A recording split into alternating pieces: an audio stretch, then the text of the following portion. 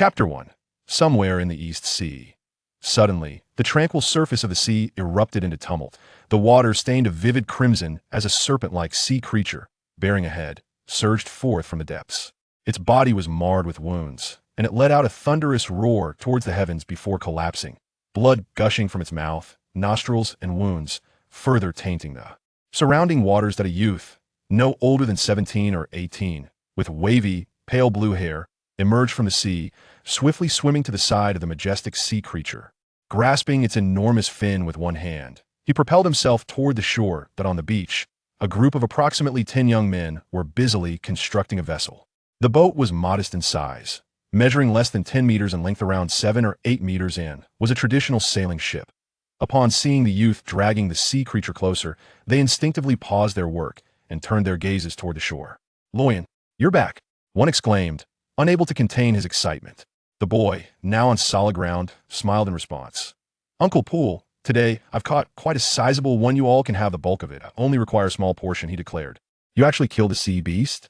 Initially, their attention had been solely on Loyan, but now they noticed the creature he had dragged ashore. Though it was relatively small for a sea beast, measuring less than 10 meters, a typical fishing vessel would have fled from such a creature. Yet, here was Loyan, a mere boy, who had vanquished it in direct combat. Loyan nodded, a grin spreading across his face as he raised his arm, revealing a scar nearly 2 fingers wide. While not life-threatening, it was certainly a wound that warranted attention. "That I sustained a minor injury. I've already taken care of the beast somewhat. Feel free to take what you need. By the way, how much longer until my ship is complete?" He glanced towards the vessel, which appeared nearly finished. A middle-aged man with skin bronzed by the sun and hair braided into a twist, looking to be in his 50s, puffed his chest out proudly and replied, "It will be finished in no more than 3 days. Young Loyan, are you truly planning to set sail?" "Indeed. The world is vast, and I yearn to explore it. Thank you all for your hard work these past few days. I am quite fatigued, and shall return home now." With a wave to the group, Loyan turned and departed, while the shipbuilders wasted no time in setting about to dissect the massive sea creature. Though a dozen men were present, the meat they would each receive was sufficient to sustain their families for half a month. However, they would only retain a day or two's worth for themselves, selling the remainder. Loyan's abode was a modest wooden cabin, devoid of furniture, with only a table and 2 chairs in the living room, giving it an air of emptiness, yet it was impeccably clean. Upon entering the room, Luo Yin retrieved a large water jug from the shadows of the corner. After taking a couple of swigs, the wound on his arm began to heal at a visibly rapid pace. Once finished, he produced a large iron box and placed it upon the table. As the iron box opened, a seemingly chaotic assortment of items emerged, comprising various hues of flowers, bird feathers, animal eyes, and entrails, alongside a gelatinous mass that resembled jelly. Each item was meticulously compartmentalized within the box, preventing any contact between them, and all were encased in a delicate membrane. Gazing at these collections, Luo Yin couldn't help but nod in approval, but he then retrieved a fist-sized deep blue crystal from his pocket and placed it into one of the empty compartments of the iron box. After this, he spread his palm, and in an instant, a radiant glow appeared, causing a series of tarot cards to drift from his hand. These tarot cards were ethereal and translucent, quickly shuffling until one detached from the group and flew toward Luo Yin, solidifying before him. The face of this tarot card depicted a man standing amidst crashing waves, cloaked in lightning, gazing down from a stormy sky at countless trembling figures below. The man's visage was sharp and chiseled, his muscles defined, instilling an immediate sense of submission in any who beheld him. Adjacent to this image were the words "Sequence 0 Tyrant." With a swipe of his finger across the card surface, it flipped open like a book, swiftly halting at the desired position, which was marked Sequence 6 Wind Affinity. Just 100 milliliters of blood from a merman or siren remain. Only by becoming a wind affinity can I claim a semblance of self-defense. Luo Yin murmured softly, a bitter smile emerging on his lips. He had once been an ordinary university student on Earth, and after reading the captivating tome, The Master of the Mysterious, he found himself irresistibly drawn to tarot cards. Thus, he ordered a deck online, only to lose consciousness upon receiving it. When he awoke, he found himself in this room. Through a series of confirmations via newspapers and other means, he realized he had traversed into the world of One Piece, leaving him bewildered and despondent. As an avid fan, he understood all too well the dangers that lurked in this world. With his frail physique, a mere encounter with pirates could spell his demise. Fortunately, he had crossed over with that very deck of tarot cards. Or rather, it was not a complete deck. The IT consisted of only 22 major arcana, transformed into something akin to the blasphemous cards from the Master of the Mysterious, each card chronicling a distinct divine pathway, albeit not in the form of Roselle. Moreover, these blasphemous cards appear to have undergone local adaptation, as many of the materials and rituals differed from the original narrative, featuring numerous alternatives. In fact, the descriptions of many materials were rather ambiguous. For instance, one of the primary materials for the wind affinity was the cranial crystal of a small sea beast, yet the myriad types of sea beasts made it unclear which specific one was intended in the recipe. Without a trace of hesitation, Luo Yin opted for the path of the tyrant, as the embodiment of omniscience and omnipotence within the 5 pathways, representing mastery over land, sea, and air. The tyrant's path undoubtedly holds significant advantages in this maritime realm. Furthermore, should a method of return exist, the omniscient being would certainly be the most likely to discover it and put it into practice. In the initial stages, the materials required for the tyrant's potions predominantly pertain to the ocean, making them readily accessible in this world.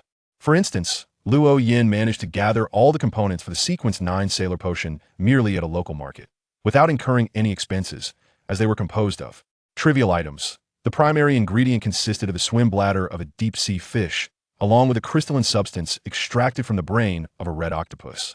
The supplementary materials included 100 grams of scales from large fish, 80 milliliters of black octopus blood, 100 milliliters of pure water, and a single yellow sunflower. The swim bladder was available at the market, slightly more expensive than fish meat, yet not prohibitively, so that if only 1 or 2 were needed, a sweet-talking approach could easily procure them. As for the scales and octopus blood, they were considered refuse at the market, requiring daily disposal, thus effectively free of charge, while sunflowers could be readily gathered from the roadside. The only challenge Luo Yin encountered was obtaining the crystalline substance from the red octopus brain, but he spent several days near a seafood stall, watching the vendor slaughter numerous red octopuses, yet he failed to observe any brain crystals. Ultimately, it was the vendor who inquired about his presence, prompting Luo Yin to claim he was eager to learn the art of fish slaughtering. Fortunately, the vendor was a cordial individual who encouraged Luo Yin to practice, leading him to personally dispatch a recently caught, albeit nearly lifeless, red octopus, thereby acquiring the coveted crystal. Was then he realized that certain unique materials necessitated his direct involvement for acquisition. After consuming the potion, he did not, as described in the original narrative, hear any forbidden whispers. Even immediately after ingestion, he exhibited no inclination toward madness. Later, he deduced that perhaps the foundational layers of this world were not steeped in chaos and insanity, as was the case with the Lord of Secrets. This realm lacked an original will, the influence of higher beings, and the scrutiny of otherworldly entities, presenting itself as a remarkably orderly domain. Thus, the risks associated with potion consumption were exceedingly low. Moreover, as the potion did not retain the spirit of any predecessor, it proved quite easy to digest. However, this also rendered most ritualistic magics inapplicable.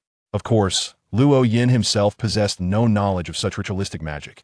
Upon becoming a sailor, Mo Yin began to simultaneously digest the potion and gather materials for the Sequence 8 Potion of the Enraged. Frequently, he would paddle out to sea on a wooden raft and wield a specially designed trident for hunting on land, yielding substantial rewards.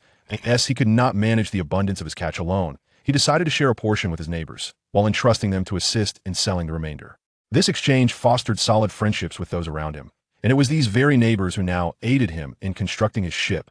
His urgent departure to sea was not primarily driven by the need to assimilate Sequence 7, the navigator's elixir, but rather to procure subsequent materials. And on this small island in the East Sea, the extraordinary materials of Sequence 6 had nearly reached their limit. Thus, further resources must be sought beyond the shores. The navigator's elixir had been largely absorbed, and Luo Yin chose this moment to set sail, calculating that Luffy had already embarked on a journey. Though he had no intention of boarding Luffy's vessel, this did not hinder his desire to benefit from Luffy's endeavors. Moreover, he understood the essence of Luffy's character. By providing timely assistance or extending goodwill, he could ensure that Luffy would lend a helping hand during his own times of need. There is no investment more secure than in the protagonist. Yes, soon as the ship is completed, I shall set sail. Luo Yin carefully closed the box and tucked it away, whispering his resolve. As twilight descended and a full moon hung in the sky, the lights of the surrounding houses extinguished one by one, Luo Yin included. Yet instead of resting, he retrieved a palm-sized metallic box from beneath his bed, which contained a ring adorned with a red pattern against a black background, featuring a bat. Motif, he slipped the ring onto the middle finger of his right hand, and a dark mist materialized, forming a pair of black bat wings behind him. His originally pale golden eyes were tinged with red, transforming them into a striking orange hue. In Luo Yan's perception, the nighttime chamber appeared no different from daylight. It was not a matter of illumination, but rather a manifestation of his night vision ability. As a tyrant path extraordinary capable of deep diving, he inherently possessed commendable night vision, which was further enhanced by the ring. Throughout the past 6 months of material collection, Luo Yan acquired not only the extraordinary materials and traits of the tyrant path, but also elements from other paths. The ring corresponded to the vampire of sequence 7 from the lunar path. Upon gathering a primary material for a potion, Luo Yan would typically categorize them together to avoid confusion. Consequently, some materials would automatically merge with their surroundings, forming wondrous artifacts. Although he was not a craftsman capable of creating magical items at will, the chaos and madness of this world were relatively restrained. Even naturally occurring magical items had minimal side effects thus far. Luo Yan had not conjured any artifacts with negative repercussions beyond his endurance. The ring's abilities included granting the wearer night vision, inflicting corrosive effects upon attack, significantly enhancing speed, bestowing the power of flight, and enabling communication with animals, along with the ability to briefly tame them. However, the downside was a compulsive thirst for blood once dawned. Furthermore, if worn under direct sunlight, the bearer would experience weakness after 10 minutes. Silently, Luo Yan soared from the window, flapping his wings toward the deep mountains, and soon arrived at the entrance of a cavern. The cavern is exceedingly deep even with night vision capabilities. Luo Yan cannot discern its depths at a glance. This is precisely why he dons the vampire ring. Without the ability to fly, no matter how agile one may be, entry into this place is impossible, and it is here that he conceals his treasures. To prevent any intrusions during his absences, Luo Yan has hidden the majority of his extraordinary materials and seldom used magical artifacts within this cave. Every 5 days, he must return to replace the containers and fortify the spiritual barrier that safeguards these materials. Though today is not designated for reinforcing the spiritual barrier, with only 3 days remaining until his voyage, Luo Yan intends to retrieve his belongings early, as he does not plan to venture outside during this time. After a flurry of activity lasting over 10 minutes, Luo Yan returned home, quietly hauling 3 silver briefcases akin to those meant for currency. Upon entering, he eagerly removed the ring, carefully enveloping it in spiritual energy before placing it in an iron box, finally allowing himself a deep sigh of relief. This contraption is truly cumbersome. It is evident that one must become a wind affinity to possess stable flying capabilities. I must hasten to become a wind affinity. Luo Yan does not aspire to become a pirate the higher the rank. The more elusive the required materials become. Should he take on the life of a pirate, certain materials would become exceedingly difficult to acquire. Thus, he hopes to navigate the seas as an adventurer, seeking opportunities to align with the Revolutionary Army. He believes the Revolutionary Army would have a keen interest in potions, and should a partnership be formed, he could leverage their resources to aid in his material collection. As for the Navy, he has never entertained the notion. He would rather embrace piracy than join their ranks, for doing so would confine him within rigid constraints, obstructing his freedom of movement. This would significantly hinder his material gathering efforts, and should the Navy uncover the secrets of his potions, he is certain he would face extraordinary care, jeopardizing his personal freedom. This is why Luo Yan yearns to become a wind affinity swiftly. It is not merely for the slight enhancement in combat prowess, as mid-tier potions hold little advantage in this world, let alone against those with devil fruit abilities. Even against those unacquainted with devil fruits, victory is not guaranteed. What he truly desires is the capacity for wind manipulation and flight that comes with being a wind affinity. Currently, he can operate in the sea for nearly an hour without any equipment. Once he becomes a wind affinity, he will be able to fly, and his underwater activity time will exceed an hour. In the East Sea and the first half of the Grand Line, even if he cannot prevail, escaping will be exceedingly simple, as few can impede his passage. 3 days later, amidst the farewells of neighbors and friends, Luo Yan set sail, heading westward. The vessel, modest in size, measures merely around 10 meters in length, consisting of 2 levels, accommodating 6 to 7 individuals. That it is not that he harbored a desire for a larger vessel. In fact, during the construction of this ship, inquiries were made regarding its size, with suggestions to build a more spacious one. However, these were met with a firm refusal from Luo Yan, and the reasoning was quite straightforward. A larger ship would render it beyond his ability to maneuver. As a seasoned navigator of Sequence 7, he possesses the capability to wield water magic, enabling him to influence the currents to a certain degree and effortlessly steer the vessel. Yet there are limits to his powers. Although this ship does not push him to his utmost capabilities, he prefers to retain a margin of safety. His thoughts are simple. Since this vessel accommodates 6 or 7 individuals, he plans to transition to a larger ship once he has recruited 6 crew members. He never intended to remain with this ship indefinitely. The vessel drifted across the ocean for half a month, lacking a definitive destination, merely sailing westward.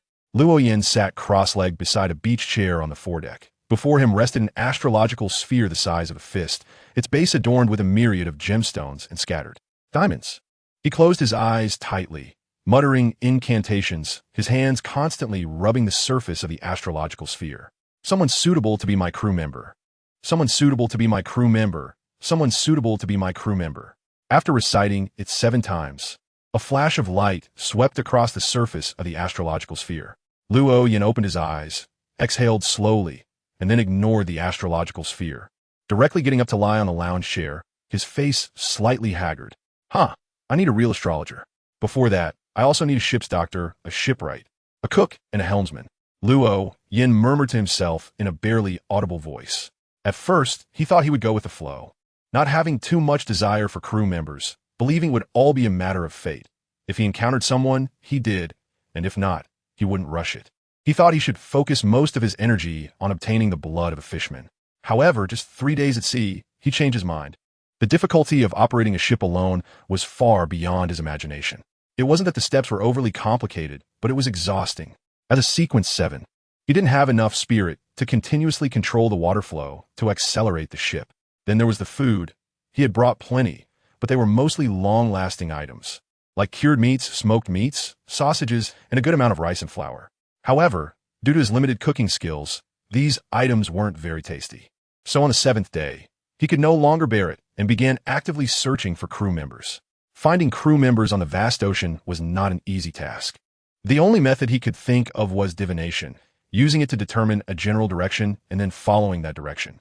However, the tyrant pathway was not skilled in divination. It was characterized by a reckless nature and had no knowledge of such things. Fortunately, Luo Yin was prepared. He had a magical item corresponding to another pathway. An extraordinary item evolved from the sequence 7 astrologer, which could perform relatively accurate divination. Yet after so many days, he still had not been able to divine where he might find potential crew members. Luo Yin closed his eyes and began to visualize Ultraman entering a meditative state to restore his spirituality. It wasn't until the scorching sun had passed and the sun was setting in the west that he turned over and started to consult the astrology ball again. He planned to do a few more divinations before having his meal. After all, he had just rested well, and his spirituality was still abundant. Eating was also a form of rest, and since he had the energy, he might as well use it, especially because he was truly eager for crew members. Luo Yin did not hold much hope for this divination. The previous few days had been the same, and until now, there had been no results. However, just as he finished reciting the incantation for the 7th time, an image appeared in his mind. It was a ship sailing in the night, a naval warship, but the image was very hazy. It seemed as if someone had intentionally blurred it, and he could only make out that it was a warship. Beyond that, he could see nothing else. Got it.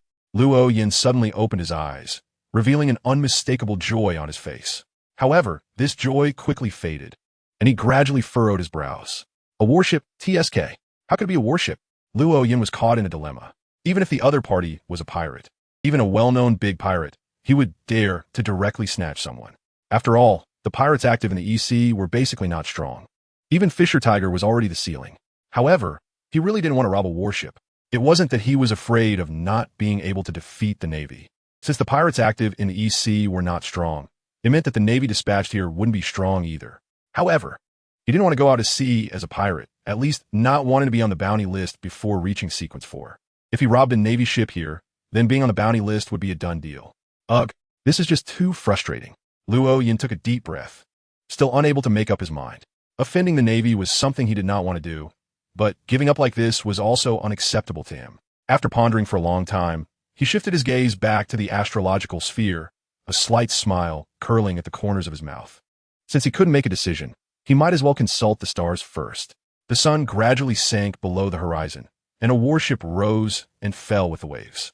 A Navy colonel, wearing a hood adorned with 2 small ears and sporting 6 long whiskers on his face, stood at the bow of the ship, gazing out at the night sea. Behind him, Several sailors were busy tidying up the deck. Generally speaking, such a warship would be equipped with a considerable number of sailors. This was not only because navigating the ship required many hands, but also to ensure there were enough troops for combat in case of an enemy encounter. However, this time, Colonel Mouse brought only enough crew to operate the vessel. One reason was that this sea area was relatively safe for him, and the other was that he had other business to attend to, making it inconvenient to bring too many people. If all goes well, he can make a good haul of belly on this trip. Just thinking about the large sum of money he was about to obtain brought a smile to Colonel Mouse's face, and he was already calculating where to have fun once he returned. However, at that moment, the waves suddenly grew larger, and the entire ship began to shake violently. Colonel Mouse stumbled, catching himself on the railing to steady his body. "Colonel, the waves are getting bigger. Should we let those guys in the bottom of the ship come out for some air? If they die..." A sailor hurriedly ran over to report, and Colonel Mouse's expression immediately darkened. "It's just a bit of waves. How could it be that easy to have an accident? Wait 10 minutes. If the waves don't settle down after that, then let them out. Colonel, look at the sky." Before Colonel Mouse could finish giving orders, the sailor looked up at the sky with a terrified expression, his tone mixed with urgency and fear. Colonel Mouse was taken aback and instinctively looked up, only to see a man with deep blue, almost black hair and a pair of bat wings flying straight towards the warship. "Enemy attack. Quick, sound the alarm." Colonel Mouse shouted in a panic, and the alarm immediately echoed throughout the ship. The sailors, who were originally preparing to rest, rushed out of the cabin, with some even forgetting to put on clothes. However, everyone was armed, clearly trained for such situations, knowing the priority actions in emergencies. Facing the pointed guns, Luoyin did not flinch. He landed heavily on the deck, and, before the sailors could react, he swiftly disarmed them with a speed that left only afterimages. "Damn it! Who are you?" Colonel Mouse instinctively drew his gun, but before he could aim it at the newcomer, a cold, sharp dagger was already pressed against his neck. The faint sting reminded him that if he made even the slightest move, he would die. "You, let's talk this out. What do you want?" As a Navy colonel who could collude with pirates, he knew very well when to back down, and now was the time to do so. Luo Yan's mouth curled into a smile as he first glanced at the still somewhat dazed sailor, before finally turning his attention to Colonel Mouse. "Colonel Mouse? It seems there are more people on this ship than just this.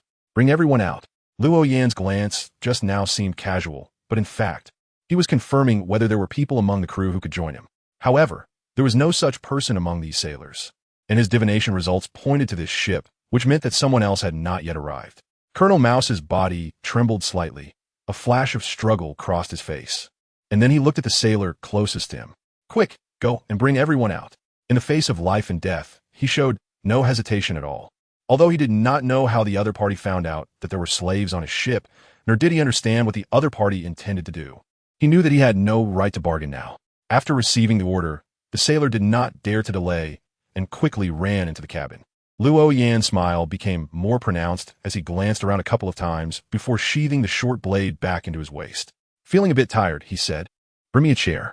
Luo Yan casually instructed a Marine nearby, and the Marine did not dare to hesitate for a moment, immediately running to fetch a chair. Although Luo Yan had already sheathed his weapon, no one on the ship dared to resist, including their leader, Colonel Mouse. From a few moves just now, they knew that all of them combined were no match for the other side, and they had not forgotten that the person in front of them could fly over, which meant that the other side could leave at any moment. It seemed that it had not yet reached the point of completely tearing apart their relationship. At least so far, the other side had not harmed anyone. Once they took the initiative to strike, the consequences could be unpredictable. "May I ask how to address you?" Colonel Mouse inquired with a somewhat eager tone, hoping to use a friendly attitude to reduce the other side's hostility towards them and to gather intelligence for future revenge. Luo Yin glanced at Colonel Mouse, but did not answer. He naturally could not reveal his name.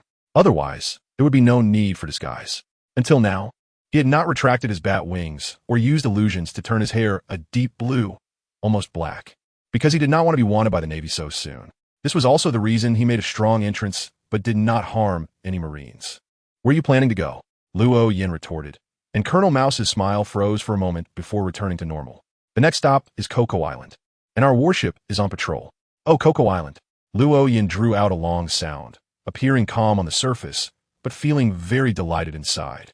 The fact that Colonel Mouse still dared to go there meant that Aaron had not yet fallen, and Luffy had not yet arrived here. Since Luffy had set sail a long time ago, it meant that he would reach here soon. As long as he waited patiently on Coco Island, he would be able to catch Luffy, and it wouldn't take long. Before long, the Marine soldier who had been ordered to bring people back returned to the deck, holding a rope with 3 people tied behind him, 2 men and 1 woman. One man had a well-proportioned physique and was unremarkable, while the other was a muscular giant, nearly 2 meters tall, a solid big guy. The woman appeared to be a white-haired girl who looked to be under 20, slightly thin, and even stumbled a bit while walking, giving her a somewhat sickly appearance. Hey, who are they? They don't look like Navy soldiers. Nor do they seem like prisoners. Luo Yin casually asked Colonel Mouse, and Colonel Mouse's face twisted slightly. After hesitating for a moment, he finally gritted his teeth and spoke up. They are slaves. Slaves? Huh. You, a naval colonel, are also moonlighting as a slave trader? Luo Yin did not hide his sarcasm at all. Colonel Mouse opened his mouth, seemingly wanting to defend himself, but he couldn't say anything. Luo Yin suddenly smiled mysteriously, flipped his hand, and magically pulled out a very gorgeous crystal ball from his pocket. Hey, I have something beautiful here. Let me show you. Luo Yin suddenly wore a kind smile on his face, and Colonel Mouse's gaze instinctively fell on the crystal ball. The crystal ball flashed with light, and an image appeared. The image showed the moment when that Marine pulled 3 slaves out of the cabin, until Luo Yin asked who those 3 people were, and Colonel Mouse answered that they were slaves, at which point the scene ended. Upon seeing this image, Colonel Mouse's face instantly turned pale, and his body seemed to lose all strength as he collapsed to the ground. Once the image from the crystal ball reached the Navy branch, what awaited him would be not just the loss of his military rank, but also imprisonment or even immediate execution. Colonel Mouse stammered, unable to form complete words in his agitation. Luo Yin put away the crystal ball, his smile growing even wider. No need to be nervous. I have no ill intentions towards you. From the fact that I haven't harmed any of you so far, you can see that. So rest assured, I won't be handing over that footage to the Navy for now, and I will help you cover it up, for instance, by helping you get rid of the evidence. Saying this, he pointed to the 3 slaves. Colonel Mouse's mouth twitched a couple of times, but without any hesitation, he nodded. Then, I will trouble you. No need to be polite. Oh, by the way, you mentioned that your next stop is Kokojo Island, right? I heard that the island is abundant in oranges, and I plan to buy some. I will sail the ship over later, and you all will be responsible for leading the way. Colonel Mouse nodded hurriedly, and at that moment, his mood improved significantly. Luo Yin stood up and waved his hand at the 3 slaves from a distance. I'll come and pick you up in a bit. After saying this, he spread his wings and soared into the sky, his figure quickly disappearing into the night. At this moment, a sailor cautiously approached Colonel Mouse, lowering his voice. Colonel, he's also going to Coco Island. We can team up with Aaron too. The sailor didn't finish his sentence, but made a gesture across his throat. Colonel Mouse's face, which had just regained a bit of color, immediately twisted in fury as he kicked the sailor down. Are you an idiot? Can't you see he can fly? No matter how strong Aaron is, can he fly? We've torn our faces. If he just hands that crystal ball to the branch, we're all done for. Not long after, a small boat came sailing from the distance, which was indeed the boat driven by Luo Yin. Colonel Mouse and his group showed no hesitation or struggle and eagerly helped the 3 slaves onto Luo Yin's boat. All right, very good. Then lead the way to Coco Island. Luo Yin simply instructed, and Colonel Mouse nodded and bowed in response before returning to the warship, heading towards Coco Island. Luo Yin controlled the flow of water, allowing the small boat to fall behind the warship and head towards Coco Island. After adjusting the boat, he turned his attention to the 3 people. The 3 did not know Luo Yin. Although he had rescued them from the Navy, they were still wary of him, as they were unsure of his intentions. Luo Yin made an effort to appear kind, personally untied the 3 of them, and then dispelled the illusion on himself, revealing his true appearance. He then opened a palm-sized box, and a soft yellow light immediately spread out. Inside the box was an eyeball the size of a chicken egg, with vertical pupils.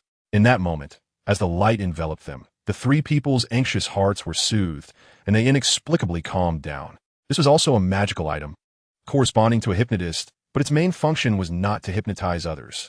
Besides having a certain calming effect on others' emotions, its primary purpose was to allow all intelligent beings enveloped in the light to communicate with each other on a spiritual level, making it very intuitive to sense whether there was malice between them and whether what they said came from a heart.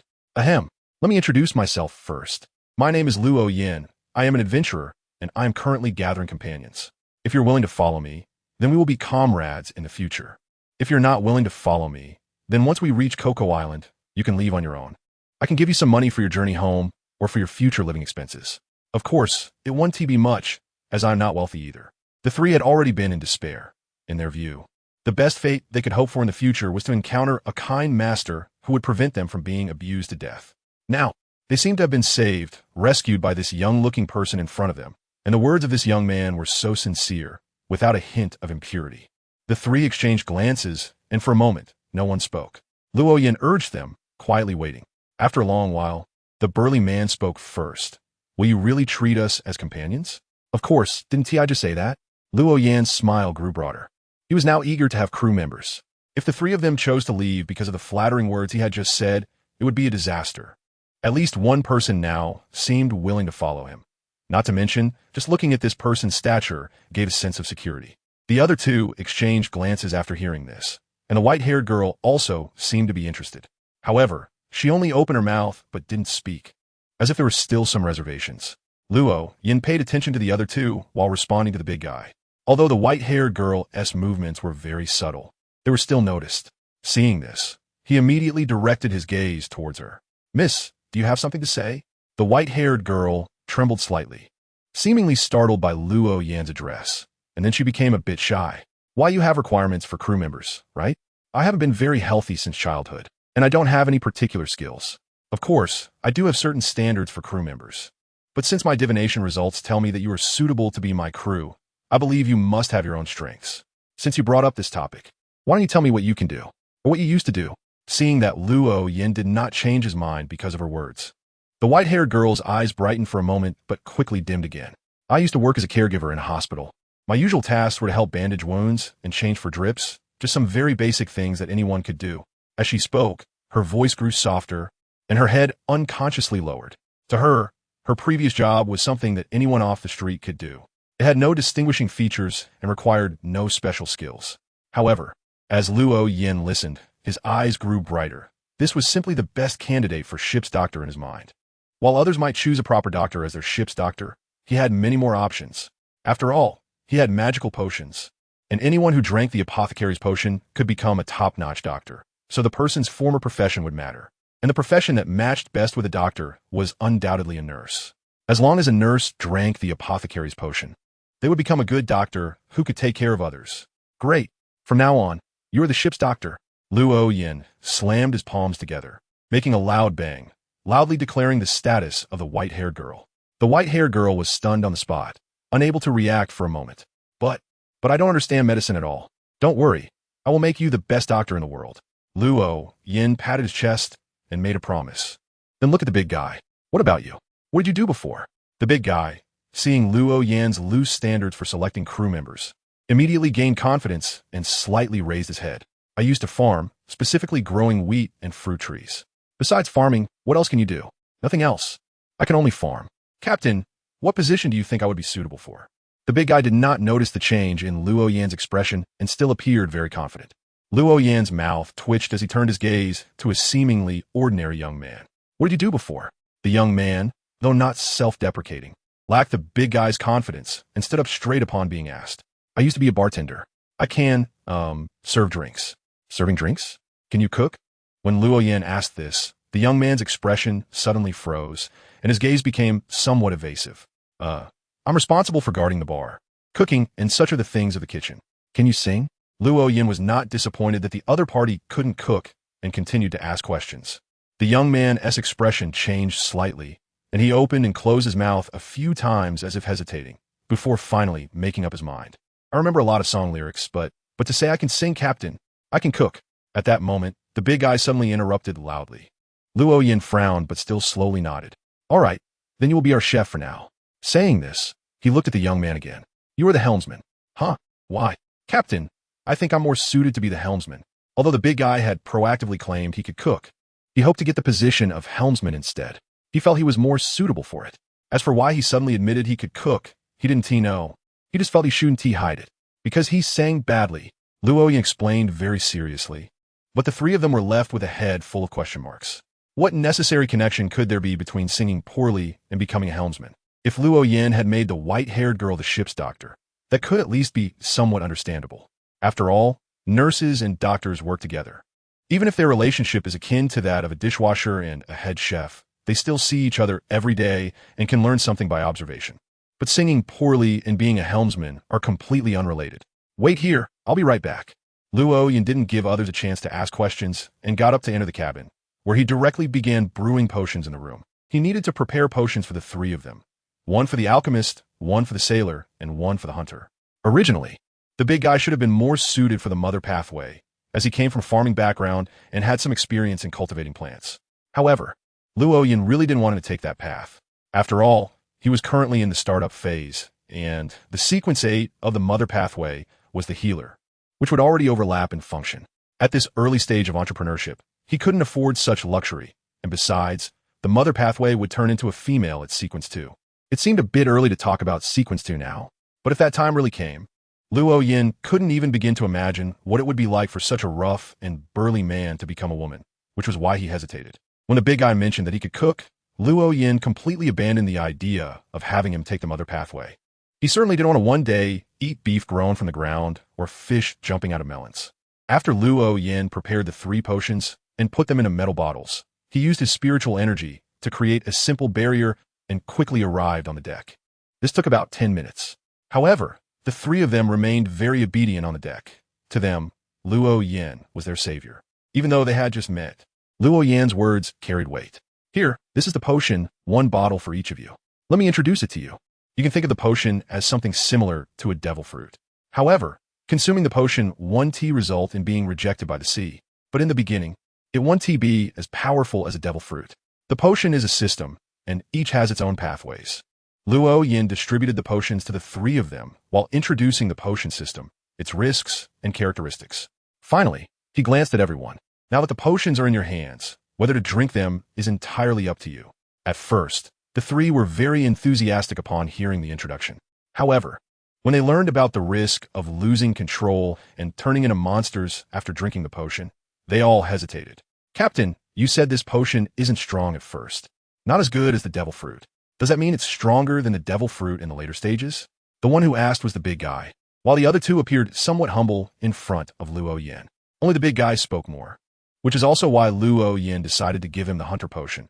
He felt that the big guy had a certain talent for provocation. Luo nodded without hesitation. He hadn't planned to make promises to the crew this early, but since the other party brought up the topic, he naturally wouldn't let such a good opportunity slip by. Of course, the sequence of potions ranges from 9 to 0. Based on my estimation, Sequence 4 is comparable to those pirates with bounties in the hundreds of millions, while Sequence 3 is equivalent to the strength of those who possess awakened devil fruit abilities. Sequence. While Luo was still finishing the drawing of the pancake, the white-haired girl slightly raised her hand. What is this thing called the awakening of the devil fruit? Cough, cough. You can understand it as the strength of the warlords of the sea. Do you know about the warlords of the sea? Even among the warlords of the sea, it would still be considered quite strong. Oh, got it. The white-haired girl nodded, and the other 2 also showed a look of realization. Although they didn't know exactly how strong the warlords of the sea were, they understood the concept of the warlords of the sea, which meant being supreme over the seas and recognized by the world government as great pirates. All right, you guys decide whether to drink first, and we'll talk about the rest later. Luo did not continue discussing the sequence, because by sequence 2, it referred to true mythical beings, entities that could be called he. Speaking about it now, the scope was getting a bit too grand. The 3 of them lowered their heads to look at the potions in their hands, and both the big guy and the young man showed signs of hesitation. Only the white-haired girl showed no hesitation at all. She directly tilted her head back and drank the potion in one go. Seeing this, the other 2 gritted their teeth and also drank the potion. The 3 of them stumbled as they walked, exhibiting different abnormalities based on how they reacted to the potion. They focused their minds, trying to concentrate their energy, drawing something that did not belong to this world in their minds. Under Luo reminder, the 3 quickly adjusted themselves. Luo could clearly sense the overflow of their spiritual essence, which meant they had all made it through. The potion is amazing. I feel like I can swim in the sea like a fish. The young man was the first to emerge from the state of absorbing the knowledge from the potion, and he couldn't help but murmur. The other 2 didn't speak, but their expressions revealed that they were feeling the same as the young man. Very good. Congratulations to all of you for making it through the potion. From now on, we are true partners. Let's introduce ourselves. Dara MIT. The young man said his name first. The white-haired girl slightly parted her thin lips and stated her name, Shatari. The big guy took a small step forward, raised his head slightly, and said proudly, Atre Irota. Luo Yin didn't understand why the big guy Rota sounded so proud when saying his name, and he didn't want to know. He just nodded slightly, feeling relatively satisfied with his 3 new companions. Good. My name is Luo Yin, which you already know. Now you're all extraordinary beings. Let me first give you some basic knowledge about the extraordinary and the roles you will play. The next day at noon, Colonel Mouse's warship docked next to Coco Island, while Luo Yin anchored his ship on the other side of the island, separated from Colonel Mouse's ship by the entire island. Luo Yin stepped off the ship with a large suitcase, accompanied by Shatali, while Rhoda and Mit stayed on board. His goal this time was the blood of the fishmen and the solidified hearts of adult fishmen. The blood of fishmen is an auxiliary material for wind wielder potions, while the solidified hearts of adult fishmen are one of the main materials for ocean singers. However, Luo Yin did not intend to challenge Arlong himself, as his current strength had little chance against Arlong. Even with magical items, he would only be evenly matched at best. Anyway, Luffy would definitely come to deal with Arlong, so he just needed to wait on the island. This was also a good opportunity to build a relationship with Luffy, who was currently in the startup phase. Acts of kindness at this time were like seeds that would grow with Luffy's development, and there would surely be rewards in the future. This was also one of the reasons he brought Shatali to the island. After all, Shatali was now a pharmacist, and after Luffy's crew fought against Arlong's crew, they would surely be injured. Having Shatali act as the ship's doctor to treat them would be a significant favor. Another reason was that he planned to take advantage of the time before Luffy's arrival to explore the island with Shatali to see if there were any plants or animals that could be used to create potions. A day passed, and Luo Yin sat on a grassy slope by the sea, gazing into the distance of the ocean. Shatali was behind him, carefully counting the various flowers and plants spread out on the ground, all of which she had gathered. It wasn't that Luo Yin didn't want to help gather herbs. It was simply that he didn't know which flowers and plants were useful, only being able to discern whether they had any spiritual essence. Among the flowers and plants collected by Shatali, only 2 grasses and 1 flower had some spiritual essence. The rest were very ordinary. Captain, this is already the 4th time you've gazed at the sea today, Shatali said, carefully sorting the plants into small bags, her tone a mix of inquiry and murmuring. Luo Yin nodded, not hiding his smile. Yes, I am waiting for someone. Who are you waiting for? A big boy wearing a straw hat, sunny and cheerful. Luo Yin did not directly mention Luffy's name, but instead described the image he had of him in his heart. Shatari paused slightly in her action of sorting flowers and plants, looked up at Luo Yin with a tilted head. A hint of confusion flashed across her face, and then she lowered her head again to continue sorting. I always feel that your visit to this island is not just to have me gather the herbs you need and buy oranges, but for some other purpose as well. Luo Yin's mouth twitched slightly. He didn't expect that Zayatali would actually believe the excuse he used to fool Colonel Mouse. Whether it was collecting herbs or buying oranges was secondary. The main reason was that I needed the blood and heart of a mermaid. And the ones ruling here were a group of mermaids, led by Arlong. I've heard they are the strongest pirates in the East Sea. Zayatali had also heard of Arlong's notorious reputation. If she had heard that name before, she would have trembled in fear. But for some reason, when she saw Luo Yan's confident expression, an inexplicable sense of calm surged within her. Even when discussing Arlong and the need to take the other party's heart, she felt no fear at all. Luo Yin nodded in agreement with Shatari's statement, saying, "That's right. If I go all out, I should have a chance in a one-on-one fight. But the opponent isn't alone, so I need a helper." After putting the last flower into her bag, Shatari sat down next to Luo Yin. She took out bottles and jars from the large suitcase that Luo Yin had mentioned earlier and began to mix potions. Luo Yin turned his head and took a glance, remaining quiet and not interrupting. He didn't ask what medicine the other person was preparing. Anyway, he had already prepared the healing potions he would need later. Now he was more concerned about when Luffy would arrive on the island. The reason Luo Yin was so anxious was that the Golden Mary had arrived, which meant Nami had arrived too. Since Nami was here, there was no doubt that Luffy and the others would be arriving soon as well. Shatari quickly pulled out a jar of light brown potion, brought it to her lips, and was about to drink it when she suddenly sensed something, looked up at the sea, and saw Luo Yin, who had stood up earlier, smiling. A small boat was drifting in from a distance. Although it was too far to see who was on board, Luo Yan's intuition told him that it was the person he had been waiting for, Luffy. They finally arrived. "Let's go to the bar for a drink. Aren't you going to say hello?" Shatari was a bit surprised. In the past 2 days, aside from accompanying her to gather herbs, Luo Yin had spent most of his time at the bar, and he always drank quite a bit. Luo Yin shook his head. the smile on his face becoming even more pronounced. No need, I don't know him, and there's no point in greeting him now. It would rather have the opposite effect. Captain, I think you resemble a quack a bit. Luo Yin did not deny it, and even nodded in agreement, saying, that's right. I'm practicing how to be a con artist. After waiting for 2 more days, both Luo Yin and Shadowly had a relatively relaxed time. Luo Yin spent most of his time drinking at the bar, while Shadowly spent most of her time in the hotel concocting potions. Her enthusiasm for potions exceeded Luo Yan's expectations. On this day, there was a noticeable disturbance on Kaxia Island, with a large number of villagers armed with weapons or farm tools that could be used as weapons rushing towards a lone's group. Luo Yin, holding trident, stood on the rooftop looking at the crowd. He knew that the battle was about to begin, and it was time for him to take action. Shadowly, just stay inside and don't run around. I'll be back soon. Luo Yin gave a command, and a large amount of black gas surged from his back. A pair of bat wings that soared into the sky. Although it was daytime, the sunlight was not harsh, so he could still barely use the vampire ring. Boom! Luo Yin hadn't arrived at the battlefield yet when he heard a loud explosion, raising a large cloud of dust. He didn't rush to take action. Instead, he hid in the shadow of a building next to the battlefield, perfectly concealing himself with the dark magic of the vampire ring. He was waiting for Luffy to come by, ready to pick up the spoils, knowing that in the original story, Luffy also defeated Arlong. So he wasn't worried at all. He just needed to wait for the right moment to pick up the kill.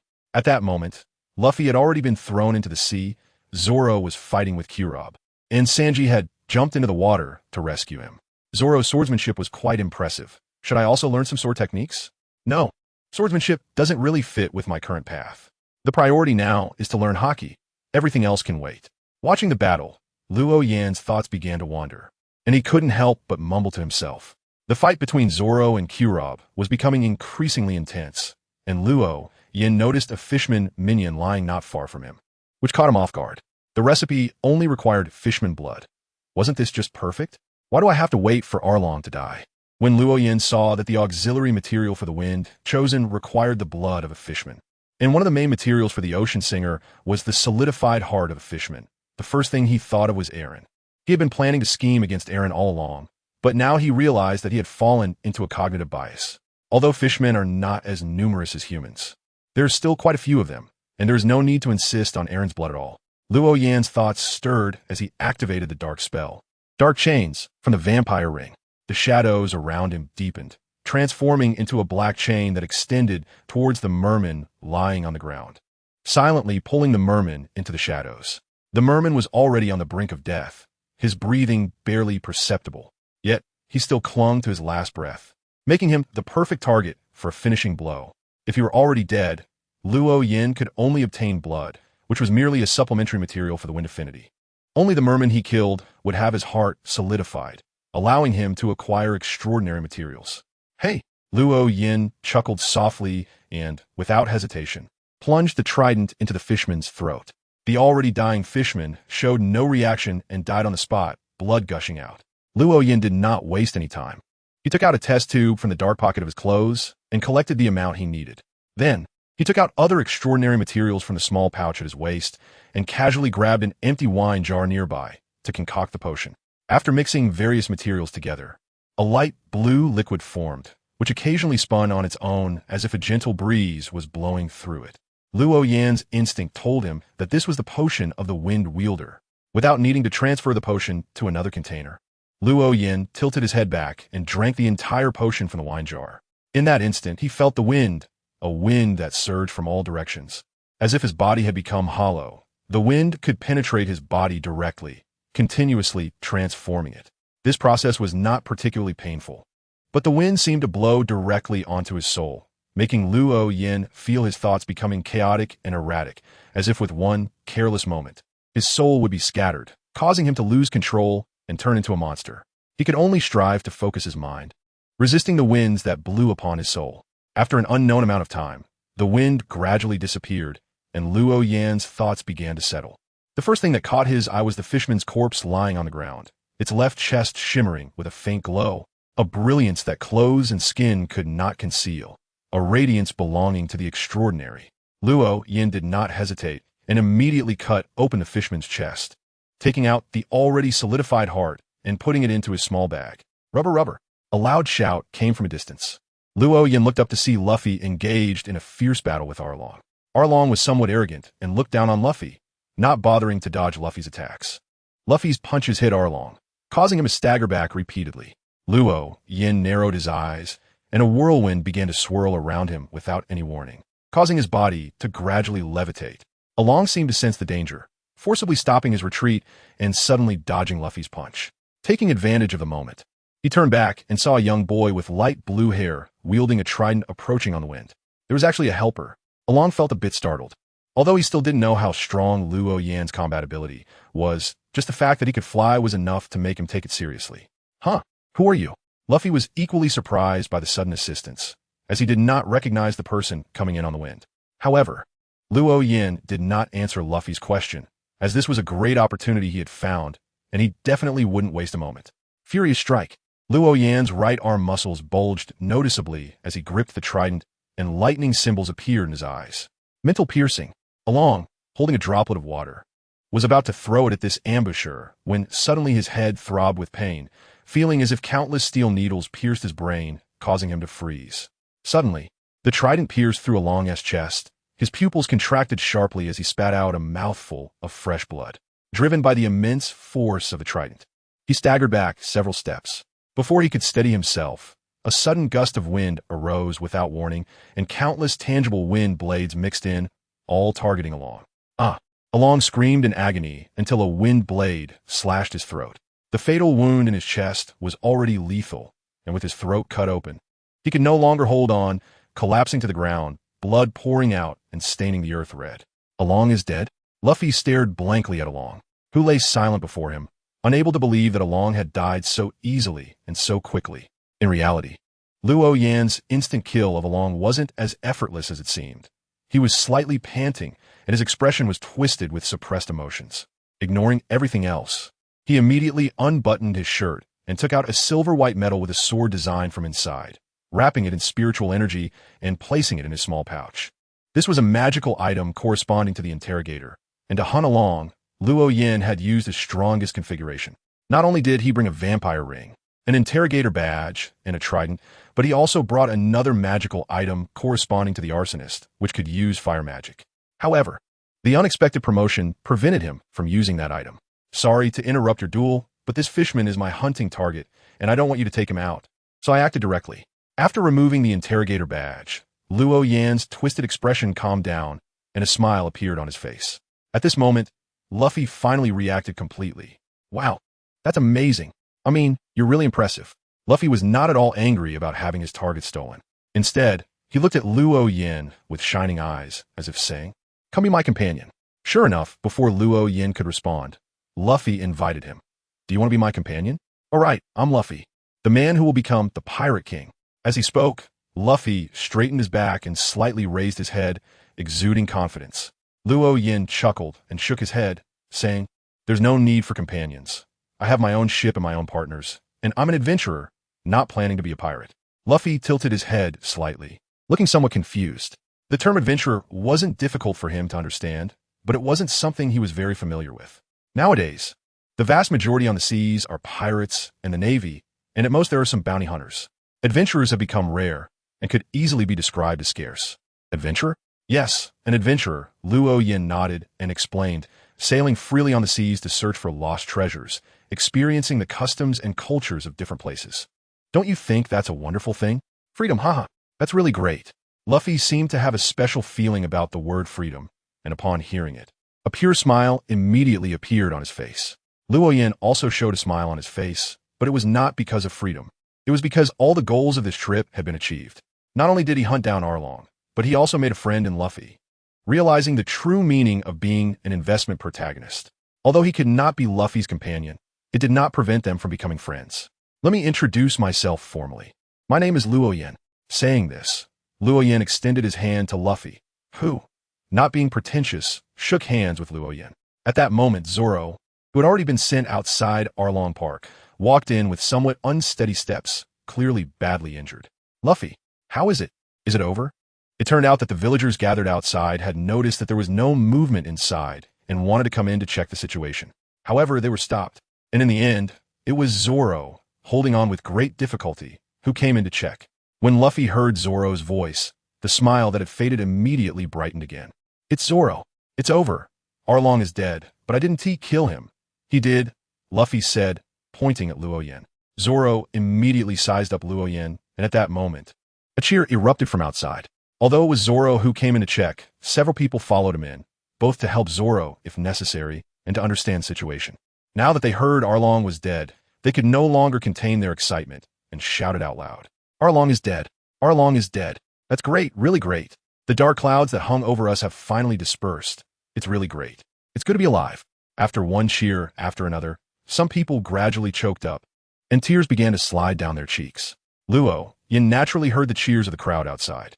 Although blocked by the ruined buildings, he could still hear the joy in the excited voices, and an involuntary smile appeared on his lips. He then turned his gaze to Zoro. "It looks like you need a doctor. Luckily, I have a ship's doctor with me." Before Zoro could respond, Luffy shouted loudly, "You have a ship's doctor? That's great. I want to find a strong ship's doctor too." Luo Yan nodded with a smile and said, "You will definitely find it." After confirming the news of Arlong's death, the villagers rushed into Arlong's paradise. Upon witnessing the horrific state of Arlong's body with their own eyes, their emotions, which had not yet fully settled, became agitated once again. Luo Yan's gaze swept over the villagers present, and among the crowd, he spotted the equally excited Nami. However, his gaze did not linger and simply passed over her. In the evening, as the one who delivered the fatal blow to Arlong, Luo Yan was warmly welcomed by the villagers. Although it wasn't a banquet, there was plenty of food and drink. Luo Yan and Zoro are sitting across from each other at an outdoor table, where there are large pieces of meat and many neatly arranged barrels nearby. "Ha ha! Come on, let's have a drink." Luo Yan's cheeks were flushed from drinking, and his tongue was somewhat sluggish. Zoro was the same. After being treated by Chitauri, Zoro's injuries had completely healed, and the bandages wrapped around his chest had all been removed. Because of this, Zoro was able to drink without any reservations. "I didn't expect you to be so interesting." Zoro clinked his wine glass with Luo Yan's, tilting his head back to gulp down a large cup of wine in one go. Both of them loved alcohol, and after sharing a common interest, their distance quickly closed. Meanwhile, Luffy was more interested in Chitauri, his cheeks swollen from stuffing too much meat, making his head appear larger than usual. Even so, he still held a large piece of meat in his hand, stretching his neck to get closer to Chitauri, who was nibbling on her meat. "Your medical skills are so good. Come be my ship's doctor." Since he saw Chitauri completely heal Zoro with a vial of medicine, Luffy had taken a liking to her and immediately invited her onto the ship, but Chitauri flatly refused. Before Chitauri could respond, a gust of wind picked up a stone and hit Luffy on the forehead. It didn't hurt Luffy, who was made of rubber, but the force still made him lean back, and Luo Yan's voice, filled with hidden anger, echoed behind him. "Luffy, Chitauri is my subordinate. Isn't it a bit too much to poach her in front of me? Ha ha ha. Sorry. By the way, do you have more of that potion? Can you give me a few more? It might come in handy later." Luffy laughed and apologized, quickly changing the subject. Chitauri nodded and took out 2 test tubes filled with dark green liquid from her small bag, handing them to Luffy. "The effect will weaken after a month, and it will be ineffective after 3 months. Ah ha ha. You're such a good person." Luffy stuffed the large piece of meat into his mouth and held the test tubes with his greasy hands. At that moment, Sanji approached Chitauri with a tray holding a glass of orange juice, carefully placing it down. "Tali-chan, this is freshly squeezed orange juice. Please enjoy." "Thank you. Your cooking is delicious." Chitauri softly expressed her gratitude, and Sanji immediately showed a look of ecstasy, as if he had received the highest praise as a chef. "It's my honor to satisfy a lady. If possible, I'd like to cook for you every day." After Luffy's invitation had failed, Sanji finally revealed his intentions, trying to win her over with his cooking. However, Chitauri didn't even consider it and refused outright. "Sorry, I already have a captain. And if it weren't for the captain, I would have been sold as a slave. It was the captain who taught me medicine." Chitauri had originally wanted to say that Luo Yan had given her magical medicine, which allowed her to concoct potions. But she quickly realized that such precious magical medicine should not be spoken of lightly, especially not by herself. Upon hearing her response, Sanji staggered back 2 steps, clutching his chest as if he had been attacked. He then glared at Luo Yan, his eyes filled with anger and resentment. "Damn it, Tali-chan is so loyal to you. I'm really envious. Boo-hoo." Sanji knelt on the ground, tears streaming down his face as he repeatedly pounded the ground with his fists, hating himself for not being able to win the heart of the beautiful lady. to prevent his ship's doctor from being poached. Luo Yin had already turned his gaze towards Sanji when he threw the stone, even though he had anticipated this. Seeing Sanji's reaction still made him unable to help but twitch his lips. Luffy, where are you planning to go next? I'm preparing to go to Low Town, known as the start and end. I wonder if it's on your way. Huh? Start and end? Luffy tilted his head, looking confused, completely unaware of the place. Luo Yin smiled and explained that south the place where the Pirate King was born and died. It's not far from here. I'm planning to stop there for supplies. The place where the Pirate King was born and died. Luffy muttered to himself, suddenly looking up with a big smile and nodding vigorously. Yeah, I want to go take a look. I want to see Low Town. Huh. Then let us set sail together tomorrow. Luo Yin raised his wine glass towards Luffy from a distance. Luffy only liked to eat meat and had little interest in alcohol. He had no wine at hand, so he scanned his surroundings and grabbed the juice in front of Chitali, making a toasting gesture towards Luo Yin before tilting his head back and gulping it down. Sanji, who had been kneeling on the ground, feeling defeated, jumped up and slapped Luffy on the back of the head, making his neck stretch out and his head bounce off the ground like a rubber ball, only to retract back to its original position. However, his cheeks remained puffed up and shook uncontrollably. Bastard, that was specially prepared for Tali-chan. Who told you to drink it? Ahaha, sorry. Luffy, showing no sign of being the captain, chuckled and apologized, but Sanji had already vanished. After a while, he reappeared, holding a cup of juice that looked exactly like the one before, and placed it in front of Chitali with a gentlemanly demeanor. Thank you. Chitali smiled and thanked him, taking a small sip of the juice. The atmosphere during dinner was cheerful from start to finish. The next day, Luo Yin took Chitali back to the shore where the ship was docked, only to find that Might and Rhoda were both missing from the ship. Instead, they were sitting on a small raft, slowly gliding around the ship, with Might rowing and Rhoda fishing with a fishing rod. What are you two doing? Luo Yin waved at the two and asked. Hearing the sound, they both turned their heads. Miter kept moving, quickly sliding the oars to bring the raft ashore. Captain, have you finished your business? Rhoda tossed aside his fishing rod and approached with a silly grin. Luo Yin furrowed his brows, glancing at the two and then at the raft, momentarily unable to figure out what these two were actually doing. Everything is done very smoothly, but you still haven't answered me. What are you two doing? Luo Yin wasn't really trying to investigate anything. He was simply curious about what made the two of them paddle a raft around their boat. Oh, Captain, we're just summarizing our roles as per your instructions. Roles? You mean paddling a raft around the boat? One of you is a sailor and the other is a hunter. How can you play the same role? After hearing the explanation, Luo Yin not only did not feel relieved, but instead became even more confused. Perhaps he thought that Luata's expression was not clear enough, so Might, who had followed behind, took the initiative to continue the conversation. Captain, it's like this. Even though we're on the same wooden raft, we're not doing the same thing. I'm rowing the raft, and he's fishing off the raft. It's different. Luata quickly nodded in agreement, saying, yes, Captain, it's different. We're both summarizing and role-playing based on your prompts. I'm the hunter, and you said that a hunter's hunt relies not only on weapons, but also on understanding how to use traps and tools. So, when viewing fish as prey, isn't a fishing rod a trap and a tool? You know, every time I catch a fish, I can feel the potion being digested a little. Before Luo Yin could respond, Might also hurriedly agreed, saying, yeah, I'm also summarizing and role-playing based on your prompts. A sailor is someone who operates the ship. So it shouldn't just be about controlling the direction and providing power. That should also be taken into account. That's why I thought of rowing the raft. And the effect is quite good. Luo Yan's mouth involuntarily twitched, and for a moment, he didn't know what to say.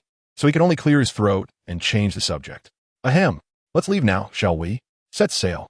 Yes, Captain. The three responded in unison.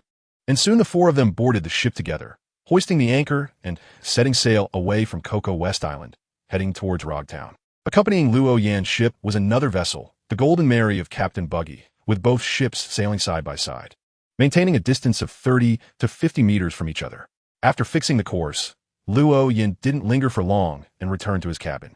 At this moment, he eagerly opened his suitcase.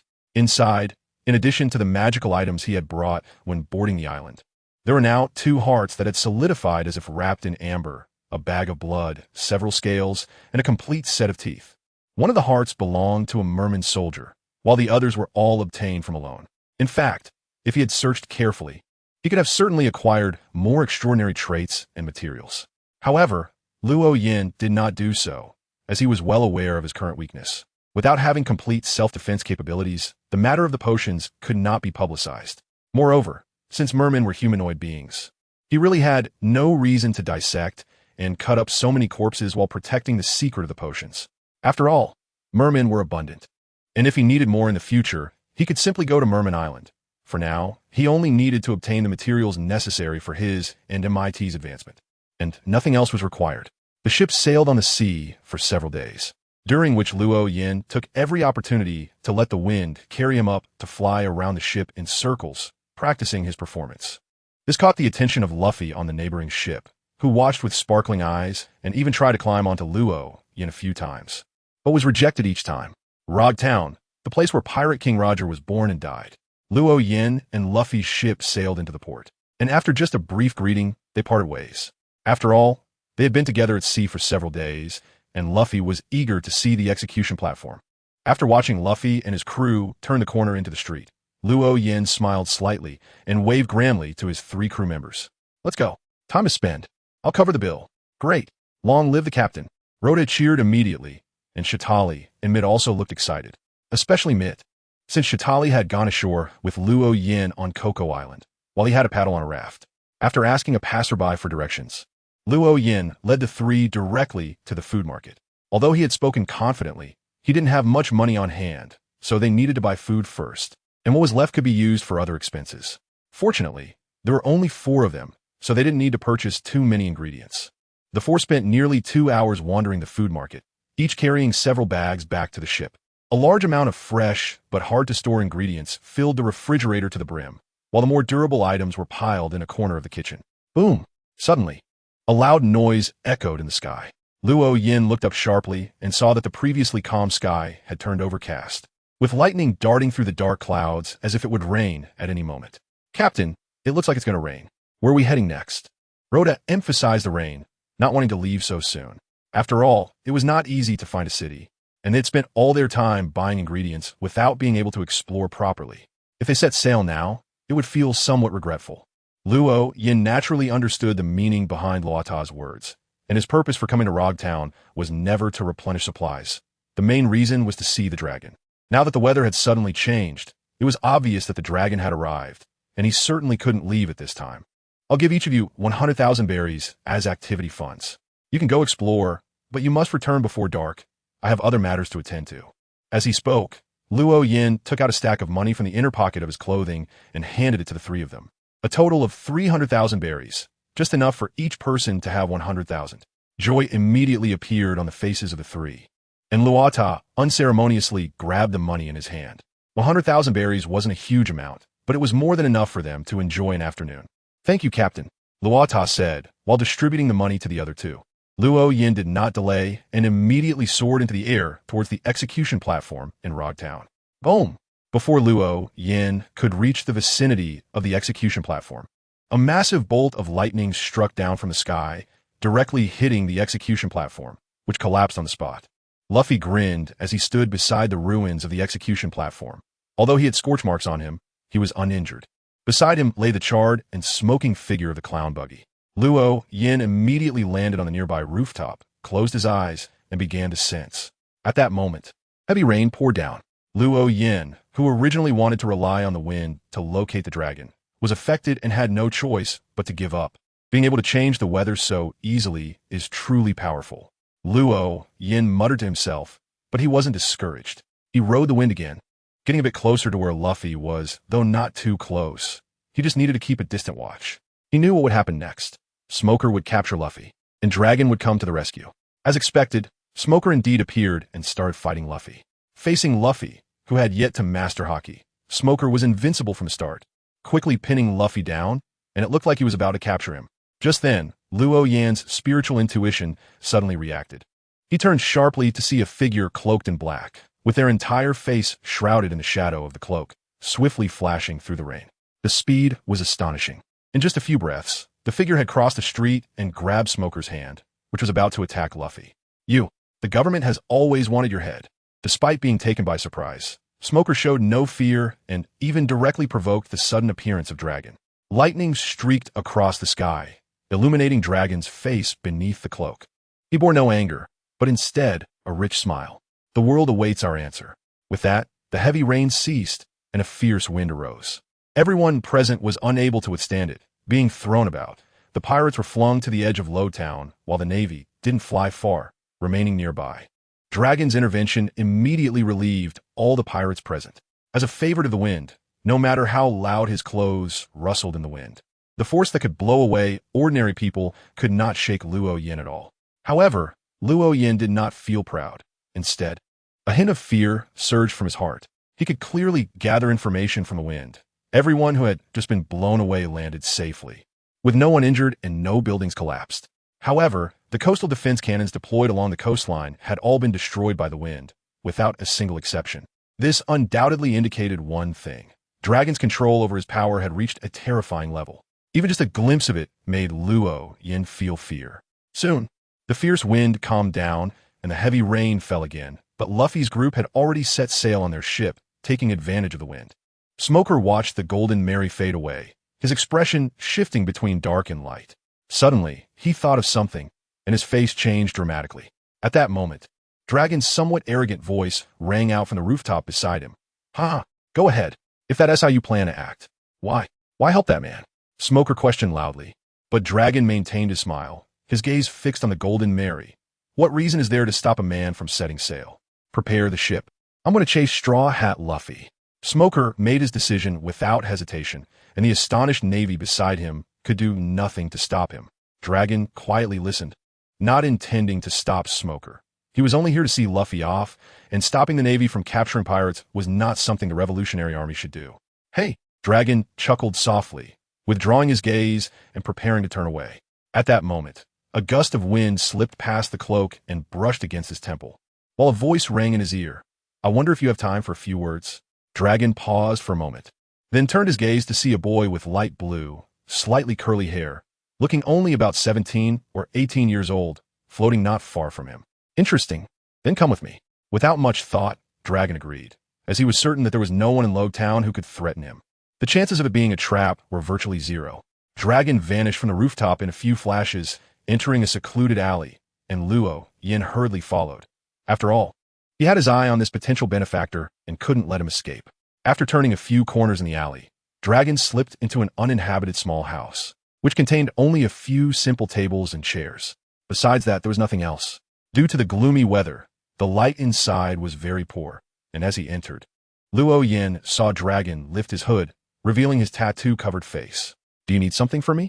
Dragon did not put on airs. His tone was friendly, yet he exuded an indescribable sense of authority, making Luo Yin feel quite nervous. However, he remained calm, smiling slightly as he bowed to Dragon. Nice to meet you. I'm Luo Yin. I brought you here for two reasons. First, I want to witness what the starting point of a new era looks like. Second, I wish to express goodwill towards the Revolutionary Army. Oh, the starting point of a new era? Are you saying that the actions of the Revolutionary Army will bring about a new era? Luo Yan's words stirred the heart of the Dragon. But due to Luo Yan's age, that ripple quickly subsided and did not affect the Dragon's mood while speaking.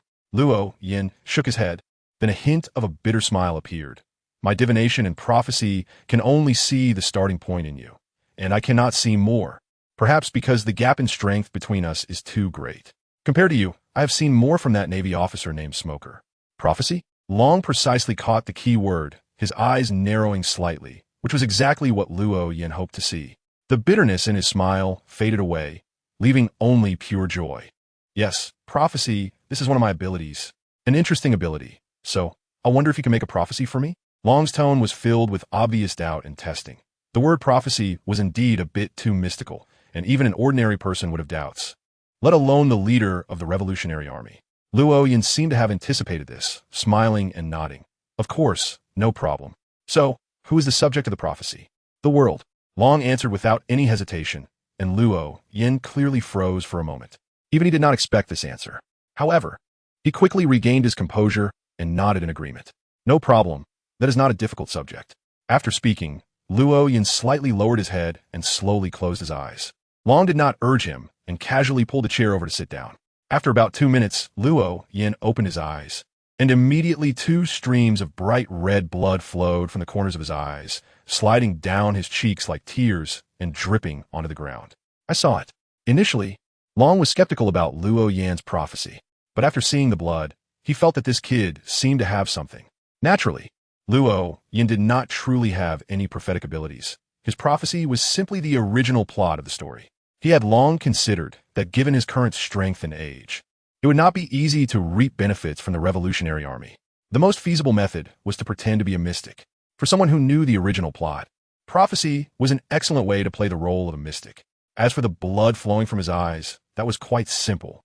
He relied on his water manipulation ability to increase the blood flow in the mucous membranes of his eyes, causing the capillaries there to burst. This was not difficult, but it required a lot of caution. If he did not control the force well, he could injure his eyes. His earlier pretense of prophecy allowed Long not to disturb him, creating an environment where he could operate carefully. "What did you see?" Long asked. Luo Yan did not answer immediately, but instead faced the window with his right palm, suddenly bending his fingers to grasp. The closed window was violently pushed open by the wind, and rainwater automatically gathered and surged into Luo Yan's palm, forming a water ball. Once the water ball expanded to the size of a basketball, the rainwater no longer gathered, and the window was blown shut again by a gust of wind. As if it had never been opened, Luo Yan buried his face in the water balloon, and the pure water balloon immediately turned red. When Luo Yan pulled his face out, all the bloodstains had disappeared, and there were no watermarks left on his face. "Sorry, I'm not used to talking to others with my face covered in blood." Luo Yan casually threw the water balloon to the ground, and Long nodded, remaining silent. However, there was an unusual sparkle in his gaze as he looked at Luo Yan.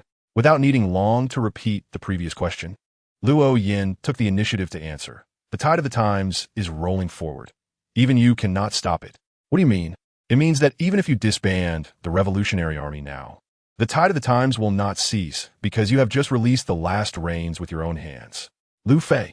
Long arrived at the answer almost immediately, and Luo Yan nodded in affirmation. Indeed, in the near future, Lu Fei would be one of those leading the tide forward, but it was strange. What? The sudden twist captured Long's attention to the fullest extent, and he almost without hesitation pressed for more information. Luo Yan felt overjoyed. To maintain this fa-ade of a fortune teller, he had even made himself bleed, but now he finally seized the initiative. However, on the surface, he pretended to be confused. "I couldn't see Luffy clearly, only vaguely catching a few words." "Go ahead and tell me." Long's expression became more serious as he adopted a listening posture. Luo Yan nodded, pretending to recall and ponder.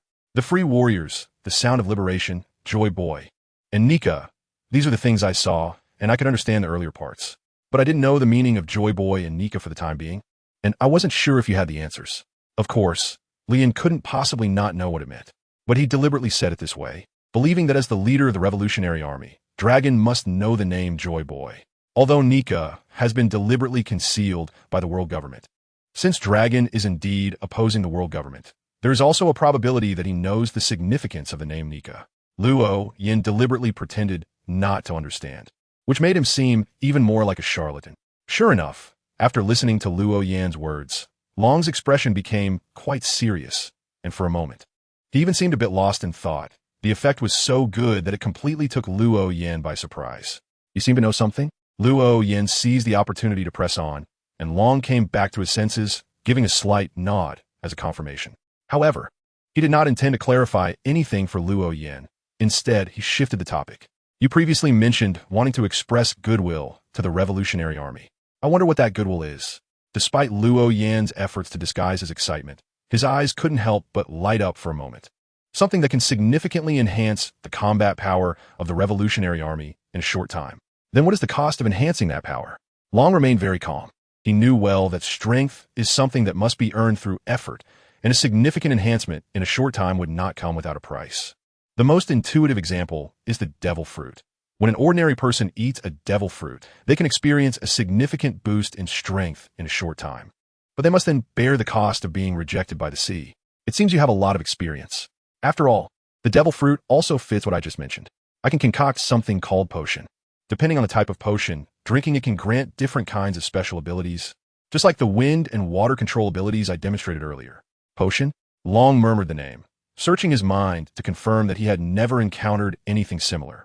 "So what is the cost?" Long repeated his question. Luo Yan, maintaining his expression, continued to explain.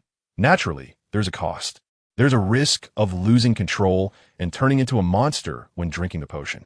However, at low tiers, this risk is very low. Oh, I forgot to mention that the potion is not like the devil fruit, which you can only consume once. After digesting the potion, the person can drink it again, but they must strictly follow the order and type. Otherwise, they will lose control on the spot. Turning into a monster?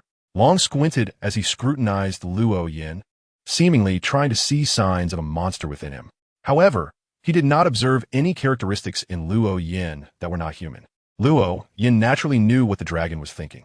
He smiled and didn't say much, continuing to explain. There are a total of 22 types of potions, each divided into 9 stages, which I refer to as sequences from sequence 9 to sequence 1. Sequence 9 is the starting point, and sequence 1 is the end point. The dragon thought there were only a few types of potions mentioned by Luo Yin, but to his surprise, there were 22, and with the mention of sequences. It sounded like a very complete and established system, completely unlike something just born. Yet he had never heard of it before. So many?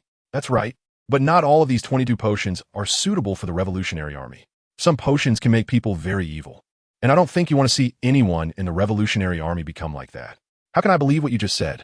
Even though Luo Yan's earlier act was very convincing, and he had also demonstrated his abilities to control wind and water in front of the dragon still did not fully believe Luo Yan, as it sounded too incredible.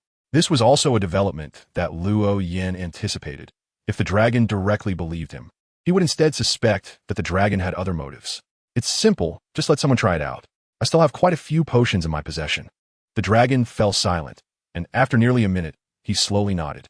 50 nautical miles to the south, there is an uninhabited island where there is a secret port of the Revolutionary Army. Go there. No problem. So will you take my ship or... My ship is over there. Let's just take yours. Luo Yin did not hide his joy and said, welcome. Luo Yin led the way in front, while Long followed behind. The two walked down the main street of Rog Town without attracting anyone's attention. The previous turmoil had instilled fear in the residents, causing them to hide inside their homes. And with the rain still not stopping, there were not many people out. Luo Yin thought he still needed to wait for his crew on the ship. After all, they had agreed to return before dark, and the three of them clearly wanted to have fun. However, when Luo Yin returned to the port where the ship was docked, he found all three of them waiting by the coast, and the atmosphere seemed a bit strange. Zayatali had an odd expression and seemed somewhat uneasy, while Rhoda and Might were strangely quiet, exchanging glances that were somewhat evasive. Ah, the captain is back, Zayatali exclaimed as if she had seen a savior, quickly walking towards Luo Yin. However, when she noticed that Luo Yin was followed by someone who seemed quite extraordinary, her look of surprise gradually faded, and her steps unconsciously slowed down.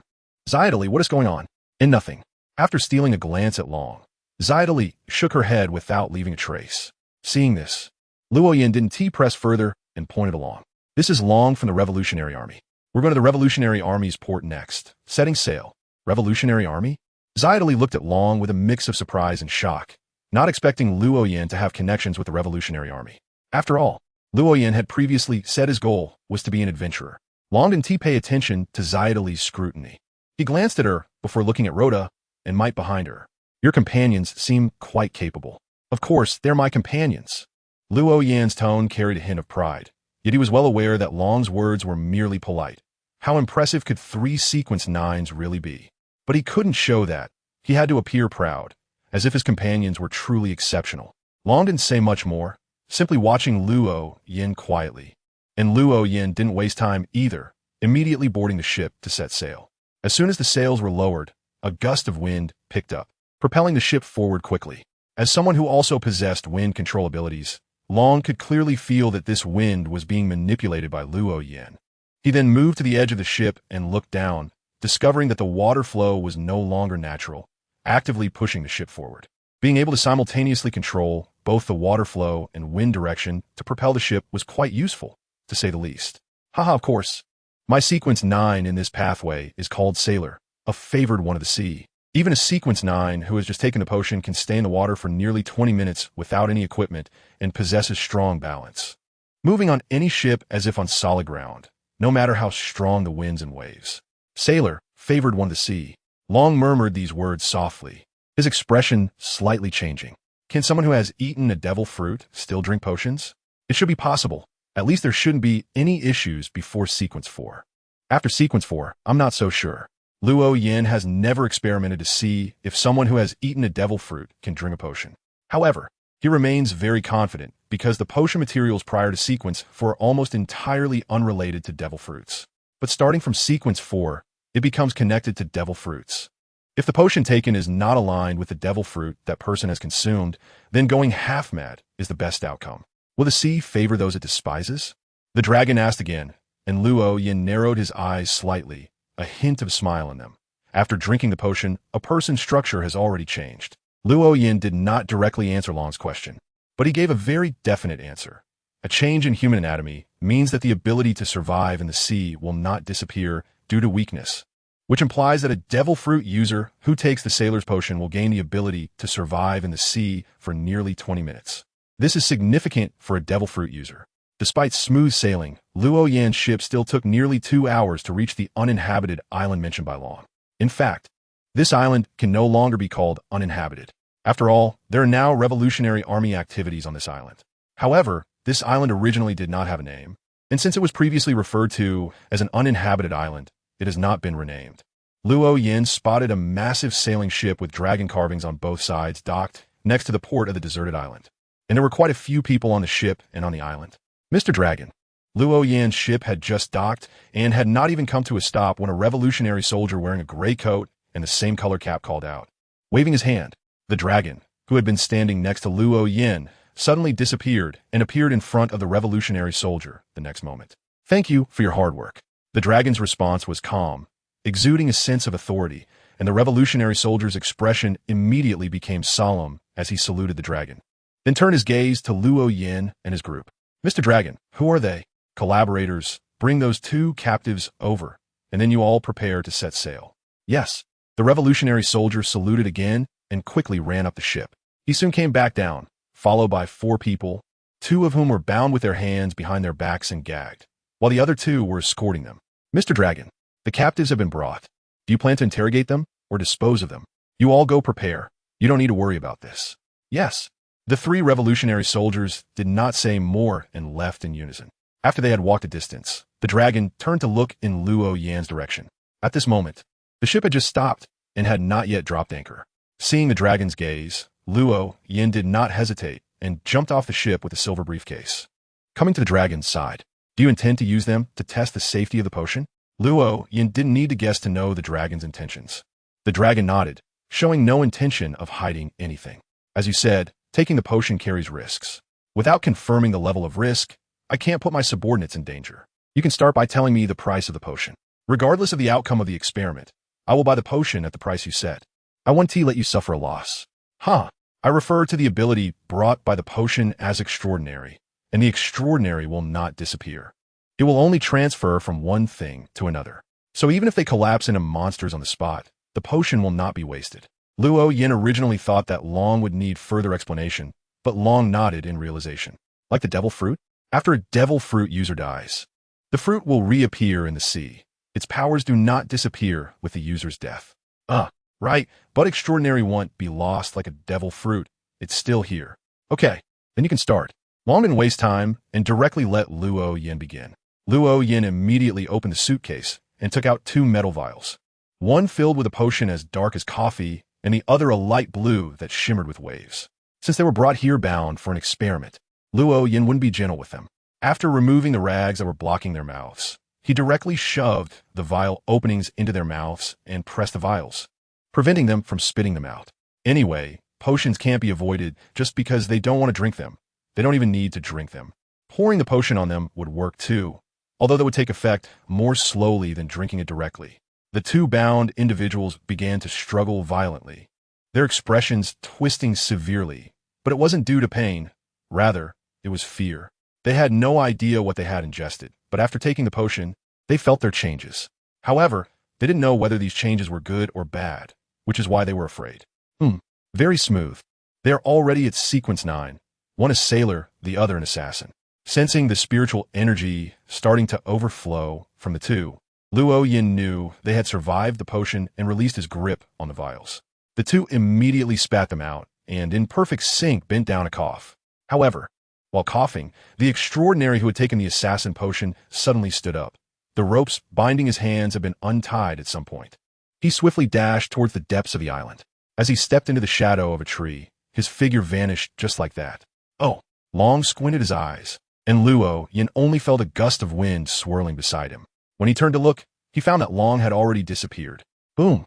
A loud noise echoed from a distance, and a gust of wind came crashing down from above, bringing Long along with it, who was holding a man with blood trickling from the corner of his mouth. The very extraordinary who had just attempted to escape after taking the assassin potion. Gulp! Although Luo Yin knew Long was strong, he couldn't help but swallow hard after witnessing it firsthand. The assassin had completely vanished after merging with the shadows. Yet Long had effortlessly brought him back. It seemed that the ability to merge with shadows could not evade observation hockey. Luo Yin forcibly calmed his emotions and spoke in a tone of discussion. Long nodded, casually tossing aside the assassin in his hand. The assassin seemed to be greatly affected, curling up and collapsing to the ground, unable to move. The extraordinary person who had consumed the sailor's potion swallowed hard upon seeing this, not daring to entertain any thoughts of escape. We have already obtained the intelligence we wanted. They are of no use now. You just said that the extraordinary will not disappear. I want to see how you retrieve the potion from their corpses. Long directly sentenced the two captives to death. The assassin showed no reaction, but the sailor trembled in fear, opening his mouth as if to plead for mercy. However, before he could utter a word, a fierce wind blew towards him. Then his head flew into the air, blood gushing out like a fountain. Thud! The headless body of the sailor fell to the ground, and the assassin's head rolled aside due to the slight tremor having somehow separated from his neck. For some unknown reason, the amount of blood was not much. Dots of light began to gather on the two corpses. The assassin's light concentrated on his chest, while the sailor's light gathered towards his arms. Soon, the gathering of light concluded, forming a black round disc and a blob of light blue gel-like substance. Luo Yin picked up two extraordinary traits, wrapped them in spirit, and carefully placed them in the compartment of his suitcase. What had just been extracted was not a potion. I call it extraordinary traits. It can serve as the main ingredient for potions, and by adding some auxiliary materials, it can be reconfigured into a potion. Of course, it can also be consumed directly. Sequence 9 extraordinary traits can be swallowed without much issue, and Sequence 8 should also be relatively safe. However, Sequence 7 and above could pose problems, and they must not be consumed recklessly. Since they are generated directly on the body, it means they are not easily lost. As long as the body can be recovered, the potion can be retrieved. This is true, but if the body cannot be recovered, it means the extraordinary traits will fall into the hands of the enemy. Long nodded, suddenly falling into deep thought, his brow furrowing slightly.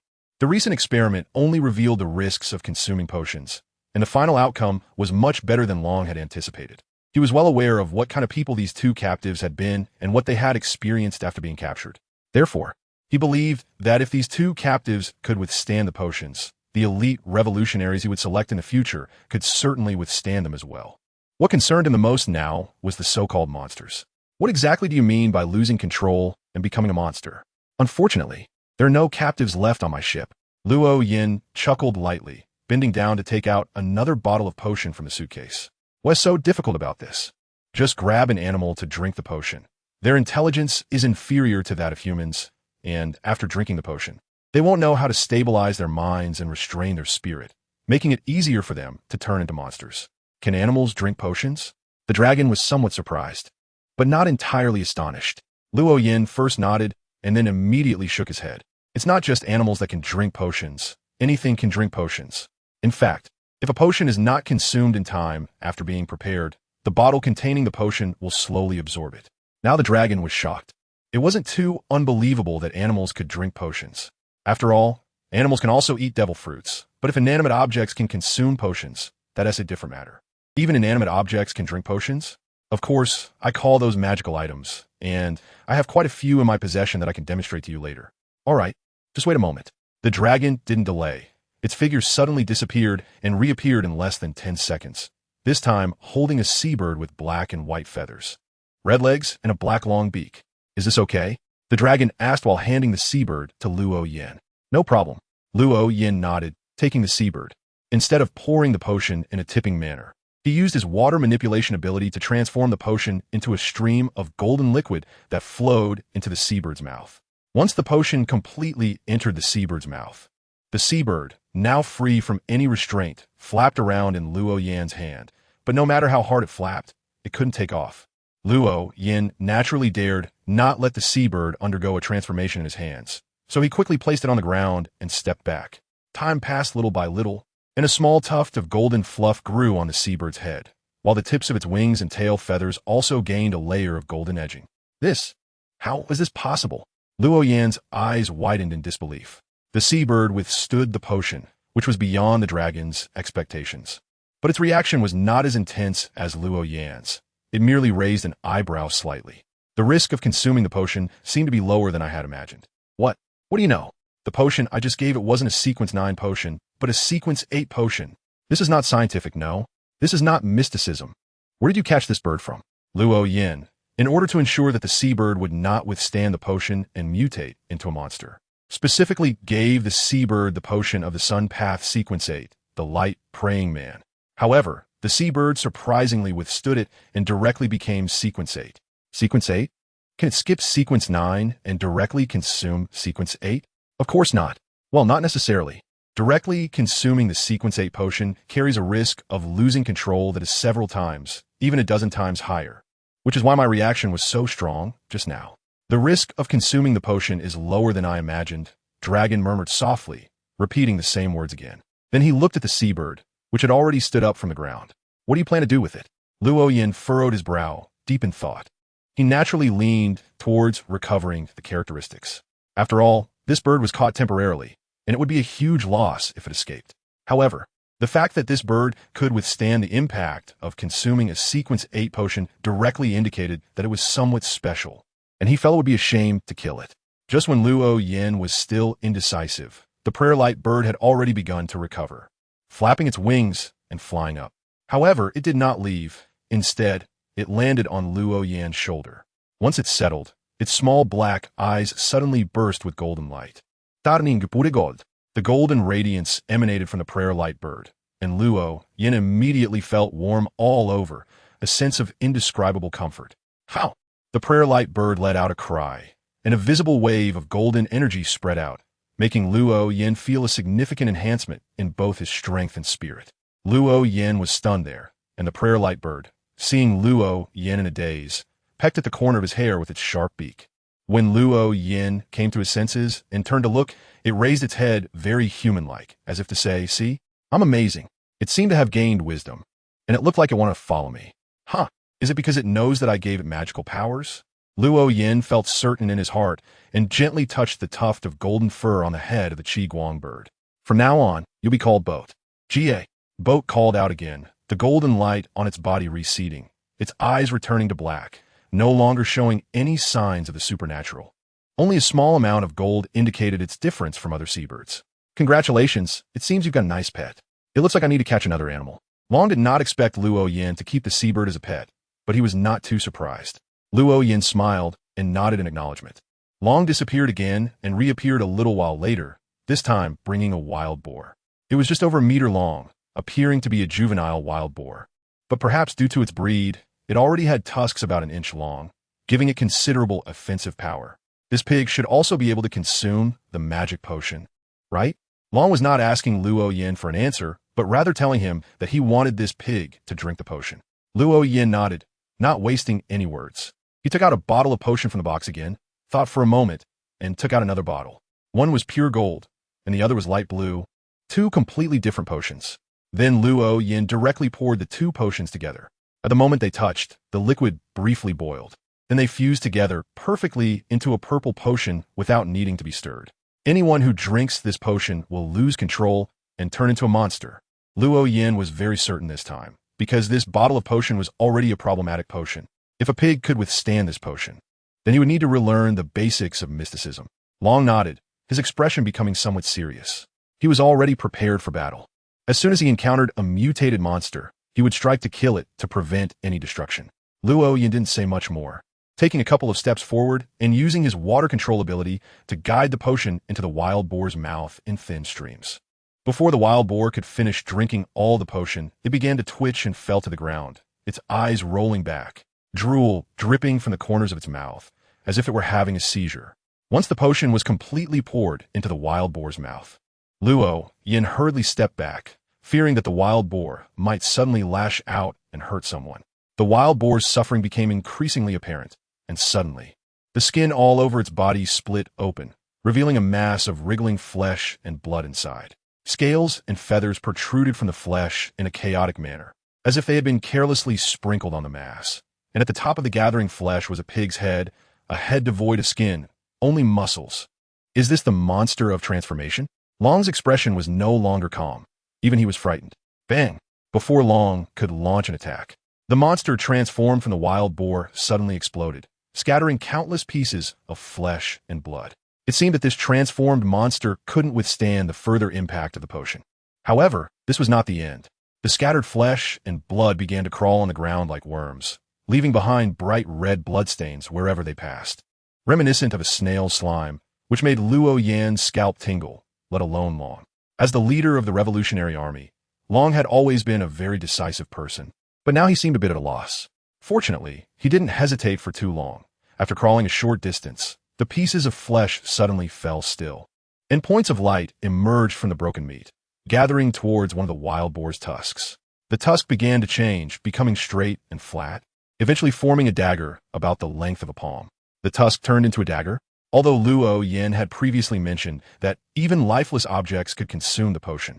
Seeing a bone tusk transform into a metal dagger right before his eyes still shocked him again. Luo Yan stepped forward a few paces, bent down to pick up the dagger, and waved it casually. To his surprise, the dagger slipped from his hand and fell to the ground.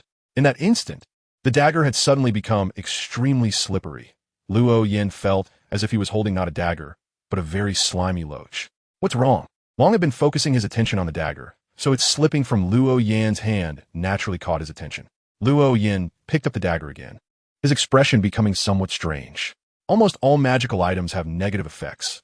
Some have very minor drawbacks that can be ignored, while others can be quite severe, capable of causing great disasters just by being present. This dagger also has negative effects, as you might have just seen. It becomes very slippery at the moment the holder attacks. Very slippery? Long's expression also turned strange. Is this negative effect serious? Among magical items, it can definitely be considered quite minor. However, as a dagger, becoming slippery while attacking can be fatal. Dagger-type weapons are often used for assassination, belonging to attacks that only have one chance, typically used in critical moments, but suddenly slipping at such a crucial time. Who can handle that? To put seriously, this dagger could even be classified as a useless magical item. It seems to be quite a useless weapon. Long gave his evaluation, and Luo Yan lightly tossed the dagger in his hand. At the moment the dagger fell, he kicked the hilt, sending the dagger, wrapped in golden light, flying into a reef, where the golden light exploded inside and shattered the reef into pieces. In fact, it is quite useful. This dagger was created by fusing a bottle of holy light potion and a bottle of sailor's potion. Upon hitting a target, it erupts with holy light, and you saw its power. The strength to break a reef is definitely not considered a powerful attack in this world. After all, people in this world can punch through mountains, which Long knows well because his father is such a person. But having such attack strength in a dagger makes a difference. Moreover, Luo Yan just demonstrated the correct way to use this dagger. Luo Yan waved his hand, and a gust of wind blew in, lifting the dagger back into Luo Yan's hand. Long nodded, acknowledging Luo Yan's statement, but his expression soon became serious again. I have initially confirmed your sincerity. Whether it's potions or magical items, they can quickly enhance the combat power of the Revolutionary Army in a short time. However, I have not determined the specific strength of the extraordinary you mentioned. What price are you offering for the potions? Long deliberately emphasized that he had not confirmed the strength, naturally to drive down the price. Luo Yan immediately caught the underlying meaning, but he had already thought about the price of the potions and answered without much thought.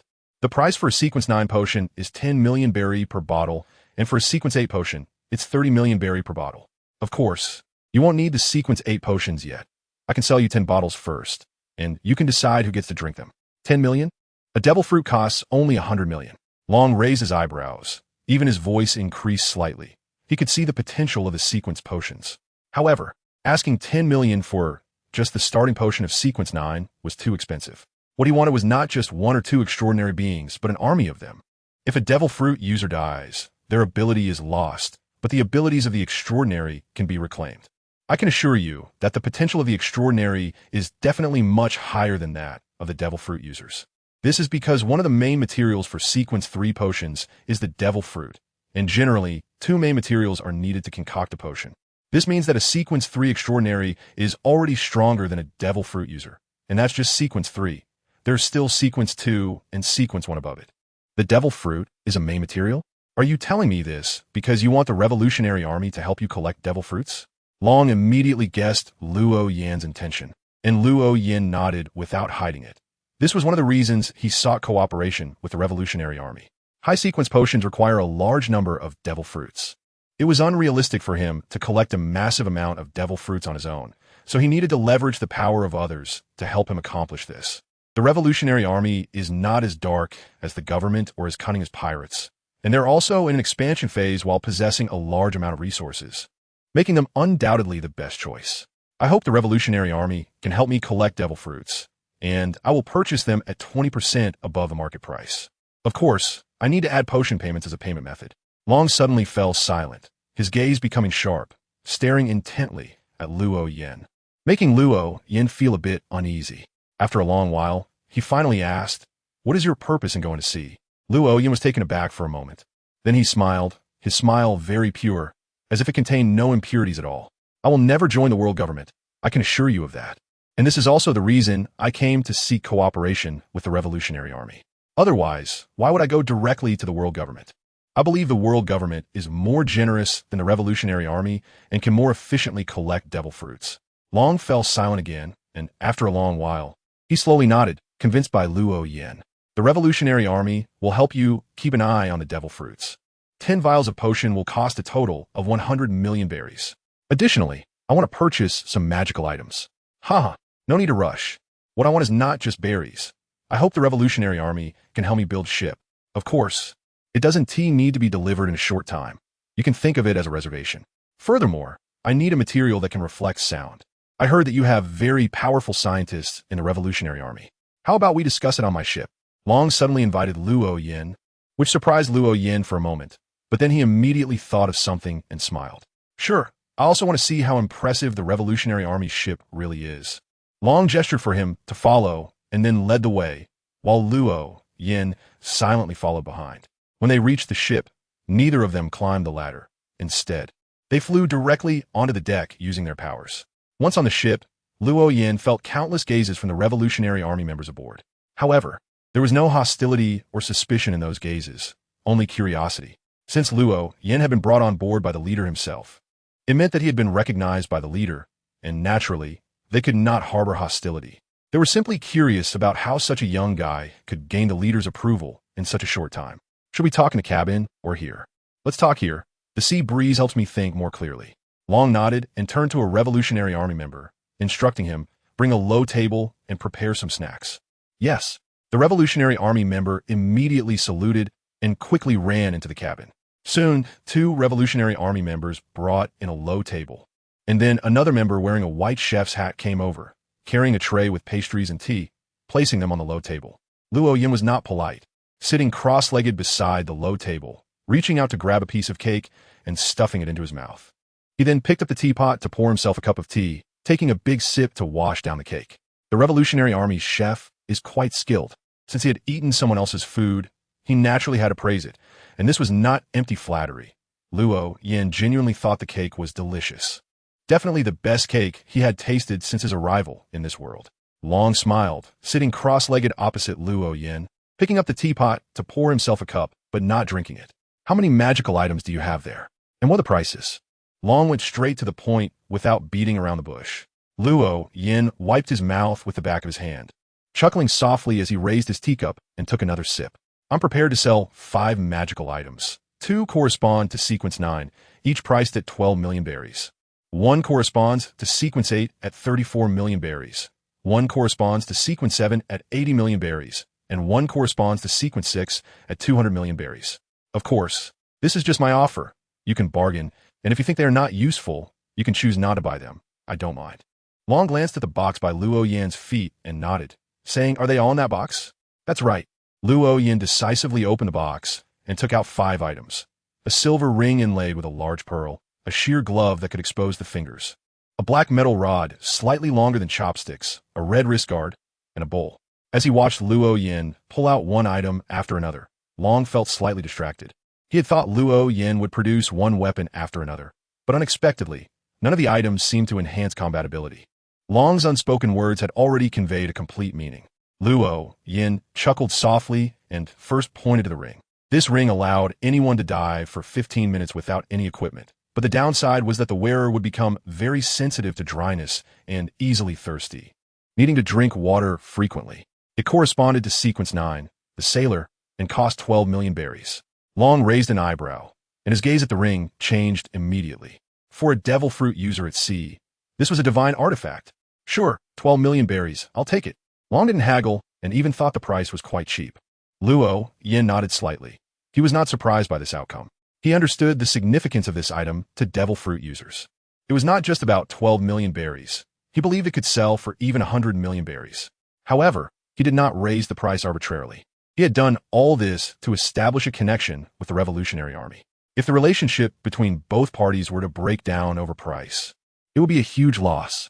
Luo Yin pointed to the sheer gloves, ready to introduce them.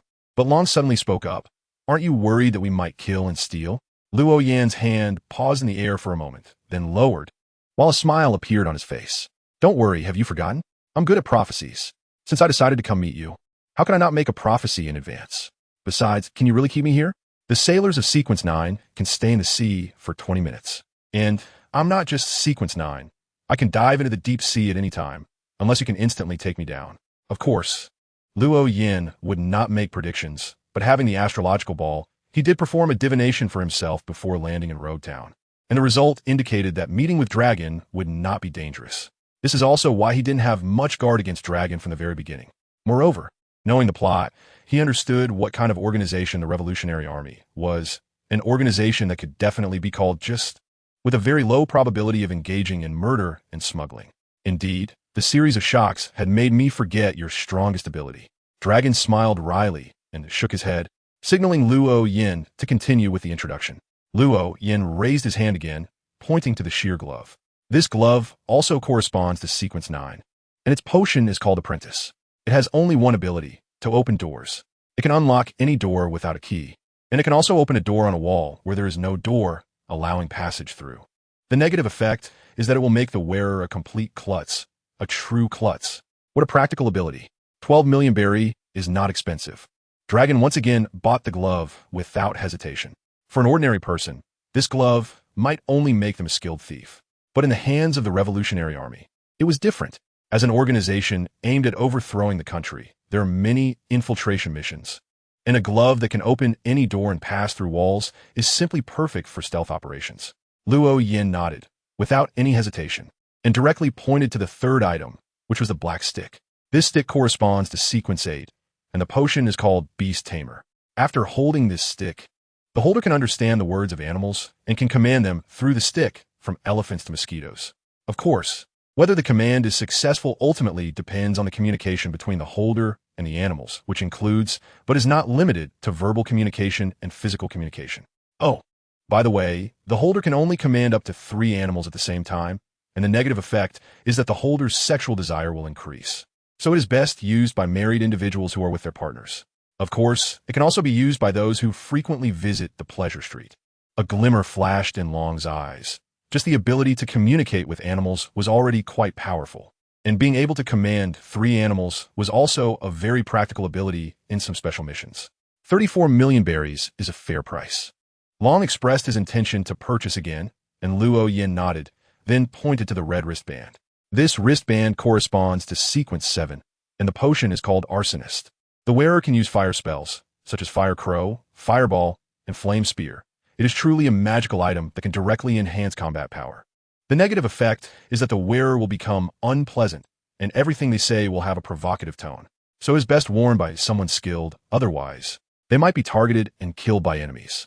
Controlling fire? It seems somewhat similar to the burning fruit. I've seen the battles of Fire Fist Ace. So what do you think about this item for 80 million berries? Long thought for a moment and nodded. Although I still don't know the specific power, it is a relatively straightforward item, and 80 million berries is acceptable. Then this last bowl is 200 million berries? I am quite curious about how you plan to convince me to buy a bowl for 200 million berries. Long teased Luo Yin and Luo Yin shrugged, spreading his hands as he introduced. This bowl corresponds to sequence 6, and the potion is called Zombie. It can make the holder's skin as hard as steel, almost ignoring gunfire, and significantly enhances speed and strength. Easily collapsing a wall with a punch is a trivial matter, and can also use ice spells. When water is poured from this bowl onto a corpse, the corpse will stand up again, controlled by the holder, with almost no limit on the number. Maybe there is one, but I haven't found the upper limit. I have awakened 54 animal corpses with it, and still had energy left. Its usual negative effect is not strong. It only slightly increases one's desire to kill, just a little bit. At this point, Luo Yin pinched the first joint of his index finger with his right thumb, indicating that a little bit really is just a little bit, and then continued. However, during a full moon, this desire becomes very strong. I have not experienced it, but I have divined that even those with a strong will find it hard to resist. So it's best not to use this item during a full moon. After saying this, Luo Yin seemed to think of something and continued, but it's not absolute. Although a full moon will drive the holder into madness, it will also provide a significant boost to the holder, further enhancing speed and strength. If one is in a desperate situation and happens to encounter a full moon, it might bring a glimmer of hope to the holder. Ignoring gunfire, awakening corpses, enhancing speed and strength, and ice spells. Long's eyelids drooped as he savored these words, and finally nodded. 200 million berries is a bit expensive, but I don't intend to haggle. This is my sincerity for the first transaction. Then, let us have a pleasant cooperation. Luo Yin stood up and slightly bowed to Long, who immediately stood up as well, not observing the full. He looked towards the revolutionary soldier who had been waiting not far away and instructed, "Bring the phone bug. I need to contact Lindbergh." "Yes." The revolutionary soldier saluted and quickly ran into the cabin. Soon, he came out holding a palm-sized phone bug. Long did not take the phone bug, but directly picked up the microphone on its back. As the sound of "Baloo Baloo" rang out, the phone bug was quickly connected, and a lively voice came through. "This is Lindbergh. This is Long." "Ah, Mr. Long, you suddenly contacted me. Is there something you need?" "Well, I need a material that can bounce sound. I wonder if you have any ideas." The phone bug was silent for a moment, then a sound of rummaging was heard. After a while, Lindbergh's voice came through again. "I do have a material that can bounce sound, but Mr. Long, what do you plan to use it for?" "The material I have is a gel that can be applied to walls. I wonder if it meets your needs?" Long did not respond immediately, but turned to Luo Yin, who nodded in agreement. Only then did Long reply, "No problem. All right, I'll send someone over to deliver it to you. Are you still in the East China Sea?" "Yes. Send it to the base in the East China Sea. I'll go pick it up later." "Okay. Guga." After Lindbergh responded, the phone bug seemed to lose its strength, and its antenna drooped. Long placed the microphone back on the phone bug's back, without any special instructions. The revolutionary soldier holding the phone bug had already returned to the cabin. It would take about half a month for the materials to be delivered. "If you have something to do, you can go ahead and return here in a week to catch up with me, just in time." "No, I don't have anything to do." "It seems like you don't have anything planned either?" Luo Yin tentatively asked, and Long nodded, not hiding anything about it. "I came to the EC this time, mainly to save some people. They have already been rescued, and currently, there is nothing urgent to do." A flash of brilliance passed through Luo Yan's eyes as he nodded slightly and glanced at a ship not far away. "When are you planning to take the 10 bottles of potions we agreed on earlier? I mentioned before that if the potions are not consumed in time after being prepared, the bottles will absorb them. So, I will prepare them whenever you need them." Long surveyed the surroundings and nodded, saying, "I need them today. You can go to your ship to prepare the potions." "Huh, I think I should first take a look at the 10 people you selected and ask them some questions. That way, I can provide the most suitable potion for them." "All right, please wait a moment. I'll be right back." Long turned and quickly walked into the cabin, soon emerging with 10 people following him, 7 men and 3 women, including a merman. Their attire was different, clearly not like the standard uniforms of the common soldiers. But there was no one Luo Yin recognized among them. "These are the ones. You can ask them any questions directly." Luo Yin glanced at the 10 people standing neatly in front of him, and instead of hurriedly asking them questions, he first inquired about Long. "How much resources are you planning to invest in them?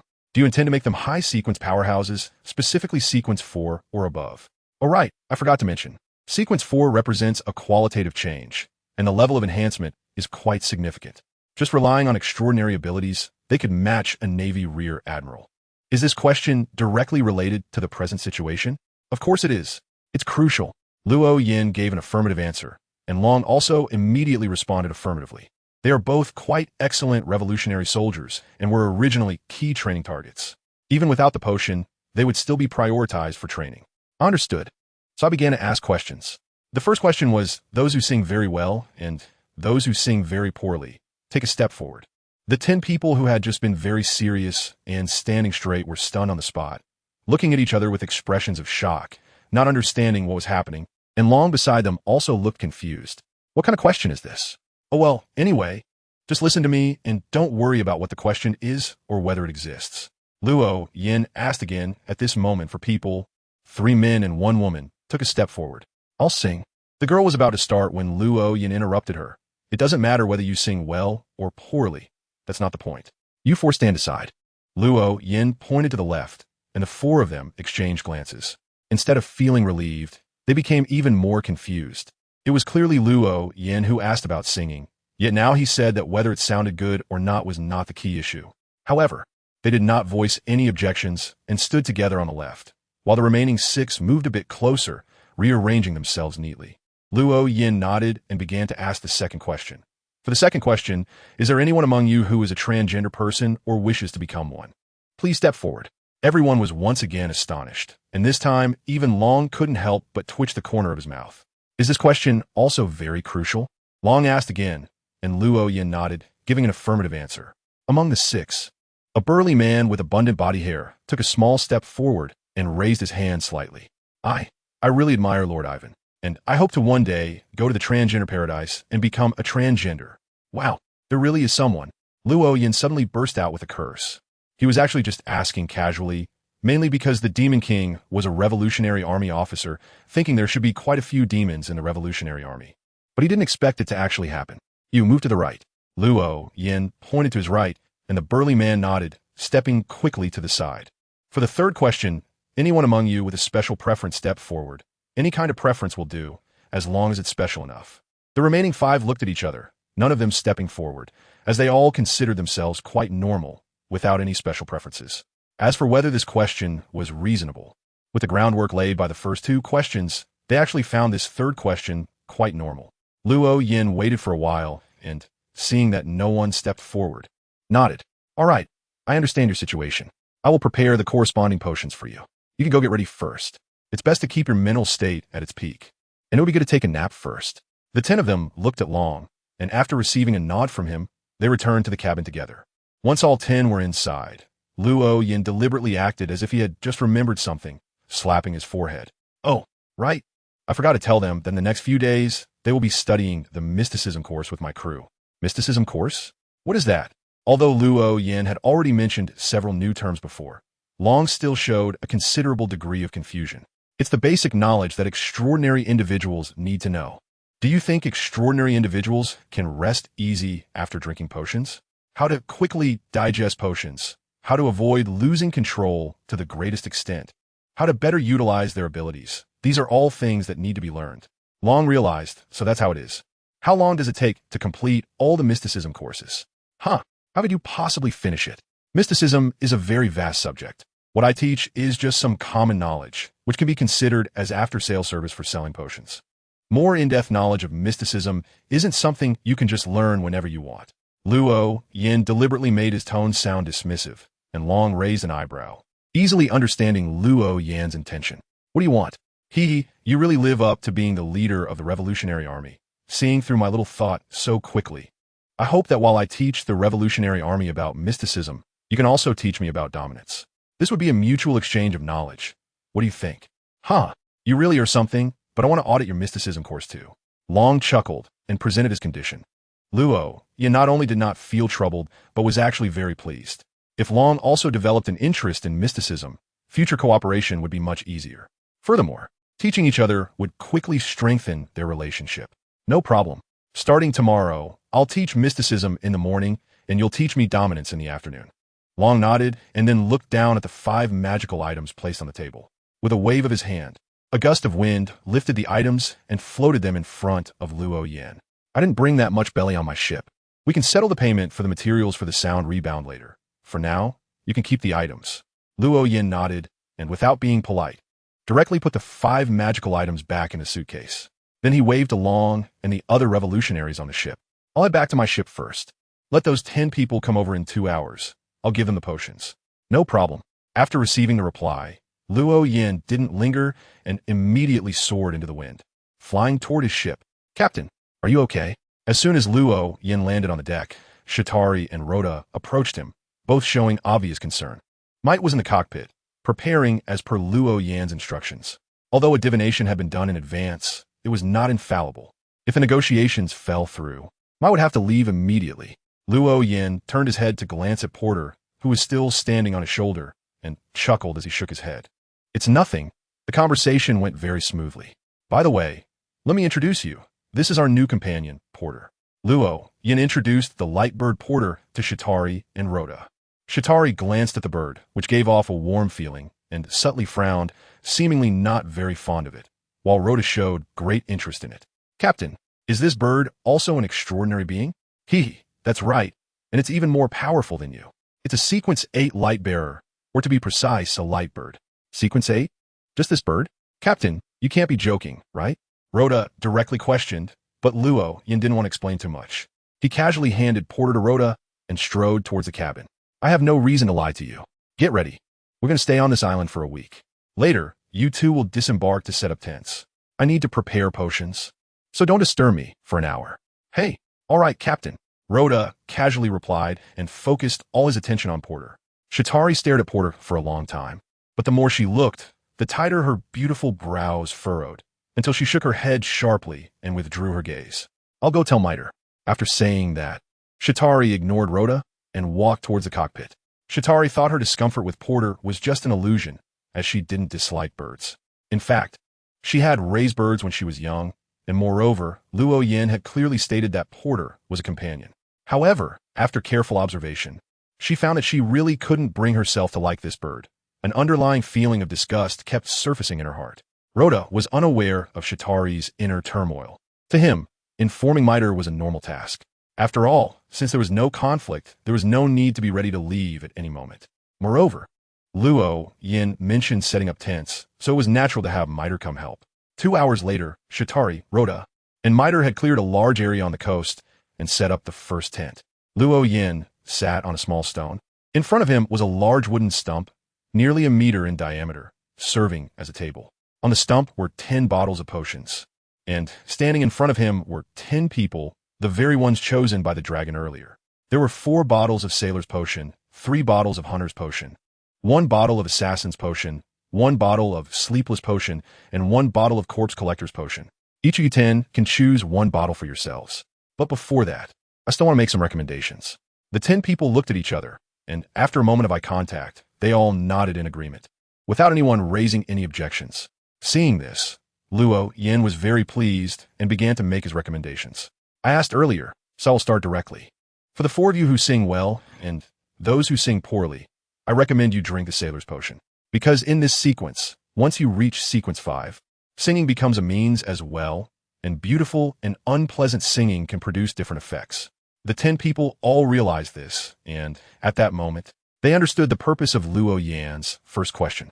"Mr. Luo Yin, we have no objections to your recommendation." One of the 4 stepped forward a bit to respond, and Luo Yin nodded. He then looked at the burly man with abundant body hair who wished to become a transgender person. "Perhaps you think your physique is not suitable for being an assassin, but I want to tell you, this is the most suitable potion for a transgender person. Because at Sequence 7 of this path, it will turn a man into a woman, and with each subsequent sequence upgrade, you will become more beautiful. You can choose not to drink it. Anyway, there are also ladies present who should not refuse to become more beautiful. By the way, ladies will not change gender. They will only become more beautiful." As soon as these words were spoken, the 3 women present all had their eyes light up. Just as Luo Yin said, no woman would refuse to become more beautiful. The burly man, upon hearing this, was also somewhat tempted. "Mr. Luo Yin, is what you said true? Can it really change gender? What's true or false about it? Since you admire the transgender king, you should know that the hormone fruit of the transgender king can change a person's gender at will.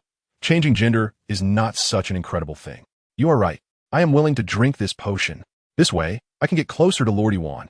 The burly man clenched his fist, which was as big as a sandbag, but behaved like a shy little girl. Luo Yan's mouth twitched slightly, and he quickly shifted his gaze away. "As for the remaining 3 bottles of Hunter's Potion, they're for you 3 guys. This path will turn women into men at higher sequences. So if you're not transgender, I do not recommend women drinking the hunter's potion. Of course, if any of you two want to become a man, I have no objections either. Upon hearing this, the remaining two girls quickly shook their heads. They were all very normal in terms of gender identity and sexual orientation, and they naturally did not wish to become men. So they were unwilling to drink the hunter's potion. All right, the remaining two bottles of potions, one called Sleepless, as the name suggests, after drinking this potion, you won't need to sleep much anymore. 2 hours of sleep a day is enough. This way, you'll have a lot more time than others each day. The other bottle is called Corpse Collector. The person who drinks it can directly see spirits and has a high tolerance for the smell of decaying corpses. You two can discuss among yourselves who will drink which potion. Luo Yin originally thought they would hesitate for a moment, but he didn't expect them to drink the potion even more decisively than he imagined. As soon as his words fell, they almost all picked up the potion and drank it in one gulp. For them, there were other ways to become stronger. They just needed to confirm that drinking the potion wouldn't have unbearable negative effects. The 10 of them drank the potion together, immediately producing a powerful gathering of spiritual energy, and all 10 displayed varying degrees of painful expressions.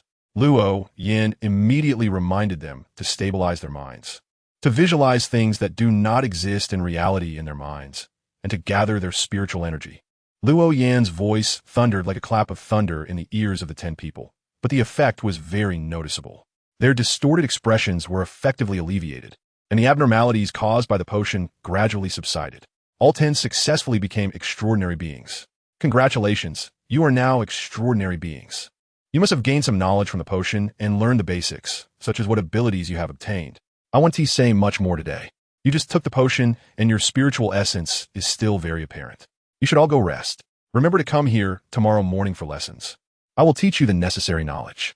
The 10 clearly understood that they were informed by the dragon that they had to attend class, and there were no objections. They all responded in unison and left together. The next day, Luo Yin began the first true class on mysticism. Besides Luo Yin, there were 14 people and a bird present. The dragon, 10 extraordinary members of the Revolutionary Army, as well as Shatari, Rhoda, and MIT. The Revolutionary Army also thoughtfully brought a blackboard and chalk used for meetings. Ahem. All right. Today is the first class, so I will start by explaining what extraordinary means. The extraordinary can also be referred to as divinity. In mysticism, the world was created by the gods, and after creating the world, the gods split into everything in existence. Therefore, divinity exists in all life. The process of consuming the potion can also be understood as the gathering of divinity. Once the divinity accumulates to a certain extent, a person can become an angel or even a deity. Luo Yin tried to make his voice sound more solemn. However, no one present was affected. In this world where extraordinary events had never occurred, and there were no churches or faith, talk of deities did not resonate. Luo Yin noticed that his words did not achieve the desired effect, and his lips twitched, almost unable to hold back. Ahem, this is just a saying. You only need to have this concept in mind, no need to delve into it, and you don't have to truly believe it. After saying this, the 13 present finally nodded in realization, while Long remained calm, showing no expression on his face. Then I won't waste words, and will directly move on to the first knowledge point, which is what extraordinary individuals need to pay attention to. The most important thing for extraordinary individuals is their mental state. Remember, at all times, ensure that you have enough rationality.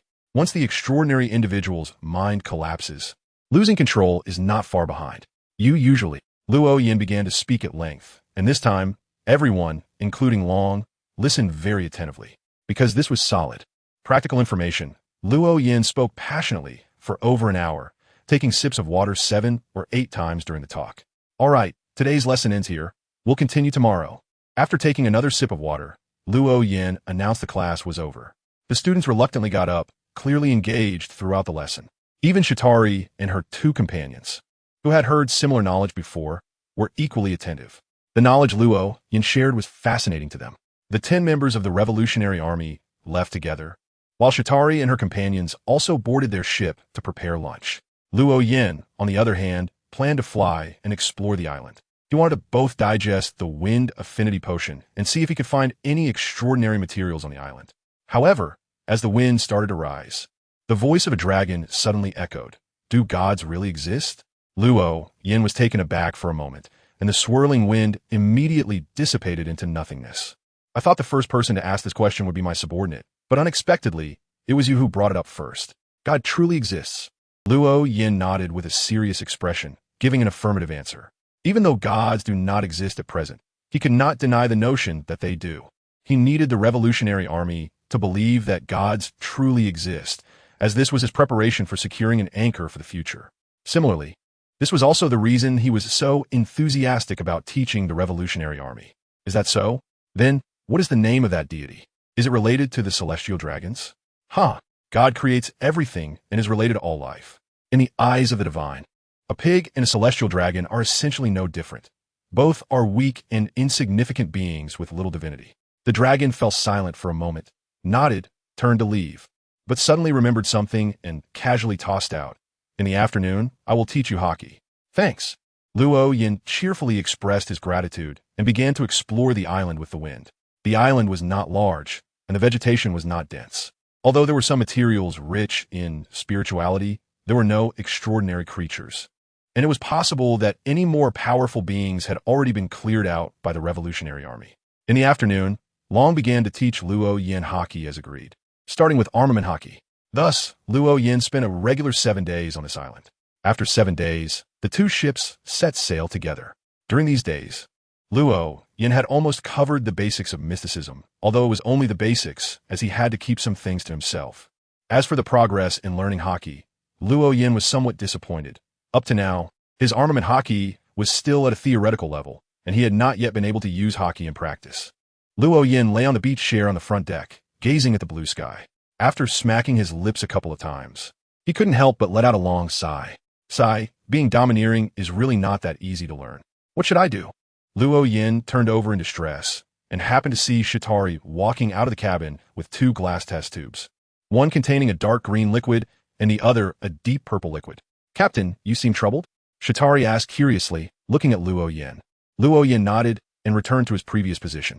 Yes, I'm quite conflicted. What are you conflicted about? He was torn between staying with the Revolutionary Army under the guise of attending classes to learn hockey or heading straight to the Grand Line. Shitari tilted her head, showing her confusion. What's there to be conflicted about? Haven't we been getting along well with the Revolutionary Army these days? Staying a bit longer wouldn't hurt, right? You don't understand. My time is very tight. There are things I must do, and they need to be completed before a certain event occurs. Otherwise, my future promotions will become much more difficult. I see. It's better for you to make that decision yourself. By the way, do you want to try the new potion I've formulated? Shitari didn't offer any advice, but instead changed the subject, handing over the 2 test tubes. Luo Yin sat up a little straighter, glanced at the test tubes, and then looked at Shitari's face. What kind of potion is this? The green one is an anesthetic. If you drink it, you won't feel any pain for half an hour, but your mind will also become fuzzy. The purple one is a sedative. It can help you think more rationally and diminish desires. Both sound like good potions, but I don't need them right now. You should go find Miter and Rhoda to test them. I won't be using them. Luo Yin first affirmed the value of these 2 potions, then firmly rejected the proposal to test them. He didn't want to feel dazed and didn't want to do anything. Upon hearing this, Shitari suddenly felt a bit embarrassed. Miter and Rhoda coughed.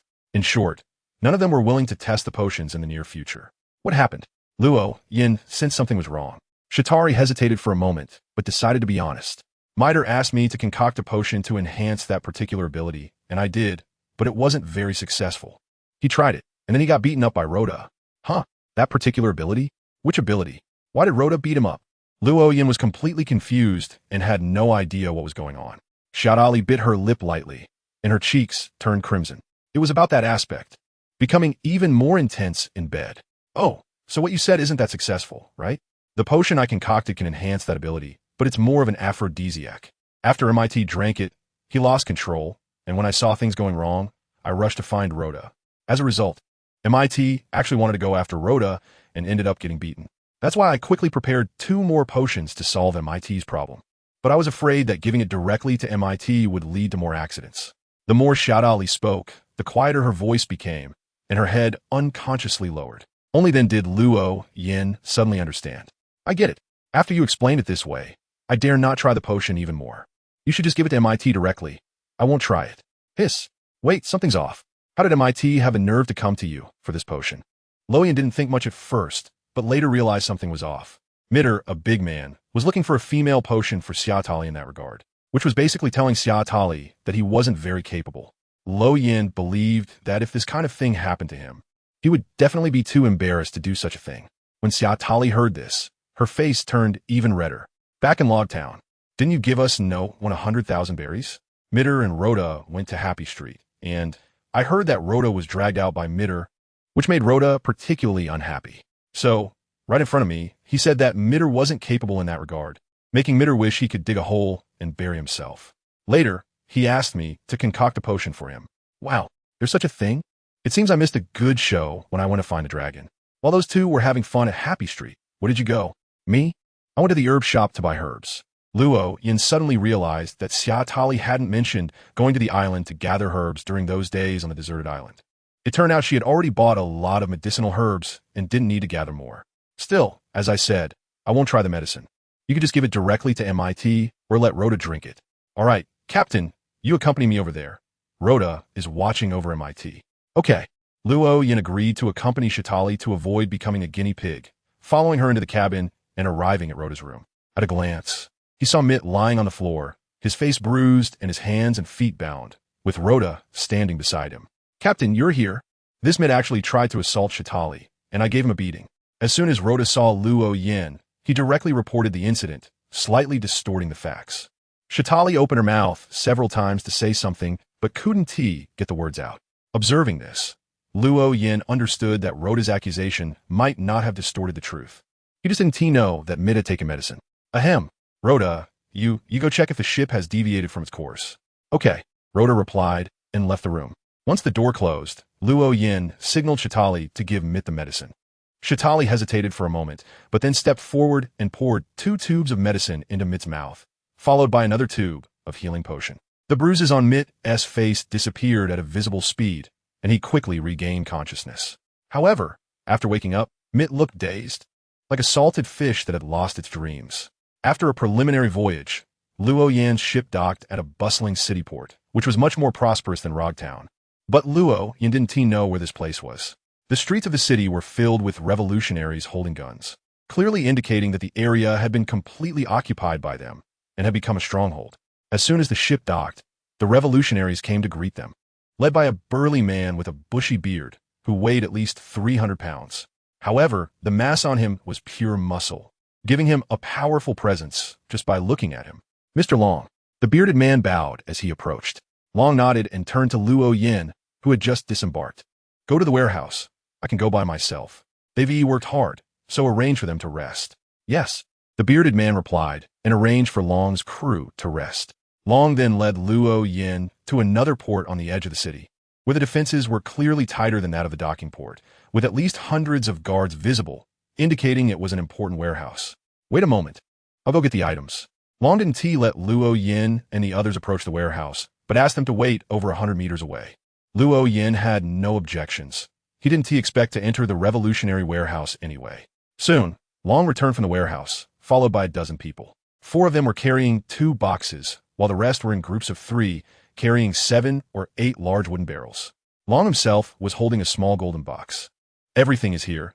These 2 boxes contain 400 million berries, and the barrels hold the materials you wanted. I don't know how much they're worth, so just deduct the loose change. Additionally, I have a devil fruit here. If you're interested, I'll sell it to you.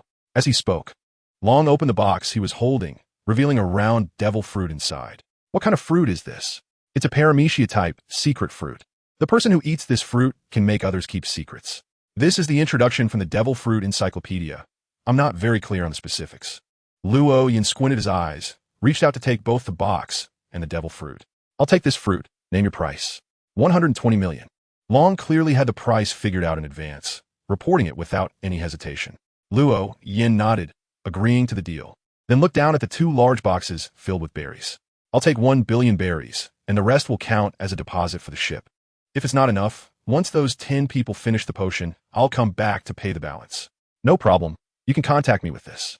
Long handed over a small transponder snail, about the size of half a palm, while 2 members of the Revolutionary Army approached with a slightly larger empty box, counting out 1 billion berries from the large box. Luo Yin handed the suitcase he carried to Long, which contained the 5 magical items they had previously agreed upon. Long took the suitcase, and the transaction was officially concluded, with both parties very satisfied, especially Luo Yin, who did not expect to obtain a devil fruit so quickly. The only regret was that this devil fruit was not from his path, so he couldn't use it to brew potions for himself. But he could turn it into a magical item. After the Revolutionary Army loaded several barrels of materials onto Luo Yan's ship, he did not delay at all and immediately ordered the departure. Set sail. Destination, the Grand Line. Oh, Mike and Rhoda responded enthusiastically. As the anchor was lifted, the ship slowly left the port, heading towards the Grand Line. Luo Yan ultimately chose not to stay and went directly to the Grand Line, because that matter was time-sensitive. If he missed it, he would truly miss it, and learning hockey could be done later. After nearly 8 days of sailing on the sea, the ship finally entered the Grand Line, following the ocean current. As soon as they entered the Grand Line, Luo Yan felt as if something was attracting him, but he couldn't quite grasp what it was. "Captain, where are we headed next?" As the helmsman, Mid immediately came to confirm the course with Luo Yan. Luo Yan casually handed the astrolabe in his hand to Mid and smiled. "We're going to Alabasta. From now on, this astrolabe will be kept by you. It can completely replace the recording pointer." Mid was overjoyed. He had seen Luo Yan use the astrolabe for divination more than once and had long been interested in this magical item that his captain frequently used. He didn't expect to receive it just after arriving at the Grand Line. "Thank you, Captain. By the way, go call Rhoda and Shitari. The Grand Line is different from the East Blue. It's very dangerous here. I should give you some magical items for self-defense. I'll go get them. You wait here." "Okay, Captain." Mitt happily ran off to call the others, and Luo Yan returned to his room to select some magical items to give to his subordinates for protection. By the time Luo Yan had chosen the magical items and returned to the deck, the three of them were already standing there expectantly. "No need to be so formal. Just relax. Here, Shitari, this is yours." Luo Yan handed a string of pearl necklaces to Shitari, who immediately received it with sparkling eyes. "Thank you, Captain," Shitari said cheerfully, happily putting the necklace around her neck. This necklace corresponds to Voyager 7, allowing you to move underwater for 2 hours and use some water-based spells, while also enhancing your strength. The downside is that it can make your temper irritable. Usually, it's fine, but once provoked, you can't help but lash out. "Got it, Captain." Shitari seemed to completely ignore Luo Yan's words, still beaming with joy, which Luo Yan didn't mind. After all, it wasn't a particularly serious negative effect. Luo Yan took out a golden revolver and handed it to Mitt. This gun corresponds to Sequence 7, the Sun Goddess Officer, and it also contains extraordinary characteristics from a witch. It can shoot holy light bullets and frost bullets without needing to be reloaded. The downside is that it makes the wearer sometimes feel like it's blazing sun and other times feel like falling into an ice cave. In short, it causes fluctuating temperatures. "Thank you, Captain." Mitt happily accepted the revolver, not expecting to receive such a magical item after getting the astrology ball, and it sounds quite powerful. In fact, this revolver is indeed powerful, but it cannot be held simultaneously with the vampire ring.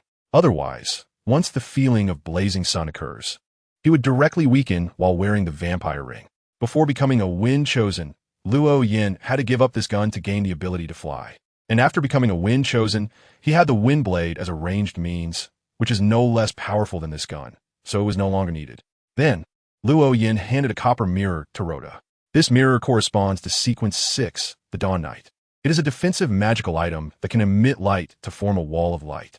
Not even a cannonball can break through it, and I still don't know what its negative effects are. However, the condition for use is that the user must be over 2 meters tall. So, only you on our ship can use it. Rhoda hesitated slightly as he took the mirror, and after a moment of thought, he spoke up. "Captain, I think it would be better if you gave me an offensive magical item, right? I probably won't be able to use this." "No, you'll be able to use it soon. After your promotion, many people will want to hit you, and then you'll definitely be able to use it." When Luo Yan said this, his expression was very serious, and Rhoda immediately felt a sense of unease. However, he merely opened his mouth and didn't say much. In the end, he looked up at the light fishing bird, Porter, perched on the mast of the sail. "Porter, I've also prepared a magical item for you. Come down quickly." Porter flapped his wings and descended, landing obediently on Luo Yan's shoulder. Luo Yan took out a silver-white ring engraved with wave patterns. He placed it as a leg ring on Porter's left leg. This ring corresponds to Sequence 9 Sailor. When worn, it allows the wearer to dive for about 10 minutes and causes illusory scales to grow under the wearer's skin, providing decent protection that can withstand a typical gunshot. I do have better options, but they're not suitable for a bird of your size, so this will have to do for now. In order to avoid being misunderstood by Porter as favoring one over the other, Luo Yan explained a bit more. Porter had no complaints. On the contrary, he flapped his wings and appeared very happy. Thank you, Captain. Yes, Captain. A slightly sharp and immature voice came from Porter's mouth, which made Luo Yin feel a bit helpless. Luo Yin had learned that Porter could talk 3 days ago when he ordered the ship to change direction. And Mitch shouted "I, Captain," prompting Porter to echo "I, Captain" as well, shocking everyone on board, including Luo Yin. At such times, a simple thank you suffices. "I, Captain," Porter voiced again. Luo Yin nodded, said nothing more, and lightly shook his shoulders, signaling Porter that he could leave. So Porter flew back up to the mast and resumed his lookout duty. "Captain, I feel like I can be promoted now."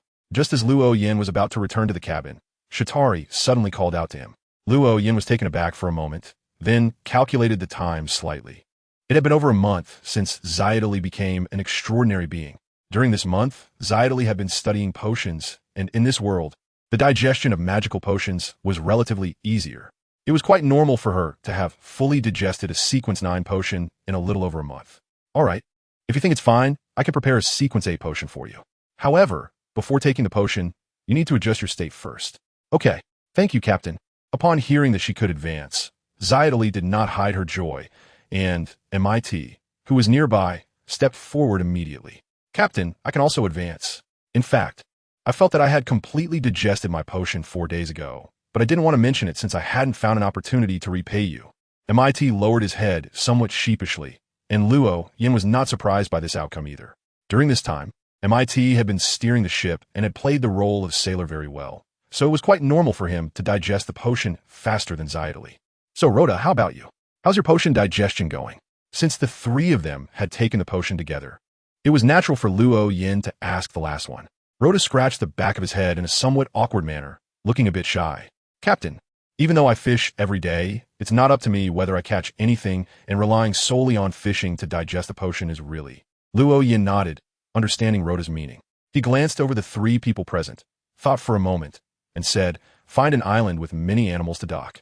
"Yes, Captain," Mida replied loudly and quickly ran into the cockpit. After thinking for a moment, Luo Yin also returned to his room. The ship quickly turned and sailed for a few more hours before docking next to an island surrounded by reefs, with a tall mountain and lush vegetation in the middle. There are many islands like this at sea. The only difference lies in the creatures inhabiting them. The 4 people and 1 bird disembarked, and Luo Yin took out the potion he had prepared in advance, first handing the Beast Tamer's potion to Shatari.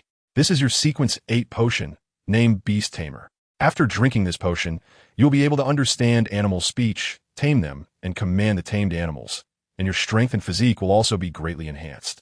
After all, taming wild beasts often requires the use of force." Shatari's expression suddenly became blank, and she was momentarily unable to react, causing Luo Yin to awkwardly hold the potion bottle in the air. "Captain, my next path is the Beast Tamer. You haven't made a mistake, have you?" Although Shatari trusted Luo Yin, she couldn't help but voice her doubts. In her view, the Beast Tamer and the Alchemist were completely unrelated professions. "I'm sure there is no mistake." Luo Yin nodded very seriously, and after a few moments of hesitation, Shatali took the potion. Immediately after, Luo Yin took out another bottle of potion and handed it to Miter. "This is your Sequence 8 potion, named Fury of the People. After drinking this potion, your strength will be significantly increased, but your temper will become relatively irritable. When you are angry, both your strength and speed will be enhanced." Miter repeated the name of the potion, Fury of the People. Although it wasn't one of the names he had anticipated, it wasn't entirely unexpected either. Since the sailor pathway is the patron of the sea, there naturally should be a corresponding sequence for the sea's fury. "Let's begin." Luo Yin took a deep breath, signaling the 2 that they could drink the potion. The 2 almost simultaneously tilted their heads back and drank the potion. Then both of them displayed expressions of pain. Xiatali seemed to be consumed by a kind of madness, as if she wanted to tear everything in front of her apart, while Mitt was filled with pure rage, as if standing in front of him was someone he held a deep grudge against. Fortunately, neither of them lashed out violently. Their fierce expressions gradually softened and finally calmed down, with only the undeniable overflow of spirituality proving that they had just been promoted. "Congratulations to both of you. You are now at Sequence 8. Next, we will stay on this island for a while. You 3 will form a team to explore the island, helping Xiatali tame beasts, while Rhoda can also digest the hunter's potion faster and better, aiming for Rhoda to be promoted by the time we leave.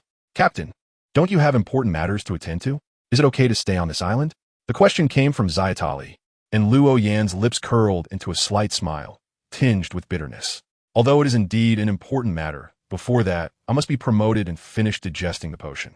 This is not an easy task, and a little more time won't make a difference. Okay, I understand. Xiatali nodded, no longer questioning it. Before dark, the four of them clear out a campsite, set up tents, and start a bonfire. Luo Yan sat by the bonfire, grilling the fish caught by Rhoda, while the exploration trio, knowing they would start exploring the island the next day, and with two of them just promoted, did not stay up late and went to bed early in the tent, leaving only Luo Yan to keep watch. The potion has been digested about 4/5. I wonder if I can finish digesting it before leaving here. After that, I still need to digest the Ocean Singer's potion. How am I supposed to digest that? Am I going to have to hold a concert every day? Should I go buy a speaker and a microphone? In his boredom, Luo Yan let his thoughts wander until he smelled the burnt fish and snapped back to reality, quickly removing the fish from the bonfire, carefully cleaning off the burnt parts, and taking a small bite. So delicious. Although Luo Yan could eat fish almost every day, the limited conditions on the ship made it impossible to grill fish. So now a bite of grilled fish felt particularly delicious. He wondered if he could make it in time. After finishing the grilled fish, Luo Yan began to worry again. The reason he was in such a hurry was that he wanted to meet Whitebeard, which was a shortcut to being promoted to the Sequence 4 Disaster High Priest. One of the main materials for the Sequence 4 potion was either the blood of a devil fruit user capable of causing natural disasters or the base of a devil fruit that could do the same, amounting to 80 milliliters. The promotion ceremony involved enduring an earthquake and a tsunami until the end. There was no doubt that Whitebeard's tremor fruit met the criteria, and Whitebeard could easily trigger earthquakes and tsunamis. However, Ace was about to be captured soon. The Marineford War was about to break out, and Whitebeard was going to die. That's why Luo Yan was in a hurry to find Whitebeard. He had to meet him before Ace was captured. Whitebeard's health was already in bad shape, but once he saw Whitebeard, he could have Xiatali give him a few bottles of medicine to help improve his condition.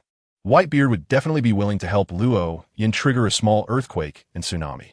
As for how to obtain Whitebeard's blood, that was simple enough. He could just have Xiatali draw a tube of blood under the pretext of a test. 80 milliliters would only require one syringe and wouldn't raise any suspicion. Once they reached the Grand Line, Luo Yan ordered them to go to Alabasta because he knew Luffy would meet Ace there.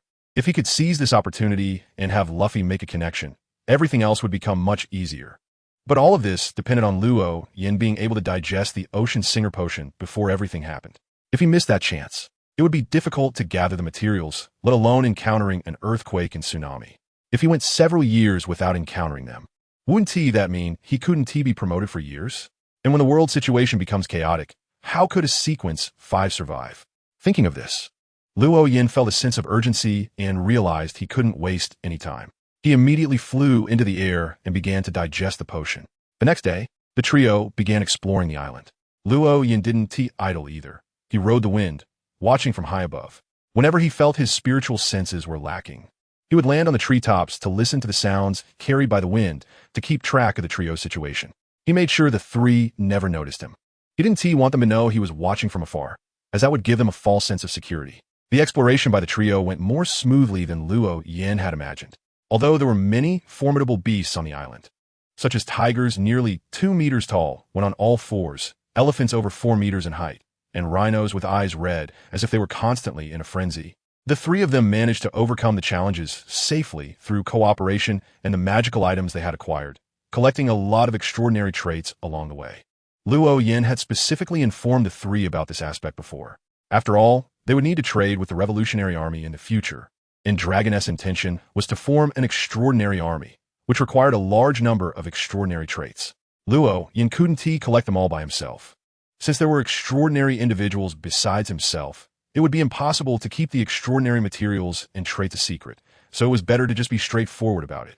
Luo Yan discovered that when he listened to the information carried by the wind, the digestion speed of the potion would noticeably increase. Within just 2 days, Xiatali successfully tamed a beast, a snow-white ferret, whose bright eyes gave a very spiritual feeling. This was Luo Yan's first impression of the ferret, but he did not know whether the ferret had gained some spirit after being tamed, or if it was chosen by Xiatali, because it already possessed that spirit. By the 4th day, Rhoda's potion was finally digested, and Luo Yan helped Rhoda prepare the potion, informing him that it was called Provocateur. At that moment, Rhoda understood why Luo Yin had given him that mirror. After another 3 days, the trio helped Shatali tame a second beast, a light golden monkey, which was not very large, standing less than 1 meter tall when upright, suitable for perching on a shoulder. On that day, Luo Yin also finally finished digesting the Wind Keeper potion. As soon as the potion was digested, Luo Yin immediately built a temporary wooden house of less than 4 square meters using wooden boards. After applying sound-reflective materials to the walls of the house, Luo Yin began to prepare the Ocean Singer potion. First were the auxiliary materials, including coral collected from the deep sea, golden pearls, and beautiful flowers. Once all the auxiliary materials were dissolved in the liquid, Luo Yin took out 2 final items, a solidified heart, which was a long's heart, and 3 purple feathers, adorned with silver-white branch-like patterns. As soon as the heart and feathers touched the liquid, they immediately dissolved, as if they were meant to be one with the liquid. The final result was a bottle of blue liquid resembling seawater, which occasionally formed small whirlpools and flickered with electric currents. Luo Yan's spiritual intuition told him that the potion was successful. This was the potion of the Ocean Singer. Without hesitation, he tilted his head and poured the potion into his mouth. Boom!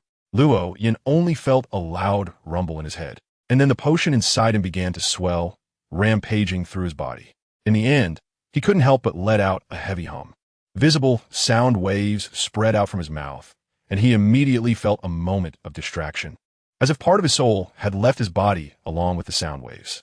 However, when the sound waves hit the walls of the wooden cabin, they bounced back, and the bit of soul that had been drawn out returned to his body. Seeing that it really worked, Luo Yan no longer had any concerns and began to sing loudly. His singing was sometimes high-pitched, sometimes soothing, with sound waves rippling continuously, crashing against the walls of the wooden cabin like waves against the shore, but everything was bounced back. The entire promotion process lasted nearly 5 minutes, during which Luo Yan sang 2 complete pop songs. Boom! A bolt of lightning struck from the clear sky, hitting the wooden cabin, which immediately shattered into pieces. Luo Yan walked out from the ruins, exuding an aura like ocean waves, and he seemed to have become somewhat more imposing. His eyes reflected the lightning. In the next moment, a massive bolt of lightning struck the once calm sea. Boom! When the lightning disappeared, the thunder finally reached Luo Yan's ears. At that moment, he firmly believed that he had successfully advanced, had become a Sequence 5 Ocean Singer, and had gained the power of lightning. Now he truly possessed destructive power. This is the power of the Ocean Singer. Luo Yan clenched and relaxed his fists repeatedly, feeling his own strength while absorbing the knowledge attached to the potion. As Luo Yan knew, the Ocean Singer possessed the power of lightning, capable of unleashing lightning attacks, and could influence those around them with their singing. A soothing and melodious song could calm the people nearby, while an uplifting and passionate song could invigorate them, providing a certain degree of power enhancement. Conversely, an unpleasant song could cause confusion and distortion among those nearby, and in severe cases, could lead to complete loss of control. Additionally, the Ocean Singer could now stay in the sea for extended periods, able to extract oxygen from the seawater, which, in a sense, made them a marine creature. Captain! Before Luo Yan could finish examining himself, he heard a somewhat anxious yet excited voice from Shatali. Looking over, he saw the exploration trio had returned, and MIT was holding an orange devil fruit shaped like a banana. Captain, look at what we found, Shatali exclaimed, pointing excitedly at the devil fruit when she noticed Luo Yan only looking over without responding. Luo Yan didn't need Xiatali's guidance at all. His gaze was already locked onto that devil fruit. A strong sensation surged within him, an attraction, a desire, an instinctive urge to possess it. Undoubtedly, this devil fruit represented a fruit of natural disaster, belonging to the category that could be used to concoct high-sequence potions for his path. However, he didn't know exactly what kind of fruit it was, and could only roughly judge by its appearance that it was an animal-type fruit. Devil fruit? Luo Yan knowingly asked a question, and Xiatali nodded heavily. Xiao Jin took us to a cave, and this fruit was in the crevice of the cave wall. Xiao Jin. Luo Yan instinctively asked, and Xiatali nodded again, pointing to the monkey squatting on her left shoulder. It's this kid. Well done. This devil fruit is very valuable. Luo Yan forced himself to appear less eager for the devil fruit and calmly took the fruit from Mite's hands. Although Mite and Luo Yan were on the same path, Mite was only its Sequence 8, so the extraordinary characteristic of the aggregation law was not as pronounced in him, and he didn't have much desire for this fruit. We've already wasted so many days on this island. It's time to set sail. Let's go. Finally, we can leave this damned island. Upon hearing that they could set sail, Rhoda immediately exclaimed, and Luo Yin looked at Rhoda in surprise, waiting for him to explain. Captain, you have no idea. I've been ambushed by the animals on this island for the past few days. Either they're throwing stones at me or attacking me directly, and even the birds passing by have been pooping on my head. I really can't take it anymore. Is it possible that you are experiencing this just because you're the provocateur? Luo Yin coldly responded to Luo Ta, and Luo Ta's expression immediately turned sour. Captain, I really have no choice. The animals on the island are all scared and run away when they see us. I can only use my ability to make myself undesirable so that those animals can run away without seeing us. All right, let's set sail. Luo Yin interrupted Luo Ta's complaints and announced the departure. The four of them returned to the ship, where the deck was already filled with a large pile of cured meat. The praying bird, Porter, was standing on a piece of meat pecking at it with its beak, occasionally tearing off a long strip along the grain. These were the animals that the trio had killed during their exploration over the past few days. Since they had killed too many to eat in one day, and Luo Yin didn't want to waste any, he decided to cure the meat with salt and let it dry on the deck in the sea breeze. The method proved to be quite effective. At least the meat that had been hung up at the beginning had not gone bad yet. Hurry up, let us get ready to set sail. Bring the fully dried meat into the kitchen and put the not dried ones on the aft deck. Porter, you eat the most, so you have to help out too. As soon as they boarded the ship, Shatari began issuing orders. Everyone had to work except for Mitt, who was at the helm, and this naturally included Luo Yin. This time, the ship did not deviate from its course and headed straight for Alabasta. Captain, we can already see Alabasta. That day, Luo Yin was singing on the aft deck while Shatari and Luota cheered him on.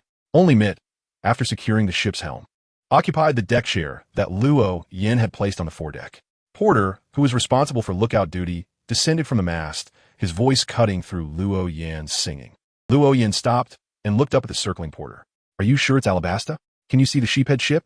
No, I'm not sure if that's the Alabasta you mentioned, but there's a very large island ahead. Or maybe it's not even an island at all. It's all desert. It should be the Alabasta you're talking about. Porter didn't give a definite answer, but instead made Luo Yin believe they had already arrived at Alabasta. Good, go tell Mitt. Get closer, but don't land. Aye, Captain.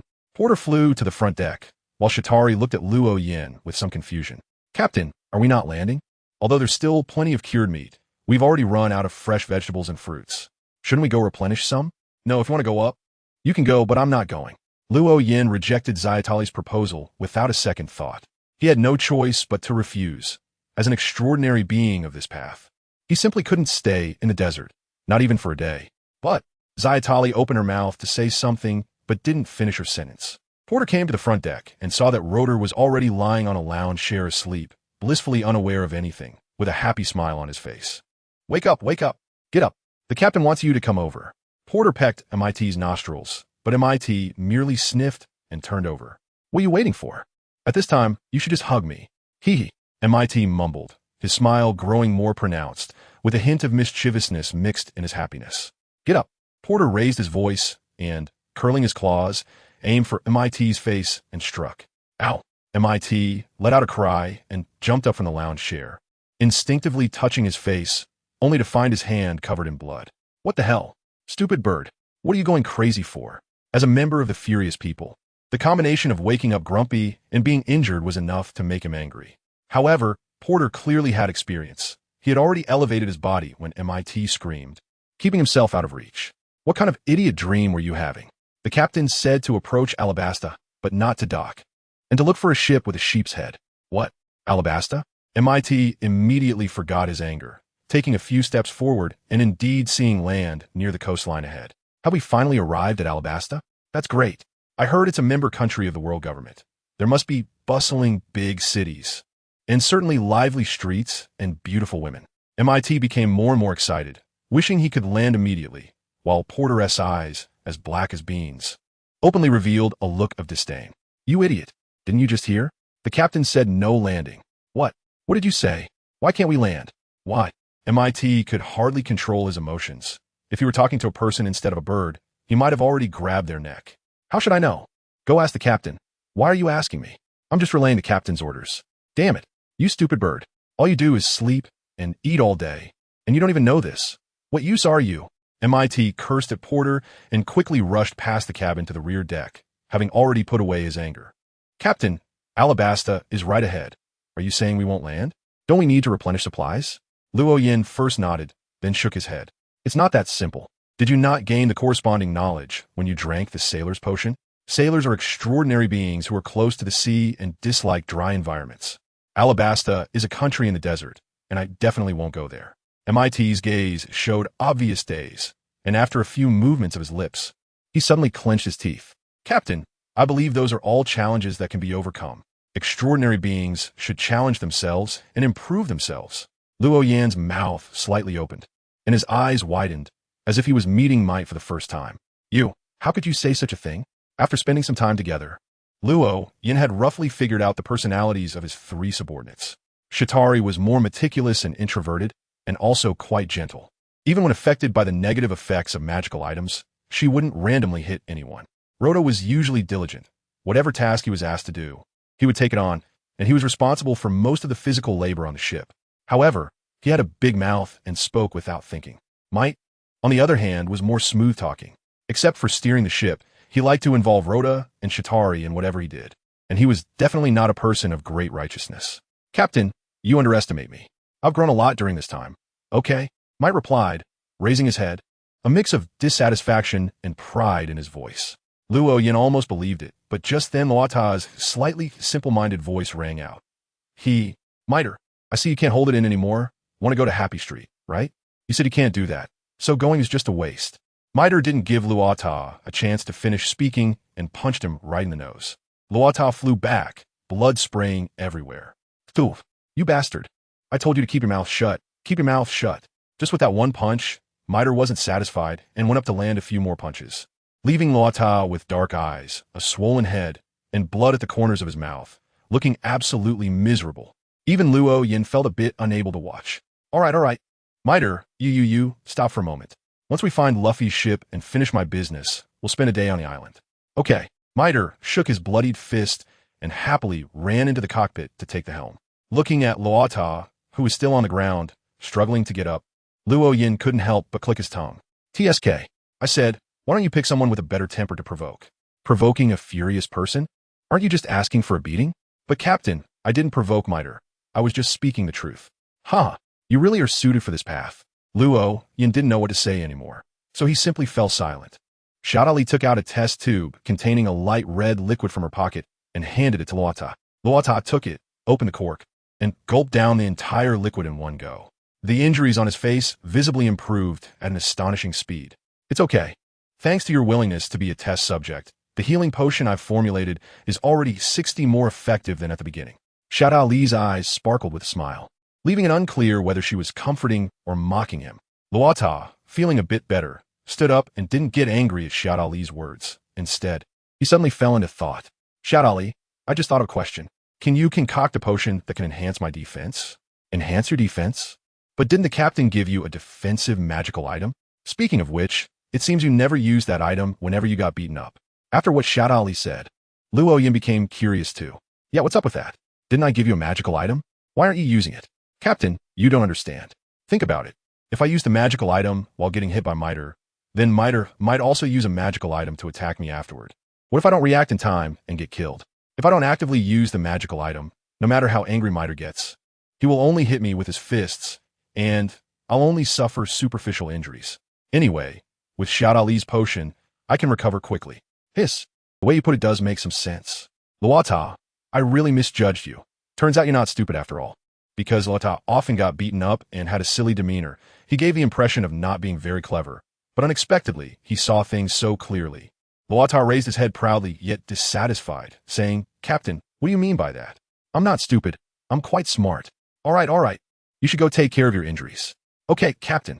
Luata scratched the back of his head and went into the cabin, returning to his room.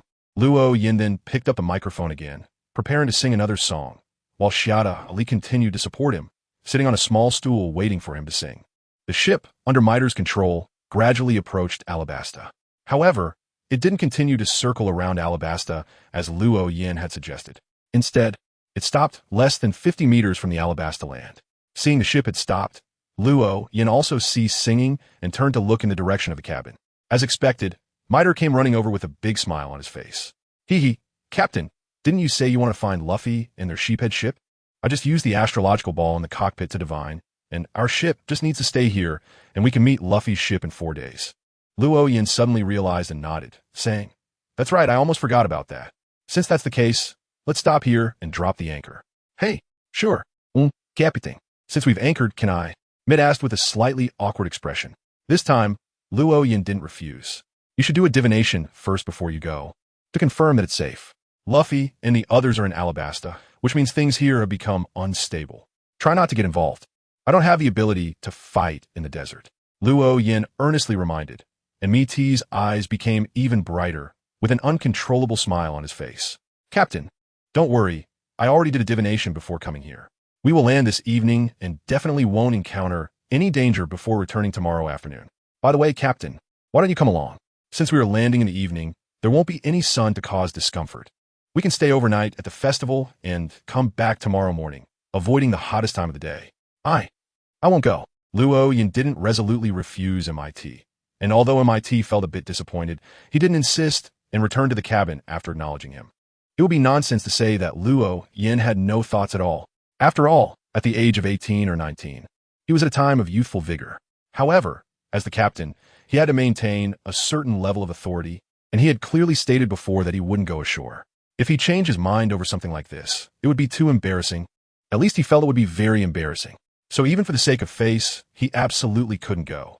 As the sun set in the west, MIT and Rhoda each carried a huge backpack off the ship, with MIT paddling a small raft to land on Alabaston. Luo Yin stood by the ship's railing, watching the two leave joyfully, feeling somewhat confused. Were those two just going to the festival for one night? Why were they carrying such big bags? Moreover, they were all bulging. Did they really need to bring so much to that kind of place?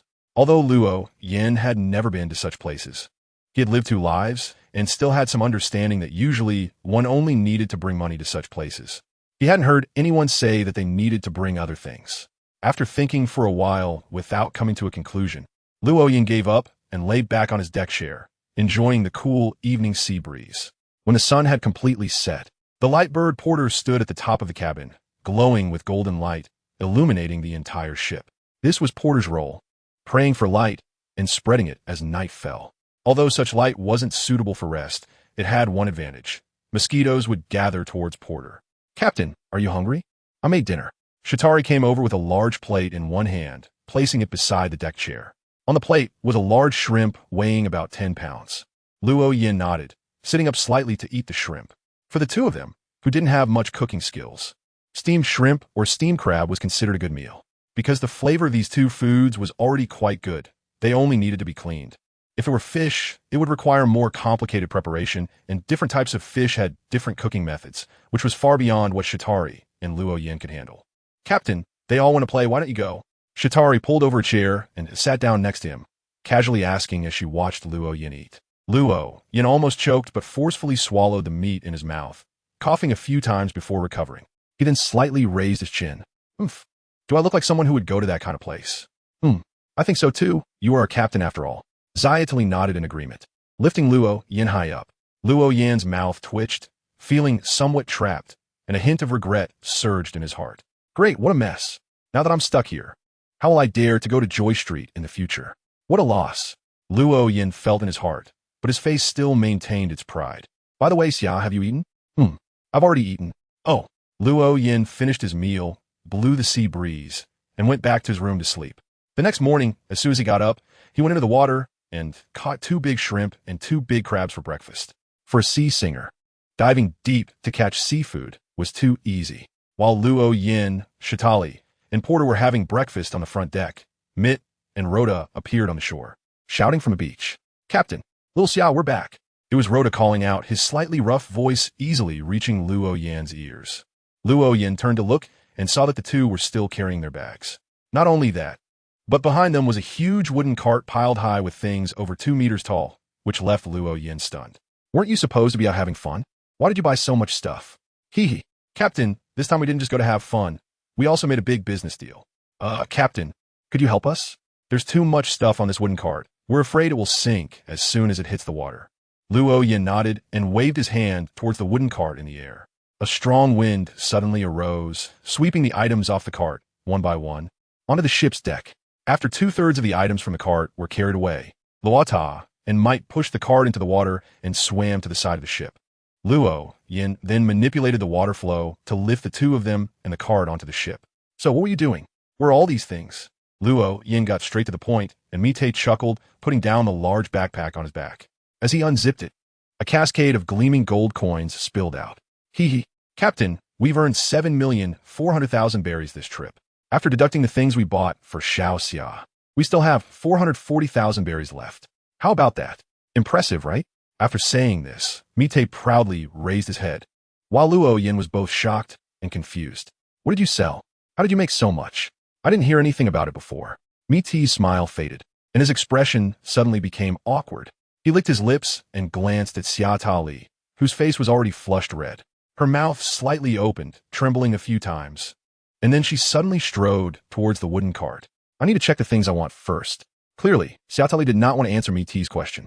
So Luo Yin turned his gaze back to Mitei's face, where the awkwardness had mostly faded, and he managed to put on a smile again. Actually, it's nothing special. Just the potions that Xiaoxia concocted. Luo Yin suddenly understood. Not only did his tone rise significantly, but his eyes also widened a bit. Wow. You guys went to the carnival to sell potions that can enhance that kind of ability? That's right. I have to say, Xiaoxia's potions are really impressive. I swapped out 2 ladies just last night. And, although Rada usually talks without thinking, he is really good at selling potions. Those people at the carnival, whether they're soldiers, ordinary folks, or pirates, all showed great interest and were scrambling to get them. Unfortunately, we only brought 80 vials of potions. At this point, MIT looked regretful. It seemed those potions were sold out in a very short time. 80 vials of potions earned over 7 million, and you all use them too. ISNT, that about 100,000 berries per vial? Even at that price, there are still people buying? Luo Yan's tone rose significantly again. For the first time, he felt that doing business in this world was such a profitable endeavor. No, I'm selling potions. Isn't that also doing business?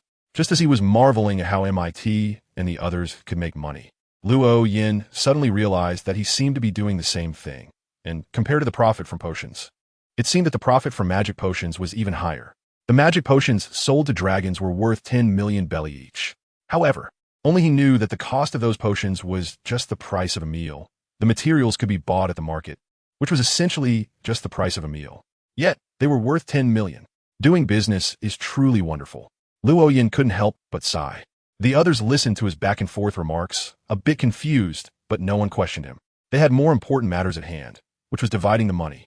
With 4 million berries, MIT and Rhoda each took 1 million berries, while the rest belonged to Shatari, including everything bought with that 1 car of items. You two, come help me move these things to the bottom of the cabin. Okay.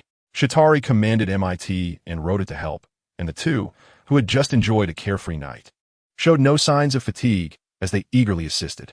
Luo Yin didn't intervene, although selling potions was quite profitable. After calculating the potion profits, he suddenly found this amount of money unappealing.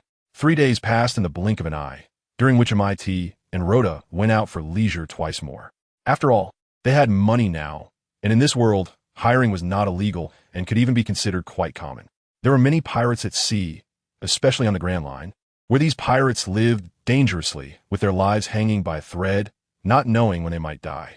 So, naturally, after getting money, they sought some fun. In these 3 days, Shatari had already transformed the ship's rear deck, planting many flowers and plants in small pots. Of course, they were still just seeds. 3 days was not enough time for the planted seeds to sprout. The bottom of the cabin, originally intended by Luo Yin for storing miscellaneous items, had also been planted with plants, but not in pots. Instead, a large waterproof cloth covered the entire bottom, and soil was spread directly on it, turning it into a proper ground, where seeds were planted and Porter Esper's nest was moved down below. What surprised Luo Yin the most was that Porter actually agreed. Normally, Porter and Shatari didn't get along very well, at least not as well as with the other two, so Luo Yin didn't expect Porter to agree. Porter's task at the bottom of the cabin was to emit light, shining on the seedlings whenever necessary. Though many plants were being nurtured, Shatari's daily life remained as usual and didn't become busier, as these plants were mainly cared for by the little golden monkey and the little white ferret. Especially the little golden monkey, who watered and fertilized the plants, could definitely be considered a perfect gardener. Another sunny day. Luo Yin finished his breakfast, stretched lazily by the side of the ship, and noticed that Mit and Rhoda, who had been frolicking for 3 days, were behaving themselves on the ship today. First, their continuous hard work had clearly taken a toll on their appearance, and Shatari had already issued a warning to them. Second, today was the day they would encounter Luffy as foretold in the divination. Time passed slowly, and soon it was noon. Boom! With a loud sound from afar, there was a commotion on land. After a while, a ship with a ram's head was sailing towards Luo Yan's ship, accompanied by the pursuing navy on the shore. Though without warships, they couldn't catch up. Captain, Luffy's ship has arrived. Is the person you're waiting for on board? Mit was both happy and reluctant upon seeing the ram-headed ship. He was happy because the ship they had been waiting for several days had finally arrived, but reluctant because it meant that they would soon set sail again and have to bid farewell to the lively street here. Without Mit's reminder, Luo Yin had already turned his gaze towards the Going Merry and immediately spotted Ace standing at the railing, using his powers to light a cigarette for Sanji. Luo Yin squinted his eyes, just about to speak when he heard a shout from the Thousand Sunny. Hey, Luo Yin, is it you? The one calling out was Luffy, who was standing on a figurehead and waving at Luo Yin with a pure, joyful smile on his face. A smile appeared on Luo Yan's face, his eyes reflecting lightning. And in the next moment, a bolt of lightning flew in front of Luffy, while Luffy heard Luo Yan's voice in his ear. This isn't the place for reminiscing. Deal with your pursuers first. That's amazing. I can actually hear Luo Yan's voice. Luffy was not surprised by the sudden voice. Instead, he was in awe, thinking it was a very magical thing. Soon, the Thousand Sunny began to change course, sailing deeper into the ocean away from the shore. Luo Yan did not rush to catch up, but continued to stay in place. Since he had already confirmed that Ace was here, there was no need to hurry. Before long, Smoker arrived late with several marine soldiers. Their warship was not nearby. Even if he was unwilling, he could only stop here. And another reason was that Ace was currently on Luffy's ship, so even if he caught up, he wouldn't win. You again? Smoker's gaze suddenly locked onto Luo Yan, and his tone made it sound as if the two had already encountered each other many times. Luo Yan was slightly taken aback. He never expected that the first thing he would say to Smoker would be this. Do you know me? Luo Yan chuckled in response, not intimidated by the other party just because they were from the Navy. After all, he didn't have a skull flag flying on his ship. I noticed you back in Road Town. You not only know the Straw Hat Kid, but also the Revolutionary Army's dragon? Who exactly are you? What is this? Are you looking to bully me, planning to frame me first, and then come to catch me? Luo Yan squinted at Smoker, and he really wasn't afraid of him now. First, he was already at the 5th rank, and even a vice admiral couldn't catch him at sea. Second, Smoker had not yet grown stronger. He was still just a colonel. Even with a Logia-type devil fruit, he wouldn't be more powerful than an average rear admiral. Smoker stared at Luo Yan for a long time, but in the end, he shook his head, showing no intention to attack. No, I just want to know who you are. My target is the Straw Hat Kid. I see. My name is Luo Yan, and I'm an adventurer. Don't worry. My ship won't fly the pirate flag. I hope so. Smoker retracted his gaze, strapped his weapon to his back, and turned to leave with his marines. Luo Yan gave a glance to Mit beside him, who understood and began to raise the anchor, preparing to chase the Going Merry. I thought that guy would make a move, said Shatari, who had been accompanying Luo Yan, sounding somewhat disappointed yet relieved. Why do you say that? Luo Yan curiously looked at Shatali, who shook her head and said, Didn't that guy say it? You know Luffy, and also no dragon. Luffy is fine, after all. He's just a pirate with a relatively low bounty, but Dragon is different. He's the man with a bounty of 5 billion. Having spent half a month with the Navy, Shatali also learned some information about the Revolutionary Army and knows that Dragon is someone the world government despises, with a bounty as high as 5 billion. Luo Yan smiled and returned to his lounge chair to lie down. If it were the CP organization, they might think of capturing me to interrogate me for information about the Revolutionary Army. But they are the Navy. The Navy doesn't concern itself with the Revolutionary Army. I just know Dragon, and I haven't committed any crimes, so they have no reason to act against me. But I heard that the Navy is a subordinate force of the world government. Zayatali tilted her head in confusion, and Luo Yan chuckled as he explained. The Navy and the world government are not the same. They are different now and will be in the future. However, since the Navy knows I have contact with Dragon, I need to be wary of the CP guys from now on. Those people are the real dogs of the world government. After the Going Merry shook off its pursuers, it did not continue forward, but waited at sea for Luo Yan's ship. When Luo Yan's ship caught up, Luffy waved and greeted him. Luo Yan, it's been a while. I didn't expect to see you here. Yes, it has been a while, but I already knew you were here. That's why I stopped the ship there to wait for you. Huh, you knew? Luffy's eyes widened in shock, as if he had heard something unbelievable. The others were surprised too, but their expressions were much more subdued, not reacting as strongly. At this point, the distance between the two ships was less than 5 meters, and Luo Yin jumped directly onto the Going Merry, raising his hand to greet the others. Yes, I found out through certain means that you were in Alabasta. Speaking of which, it seems you have found new companions again. Loyan's gaze fell on the small chopper, who didn't recognize Loyan and felt a bit uncomfortable under his scrutiny. However, Luffy immediately burst out laughing. Ha ha ha. Yes, this is Chopper, our doctor. He's an excellent doctor. I think so too. How about letting him exchange medical knowledge with Chitauri? Maybe they can both benefit from it. Sure, Luffy agreed without a second thought, and the others, including Chopper himself, had no objections. They were already friends, and Chitauri had previously treated Zoro with ease. So it was certainly a great opportunity for Chopper to exchange medical skills with someone like that. By the way, who is this? Luo Yin naturally recognized Ace, but since it was their first meeting, he pretended not to know him and looked at Ace. Luffy immediately became enthusiastic, throwing his arm around Luo Yan's shoulder and cheerfully introducing him to Ace. This is my brother Ace. This is my friend Luo Yin that I met on Cocoa Island. Nice to meet you. Thank you for taking care of my brother. Ace straightened up and formally bowed to Luo Yin, who brightened up with surprise. Ace, Fire Fist Ace? The 2nd Division commander of the Whitebeard Pirates? You know me?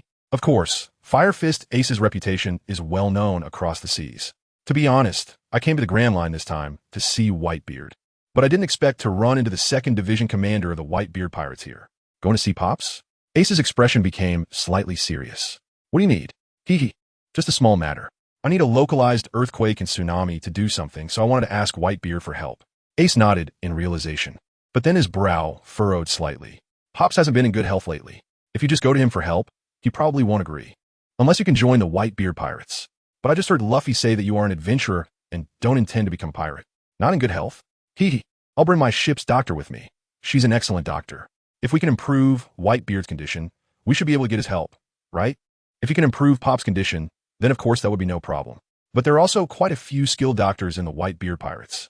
Ace implied that if our crew's excellent doctors can't do anything, how could a doctor you brought from who knows where be any help? Luo Yin understood the meaning behind Ace's words. He didn't argue, but turned back to look at his ship. Chitauri, who had already been reminded by Luo Yin, immediately jumped onto the Thousand Sunny. Although her physical condition had been weaker than that of normal people, after taking the magic potion twice, and with the enhancement from being a beast tamer, Chitauri's physical abilities had significantly improved. So now, in terms of pure physicality, she was already much stronger than an ordinary person. This is my ship's doctor. I don't know if you can tell me about Whitebeard's condition, so that my doctor can prepare early. Ace frowned again, and after a moment of thought, he nodded. Old Dad already had old injuries and was also aging. Luo Yin nodded and looked at Chitauri, who pondered for a moment while pinching her chin before breaking into a smile. I can't stop normal aging, but treating old injuries is quite easy. I'm very confident. Really can cure it? Ace's face immediately showed a look of skepticism. Chitauri didn't explain. Instead, she took out a tube of pink potion and handed it to Ace. This is a healing potion. You can give it a try. Ace didn't expect such a direct offer and was momentarily taken aback. However, he was decisive and without hesitation, took out a dagger and made a cut on his arm. Blood immediately gushed out, and Luo Yin squinted his eyes, using his water manipulation ability to control Ace's blood, gathering it into a bright red blood sphere that floated into his palm. Ace wasn't very concerned about his blood being taken away by Luo Yin. He was just a bit surprised that Luo Yin could control his blood. In this world, blood was just blood without any other significance. For pirates, bleeding was completely normal. How do you use this? Just drink it directly, Chitauri replied. Ace didn't hesitate, tilting his head back to gulp down the entire tube of potion. The wound, which was not deep to begin with, healed at a visibly fast speed. In less than 10 seconds, it was as good as new. If it weren't for the slight blood residue at the original wound site, one might even suspect that the injury was an illusion. Ace's eyes widened. He had never seen such a miraculous potion that could heal a bleeding wound in just a few seconds. So impressive. What is this? The one expressing amazement and curiosity wasn't Ace, but Chopper, who was also the ship's doctor. As a doctor, He understood better than anyone else what had just happened and what it meant. Shatari glanced over upon hearing the question and saw it was Chopper asking. A glint flashed in her eyes, and she wore a somewhat gentle smile. It's a potion. If you want to know, I can teach you how to make it later. But due to certain reasons, you might only be able to brew a potion with lesser effects. Shatari's potion wasn't something that could be made just by knowing the formula. It required corresponding extraordinary abilities. So even if Chopper knew the potion's formula, he wouldn't be able to replicate it perfectly. There would always be some differences. However, Chopper didn't think that much. Upon hearing that he could learn how to brew such a miraculous potion, his eyes instantly lit up. That's great. Thank you. Hee, you're welcome. Shatari giggled, covering her mouth, while Sanji beside them seemed to be hit hard in the heart, his expression turning infatuated. Tali-chan is still so beautiful. Beautiful lady. May I have the honor of inviting you to taste my dishes? Sanji flashed to Shatari's front and bowed very gentlemanly, and Shatari nodded with a smile. Sure. Your dishes are delicious. I missed them a bit after the last time I had them. Missed. To make a beautiful lady miss me. That's my honor. I will definitely make more dishes that will make you miss them. Sanji was again hit hard, his body swaying dangerously close to falling over. But he ultimately steadied himself, making a serious promise. Seeing this, Luffy also laughed. Ha. If that's the case, then let's have a feast. Oh, the Straw Hat crew responded in unison. This feast was not only because they were seeing Luo Yin again, but also because Luffy and Ace were reunited, with a decision for the feast. The atmosphere on the deck of the Going Merry instantly became joyful. Luo Yin ordered his crew to drop anchor. Then everyone came aboard the Going Merry, including the Lightbird Porter, Little Gold Monkey, and Little White Weasel. Shatari and Chopper exchanged knowledge in a corner, with Shatari teaching Chopper about potions, while Chopper taught Shatari normal medical skills. Both were learning earnestly, treating each other as teachers. Luffy thoroughly enjoyed the lively party atmosphere, singing and dancing on the deck with Usopp, causing everyone to laugh. At that moment, Luo Yin suddenly interrupted the laughter and the dancing. How can a feast be without songs? Luffy's dancing immediately froze. Then he nodded enthusiastically. That's right. Then let's sing. Yo-ho-ho-ho. Luffy led the crew in singing the pirate song Bink Sake, and everyone followed the melody, including Luo Yin. The song transformed into ripples that vibrated the air, spreading far away. Unbeknownst to everyone, they became immersed in the melody, while fish of all sizes in the sea began circling the Going Merry, leaping out of the water in formation. As if cheering for the song on the ship, Luo Yin clearly felt that his potion had digested quite a bit, much more than when he used to sing alone and forcibly drag people on the ship to listen. By the time the banquet was in full swing at night, Luo Yin and Zoro each held a jar of wine, leaning against the side of the ship, both feeling a bit hazy, not remembering how much they had drunk, only knowing it was a lot. However, neither of them was blackout drunk, just a bit tipsy. Ace had also drunk quite a bit, but showed no signs of intoxication. He walked up to Luo Yin and handed him a letter along with a small piece of white paper with very uneven edges, about the size of a fingernail. This is a letter I wrote to Dad. If you take it, Dad will at least meet you once. This paper is the life card of Dad's ship's doctor. It can help you find Dad's ship. Hey, thanks. Luo Yin came here for this, so he naturally wouldn't be polite. He directly took the letter and the life card, stuffed them into his pants pocket, and after clinking the wine jar with Zoro, he took a swig for himself. The banquet continued until late at night, and everyone had drunk to the point of being a bit dazed. Even Might and Rhoda, who didn't drink as much as Luo Yin, were somewhat tipsy, while only Shatari remained sober. It wasn't because she had a good tolerance for alcohol. She simply hadn't drunk any, as Sanji had been serving her juice, and she didn't particularly like drinking. As the people on 1000 Sunny passed out one by one, Luo Yin and his group prepared to return to their own ship. Shatari let Luo Yin rest his hand on her shoulder, supporting him as they walked towards their ship. Luo Yin, who was already so drunk he could barely keep his eyes open, suddenly lifted his head as they passed Ace and forced himself to stop. Hey, Ace, why not come with us to see Whitebeard? After saying this, Luo Yin lowered his head again, returning to his previous drunken state. Ace smiled and looked at Shatari. Do you need my help? No, I can manage on my own. Be careful. Ace nodded, saying no more. He didn't take Luo Yin's drunken words seriously. After everyone and the animals returned to the ship, Shatari took out a potion from her room to sober up Might and Rhoda. Just as she was about to hand the potion to Luo Yin, she realized he was already awake. Although the redness on his cheeks hadn't faded, his eyes were clear, showing no signs of drunkenness. Set sail. Luo Yin suddenly gave the order, and Miter, who had just taken a sobering potion, was taken aback and momentarily didn't react. "Captain, are we setting sail now? Don't we need to wait until tomorrow to say goodbye to the Straw Hats?" "No, we're leaving tonight." "Oh, yes." Although Miter didn't understand why his captain was in such a hurry, facing Luo Yan's serious demeanor, he immediately felt a sense of authority and didn't dare to say more. Quickly running into the cockpit, the tyrant had a strong suppressive effect on those of lower ranks, which usually wasn't very pronounced. But once it got serious, Luo Yan would exert psychological pressure on Miter, who was on the same path. This was a passive skill that even Luo Yan himself couldn't control. As Miter entered the cockpit, Rot very cooperatively lifted the anchor, while the little golden monkey and the little white weasel untied the ropes securing the sails. With the sails lowered, Luo Yan's ship sailed towards its predetermined course. Once the Gold Mary had become a distant speck, Luo Yan came to the aft deck and looked complexly at the gradually disappearing Gold Mary. "Captain, what are you sad about?" Shatari's voice suddenly rang out behind Luo Yan, who seemed startled and trembled slightly, turning to look at Shatari. "I'm not sad." "No, you are sad. You hit it well, almost not showing it at all. But the color of your aura doesn't lie." Luo Yan opened his mouth, and then, the spiritual vision of a pharmacist is definitely stronger than that of a sailor. Since they're already far away, it doesn't matter to say it out loud. Ace is really a nice person, but unfortunately, he's going to die. "What do you mean?" Zayatali's expression changed slightly, but she still didn't understand what Luo Yan meant by this. Luo Yan fell silent for a moment and glanced again in the direction of the Moby Dick, which had now disappeared below the horizon. Ace's purpose for this trip was to hunt down the traitor of the Whitebeard pirates, Marshal D. Teach, but Ace was no longer a match for Teach. His journey was fraught with danger. Shatari slightly parted her lips and suddenly remembered something, her expression turning enlightened. "So that's why you invited Ace to meet Whitebeard?" "Yes." But unfortunately, he declined. Luo Yan spread his hands and shrugged helplessly. Xiaotali lowered her head and remained silent for a moment, then bit her lip and looked up at Luo Yan again. "If that's the case, why don't you explain it more directly? As long as you clarify the pros and cons." Before Xiaotali could finish her sentence, Luo Yan raised his hand to interrupt her. "For me, this is the best outcome." "The best outcome." Xiaotali repeated Luo Yan's words softly, but she didn't understand what he meant.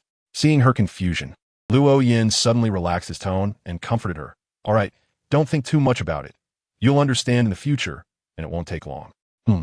Xiaotali nodded and stopped dwelling on the matter, changing the topic. "By the way, Captain, I finished digesting the Beast Tamer potion yesterday." "Huh? What?" Luo Yan doubted that he had heard wrong. It had been less than a month since Zayatali started taking the Beast Tamer potion, and he never expected her to digest it in such a short time. Zayatali nodded seriously and repeated what she just said. "I finished digesting the Beast Tamer potion yesterday." "Hiss, what exactly did you do? How could you be so fast?" Luo Yan couldn't help but take a sharp breath, sincerely asking, because he was now very eager for the digestion potion. Shatali tilted her head and thought for a moment, but then shook her head. "I haven't done anything special. Just arranged tasks for Xiaojin and Xiaobai every day. Then I noticed that the digestion potion was working very quickly. I thought that the potions for beast tamers would be easier to digest." "Huh, you're really bold to say that." Luo Yan's lips twitched. Just as he was about to say something, he saw the little golden monkey coming over with a watering can specifically designed for watering plants, carefully watering the flower pot. The seeds in the pot had finally sprouted, growing green shoots about half a centimeter tall. "It seems like your monkey is quite skilled at growing flowers and plants." "Huh?" Luo Yan changed the topic, and Xiaotali nodded, a slight smile appearing on her face. The little golden monkeys were originally a species that could grow flowers and grass. They did the same when they were on that island. However, back then, they only collected seeds and planted them at the right time, without watering or weeding, so whether they would grow depended on fate. Go call Rhoda, MIT, and Porter. You should let them know about your promotion. I'll help you prepare the potion. "Okay. Thank you, Captain." Xiaotali happily entered the cabin first, while Luo Yan returned to his room and prepared a bottle of vampire potion for Xiaotali. But he didn't leave right away. Instead, he continued to prepare a bottle of farmer's potion and then opened another box containing extraordinary materials, selecting other potion ingredients. The little golden monkey-esque care for the flowers and grass made Luo Yan realize that he didn't necessarily have to find someone to drink the potion. He could let animals drink the potion, just like Porter. Moreover, the little golden monkey and the little white ferret were both animals trained by beast tamers, so they could receive assistance while taking the potion, making it less likely for them to lose control than Porter. Since Porter could handle it, even directly drinking a Sequence 8 potion There was no reason those two animals couldn't handle it as well. The farmer's potion was naturally meant for the little golden monkey, as it was already engaged in taking care of the flowers and grass, and Luo Yin didn't want to force the little golden monkey to do anything else. As for what potion to give the little white ferret, he needed to think carefully about what kind of extraordinary being was needed on the ship right now. Luo Yin took nearly 3 minutes to decide among a pile of extraordinary traits and finally concocted a potion of the arbiter. Although he already had the prayer bird, which is more of a supportive extraordinary being, Luo Yin still hoped to have another support-oriented extraordinary being on his ship. Compared to the arbiter, Luo Yin actually preferred to obtain a lawyer. However, he only had the potion materials for the barbarian from Pathway Sequence 8, while for the arbiter's pathway, he had all the materials from Sequence 9 to Sequence 7, and even one of the main materials from Sequence 6, which is why he chose the arbiter. Luo Yin left the room and came to the front deck, where all the members on the ship, including several animals, had gathered. When they saw Luo Yin holding 3 bottles of potions, everyone showed expressions of surprise, but no one spoke. Luo Yin did not distribute the potion immediately, but instead scanned the room and fixed his gaze on Mit and Rhoda, who were standing close together. How well have you two digested the potion? Luo Yin's tone was very flat, making it difficult to discern any emotions behind it, but MIT couldn't help but shudder. Captain, I've already digested 1/3. Rhoda seemed unaware of the awkward atmosphere and replied with a smile. Hee, I've digested half. 1/3 half. You two look at him, then look at yourselves. You all drank the potion around the same time. How can there be such a difference? Especially you, MIT. What's wrong with you? MIT lowered his head, not daring to even breathe, let alone explain. Rhoda finally realized something was off, his smile fading as he swallowed nervously. Starting tomorrow, you two will seriously digest the potion for me. Stop thinking about those irrelevant things. MIT, I'm talking to you. Did you hear that? MIT's body trembled again, nodding his head like a chick pecking a grain. Yes, I understand, Captain. Don't just say it. Stop thinking about women all day long. Look at how honest Rhoda used to be, and you've led him astray. If you really want to think about women after I finish my business, I'll give you money to marry a wife, but you need to focus. MIT's expression changed dramatically as he suddenly looked up, his tone carrying a hint of panic. No, Captain, you can't do this. Luo Yin was taken aback, and for a moment even doubted if he had heard it wrong. What? Listen carefully. I said to marry you off, not to castrate you. Yes, Captain, I heard you clearly, but I don't want to marry. Why not? Now that the topic had come to this, Miter was no longer flustered.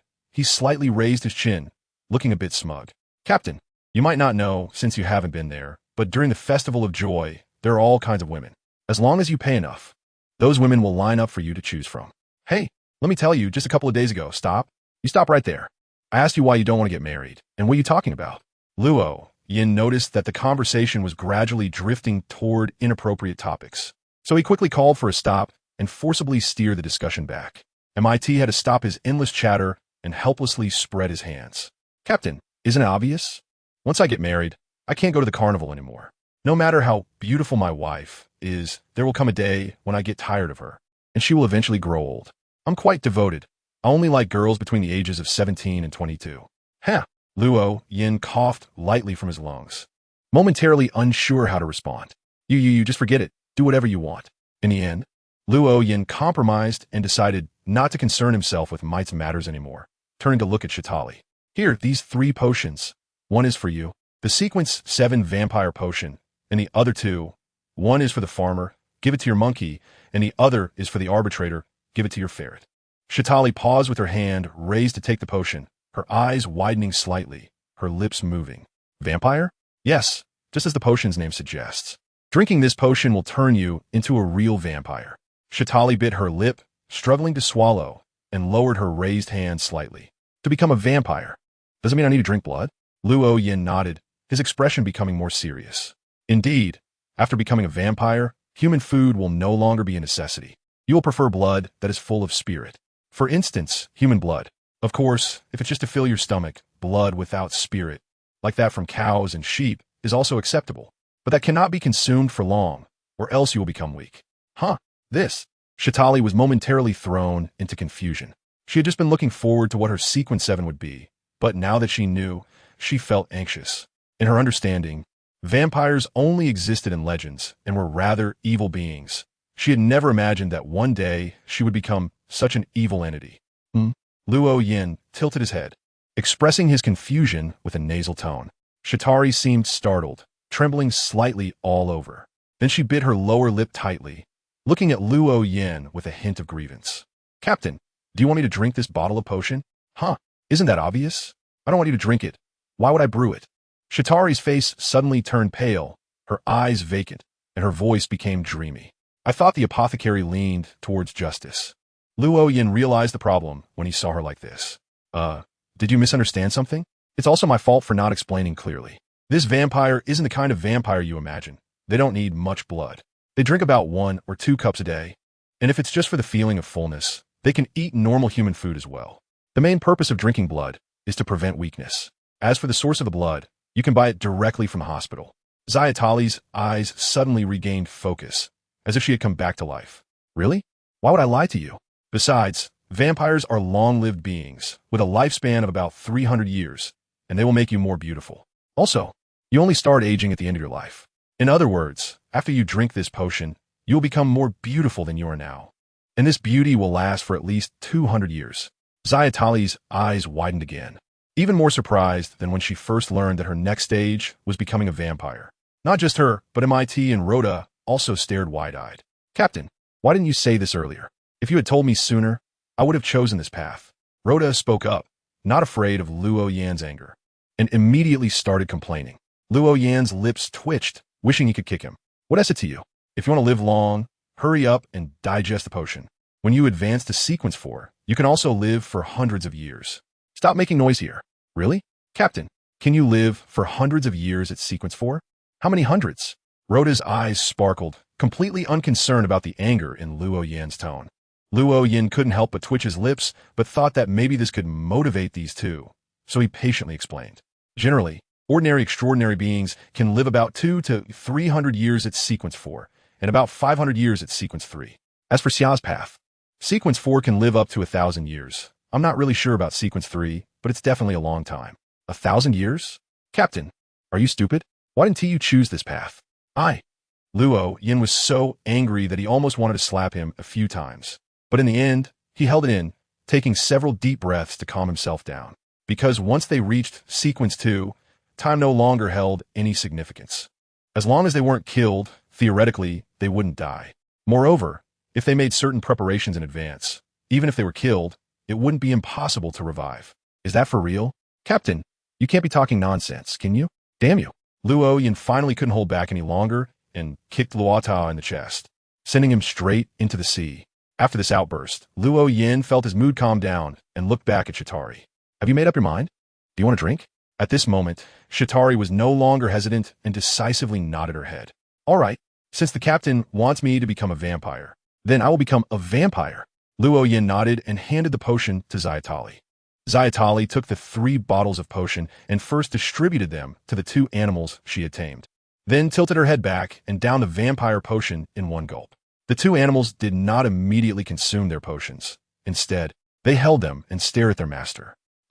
Zayatali let out a cry of pain, her silver hair billowing without wind, her eyes bloodshot and turning red, her fingernails elongated, and her face twisted as she bent over, looking extremely pained. When Luo Yin saw this, his heart involuntarily tightened as he focused intently on Shatari, even ignoring that Rhoda had already crawled back from the sea. The black mist seemed to seep out from Shatari's pores, increasingly obscuring her figure. Behind her, a pair of bat-like wings suddenly spread wide, scattering the black mist. Shatari was breathing heavily, her condition gradually stabilizing, her features becoming more delicate, and her figure more curvaceous. However, overall she appeared slightly more immature than before. The blood-red part of her sclera began to converge toward her pupils, turning her pupils permanently red, making her already impressive beauty even more perfect. Seeing this, Luo Yin breathed a sigh of relief, as it indicated that Shatari's promotion had been successful. At that moment, Shatari suddenly threw the bottle that had contained the potion into the air, and with a wave of her hand, 5 beams of black light shot out, instantly shattering the bottle. Then, with a flap of her wings, she soared into the sky, circling once before landing back on the deck. At this point, she seemed a bit dazed, as if unable to believe the power she now possessed. Is this what it means to be a vampire? Stronger than a beast tamer by more than a little, Shatari murmured softly, and Luo Yin chuckled lightly. Indeed, at the Sequence 7 stage, the strength of a vampire ranks among the top, with some Sequence 6 individuals unable to defeat a vampire. Before Luo Yin could finish speaking, Shatari had already leaned in beside him, tilting her head and twitching her delicate nose. "What are you doing?" Luo Yin, who had never been very good at dealing with girls, found it even harder to cope now that Shatari had become more beautiful than before and was making such ambiguous moves. He instinctively took a step back. "Captain, your blood smells so good." Luo Yin finally understood what was going on. Vampires need blood that is rich in spirituality. The blood of extraordinary individuals inherently contains more spirituality than that of ordinary people. Therefore, in this world, the person with the most spirituality in their blood is undoubtedly Luo Yin, who is at Sequence 5. It's no wonder that Shatari find it enticing. "All right, I got it. I'll give you my blood later, but first, let your pet drink the potion." Luo Yin had no way to refuse, because it was he who suggested letting Shadowly take this path, and it was also he who persuaded Shadowly to drink the vampire potion. Now that she needed to drink blood, it was impossible to say no. After receiving the promise, Shadowly immediately smiled and began using her beast-taming ability to help her two pets withstand the potion. The little golden monkey adapted to the potion much faster than the little white ferret, and after the little white ferret recovered from the impact of the potion, it simply stood there exuding a sense of majesty. "It worked!" Shadowly exclaimed joyfully, and Luo Yin nodded, picking up the remaining 2 bottles and returning to the room to store them away. After being scolded, Might returned to the driver's seat, not daring to move around in front of Luo Yin again, while Rhoda, who had received a kick, wisely went back to his room to sleep. Although he spoke bluntly, he was not brainless and knew when to hide. Luo Yin struggled for a while in his room before finally arriving at Xia Tali's door and knocking. "Come in." Xia Tali's clear voice rang out from inside. Luo Yin pushed the door open and saw Xia Tali sitting on a small chair, helping a little white ferret groom its fur. The ferret was enjoying itself so much that it seemed to have fallen asleep with its eyes half closed. "Captain, you finally made it. I've been waiting for a long time." As soon as she saw Luo Yin enter, Xia Tali abandoned the little ferret, stood up, and placed a prepared goblet, a small dagger, and a tube of healing potion on the table. "Captain, will you do it yourself, or do you want me to help you? You seem to have prepared quite a lot." Luo Yin helplessly shook his head, sat down at the table, and used a small dagger to cut open his wrist. Crimson blood gushed into the goblet, while Luo Yin also utilized his water-controlling ability to assist the flow of blood, quickly filling the goblet to about 70%. At this moment, although Luo Yin did not show signs of excessive blood loss, releasing so much blood at once still made his face a bit pale. Seeing that it was almost enough, Luo Yin immediately stopped the bleeding, picked up a healing potion, and drank it in one gulp before standing up. "I'm going back to rest now. You should too. Anyway, I'm leaving first." Luo Yin originally wanted to say that she should rest early too, but suddenly realized that Xia Tali was now a vampire belonging to nocturnal creatures, so she didn't finish her sentence. Captain, do you need me to take you back?" Xia Tali stood up, wanting to help, but was stopped by Luo Yin raising her hand. "No need. I'm not that weak yet. I'll go first." After saying that, Luo Yin had already left the room and closed the door behind her. Xia Tali picked up the goblet filled with blood, gently shook it, then brought her nose to the rim of the cup, taking a deep sniff, and then squinted her eyes as if savoring it. The next day, Luo Yin felt a headache even before opening her eyes. She had already drunk a lot at the banquet yesterday and had a cup of blood, and now she felt both a headache and weakness, as if she had come down with a serious illness. "Hiss, looks like I need to drink less in the future." Luo Yin groggily sat up, planning to sit for a while until his headache eased a bit before getting out of bed. At that moment, there was a sudden knock on the door. "Who is it? Come in. The door isn't locked." The door was pushed open, and Shaddai walked in with a large tray. "Captain, I brought you some food." Before Shaddai could get closer, Luo Yin already caught a whiff of the delicious aroma. On the tray was a large jar and a plate. The plate held a piece of fried fish, and the jar contained seafood congee made with various seafood and rice. "Oh, thank you. Just put it on the table. I'll eat after I freshen up." "Sure, Captain. I've also prepared some medicine for you. Remember, take it." Shaddai placed the tray on the table in Luo Yin's room and took out a green vial from her pocket, placing it next to the tray. Luo Yin instinctively nodded, but then suddenly thought of something and hurriedly asked, "This potion isn't for replenishing blood, is it?" "Yes, you lost so much blood last night. Of course you need to replenish it today. Don't worry, I'll prepare the potion for you every day," Xia Tali said in a somewhat playful tone. Luo Yin's mouth twitched, but he couldn't say anything, so he could only grit his teeth and nod. In a small country in the West Sea, the local rebels and the Revolutionary Army that came to support them had pushed the kingdom's guard back to their last fortress after a night of fierce fighting. They could see that as long as they broke through this fortress, they could enter the palace in one fell swoop. However, this fortress was incredibly strong, having withstood 2 charges from the rebels. Our casualties are too great. We can no longer organize another charge. Damn it. The leader of the rebels was communicating with a member of the Revolutionary Army in a makeshift base. The man, dressed in silver armor and a red cloak, had blonde hair and a beard, with a scar on the corner of his left eye. After a sleepless night, his eyes were bloodshot and filled with blood vessels. If he could, he would even wish to personally lead the rebels in a charge. But he couldn't do that, as he was the overall commander of the rebels. If he fell, the rebels would be left without a leader. Although the Revolutionary Army still existed, he did not want his rebels to be incorporated into the Revolutionary Army like this. He hoped to lead the people of his country to overthrow the existing regime.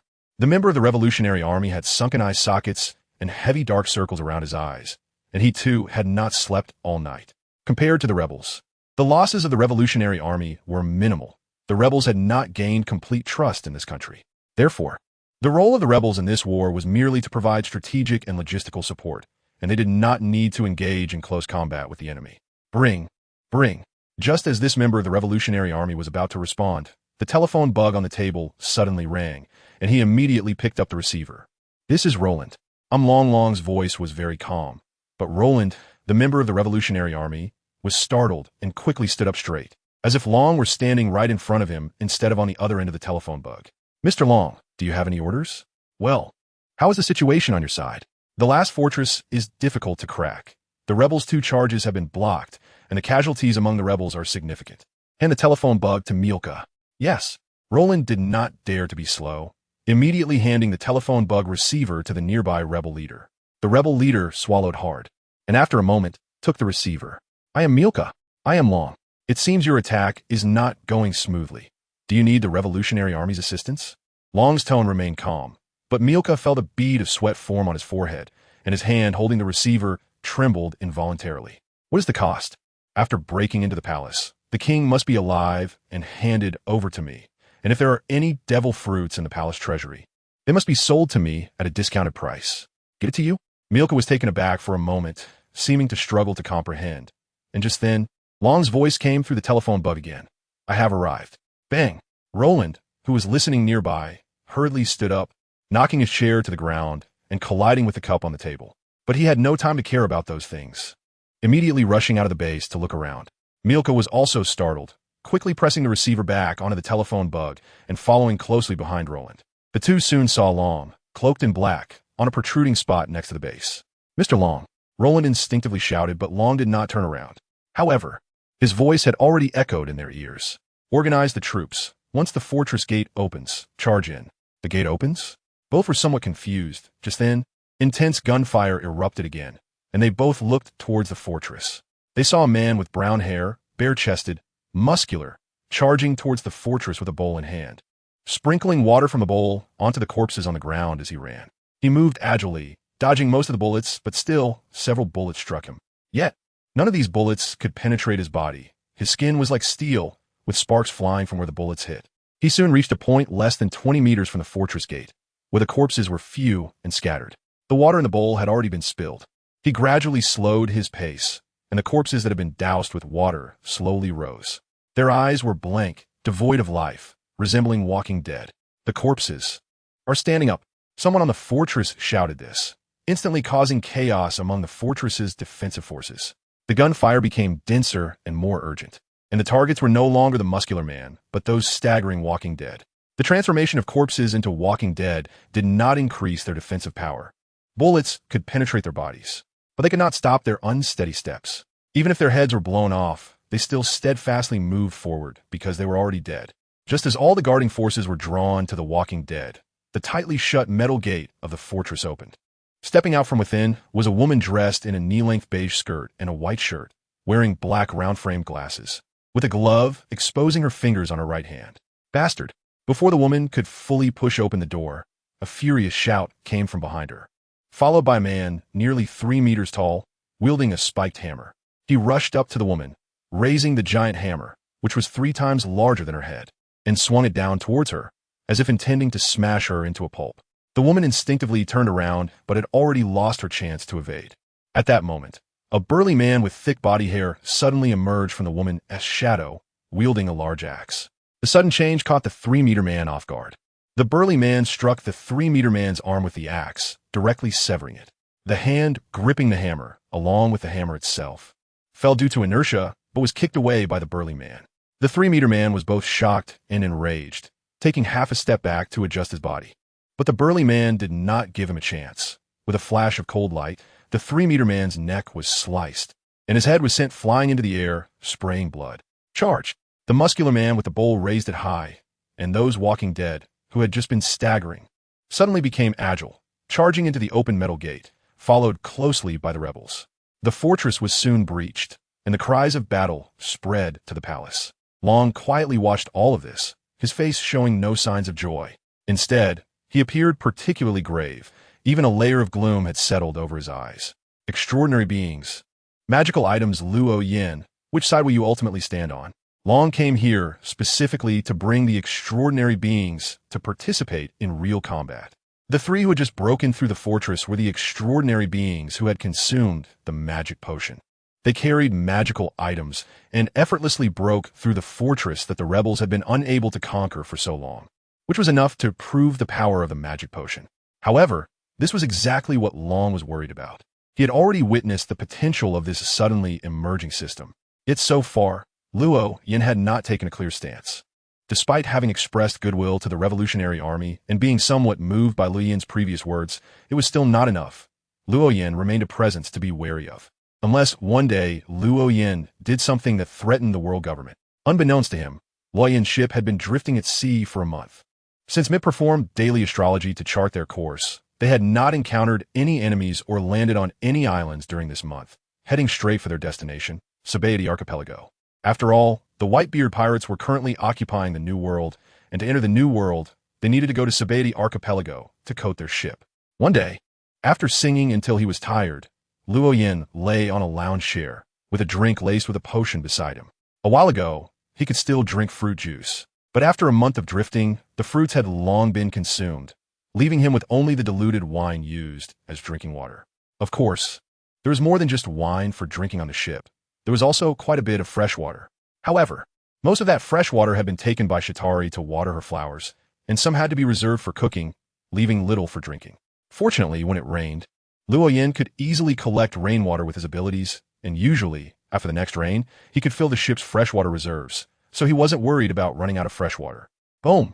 Just as Luo Yin was enjoying the sunshine, contemplating whether to sing more or go for a swim, a loud explosion suddenly caused the ship to shake violently. A sense of danger spread from the sea, and Luo Yin immediately felt the hair on his body stand on end, his instincts screaming warnings of impending danger. Luo Yin suddenly stood up and raised his hand, summoning the trident that had been resting in the corner, which was swept up by a gust of wind and landed in his grasp. Only then did the others hurriedly gather around. "Captain, our ship is under attack." From below the sea, Might reported the situation immediately. Luo Yin nodded, his expression extremely serious. "It's a very dangerous foe. Be extremely careful. Xia, if things go wrong, take your pet and fly away. I'll handle the rest. Our ship may not make it." "Yes, I understand." Xia Tali dare not say more, as dark energy emanated from her, coalescing behind her into a pair of black bat wings, ready to take flight at any moment. Luo Yan's expression at this moment was serious, mixed with a hint of hesitation and struggle. He was currently not carrying any magical items, having left them all in his room. Facing the impending strong enemy, bringing enough magical items would undoubtedly be the best choice. However, he was worried that as soon as he entered the cabin, the hidden enemy lurking beneath the sea would launch an attack and directly destroy the ship. If he were present, perhaps he could take action to stop it. Fortunately, the enemy did not make Luo Yin hesitate for long. In less than 5 seconds, a massive water bulge suddenly surged up from the surface, with a large amount of seawater pouring down from above, pushing the ship backward. The bulging water soon disappeared, replaced by a gigantic sea creature. This creature had a bird-like head, a red mane around its neck, a body resembling that of a sea serpent, and 3-fingered claws on its abdomen. Overall, it looked nothing like a natural organism, but rather like something forcibly stitched together. However, Luo Yin knew that such a sea creature did exist. This creature was enormous. Just the head and neck above the water, along with a small part of its body, exceeded 10 meters in height, and there was a massive shadow beneath the surface, indicating that its overall length likely surpassed 100 meters. With a cry, this sea creature tilted its head and let out a bird-like high screech. It then suddenly lowered its head to look at Luo Yan's ship, or perhaps at Luo Yan himself. Its sharp, eagle-like eyes turned bloodshot, and everyone could clearly feel the hostility emanating from it. Shatari was somewhat frightened by that piercing gaze and couldn't help but take a small step back. How could this be? Shouldn't such a sea creature live in the doldrums? How did it end up here? Luo Yan looked up directly at the Sea King, his lips gradually curling into a smile. He could feel a stirring and attraction that seemed to come from his very soul, a result of an extraordinary convergence. I know why.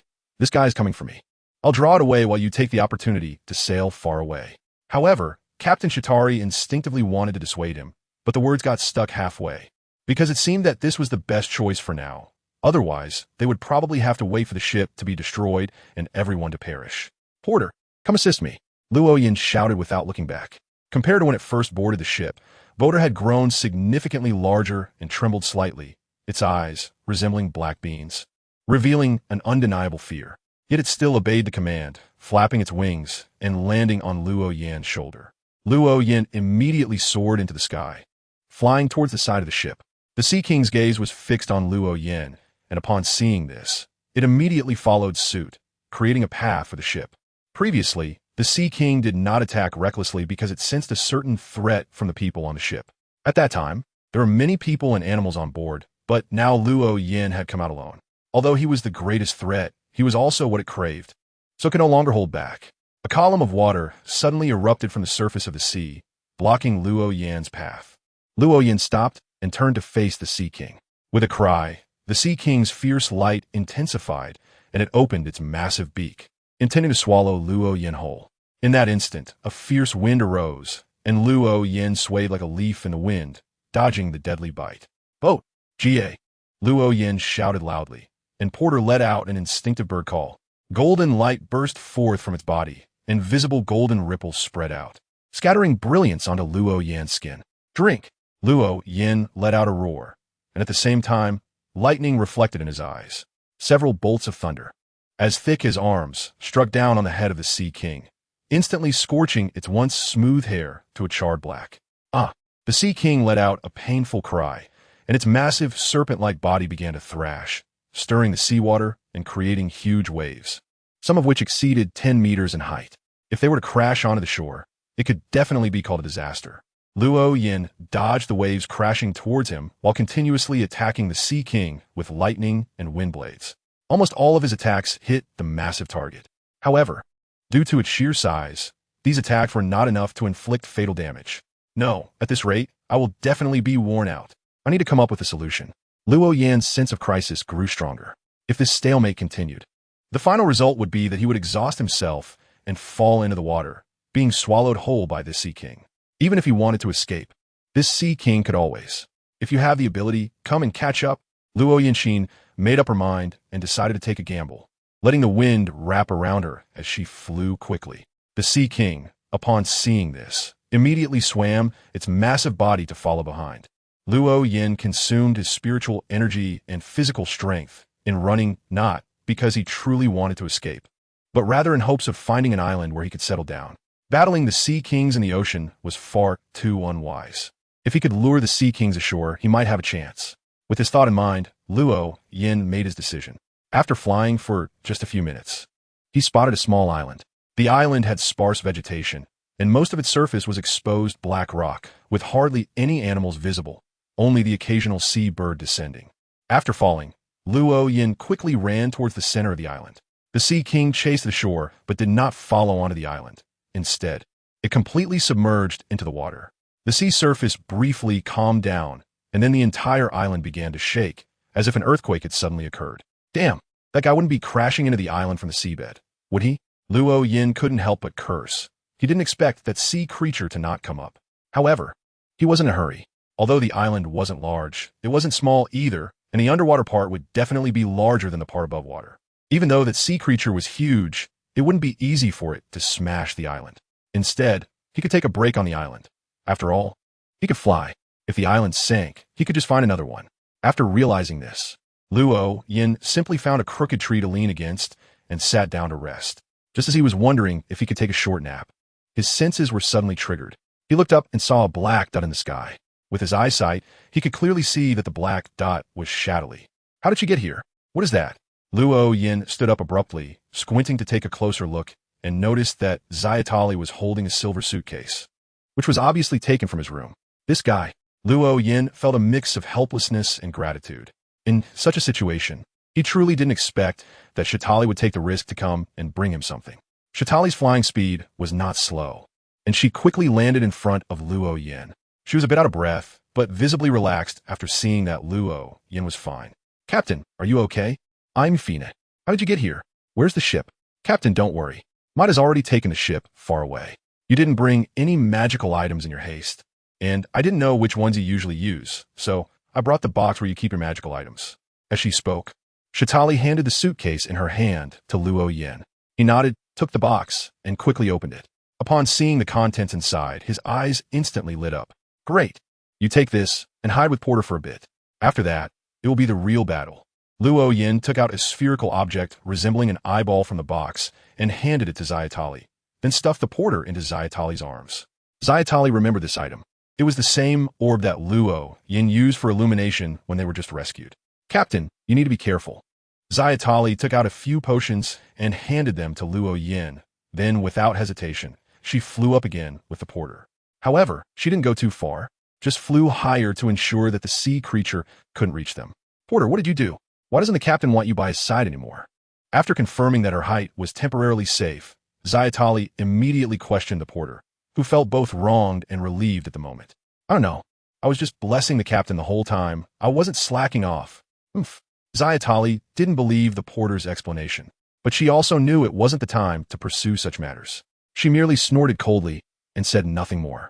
After Luo Yin found the magical item he needed from the box, he put one of his hairs into the box and hid it in a crevice of the stone. Now, let me show you what it means to be a songstress of the ocean. Luo Yin rose with the wind, but he didn't fly very high. He only ascended 2 or 3 meters off the ground, then began to sing loudly. This time, the song was no longer melodious.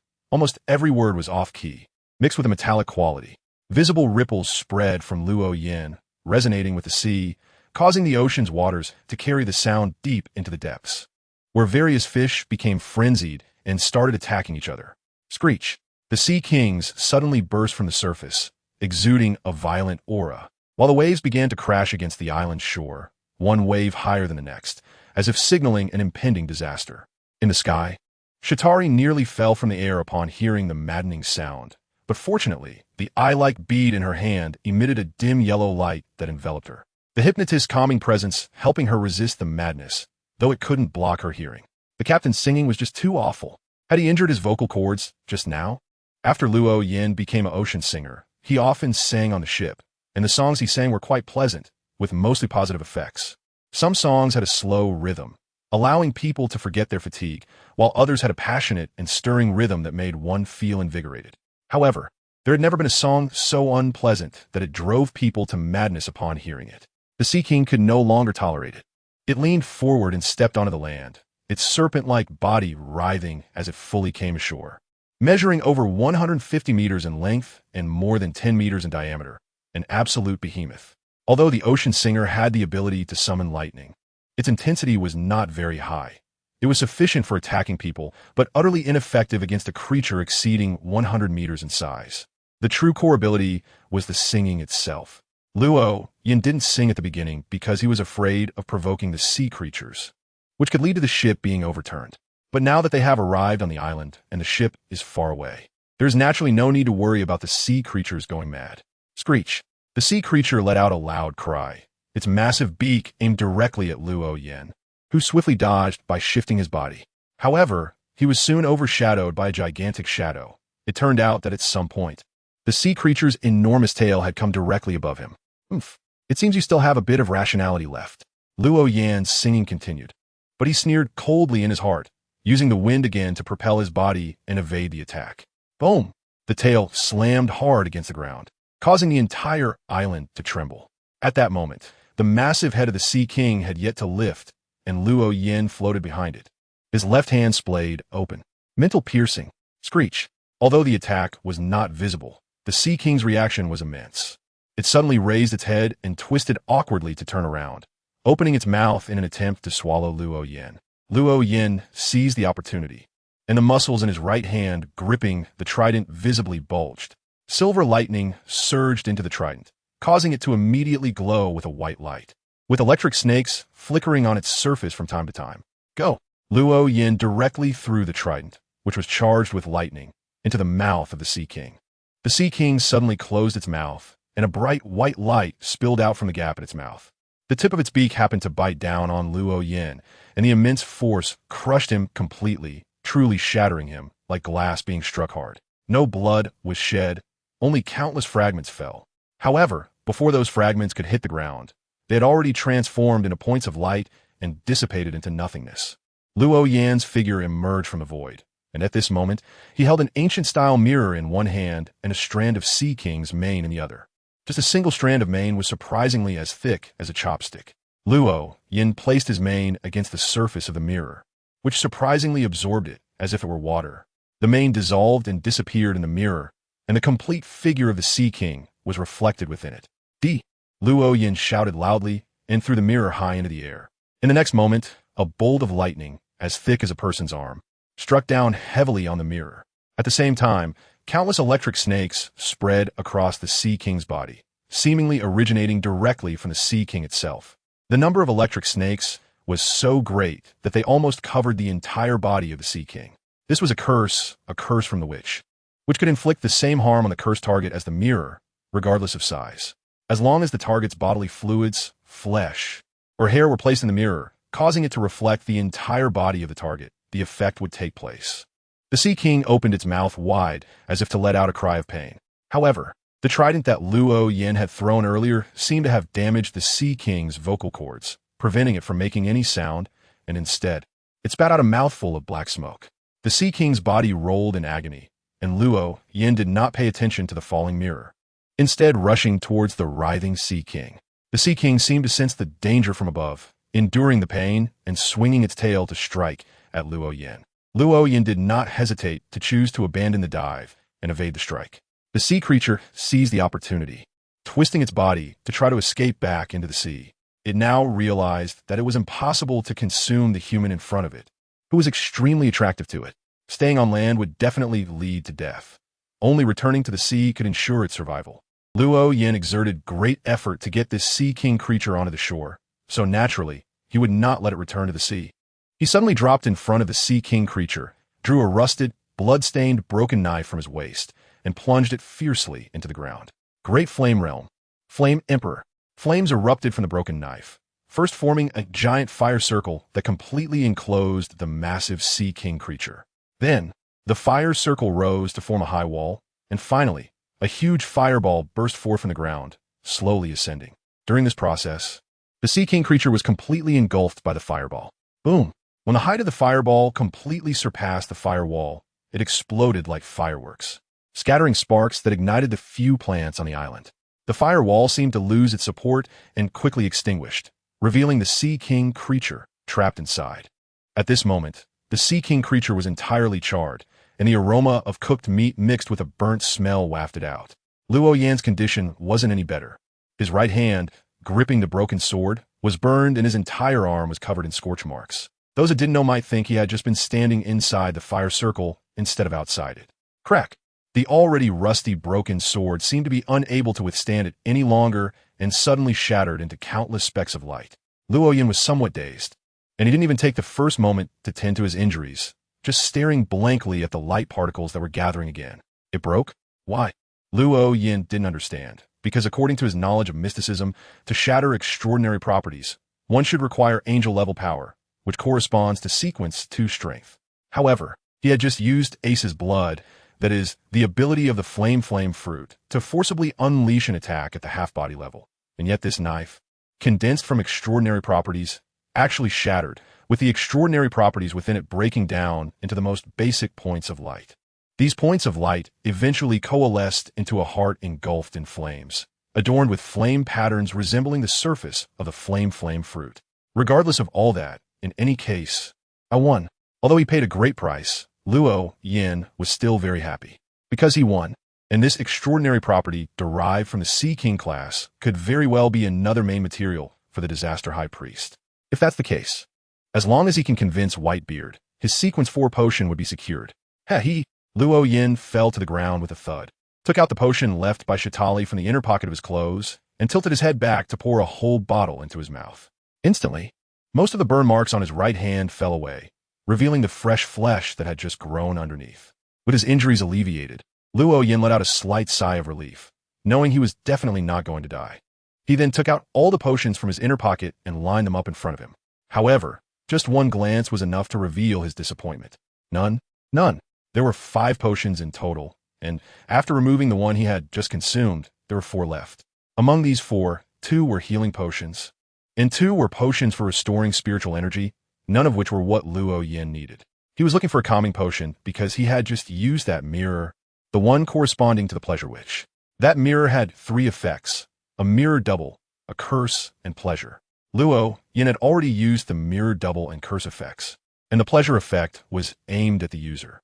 If someone just carried the mirror, it would only cause the bearer to indulge in fantasies, simply put, turning them into a lecher.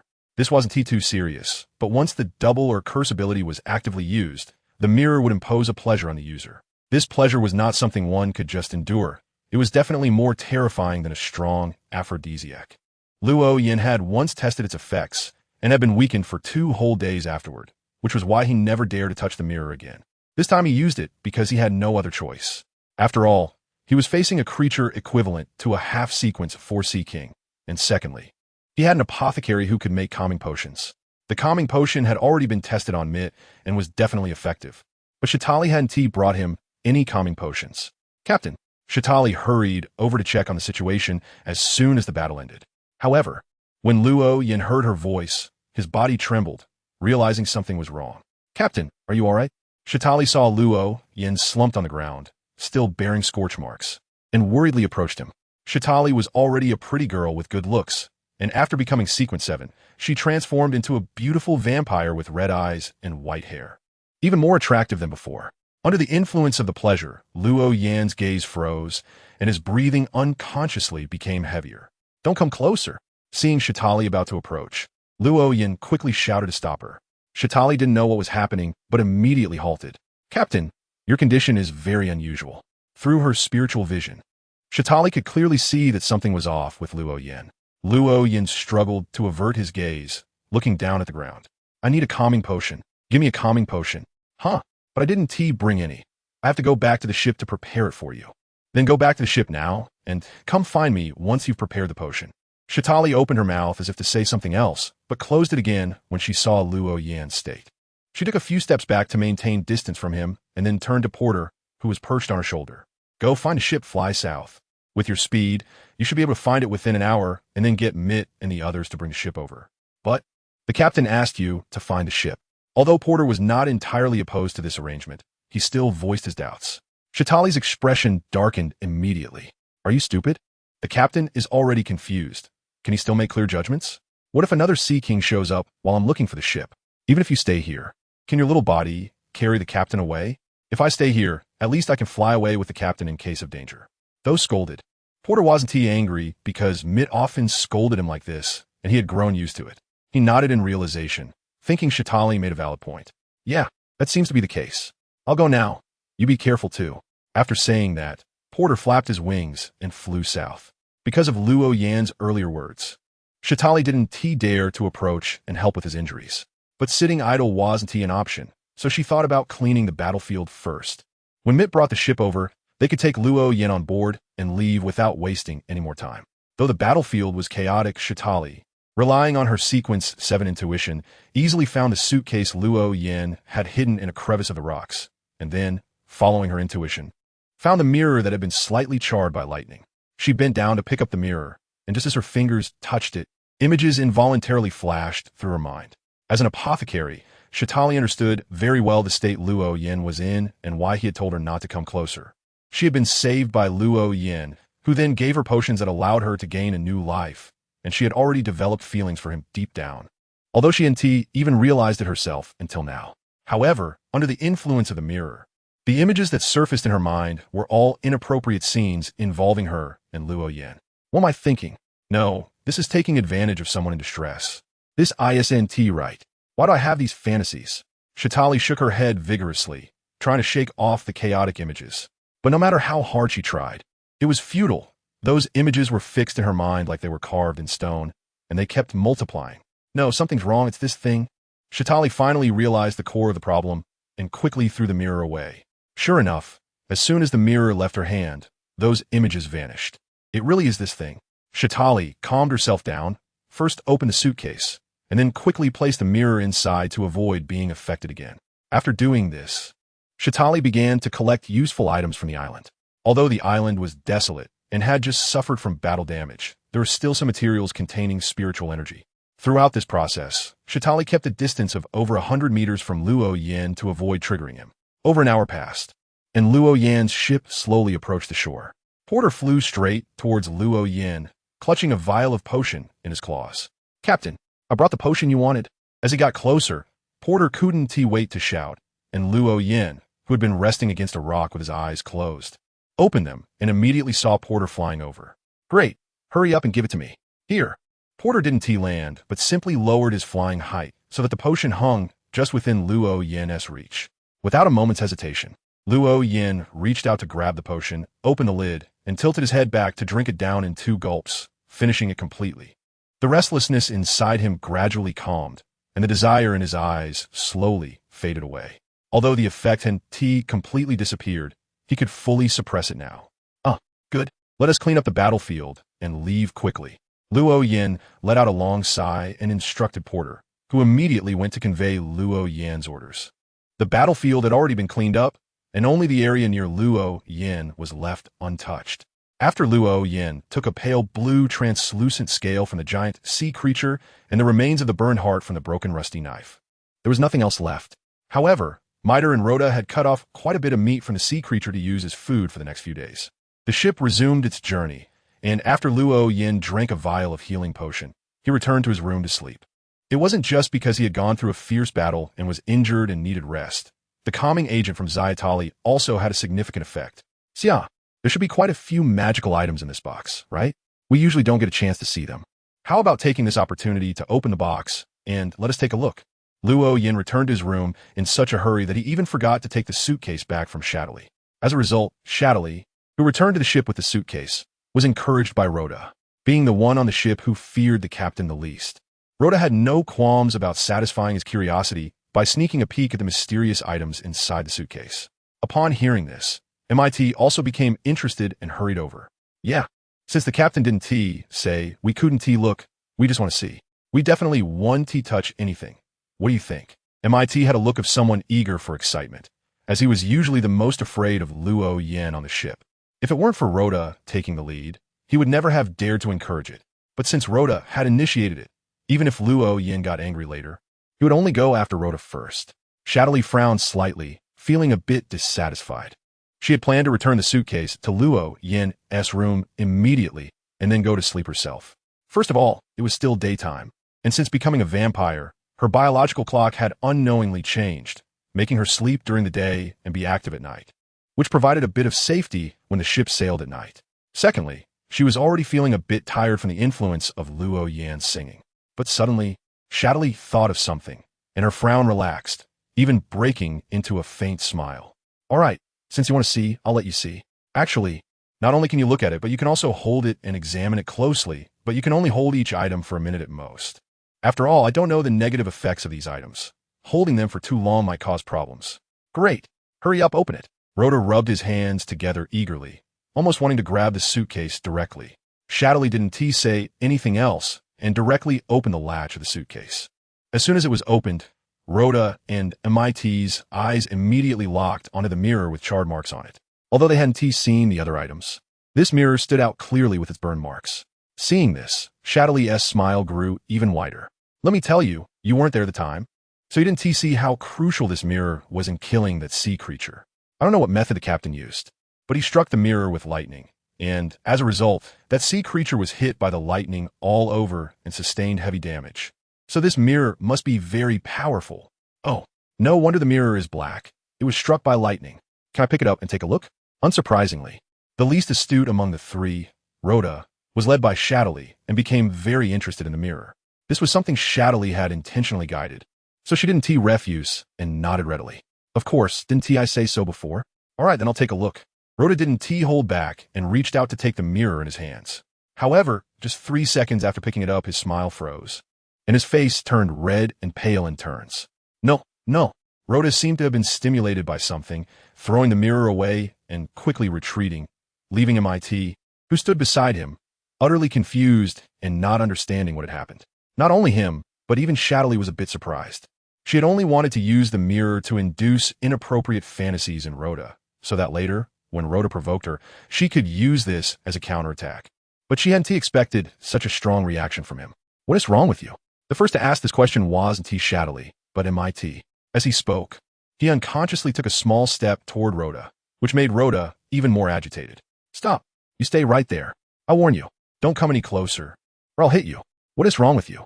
MIT was completely puzzled, while Shadowly seemed to understand something, and her gaze toward the two became quite peculiar. It seems you're not interested in the other items anymore, so I'll just return the suitcase to the captainess room.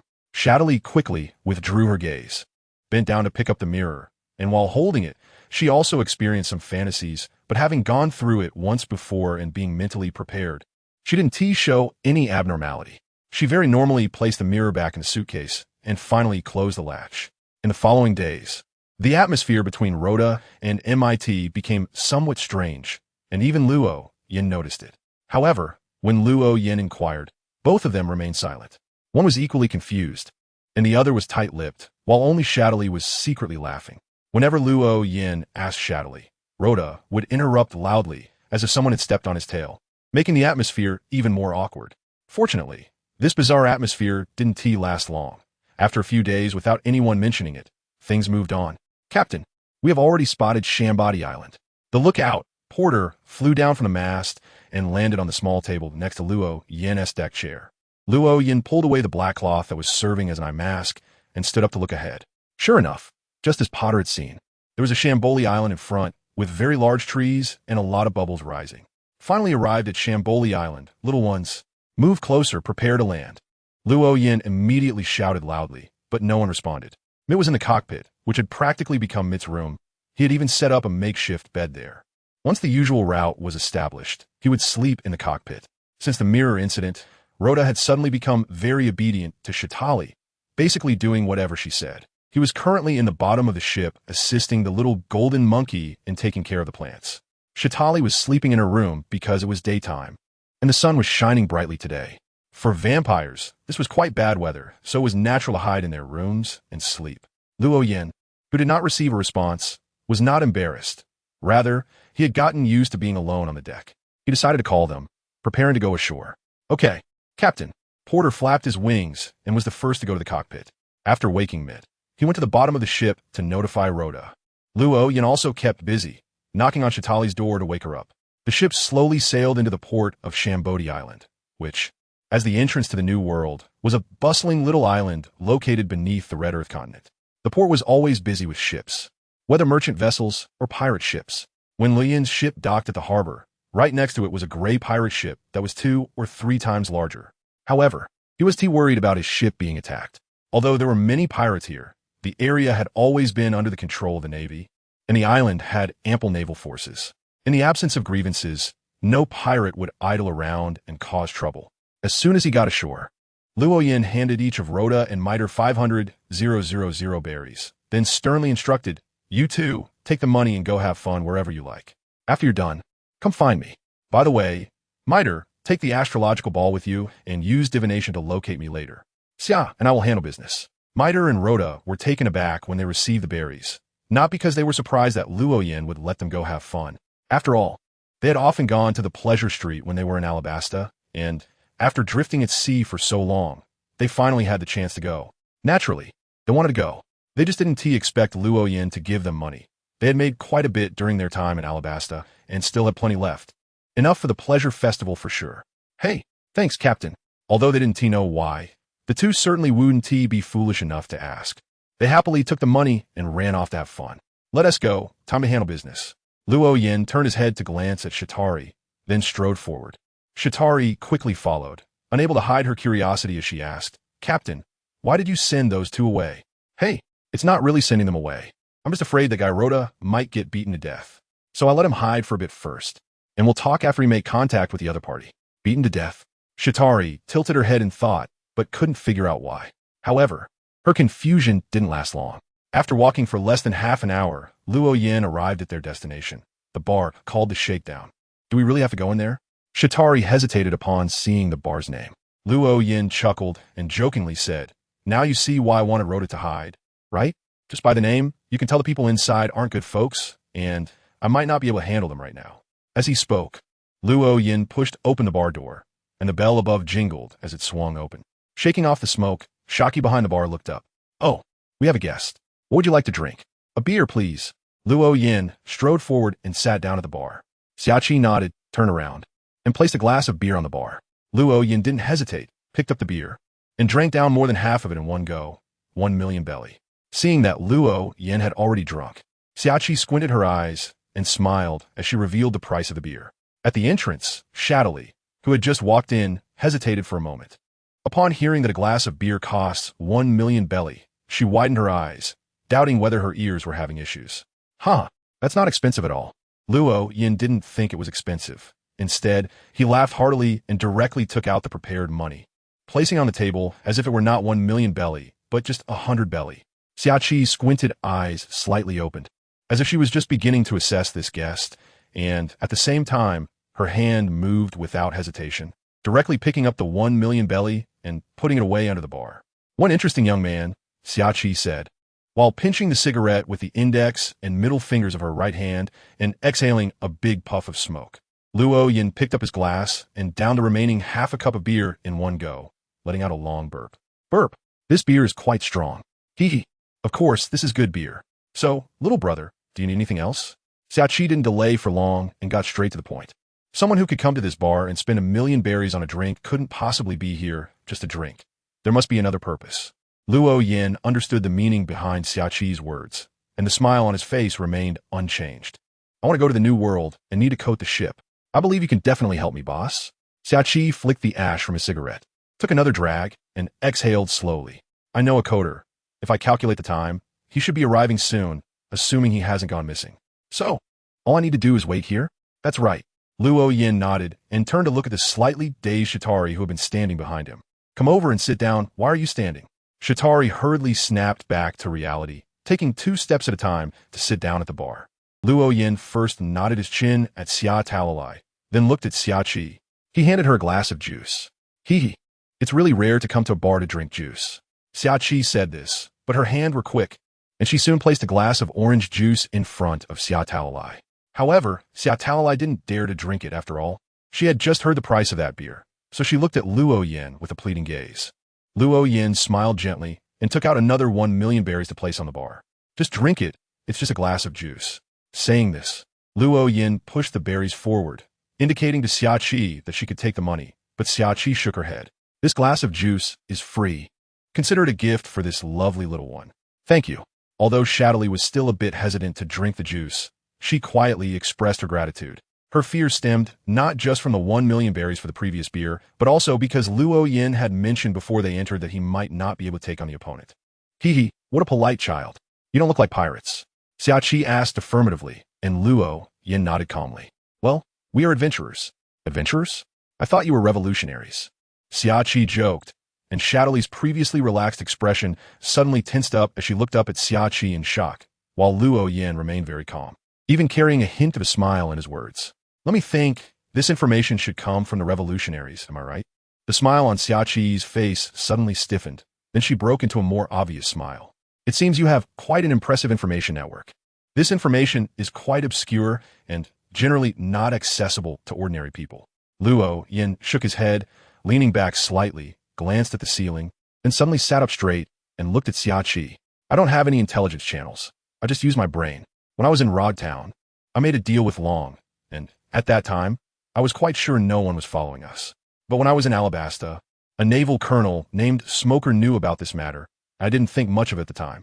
First, there were quite a few Navy personnel in Rodtown, so maybe someone noticed me leaving with Long. Second, Smoker was somewhat evasive in his wording. But since this information has made its way here, someone must be deliberately spreading it. Who could it be? The most suspicious party is undoubtedly the Revolutionary Army. Xiaoqi clapped her hands and generously praised him. That's quite a good deduction. You're more impressive than I imagined. But then she suddenly retracted her smile, her expression turning serious as she said, I don't know what kind of deal you made with Long that would make him so intent on tying you to the Revolutionary Army's ship. But from now on, you need to be careful. Even if you were a great pirate, the world government won't do anything to you as long as you don't actively provoke them. But if you get involved with the Revolutionary Army, that's a different story. Luo Yin shook his head with a and let out a soft sigh. Rather than saying they tied me to the Revolutionary Army's ship, it's more like they're forcing me to choose sides. It's not even a test.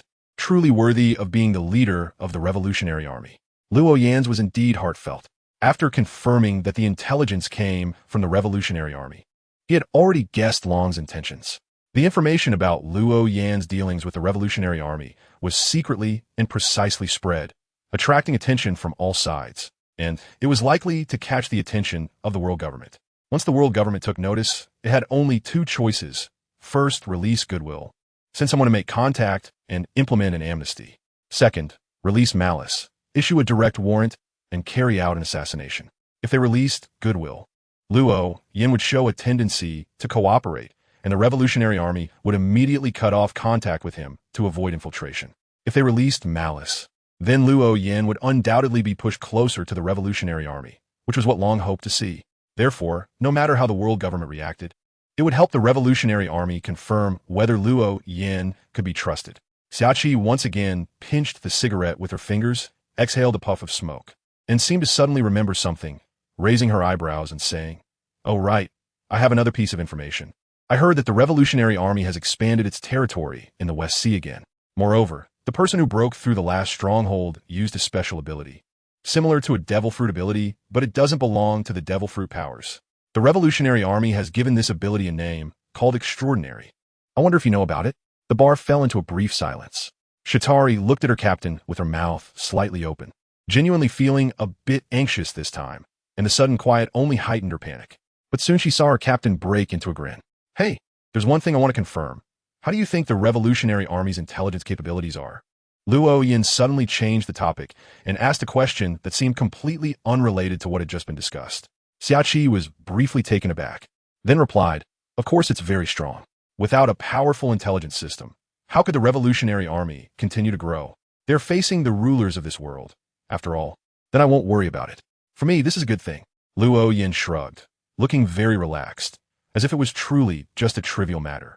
In fact, he wasn't really worried at all. If the world government chose to show goodwill, they would at least send CP0 for a contact. Only if he and CP0 failed to reach an agreement would there be a possibility of an assassination. In that case, Luo Yin had plenty of time. As long as he reached the New World and made contact with Whitebeard, he would gain Whitebeard's temporary protection. Under such circumstances, the world government would not dare to carry out an assassination.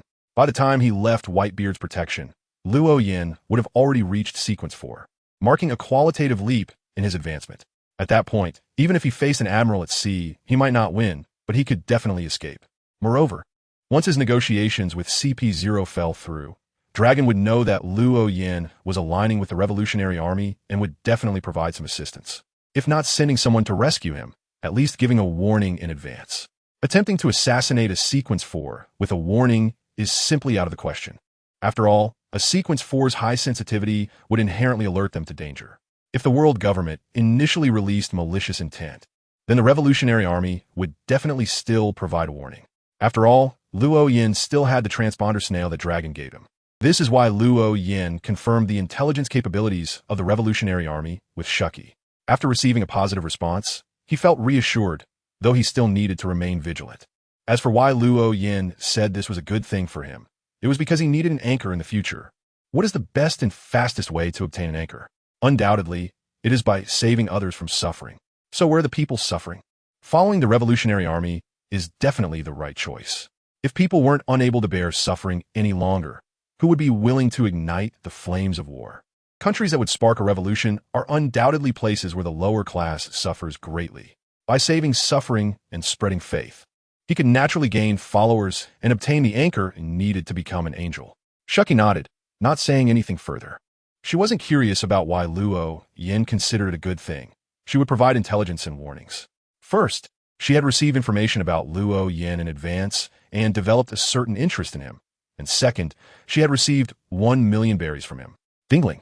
At that moment, the bar door was pushed open again, and in walked a man with white hair and a pair of glasses. None other than the Dark King, Rayleigh. Oh, we have guests today. Rayleigh spotted Luo Yin as soon as he entered. Shucky exhaled a puff of smoke and chuckled, introducing him. This is little Luo Yin, who came to ask you to help him code his ship. Code? Are you going to Fishman Island? Rayleigh wasn't surprised that someone would come to him for coding, as he made a bit of extra money helping others with codings on Sabeti Archipelago. However, he also recognized Luo Yin. This was information he received through Shucky's secret channels. Luo Yin did not dare to be negligent. He immediately got off the high stool of the bar, smiled, and bowed to Rayleigh. Nice to meet you for the first time. My name is Luo Yin. Ha ha.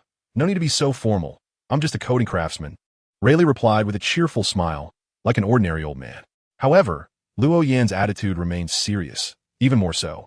If you were just an ordinary coding craftsman, I wouldn't be so formal.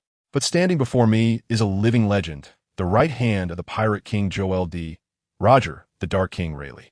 I can't treat this lightly. Rayleigh's kind expression slightly retracted, and he tilted his head just enough to reflect the bar's light, making it impossible to see his eyes through his glasses. Upon hearing this title, Shatari's beautiful eyes widened, instinctively covering her mouth with her hand. Meanwhile, Shaki, who had been at the bar, had propped her chin up with her hand, looking like she was watching a good show. Rayleigh adjusted his glasses, his smile returning, as if nothing had just happened. I didn't expect that after so many years, someone would still recognize me. It seems you came here for more than just coding? No, I really came just for the coding this time. I have something urgent I need to attend to. Of course, once I finish that, I might seek you out again. Oh, something very urgent that needs to be taken care of in the new world? Rayleigh showed some surprise and curiosity. Luo Yin nodded, his gaze becoming deeper. That's right, but this matter is too significant to discuss right now. I can't say anything until we meet again, but I have a feeling it won't be long. I'm curious, but just curious. When are you planning to do the coding? Since Luo Yin had clearly stated he wouldn't elaborate, Rayleigh didn't press further and proactively changed the topic. Luo Yin thought for a moment and said, if possible, I hope to start the coding today. After all, the coding takes time, and I don't want to stay on this island too long. All right, then let me have a drink first, and then you can take me to see your ship. Rayleigh sat down at the bar, and Shaki had already prepared 2 plates of food and a drink for him, which, although called drinks, were more like lunch. Luo Yin didn't wait too long. In just half an hour, he was full and satisfied, and then he followed Luo Yin to the place where the ship was docked. When he saw that Luo Yin's ship was such a small one, Rayleigh was somewhat surprised. After all, such a small boat isn't very suitable for sailing in the New World. When he boarded the ship and saw a monkey taking care of the flowers, a ferret using its forelimbs to wipe the floor with a cloth, and a bird shamelessly directing them, he couldn't help but show a look of astonishment. Is this the ability to command animals? Luo Yin did not answer, but turned to look at Xiaoli beside him. Xiaoli nodded and said vaguely, to be precise, it's taming. Xiao Jin and Xiao Bai are my tame pets, and that bird belongs to the captain. I see, I understand now. I should be able to finish by tomorrow afternoon at the latest. Thank you. By the way, how do you charge for this? Luo Yin didn't think that a few casual words with the other person would lead to them giving him a free meal. He took the initiative to bring up the issue of payment, but Rayleigh just chuckled and shook his head. No need. I'm looking forward to your growth. Consider this an investment from me. Thank you then. Although the free meal surprised Luo Yin, he didn't reject it and was rather pleased. After all, this was Rayleigh, who had the strength of a general, and he was definitely a big asset at the moment. Since the opportunity was presented, there was no reason not to take it. After discussing the coding matter with Rayleigh and instructing the animals on the ship to follow Rayleigh's commands to help with the coding, Luo Yin went shopping with Shatali, mainly to buy ingredients. They could buy less meat, but they needed to stock up on durable vegetables and fruits. Captain, can we wait until the afternoon or evening to buy things? Shatali couldn't take it anymore after walking for a short while. For a vampire, walking under the scorching sun was not a pleasant experience. The trip back and forth from Xiaqi's bar had already pushed her to her limits, and she really didn't want to walk anymore. All right, let's go eat something first. Luo Yin nodded and led Shatali into a small shop that specialized in takoyaki.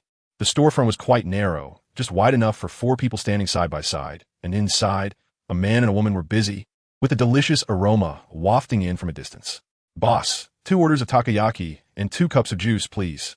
As Luo Yin reached the entrance of the shop, He shouted inside. A man, busy and wearing a headscarf, lifted his head and immediately broke into a big smile upon seeing the customer. Please have a seat. 2 servings of takoyaki and 2 cups of juice will be ready shortly. Luo Yin nodded and said nothing more, sitting down beside Xiada Li at a small table. Finally finding some shade, Xiada Li let out a long sigh and began to examine the passers-by in front of the shop with her bright red eyes. Captain, when will our new ship be ready? The current one is too small and simply insufficient. It was rare for Xiada Li to complain, and Luo Yin chuckled lightly. Not surprised. Recently, Xiada Li had been making full use of the space on the ship. For instance, she had placed several flower pots in everyone's rooms, claiming that it was beneficial for health to add greenery. But the main reason was that the space on the ship was too small, and she didn't have enough room to grow her flowers and plants. We should be able to get the ship next time we meet with the dragon. But if we switch to a bigger ship, we'll need more people to operate it. Then the captain can just recruit a few more subordinates, right? Xiada Li waved her hand dismissively. Luo Yin smiled and was about to speak when the boss brought over 2 servings of takoyaki and 2 cups of juice. Luo Yin immediately ate a piece of takoyaki, and the deliciousness burst on his palate, making him squint his eyes involuntarily. Xiada Li also had a look of enjoyment on her face, and then she seriously stared at Luo Yin. Captain, don't you have any potions that can improve cooking skills? Rhoda's dishes are just too ordinary. Luo Yin nodded in deep agreement, ate another takoyaki, and mumbled, just endure for a while longer. Once I achieve my goal, I'll specifically look for a chef. As for whether there are potions to improve cooking skills, I believe there are, but I don't have the recipes for those potions. The two chatted casually, and time passed unknowingly. The sun soon tilted to the west, and they left the takoyaki shop, preparing to officially go shopping for supplies. Halfway through, they saw a group of people walking toward them, led by a burly man wearing a black leather coat and dressed entirely in black, with a cigar in his mouth. Luo Yin did not recognize this person and didn't pay much attention, thinking that since he didn't appear in the original story, he must not be an important character. However, when Chitari saw this man, her gaze froze, and in the next moment, a palpable hatred surged from her frozen look. But this hatred disappeared in an instant, as if it had never existed. Luo Yan's spirit was stirred, and he subconsciously looked at Xiatali, only to find her face calm. However, her hands were tightly clenched, with her nails seemingly digging into her flesh, and drops of blood were oozing from the gaps between her fingertips. Do you know those people? After both sides passed each other, Luo Yin asked. Xiatali shook her head, her face still calm, without the slightest ripple. I don't know them. Captain, why did you suddenly ask this? Is that so? Luo Yan's gaze shifted downwards, glancing at Chitali's hand. The wound on her palm, made by her nails, had already healed. However, there was still fresh blood that had not yet dried on her nails. Chitali felt Luo Yan's gaze and instinctively moved her hand behind her back, avoiding his gaze. Luo Yan nodded slightly and withdrew his gaze. Whenever you feel like telling me, just come and tell me. Although he still didn't know what exactly had happened. Luo Yan had already guessed that Chitali and that group must have some enmity. But since Chitali was unwilling to speak, he didn't press her. First, his current strength was not enough to support him in causing a scene on Sabaody Island. Second, his main goal now was to meet Whitebeard and advance to the 4th rank. Third, he didn't think Chitali was a person without a brain. Since she had concerns, there must be corresponding reasons, and if he pressed her, it could very likely backfire. Chitali tightly pressed her lips together, staring at Luo Yin for a long time before finally letting out an incredibly hoarse voice, as if she had caught a severe cold. Thank you. After this interruption, Chitali became much quieter than usual, but fortunately, it didn't affect their subsequent shopping. When it came time to bargain, Chitali still haggled. Due to the special bubbles used as transport on Sabaody Island, the two of them bought a lot of ingredients in one go, and they even made a special trip to the hospital to purchase a considerable number of blood bags as Chitali's food supply. The hospital staff had no suspicions about someone buying a large number of blood bags.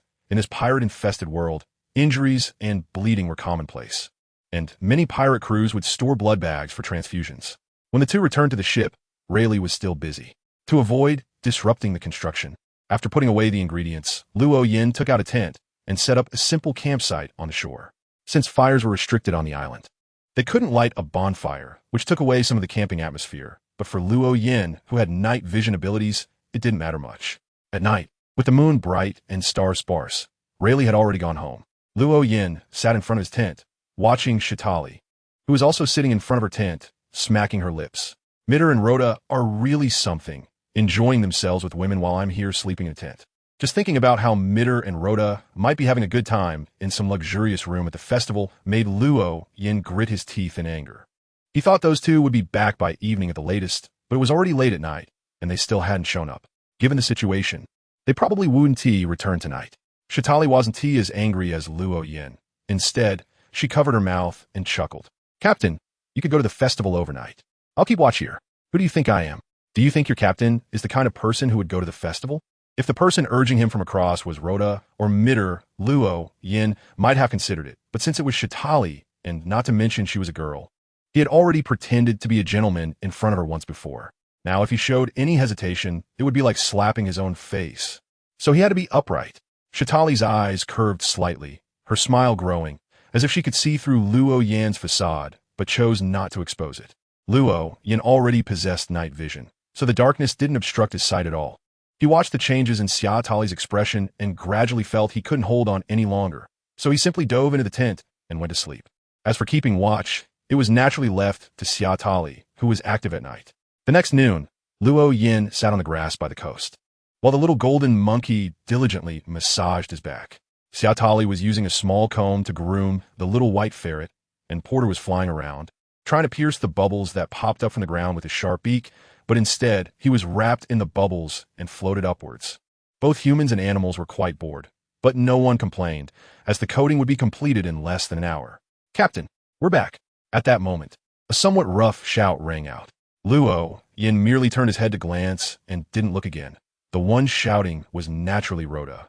These two didn't know where they had gone to play, and although they sounded quite spirited, both had dark circles under their eyes, clearly having stayed up late.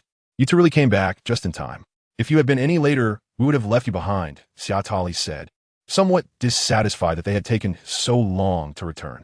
Rhoda scratched the back of his head, making a goofy face, while Mike flatteringly leaned forward, handing Xiatali a string connected to several bubbles. We actually wanted to come back yesterday afternoon. Didn't the captain ask me to bring the astrology ball? I was just about to divine where you were, but then I suddenly thought it might disturb you in the captain's good times. So I divined when it would be best to come back, and unexpectedly, the result was to come back at this time. That's why we just returned now. Good times with the captain? What good times? Xiatali asked, confused. Might immediately made a series of exaggerated facial expressions, unsure of what he was hinting at. Seeing that Xiatali was still puzzled, he leaned in closer to say something in a lowered voice, but at that moment, Riley's voice suddenly came through. It seems everyone is here. The coating is complete, and you can set sail at any time. Luo Yin had been sitting here for the whole morning, feeling like he was about to mold. Upon hearing this, he immediately stood up. You guys set sail? Okay, set sail. This time, it was Shitali who echoed him, throwing down her comb and raising her fist in support, clearly very enthusiastic. MIT and Rhoda were a step slower to react, but they still chimed in. Luo Yan's ship sank into the sea, wrapped in a huge bubble, and followed the underwater currents toward Mermaid Island. However, he did not intend to go to Mermaid Island, but decided to bypass it and head directly to the New World. When Luo Yan's ship resurfaced the next morning, it was shrouded in thick fog. Whether due to the morning mist or the nature of the sea itself, visibility was less than 3 meters on deck, making it impossible to discern the direction. If it were an ordinary ship, it would probably be stranded in such conditions without a compass. But Luo Yan's ship had an astrolabe, originally designed to determine direction. As long as there was an astrolabe on the sea, one would never get lost. Moreover, Luo Yan also had the life card of the white-beard pirate ship doctor in his hand. Luo Yan had handed the life card to Mitter long before the ship submerged. So at this point, he didn't need to say much. Mitter had already adjusted the ship's course, heading straight towards the direction of the white-beard pirates. And this journey lasted for 4 days. Captain, I see the white-beard pirate flag. The lookout porter's shout woke Luo Yan from his nap. Luo Yan, lying on a deck chair, opened his eyes, sniffed hard, looking like he was still half asleep. This was understandable, as he had been holding concerts on the ship every day to quickly digest the potion of the ocean singer, to accommodate Shitari's schedule. He usually started singing in the evening and didn't stop until late at night, resulting in insufficient sleep at night, which he could only make up for with naps. All right, go tell Mitter that we can stop now. I'll go wake Shitari. It was still noon, and Luo Yin knew Shitari hadn't woken up yet. But he had to wake her up. After all, he was counting on Shitari to treat Whitebeard. Half an hour later, Luo Yin and Shitari stood in a small canoe, approaching the Whitebeard pirates. For this medical visit, Shatari had specially prepared a medical kit to hang at her waist, which made her look quite professional, while Luo Yin only brought Ace's letter. With the push of the ocean current, the small boat quickly approached within 300 meters of the Whitebeard pirates, which caught their attention. One of their ships lowered a small dinghy, and a middle-aged man with fiery red hair paddled over. He wasn't afraid of any malice from the other side because he had the Emperor of the Seas, the Whitebeard pirates, behind him. Even if the other party were the Navy, he wasn't worried about being killed. Who are you? What business do you have? Although the Whitebeard pirates were pirates, they were not brutal or bloodthirsty. Instead, they had a strong sense of family values and were considered very kind among pirates. Therefore, they did not show any malice towards the unfamiliar visitors and spoke in a rather friendly tone. I wish to see Whitebeard. This is a letter from Fire Fist Ace. Luo Yin opened his hand, and a gust of wind immediately blew the letter in front of the newcomer. The person, not daring to be careless, quickly caught it. Please wait here for a moment. I will deliver the letter to my father right away. The man's attitude became much more respectful. After all, the other party was holding a letter from the captain of the 2nd Division. Seeing the other party tuck the letter into his pocket and prepare to row back, Luo Yin chuckled lightly and snapped his fingers. No need to be so troublesome. I'll take you back. Before the words were finished, the water under the small boat changed, and it immediately sped back along the same route. However, as it got closer, it slowed down to avoid a direct collision with the large ship. Captain, that guy seems to be able to control the currents. A member of the white-bearded pirate crew, holding a telescope, reported the entire process in a hurry. Standing behind him was a tall, muscular man, Diamond Jaws. Control the currents? What kind of ability is that? But it doesn't seem to have any malicious intent. Jaws' expression became somewhat serious. As a great pirate who had roamed the seas for many years, he understood better than most the tremendous advantage of being able to control the currents at sea. Luo Yin watched as the person who came to make contact boarded the large ship before retracting his gaze, unable to help but chuckle. Hey, Diamond Jaws, if his fruit awakens, wouldn't he become wealthy overnight? But in this world, diamonds aren't really worth much. Gold is still better. Luo Yin mumbled to himself, appearing quite relaxed, while Shatari seemed a bit uneasy. Although she didn't think there would be any issues with this encounter, she also knew she was about to face one of the 4 emperors who ruled the sea, known as the strongest man. Captain, you don't seem nervous at all? There's nothing to be nervous about, as long as we don't make the first move. Even if the negotiations fall through, Whitebeard won't do anything to us. Who knows? That guy might even want to be his son. Luo Yin jokingly said, and Xia Tali immediately showed an expression of disbelief, which eased her tension quite a bit, to the point where she wasn't sure if Luo Yin was really joking.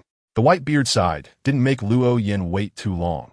In less than 5 minutes, the person he had contacted earlier rowed over in a small boat again. Old man invites you over. I'll lead the way. He didn't come too close this time, shouting from a distance.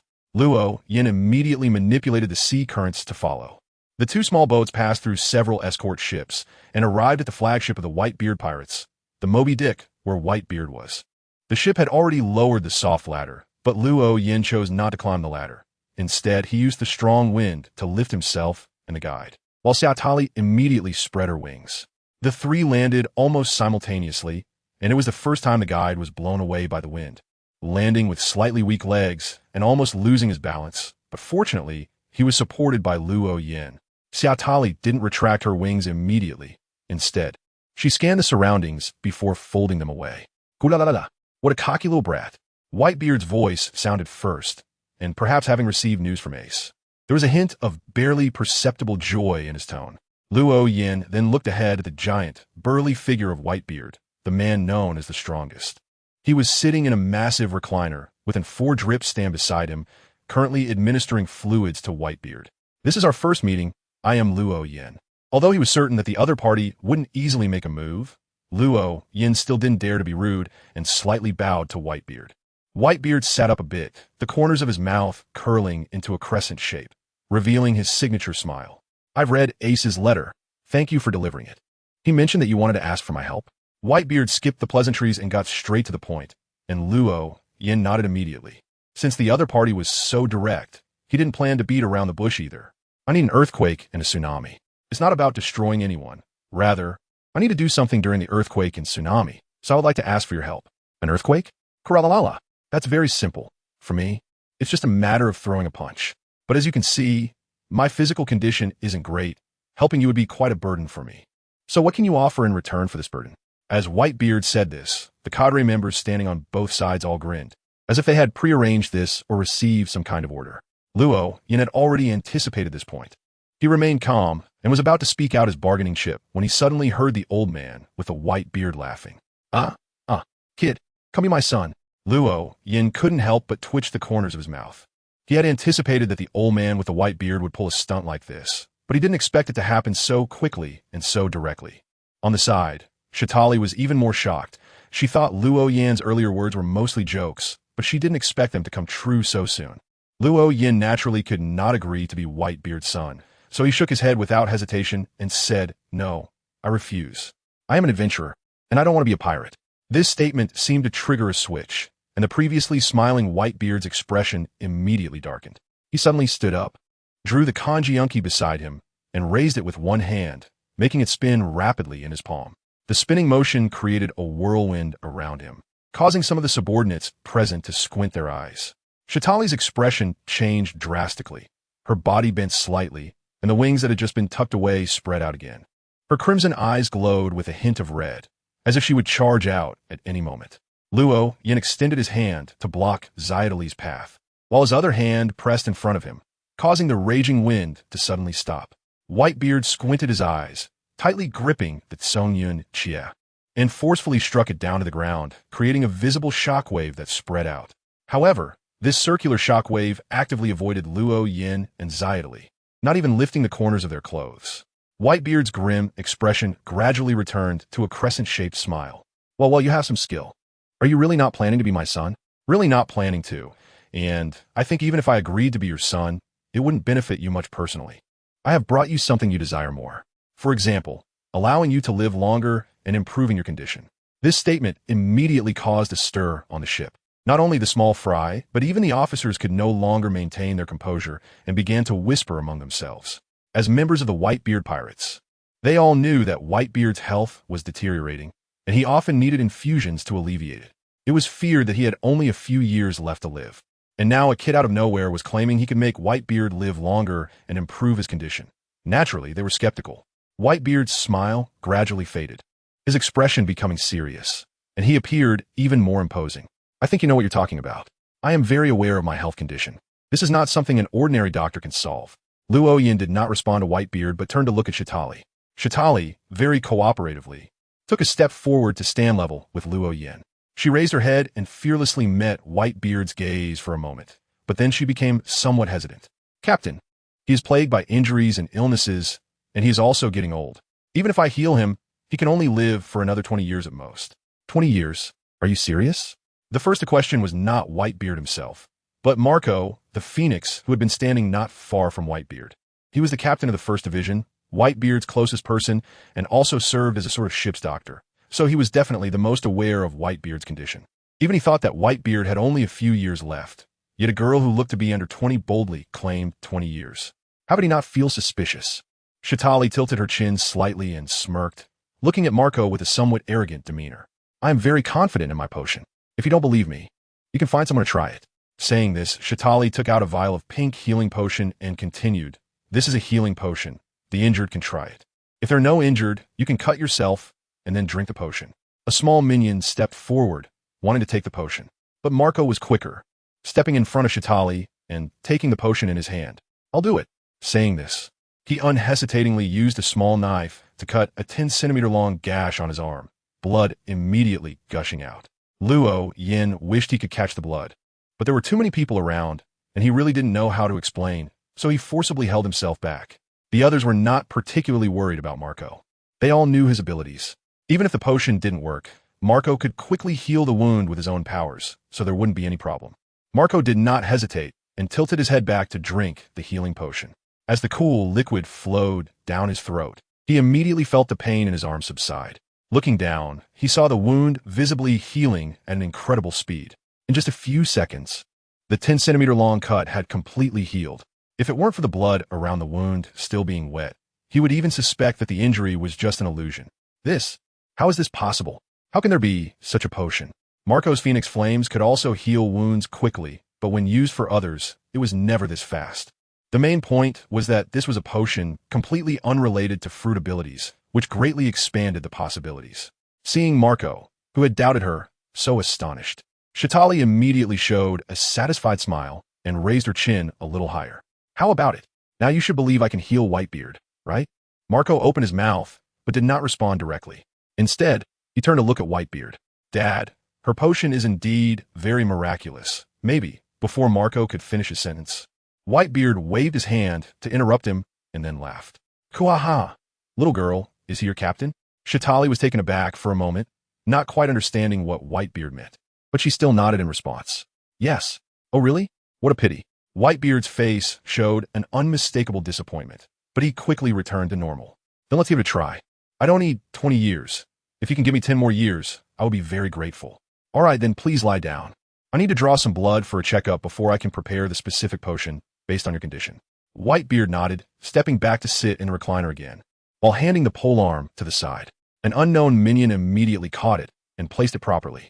Shatali took out a large syringe from the medical kit and, without any hesitation, directly drew a full 120 milliliters of blood. No one at the scene doubted this. After all, blood tests are very common in medicine. However, some were surprised that so much blood was needed. Fortunately, for a big guy like Whitebeard, over 100 milliliters was not much. After getting the blood, Shatali looked up at the scorching sun in the sky and couldn't help but frown. Can you give me a quiet room? Preferably with a table. No problem, follow me. The one answering was Marco. Now Whitebeard no longer managed the daily affairs of the crew. It was mostly Marco who handled it. Only important matters would be decided by Whitebeard himself. At this moment, Marco answering in place of Whitebeard did not raise any issues. Luo Yin naturally followed behind Zayatali, with no one stopping them. The two were taken to a room that was neither too big nor too small, resembling a chemistry laboratory filled with many beakers, test tubes, and even microscopes. You can freely use all the equipment in this room. If you need anything else, just shout, and I'll have 2 people guarding the door to ensure you won't be disturbed. Thank you, Zayatali said sincerely. Margao nodded, said nothing more, and immediately exited the room, closing the door behind him. Once the room was left with only Luo Yin and Zayatali, she let out a long sigh of relief. I was almost scared to death when that white-bearded guy was switching weapons. I thought he would actually make a move. Zayatali patted her chest with her hand, looking visibly shaken, prompting Luo Yin to laugh. I thought you were ready to fight back. I didn't think you were scared at all. I was just trying to gain the upper hand. If it really came to blows, we couldn't just wait to die, could we? Zayatali muttered softly in what seemed like a rebuttal, taking out a vial of blood from the medical box and first filling a pre-prepared bottle with the 80 milliliters of blood that Luo Yin needed, then pouring the remaining blood into a small cup. Zayatali handed the bottle to Luo Yin, who nodded and took it without any further exchange. They had already communicated before coming in, and now they were on Whitebeard's ship with guards at the door. Any exchanges that exposed issues could lead to unnecessary trouble. Seeing Luo Yin secure the bottle, Zayatali let out a long breath and brought the small cup to her lips, taking a small sip of the blood. This was for the final confirmation.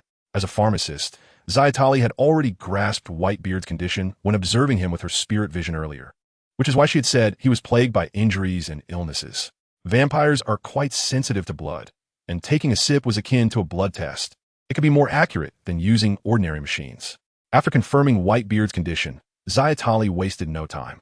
She quickly took out the prepared materials from the medical box and started concocting the potion.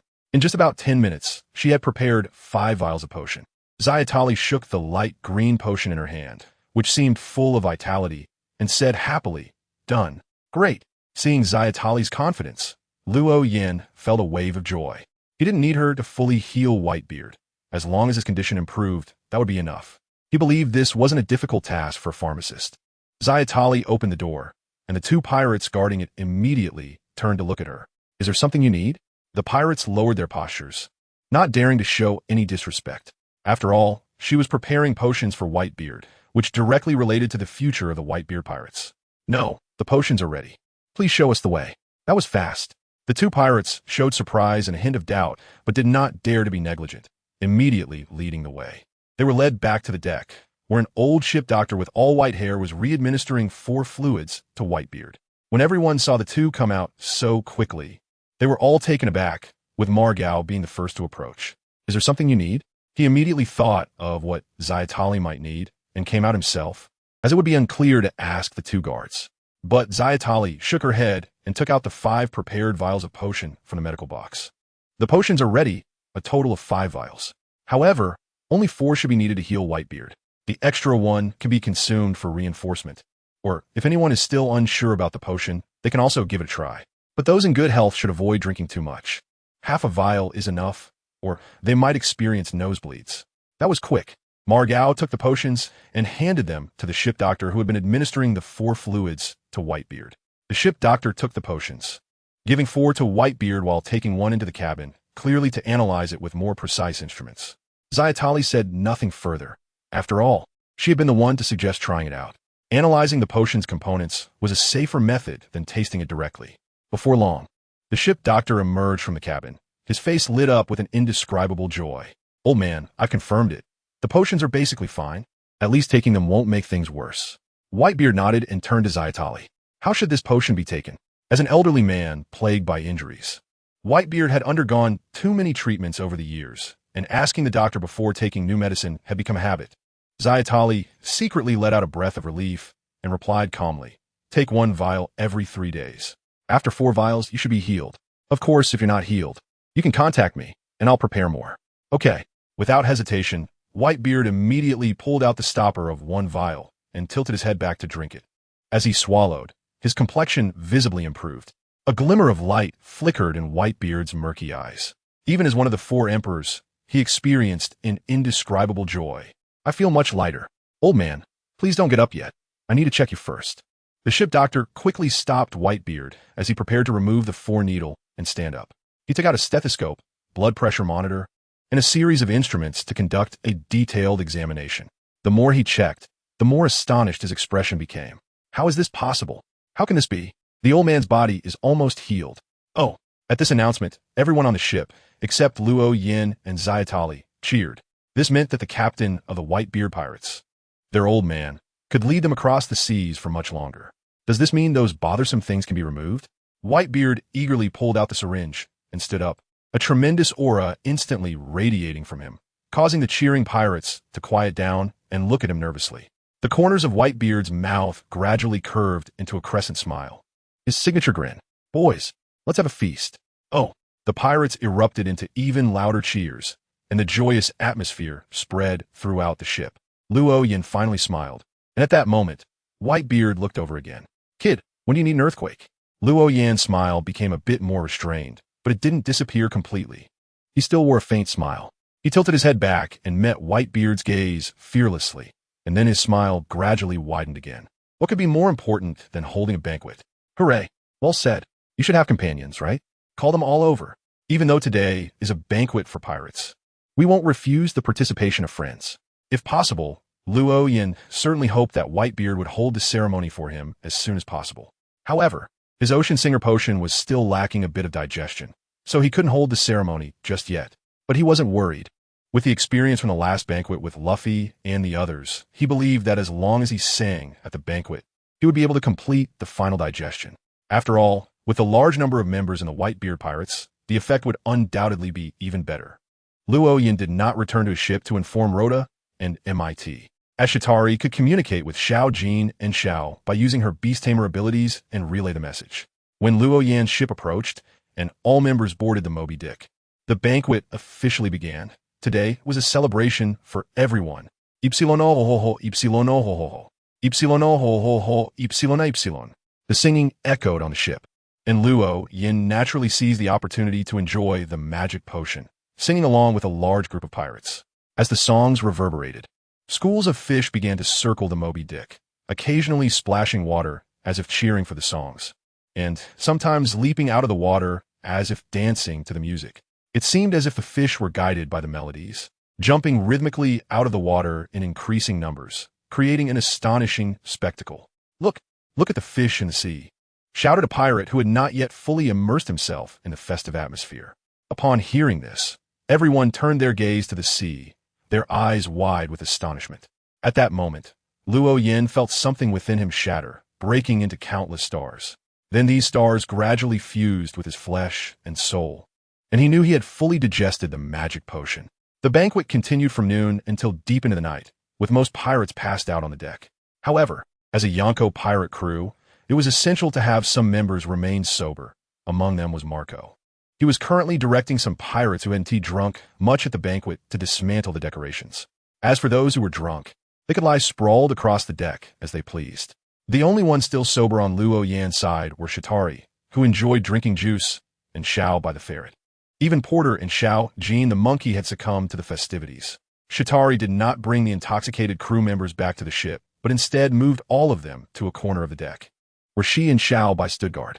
She stroked Xiao Bai's soft fur with one hand while resting her chin on the ship's railing with the other. Her eyes slightly squinted, appearing particularly content. "I've prepared a room for you. Would you like to rest a bit? Don't worry, this is a Yonko's pirate ship. Your companions are very safe."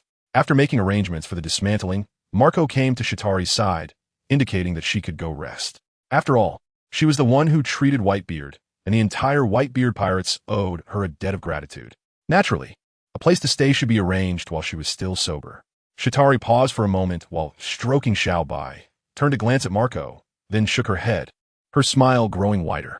"For me, this is just the beginning of the day. I generally don't sleep at night. You can go about your business. No need to mind me.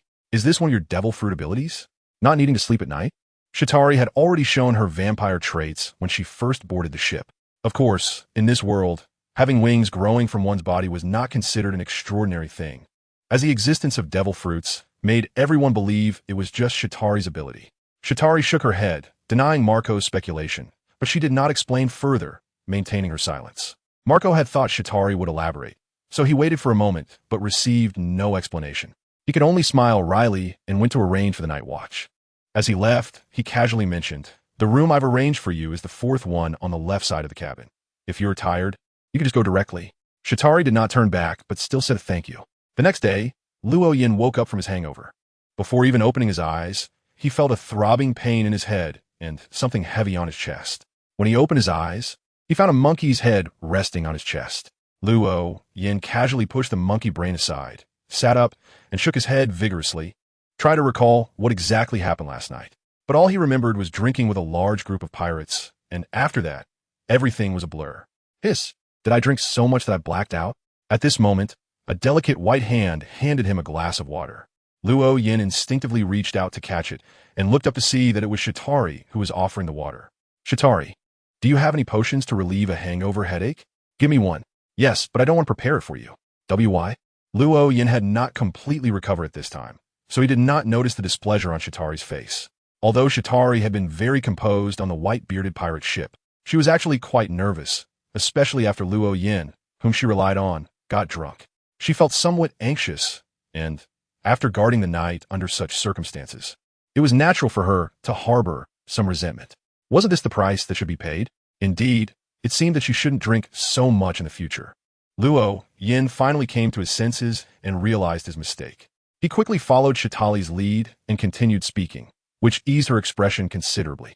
"Captain, you sang quite a bit at the banquet yesterday. How are you feeling now?" Since Luo Yin had already admitted his error, Shatali didn't press the issue further and changed the topic. Luo Yin nodded, unable to suppress a smile even though he had a headache. "I've fully recovered. As long as I adjust my condition, we can hold the ceremony." "That's good to hear, Captain. Now that you're awake, I'll head back to the ship to rest." Shatali hadn't slept well the night before and had been called up in the middle of the day. Now it was already the next afternoon, and she was extremely tired. But since she was the only one still awake, she had managed to hold on until now. With Luo Yin awake, she no longer needed to endure. Luo Yin nodded, and Xiao Ali, holding a small white ferret, immediately gathered dark energy behind her, unfolded a pair of wings, and flew straight back to her ship, heading directly to her little room and falling asleep. The small white ferret that had come along did not rest. It had already slept under Xiao Li's caress last night. Now, it needed to take on the duties of the little golden monkey, taking care of the flowers and plants that had not been tended to for a day. Nearly 2 hours later, Rhoda and MIT woke up, both grimacing in pain from their headaches. However, neither complained nor suggested going back to the ship to ask Xiao Li for potions. They simply lamented that the Whitebeard pirates, as expected of a Yonko crew, made the banquet lively. 2 more days passed, and although there were no more banquets, Luo Yin and his group continued to receive warm hospitality from the Whitebeard pirates. After all, Luo Yin's group, including the animals, only numbered 7. For such a large pirate crew as the Whitebeard pirates, It was not a burden at all, and their relationship further improved. With the help of another potion, Whitebeard's condition was getting better and better. Finally, Luo Yin made the request for Whitebeard to trigger an earthquake and tsunami, which Whitebeard naturally would not refuse. Luo Yin arrived at an uninhabited island. A few hundred meters away was the Moby Dick. Whitebeard stood at the bow of the ship, his hands clenched as he suddenly swung his fist to the sides, causing the air to crack like a spider's web.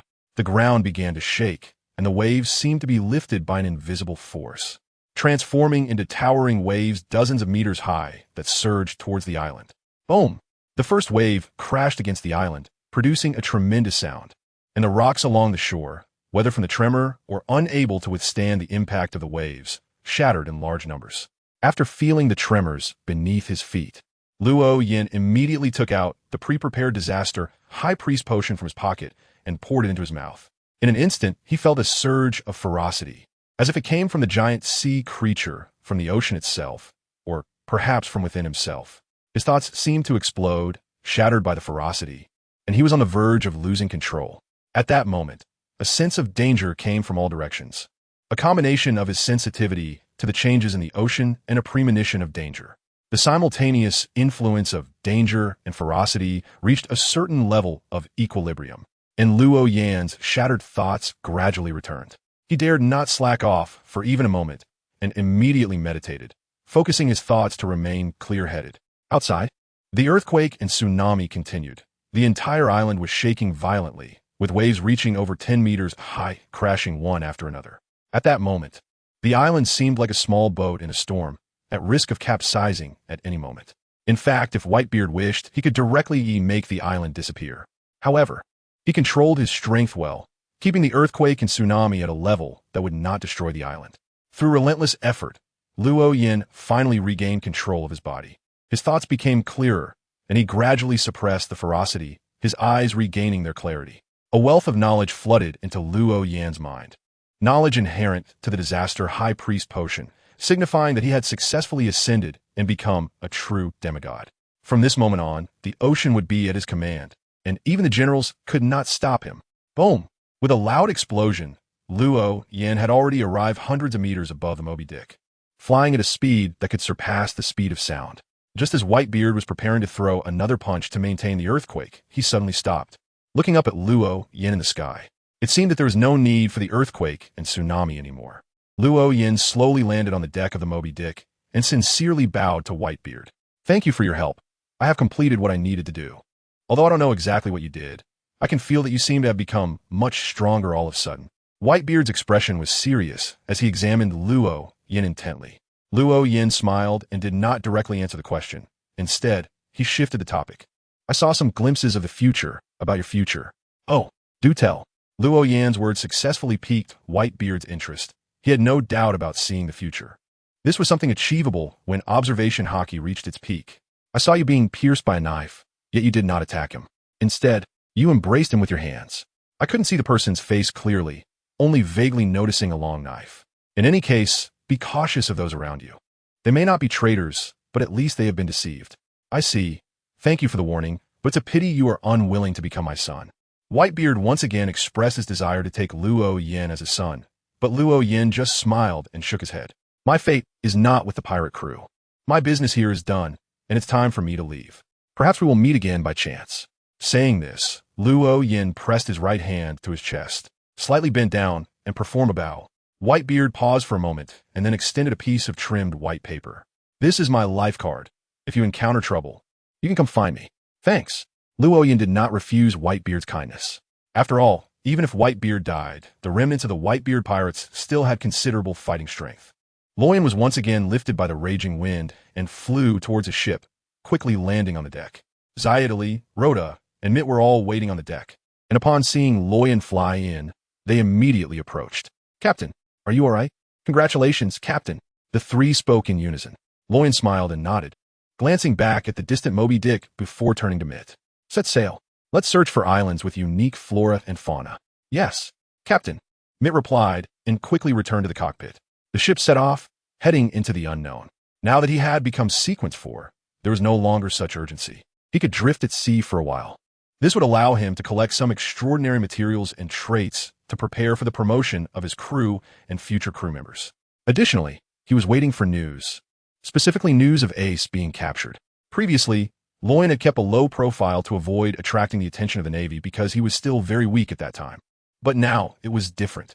Even if he encountered an admiral at sea, he had the confidence to protect his ship and leave. In this situation, there was no need for him to continue being low-key. He needed to prepare the anchors required for future promotions. Besides acting with the Revolutionary Army, he could also gain some fame through the Marineford War, although he did not intend to participate in the fighting. However, he could take the opportunity to make a name for himself, such as blocking some people or rescuing others as the battle neared its end. "Captain, there's a pirate ship ahead, and it seems to be coming towards us," shouted Porter, the lookout sunbathing on the mast. Loyan, who had been lazily lying on a deck chair, suddenly sat up, showing no concern about encountering pirates, but rather a face full of excitement. It had been 5 or 6 days since he parted ways with the Whitebeard pirates, and during these days they had passed several islands. However, they were all very ordinary islands. Although some had extraordinary materials rich in spiritual essence, they were few in number and scattered, lacking exploration value, so they did not land. Since his promotion to Sequence 4, he hadn't encountered any battles or tested his abilities, and now that an opportunity had come knocking, he was naturally very happy. Luo Yin looked up and saw a ship that was 2 or 3 times larger than his own. A ship of this size wasn't considered big. It was relatively small in the New World. The pirate flag on the ship depicted a skull wearing a blue hat, with a circular symbol at the corner of its mouth. Porter spotted the pirate ship, and the lookout equipped with a telescope on the pirate ship naturally saw Luo Yan's vessel as well. "Captain, there's a small boat at 1 o'clock ahead. It seems to have only a few people on it. Should we approach? A small boat? Hey, do you recognize their flag?" The response came from a dark-skinned man wearing a blue hat, dressed in a long black coat, with a long-barreled revolver at his waist. The lookout carefully examined the sails, but found them completely blank with no patterns. "Captain, the sails on the other ship are blank, and there is no flag. They don't seem to be pirates or Navy." "Not pirates or Navy. What are they doing in the New World? Approach. Get ready for hunting, lads." "Oh." Upon hearing the captain's command, the pirates on the ship cheered in unison. Their small pirate crew had been living rather stifled in the New World, and now that they had finally found what seemed to be a softer persimmon, they naturally wanted to seize the opportunity. Luo Yin was about to give the order for Mitt to approach when he heard Porter shout, "Captain, the pirate ship is coming over." "Oh, interesting. Then we'll just wait here. There's no need to go over proactively." Luo Yin walked to the bow of the ship, squinting at the approaching pirate ship, a smile gradually forming at the corners of his mouth. The other side was composed of pirates, and their initiative to come closer indicated they had intentions toward him. In this situation, he felt no sense of danger, which meant that the other side was not strong, making it a perfect opportunity to test his abilities.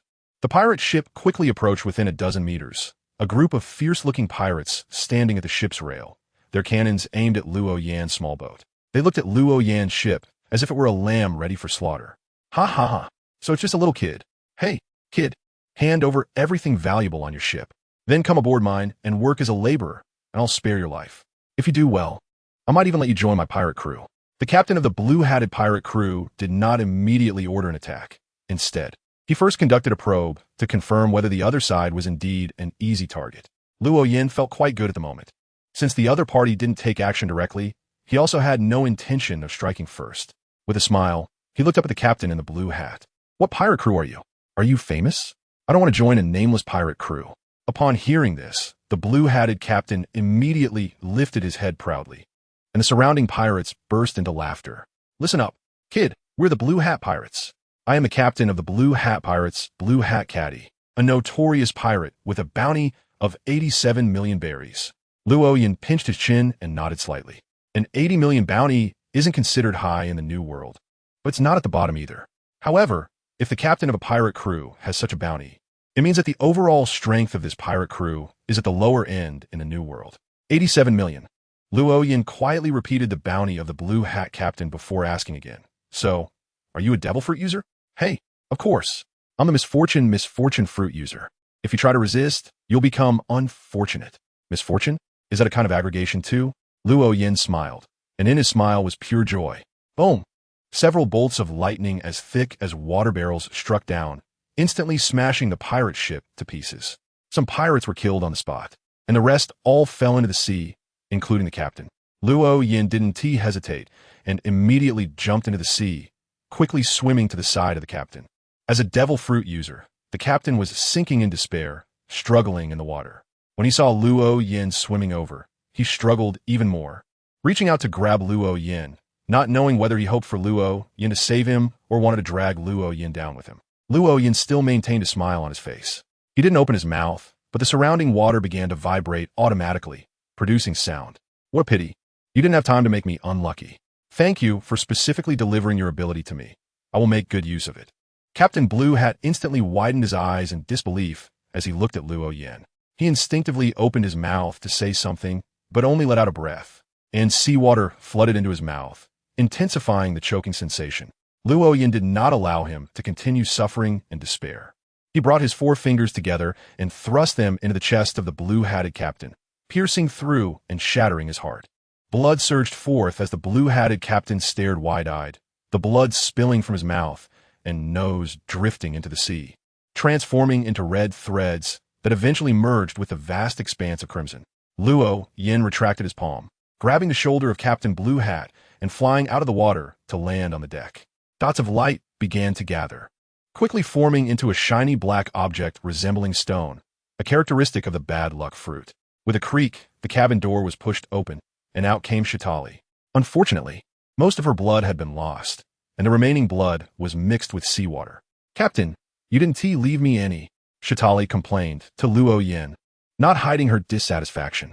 It was then that Luo Yin remembered Shitali's needs and scratched the back of his head awkwardly. Sorry, I didn't notice. How about I go and fish some out for you? There might still be some alive." Shitali glanced at the sea, which had already been stained red, thought for a moment, and shook her head. "No need, I still have plenty of blood left. I can last at least a week." "All right, let us find a place to exchange the bounty and buy you some blood while we're at it." After Luo Yin and Mitz salvaged the treasures of the Blue Hat pirates, they continued their journey, but their destination had changed to an inhabited island. After all, they needed to exchange the bounty for the 80 million they had collected. With the help of the astrological sphere, they found a place with inhabitants in just 2 days. Luo Yin didn't care which country this place belonged to. He knew there was a Navy base, G5, here. At least one vice admiral would be stationed at a Navy base in the New World. After all, pirates who could survive in the New World were not weak. And without a vice admiral, they couldn't maintain order. However, they couldn't send an admiral to guard the place either. First, the number of admirals was limited. There were only 3 in the Navy headquarters at the moment.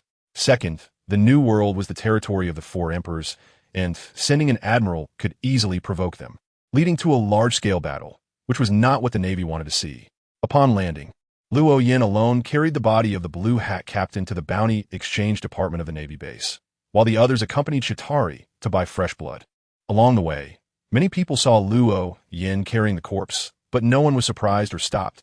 At most, they glanced a few more times. The people living here were already accustomed to bounty hunters bringing pirate corpses to exchange for bounties. The exchange office was not large, similar to an ordinary shop, with a big counter in the center where 3 Navy personnel were present. Behind the counter was a door leading somewhere unknown. The 3 Navy personnel were currently playing cards, as they were not conducting business and were not there to make money. On the contrary, they were there to pay out money. So they naturally did not maintain the same level of courtesy as a shop front would to create a good impression on customers. Bang! As Luo Yin just reached the door, he threw the pirate's corpse onto the counter. The 3 Navy officers playing cards paused for a moment, but did not stop. Instead, they continued until they finished an entire game. One of them glanced at the corpse and then casually took out a thick book to flip through. "Is this the Blue Hat with a bounty of 87 million berries?" the man asked nonchalantly. Luo Yin nodded immediately. "Yes, I'm here to collect his bounty." "No problem. Then let's do some registration first." The Navy officer took out a notebook and a pen. "Please state your name and where you are from." "Luo Yin, from the East Sea." Although Luo Yin was somewhat dissatisfied with the arrogance of the Navy, he was relying on them for payment, so he endured it. The Navy officer nodded, put away the register information, and then lifted the corpse with one hand. Further verification was needed while waiting. After saying that, he ignored Luo Yin and took the corpse through the back door, leaving the remaining 2 Navy officers unable to continue playing cards due to the absence of one person. Appearing somewhat bored. "Hey, you're Luo Yin, right? Want to play a few hands?" One Navy officer, feeling bored, tried to invite Luo Yin to play cards.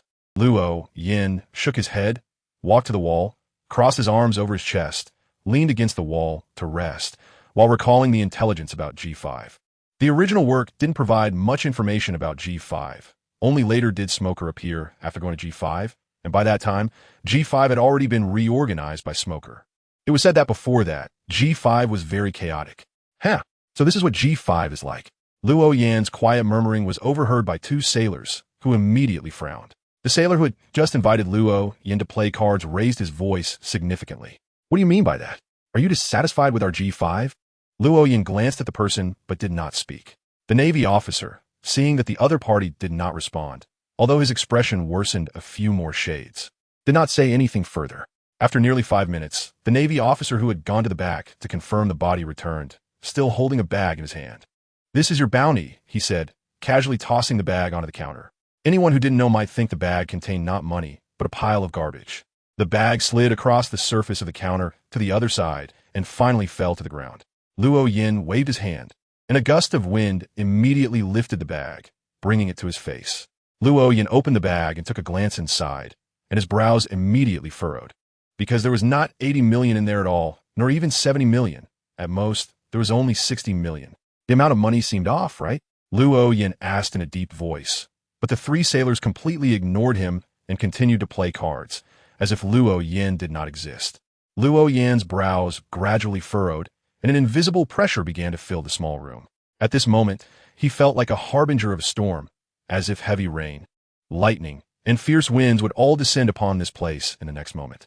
The three Navy officers naturally sensed the change in the room immediately, and they all looked at Luo Yan, but there was no fear on their faces. Instead, there was a hint of impatience. I said, "Is this your first time exchanging a bounty? It's not like you could just get the full 80 million. You have to deduct handling fees and related taxes. Getting 55 million is already quite good. Is that so?" Luo Yan was just angry because he thought the other party had pocketed part of his reward. But after hearing the explanation, he felt it made some sense. He gradually calmed down, thinking that he would let this matter go. After all, for him, it was just extra money. If it was less, then it was less. Just then, the door was pushed open from the inside, and a man dressed in a white robe, holding a bamboo stick and wearing sunglasses, walked out. The three Navy personnel immediately dropped the cards they were holding and stood straight, saluting the man. "Vice Admiral Virgo." Virgo nodded in acknowledgement, then stepped out from behind the counter and calmly looked at Luo Yan from a distance of 2 to 3 meters. "Did you have any dissatisfaction with us just now? If you have any complaints, you can tell me. Please do not make things difficult for my subordinates." Luo Yan narrowed his eyes and carefully examined the Vice Admiral. His instincts warned him that this person was a strong opponent, but not to a very dangerous degree. After all, he could fly, and his flying speed had already surpassed the speed of sound. No Vice Admiral could stop him if he wanted to leave. It wasn't that he had any dissatisfaction. He just didn't know that there would be handling fees the first time he redeemed a bounty. He thought that one of the subordinate had pocketed his money. Virgo glanced at the bag Luo Yan was holding with a calm expression. "It is indeed necessary to pay some handling fees when receiving a bounty. It's the same no matter where you redeem it." I understand. After all, I just found that corpse at sea, so I'm quite satisfied with getting 55 million. With a smile, Luo Yan walked toward the door, while Virgo subtly raised an eyebrow. "Are you saying that corpse was something you found?"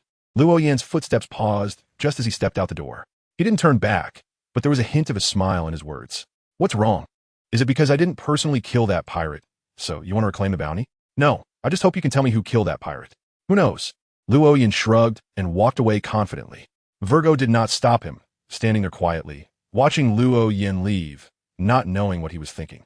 Luo Yan returned to the agreed meeting point and waited for half an hour before Xiaotali and the other two came back, but they returned empty-handed. "Didn't you go to buy blood? Where's the blood?" Luo Yan asked in surprise, and Xiaotali immediately looked distressed upon hearing this. "Don't mention it. The hospital here doesn't sell blood.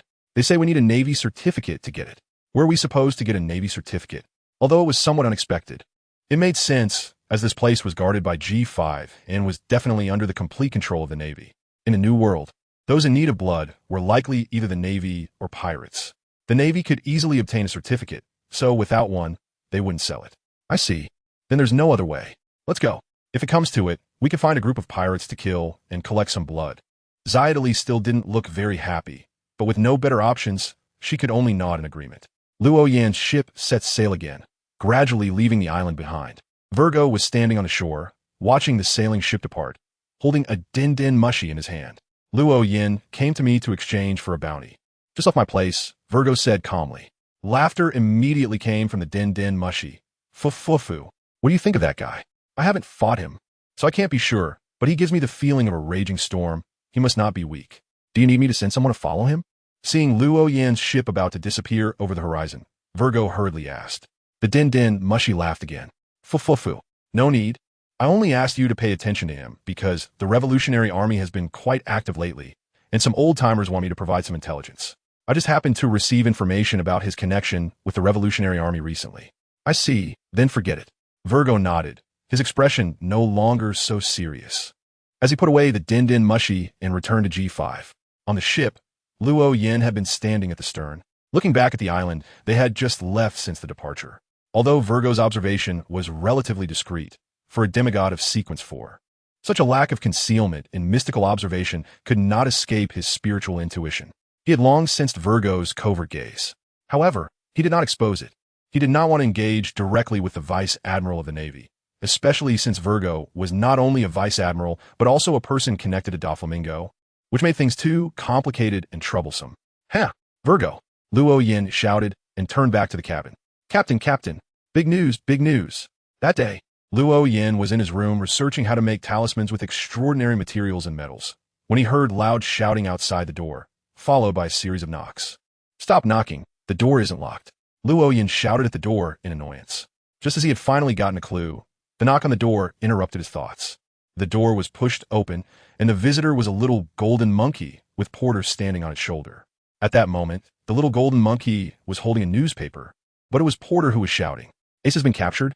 Seeing the newspaper in the little golden monkey's hand, Luo Yin immediately asked. Porter, who was just about to continue shouting, seemed to have its throat squeezed and couldn't make a sound. However, it quickly nodded to indicate that Luo Yan's guess was correct. Luo Yin summoned a gust of wind that rolled up the newspaper from the little golden monkey's hands and landed in his own. The front page of the newspaper read that Ace was captured and Blackbeard became a warlord of the sea. "It has finally begun," Luo Yin murmured softly, returning the newspaper to the little golden monkey. "Go tell Mitt, enter the doldrums, and then I will personally take the helm." "Yes, Captain." Porter, as a bird, didn't think much of it and immediately responded.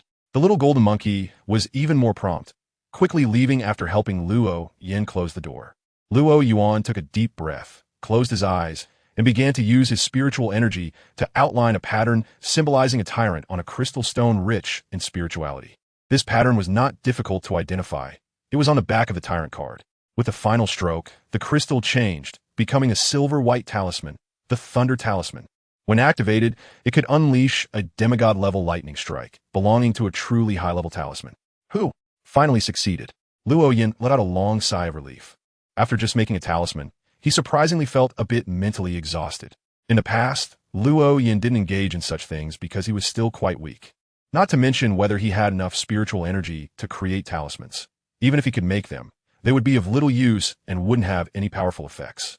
After he set out to sea, he was too eager to hunt along and plan to meet Whitebeard, constantly feeling a sense of urgency, leaving him no mood to study this.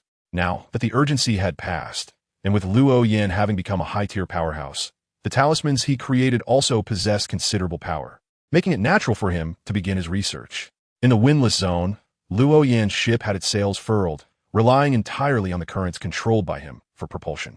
At that moment, the entire ship was rippling like the light reflecting off the water, emanating an aura of disaster. It felt as if the whole ship was brewing calamity, giving an extreme sense of danger.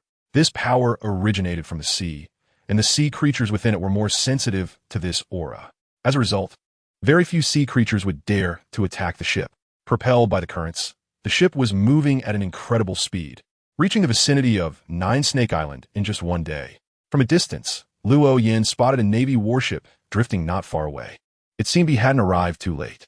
Luo Yin let out a laugh, not steering the boat over, but instead flew toward the warship on the wind. The sailors on the warship had all been petrified, with the only exception being the naval admiral codenamed Flying Squirrel. As Luo Yin approached, the Flying Squirrel immediately sensed it, raised its head warily to look up, and its eyes narrowed. Luo Yin? Oh, you know me? Luo Yin chuckled lightly and landed on the deck of the warship without any fear. The Flying Squirrel placed a hand on the hilt of his knife but did not draw it. I've seen your portrait.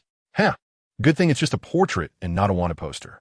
Luo Yin joked, and the atmosphere was slightly relieved. The flying squirrel's hand moved away from the hilt of his knife, but he still maintained the necessary vigilance. What do you want?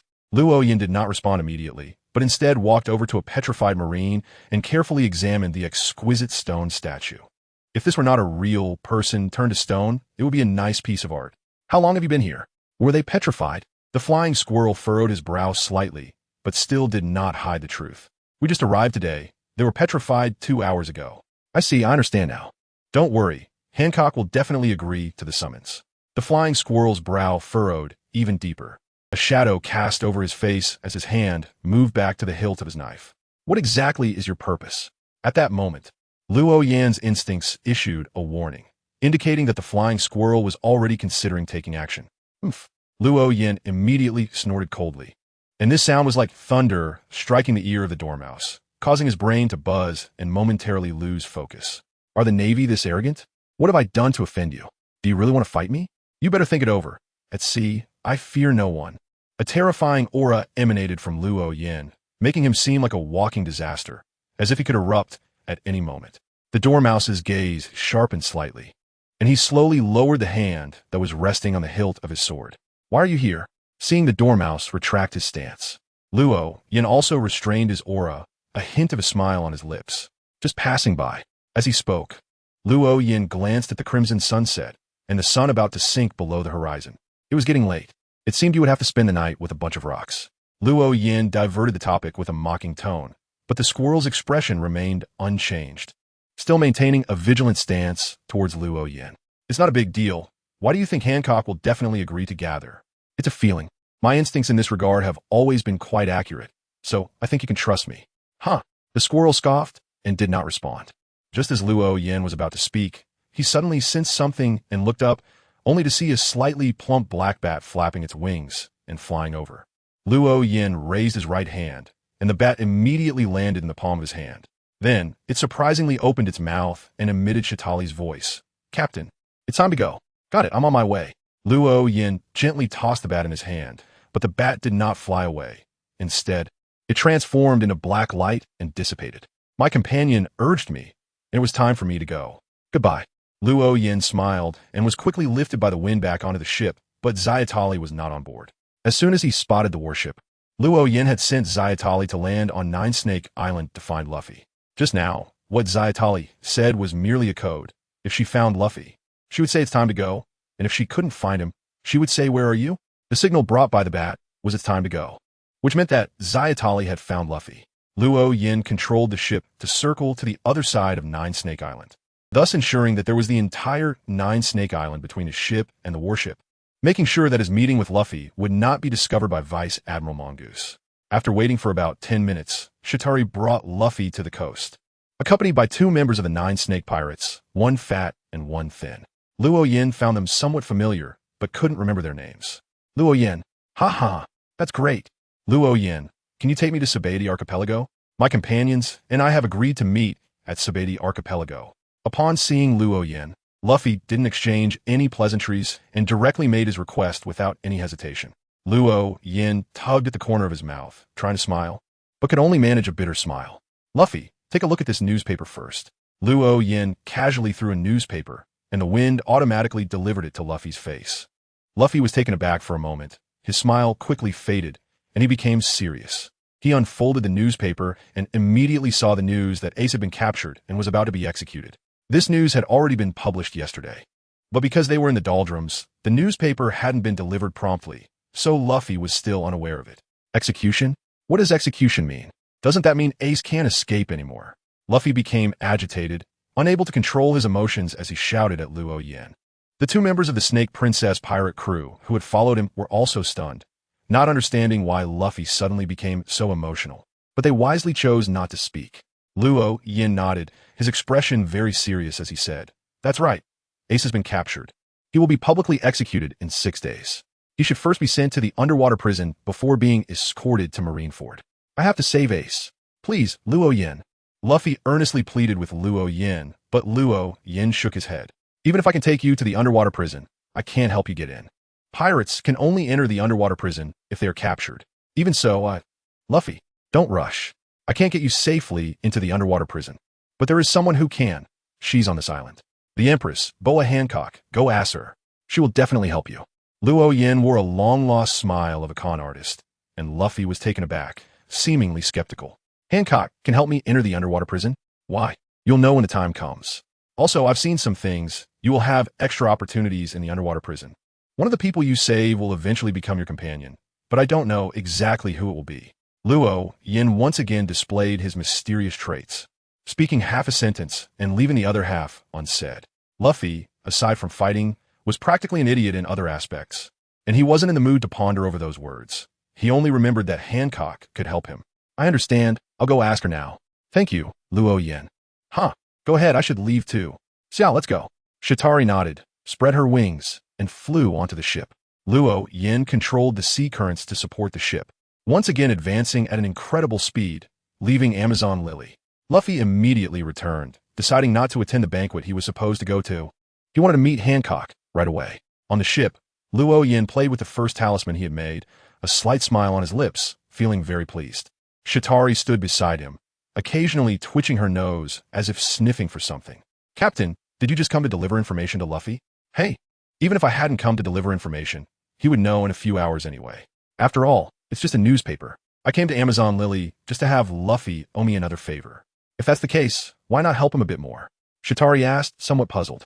She could clearly sense Luo Yan's repeated goodwill towards Luffy, but didn't understand why he was doing this.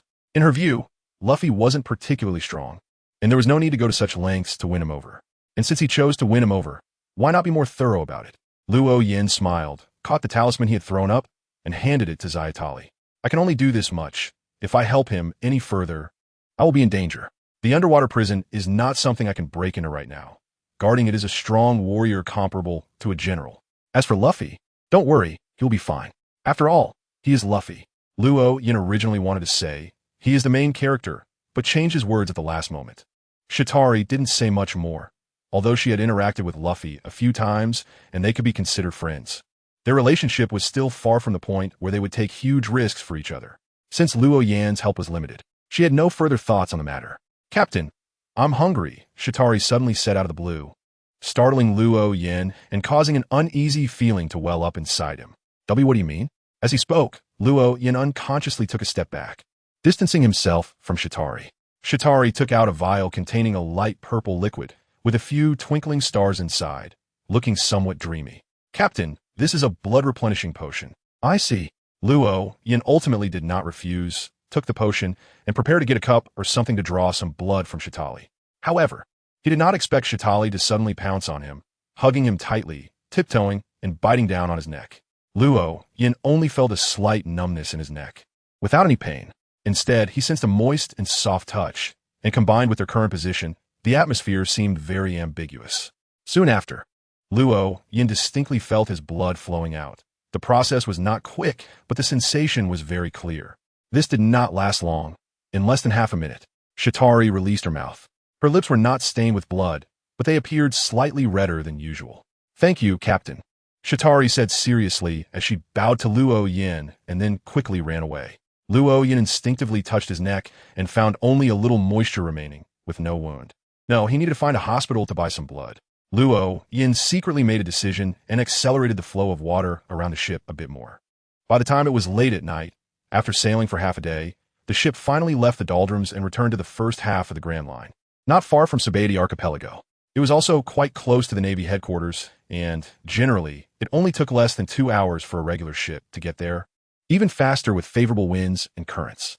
Luo Yin did not choose to go to Shuanghua Island, but instead drifted at sea. After all, he was preparing to get involved in the war at the top and did not want to show his face just yet. After handing the ship over to Miter, Luo Yin returned to his room and had a good sleep, resting until noon. Even after waking up, he did not leave the room, but instead started counting his extraordinary traits and extraordinary materials. Although he hadn't specifically collected them during this time, the quantity of extraordinary traits and materials had still increased significantly. He was now somewhat conflicted, wanting to create a few magical items.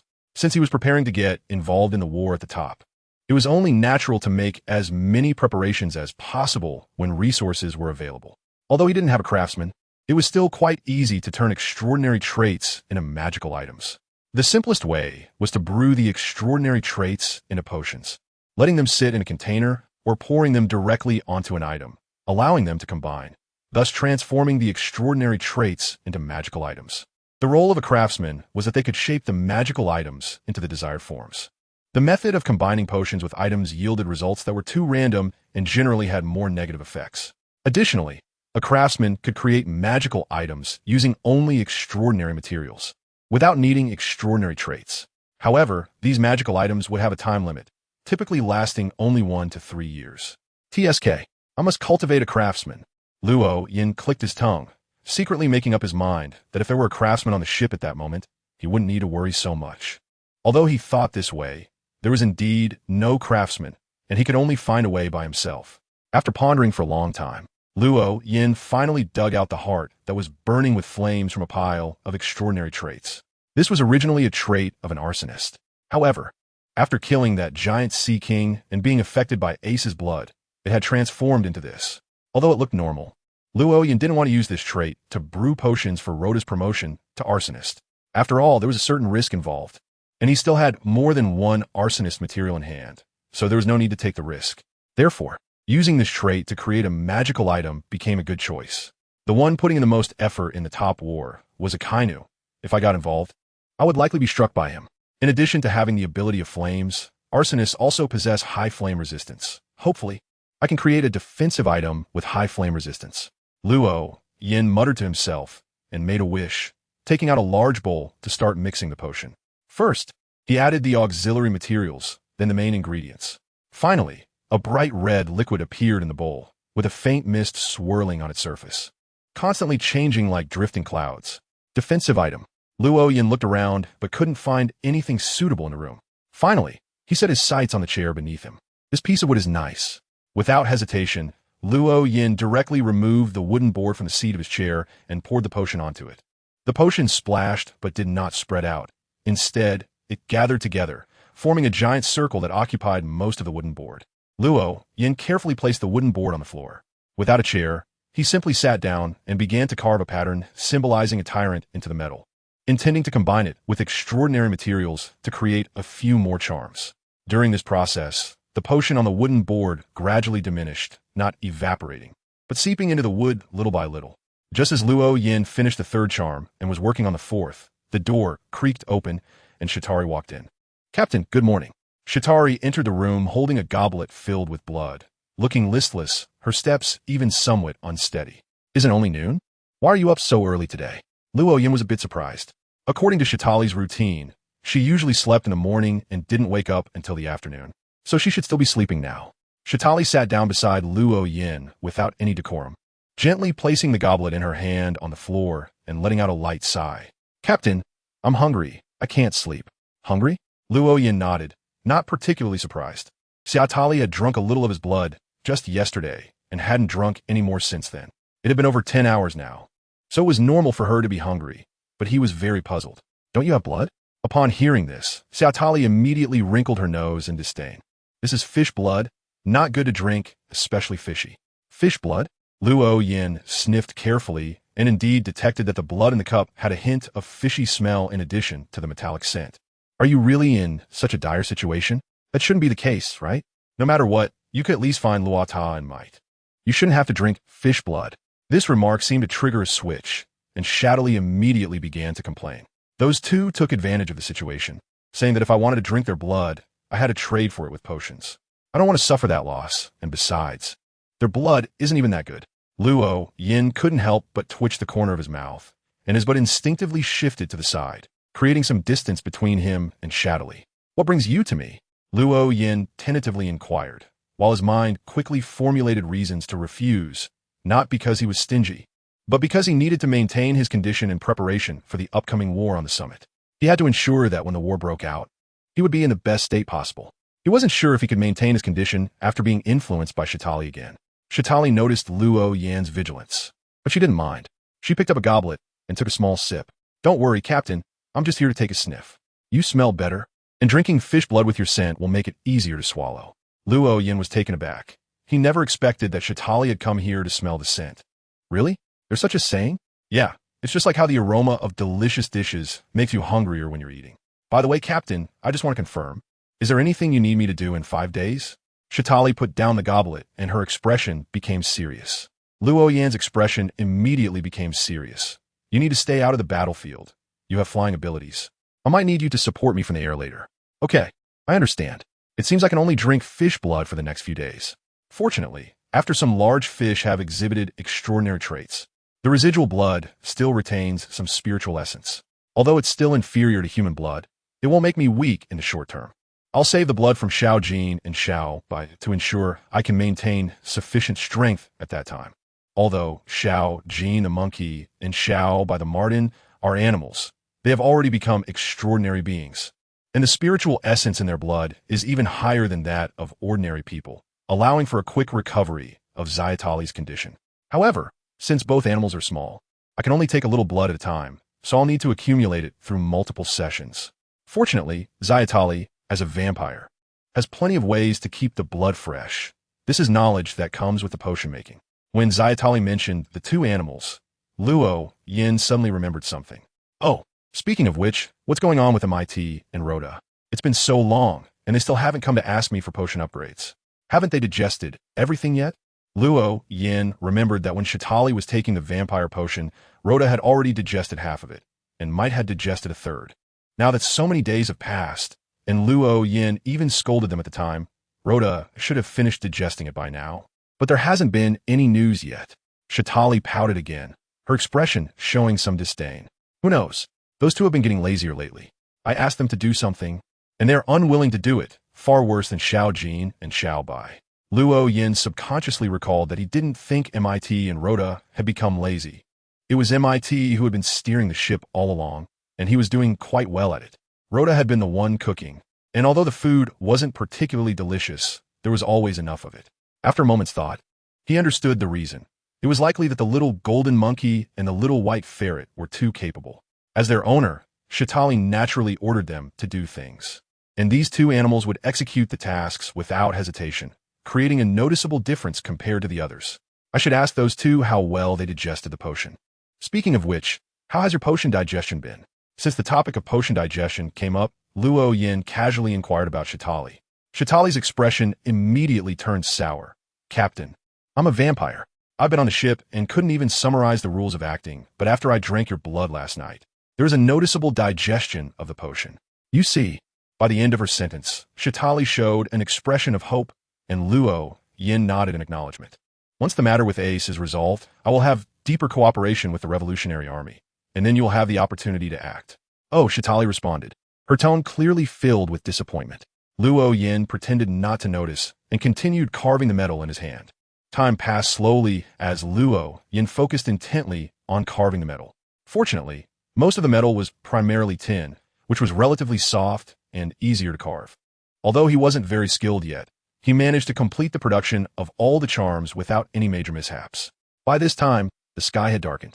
Luo Yin infused the last carved piece of metal with spirit, tracing patterns along the carved designs, and combined it with extraordinary materials to create the charm. Only then did he realize that Shatali had somehow fallen asleep on the floor, and the goblet still had some residual blood clinging to its sides. Luo Yin turned his head to look at the wooden board again.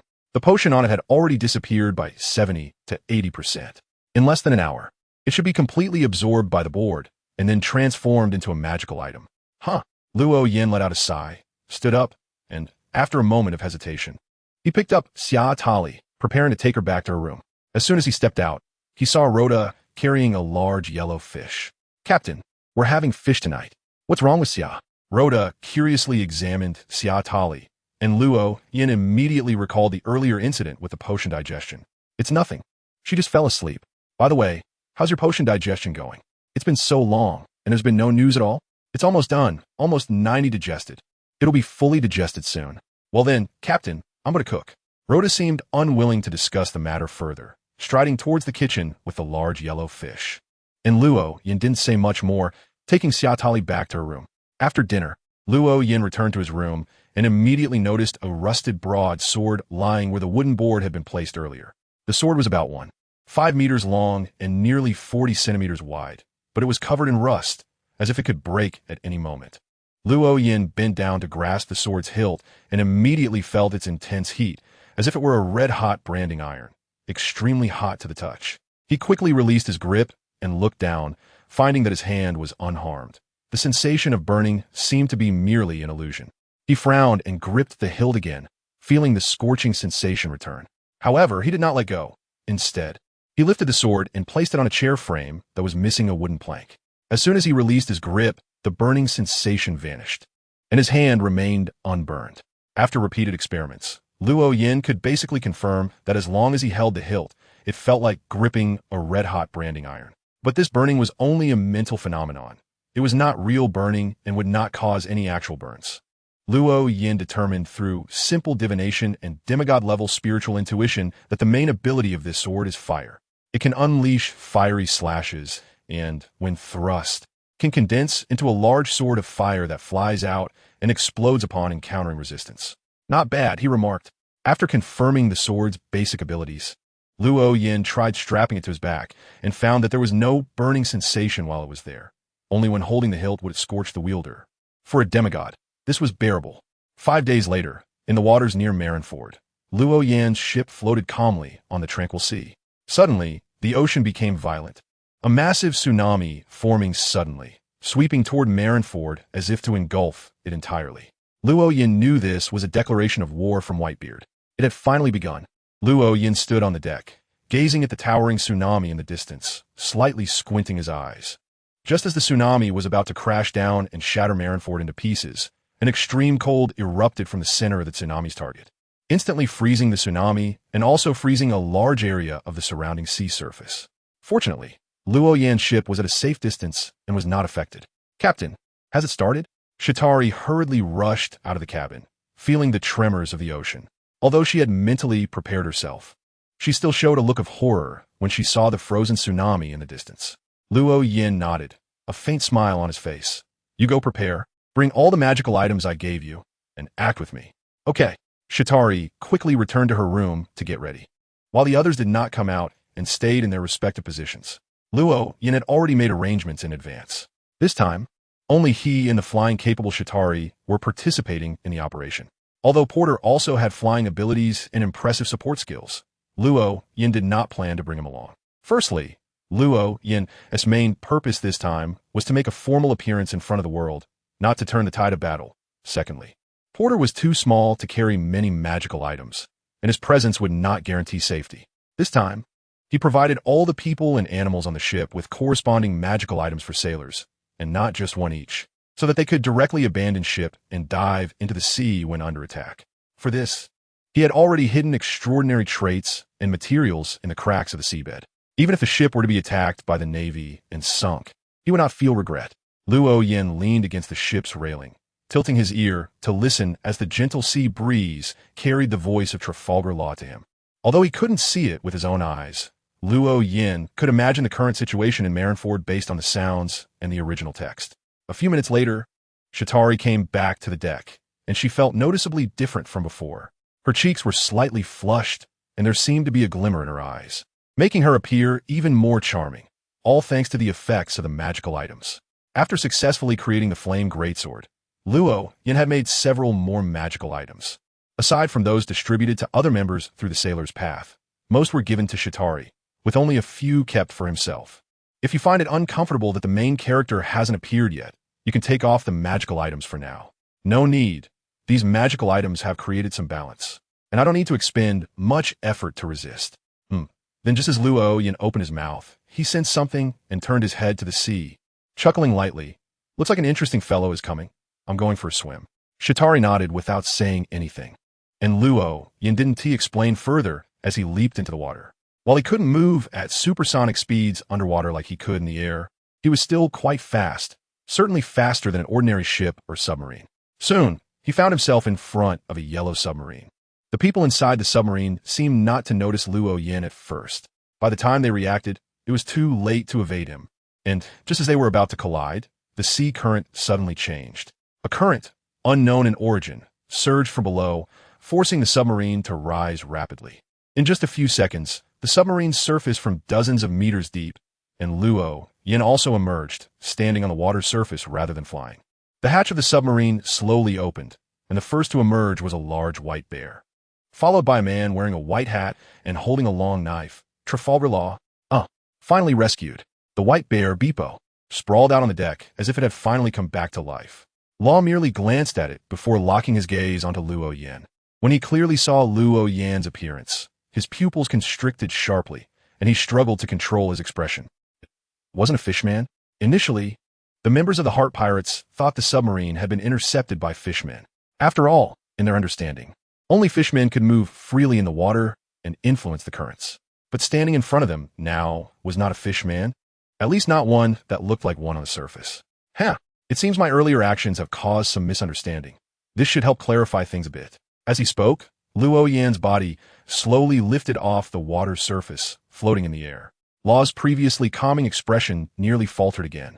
The man before him not only controlled the sea currents like a fishman, but could also fly. Who are you? Law forced himself to rein in his emotions and asked calmly. A smile gradually appeared on Luo Yan's face. Luo Yan, an adventurer. Luo Yan, Law repeated the name softly, his eyes narrowing as he desperately searched his memory for any information about Luo Yan, but found nothing. What do you want? After searching in vain, Law stopped pressing and instead inquired about the reason for Luo Yan's interception of his submarine. Luo Yan maintained a smile and said, I want to entrust you with something. Entrust? Luo seized the key word, repeating it with a tone that was both surprised and puzzled, as if to say, Are you sure you want to make an entrustment to a pirate? Luo Yan nodded and continued to speak to himself. Yes. I would like to ask you to help me find the silence fruit, or someone who has eaten the silence fruit. You should be familiar with this fruit. Luo's pupils shrank sharply again, then narrowed, and the knife in his hand slightly unsheathed. I don't know what you're talking about. Luo's tone became somewhat unfriendly. But Luo Yan ignored him and continued. As a reward, I will help you when you seek revenge on Doflamingo. I can ensure his downfall, even if he was once a celestial dragon. Luo's expression changed wildly, staring intently at Luo Yan. After a long time, he took a deep breath to calm himself down a bit. How can I trust you? You don't have to believe me at all. After all, it's just a silence fruit that cannot directly enhance combat power, not something that rare. Luo Yan put on an attitude of being eager to cooperate, and that anyone who didn't cooperate could leave, while also belittling the silent fruit. He hoped to obtain this fruit, but didn't want anyone to know his desire. After a moment of silence, Luo slowly nodded. I'll try to find this fruit. Good. I look forward to the day you bring the fruit to me. I can already foresee the downfall of Doflamingo. Just as Luo was about to speak, he saw a beautiful lady with wings flying over from a ship not far away, at a speed that was neither too fast nor too slow. Captain, the bats I sent out seemed to have spotted Luffy. Shatari was not coming over to join the excitement, but to report intelligence. Luo Yan could gather sounds through the wind, and Shatari could similarly utilize her abilities to obtain information from afar, even more directly than Luo Yan. Luo Yan nodded and was about to reply, but Xiaodali suddenly raised her voice. What a cute big white bear. She fixed her gaze on Beepo, who was lying on the deck of the submarine, her eyes sparkling. Beepo sat up straight, and when he saw that the one staring at him was a beautiful woman, his eyes widened. However, at that moment, Xiaodali sighed in disappointment. It's a pity he's too big. If only he were 1 meter tall, no, 60 centimeters would be perfect. I'm sorry. Beepo suddenly stood up and sincerely bowed to Xiaodali, as if it was his fault for being so big. Xiaodali's eyebrows raised, and she looked at Beepo again with surprise and curiosity. Luo glanced at Beepo, fully aware of what kind of bear he was, and didn't say much. Instead, he focused his attention back on Luo Yan. Did you come here to get involved in the Marineford War? Luo Yan first nodded, then shook his head again. I did prepare to appear the Marineford War, but I had no intention of changing the outcome, and I currently do not have that capability. This war is being live-streamed by the Navy throughout. So from the very beginning, the outcome was already determined. The Navy would absolutely not lose. Luo Yan's gaze became a bit deeper, and knowing the original story, he was more aware of how much high-level combat power the Navy had hidden during the Marineford War. Neither Sengoku nor Garp had taken the situation seriously at the time, and both Akiji and Kizaru were just casually observing. Part of this was due to personal factors, and part was because the battlefield situation had always been favorable for the Navy, and at that time, the Navy had already obtained what they wanted. They not only killed Ace, but also Whitebeard. Once the Navy found itself at a disadvantage, those upper-level combatants who were just observing would definitely get serious. In such a situation, let alone Luo Yan now, even if another Yonko came, they might not be able to defeat the Navy. Law also had a certain judgment about the situation, but was still somewhat surprised by Luo Yan's certainty. You seem very confident. Huh. Of course, I forgot to tell you. I am good at prophecy. Prophecy, Law whispered, repeating the word with an increasingly serious expression. Luo Yan smiled upon seeing this, said no more, and turned to look at Shatari. Let's go and witness this top-level war. With that, Luo Yan was swept up by the wind and headed towards the Navy headquarters, while Shatari flapped her wings and followed closely behind. Luo looked up and watched the two of them leave, his already serious expression becoming even more grave. Xiaoxia, did you just say that Luffy has already arrived? On the way, Luo Yan asked casually, and Shatari immediately nodded. That's right, he's already here, and he brought a lot of people with him. They fell from the sky and looked like they were going to die. But then Luffy suddenly grew bigger and caught them all. Grew bigger? Didn't they fall together with the warship? Luo Yan turned his head to look at Zayatali, his brows gradually furrowing. Zayatali tilted her head, somewhat confused. A warship? Why would they fall down with a warship? I understand. Luo Yan nodded slightly, already aware of where the problem lay. The difference from the original work might be because he had reported the situation, causing Luffy to leave Amazon Lily for Impel Down earlier, which in turn led to Luffy arriving at Marine headquarters ahead of schedule. Since he arrived early, why didn't he encounter Ace? After understanding a bit more, Luo Yan was left with even greater doubts, but soon he felt relieved. The Marines were clearly not a bunch of fools. After receiving Hancock's request, they must have also intended to transfer Ace earlier, which was why Luffy still missed Ace despite arriving ahead of time. Their speed wasn't particularly fast, but it wasn't slow either. They quickly flew to the top of the frozen tsunami, where they could clearly overlook the entire battlefield from above. At this moment, Whitebeard was standing at the bow of the Moby Dick, directing various battlefields with a din mushi in hand, while Luffy charged forward like he was on fire.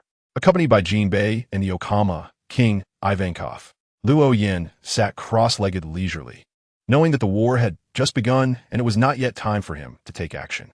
Zayatali, however, was very interested. Her crimson eyes constantly roamed around the battlefield. Perhaps due to excitement, her already slightly flushed cheeks were now even more rosy. Captain, when do we strike? Seeing Zayatali's eager expression, Luo Yan couldn't help but furrow his brows. Xiaoxia, I think you underestimate the negative effects of those magical items.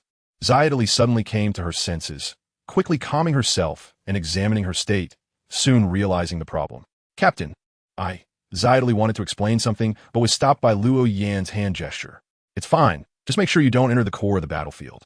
As long as you don't confront the Vice Admiral and the Admiral directly, there shouldn't be any problems. I understand. Zayatali nodded, taking out a vial of potion from her pocket and swallowing it. The flush on her face immediately faded significantly, and the sparkle in her eyes dimmed.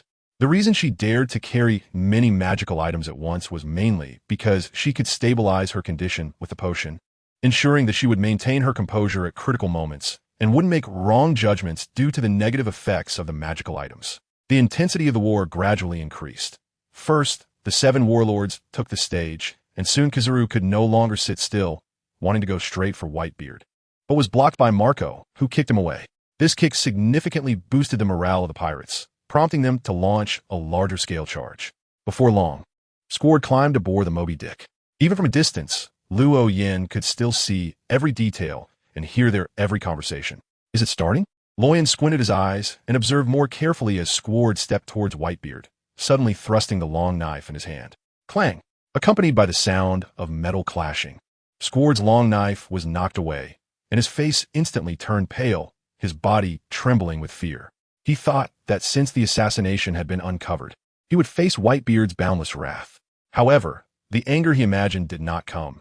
Instead, Whitebeard embraced him with one arm and genuinely moved him with unprecedented sincerity. Captain, was that what you foresaw? Although Shatari did not have Loyan's keen eyesight, she could still barely see what was happening on the Moby Dick. Loyan's lips curled into a smile. That's right, which is why I reminded Whitebeard at that moment. Now Whitebeard's anger has been completely ignited. It just depends on whether he can take down 1 or 2 admirals.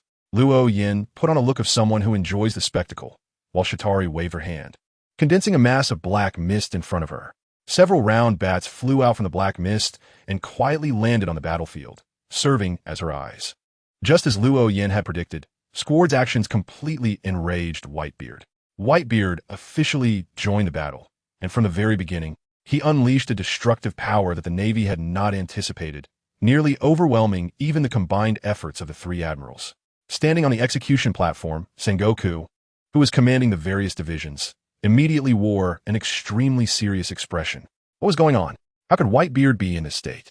Although the two sides had not seen each other for many years, Sengoku, as the fleet admiral, was still able to learn from various channels that Whitebeard's physical condition had deteriorated significantly, to the point where he needed 4 drips to maintain himself. Yet, the explosive power Whitebeard was demonstrating was completely uncharacteristic of a frail old man. Alarmed, he prepared to issue further combat orders. Just then, an intelligence officer hurried over and handed a document to Sengoku. Admiral, this latest intelligence indicates that not long ago, Whitebeard received treatment from someone named Shitari. Not only did he completely heal his injuries, but it is said that he can make Whitebeard live for another 20 years. Sengoku abruptly turned around, his eyes wide, causing the intelligence officer to tremble in fear, almost dropping the document in his hands. Shitari? Who is that? Why have I never heard of them? As Sengoku inquired, he took the document and quickly flipped through it, soon seeing the name Luo Yen. Luo Yen? Isn't that the one who made a deal with the Revolutionary Army? What did he get involved with Whitebeard? Where did this intelligence come from? Is it reliable? Admiral, this intelligence comes from a pirate of the Whitebeard pirates and should be reliable. I remember Smoker sent back a report that Luo Yen appeared in Alabasta. And at that time, Port Gasti, Ace was also there. Sengoku suddenly looked down at Ace, who was kneeling in chains on the execution platform. And at that moment, Ace's expression was equally remarkable, a mix of surprise and joy. Luo Yan's ship doctor really healed Dad. He wasn't lying to me after all. Hearing Ace's murmurs, Sengoku immediately grasped the truth, and his expression turned extremely grim. That bastard. In his anger, Sengoku clenched the document tightly, crumpling it in his hand. The intelligence officer trembled uncontrollably, feeling a chill run down his spine. Even so, he could only brace himself and remind him, Admiral, if there's more intelligence you haven't seen.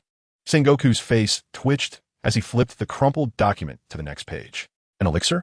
A potion that took only a few minutes to concoct healed Whitebeard? What on earth is this potion? And where did this Luo Yen come from? First, he made a deal with the Revolutionary Army, and now he healed Whitebeard at such a critical moment. What does he intend to push the world towards? Seeing Sengoku crumple the document again, the intelligence officer swallowed hard, his forehead already drenched in sweat. Admiral, we conducted an investigation into this. Luo Yen first appeared on Cocoa Island in the East Blue, and it seems he played a role in defeating Arlong. Moreover, that Shitari joined Luo Yan's group at that time, but back then, Shitari was just a slave. A slave? Sengoku asked in surprise, wiping the cold sweat from his forehead. He stammered under the immense pressure. Why yes, a colonel in the East Blue was secretly involved in slave trading. And Shitari was stolen from that colonel's ship by Luo Yen. Are you saying that there are Navy members secretly trading slaves? Sengoku's face turned as dark as a pot bottom, his eyes clouded with shadow, and his skin seemed to shimmer with a golden hue, as if he would explode at any moment. The intelligence officer could no longer bear it and collapsed to the ground. That colonel has already been captured, but due to the massive conscription, he hasn't been dealt with yet. Let that guy live. I will personally interrogate him. Yes. The intelligence officer quickly responded and scrambled away from the execution platform, unable to take the pressure any longer. Luo Yen, leisurely sitting atop the frozen tsunami, had no idea that his series of plans for promotion would cause Sengoku to lose his composure like this. Although he saw the intelligence officer reporting to Sengoku, he couldn't hear their conversation. He could listen to distant dialogues through the wind, but he certainly couldn't receive multiple conversations at once, as it would result in overlapping sounds that became chaotic, making it impossible to hear anything clearly. He could only focus on 1 or 2 voices, and right now, he was mainly concerned about the sounds from the pirate side. Captain, what do you think that naval admiral received for intelligence? He seems really angry. Hey, who knows? Maybe it's because the ambush on Whitebeard failed. The real show is about to begin. Just watch closely. Captain, look, that guy can summon bats too. Can I use his blood as a promotion material in the future? Shitari noticed that Moria had released shadow bats in the battlefield, and her eyes instantly brightened.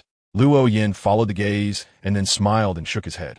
The top of your path is called Moon, symbolizing beauty, life, some plants, some darkness, and some weirdness. The bats created by that guy look like bats, but in reality, they are shadows, so they can't be used as promotion materials for you. Luo Yen spoke with great certainty because he was well aware of which path the Moria's shadow fruit came from. It was the fruit that constituted the uniqueness of the hangman. The uniqueness of the hangman. The dark fruit, plus the shadow fruit, plus any fruit that symbolizes filth, decay, and shadow. Moon, Shatari whispered this word, suddenly realizing something. A gleam flashing in her eyes. So that's it. No wonder every time a moonlight shines on me, I feel an inexplicable sensation, and during the full moon, my spirituality experiences a noticeable increase. Huh. Speaking of which, it's been a long time since I taught you a mysticism class. I was originally planning to discuss it further when cooperating closely with the Revolutionary Army. But now that I think about it, some knowledge cannot be shared with the Revolutionary Army. However, I can share it with you. I'll give you a special class later. Although Luo Yin planned to cooperate with the Revolutionary Army from the beginning, he did not intend to teach them all the mystical knowledge he possessed. He even told the Revolutionary Army that the sequence only went up to sequence 1, not sequence 0, which naturally meant he could not reveal the symbol of the true God to them. Shatari's eyes sparkled brightly as she looked at Luo Yin. Captain, does that mean I will become even more beautiful later? After becoming a vampire, Shatari had noticeably improved in both looks and figure. She thought that was the end of it, but now it seemed that was not the case. Luo Yin nodded, and a strange smile suddenly appeared on his face. Do you know what the first sequence of the moon path is called? It's called the Goddess of Beauty. She is the symbol of beauty. Goddess of Beauty? Captain, I want to be the Goddess of Beauty. Shadowly's eyes sparkled even more. Upon hearing this, Luo Yin laughed heartily. Haha, if that day really comes, I must marry you. Otherwise, if I cultivate a goddess of beauty and someone else ends up with her, wouldn't I be very upset? Sure, then I'll marry you. Shadowly agreed without a second thought. Luo Yin had just said it casually and didn't take it seriously. After all, he was only at sequence 4, and Shadowly was at sequence 7. They were still far from the goddess of beauty, and perhaps it was entirely impossible. He said it just to tease Shadowly, and naturally didn't take her response to heart. Then, Captain, what does little Jin's path symbolize? The symbol of the peak sequence completely captivated Shadowly, and she hurriedly asked. Luo Yin glanced at the battlefield, estimated that it would still take quite a while before he needed to take action, and then smiled and began to explain. The path of the little golden monkey reaches a peak called Mother, which can also be referred to as Earth Mother, symbolizing the cycle of life. Every person, every plant, every living being has its own end and will return to the earth, buried deep in the soil, to sprout again, grow tall, and bloom, life after life. Luo Yin wanted to take a shortcut, so he directly copied the doctrines of the Earth Mother Church. Shatari listened attentively, nodding while moving her lips, as if she were savoring the words. It sounded like there were some overlaps with the lunar path, and also symbols of life, plants, and animals. If you can become the goddess of beauty, I will tell you why their symbols might overlap. Luo Yin playfully pretended to be a fortune teller, and Zedali pouted slightly, showing some dissatisfaction, but she didn't press further. Instead, she continued to ask, what about Xiaobai? What does Xiaobai's path symbolize? The path of the white weasel symbolizes order and rules. Oh, order and rules. What about yours? What does your path symbolize? Since the question involved Luo Yin himself, Zedali changed her address from you to express that she did not intend to offend. Luo Yin smiled and had no intention of hiding it. It symbolizes the all-encompassing capabilities of land, sea, and air. Zedali slightly opened her mouth and nodded in realization. No wonder you can breathe underwater and fly. So that's how it is. What about Rhoda? Rhoda's path symbolizes war. Va? I thought it symbolized being foul-mouthed. Zedali pouted and began to make a slight, sarcastic remark. Luo Yin smiled, was about to speak, when suddenly they heard a loud bang, followed by seeing a sweeping strike across the ice on the opposite side of the battlefield, causing large chunks of ice to fall. Hawkeye. Luo Yin's eyelids twitched, and his gaze immediately locked on a hawk eye in the battlefield. At that moment, Hawkeye was sheathing his sword back on his back. Luo Yin's scrutiny seemed to trigger his observation hockey, and he suddenly looked up towards Luo Yin's direction. Luo Yin quickly averted his gaze. So sharp, Luo Yin sighed secretly, feeling a bit startled. Captain, have you been discovered? Zedali was also taken aback. It seemed to be the first time they had been noticed after watching for so long. Luo Yin nodded. Although he had been discovered, he was not worried. After all, Hawkeye was just a bystander on this battlefield. He was one of the 7 warlords, the world's greatest swordsman, and it was normal for him to have strong observation hockey. The main thing was that the guy's attention was not on the battlefield at all. He had more than enough energy to pay attention to other things, such as my scrutiny. I see, Sounds impressive, Shatari nodded in realization, already having a rudimentary understanding of Hawkeye in her heart. Loyan nodded, and his watching gaze became more cautious. Let's be careful. I don't want to join the battle right now. Shatari nodded, slightly bending down, and Loyan did the same. Ace, I will definitely save you. At that moment, Luffy's voice echoed across the battlefield. Loyan hurriedly looked over and saw that Luffy, who had already fallen once, was getting back up and charging forward with immense excitement. Ace on the execution platform felt both moved and pained, filled with deep self-reproach. Don't come over, Luffy. Ace seemed to shout with all his might, hysterically exclaiming, You have your companions, and I have mine. My affairs have nothing to do with you. I don't need you to save me. You should go. At this point, Ace was already in tears, bending down and pressing his forehead against the execution platform, turning his face toward himself to prevent others from seeing his tear-streaked face. Luffy's steps paused slightly before he took another big step forward. I don't care about that. You are my brother. At these words, the entire place was shocked. Some Navy personnel even showed signs of wavering, and the pirates seized the opportunity to launch surprise attacks, achieving significant gains.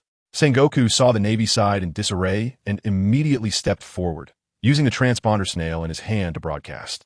Don't waver. They are not biological brothers. Poor Gas D.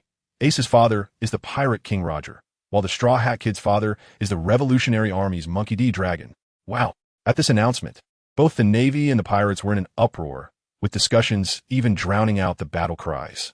He's Dragon's son. Shatari was also shocked, covering her mouth, and then looked at her Captain Loyan, only to find that Loyan remained unchanged, his expression showing no sign of change. Captain, you knew all along? Huh? Yes. I knew a long time ago. Luo Yin nodded, and this news didn't stir any waves in his heart. Then why didn't you tell us? Zayatali said somewhat unhappily. But Luo Yin was puzzled. What does it matter? What does it have to do with you whose son Luffy is? I seem to be. Zayatali, who originally wanted to question him, suddenly realized that it really was the case. What Luffy's father was to her had no relevance. After learning Luffy's identity and his relationship with Ace, the pirates' morale surged, charging forward behind Luffy. Sengoku's expression grew increasingly grim, and he quickly issued a command through the Den Mushi in his hand. Soon, the ice surface trembled, and metal walls rose from beneath the ice, forming a cage that trapped all the pirates inside. Only where the giant oars had fallen was there an opening. Seeing this, Whitebeard's expression also darkened. He approached the wall and punched it. However, his punch, which could shatter air, only left a dent on the wall and did not break it. Whitebeard squinted, looking up at Sengoku, who had a slight smirk and a sharp gaze. Akainu, Sengoku shouted, and Akainu's hands suddenly swelled into flowing magma. Countless magma shots then shot into the sky, and after a while, they transformed into innumerable magma fists that fell, causing the solid ice surface to crack and melt, sending the pirates tumbling into the water. Luo Yin, who was watching the battle, stood up, a hint of mockery on his face. This was the determination of the Navy. Captain, are we going to act? Seeing Luo Yin stand up, Zayatali also quickly got to her feet, eager to try. Luo Yin shook his head, taking a keen interest in the massive oars lying on the ground. No way. Let's keep watching the show. It's not time to act yet.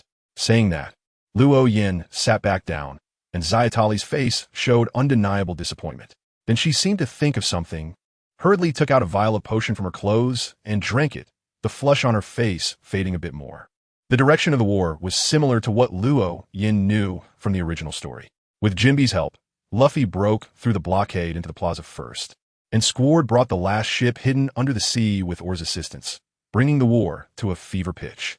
The three admirals made their moves together, and Whitebeard also personally joined the battle, with even the lower-ranked Navy lacking the courage to confront Whitebeard directly. Even the captains could not face him head-on. Only the admirals could directly stop Whitebeard's advance. Whitebeard swung his sword at the main building of the Navy headquarters, shattering the air, and an invisible wave instantly cracked the main building of the Navy headquarters. Akainu's lower body transformed into magma, while his upper body maintained human form, rapidly charging toward Whitebeard. Dogtooth Red Lotus. Akainu punched out a magma fist, and Whitebeard swung down his sword. The two powers clashed, creating a massive shockwave that sent everyone around flying, seemingly splitting the battlefield in two, one side white, the other red. The two colors held each other for a moment before the white began to gain the upper hand. Pressing down on the red, Akainu was sweating profusely, about to collapse, when suddenly the sky brightened and Kizaru soared into the air, transforming into blinding light. Yada no Kagami. You won't get your way. Seeing Kizaru's sneak attack, Marco transformed into a phoenix, blocking all the light aimed at Whitebeard. Failing to land a blow, Kizaru did not linger in the air, transforming into light and instantly landing back on the ground. The next moment, dozens of bullets passed through his body, but caused no harm. The phoenix truly is formidable. Kizaru, unfazed by his failed sneak attack, maintained his usual irritating expression. Marco slowly descended, his body transforming back into human form, leaving his hands still in the shape of wings. A dignified admiral actually resorts to sneak attacks?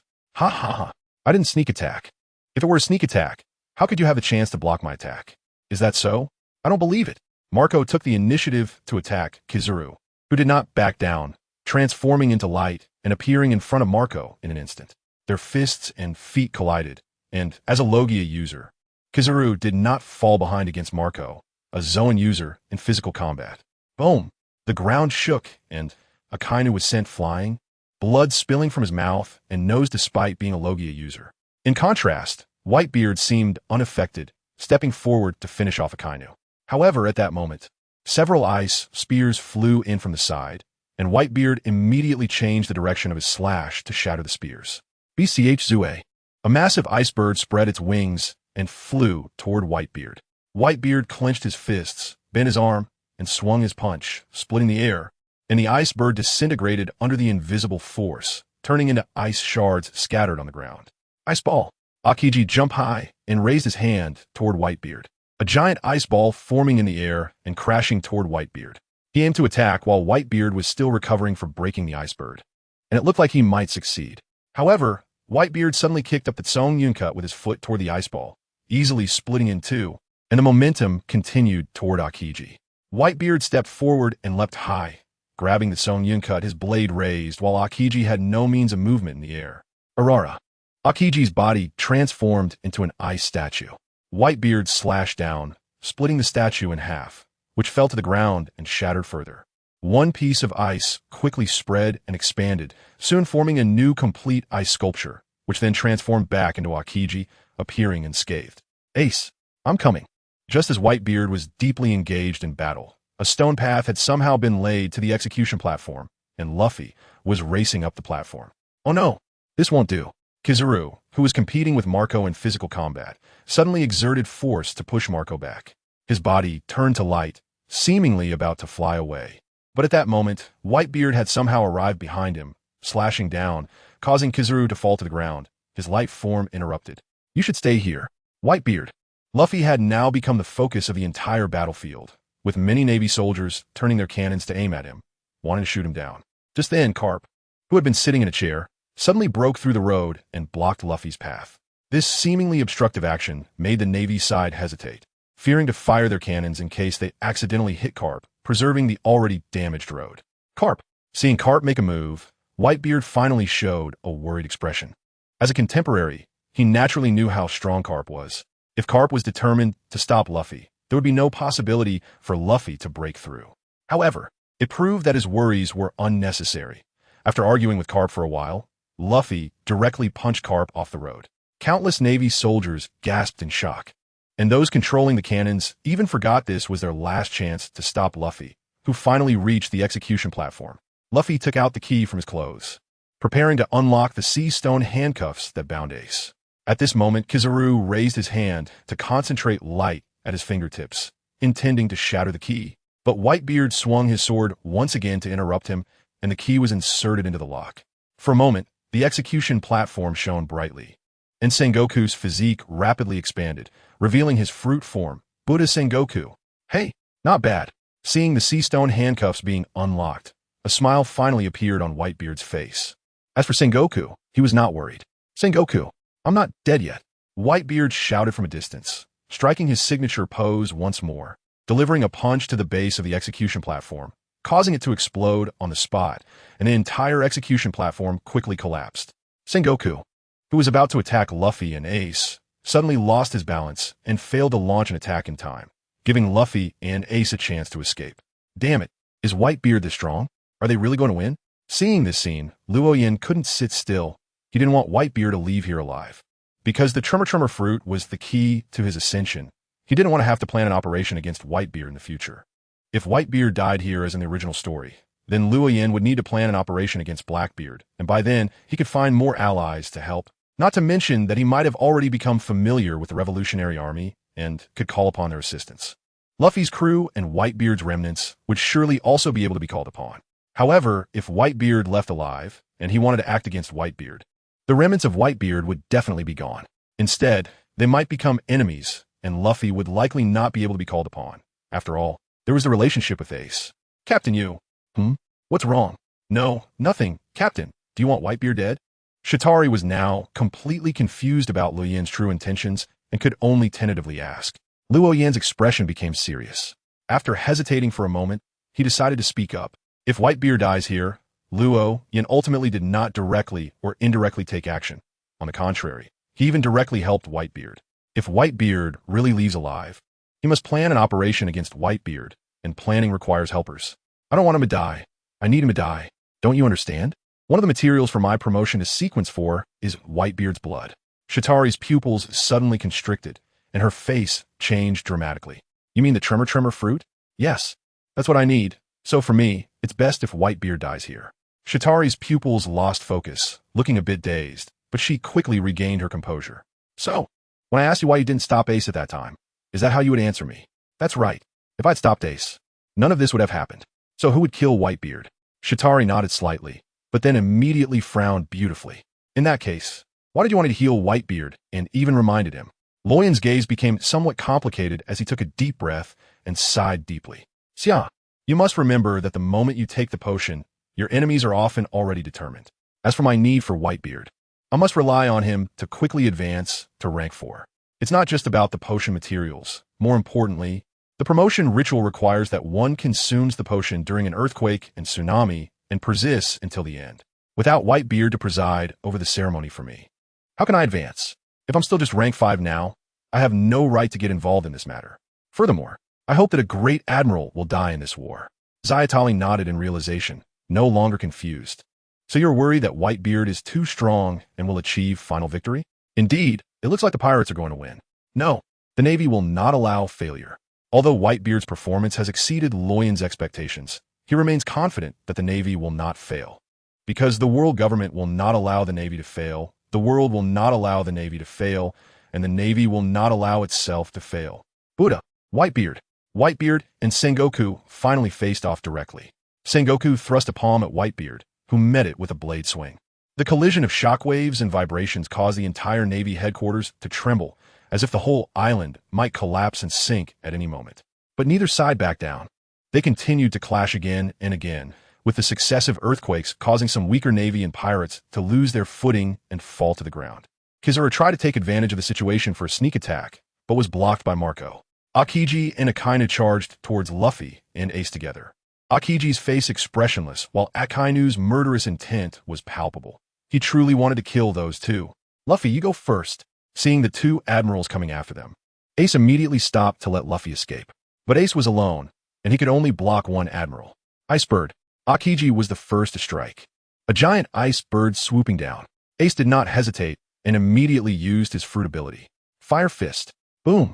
The ice and fire collided, melting each other without a clear winner. Meanwhile, Akainu took this opportunity to bypass Ace and head straight for Luffy. Evil bloodline must be buried here. You won't. Just as Akainu was about to catch up to Luffy, the Okama King Ivankov appeared just in time to block Akainu. Straw Hat Boy, you go first. I'll hold him off. If you die in front of me, I won't have the face to see Dragon again. Okay. Luffy did not hesitate and continued to flee. Revolutionary Army scum. Since you want to die, I'll kill you first. At this moment, Akainu was completely blinded by rage. Seeing the Okama King blocking him, he redirected his murderous intent towards Ivankov. Ivankov maintained an exaggerated smile, but inside was quite nervous. As a cadre of the Revolutionary Army, they knew very well how strong an admiral was. Akiji was undoubtedly stronger than Ace in terms of both hard power and state. However, his lazy personality, combined with Ace's background, made him not go all out against Ace. And Ace never thought of winning against Akiji. He was merely stalling for time for Luffy to escape, thinking of retreating as he momentarily held Akiji back. However, no matter how hard he tried, he couldn't shake off Akiji's pursuit. Although Akiji had little fighting spirit, if he allowed Ace to leave freely in a one-on-one situation, his reputation as an admiral would be in jeopardy. So, for his own sake and for the admiral's face, he had to keep Ace occupied, only able to engage him lightly. Akainu's strength far exceeded Ivankov's expectations, and he was quickly knocked down, temporarily losing consciousness. Meanwhile, Akainu did not deliver a finishing blow. The real targets he wanted to kill were still Luffy and Ace. Since the Okama King had already fallen, it was fine to deal with Luffy and Ace first before coming back to finish off Ivankov. Driven by this thought, Akainu transformed his lower body into magma and swiftly moved across the ground, quickly catching up to Luffy. Akainu did not hold back. The moment he caught up, he unleashed a magma punch at Luffy, who hurriedly dodged but still sustained some scratches. Seeing Luffy being chased by Akainu, Ace was alarmed and suddenly exerted all his strength to counter the ice generated by Akiji, then rushed towards Luffy without looking back. Akiji's raised hand froze in midair as he watched Ace's retreating figure, hesitating for half a second before slowly lowering his hand to expose his back to an admiral. He truly underestimated the situation. Akiji muttered to himself, returning to his usual lazy demeanor. Akainu, not one to let misstrike go, launched another attack. Luffy dodged again.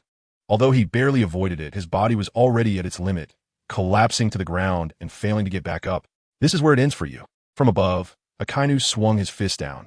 Luffy's eyes widened slowly, gradually turning into disbelief, because Ace suddenly appeared in front of him. The magma fist pierced straight through Ace's body. "Ace!" Luffy shouted in despair, instantly attracting the attention of many others, including Whitebeard, who was struggling against Sengoku, and Kizu, Marco, who was handcuffed with Sea Stone, and Diamond Jozu, who had lost an arm, among others. Some were angry, some were panicked, and some were sad. Boom! At that moment, a lightning bolt, as thick as a barrel, struck down directly on Akainu's head. His body twisted and scattered like magma, but quickly reformed beside him. This thunderbolt did not injure him, but it forced him away from Luffy and Ace. Ace! As soon as Akainu moved away, Ace slumped to the ground, and Luffy hurried to check on him, filled with urgency and worry. Akainu's expression darkened as he suddenly looked up at the sky, where he saw a young man in black clothing, with light blue hair and wielding a flaming greatsword, diving down from above. "Another one to block me? Then I'll kill you too." Blinded by rage, Akainu no longer cared who was standing in front of him. He just wanted to kill them all. Luo Yin landed heavily, creating a loud noise and directly cracking the ground beneath him. However, this was not due to the force of his landing, but rather his inherent ability as a disaster high priest. "Akainu, that's enough." The shout from Luo Yin was like thunder crashing into Akainu's ears, momentarily blanking his thoughts. But he quickly regained his composure. "I remember who you are now. You are that Luo Yin? Since you have connections with the Revolutionary Army, then you should die too." Akainu's killing intent was undiminished as he swung his fist directly at Luo Yin, who naturally could not retreat at this moment. After all, this was his first battle on the world stage. "You can't kill me in this state." Luo Yin raised his arm, using the flaming great sword in his hand to block Akainu's punch, with lightning reflected in his pupils. Mental piercing. Akainu felt as if countless steel needles had suddenly pierced his head, causing unbearable pain. At the same time, his observation Haki sensed danger. Intense danger. Boom! A thunderbolt the thickness of a barrel struck his left shoulder, causing his body to erupt into magma that splattered everywhere. Soon, Akainu emerged from a large pool of magma, gradually taking shape. At this moment, there were scorched marks on his left shoulder, but the injury was not serious. The instant the thunder struck, he was slightly delayed in elementalization due to the mental attack, resulting in his shoulder being hit. However, for an admiral, such an attack was not too strong or difficult to withstand, and he only sustained some minor injuries. Truly worthy of being an admiral. Luo Yin squinted his eyes, feeling heavy in his heart, but maintaining a calm demeanor on his face. For someone who had not yet learned to harness Haki, being able to injure Akainu in this way was already an unexpected delight. He dared not wish for more. The pain in his shoulder and the numbness from the lightning strike seemed to bring some rationality back to Akainu, who became less obsessed and began to carefully scrutinize the young man blocking his path. The others who were about to come over, whether Navy or pirates, all showed expressions of surprise. Akainu was injured by that kid? How is that possible? Where did this kid come from? He actually managed to hurt Admiral Akainu. Is that Luo Yin? He blocked Akainu. Hurry, go help. Come on. Akainu is injured. The Navy and pirates had completely different reactions upon encountering Akainu and seeing him injured. However, those pirates were just shouting out loud. None of them actually stepped up to help. They had already deeply witnessed Akainu's strength before.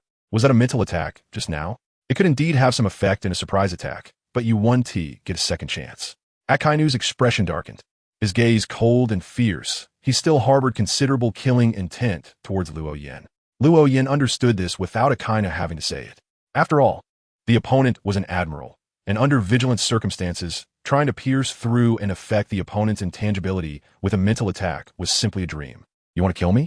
I wonder how much strength you can still exert with your stamina running low in your injuries? Luo Yin fearlessly retaliated. Who can't throw out harsh words? Akainu's expression remained unchanged, but magma began to seep from his body, making him look like a volcano about to awaken, as if it would erupt at any moment. On the other side, when Luo Yin made his move, Chitauri also flew down from the frozen tsunami's peak. However, she didn't go to save Ace right away. Instead, she landed in front of a person surrounded by many people dressed in prison clothes. This person was wearing a Navy uniform, a pirate hat, and had a big red nose, none other than the clown Buggy. Buggy was startled when someone suddenly appeared in front of him, especially since it was a beautiful woman flying down. After all, a woman appearing on this battlefield was definitely not an ordinary one. Chitauri slightly curved her lips, revealing a charming smile. But mixed within it was a hint of bloodthirst and cruelty, making Buggy sweat and wishing he could turn and run. However, the gazes of those in prison clothes looking at Buggy were filled with obsession. Truly worthy of Captain Buggy, a beautiful woman has come to seek him out. It must be because of Captain Buggy's charisma. So dazzling. Captain Buggy is simply too dazzling. Captain Buggy, Captain Buggy, Captain Buggy. The group of people in prison clothes suddenly began to cheer and shout, causing Buggy's mouth to twitch. But he was already being lifted high, and he could not show any fear at this moment. Why you? Who are you? Buggy forced himself to calm down, though his voice still trembled. Chitauri's smile gradually widened, her crimson eyes sweeping over Buggy. My name is Chitauri. I'm here to seek your cooperation. Seek collaboration? What collaboration? Buggy's mood stabilized a bit. Since she was here to collaborate, it at least proved that she wasn't an enemy. Chitauri chuckled lightly, becoming even more enchanting. Do you have a den mushy? Do you see that person fighting Akainu? That's my captain. You need to take the den mushy and record the battle footage of my captain fighting, so that everyone in the world can see it. As a reward, we promise to let you leave here alive. What do you think? Leave alive. Buggy's eyes lit up. He had been dreaming of leaving this place, but he had no way to do so, and now someone was making such a promise. He wasn't worried about whether she could do it, because she had flown over. Boom! A loud sound entered Buggy's ears, and he instinctively turned his head to see Luo Yin blocking Akainu's punch with a burning greatsword, while countless thunderbolts struck down, scattering Akainu's body with magma. Isn't this too dangerous to record? Buggy fell into a brief dilemma, but soon became firm. Okay, I'll go record, in order to survive and leave. Buggy gritted his teeth and agreed. At that moment, the adoration in the eyes of those dressed in prison clothes for him intensified. One nearly 2-meter-tall, bald man even shed tears. Captain Buggy, you are truly great. Woohoo! This seemed to have a contagious effect, causing others around to start crying as well. Yes, Captain Buggy is indeed great. You are willing to take the risk of filming the Admiral's battle for us to survive and leave. Wah! Captain Buggy, I vow to follow you to the death. Captain Buggy, Captain Buggy, Captain Buggy. The group of people in prison clothes began another round of cheering, mixed with emotional sobs. Buggy's expression froze, and his mouth twitched. He had never thought of bringing these people along. He just wanted to leave alive, and now he found himself elevated to this position. Listen up, everyone. We need to work hard to leave alive. Oh, Buggy raised his arm, and everyone responded enthusiastically. The people who had just been in tears were now filled with fervor. Chitauri controlled her expression, nodded, and spread her wings, flying towards Luffy, but couldn't help murmuring to herself, "Are those people out of their minds?" Luffy was kneeling on the ground, holding Ace, and beside him was a ship's doctor, but he was utterly helpless at this moment. "Luffy, are you okay?" Chitauri approached Luffy's side, and Luffy's sad face immediately showed a look of surprise. "Chitauri, can you save Ace? Please, save him." Chitauri looked down at Ace, sadness flashing in her eyes. After thinking for a moment, she pulled out a tube of red medicine from her pocket. His internal organs have been burned. This tube of medicine can give him 5 more minutes of life. He will be able to stand up in those 5 minutes, but after that, he will undoubtedly die. 5 minutes, how could that be? Luffy's gaze went vacant, lost in thought. Seeing that Luffy wasn't taking the medicine, Chitauri directly removed the stopper from the tube and brought it to Ace's lips. Ace was extremely weak, but still retained some consciousness and heard Chitauri's earlier words. He barely opened his mouth to let Chitauri pour the medicine into him. As soon as the medicine entered, his complexion visibly improved, and he surprisingly managed to sit up on his own. "Thank you. I didn't expect you to come too." Ace's voice was weak and extremely hoarse. Chitauri nodded. "We weren't planning to get involved, but..." Chitauri didn't finish her sentence, and Ace didn't care. After all, his time was limited. He had no time to waste on trivial matters. Ace began to say his goodbyes to those around him whom he knew, while Chitauri remained silent, just standing beside him, quietly watching. On Luo Yan's side, his battle with Akainu was becoming increasingly intense. However, both sides found themselves in a stalemate, unable to overcome each other. At first, Luo Yan was very wary of the magma fruit, which is why he hoped to obtain a high defense item while creating his flame greatsword. What he didn't know was that his own defense had actually become quite high. A Sequence 9 sailor could grow illusory scales beneath their skin, which could withstand gunfire. And now that he was Sequence 4, the defense of those illusory scales was far superior, and his calamity could also trigger magma. Therefore, the magma hitting him didn't cause significant damage. On the other hand, Luo Yan, in his eagerness to find Whitebeard, had not learned Haki, making it impossible for him to inflict substantial damage on a natural-type devil fruit user, resulting in a deadlock in their battle. Meanwhile, Buggy had quietly approached, but he didn't come in full. Instead, he only brought his hands holding the image-transmitting snail closer, filming from a distance that was not too far, but not too close either. Thus, the only intact, live broadcast footage from Sabeti Archipelago turned into the battle between Luo Yan and Akainu. Although this was somewhat unexpected for the audience, it did not cause dissatisfaction. After all, this was a battle of a Marine Admiral, and they also began to wonder who the boy was that could exchange blows with an Admiral. "Huh!" Luo Yan shouted loudly, his voice like thunder, causing Akainu's thoughts to become somewhat chaotic. Luo Yan took the opportunity to jump back and hover about 10 meters above the ground. At the same time, a water column nearly 5 meters wide surged up from the sea in the bay, drawing an arc in the air, with one end connected to the surface of the sea and the other already above Luo Yan's head. Akainu bent his waist and swung his arms. His right arm was a torrent of flowing magma, and he naturally knew that Luo Yan was about to attack with water. However, he was not worried. He could easily evaporate that amount of water. Just as he was about to exert force and punch, the ground beneath him suddenly gave way, and a crack appeared, splitting the island and revealing the rippling sea below. Akainu was taken aback. He was about to fall into the water.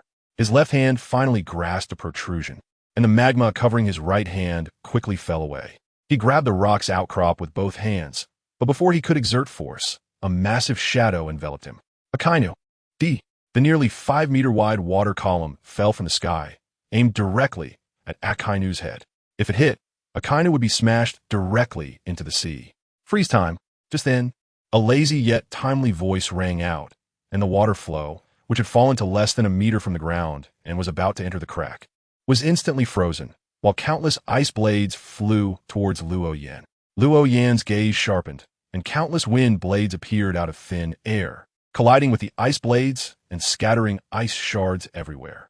Akainu seized the opportunity, straining to climb out from the crack, but at that moment, Luo Yan suddenly pressed his palms together, and the crack closed violently like a door, leaving no trace behind. Alala, if you succeed, the Navy will lose all its face. The figure of Akiji formed from the ice shards, his entire body enveloped in cold air, and he swung his fist towards Luo Yan's face. Luo Yan did not dare to take it head-on. Instead, he used the wind to propel himself and easily dodged. At the same time, several thick bolts of lightning struck down, turning the green pheasant into a pile of shattered ice that fell from the sky. You really are considerate. Green pheasant. Don't you have anything else to do? Oh dear, I can't say that. Since you've made your move, as a Navy Admiral, I must stop you. Huh. Luo Yan scoffed and had no intention of continuing to fight with Akiji. Instead, he flew towards the direction where Whitebeard was battling Sengoku. Failing to take down Akainu left Luo Yan disappointed, but it was something he could accept. After all, the opponent was an admiral, and for someone who couldn't even use Haki, trying to kill him was quite unrealistic. He had no interest in Akiji, and he believed that even if he left, Akiji wouldn't do anything to Luffy. What he needed to focus on now was the most important thing in this war for him, which would directly influence a series of his subsequent plans. Boom! As Sengoku collided with Whitebeard again, suddenly thunder and lightning erupted above his head, with countless bolts of lightning pouring down like rain, completely enveloping Sengoku's massive Buddha-like figure. The white electric light even overshadowed the Buddha light surrounding Sengoku. Oh dear, how terrifying! The lazy-toned Kizaru, who was about to attack Whitebeard, stopped his assault upon seeing this. Luo Yin ignored the irritating voice and descended to a position level with Whitebeard's head. Whitebeard's injuries were severe, with many glowing spots and small holes on his body, all caused by Kizaru, and there was a burn wound the size of a bowl on his abdomen, left by Akainu earlier. Whitebeard, continuing this war is meaningless. Whitebeard propped himself up with the handle of his sword, his chest visibly heaving. The corners of his drooping mouth slowly lifted, revealing his signature crescent moon smile once again. I didn't expect you to come too. Sorry, your ship's doctor just healed me, and now I'm going to die here. You all should leave. I'll buy you some time. What nonsense. You can't die yet. Kuhuhuhu. I am a remnant of the old era. What is there that I cannot die for? Listen up, everyone. This is the last order from your captain. I command you. All hands aboard. Return to the new world. Whitebeard shouted, his voice echoing across the battlefield. All the pirates were momentarily stunned, then suddenly realized something, their expressions instantly replaced by sorrow. Old man. No. Old man. Old man. Old man. Let's go together. Old man. Faced with death without fear, the group of pirates was now in tears, hysterically attacking the surrounding marines, adding more chaos to the battlefield. The lightning that enveloped Sengoku gradually dissipated, leaving no trace on him. Sengoku first glanced at the weak Whitebeard, then looked at Luo Yin. Luo Yin, what exactly do you want to do? Where do you want to push the world situation? I don't know what you're talking about. What does the world situation have to do with me? Sengoku glared, then struck out a palm towards Luo Yin from a distance. Luo Yin quickly landed and dodged the attack, bending down to slap the ground with his right hand. Boom! The ground beneath Sengoku cracked, and red-hot lava erupted from the fissures. This was a disaster. Sengoku moved his body to avoid the erupting lava, his expression growing more serious. Lava, you bastard! Sengoku raised his hand, preparing to attack Luo Yin again, but Whitebeard stepped forward, raising his long knife, a white sphere of light appearing on the blade. And then slashed down. Crack! The space like a spider web, and the cracks continued to spread, the earth trembled, and the already boiling lava became even more agitated due to the pressure. Sengoku had no choice but to withdraw and defend, narrowly avoiding injury. Gyata no Kagami. Kizaru, not knowing when he had flown into the air, scattered countless points of light, enveloping both Luo Yin and Whitebeard. Luo Yin's body quickly thinned and lightened, eventually transforming into a paper figure, which immediately shattered under the attack of the light points. Outside the range of the light points, Luo Yan's figure was outlined, and he raised his hand upwards, causing a strong whirlwind to rise from the ground, forming a massive tornado that seemed to connect heaven and earth, swallowing the figure of the yellow ape, with faint lightning flashing within the wind. Without the disturbance from the yellow ape, Whitebeard suddenly pressed down with his knife, causing the ground around Sengoku to crack inch by inch, with more magma erupting from the fissures in the earth. Seizing the opportunity, Luo Yin suddenly made a grabbing motion towards the magma, and the freely flowing magma was immediately controlled by an invisible force, all gathering together and surging towards Sengoku. Sengoku pushed out his right palm, and a visible shockwave dispersed the magma. But at that moment, Luo Yin tightened his grabbing hand, and the scattered magma suddenly coalesced, with the focal point being Sengoku. Hiss! The magma landed on Sengoku's Buddha-like body, producing a piercing sound, and as the magma continued to increase, Sengoku's expression became somewhat distorted.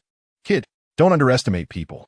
Sengoku shouted angrily, and a powerful shockwave radiated from him, instantly dispersing all the magma. At this time, Whitebeard had already made his signature move of pounding the air. Crack! His fist struck the air, causing the air around Sengoku to crack, and his massive body seemed to be sliced into countless pieces, with slight displacements appearing between the fragments. Ka! Sengoku spat out a mouthful of blood, staggering back 2 steps, having taken a solid punch from Whitebeard, which caused his aging body to suffer considerable injury, but it did not shatter as it appeared. Sengoku, you are getting old. Seeing Sengoku wounded, Whitebeard seized the opportunity to press the attack, stepping forward and raising his hands with a knife to strike down. But at that moment, a point of magma scattered 2 steps in front of Sengoku rapidly expanded, suddenly erupting with a person who was none other than Akainu, trapped underground by Luo Yan. Hellhound! Akainu transformed into magma and charged towards Whitebeard, whose expression changed dramatically. However, at this distance, it was impossible for him to evade, and he couldn't raise his knife to defend either. The knife came down, and Sengoku forcibly twisted his massive body to barely avoid the edge. Boom! The main building of the Navy headquarters was struck hard and collapsed with a roar, and Akainu's attack almost simultaneously hit Whitebeard's chest. Pua! Whitebeard spat out a large amount of blood, his body swaying dangerously close to collapsing. But fortunately, after staggering a few steps, he steadied himself. Cough! Akainu! Whitebeard instantly became extremely weak, and Akainu retracted his fist, landing on the ground, his chest slightly rising and falling, clearly exhausted as well. Whitebeard, you are destined to die here today. Kuahaha! Wani dead? I am Whitebeard. Whitebeard's eyes widened suddenly, his momentum surging forth. However, everyone knew that he was already at the end of his strength. Luo Yan's lips moved, even though he wanted Whitebeard to die here. A deep sorrow couldn't help but flash in his eyes at this moment. Whitebeard, I'm sorry. Huh? What are you sorry for? Luo Yan, just go. I can still hold them off for now. Okay. This time, Luo Yan did not hesitate and immediately turned back to fly, but his speed was not fast, only about the speed of an average person running. He had previously left Qingji to support Whitebeard, actually to ensure that Whitebeard would die here.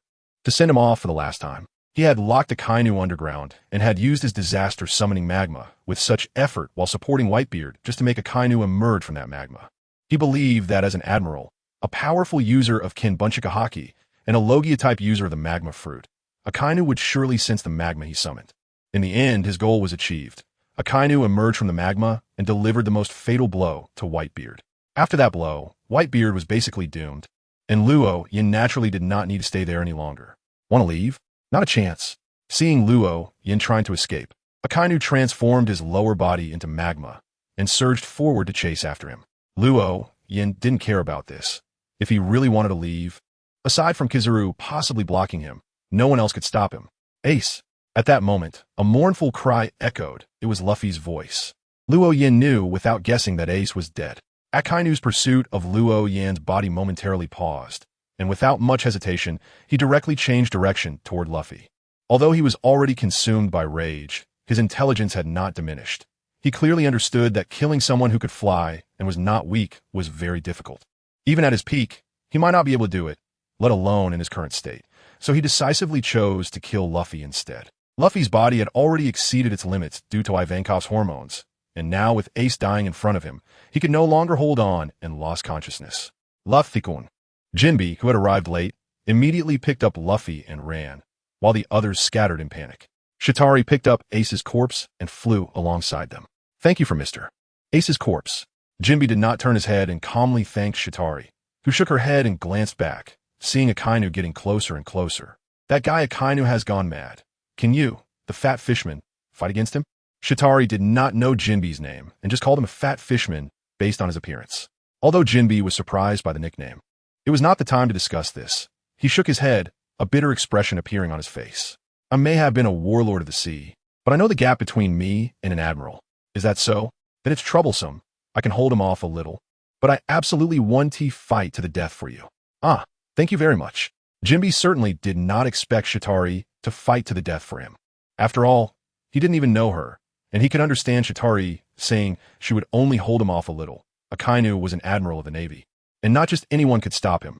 Chitari threw Ace's corpse to Jinbe, who caught it with one hand and held it with the other. Chitari took out a silver-white talisman from her pocket. One side had a lightning pattern, and the other side had the symbol of a tyrant. Lightning. Chitari recited the incantation to activate the talisman, infusing it with spiritual energy, and it instantly lit up. Without hesitation, she threw the talisman towards Akainu. Boom! Countless silver-white electric snakes descended, transforming into a thunderstorm forest that instantly engulfed Akainu's figure. This lightning was far more powerful than any lightning used by Luo Yan. So strong? Chitari was also stunned. She knew these talismans were made by Luo Yan using his own power, so the strength of the talisman should depend on Luo Yan's power. But now, the talisman seemed to exert power beyond Luo Yan's. But soon, she realized that Luo Yin had clearly never used his full strength, at least not in terms of lightning abilities. The truth was that Luo Yan's main purpose for coming here was just to show his face and do a favor. So he naturally needed to hold back. Otherwise, what if he overexerted himself and the person he wanted to die on the battlefield survived? Moreover, the person Luo Yin mainly fought was a Kainu, and lightning could not harm a Logia-type user. Being stronger or weaker didn't matter. Rather than pursuing a flashy effect, it was better to reserve some spiritual energy to ensure there were no accidents. Under the onslaught of lightning, Akainu's body exploded into a large pool of magma, which was then scattered everywhere by the lightning, continuing for 3 to 4 seconds before the lightning gradually calmed down. The magma surged, and Akainu's figure reformed again. He looked up at Chitauri with cold, piercing eyes and a dark expression, with magma still dripping from his body. Another troublesome guy. Why are there so many annoying people today? Get out of my way. I'm not interested in you right now. Although Akainu did not hide his murderous intent, he had sensed from Luo Yin that a person with flying ability was very troublesome. His main goal now was to kill Luffy. Everyone else could wait in line. Chitauri shook her head, dark energy swirling around her, and without her noticing, the color of Akainu's shadow deepened. That won't do. The captain said Luffy cannot die. Captain? Your captain is Luo Yin? Akainu narrowed his eyes, as if he was only now seriously examining Chitauri. Chitauri nodded and did not hide it. That's right. My captain is Luo Yin. Ha ha, ha ha. Akainu suddenly laughed, his laughter filled with both joy and coldness. Then, the laughter abruptly stopped, and his voice turned extremely icy. In that case, I have to kill you. Akainu's magma surged around him, and he clenched his fist and swung his arm, aiming at Chitauri. Abyssal chains. A flash of black light flickered in Chitauri's crimson eyes, and suddenly 2 pitch-black chains surged from Akainu's shadow, crossing to bind him. Full moon. A full moon rose above Chitauri's head, and at the same time, the surrounding light dimmed as if it had suddenly become night. Akainu's expression became calm, his gaze vacant and dazed, and his head gradually drooped. Seizing the opportunity, Chitauri abruptly fell to the ground, her right hand curling into a claw, her nails suddenly elongating by about 2 centimeters. She slightly bent at the waist and pushed off the ground with great speed, arriving in front of Akainu, aiming a claw at his face. Akainu's head was immediately crushed, but what exploded out was not brain matter and flesh, but scalding magma. Akainu's vacant gaze suddenly regained focus, and the surrounding magma boiled, coalescing into a massive fist that slammed hard against Chitauri's chest. Chitauri's body disintegrated and quickly reformed under the moonlight. That punch left no trace on her. Great fire. Seeing the first attack fail, Akainu did not hesitate and immediately launched another attack. Scalding magma erupting from his arm and sweeping toward Chitauri. A dawn-like light erupted from beneath Chitauri's wrist, gathering to form a wall of light in front of her. Boom! The magma crashed against the light wall, producing a tremendous sound that made the entire wall tremble. But did not collapse. It was just noticeably dimmed. Akainu! At that moment, a furious shout like thunder rang out, and Akainu suddenly looked up, seeing Luo Yin had arrived. At this moment, Luo Yin's hair was flying, his eyes glaring, giving an impression of an impending disaster. Captain! Seeing Luo Yin arrive, Chitauri did not hide her surprise. Although she was not injured and appeared very composed in front of Akainu, in reality, she could not hold on much longer. As a Sequence 7, she did not have much spirituality to support her in using multiple magical items for an extended period. Just now, she had used a total of 3 magical items, one corresponding to her original pathway Sequence 5, the Crimson Scholar, one corresponding to Sequence 7, the Nightmare, and one corresponding to Sequence 5, the Guardian. Using these magical items consumed spirituality, especially the last time she used Moonlight to evade an attack. It consumed a significant amount of spirituality. Moreover, at the beginning, she had infused nearly half of her spirituality into the talisman, and now her spirituality was less than 40. You go first. Luo Yin suppressed his anger, trying to keep his tone calm, but the voice that came out still made people tremble. Yes. Chitauri did not hesitate at all, immediately dispelling the effects of all magical items, spreading her wings and turning to chase after Jinbe.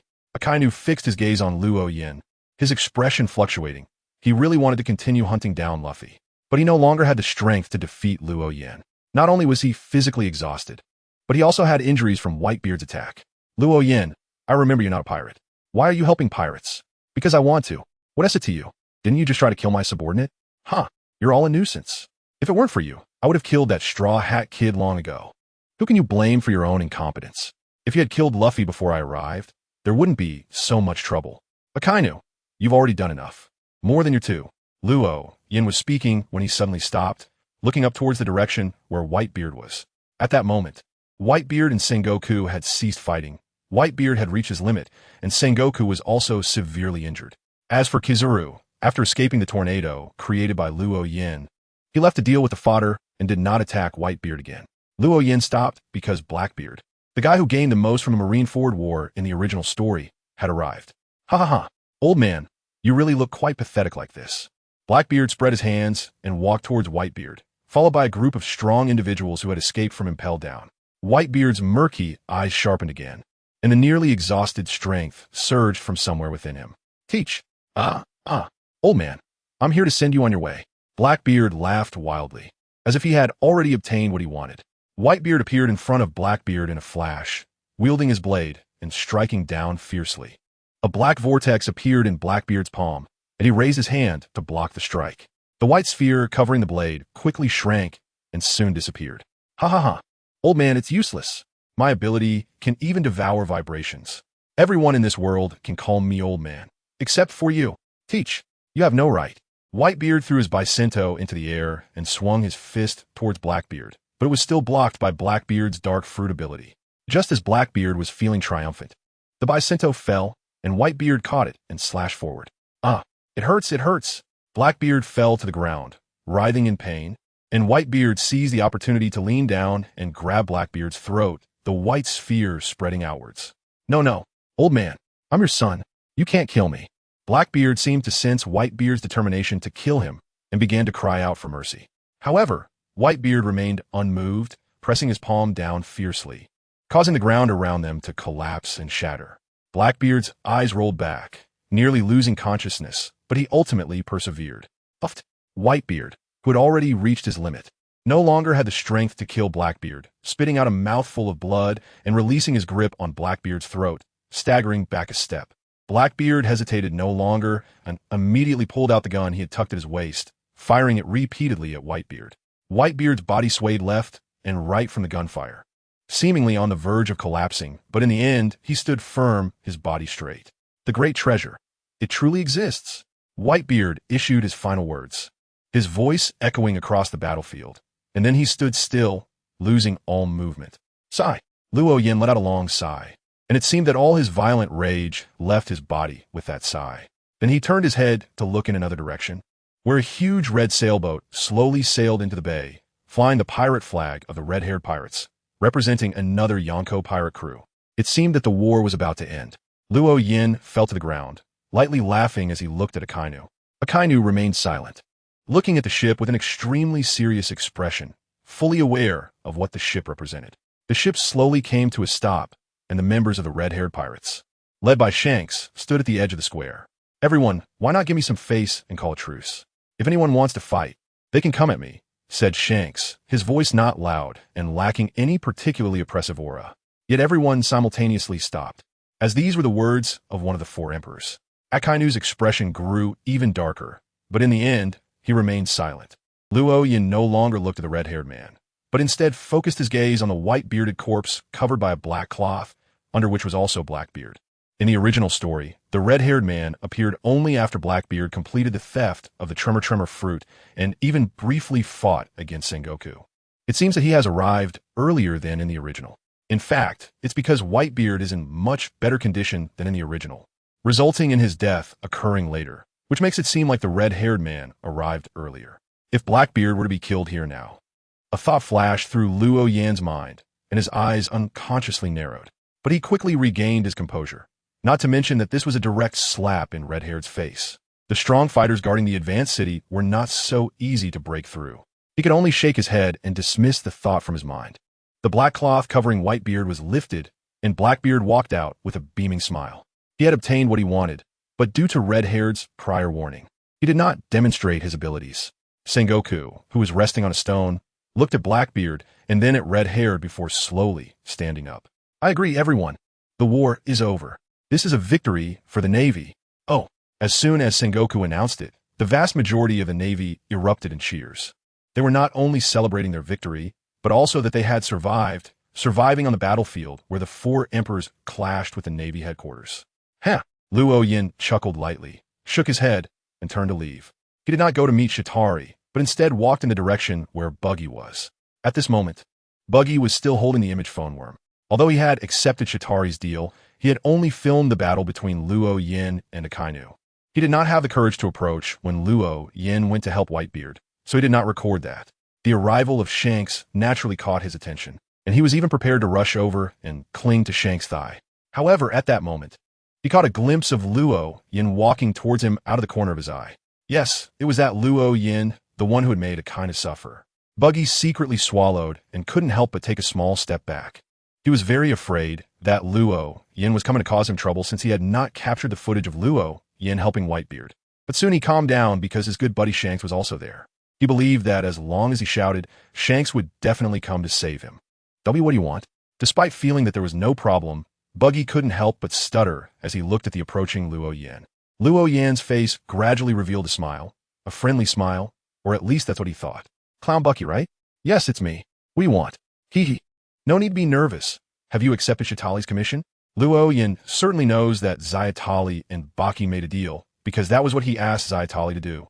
Hearing Luo Yin's question, Baki's anxious feelings calmed down a lot, and he quickly nodded. "Yes, that's right. So, are you interested in joining my adventure group and becoming my subordinate?" Luo Yin maintained a smile as he asked, and Bucky's face twitched slightly, hesitating for a moment before he firmly shook his head. "No, I refuse." "Is that so? What a pity. How about this? I originally promised to take you out alive, but since the war is over and you've declined my invitation, you can go with Shanks. I believe he wouldn't refuse you." Luo Yin shook his head regretfully, while Bucky blinked and instinctively glanced in the direction of Shanks, his anxiety gradually turning into surprise. "That's right. I can go with Shanks. Following Shanks. I'm sure I can leave safely. It's definitely safer than following this guy." "All right. I agree." Bucky nodded emphatically, and Luo Yin also nodded before turning to leave. He hadn't taken a few steps when Chitauri flew over, holding Ace's corpse in her hands. "Captain, are you all right?" Luo Yin nodded and said to Ace's corpse, "Give me the body. You go guard Luffy. I'll be there shortly." "Okay." Chitauri didn't hesitate, throwing down Ace's body and leaving. Luo Yin carried Ace's body towards Marco, who was standing with Shanks. Seeing Luo Yin approach with Ace's corpse in hand, Marco came forward. Luo Yin thanked him. Marco's voice was low and hoarse, and Luo Yin shook his head, handing over Ace's body. "I can only do this much. I'm sorry. I couldn't save anyone." "No, you did your best." Luo Yin nodded, lightly patted Marco's shoulder, and walked past him towards Shanks at the back. He really felt embarrassed to discuss that topic with Marco, so he could only avoid it in this way. Marco was still immersed in sadness and didn't notice anything unusual. Shanks had noticed Luo Yin early on. Although he didn't know Luo Yin, he could infer Luo Yin's intentions from his actions, so he didn't show any hostility towards him. "Who are you?" Shanks asked. Luo Yin deliberately looked Shanks up and down before smiling and saying, "Red-haired Shanks? I've heard about you from Luffy." As soon as he heard Luffy's name, a smile immediately appeared on Shanks' face. Luo Yin nodded and continued. "He has been injured and is currently unconscious, but he is not in any life-threatening danger. He is with me now. Do you want to go see him?" Shanks' smile became even more pronounced, and his gaze seemed a bit dreamy, as if he was lost in fond memories. "No need. It's not the right time for us to meet." "Is that so? What a pity then. I'll take my leave. Thank you for taking care of Luffy." Shanks nodded and solemnly expressed his gratitude. Luo Yin nodded back, revealing a heartfelt smile. He brought up Luffy just to gain some goodwill and familiarity with this Yonko, regardless of whether it would be useful in the future. Who would refuse something free? After parting ways with Shanks, Luo Yin walked towards the already awakened Ivankov, the Okama king, who was gathering the Okama. The Okama had not suffered significant casualties in this war and had mostly acted in groups. Therefore, they quickly gathered together and were preparing to board a warship to leave when Luo Yin approached. Ivankov had been keeping an eye on Luffy and had only come to gather his subordinates after confirming that Luffy had escaped. He naturally knew that Luo Yin was on Luffy's side and probably did not harbor ill intentions towards him. However, he still did not dare to let his guard down and took 2 steps forward, shielding the group of Okama behind him. "Is there something you need, sir?" Luo Yin glanced at the transformed beings and finally fixed his gaze on the Demon King, smiling as he said, "I'm going to find the dragon next. Do you want to come along? Find the dragon?" Who are you? The Demon King was surprised and suspicious, but their wariness towards Luo Yan had diminished significantly, and Luo Yan's smile grew even wider. I'm not part of the Revolutionary Army. I'm just collaborating with them. This time, I'm going to meet the dragon to discuss a deeper cooperation with the Revolutionary Army, and I thought I might as well bring you along. Of course, if you don't want to, that's fine. I don't need you to introduce me. The Demon King's expression shifted several times before finally opening their mouth to reveal an almost exaggerated smile. Hey, since you're a friend of the Revolutionary Army, there's nothing to worry about. Let's go together. It's good to have someone to look out for each other. Then let's go. Luo Yin and a group of mermaids boarded an abandoned warship. Although they were spotted by the Navy, and some Navy personnel attempted to chase them, Luo Yin immediately manipulated the currents and strong winds, causing the warship to leave the port without anyone at the helm, and they could not catch up. The ability to control the wind? The Mermaid King, witnessing Luo Yan's power, had his previously relaxed expression turned serious again. Luo Yan smiled and did not elaborate on this aspect. You've stayed in the underwater prison too long. You don't realize that times have changed. Times have changed? The Mermaid King was somewhat confused, but Luo Yan did not explain further. Soon, a much smaller sailboat approached. It was Luo Yan's ship. At this moment, not only were Chitauri, Might, and Rhoda on board, but also Jinbe and Luffy. My ship has arrived, but before looking for Dragon, I need to deal with Luffy's situation first. Yeah, I have no objections. The Mermaid King, seeing Luffy lying unconscious on Luo Yan's ship, showed a worried expression. Luo Yan let the wind lift him and gently landed on the deck of his ship, while the Mermaid King jumped onto Luo Yan's ship as well. Captain, Chitauri Might, and Rhoda immediately came over. Luo Yan nodded, first glancing at Jinbe sitting by the mast, then looking at the still unconscious Luffy. How is Luffy? Chitauri followed Luo Yan's gaze and looked at Luffy, showing some concern on her face. I gave him a potion. His injuries have stabilized. However, he has suffered a huge psychological blow, which is not easy to handle. This issue doesn't need our worry, but we can prepare him with 2 sedatives. Might, set sail in the direction away from the Navy headquarters, but don't go too fast. Proceed slowly. Yes, Captain. Although Might didn't understand why they needed to go slowly, he answered without hesitation and turned to enter the cockpit. Luo Yan's ship was in front, with the warship following behind.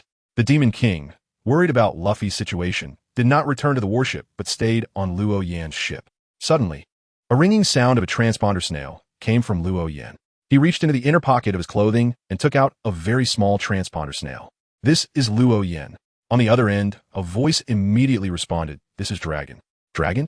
Upon hearing Dragon's voice, the Demon King, who had been focused on Luffy, immediately leaned closer. Luo Yan glanced at the Demon King, but ignored him, chuckling lightly into the transponder snail. I was just about to contact you after settling Luffy.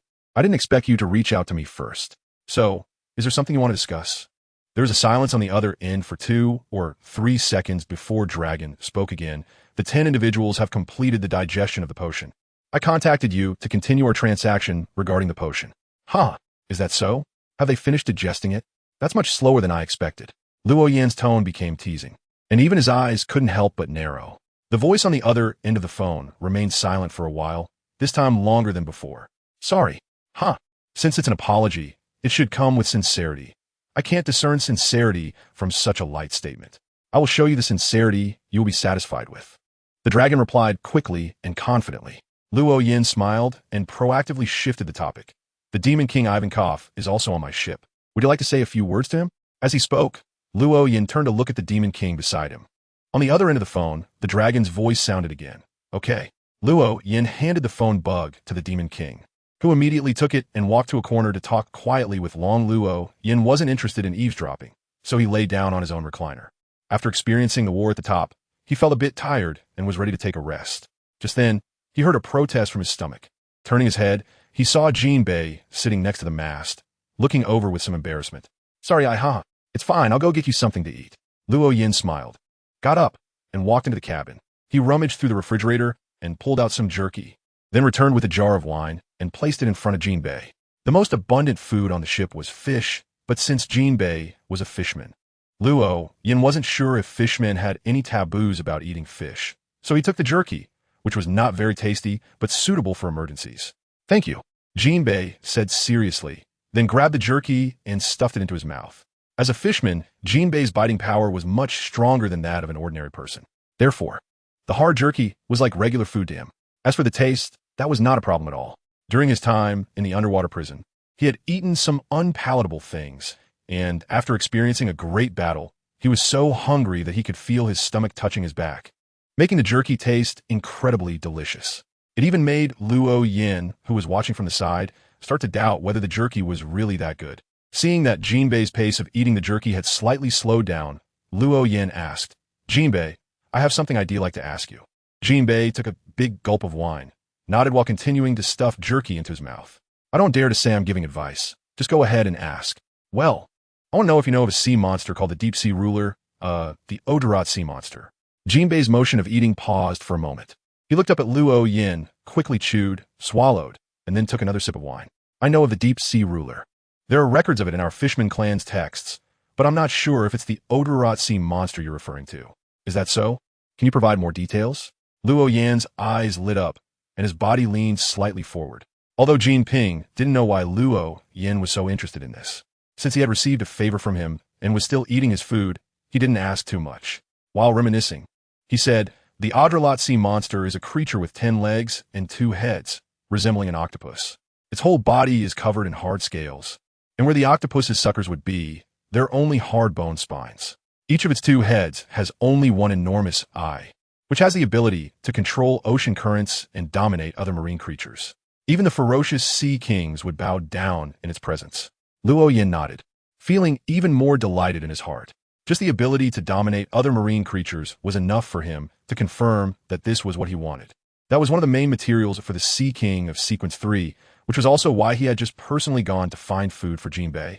After all, fishmen would definitely understand the creatures in the sea better than humans. Is that guy strong? Where does he usually hang out? Jinbei thought silently for a moment, but eventually shook his head. "I can't give you an accurate answer because I've never seen it before. However, I think it must be very powerful. After all, if it weren't, it wouldn't be able to make the Sea King submit, and it is known as the ruler of the deep sea." Jinbei indirectly answered Luo Yan's question, and Luo Yin nodded, his expression becoming more serious than before. "I want to ask you for a favor. I will be hunting an Odorat sea monster in the future, and I hope you can help me gather intelligence." "Hunting an Odorat sea monster?" Jinbei's voice suddenly rose significantly, and his eyes widened slightly. Luo Yin nodded and asked, "What's wrong? Is there a problem?" "To be frank, this may not be an easy task, although I have never seen that thing with my own eyes. According to our Fishman records, it is a very powerful marine creature, much stronger than our Fishman race. Moreover, if you want to hunt it, you won't just be facing one sea monster. It also rules over other marine creatures, many of which are powerful sea kings, and those are creatures of the sea." Although Jinbei's words were already quite tactful, they still conveyed one meaning. "Wanting to hunt an Odorat sea monster? You're simply dreaming." Loyan fell silent, also lost in thought. Hunting was certainly necessary, but how to hunt was a question. As Jinbei said, the Odorat sea monster was extremely powerful in the sea and dominated other marine creatures. Without help, facing multiple opponents, especially in the water, even Loyan wouldn't dare to take such risks, considering it was at least equivalent to a small half of Sequence 3. And as for finding helpers, it's needless to say that most of the strong individuals in this world are devil fruit users. Not to mention fighting in the sea. Even swimming is impossible for them. Although there are some strong individuals who are not devil fruit users, like Carp, Myhawk, and Shanks, setting aside whether I can persuade them. Even if I do manage to get them on board, how much of their strength can they exert in the water? I still have no clue about how to hunt the sea monster, but please keep an eye out for me. Once I succeed, I will definitely repay you." What a strange thing to say. Collecting information isn't particularly difficult for a fisherman, and I don't need repayment. However, after all, it is a powerful marine creature living in the deep sea, so I can't make any promises, but I will do my best. Luo Yin nodded and laid back down in the recliner, allowing Jinbei to continue eating while he himself fell into thought. Although the world is currently in the age of exploration, and people have explored islands extensively, the exploration of the sea is still minimal. This is largely due to the immense dangers of the ocean, which is filled with various sea beasts and even larger sea kings, as well as the rule that devil fruit users cannot swim. Almost no one would specifically dive to explore. Even pirate crews like Laws, which have submarines, would only avoid large ocean creatures rather than seek to observe and understand them. It's really a tricky situation. Just assessing the difficulty made Luo Yin feel a headache. and he couldn't help but groan. "Captain, are you feeling unwell? I have some medicine here." Shatari approached upon hearing Luo Yan's groan, holding a vial of medicine in her hand. Luo Yan shook his head and sighed. "It's not that kind of headaches, yeah. You're tired too. Go take a rest." I was just about to rest. By the way, Captain, I've noticed a snake has been following our ship. Should we do something about it?" "Ha, no need. That's Boa Hancock's snake. Just have Might stop the ship a bit further away and wait for her to come and take Luffy. I don't have the time to make another trip to Amazon Lily." Luo Yan noticed the snake tracking them in the sea early in the morning. That's why he said to slow down the boat. Shatali, on the other hand, discovered the anomaly through her beast-taming abilities. Shatali nodded, no longer confused, and strode into the cabin. She was even more exhausted than Luo Yan, so she went straight back to her room and slept in her own bed. The combination of her fatigue and the slight rocking of the boat made drowsiness wash over Luo Yan, just as he was in a half-dreamy state or rough. Deep yet joyful voice rang in his ear. "Ayya!" Luo Yan groggily opened his eyes, only to be met with a large face occupying his entire field of vision. It was the face of the Demon King, who was leaning in close to Luo Yan. The sudden visual shock almost gave Luo Yan a scare. "Damn, are you sick or something?" Luo Yan cursed, flailing his hands and feet, instinctively wanting to get up. But he realized that if he sat up, he would be closer to that face, so he forcibly controlled the urge to rise and lay back down. The Demon King was not angry about being cursed. They handed the phone bug to Luo Yan, their smile unchanged. "The dragon has already given me the meeting place. Next, I'll take you to find the dragon, and then we'll return to my demon paradise. Oh, by the way, after meeting the dragon, I'd like to invite you to my demon paradise as a way to thank you for your help. What do you think? Get lost. Who wants to go to Demon Island?" Luo Yan snatched the phone bug from the hands of the Demon King and scolded it, but the Demon King remained unbothered. "Hey, what a pity. I was hoping to introduce my sweethearts to you. They're all very outstanding beings." Luo Yan's mouth twitched, wishing he could kick the Cross-Dresser King into the water, but then he remembered that the Cross-Dresser King was a devil fruit user. If kicked into the water, they wouldn't be able to climb back up, and that would be that. "Get lost. I'm not interested in you at all. I'm a bit tired too. I need to rest for a while, and then I'll tell you the specific rendezvous point." Saying this, the Cross-Dresser King blew a kiss to Luo Yan from afar, making Luo Yan break out in goosebumps. He felt like closing his eyes and lying down again, trying to meditate to fall back asleep. However, even after imagining the Ultraman 7 brothers in his mind, he still couldn't fall asleep. A warship approached from another direction, and, at the same time, a snake surfaced from the sea. The newcomer was Hancock, who had already petrified all the Marines that accompanied her. Now, there was only her on that warship.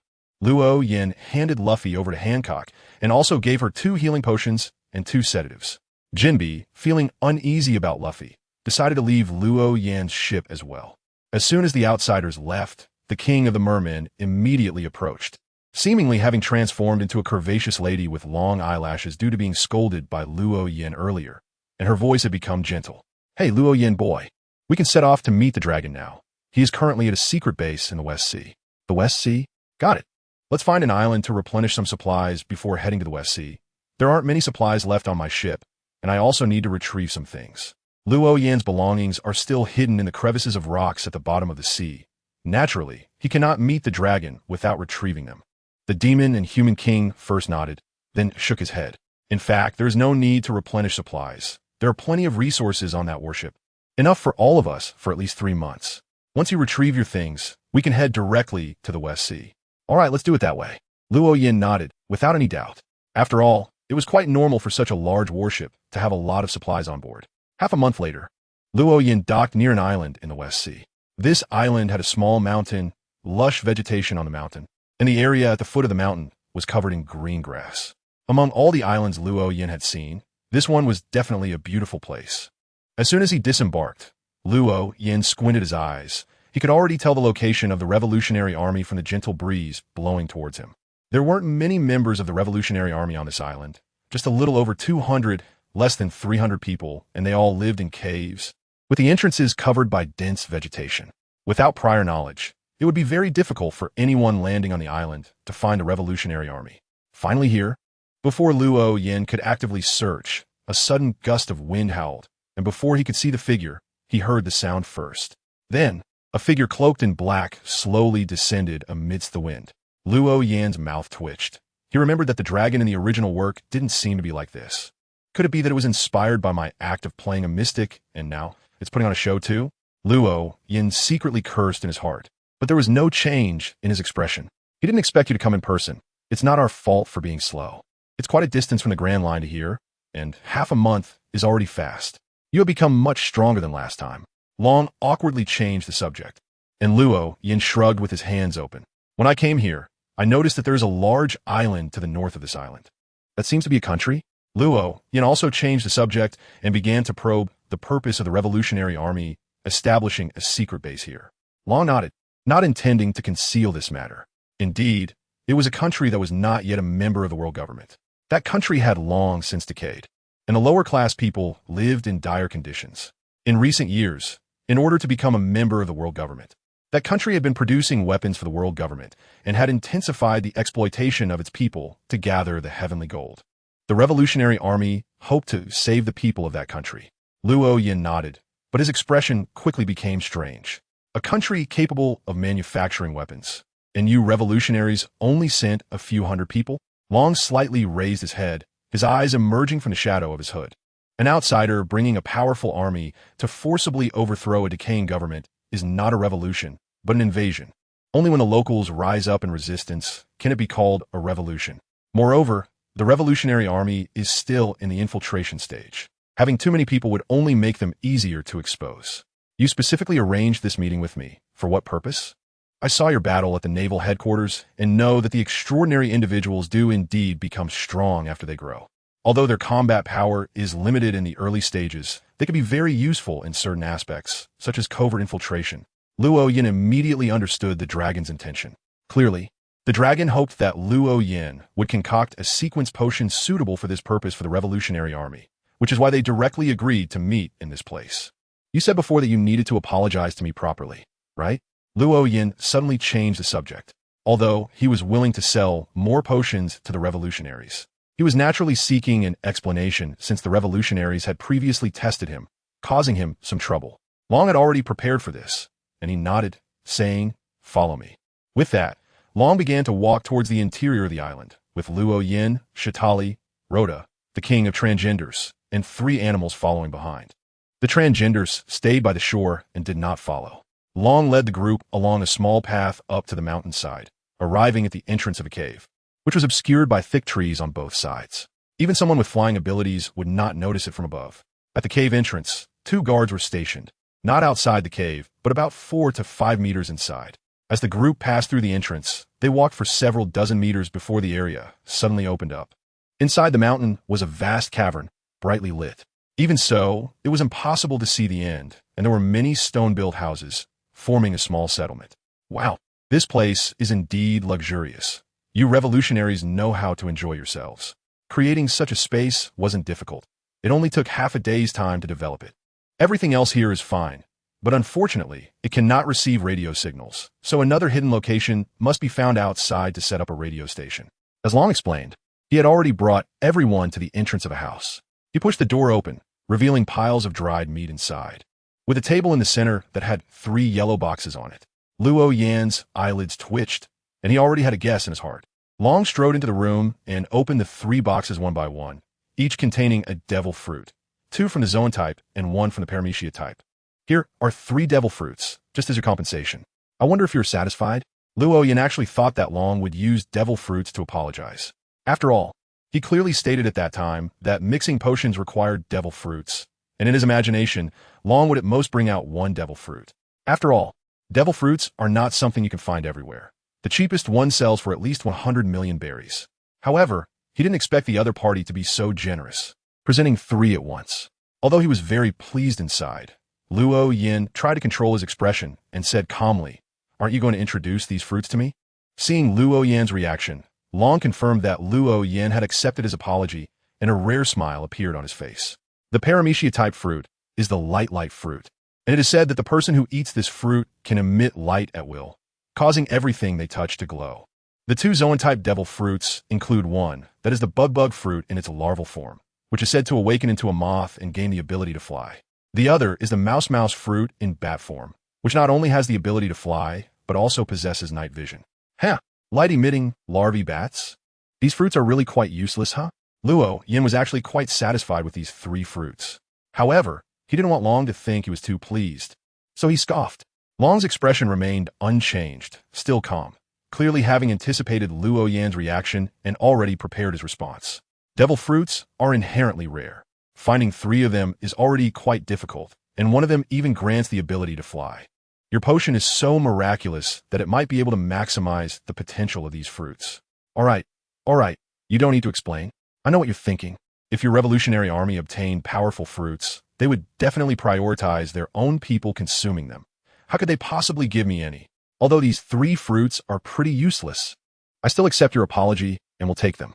I'm glad you can accept it. So, can we talk about the subsequent trade now? Seeing that Luo Yin was willing to accept these normally useless fruits, Long breathed a slight sigh of relief and shifted the topic to business. Luo Yin nodded, picked up the 3 boxes containing the devil fruits, and had the 3 people behind him each carry one. No problem. Shall we discuss it here? Of course not. There's a conference room over there. Let's talk in the conference room.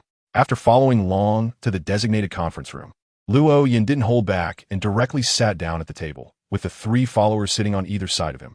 Long sat across the table, and the Demon King sat beside Long. The potion of sequence 8 costs 30 million berries per bottle, so 10 bottles would be 300 million berries. Luo Yin first stated his price, and Long nodded, not surprised by the amount. No problem. I will buy 10 bottles of sequence 8 potions and 20 bottles of sequence 9 potions from you, totaling 500 million berries. Deal. Additionally, I hope to establish a deeper cooperation with the Revolutionary Army. Therefore, I can give you a discount. I will only charge 400 million berries. Luo Yin readily finalized the deal and directly offered a 20 discount. Long did not feel happy about it. Instead, he became a bit more cautious. What kind of in-depth cooperation are we talking about? Hee. No need to be nervous. This is definitely a win-win collaboration. I want to fully learn how to be domineering, so I hope you can continue to teach me. In exchange, I will continue to provide courses in mysticism to the Revolutionary Army that has consumed the potion, and I will also directly help the Revolutionary Army in their revolution. Of course, this will require additional compensation. For example, after overthrowing the decayed government, if there are devil fruits in the royal treasury, they should belong to me. Long fell silent for a moment before speaking. How direct of a help can you provide? Any assistance you wish, whether it's helping with infiltration or directly confronting the royal army, I can do it. But one thing must be made clear. We are only in a cooperative relationship. You can tell me your needs, but you have no authority to give me orders. I will only act according to my own ideas. Long fell silent again, this time for a longer duration, and even his expression became solemn. This posed a huge risk for the Revolutionary Army. Sometimes, disobedient allies are more dangerous than powerful enemies. However, it's not impossible to give it a try. So let us use this as an experiment. If it succeeds, the rewards will still be substantial. But if your actions ultimately become an obstacle for the Revolutionary Army, I will have to cease this cooperation. No problem, but you need to provide me with information and tell me what you want to do. Okay, this time, Long finally did not hesitate and readily agreed, which lightened the atmosphere in the conference room. After finalizing the cooperation details, Luo Yin chatted with Long about some trivial matters before ending the meeting. Luo Yin and the Demon King returned to the shore. Luo Yin went back to his ship to prepare potions, while the Demon King set off on a warship to the Demon Paradise. It took Luo Yin just over an hour to prepare 30 bottles of potions, and he also prepared their sequence 7 potions for Rhoda and Mit, who had finally completed their potion digestion 10 days ago. However, since the Demon King had been on his own ship, Luo Yin hadn't rushed to prepare potions for the 2 of them, choosing instead to do it now together. When Luo Yin returned to the Revolutionary Army's stronghold with the potions, 30 people were already waiting there, and many others were watching from around. Luo Yin didn't mind this at all. In fact, he was quite pleased that they were gathering around, as it might help boost his potion sales. Luo Yin divided the potions from Sequence 8 and Sequence 9 into 2 piles, starting with the introduction of the potions from Sequence 9. Here there are 8 bottles of Sailor's Potion, 7 bottles of Hunter's Potion, 2 bottles of Assassin's Potion, 2 bottles of Apprentice's Potion, and 1 bottle of Observer's Potion. That cross-dresser, you come and take your potion first so that you don't pick the wrong one later. After the introduction, Luo Yin pointed to a tall, thin man who looked to be in his 20s, with stubble around his mouth, wearing a pink mini skirt and suspender stockings, and with thick leg hair, stepping in red high heels, walking slightly with an inward turn of the feet. His outfit could be described as extremely cross-dressing, but Luo Yin had already gotten used to it after seeing cross-dressers for half a month at sea. The cross-dresser swayed his hips and walked out of the crowd, took his assassin's potion, and then swayed back into the crowd, standing next to a burly man with abundant body hair, who was the same cross-dresser that idolized the cross-dresser king after consuming the assassin's potion last time. Ahem, the sailor's potion, hunter's potion, and assassin's potion should need no introduction from me. I will just introduce these few bottles. As for who wants to drink them, you could decide among yourselves, or discuss it a bit. First, the apprentice's potion. I think you should be familiar with this. The gloves I sold to the Revolutionary Army that can pass through walls correspond to the apprentice's potion. Drinking the apprentice's potion allows you to open almost all doors that do not have mysterious attributes, and you can also pass through walls. As soon as these words were spoken, there was a slight stir in the crowd, accompanied by whispers. However, it quickly quieted down. Seeing that no one raised any objections, Luo Yin continued the introduction. Since you have no questions, I will continue. This potion is called the Observer's Potion. Drinking it will grant the person very sharp observation skills and analytical abilities, allowing them to analyze a person's mental activities and emotional changes through observing their expressions, tone of voice, body language, etc. Although it does not provide direct combat power, it is definitely very useful for intelligence gathering. After all, as Long Yu said beforehand, if you want me to concoct potions suitable for covert infiltration work, I have prepared these two kinds. Luo Yan's final words were not meant for the 30 people, but for the dragon beside him, indicating that he had not forgotten that matter. The dragon nodded slightly, but said nothing. At that moment, a girl wearing a white baseball cap, jeans, and a white shirt, looking no older than 20, raised her hand. Mr. Luo Yan, if that's the case, why are you still allocating so many potions for sailors and hunters? Our Revolutionary Army already has many sailors and hunters. This time, whether it was the 30 people waiting to drink the potions, the members of the Revolutionary Army watching the drama, or the dragon, they all looked at Luo Yan, equally concerned about this question. Luo Yan's expression instantly became serious. He glanced around before finally fixing his gaze on the girl who had asked the question. Well, I was originally planning to discuss this matter in the future occult classes. Since you brought it up in public, I might as well address it here. There are two main reasons for the sailors. First, sailors are favored by the sea and have absolute advantages on the ocean, which I'm sure you all can feel. As for the second reason, at this point, Luo Yin suddenly paused and cleared his throat with a couple of coughs. Ahem. The second reason is that the materials for sailors' potions are relatively easier to obtain. You've only seen me taking out bottle after bottle of potions, but you haven't seen me collecting and preparing the materials for those potions. It's not something you can just have whenever you want, understand?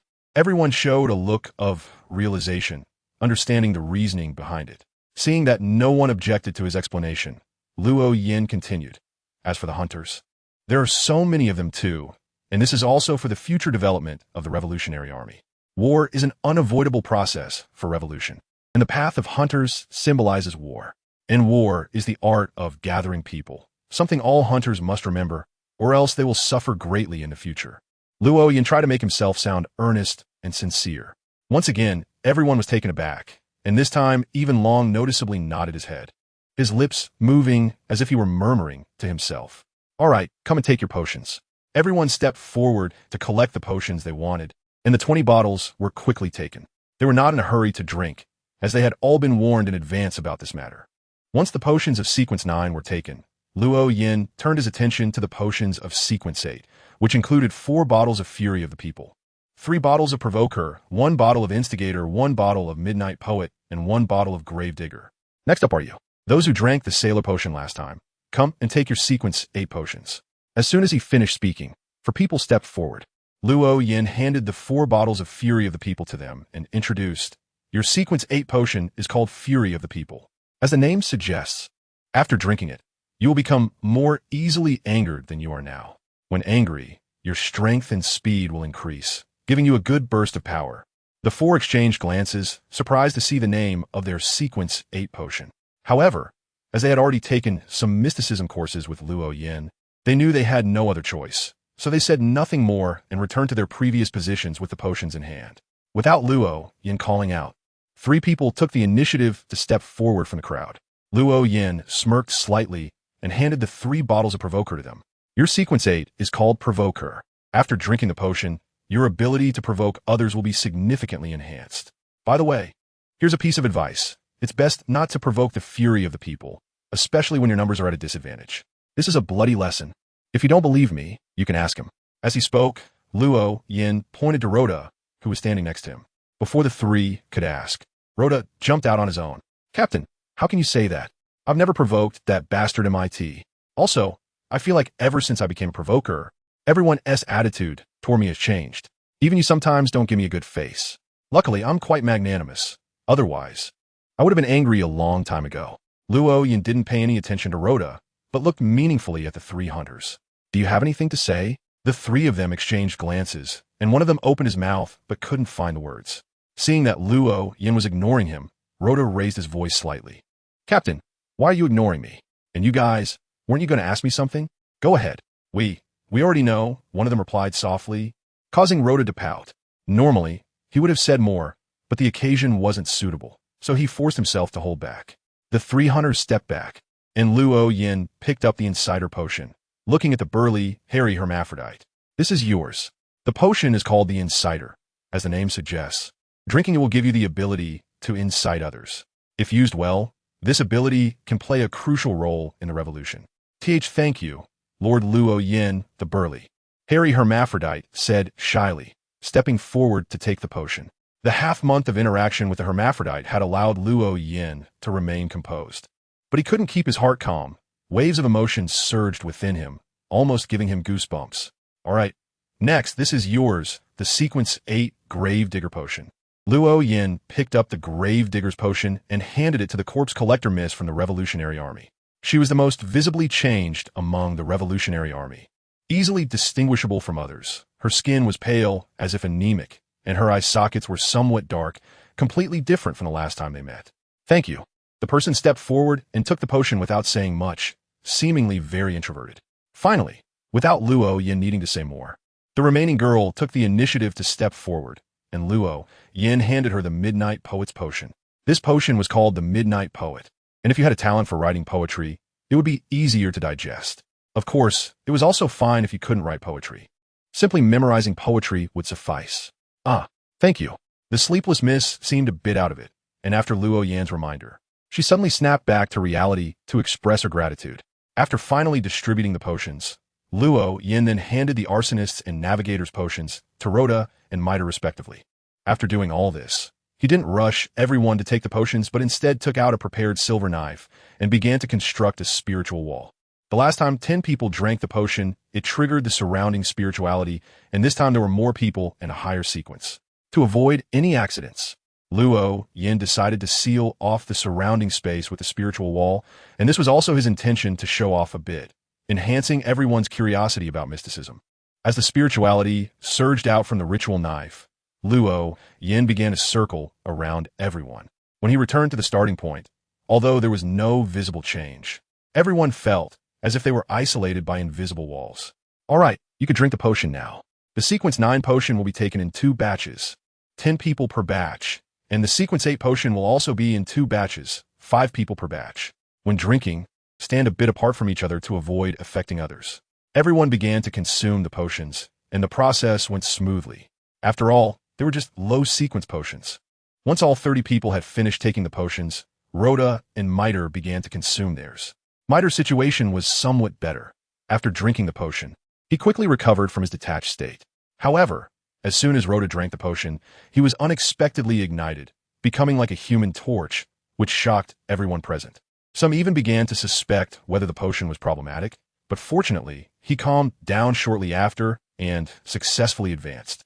After the potion incident concluded, Long handed Luo Yin a detailed document, which contained an overview of the target kingdom, the Revolutionary Army's stage goals, and the current progress. Then he seemed to have some urgent matter, hurriedly leaving.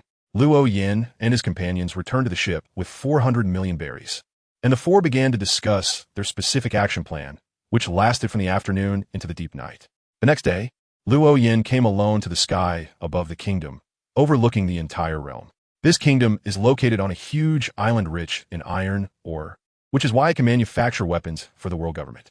The entire kingdom is clearly divided into 2 halves by a high wall. One half features exquisite buildings and is very prosperous, while the other half seems to have a gray filter, looking quite miserable. This miserable half is further divided by the high wall into 2 sections. One is a factory area filled with towering chimneys. and the other is a garbage dump area that seems to emit a foul smell just by looking at it. The factory area is home to many suffering workers, some as young as 10 years old, and others already gray-haired, yet they still have to toil in the factories. The garbage dump area similarly houses many people, but they're mostly children with hardly any adults in sight. While the workers in the factory area have it tough, at least they have worker dormitories and a fixed ration of food, even if the dormitories consist of bunk beds and large communal sleeping areas, and the food provided is barely edible. They're still fortunate compared to those living in the garbage area. The people in the garbage area can only rely on scavenging through the new garbage delivered each day to find something to eat, and their homes are merely makeshift shelters made of wooden sticks, branches, and torn bags held up by plastic sheets. Farther away from the urban area, there's another group of suffering people working in the iron mines. Their work intensity far exceeds that of the factory workers, yet their living conditions are even worse than those in the garbage area. The only aspect that is slightly better is the food, as mining requires more strength, allowing them to receive a bit more to eat. Luo Yin silently stared, remaining speechless for a long time. His journey was not only to witness the suffering of his country firsthand, but also to gather some intelligence. He had anticipated that the people here would be in dire straits, especially since this place had become a target for the Revolutionary Army. But he didn't expect it to be this severe. After a long silence, his inspiration was suddenly triggered. His body plunged down rapidly, descending at a speed beyond ordinary falling, then slowed dramatically as he approached the ground, finally landing quietly beside a small shed in the garbage area, like a leaf drifting down. This small shed was slightly crooked, surrounded by tattered cloth, with a roof made of damaged woven bags and some plastic bags, feeling as if a slight breeze could blow it down. Luo Yin arrived at the entrance of the shed, hesitated for a moment, and then reached out to lift the door curtain. Inside, the space was less than 4 square meters. On one side was a bed made of hay and rags, where a boy lay, his face a dark shade of blue and his right foot already rotting. In Luo Yan's view, the boy's aura was completely black, indicating that he was already dead. On the other side was a girl dressed in rags, looking emaciated, with obvious dark circles under her eyes and a head of rough, wine-red hair. Her eyes were moist, and her face bore an unmistakable sadness. The girl, who had been sitting on a stone, stood up abruptly upon seeing Luo Yin, gripping a broken knife about 30 centimeters long with both hands. The angled break of the knife showed clear signs of having been sharpened, its tip glinting coldly and appearing very sharp. She stared fixedly at Luo Yin, her body trembling slightly, her eyes filled with fear, hatred, anger, sadness, stubbornness, and a hint of determination. Luo Yin was seeing so much emotion in someone's eyes for the first time, and for a moment, he felt a bit at a loss. He quickly fumbled around his body and pulled out a pack of jerky and a compressed biscuit from his pocket. "Are you hungry?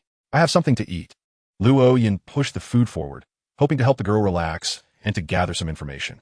The girl's hands holding the knife lowered slightly as she took small steps forward, seemingly wanting to grab something to eat. However, Luo Yan's brow furrowed slightly, as his intuition warned him that the girl seemed to want to attack him. Sure enough, when the girl was 3 or 4 steps away from Luo Yan, she suddenly quickened her pace and thrust the knife in her hand towards his abdomen. Anticipating the attack, thanks to his intuition, Luo Yin instinctively grabbed the incoming knife with his empty hand. The sharp blade left no trace on his hand, causing the girl's expression to change slightly as she instinctively tried to pull the knife back. However, she found that her knife seemed to be clamped down by iron pincers, and no matter how hard she tried, she couldn't move it at all. Without hesitation, the girl immediately released her grip on the knife, turned, and ran towards the inside of the shed. She quickly reached the end, tugged at a hanging thread, and the already tilted shed seemed to lose its support and collapsed completely. This collapse couldn't cause any harm, but the falling top blocked Luo Yan's line of sight. The girl seized the opportunity to escape the shed, stumbling as she ran. Even when she nearly fell at times, she managed to maintain her balance with her hand support without slowing down. While running, she suddenly stopped because that person had appeared right in front of her. "Why are you running?" Luo Yin was very confused. He believed that he had not shown any malice from beginning to end. Yet the girl in front of him was so wary of him. The girl did not respond. She turned around without hesitation and ran in another direction, still stumbling. Still so fast. Luo Yin gazed at the girl's silhouette, his brow furrowing deeply without him realizing it. "I should catch up to her," Luo Yin whispered softly, his eyes deepening as he flicked a coin with his finger, producing a ding sound. It was a shimmering silver coin, with the front depicting a layered gate made of tiny diamonds, surrounded by a ring of small emeralds. The back featured a worm made of fragmented diamonds, edged with a circle of small rubies. This was a magical item, corresponding to the astrologer, as the previous astrological orb had been given to Mit for navigation. When Luo Yin was crafting magical items at that time, he casually made one for himself that could be used for divination. The downside of this magical item was that it was very easy to lose. Not only was it prone to dropping while being carried, but if it fell to the ground during divination and wasn't caught, it would randomly teleport, with both the direction and angle being random. In other words, it could end up far away on the ground. The coin landed in Luo Yan's palm, face up. The running girl suddenly came to a halt again, as that person stood in front of her once more. At this moment, the girl was clearly out of breath, her body slightly swaying as if she might collapse at any moment. "Why are you running?" Luo Yin asked the same question again, and the girl moved her lips a few times before making a sound. "I'm scared." "There's no need to be scared. I'm not a bad person." Luo Yin tried his best to make his expression appear gentle, his face showing a rare soft smile as he once again offered the food in his hand. The girl stared deeply at the food Luo Yin was holding, swallowing hard, and slowly leaned forward as if she was ready to accept his gift. However, at that moment, she suddenly buried her head and lunged into Luo Yan's arms, a rusty iron nail over 10 centimeters long appearing in her hand, fiercely stabbing towards Luo Yan's abdomen. Ding! The nail pierced through Luo Yan's clothing, but the sound it made was that of metal clashing. The powerful recoil caused the nail to slip from her hand and fall to the ground. The girl's face instantly turned pale as she sat down in disbelief, looking at Luo Yan. How could this be? A flash of determination crossed her eyes as she grabbed the fallen nail and aimed it at her own neck. But a force struck the nail, causing it to slip from her hand once again. Luo Yin silently watched everything, slowly placing the food in his hands on the ground before turning to leave. 1 step, 2 steps, 3 steps. Aren't you a soldier?" As Luo Yin was about to walk far away, the girl finally asked. Luo Yin paused, turned around, and looked at her. "I am an adventurer, unrelated to this country. So that's how it is." The girl obviously breathed a sigh of relief, her tense body relaxing.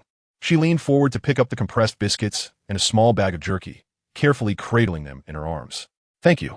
The girl's voice was soft, unsure if it was because her emotions had stabilized or if she felt weak from a recent escape. "I have some questions for you. I wonder if you have time?" The girl cautiously stood up and nodded slightly, as if to agree. Luo Yin smiled and pointed in the direction of her dwelling. "Let's talk at your place. I don't think you'd want others to see the food you have, right?" "Okay." The girl hesitated a bit, but still nodded, her hands instinctively clutching the food tighter. The two quickly returned to the previous shed. Looking at the shed, which was still intact but slightly crooked, the girl was somewhat dazed, even doubting whether she had walked to the wrong place. However, upon seeing the broken knife at the entrance, she confirmed that this was indeed her dwelling. But she soon fell into new confusion. "My shed isn't. I fixed it for you, but due to time constraints, some areas might not have been restored properly." Luo Yin explained from behind, while the girl pursed her lips and walked into the shed. She carefully picked up the broken knife as she passed by and did not rush to eat. Instead, she quietly sat back down on the stone where she was before. Luo Yin walked into the shed again, looked around, and found that there was actually no place to sit, so he simply sat down on the ground casually. "Who is he?" Luo Yin pointed to the boy lying dead on the bed. The girl glanced at the boy's corpse and said, "My brother. A few days ago, he was injured by a nail on his foot and couldn't hold on." Her voice was very calm, as if the one who had died was not her brother, but just a stranger. However, Luo Yin could clearly observe that after saying this, the light in the girl's eyes dimmed slightly. Luo Yin nodded and then changed the subject. "Why were you sent here? What about your parents?" The girl's eyes dimmed a bit, and her voice became somewhat ethereal. "Our family used to run a shop in the capital of the kingdom, specializing in selling and repairing electrical appliances. But one day, 3 years ago, a group of soldiers suddenly burst into our home, killed my father, and threw his head onto the street. My mother was taken away by them, and my brother and I were thrown here. No reason?" The girl fell silent for a moment, as if she needed some time to recall. "I'm not very sure. I only remember that the day before that incident, a minister from the kingdom came to our shop. That minister talked with my father in the room, but I don't know what the conversation was about." Luo Yin nodded and continued to ask, "The environment here is so harsh that people thrown here can't possibly survive long. Why don't the soldiers just kill you all together? Is it just to make you suffer?" The girl shook her head, her voice becoming colder. "No, people thrown here don't necessarily die. When they reach a certain age, boys are sent to factories or taken to the mines. This is considered extra labor. As for girls, when they reach a certain age, they are captured and sold as slaves. This is considered extra income. Luo Yin frowned, a bit puzzled. Why must they wait until a certain age? The girl smiled faintly, her lips twitching, but there was no trace of joy in her smile, only bitterness and mockery. Young boys lack the strength to do the physical labor in factories and mines, and as a result, the kingdom would find it unprofitable to provide them with food. Similarly, very young girls couldn't fetch a good price, and raising them would lead to losses. But being thrown here was different. The people living here wouldn't cost the kingdom a single penny. Those who could survive to an adequate age here would become an extra source of income for the kingdom. Luo Yin opened his mouth, momentarily at a loss for words. He recalled the intelligence provided by Long, which indicated that this country was severely exploiting its people in order to gather enough gold to become a member state. So you thought I came to take your soldiers? That's right. I'm already 14 years old, and a slave at this age can fetch a good price. Then why do you want to escape? As a slave? At least you can eat normal food. The girl shook her head, looked up at the roof, her eyes gradually losing focus and becoming dreamy. I don't want to be a slave. Then how have you survived until now? In a situation where becoming a slave is the only way out, how does someone who doesn't want to be a slave manage to persevere? Luo Yin didn't care whether the question was sharp. He asked directly without beating around the bush. The girl did not respond, as if she had already lost her soul. Luo Yin glanced at the corpse on the bed and continued, I know why. Because you still had a younger brother. But he is dead now. So what will you live for in the future? The girl remained silent, as if she had become a statue. Luo Yin sighed softly and slowly got up. I should go. I'm preparing to do something in this country. To change some things, to live well. When I succeed, you'll be free. The girl's lips parted slightly, her voice more ethereal, as if she were dreaming. But I have nothing left. What use is freedom? I see. I thought you would remember who brought you to this point. Since you've become so numb that you've forgotten even your hatred, then I have nothing more to say. After speaking, Luo Yin lifted his leg to walk outside. The girl's eyes stirred, as if she had finally come to life. I want revenge. I want revenge. The girl gritted her teeth, her eyes seemingly igniting with flames. Luo Yin paused and turned to look at her. Then come with me. The girl's delicate body trembled as she stared intently at Luo Yin, her gaze filled with doubt. Yet her body unconsciously stood up and took a step toward him. Then let me formally introduce myself. My name is Luo Yin. Luo Yin smiled and extended his right hand toward the girl. The girl halted her steps, hesitatingly placing her hand in the palm of Luo Yin's hand. Lurena. My name is Lurena. Welcome. Luo Yin held Lu Lena's hand, and Lu Lena felt her body lighten, her vision blurred, and the sound of wind howling in her ears. When she came to her senses, she found herself in the air, with the kingdom below her that had taken everything from her and made her suffer. Lu Lena had imagined and dreamed countless times about leaving the kingdom, but she never expected it to happen in this way, nor did she ever hope that she could truly leave the kingdom. It all felt like it was happening in a dream. Is this a trick? If only this weren't a dream.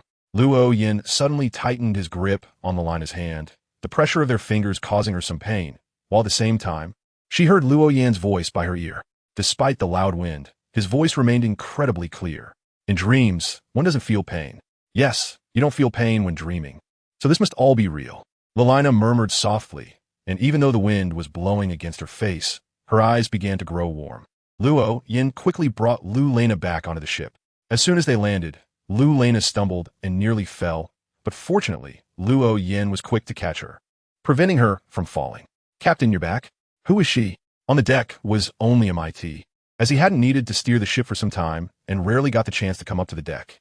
To make up for MIT's long time in the cabin, Luo Yin even gave up her own lounge chair for him. This is Lu Lena, and she will be our new companion from now on.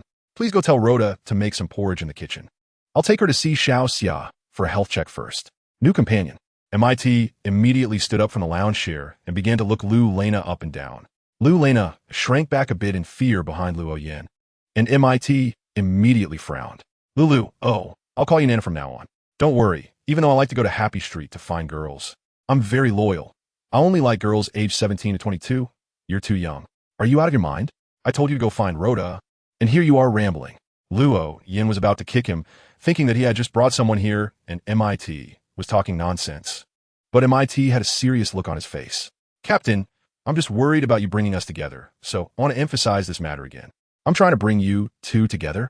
How much face do you think you have? Get out of here. Hey, all right. MIT, after being scolded, felt relieved instead. And after responding, he hurriedly ran into the cabin. Luo Yin looked at Lelina apologetically and said, I'm sorry, that guy is just like that. Always thinking about going to the pleasure street to find women, and then insists he's devoted. Come on, I'll take you to see the ship's doctor to check your health. Living in that kind of place, you might have other issues besides malnutrition. Okay, Lelina nodded, not taking MIT's earlier words to heart. When they arrived at Shitali's door, just as Luo Yin was about to knock, the door opened by itself, but it wasn't Shitali who came out. It was a little white ferret. Captain, is there something you need? The little white ferret held its head high, looking at Luo Yin with its big, watery eyes. Its voice was very childish, and its speech wasn't very clear, as if its tongue were a bit short, but the meaning was expressed clearly. A talking little fox.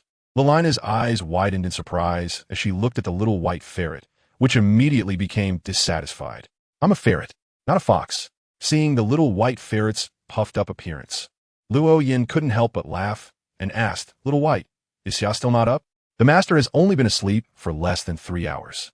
If you have urgent matters, I can go wake her up right now. Okay, thank you. The little white ferret nodded, then leaped lightly onto Shitali's bed, gently rubbing her cheek with its little paws. Shitali frowned and slowly opened her crimson eyes. Little White, what are you doing? If you're bored, go play with little Jean by yourself, and don't disturb my sleep. As she spoke, Shitali turned over, facing away from the little white ferret, preparing to fall asleep again. The little white ferret immediately jumped onto Shitali and started rubbing her face again. Master, the captain is looking for you. Hiss. All right, I know. I'll get up now. Shitali took a deep breath and slowly sat up. Soon, she was dressed and at the door, and she immediately saw Lelina beside Luo Yin. It was as if she had seen something incredible. Her eyes widened, and her head leaned slightly forward as she scrutinized Lelina. Captain, where did you get her? Is something wrong with her? It's not just wrong, it's worse than that. If she stays in this condition, she can only live for another 2 years at most. She has problems everywhere. As a pharmacist, Shitali's spiritual vision was more focused on health, and under her spiritual vision, a person's ailments were basically laid bare. I'm counting on you. Luo Yanlilina handed over to Shitari, while she returned to her room and carefully flipped through the documents given by Long. At night, in the joyful district of the kingdom, a short and stout man with 2 little mustaches, appearing to be in his 40s, left a brightly lit room with pink lights. After venting, he was in a good mood and even hummed a little tune. Suddenly, the light around him dimmed. The street lights seemed to have lost their function, and the moonlight had turned red without him noticing. What is going on? The man sensed the change around him and hurriedly looked around, finding the familiar environment had suddenly become strange, causing him to feel a bit flustered. Soldier, soldier, come quickly, soldier. In a panic, the man began to shout, but there was no one around. No matter how loud his voice was, there was no response. Just then, a clear and pleasant female voice rang out from the alley behind him. What are you afraid of? The man was startled and turned around abruptly to see a stunning woman with red eyes and white hair, her figure incredibly alluring. Gulp. The man couldn't help but swallow, his panic gone, replaced only by desire. Are you a new girl? He stepped forward, reaching out to grab the beautiful woman's towering breasts. However, at that moment, dark chains extended from the void, binding his limbs and pulling him against the wall. What is this? What do you want? Even in his lust, the man realized he was in danger. He struggled to break free from the chains, but it was useless. The newcomer was Shitari. She had received instructions to act and had a clear direction. Hee, are you Raimondo, responsible for the slave trade? You're talking nonsense. I am a furniture merchant, dealing in furniture trade. I have never engaged in the slave trade. Raimondo knew exactly what to say and what not to say, denying it on the spot. Shitari obviously didn't believe him. She trusted the intelligence from the revolutionaries more than Raimondo's own defense. So, Mr. Furniture Merchant, where did the slaves you sent to Shambadi Island go? You. How do you know? Raimondo's face changed drastically. He finally gave up on arguing, his expression growing more frantic. What do you want? Tell me, who is the other party involved in the slave trade with you? Shitari's previously cheerful expression suddenly turned cold. Her crimson eyes fixed on Raimondo. Raimondo gritted his teeth, defiantly meeting Shitari's gaze. I advise you not to. Before Raimondo could finish his sentence, Shitari grabbed his left arm with a claw. Blood splattered, and there were obvious signs of corrosion on the wound. You better understand your situation, right now. You're a prisoner. You will answer my questions. Do you understand? If you have the ability, then kill me. Mondo was far tougher than Shitari had imagined. He did not yield just because she took action. A look of surprise flashed across Shitari's face. Then she smiled, her smile extraordinarily charming. It had sent chills down one's spine. You want to die? Hee, fine, I will grant you that wish, but you probably won't die so easily. With that, Shitari tore off Mondo's clothing, exposing his flabby body to the air. She extended her index finger, sliding it from Mondo's left shoulder to his right waist. And wherever she passed, it was as if strong acid had been poured over, burning the flesh. Mondo let out a scream like a pig being slaughtered, the pain from the corrosion far exceeding that of a direct cut. Shitari raised her hand and made another scratch beside the previous one, leaving a similar mark on Mondo's body. At this point, Mondo's lips had turned pale, he was drenched in sweat, and his body trembled. If you want to kill me, do it now. Otherwise, when the soldiers arrive, I will make you regret it. I will strip you bare and keep you in a cage like a dog.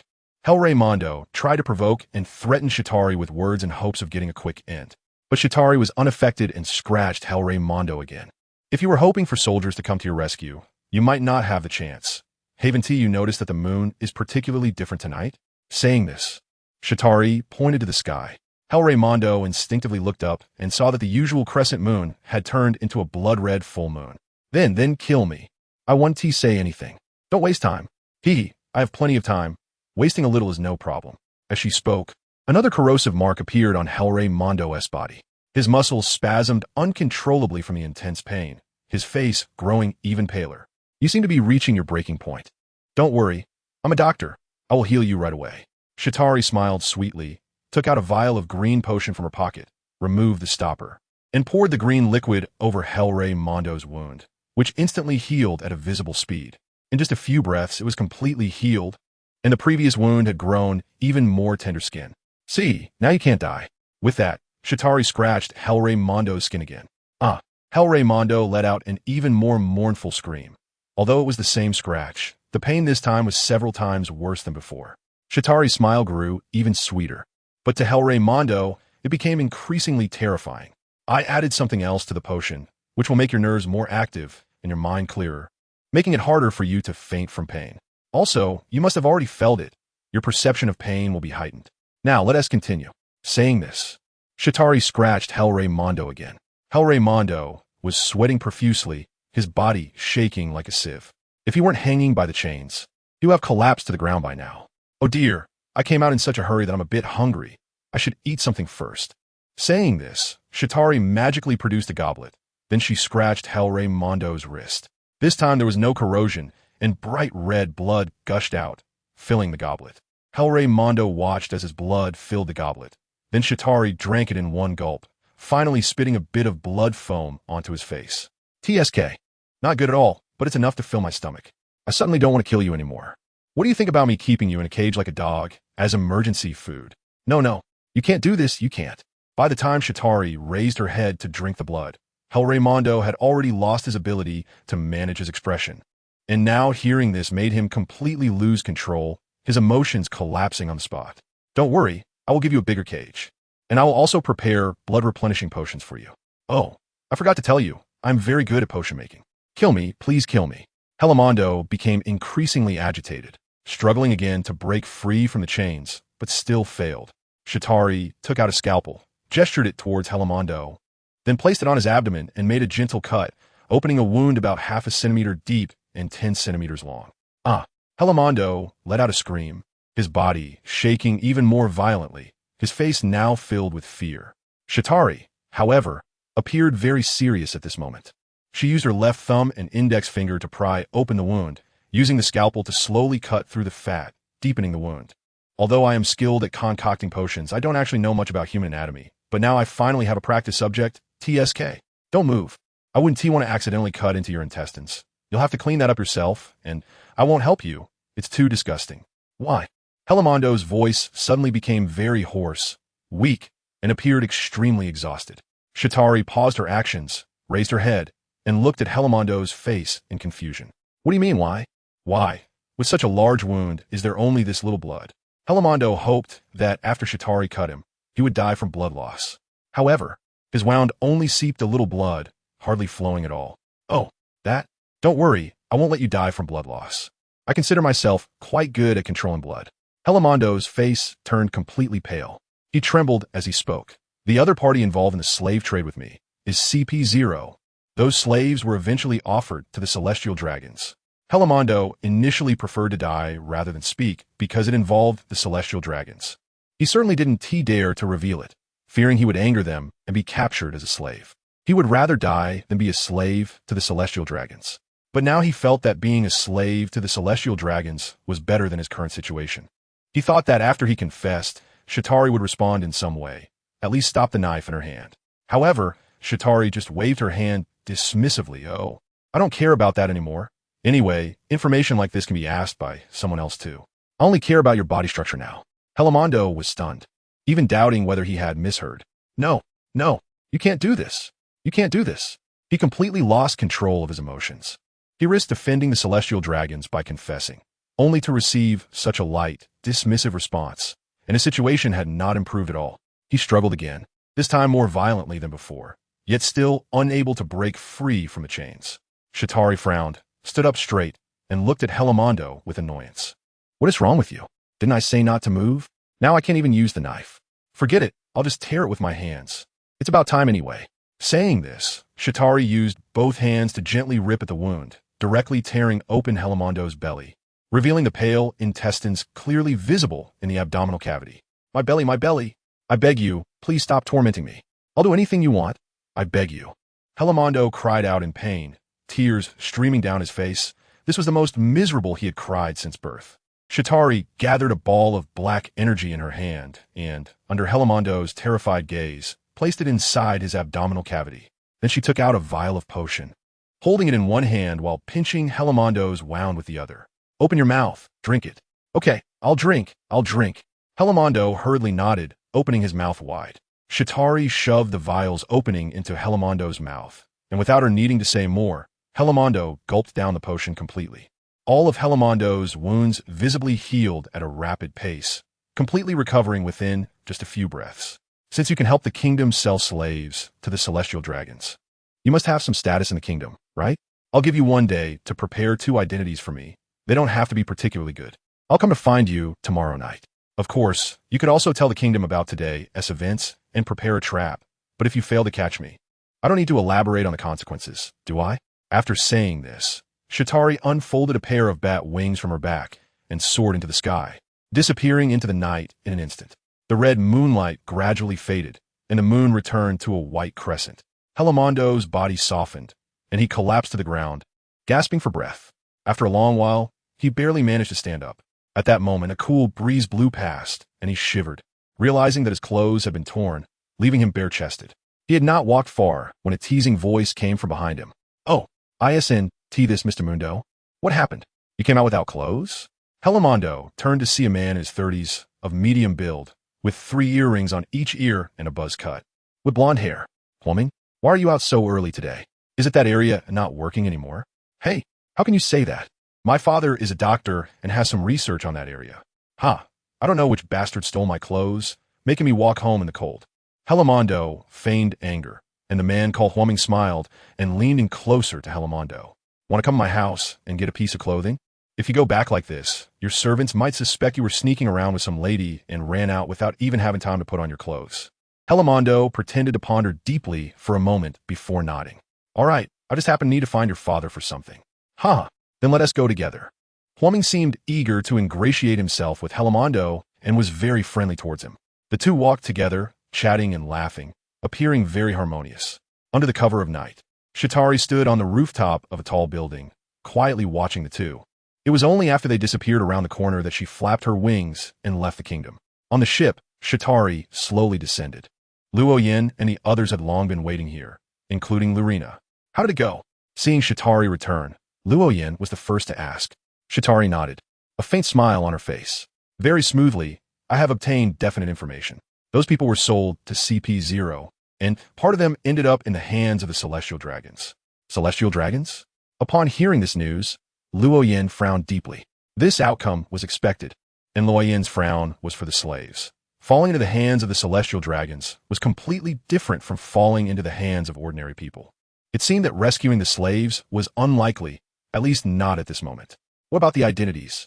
Shatari tilted her head and thought for a moment before nodding. It should be fine. I'll go get what I need tomorrow night.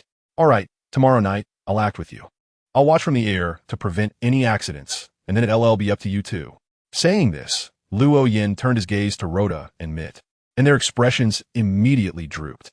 Captain, why don't you change your strategy? If we get beaten to death on the street, wouldn't that be a huge loss? Don't worry. You two young and strong lads, how could you possibly be killed? You'll definitely be sent to the factory or thrown to the mines. Luo Yin comforted softly, but what he said did not sound like comforting words at all. The two exchanged a glance. Both could only smile bitterly and shake their heads. The next day, Luo Yin went during the day to help Lu Lena collect her brother's body and bury it. However, in order to avoid exposure, no tombstone was erected, and they planned to come back later to put one up. That night, Shatali descended under the cover of darkness onto the roof of a red-roofed house in the kingdom. At this time, the room inside was brightly lit. Shatali looked around and landed on one of the balconies. Without needing to knock on the window, Hilemeng Duo came rolling and crawling to open it. Even though a day had passed, he still couldn't help but tremble at the sight of Shatali. Why you're here? The things you wanted are ready. Here are 2 identification documents. They are both ordinary people with no background and not very wealthy. Hilemeng Duo handed an envelope to Shatali with great enthusiasm. Although Shatali took the envelope, her gaze was not on it, but instead inspecting Hilemeng Duo's room. As someone who could help the kingdom make deals with CP0, he was naturally very wealthy, and the room was decorated very luxuriously. Is there really no ambush? I thought I would be greeted by a group of soldiers with guns today. It seems you do cherish your life. Shatali teased with a light laugh, causing Hilemeng Duo to break into a sweat, almost kneeling on the ground. Why, you're joking. My life is in your hands. How could I dare to betray you? Hee. Do you want to know what I put inside you yesterday? Shatali's smile deepened slightly, but Hilemeng Duo became even more terrified and directly knelt down. I don't care what it is. No, I think you care very much. You must have gone to the hospital for an examination, but nothing came out, right? Hilemeng Duo's face turned pale, and his body trembled even more violently. Shatali narrowed her eyes, suddenly grabbing Hilemeng Duo's head and lifting him slightly. Don't be clever. Listen carefully to my orders, and you'll be fine. But if there's a next time, I will come to find you with a cage, understand? Yes. I understand. Hilemeng Duo grew increasingly terrified, wishing he could bow immediately, but his head was still held by Shatali, and he couldn't just bow whenever he wanted.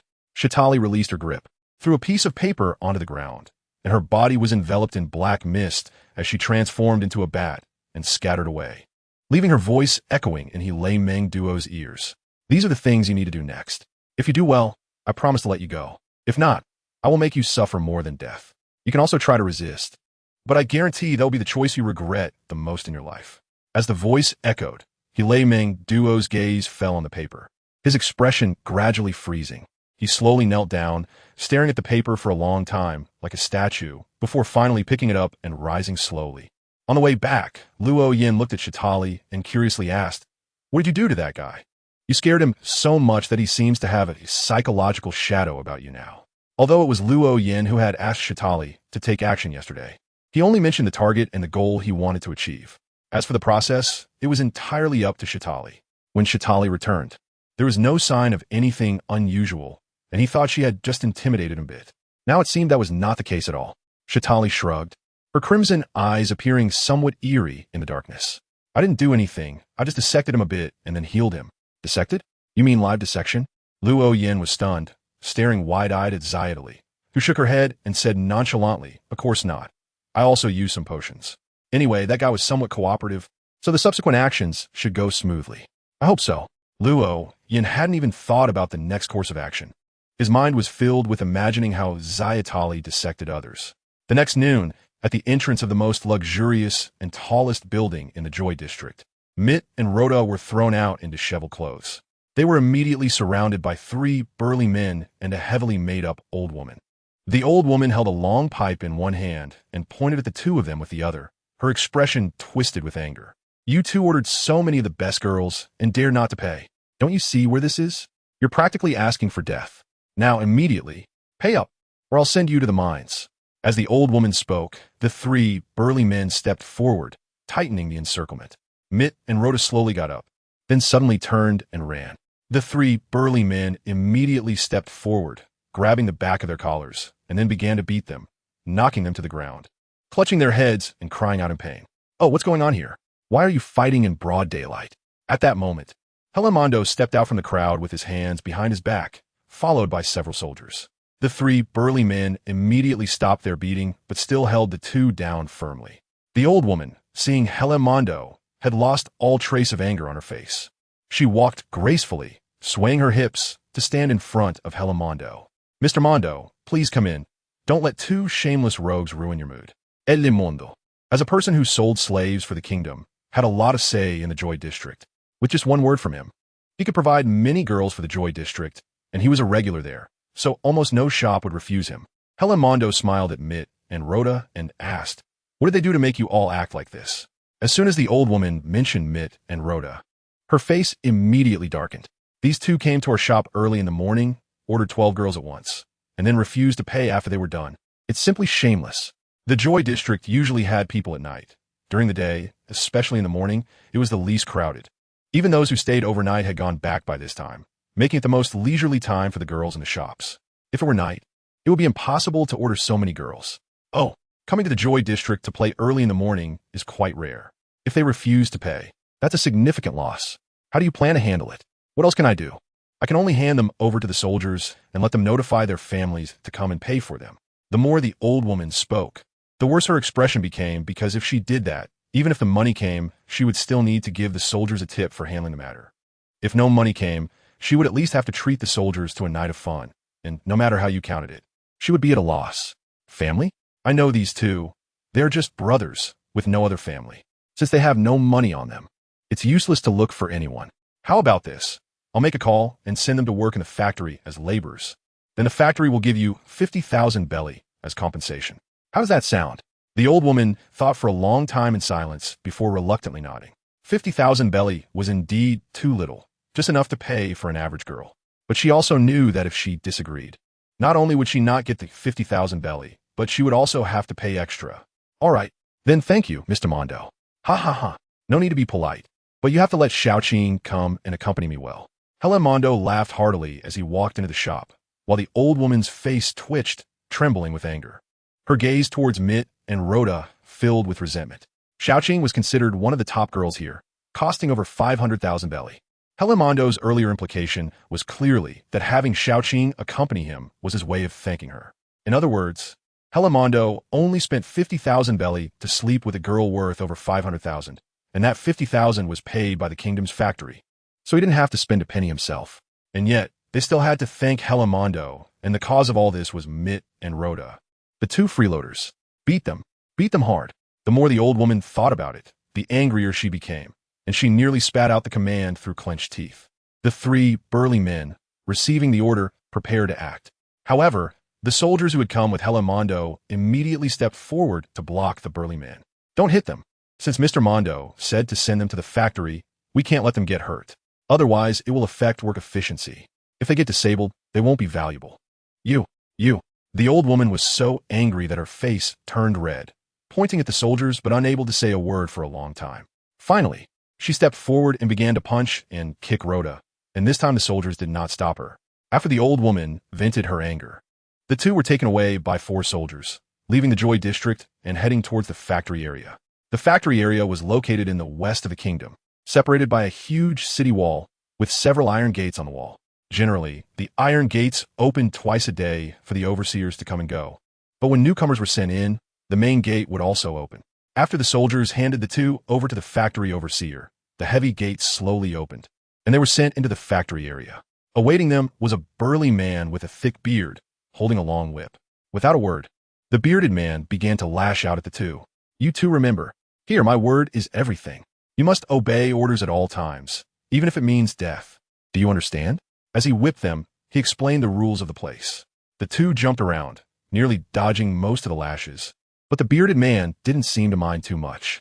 After explaining the rules, he stopped and assigned them to start with the most basic task, which was transporting ore. What they had to do was carry the ore transported from the mines to the smelting furnace to be smelted into steel. This was one of the more labor-intensive jobs in the factory, typically assigned to newcomers, as it required the least skill. Each of them carried a shoulder pole with a large leather basket filled with ore, transporting it to the smelting furnace. The distance between the two places was not short, but not too far, about 500 meters. Actually, besides the shoulder pole, there were also carts available, which would be less labor-intensive and more efficient. But as newcomers, they didn't have such treatment and could only carry it on their shoulders. Hey, this country is really efficient in this regard. We were still having fun in the Joy District in the morning, and now it's not even noon yet, and we're already carrying loads. Rhoda showed no sadness about becoming a laborer. Instead, he joked. Mitt, beside him, curled his lips, anger hidden in his eyes. That old hag is really something. I hadn't even had enough fun when those guys rushed in to beat us up. They're so eager for money. Their service attitude is far worse than that of the girls on Chambois Island. Once I leave here, I'm definitely going to smash her shop. Hey, but speaking of which, you've become quite impressive this time, ordering so many girls at once.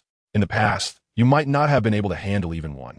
Rhoda, even after being promoted to an arsonist, didn't change his provocative nature, casually poking fun at Mitt. Mitt's eyelid twitched. In the past, he would have been angry. But after spending so much time with Rhoda, his patience for provocations had increased a lot. Of course, you should know who I am. Just as Miter was about to raise his head, Rhoda's follow-up words rang out. This is all thanks to Xia's potion. Otherwise, I'd be embarrassed to go to Happy Street with you. If you can't speak properly, then don't say anything, even with a load on his back. Miter couldn't help but want to kick Rhoda. At that moment, a somewhat sharp voice sounded. What are you two newcomers whispering about? Let me tell you here, there's only one way to go. Work hard. Don't have any messy thoughts. The speaker was a man with a long face, slightly aged, with some wrinkles at the corners of his eyes. Seeing Miter and Rhoda talking, he walked over, but didn't he immediately lash out with the whip in his hand. After all, while they were talking, their pace in carrying the load hadn't slowed down. They were much faster than the average person.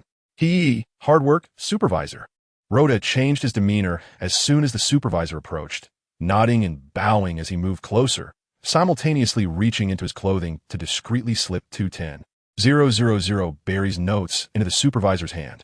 The supervisor squinted his eyes, accepted the money, and while his expression didn't change much, his tone softened a bit. Don't talk so much while working. I'm just here to remind you that not everyone is as lenient as I am. If it were someone else, the whip would have already landed on you, understand? Understood. Supervisor, a deal I'd like to ask you about. Hey, I told you. When you come here, you just need to work hard. Don't have any messy thoughts. The supervisor's attitude changed immediately, becoming even stricter than before. But Rhoda's smile didn't diminish at all. Supervisor, to be honest, I'm friends with Harry Mondo. He said he would protect me before I came in. Harry Mondo? The supervisor squinted, took a good look at Rhoda, and then raised his whip. Stop with the nonsense. You're friends with Mr. Harry Mondo? Who doesn't he know that Mr. Harry Mondo is a man of the left minister? If you say you're a friend of Mr. Harry Mondo, how could you end up here? Besides, I've heard that you were sent here by Mr. Harry Mondo's people. Seeing the supervisor raise the whip, Rhoda didn't dodge. Instead, he took a step forward. What would I lie to you about? Who doesn't know that the factory and mines are managed by the left minister? And the one controlling Happy Street has always been the right minister. We were framed on Happy Street. Think about it. That's the right minister's territory. Even if Harry Mondo wanted to save us, he couldn't cause a scene there. Wouldn't that be openly challenging the right minister? But sending us to the factory is different. We actually came to the factory to avoid the storm. Rhoda spoke with such seriousness that the supervisor couldn't immediately tell if he was speaking the truth. Really? His tone unconsciously changed, becoming cautious. Rhoda raised his head, looking a bit proud. Of course, you can find out for yourself. The supervisor believed Rhoda a bit more. He tucked the whip into his waist, looked around, and seeing the other workers were working normally, he turned to leave to verify the information. Seeing this, Rhoda hurriedly put down his load and quickly blocked his way. Hey, I still have things I want to ask. Don't go. If you really are friends of Mr. Harry Mondo, what could I possibly know that you don't? I'm going to verify what you just said. It's not anything important. I just wanted to ask how the food and accommodation are at this factory. Rhoda initially said he had something to inquire about just to start conversation, but now he had to really have something. The supervisor was anxious and speechless, but didn't dare to lose his temper. Since you are friends of Mr. Harry Mondo, why would you care about food and accommodation? It will be arranged for you later. After saying that, the supervisor ignored Rhoda and strode away, heading straight to the office of the factory area manager. Seeing the supervisor walk away, Miter smiled and approached, lightly patting Rhoda on the back. Hey, you really are good at talking. Of course.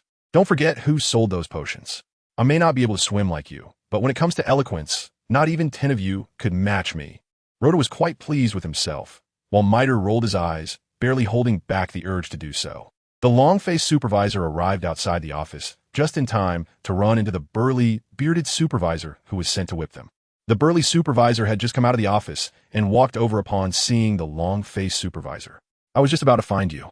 The two newcomers you sent over turn out to be friends of Mr. Harimondo, and he just sent someone with a message." "Are they really friends of Mr. Harimondo?" The long-faced supervisor's small eyes widened a lot, even though he had come to confirm this matter. But after getting confirmation, he was still a bit surprised. The bearded supervisor nodded, a hint of bitterness appearing on his face. "When they came in, I even whipped them. What should I do about that? If they report me to Mr. Harimondo, wouldn't I?" "Don't worry, they didn't seem to take it to heart. To be honest, I came specifically to confirm this matter. That burly one even slipped me 20,000 berries while inquiring about food and accommodation. You should arrange this matter and apologize. It should be fine." "Really?" The bearded supervisor's eyes brightened, and he eagerly grabbed the long-faced supervisor's arm, who immediately nodded. "Of course. I'll also say a few good words for you, but you owe me a favor." "No problem. Let us go. We'll head over right now." The bearded supervisor hurriedly pulled the long-faced supervisor to the area where they found Rhoda and Miter, seeing the two carrying or with a shoulder pole. The bearded supervisor immediately walked over. "Oh, you two, why are you doing this? It's too hard. Here, I'll arrange an easier job for you." The bearded supervisor's attitude changed completely, almost bowing. Without waiting for Miter to speak, Rhoda said first, "Weren't we assigned to do this by you? And also, you whipped me before. I still remember." The bearded supervisor's smile froze for a moment, then became even more pronounced. "Misunderstanding. It was all a misunderstanding. I didn't know your identities at the time. Mr. Harimondo sent a message saying to take care of you, and after some time, he'll get you out." "Ha! Then I really should thank you." Rhoda immediately mocked, and the bearded supervisor's smile had become somewhat stiff. At this moment, the long-faced supervisor chuckled and tried to smooth things over. "Oh, after all, I didn't know before. Now that the misunderstanding is cleared up, let us forget about it. Come on, you two, don't do any more hard labor. He treating you to a big meal as an apology." Yes. A big meal. A big meal. I'll treat." The bearded overseer nodded quickly, not worried about the expense of a grand meal, but rather concerned that Rhoda and Mite would not accept his apology. Seeing that the timing was right, Rhoda also nodded. "Not yet. Let us wait until tonight. Who knows if there are spies from the right minister here? We came to avoid trouble and cannot give the right minister any leverage against us. Similarly, we still have to continue working, but I hope we can get a cart." "That's right. That makes sense. I'll go get a cart right now." "Don't worry." Upon seeing Rhoda accept his apology, the bearded overseer let out a long sigh of relief, a smile breaking across his face as he hurried off to prepare the cart. The cart arrived quickly, compared to the shabby carts used by other workers. The one Rhoda and Mite used was brand new, with not even a scratch on the paint. With the little cart, it became much easier for the two to transport stones, and they loaded very little each time, which the long-faced overseer responsible for this area completely ignored. In the center of the kingdom, in a tall building closest to the royal palace, Mondor hurried through the corridors and doors accompanied by two soldiers, heading deep into the building. This was the residence of the left minister, heavily guarded, with a soldier stationed every 10 meters. The soldiers clearly recognized Mondor. Seeing him in a hurry, they didn't stop him or even ask any questions. Mondor soon arrived at a large white double door. Instead of pushing the door open directly, he carefully knocked on it. "Come in." A slightly aged yet very resonant voice came from inside. Mondor gently pushed the door open and walked in. This was the left minister's office, which was very spacious, nearly 100 square meters. Apart from the documents on the desk, the most common items here were bookshelves and books. "Minister." Mondor respectfully bowed to the man sitting at the desk, who was elegantly dressed, with graying hair, a goatee, and slightly plump. "Mondor, what brings you here today?" The left minister put down the documents in his hands and smiled at Mondor, satisfied with his capable assistant, who had helped him earn a lot of money over the years. Most importantly, Mondor could communicate directly with CP0, which even the left minister had to take seriously. "Minister, the right minister is getting more and more excessive." The left minister frowned, took a deep breath while shifting his body slightly, and then sat up straighter. "What happened?" "I met a few merchants on Sabeti Archipelago last time. After talking with them, they wanted to invest in the kingdom. I arranged identities for 2 of them yesterday to facilitate their investigation in the kingdom, But today they were ambushed by the right minister's people. If I hadn't arrived in time, they might have been beaten to death in the street. The left minister immediately furrowed his brows deeply. Are you sure it was the right minister's people? Is there any doubt? Have you forgotten? The household registration has always been under the right minister's control. How could I arrange identities for people without the right minister noticing? Moreover, the incident happened on Joy Street. The left minister's frown deepened, and his expression gradually darkened. That bastard. The kingdom is already short on funds, and that guy treats 4 merchants like this. If this gets out, who would dare to invest in the kingdom in the future? This goes against the king's wishes. The left minister firmly expressed his stance on the matter. Then his expression relaxed a bit. What about those 2 merchants now? Minister, that is still the right minister's territory. I couldn't be too forceful at that time, so I could only send them to the factory under the pretext. After all, that is our territory, and they won't run into trouble there. I've already sent someone to inform the factory to take care of them. The left minister nodded, his expression softening a bit, even showing a hint of smile. You handled it well. I'll personally write a letter to send over. You should try to keep them stable. By the way, what business are they in? They deal in arms and have been collaborating with Joke with a good market. We can definitely increase production. Besides ensuring the supply to the world government, we can sell to them as well, which will help us gather money faster. They also hope to invest in establishing a pharmaceutical factory in the kingdom, mainly producing healing medicines and bandages, among other wartime supplies. The left minister nodded again, pondering for a moment. Indeed, Joke has been supplying weapons for wars in various countries. Those countries in the midst of conflict need not only weapons, but also medicines and bandages for healing. There is a significant profit in this. What are the specific details? The left minister became increasingly invested in the matter, while Hella Mondor looked troubled. They just arrived yesterday, and Haven T even started their formal investigation. How could they discuss details with me? That bastard. The left minister slammed the table angrily, immediately getting up to leave. But then he thought of something and quickly sat back down, grabbing a pen to quickly write a letter. You send someone to the factory. I'm going to see the king. The right minister must give an explanation. He wasn't genuinely outraged. He had seized leverage against the right minister and hoped to use it to gain more power in front of the king. As long as the king was dissatisfied with the right minister, he could take advantage of the situation, but he also needed to manage the merchant's affairs. Understood. I'll take care of it. By the way, minister, there are 2 more merchants who came together. They are partners, but arrived separately due to some issues and won't be here until tomorrow. How should I explain to their companions? Hella Mondor took the letter, his face full of bitterness. The left minister slapped his forehead and gently rubbed it. This is tricky. Here's what you do. Arrange it so that I'll meet them in 3 days. For now, keep them stable. Should we release the 2 merchants first? Otherwise, when they ask where their companions are, I can't just say they were sent to the factory, right? Hella Mondor's face grew even more bitter. The left minister momentarily couldn't provide an answer, thinking for a long time before letting out a deep sigh. Once I bring this matter up in front of the king, the right minister will definitely be held accountable. At that time, the right minister won't be able to do anything to you or me. He might even redirect his anger towards those 2 merchants. He can mobilize 30% of the kingdom's soldiers. If the merchants fall into his hands, wouldn't the pharmaceutical factory become his? The merchants you worked hard to invite would end up as someone else's pawn? But what should I say? Just say they're inspecting the factory. After all, if they can really establish the pharmaceutical factory, it will definitely be in the factory area. I'll have the factory area take good care of them. And once they come out, we can explain things properly. That should settle the matter. The left minister quickly provided a solution, and Hella Mondor nodded, looking much more relaxed. All right, I'll take care of it. The left minister hurried to the palace, and his letter was quickly delivered to the factory. Inside the factory manager's office, a man over 2 meters tall, with dark skin and well-defined muscles, his eyes bright and serious, holding a cigar in his mouth, handed the letter to the long-faced foreman. You need to go tell those 2 to stop working immediately. This is a personal letter from the left minister. Take a good look at it. We absolutely cannot let those 2 have a hard time here. The long-faced foreman was a bit stunned and took a moment to react. When he took the letter and read it, he felt as if struck by lightning, his face turning somewhat pale. They only said they were friends of Mr. Harry Mondo, but they didn't mention they also knew the left minister. What should we do? The long-faced foreman was completely panicked. If neglecting Mr. Harry Mondo's friends could lead to big trouble, then neglecting the left minister's friends could mean losing one's head. After all, the left minister was the highest authority in the factory district, with just 1 word from him, not to mention a small foreman. Even the chief manager would be in serious trouble. Seeing the long-faced foreman's expression, the manager also began to panic and quickly asked, What did you do?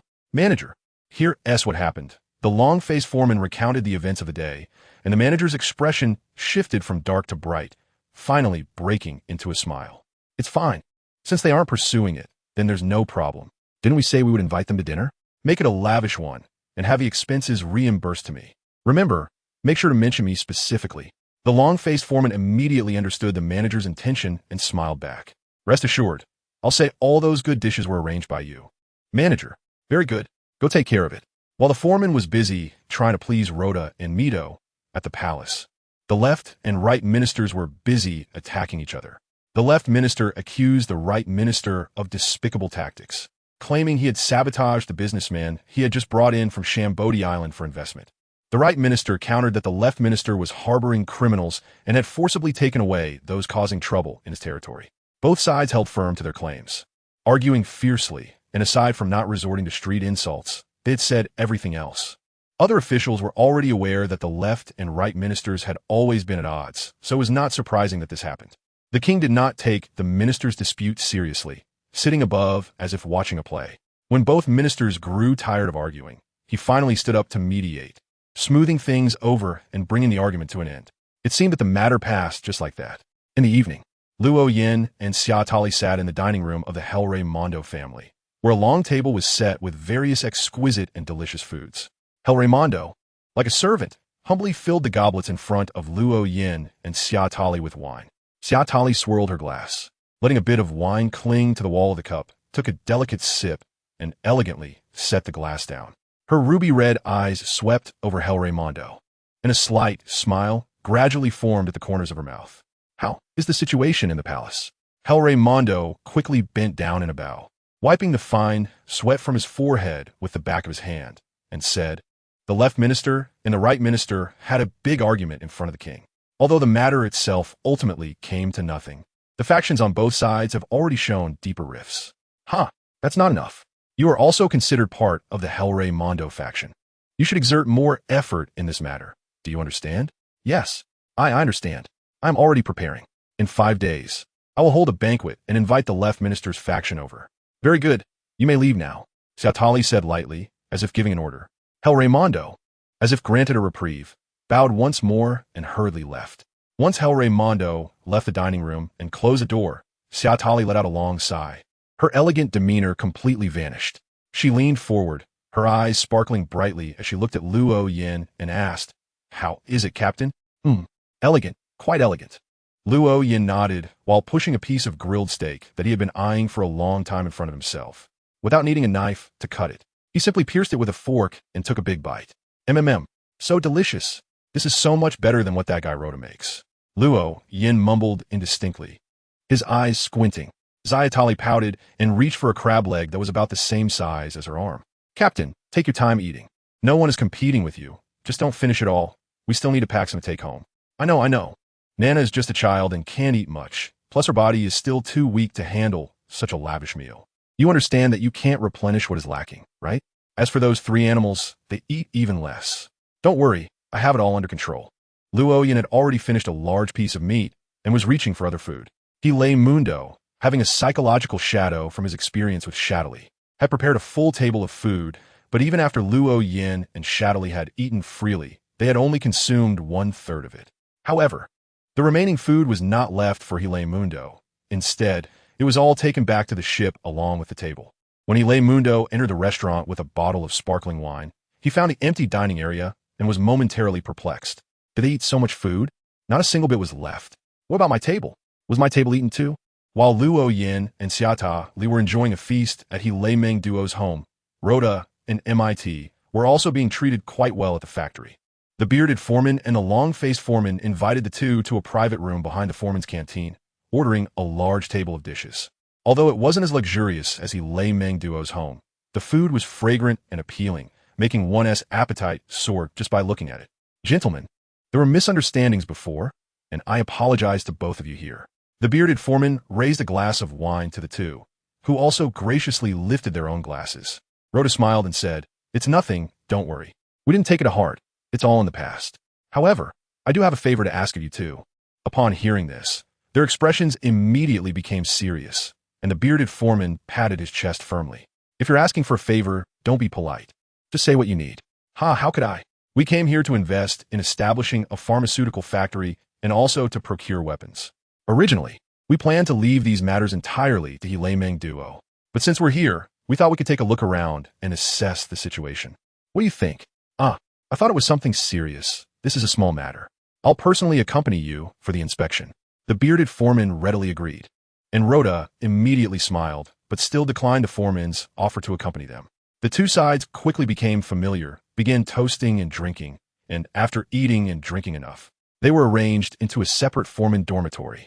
Although it wasn't luxurious, it had basic facilities and was kept very clean. Late at night, Lu Lei-na returned to the garbage area with a huge backpack, followed by a white ferret and porter. At that moment, there were a dozen children standing in front of Lu Lei-na, all younger than her, but just as thin.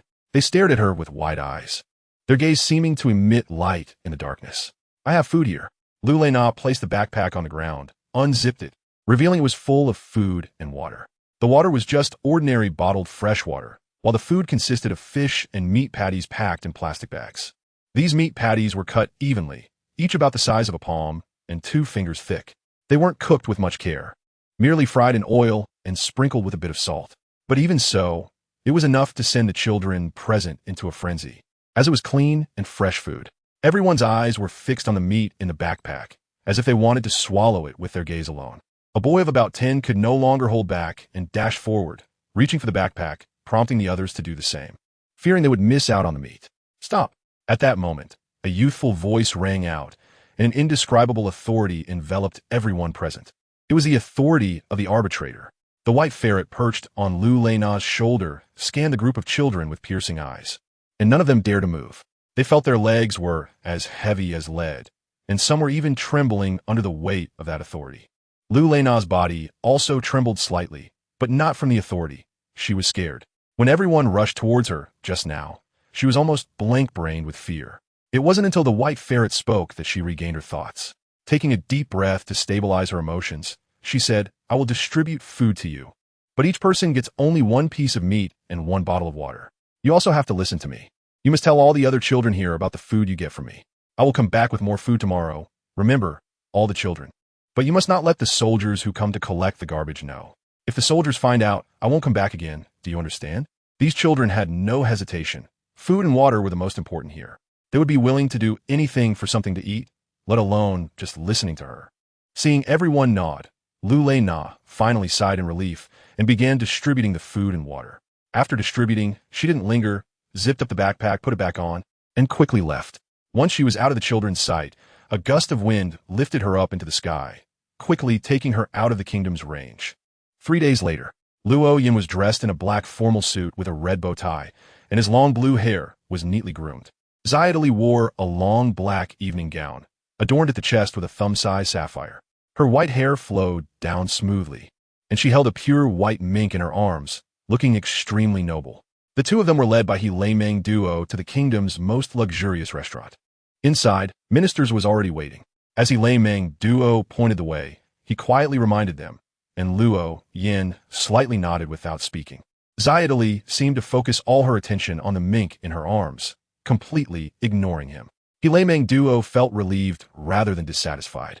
It seemed that Xiaodali had left a lasting impression on him. Every time he made eye contact with her, he couldn't help but recall that night's scene, causing his body to tremble uncontrollably. Initially, he thought Xiaodali had performed deliberately to instill fear in him, such as drinking blood in front of him.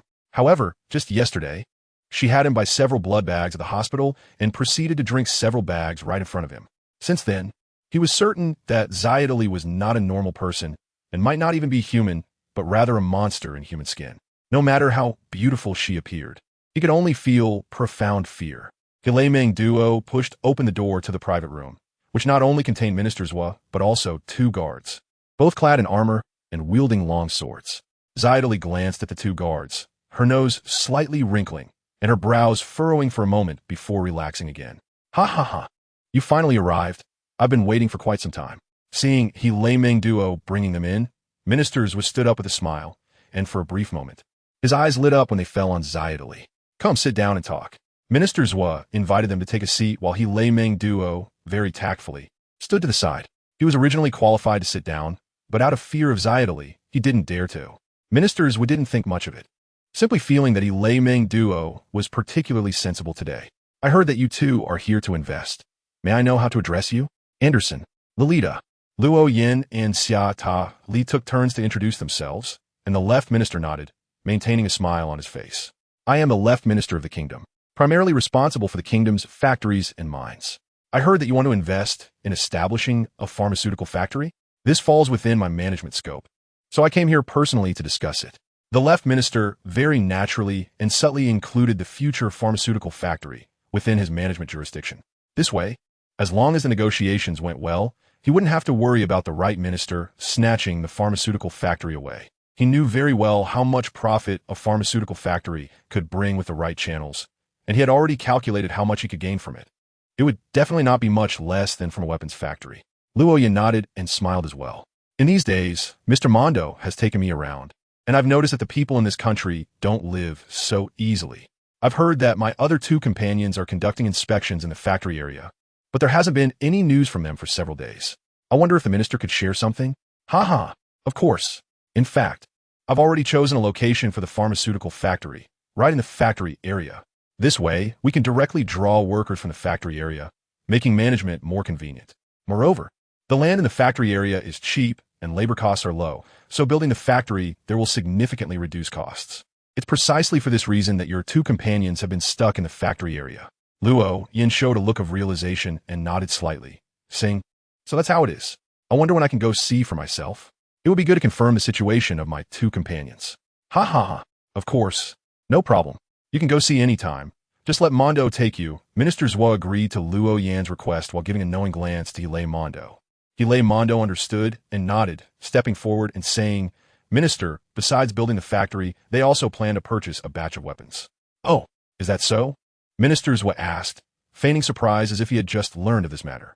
Luo Yin smiled and nodded. That's right. I hope to purchase a batch of weapons from you. So how many weapons do you need? Haha, Minister, you're underestimating me. Who would want more weapons? Whatever you have, I want. Luo Yin certainly didn't know how many weapons he needed, so he directly raised the demand to the maximum.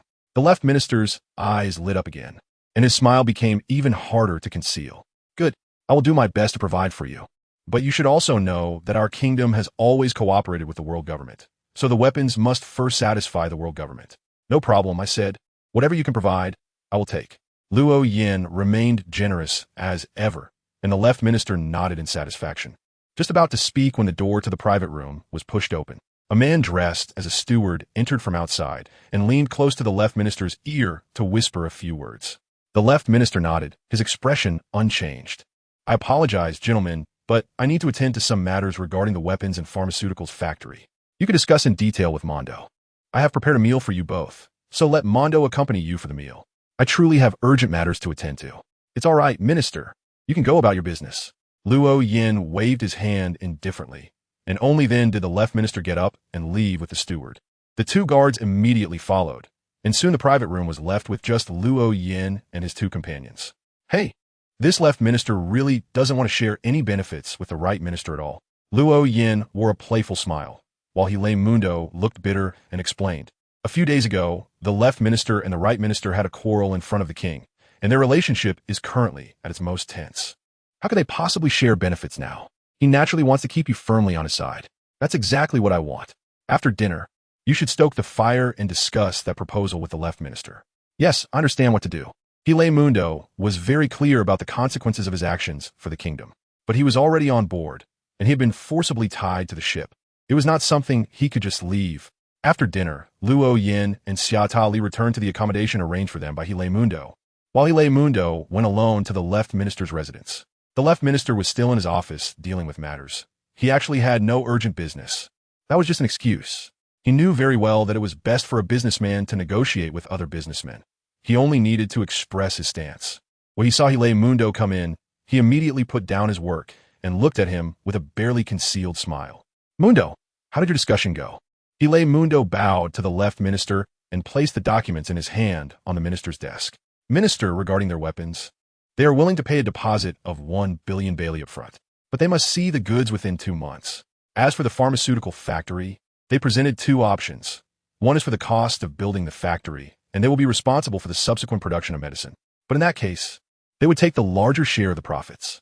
If the kingdom covers the cost of building the factory and the subsequent production personnel, then the kingdom would take the larger share, and they would only make the difference. I can't decide, so I wanted to ask for your opinion first. What's there to decide? Of course, we take the larger share. The left minister made a decision without thinking, and Mundo's expression immediately became conflicted. But minister, if the kingdom covers the cost of building the factory and the production personnel, then what kind of investment is that? They agreed to come to the kingdom to invest. Mundo, as a businessman, how can your vision be so narrow? Is the kingdom lacking just a pharmaceutical factory? What we lack is the sales channels for the medicine. But minister, the kingdom is already saving money. Do you think the king would be willing to allocate funds to build a factory? If you bring up funding now, the right minister will definitely oppose it. Mundo became increasingly conflicted, and the left minister's brow gradually furrowed. That bastard! The left minister cursed, then quickly calmed down. He rhythmically tapped his fingers on the table, lost in thought, and after a long while said, "Getting people to build a factory is easy. Just let the factory personnel do it and have the quarry send over the materials." Minister, you must be joking. Mundo forced out a smile that looked worse than crying, and the left minister's voice immediately rose significantly. What do you mean? Is this something to joke about? But minister, you know very well that the weapons produced by the factory need to supply 90 to meet the demands of the world government. The extra 10 won't satisfy Anderson and their orders. If we send people to build a factory at this time, isn't that even more? Mundo's expression was extremely troubled, and the left minister's brow, which had just relaxed, began to furrow again. Now, the factory workers work 12 hours a day. Increase it to 15 hours. Mundo instinctively opened his mouth, but quickly closed it and nodded eagerly. Yes. But where will the personnel for the pharmaceutical factory come from after it is built? We can't have the factory workers do it, right? They don't understand medicine production. I think we should let Anderson find a way for this. Mundo cleverly provoked the left minister, who instinctively slammed the table and said, "No. If the workers at the pharmaceutical factory are their people, where will our bargaining power be? In the end, won't all the money be earned by them? Think of a solution." The left minister threw the problem back to Mundo, who pretended to think for a moment before cautiously speaking. "Minister, there are indeed people. Have you forgotten? There are quite a few people in the garbage heap, just that they're a bit young. But the work at the pharmaceutical factory isn't labor-intensive. Being a bit younger shouldn't matter. What do you think?" The left minister's eyes lit up as he nodded while calculating. That makes sense. Once the pharmaceutical factory is built, let soldiers go to the garbage heap to recruit people. Also, prepare an employment document for me. Once the pharmaceutical factory starts generating profits, I will take the document to the king for reimbursement. Those are all workers I hired. They are all skilled workers I hired at a high price. Yes, I understand. I will make sure to register all of them. Mundo clearly wasn't doing this for the first time and immediately agreed. The left minister leaned back in his chair, satisfied, squinting his eyes, and waved his hand to signal that Mundo could leave. In the factory area, during the workers' break time, most of the workers gathered under the eaves at the factory entrance, where they wouldn't be exposed to the sun, and it wasn't as stuffy as in the workshop. It was the workers' favorite resting place. The workers here only had 2 meals a day, one before work in the morning and one after work in the evening. But they also had a lunch break. And every day, there was a half-hour lunch break. Rhoda and Miter had been wandering around the factory area these past few days, occasionally taking out snacks to share with the workers and make small talk. Now, all the workers knew these 2 well-treated workers. Although they were here for investigation, they still maintained a low profile, keeping their identity as workers. They just wanted to work when they felt like it and wander around freely when they didn't, living quite comfortably with food and drink every day. Rhoda tucked his hands into his sleeves and approached several workers who were sitting together chatting, pulling out a few pieces of jerky the thickness of a pinky finger as he did. "Hey, I have something to eat. Here, one for each of you. But this is all. Don't tell the others," Rhoda said in a low voice as he distributed the jerky. The workers understood and nodded. No one wanted to share their benefits with others, so naturally, no one would speak out. "Little Rhoda, tell me honestly, do you have a relationship with some overseer? I see you and that bad-tempered miter are the most relaxed in the factory." A man with graying hair and a lean, but muscular build asked. The others also looked towards Rhoda, as they had been wanting to ask, but never had the chance. Rhoda pretended to look around and lowered his voice. "You guessed right. One of the overseers here is my cousin, He talked to the other overseers, so I can be this free. You're just bluffing. If your cousin is an overseer, why would he be sent here? One person immediately retorted, disbelief written all over his face, and the others also showed skeptical expressions. Rhoda wasn't angry and continued, hey, let me ask you, if it wasn't because my cousin is an overseer, why could I be this free? And why can I take out jerky to share with you now? What, does jerky fall from the sky? Now the doubts on the faces of the crowd gradually faded. A man who looked to be in his 20s, with a pockmarked face, asked, then why were you sent in here? Yeah, why were you sent in here? Others chimed in, and Rhoda couldn't help but smile wryly. Well, I offended someone outside and was afraid of retaliation, so I went to find my cousin. Although he is a foreman and looks imposing here, outside he is nothing special. He also didn't have any good solutions, so he got me in here. It's tough here, but at least there's no danger in my life. Oh, I see. Everyone nodded, no longer puzzled. At this moment, Rhoda patted the man with the pockmarked face and lowered his voice even further. Hey, do you guys know? I heard the factory is going to increase working hours. What? The moment those words were spoken, the place erupted. The question was almost shouted out, and Rhoda quickly pressed his hands down to signal the man to keep it down, then continued in a hushed tone, this is news my cousin heard. It's not confirmed. I might just be talking nonsense. But I heard they plan to extend the 12-hour workday to 15 hours. 15 hours? Why don't they just kill us directly? One person jumped up and cursed. Others nearby turned to look, and the man realized he had gotten too excited and quickly squatted down, lowering his voice. Is what you said true? Didn't I just say? This news isn't confirmed. It might just be a rumor. No way. This can't happen. Even if the news isn't confirmed, we need to be prepared. We must go on strike. Yes, strike. The mood of the workers was instantly ignited, and they began to whisper about the strike. Rhoda's expression changed drastically, looking extremely panicked. Don't get me in trouble. If this news is true and you go on strike, and it turns out I leaked the information to you, I'm done for. Don't worry. We won't get you in trouble. We heard this from someone else. It has nothing to do with you. Right, everyone? Right? We just heard it from someone else. Others echoed, and Rhoda couldn't help but twitch the corner of his mouth. He was very pleased, as this was what he wanted to see. But he couldn't laugh just yet. I'll be leaving now. You guys can go listen to others later. Anyway, I wasn't here today.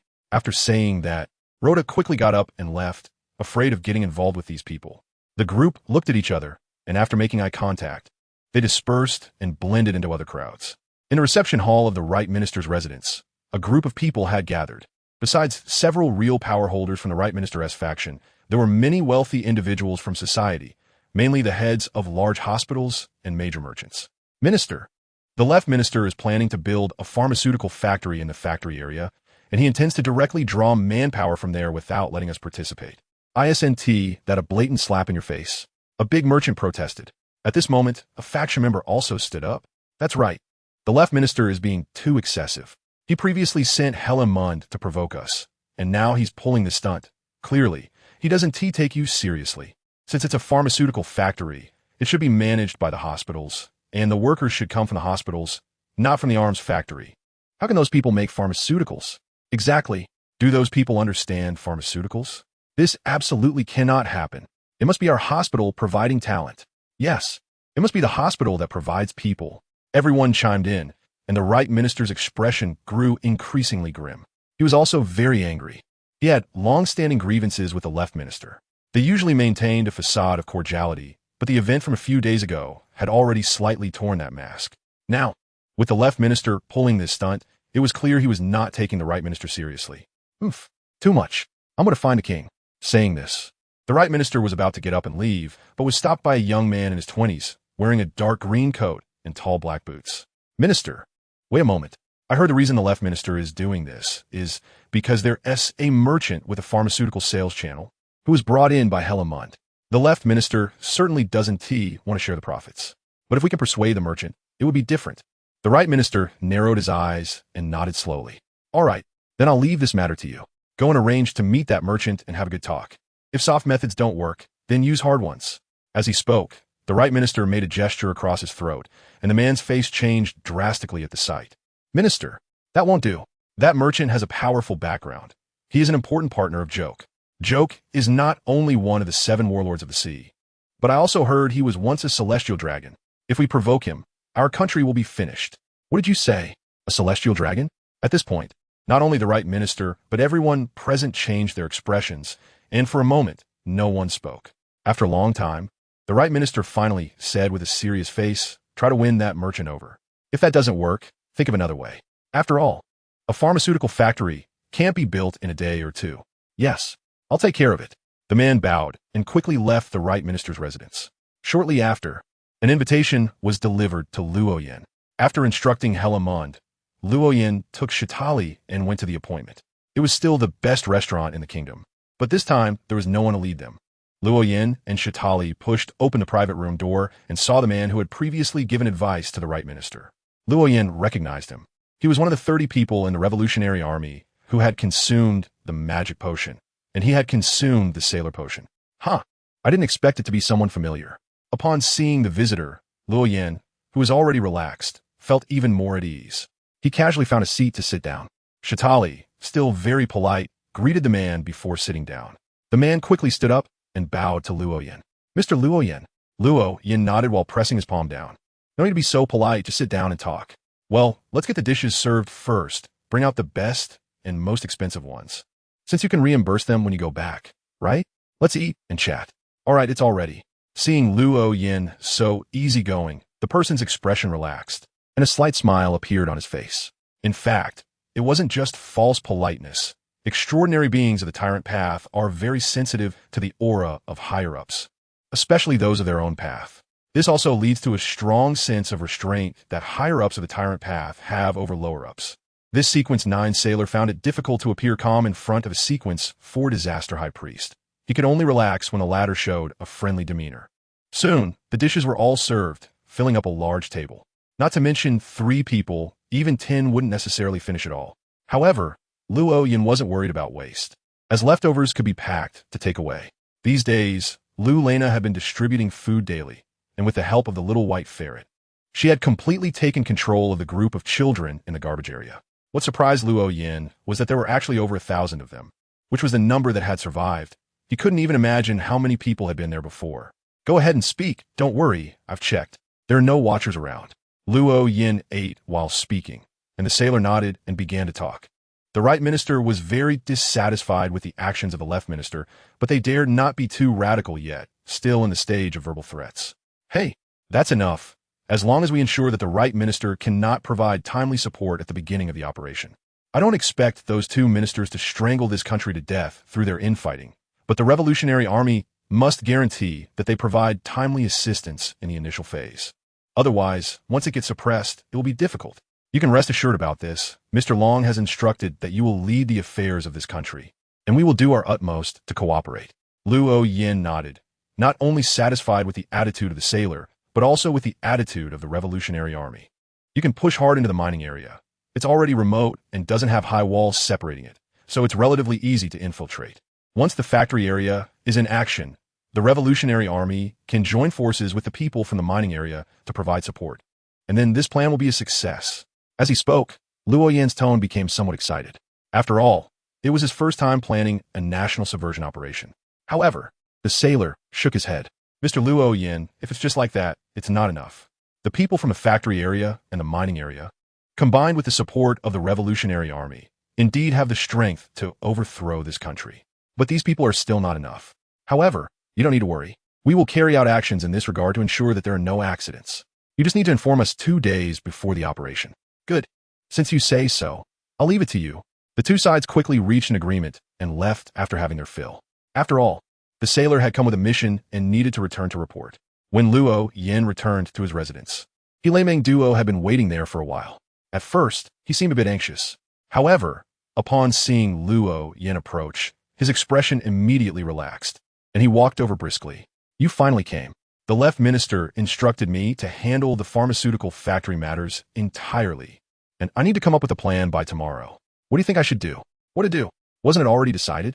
However, Lameng Duo was not worried about whether the plan would succeed or what would happen to the country once things began. Instead, he was concerned that once it started, he might end up being killed by angry workers. He had done so much just to stay alive. If he were to be killed at the last moment, it would be a huge loss. Luoyin understood what Lameng Duo meant and lightly laughed as he patted his shoulder. "Don't worry, since we promised to keep you alive, we will keep you alive. After we succeed, I will have Xiao Xia lift the curse on you. This is my promise." As he spoke, Luo Yin glanced at Xia Tali. Xia Tali did not express agreement, but did not refuse either, which could be considered tacit approval. See curse? He Meng Duo only now realized that the dark energy Xia Tali had put into his stomach was actually a curse. No wonder nothing could be found during the hospital checkup. Then what if we fail? Of course, the curse would erupt.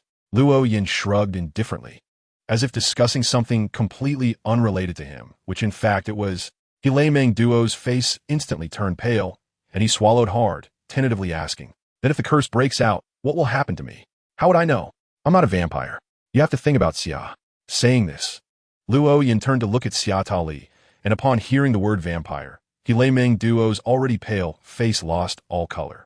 Xia Tali's crimson eyes sparkled slightly, the corners of her mouth curving up into a charming smile. "Once the curse breaks out, you will become my blood servant. You will lose most of your emotions, retaining only the most basic awareness, and you will no longer be able to defy my commands. However, there are benefits. You will gain a long life and powerful self-healing abilities." He Meng Duo slumped to the ground, his body trembling slightly, beads of sweat forming on his forehead. "Then, isn't that worse than death? What else could it be? I seem to have told you before. By the way, you might want to avoid thinking about suicide, or you could take a gamble to see whether you die faster, or I turn you into a blood servant faster. You never had a choice from the beginning. Just do your job well. Since the captain has made you a promise, I certainly won't go back on it. I sincerely hope you can achieve freedom." I understand." He Meng Duo's voice was very small, as if he were talking to himself, but both Luo Yin and Xia Tali could hear him clearly. 3 days later, the notification for overtime officially reached the factory area, and the order to transport additional stone to the factory area was also communicated to the mine. Although rumors of overtime had circulated in the factory area a few days earlier, when the news finally arrived, the workers in the factory area were still in an uproar. They organized themselves to shout for a strike, and no matter how the overseers tried to drive them away, it was useless. At the same time, hundreds of soldiers entered the garbage area, and their orders were to take away all the living children there. The children had long been gathered by Lu Lei Na, and as soon as the soldiers entered the garbage area, 2 boys around 10 years old rushed over. Soldiers have really come in. So many soldiers. At least 100. When Lu Lei Na gathered these children, she had said that soldiers would come to capture people, but most of them didn't believe it. However, because she had built up prestige over the past few days, even those who didn't believe or didn't leave, obediently staying there. Hearing the news, all the children were startled. They didn't expect that what Lu Lei Na said was true, that soldiers really were coming to capture people. Why? Why do the soldiers want to capture us? Duh. Of course, they're here to take us away to sell. Do you expect those soldiers to come to protect us? Hurry, run, follow me. Lu Lei Na was already prepared. She waved to the group of children and ran ahead. Although the other children didn't know where they could run to in this garbage area, surrounded by high walls, they instinctively followed her. Hurry, the kids are over there, catch them. A soldier saw the throng of fleeing children and immediately shouted. Upon hearing this, the other soldiers stopped searching and all rushed over. The children also heard the shout and no longer had any doubt about the soldiers' intentions. They ran ahead while the soldiers chased behind. Their speed was quick, but what did that matter? A high wall quickly appeared in front of them. No way out. A thin girl with blue hair looked at the wall that separated them from the outside, feeling a bit desperate. The other children felt similarly. Hey, what do you think you can run to? You might as well surrender. The leading soldier sneered and stepped forward, grabbing a child who looked about 7 or 8 years old. Let me go. The child struggled in the soldier's grip, but it was of no use. Other soldiers also stepped forward, preparing to catch them. The children's faces showed expressions of terror, and they gradually began to despair. No, I don't want to be caught. I don't want to be sold. Help me. Someone help me. God, if there really is a God, please save me. One child finally couldn't bear it anymore and cried out, prompting the other younger children to start crying too. Boom! At that moment, a thick bolt of lightning struck down, hitting the wall, blocking their path, causing it to collapse. In that instant, a passage appeared between the garbage area and the factory area. There's a way. Hurry, run. It was still Lu Lei Na who shouted first. No one hesitated. They immediately crossed over the rubble created by the collapsed wall and surged into the factory area. The soldiers, seeing this, hurried to follow. Inside the factory area, the strike was escalating, but it was still in the shouting stage, with no physical confrontation yet. After all, this group of workers only had tools like hammers and shovels, while the overseers were armed with guns. Boom! The loud noise from above drowned out all the workers' shouts. They instinctively looked toward the source of the sound and saw that the wall had collapsed, and then a large group of dirty, ragged children rushed in. That is my daughter. Shout out, my daughter. A worker spotted his daughter in the crowd. The girl who used to call out for him every day before he was thrown into the factory. Son, my son. Another worker recognized his child. Then more workers recognized their children, and they were overjoyed. Their bleak lives seemed to regain color in that moment. They had dreamed of their children and wives on countless nights, believing they would never see them again. And now the scenes from their dreams seemed to come true. Hearing their fathers calling, the children instinctively looked in the direction of the voices. Dad! The girl called Shout Out shouted the name that had been stuck in her heart for who knows how long. Big tears streamed down her face, and she instinctively wanted to run over and embrace her father for a touching reunion. However, at that moment, a soldier stepped over the rubble of the wall and came up behind her, grabbing her by the back of her collar and lifting her up. No, Shout Out! The worker saw his daughter fall into the soldier's hands, and his eyes instantly filled with blood. Shout Out cried out in fear, Dad, save me. They want to take me away to sell me. Help me, please. Bastard, let her go. The expression of Shout Out's father turned ferocious. His eyes red as if he were a mad beast. He lost his reason and rushed towards the soldier with the shovel in hand, disregarding everything. A sudden storm arrived without warning, and what was swept in by the wind was not dust, leaves, or plastic bags, but weapons. An overwhelming number of weapons, including firearms, artillery, and even grenades. These were weapons produced by the factory itself, as the finished weapons were personally delivered to the warehouse by the overseers, leaving them no opportunity to hoard them privately. As a result, when they went on strike, they could only muster the courage with tools. Meanwhile, Mitt had not been idle while trying to get close to Rhoda. He had already figured out the locations of all the weapon warehouses. Various weapons fell into the hands of the workers like rain, with some even dropping directly into their arms. At this moment, the faces of all the overseers changed. A group of workers with tools was no match for a group of workers armed with guns. Let's do it. These bastards won't let us live, nor will they let our children live, so what are we waiting for? Let's fight back. It was unclear who shouted first, but someone immediately echoed, right? Let's fight. Anyway, if we don't, we'll be worn out sooner or later. Might as well go all out. Fight. Let's fight them. The workers' emotions were completely ignited, and the first to suffer were the 100 or so soldiers who came to catch the children. These soldiers were only there to capture the children for work at the future pharmaceutical factory, not to harm them. Therefore, they were unarmed, and faced with a large group of furious workers with guns, they had no means of defense. The workers didn't even need to shoot. They resolved the soldiers with hand-to-hand combat. Seeing the situation turn dire, the overseers quickly retreated in unison. They left the factory area and locked the main gate, ensuring that no matter how the workers inside protested, they couldn't escape. They just needed to report the situation, and the minister would naturally send a large number of soldiers to suppress the workers. However, at this moment, the neighborhoods of the country were also in turmoil, as a large group of lower-tier workers were organized to march in the streets, shouting slogans for wage increases and better treatment, with numbers exceeding 10,000. The news reached the king, who was understandably furious and dispatched soldiers to suppress the protests. A large number of soldiers rushed to the protesters, resulting in few soldiers stationed in the factory area who could only quickly report for support, until the report was suppressed by Harry Mondo.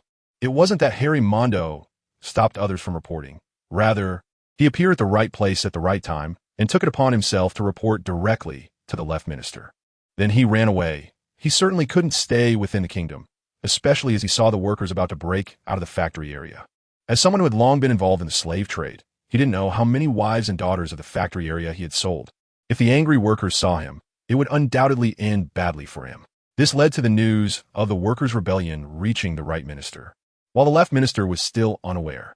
Upon hearing this news, the right minister not only did not send troops to suppress it, but was secretly pleased. After all, if something went wrong with the left minister, it would allow him to undermine the left minister. This caused the kingdom to miss the opportunity to extinguish the flames of this revolution. They failed to suppress the workers when they had not yet fully organized and were still leaderless.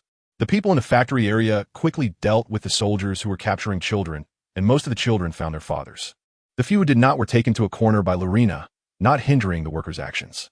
Rhoda, holding a large sword engulfed in flames, slowly walked to the front of all the workers, solemnly raising the sword high. Everyone, we got the guns. Why not take this opportunity to overthrow this decaying government? What meaning does it have to keep a government that exploits the people? This will be a revolution, a nationwide revolution. Revolution! Revolution! The workers echoed loudly, their hearts ignited by this arsonist, fueled by anger, hope, and the fire of revolution. Boom! Boom! Two loud explosions followed, thunderstruck, and the city wall on the other side was shattered. A large number of people dressed in workers' clothing and uniformed revolutionary soldiers entered the factory area from there. Those workers were miners. The unprotected mine had long been infiltrated by the Revolutionary Army, and once they moved, the Revolutionary Army quickly took control of the mine and brought the workers here. Dad! A child's tender shout was drowned out by the passionate cries of the workers. But this could not stop the child from rushing towards their father. One by one, children in the miners' ranks saw their fathers and ran towards them. Lorena originally had 300 or 400 people by her side, but now only had less than 40 left. Each of the remaining children showed disappointment on their faces. And so did Lorena.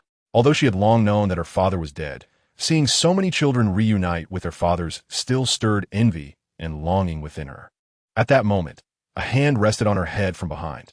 She was taken aback, instinctively looking back to see Lord Luo Yin smiling at her. You did well. Lorena's voice trembled, hinting at a cry. Tears had long since unknowingly wet her face. Woo! Lorena suddenly buried her face in Luo Yin's embrace, crying out loud. The Revolutionary Army quickly organized the workers, who were no longer driven by anger, but had gained order. Then, a revolutionary soldier, wearing fingerless gloves, pushed open the locked factory area gate. Charge! The workers surged out of the factory area like a dam breaking, returning to the places they once lived and starting the revolution. However, the loudest voice leading the charge was not the workers or the Revolutionary Army, but Rhoda. It seems I no longer need to intervene. With things developing to this point, Luo Yin had confirmed that his task was complete. This country had reached its end. It wasn't that the workers truly had the fighting power to succeed. Although they were numerous, their combat effectiveness was certainly inferior to that of proper soldiers. Rather, the Revolutionary Army could now justifiably participate. Before this, if the Revolutionary Army sent troops over, it would be considered an invasion, an evil act. But now that the spark of revolution had been ignited, if the Revolutionary Army sent troops, it would be leading the revolution, which was just. What the Revolutionary Army lacked was not fighting power, but public support, a reason for military intervention in a country. As long as this reason appeared, then the revolution in this country would be half successful. Let's go. I'll take you away from here first. Luo Yin waved at the remaining 30 or so children. The children had already gotten used to following Lu Lena's orders these past few days, and now seeing Lu Lena so attached to Luo Yin, they did not object. Luo Yin led a group of children out of the factory area through a broken wall, taking a slight detour to reach the coast. He planned to first get the children on the boat and then transport them to the Revolutionary Army stronghold, knowing that the Revolutionary Army would take in and nurture orphans. Just as everyone had spotted the coastline, Luo Yin suddenly stopped, furrowing his brow as he looked toward the sky to the side. Stay where you are and don't move. Don't worry, nothing will happen. Luo Yin smiled at the group of children, took a few steps forward, creating a distance of 5 to 6 meters between himself and the children, then stood still quietly waiting. The children were unsure of what was happening and began to whisper among themselves. They instinctively looked at Lorena, and when they saw the worried expression in her eyes, they started to panic a little. However, they all knew that this was not the time to cause trouble, so they refrained from running around. Luo Yin waited for about half a minute and finally saw the visitors, 3 people dressed in white coats, all wearing masks and hats, clearly CP0. Among the 3 CP0 agents, there was 1 tall and 2 short. The tall one wore a mask that was half black and half white. One of the short ones wore a long-nosed mask, and the other wore a pure white mask with a black teardrop-shaped pattern under the left eye. They all flew through the air using the moonwalk technique, and their speed was not slow. However, compared to Luo Yin's flying speed, it seemed almost laughable, which is why Luo Yin noticed them and waited for so long. CP0, you guys aren't here to catch kids, are you? As soon as the 3 CP0 agents landed, Luo Yin greeted them teasingly. The leader, the tall CP0, merely glanced at the child before locking his gaze onto Luo Yin. Luo Yin, it seems you haven't joined the Revolutionary Army. Of course, I consider myself an adventurer.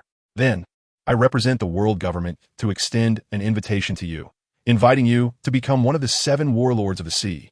Luo Yin tilted his head, seemingly deep in thought. Then he let out a sneer, his smile filled with unreserved sarcasm. Are you joking? I'm not a pirate. Why would I become one of the 7 warlords? The leader of the CP0 did not show any change in tone due to Luo Yan's attitude and said, of course, this is not a joke. It is an invitation from the world government. First, tell us why you came here.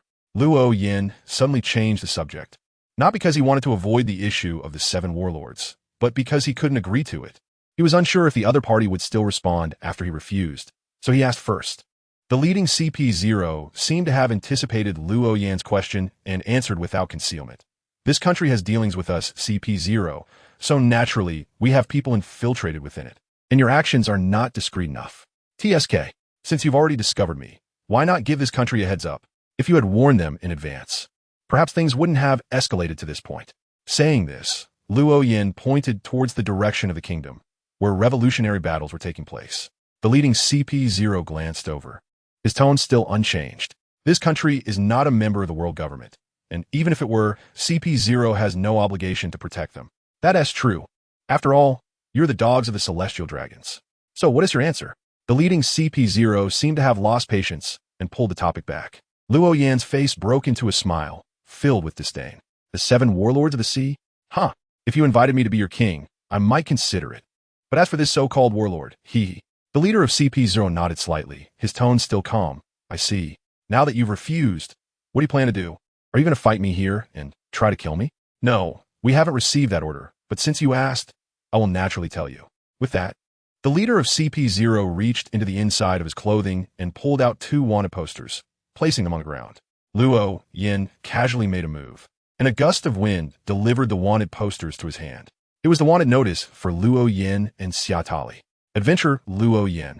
Bounty of 500 million berries, with a photo of him holding a blazing great sword standing in front of the ruined naval headquarters. Crimson Dr. Xiatali. Bounty of 113 million berries, with a background of her spreading her wings, flying in the air, her eyes shining with a crimson glow. Crimson Doctor? What a ridiculous title. A bounty of 500 million berries for my first one to notice? You world government are really giving me a lot of face, aren't you? This is the result of discussions between the world government and the Navy. Adventurer Luo Yan, since you have rejected becoming a warlord, these 2 wanted notices will spread throughout the world tomorrow. Is that so? Then I should thank you properly. Upon hearing this, the 3 CP0 members immediately assumed a combat stance, thinking Luo Yan's words indicated he was about to attack. However, Luo Yan just smiled and waved his hand. Go back. I'm not interested in you. I'm busy taking care of the kids. All right, since you came to invite me to be a warlord, it means there's a vacancy for the position. Since I declined, who will you invite next? Clown Buggy. After saying this, the 3 CP0 used a moonwalk to soar into the air and flew off into the distance, while Luo Yan squinted his eyes watching them until they became small and disappeared from view. 500 million berries, hey? Luo Yan chuckled lightly and shook his head, returning to the children. Let's go. I'll take you to my ship first. After sending the children onto the ship and instructing the little golden monkey to watch over them, Luo Yan did not linger and quickly flew towards the kingdom to observe the situation. Although the workers had organized a revolutionary army and possessed weapons, coupled with the internal strife among the ministers in the kingdom and ongoing protests, the entire kingdom was in chaos, allowing them to charge towards the palace with great momentum.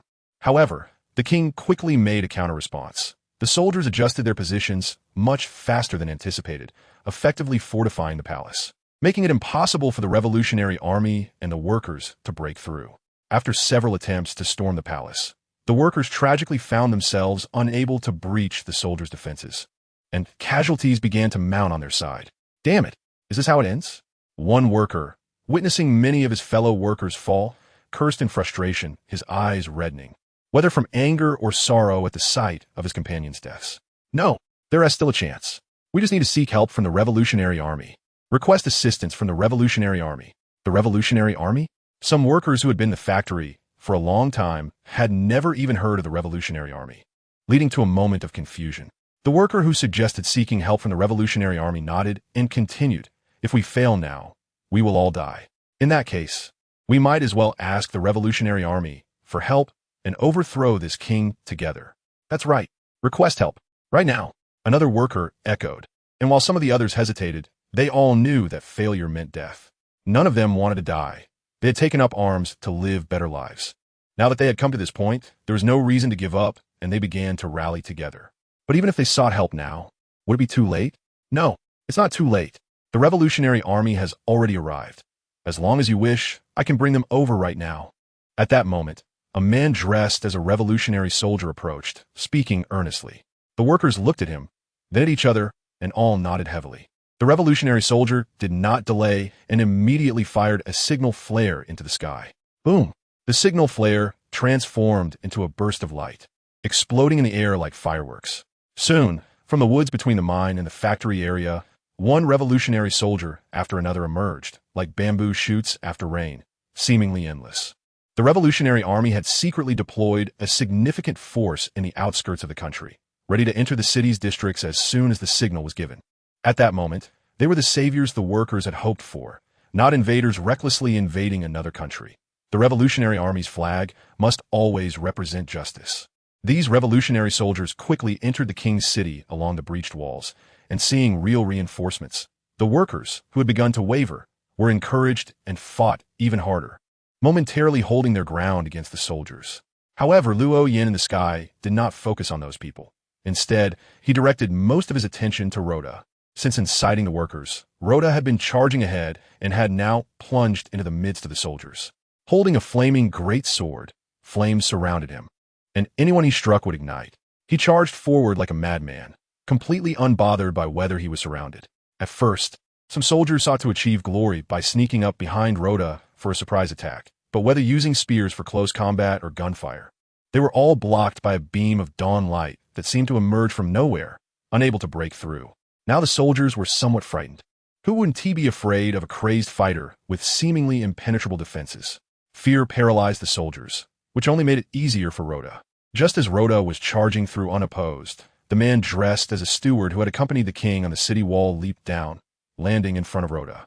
The surrounding soldiers instinctively scattered, unwilling to face the madman that was Rhoda. "Stop!" The steward-like man spoke as soon as he landed, even before he had fully steadied himself. And an invisible wave rippled out. Rhoda was affected and came to an abrupt stop. "Hey, I am Boom." Just as the steward-like man was introducing himself, a bolt of lightning thicker than a barrel fell from the sky, striking him. The ground beneath him collapsed from the tremendous impact, kicking up a cloud of dust. Then, a strong wind swept through, dispersing the dust, and Luo Yin appeared at that spot, stepping on the charred remains of the steward-like man. "Captain?" Rhoda was momentarily stunned. He hadn't expected Luo Yin to strike out so suddenly and so ruthlessly, turning the man into charcoal. Luo Yin nodded, which was considered a greeting. Then he focused all his attention on the corpse. A few points of light emerged, gradually forming an oval pale, yellow gemstone the size of a chicken egg. The gemstone refracted dazzling light under the sunlight, representing that person's devil fruit ability. In other words, this gemstone was equivalent to a devil fruit. Luo Yin took a handkerchief out of his pocket and wrapped the gem in it before picking it up. His instinct told him that this gem was not dangerous.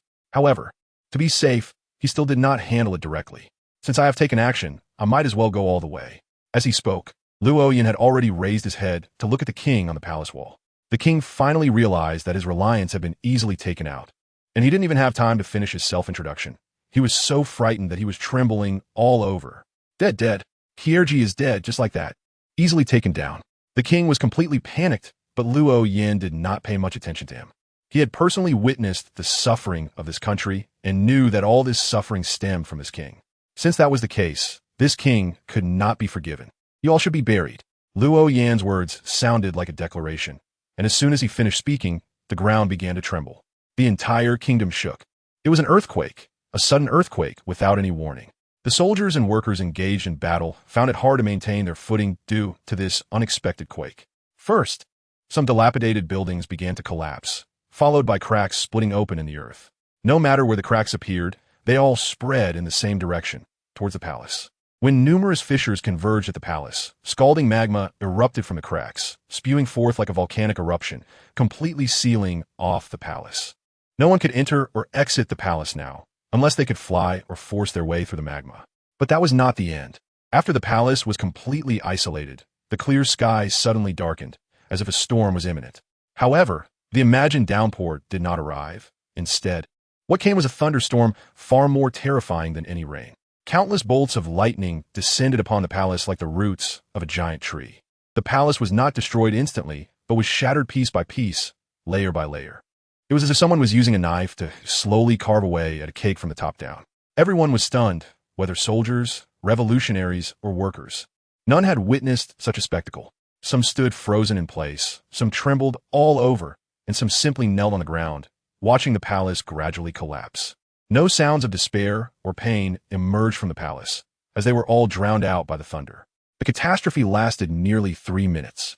Once the palace had turned to ruins, the erupting magma gradually receded into the cracks, the thunder subsided, dark clouds dispersed, and sunlight once again fell upon the land.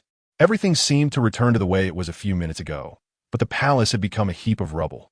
The king was now dead. Do you still want to continue fighting? Who will you fight for? Why not quickly lay down your weapons and surrender? Luo Yan's voice seemed to be even louder than the thunder just moments ago, ringing in the ears of everyone present.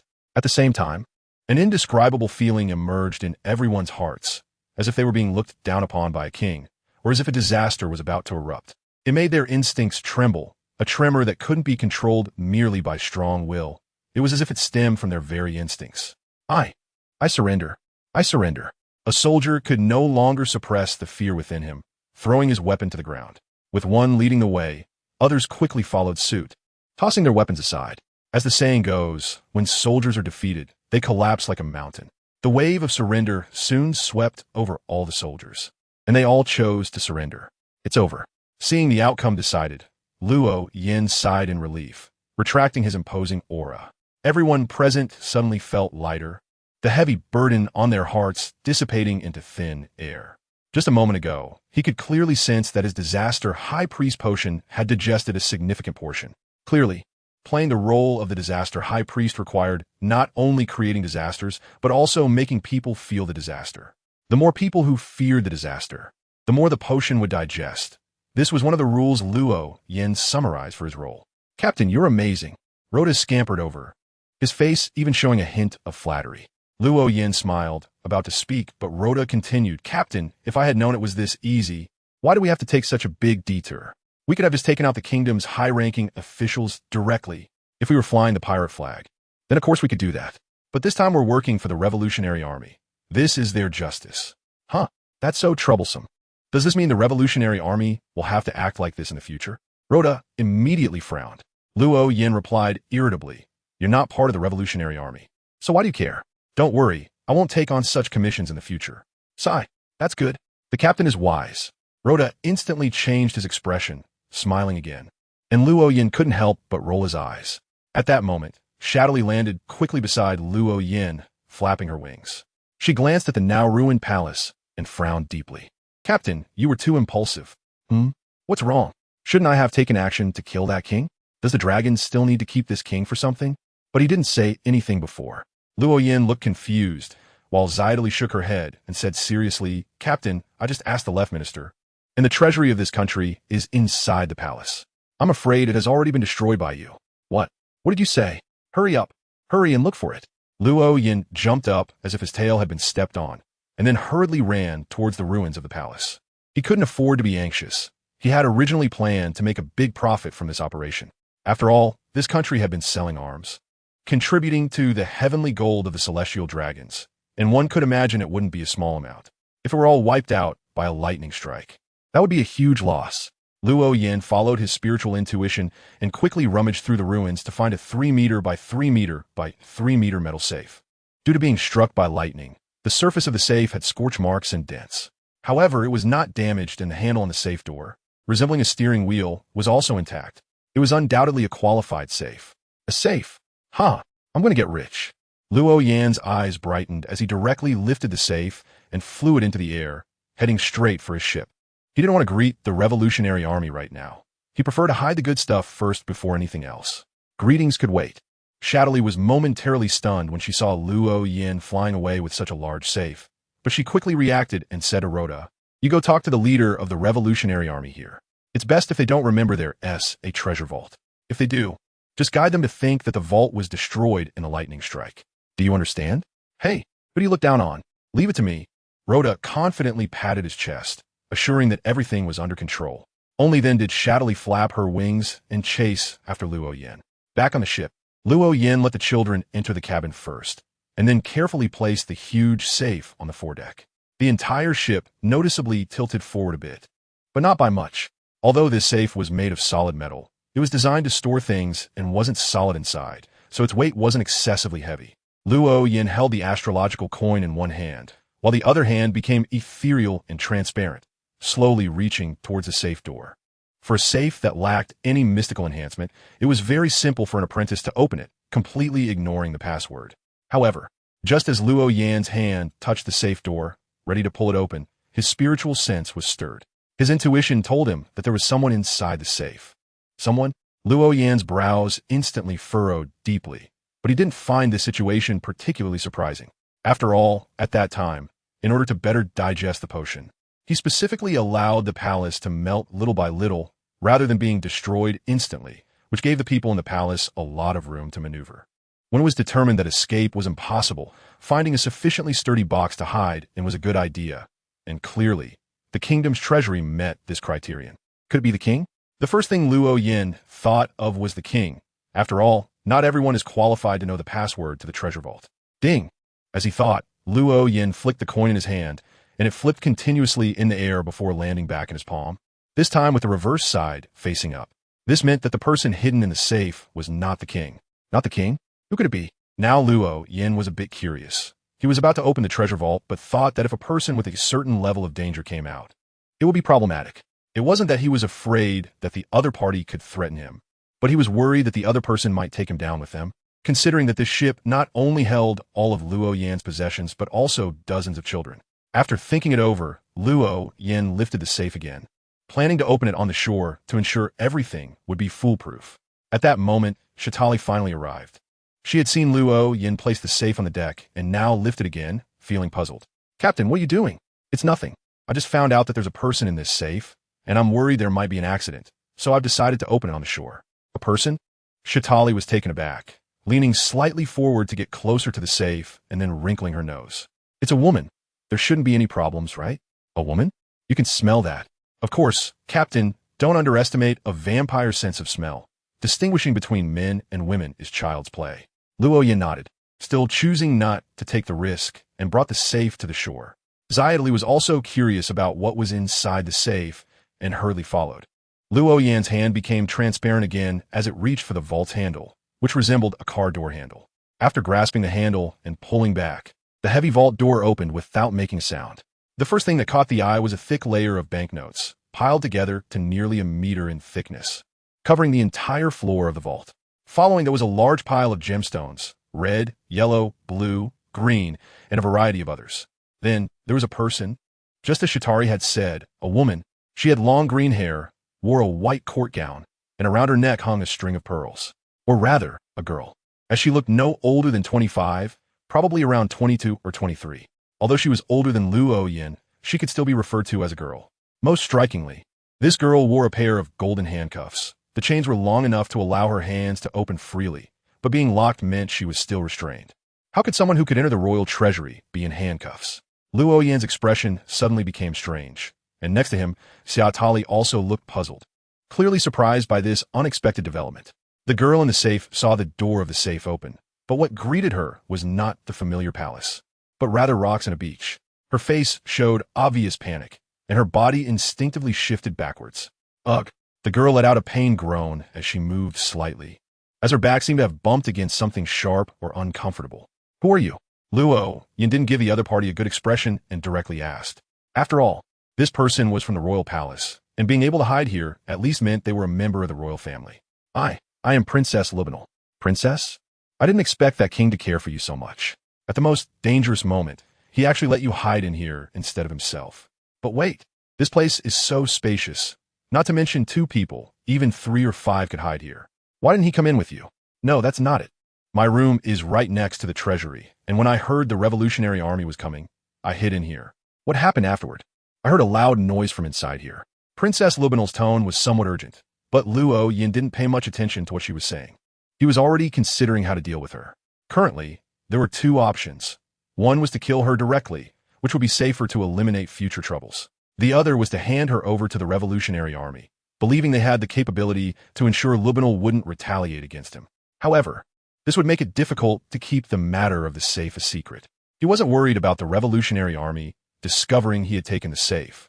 With so many people present and his high-profile exit, it was impossible for no one to have seen him. What he was worried about was that the Revolutionary Army would ask how much money and valuable items were in the safe. After a brief internal struggle, Luo Yin decided to ask first. After all, even if you were to kill her, there was no rush at that moment. Why are you wearing handcuffs? Since you are a princess, you must have a very high status. Who could put handcuffs on you? Yes, my father is the king. He wanted to give me to the celestial dragons, and I have tried to escape twice because of this. But I was caught both times. Later, my room was changed to next to the treasury, and soldiers have been guarding me at all times. They also put handcuffs and leg shackles on me. All right, the key to the leg shackles is in the treasury. I opened the leg shackles myself when I came in. Saying this, Lubinal reached behind her and took out a pair of golden leg shackles, with a key still inserted in the lock. Loyan couldn't believe his ears. What? Your father plans to give you to the celestial dragons? Those are the celestial dragons. Doesn't he know the consequences? Lubinal's eyes instantly dimmed significantly. She slightly lowered her head, bit her lip, and remained silent. Luo Yin was momentarily at a loss for words. In this situation, he certainly couldn't comfort her. After all, he was the one who destroyed the palace. He was, in a sense, the enemy who killed her father and perhaps even her mother, among others. I will hand you over to the Revolutionary Army. As for how they will deal with you, that's not my concern. You should tell them about your experiences. Maybe. Luo Yin suddenly paused, thinking of a possibility. If you carefully explain your situation to the Revolutionary Army, they shouldn't make things difficult for you. In fact, if you're willing to cooperate with them, they might even let you become the new king. After all, you're the only one left from the royal family in this country, provided that you are willing to work with the Revolutionary Army. The royal family is left with just me? What do you mean? Rubina's eyes widened in disbelief as she looked at Luo Yin. Luo Yin shrugged nonchalantly. I turned the palace into ruins. Everyone else became charcoal, and you were the only one who survived. Rubina's waist bent slightly, as if a balloon had lost some air. There was no fear, no anger, and no hatred on her face, only confusion. Confusion about the future, confusion about herself. I'm the only one who survived? All right, you come out first. By the way, if the Revolutionary Army asks about the treasury, just tell them that when you were hiding in the treasury, you found a space too small, so you threw everything out. Understand? Rubina instinctively exclaimed, still not fully grasping the situation. What are you saying, Offer? Listen to me, or I'll have to kill you to silence you. You choose. Do you want to live or die? I understand. You said you would hand me over to the Revolutionary Army? Aren't you part of the Revolutionary Army? Of course not. I'm an adventurer.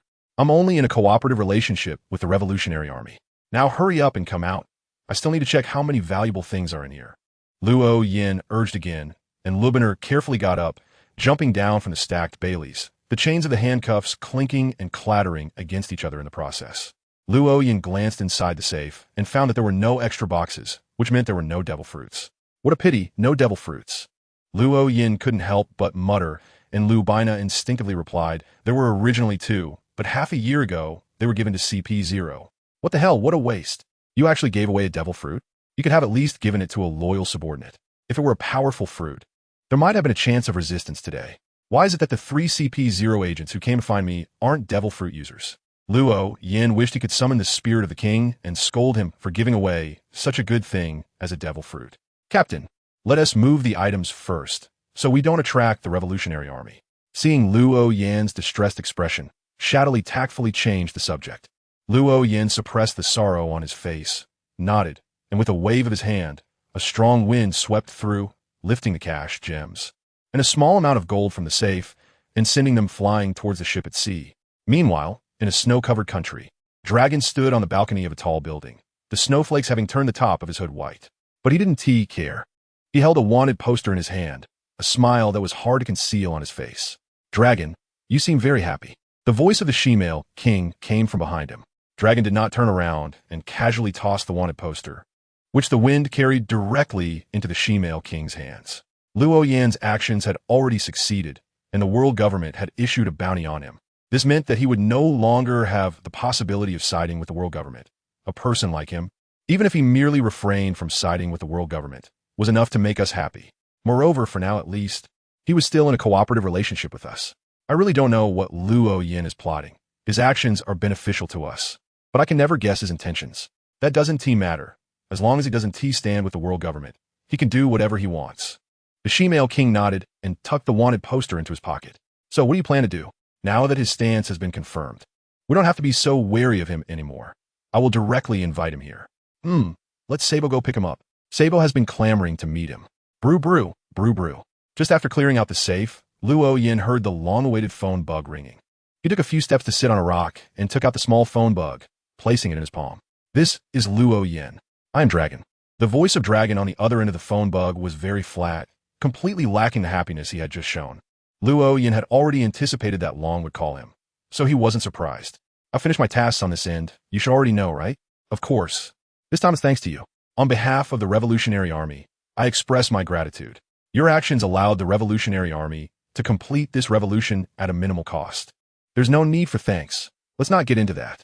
I have no other requests. Just reimburse me for the expenses of this operation. To gain the trust of Minister Zhua, I spent 1 billion belly, and you need to reimburse me for that. Luo Yin spoke nonsense without blushing or skipping a beat.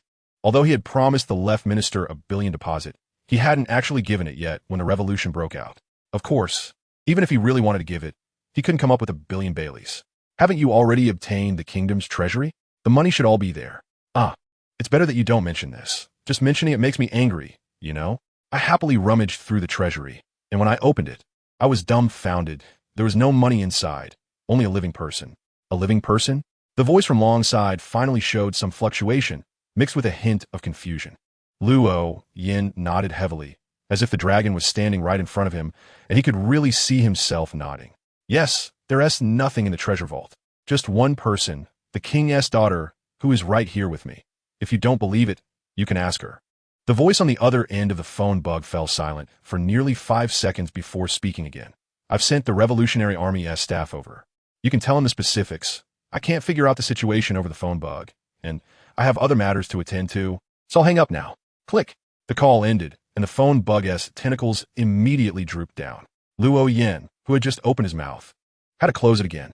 Was it really such a big deal just to ask for reimbursement of 10 billion berries? Although he didn't get the reimbursement, Luo Yin wasn't angry, as he hadn't really lost anything. As for the dragon, he just hung up the phone and turned to a man standing there in a long robe. The reason he hurriedly ended the call wasn't to avoid the 10 billion. He really had something to deal with. What happened? The dragon's expression became somewhat serious, and the nearby she-male king also put away his smile. They both knew. If it weren't for something very serious, they wouldn't come to report so hurriedly, especially while the dragon was on the phone. The man saluted the dragon, his serious face showing unmistakable urgency. Mr. Dragon, Luddle has been captured. It was CP0 who made the move. What did you say? The dragon's voice suddenly rose significantly, and his face instantly turned extremely ugly. The she-male king beside him also changed color dramatically, and the balcony became very quiet. After nearly a full minute, the dragon finally focused his gaze on the phone bug in his hand, his brow tightly furrowed, and his eyes showed obvious hesitation. The she-male king finally came back to his senses and gestured to the messenger, who understood and nodded before leaving. Then, the she-male king stepped closer to the dragon. Dragon, how should we handle this? Being captured by CP0, it's probably impossible to save him. The main issue is that the dragon tightened his grip on the phone bug slightly, and, in the end, he slowly put the phone bug back into the inside of his clothes without choosing to make that call. Inform Sabo and let him ask in person what to do. All right, I'll take care of it right away. The she-male king responded and left quickly. The dragon looked up at the vast white snow below, his gaze becoming profound. This was bound to happen sooner or later. On the rocky surface, Luo Yin put away the phone bug and walked a few steps to shadowy. Keep an eye on that princess for now. I'll go check on Mondo. Let us hope she isn't really dead. Okay. Luo Yin quickly returned to the skies above the kingdom district. Although the palace had been destroyed and a large number of soldiers had surrendered, this was just the beginning. The Revolutionary Army still needed to stabilize the country, re-establish rules, and reassure the populace. However, these were not his concerns. His mission had been completed the moment he received the call from Long. That call from Long was not just to banter with Luo Yin. It was mainly to inform him that he could stop and that the subsequent matters could be handled by the Revolutionary Army, so he didn't need to worry about it. Luo Yin secretly landed in the small courtyard of He Lei Meng Duo's residence. At this moment, the courtyard was empty, and there was not a single person in sight. But his spiritual perception told him that He Lei Meng Duo was right here. Entering He Lei Meng Duo's house and following his intuition, He quickly found he Lei Meng Duo in the basement. Not only was he Lei Meng Duo there, but also the left minister and MIT. Captain, what brings you here? MIT was clearly startled when he saw Luo Yin, obviously not expecting him to come. Luo Yin, however, was not surprised. This was all part of the plan. Mit, how's the situation here? Captain, you can rest assured. I've taken care of everything. By the way, how should we deal with this left minister? Saying this, MIT turned to look at the left minister, who was in a pitiful state. His body was tied up, his mouth was gagged, and his face was bruised, clearly having been beaten. What happened to him? Captain, I did it. At first, this guy wasn't being honest at all. He was cursing me. So I beat him up and then gagged him, MIT calmly explained, not seeing any problem with his actions. Luo Yin nodded. He didn't have any issues with MIT's handling of the situation. In fact, leaving the left minister alive was to potentially hand him over to the Revolutionary Army, which might still be of some use. Otherwise, he wouldn't have been kept around until now. Remove the gag so I can hear what he was saying. All right. MIT quickly nodded and yanked the cloth out of the left minister's mouth. However, the left minister seemed to be scared from the beating, and instead of cursing, he just stared intently at Lei Meng Duo. Why? Why did you betray me? Perhaps because he had been beaten? Or perhaps because his mouth had just been stuffed with a cloth? The left minister's speech was not very clear. He had already figured out the situation and knew that Luo Yin and his group were helping the Revolutionary Army. What he couldn't accept was that the person he had valued and trusted would actually join forces with others to betray him. Lei Meng Duo felt a bit guilty towards the left minister. However, thinking about the horrific fate that awaited him if he did not comply, his expression gradually turned cold again. Minister, I have nothing to explain. You. The left minister was so angry that he nearly spat blood. He was thinking that he would wait for Lei Meng Duo to explain, and no matter what reason he gave, he would curse him out. After all, no matter what the reason was, the fact remained that he had indeed betrayed him. But he did not expect Lei Meng Duo to refuse to explain. You bastard. Just wait. You will definitely regret this. When His Majesty suppresses those rebels, and when I regain my freedom, I will make your life worse than death. And your family on Shambodi Island, I will capture them all and torture them to death. The left minister couldn't hold back and began cursing Lei Meng Duo again. However, Lei Meng Duo remained indifferent, standing there, fully aware that everything the left minister said was impossible. Although he had hidden here when the workers left the factory area, he did not know what was happening outside. But whether it was Luo Yin or Xiao Ali, both were very strong and could back the workers up. Luo Yin, listening from the side, couldn't help but nod in realization. It turned out that Lei Meng Duo was helping so earnestly without even knowing that he was under a curse. It seemed that his family had long been out of the country, and even if this country fell, it would only be his own misfortune. It wouldn't affect his family. So that's how it is. Placing his family on Shambodi Island is indeed a good choice. Although it's the island with the most pirates, it's also the one with the most naval troops. In a sense, it's much safer than this country. Lei Meng Duo trembled, lowering his head like a child who had made a mistake, and he wouldn't say a word about this, seeing that Lei Meng Duo had no intention of responding. Luo Yin also had no intention of pressing him. He looked at the left minister and said with a light laugh, "If you're still hoping that the king will send soldiers to rescue you, then you might be disappointed. The palace has already been reduced to ruins, the soldiers have surrendered, and this country has been taken over by the Revolutionary Army." What did you say? No, this is impossible. This absolutely cannot be. The left minister shouted in disbelief, his face full of incredulity. He couldn't believe that those workers and a few revolutionaries could take down the palace, or perhaps he was unwilling to believe it, because the king's victory was his only hope for survival. But now that hope was shattered.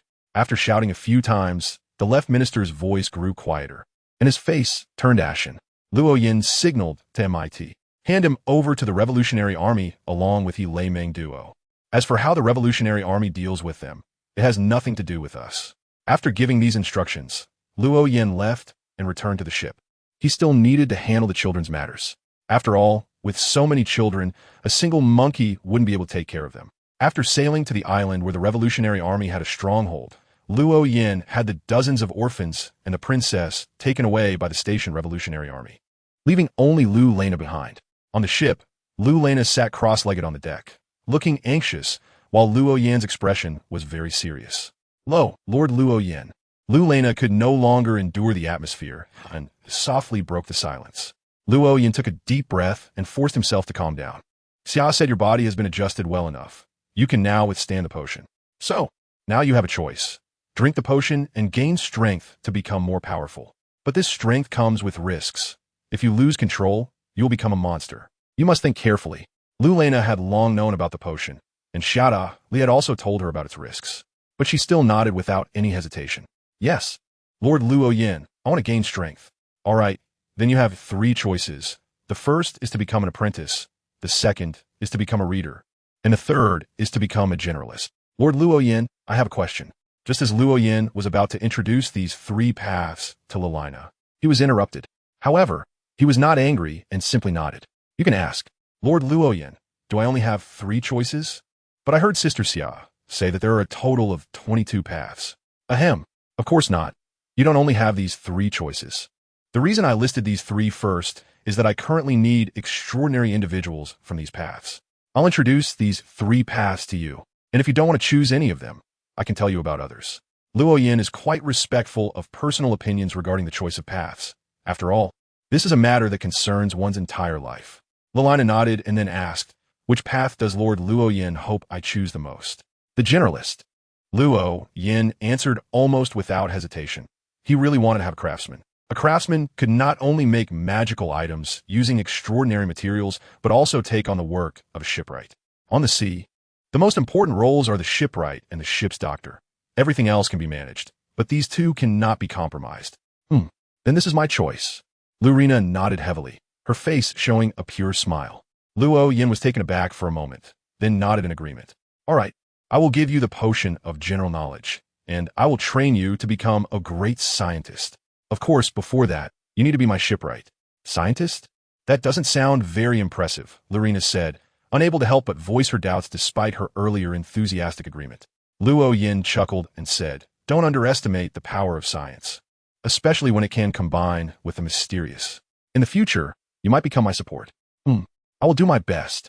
Lulena nodded again with conviction. No longer in doubt, Luo Yin returned to the room and prepared the scholar potion to hand it to Lurena. After drinking this potion, you will recall all the knowledge you have learned in the past. Then I will find someone to teach you. Your current task is to learn. Lurena took the potion and drank it in one gulp. Soon, she became a scholar, the person Luo Yin most eagerly hoped to see advance quickly. If possible, Luo Yin wished he could help her digest the potion. Late at night, Luo Yin lay on a deck chair, gazing at the dark sky, waiting. Suddenly, a golden light appeared on the shore. Luo Yin got up and waved his hand, and a gust of wind lifted Rhoda from the shore and brought him onto the deck, along with Porter. Due to Rhoda's outstanding contributions during the Workers' Rebellion, and because he had always been at the forefront, the Revolutionary Army took him along to celebrate. Porter, the bird, somehow ended up going too. Hee, Captain, you were waiting for me? Thank you. Rhoda stood firm, scratching the back of his head and grinning at Luo Yin. Luo Yin nodded, stood up, and patted his backside, preparing to return to his room to sleep. You were the great contributor to this operation, so of course I had to wait for you to come back. Now that you are all back, I'm off to sleep. Hey, Captain, wait a moment. Seeing Luo Yin about to leave, Rhoda hurriedly called out, Captain, I've finished digesting my arsonist potion. When can I be promoted? Me too. Captain, I've finished digesting as well. Porter flapped his wings, making sharp and urgent sounds, afraid that Luo Yin wouldn't hear him. Luo Yin was stunned and even found it hard to believe his own ears. What did you say? Your arsonist potion has worn off? How long has it been? Luo Yin remembered clearly that Rhoda had consumed the arsonist potion when he arrived in this country at the secret base of the Revolutionary Army. Now it had been fully digested, and it could be described as melting in the mouth. Rhoda nodded heavily, a hint of pride unconsciously appearing on his face. That's right. Captain, I've digested it. Well, then I'll brew you another potion tomorrow, along with one for Porter. You two should rest well today and strive to maintain your best condition. Okay. Thank you, Captain. Rhoda didn't hide his excitement, his eyes shining as he hurriedly expressed his gratitude, and Porter also seemed very happy, calling out in his high-pitched voice. After a night without conversation, Luo Yin slept in and woke up just before noon the next day. As soon as he opened the door, he saw Rhoda and Mitt standing at his doorstep, eagerly looking at him, with Porter on Rhoda's shoulder. I have already brewed your potion. Your next class is called the Conspirator. As I mentioned before, the Hunter Path symbolizes war. Sometimes, to instigate a war, just fire is not enough. You also need conspiracy. After drinking this bottle of potion, you will become smarter and capable of weaving plots. Saying this, Luo Yin handed a bottle of dark red potion to Rhoda, and then looked at Porter. Your potion is also ready, named the Sun Priest. After drinking this bottle of potion, you will master many divine techniques of the Sun domain. Luo Yin did not provide a detailed introduction to the specific divine arts.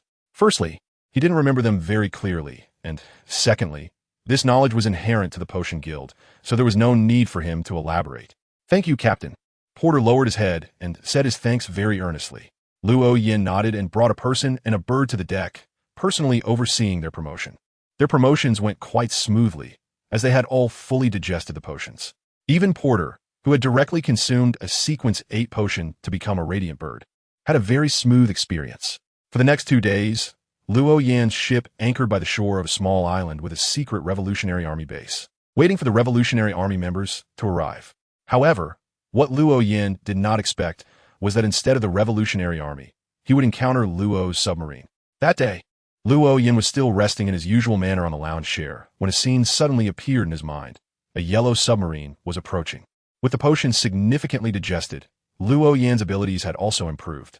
When he had first consumed the potion, he only received intuitive reminders. But now, he could already visualize corresponding images in his mind. Luo Yan stood up and walked to the side of the ship, looking at the sea surface. Soon, a yellow submarine surfaced and a hatch of the submarine opened. The first to rush out was still the white bear Babua, followed by Luo. Shali Luotamite and Porter all sensed someone approaching and came to the deck, standing behind Luo Yan. I am very curious. How did you find your way here? Luo Yan didn't wait for the other party to speak and directly asked. Luo's face showed obvious surprise, as if he was taken aback that Luo Yan would ask such a question. Don't you read the newspaper? Newspaper? Luo Yan was taken aback for a moment. He really didn't have the habit of reading newspapers. Occasionally, when Porter got the newspaper from Newsbird, it was mostly MIT and Shatari who read it. What does the newspaper say? Luo Yan awkwardly asked, and Luo for a moment didn't know how to respond. He casually tossed a stone the size of a finger towards Luo Yan, and when the stone flew in front of Luo Yan, it instantly transformed into a newspaper. You could take a look yourself. Luo Yan caught the newspaper, opened it, and found himself on the front page. The content was nothing more than him collaborating with the Revolutionary Army to plan the country's uprising, leading to the overthrow of the government. Blah, blah, blah. Ahem. Let's get back to business. Luo Yan folded the newspaper and squeezed it in his hand, using a dry cough to cover his embarrassment and change the subject. Luo didn't dwell on this trivial matter and went straight to the point. He casually tossed a gold coin, and when it landed, it had already transformed into a small wooden box that could be held with one hand. I have obtained the silence fruit, he said, opening the lid of the box to reveal a devil fruit lying inside, which was indeed the silence fruit. This was faster than Luo Yan had imagined. He originally thought Luo would need at least a few months or even half a year or longer to acquire this fruit. However, such a short time had passed, and he had it right in front of him. But upon closer thought, it wasn't surprising. The previous owner of this fruit was Kala Song, Luo's great benefactor, and after establishing his pirate crew, he might have already investigated the whereabouts of this fruit. Since this fruit couldn't directly enhance combat power, he hadn't bothered to obtain it. But now that Luo Yan specifically wanted it, he went ahead and got it. The moment Luo Yan saw this fruit, his pupils clearly constricted. This meant he had gathered a unique material. Dark uniqueness. Silence fruit plus secret fruit plus any fruit from the misfortune fear sleep domain. Luo Yan had obtained the secret fruit during his first transaction with the dragon, and later acquired the characteristics of the misfortune fruit from a pirate, which undoubtedly belonged to the misfortune domain. As long as he added this silence fruit, he would achieve dark uniqueness. Although Luo Yan is not an extraordinary person on this path, if he can create uniqueness and solidify it into an extraordinary item, it will be his first divine sealing item. Most importantly, if he masters the uniqueness of darkness, he can use that uniqueness to respond to prayers, truly acting on behalf of divine authority. Your efficiency is faster than I imagined, but I still can't spare the time to help you deal with Doflamingo. You know who stands behind him. Dealing with him and the people behind him requires some planning. Luo covered the box containing the silence fruit, his expression becoming more solemn. What kind of planning do you need? His meaning was clear. Just tell me what kind of planning you need to do, and I can help you with it. Luo Yan naturally understood the implication, but he smiled and shook his head. You don't need to do anything right now. Just focus on improving your strength. Wait for 2 years. After 2 years, the Straw Hat crew will regroup. At that time, we can find him for an alliance, and I will help you defeat Doflamingo and Kaido of the Beasts. Hearing Kaido's name, Luo's forehead couldn't help but twitch and even his breathing became heavier. All pirates know what that name signifies. In fact, Luo Yin already has the ability to take down Doflamingo now, and he isn't afraid of Kaido's retaliation. Even if he can't defeat Kaido at sea, no one can stop him from leaving. The simplest way is to dive into the deep sea. No one could do anything about him. Kaido's fish fruit cannot make him ignore seawater. However, he doesn't want to do that. First, he doesn't have the energy to deal with this right now. His main focus should be on digesting the potion and learning Haki, not on offending Yonko. Second, this matter could be a way to take advantage of Luffy. Why did he invest in Luffy before? Isn't it to have the opportunity to benefit from him? Luo pondered for a long time in silence before finally nodding slowly. All right, I believe you, but that doesn't matter for 2 years later. I went through a lot of effort to obtain this fruit. You wouldn't want to dismiss me with just one sentence, right? Huh, how about this? I'll pay 150 million berries to buy the silence fruit, and after we overthrow Doflamingo, you can return the money to me. What do you think? Luo showed a look of surprise again. He didn't expect Luo Yin to come up with such a proposal. A fruit that doesn't directly enhance combat ability for 150 million is a relatively fair price. Not at all lowball. However, this time he wasn't after the money. He hoped Luo Yin could give him a promise instead of money. Seeing Luo's surprised expression and his lack of response, Luo Yin paused for a moment and then said, "How about this? I'll give you a promise. If the Straw Hat crew hasn't regrouped in 2 years, I will directly take down Doflamingo, and I will bear Kaido's wrath. You've followed Doflamingo before, so you should know how deep the darkness in Dressrosa is. Now, I have a close cooperative relationship with the revolutionaries. Sooner or later, Dressrosa will become a target for the revolutionary army. If you don't trust me, I can contact the leader of the revolutionary army immediately and make a promise to you in his presence. I believe Dragon would also like me to take down Doflamingo." Luo's expression changed several times before he finally nodded. "All right, I believe your promise. I can give you this fruit right now, but you need to give me a deposit of 100 million berries." "No problem, Xia, go get the money." Luo Yin smiled and nodded, then turned to Shadowly and gave her a command. Shadowly responded and quickly entered the cabin. Before long, she came out carrying a small box containing 100 million berries in cash. Luo only glanced at the bills in the box, then with a flick of his finger, the two boxes instantly switched places. Luo Yin raised his eyebrows, looking at Luo with more admiration. "Now that the deal was done, would you like to come to my ship for a feast?" "No, I still have other matters to attend to and need to leave now. Besides, I don't want the revolutionary army to know my whereabouts." "Is that so? What a pity. By the way, if you ever decide you no longer want to be a pirate, you can join me. I appreciate you a lot." Luo didn't say anything, allowing the polar bear, Beepo, to carry the box filled with berries as they both returned to the submarine's cabin.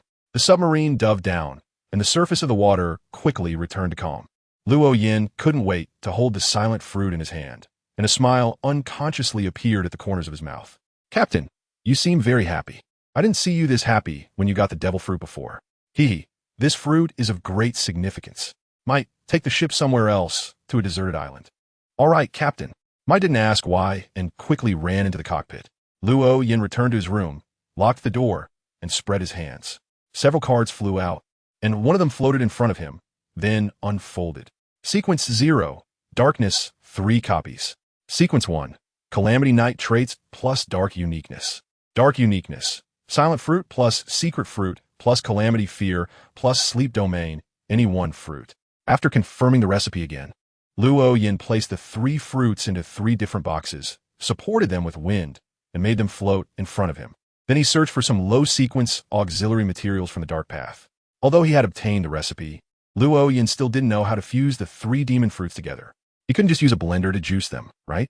So he thought about using the low-sequence auxiliary materials from this path to first concoct a basic potion, then add the demon fruits.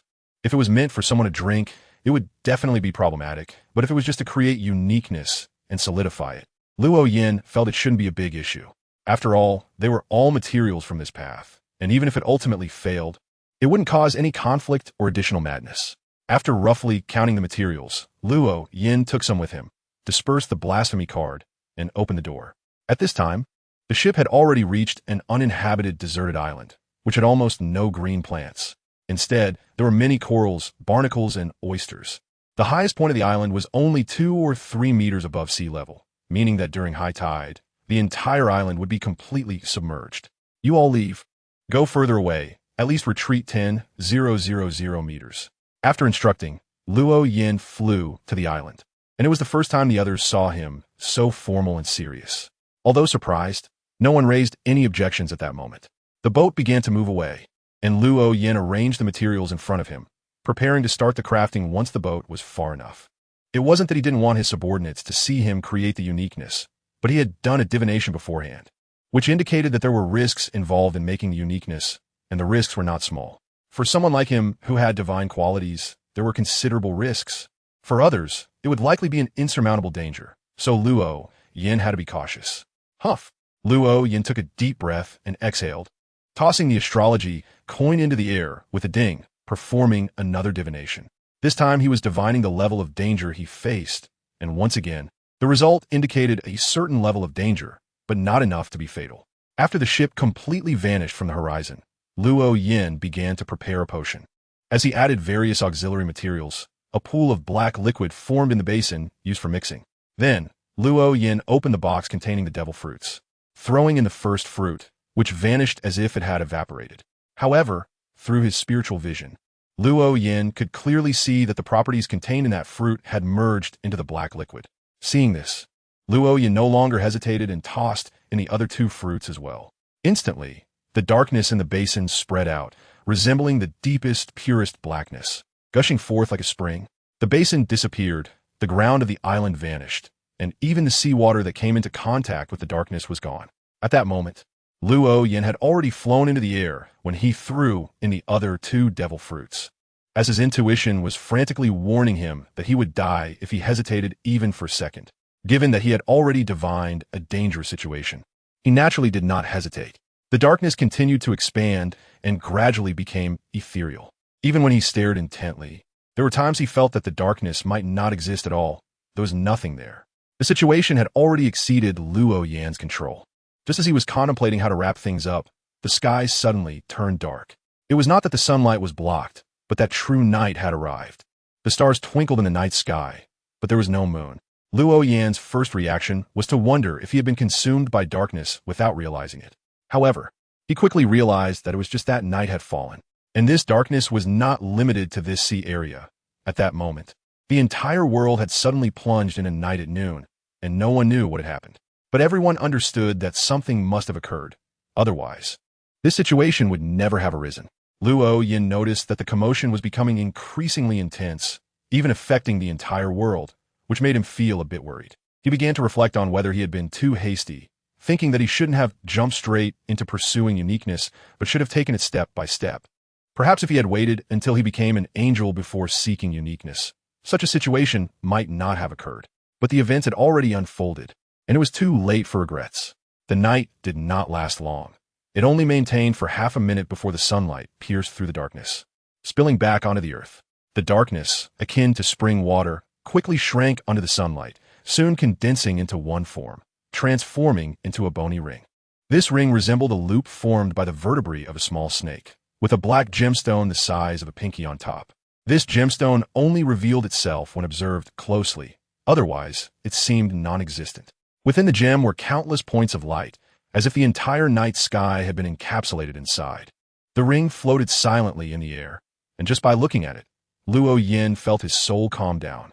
However, he did not rush to grab it. Instead, he cautiously approached it bit by bit. Below the ring, the small island and vast sea were gone, replaced by a gigantic pit.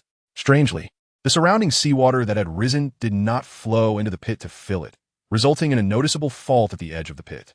When a fish accidentally swam into the range of the pit, it continued to swim in the air, as if it were still in water.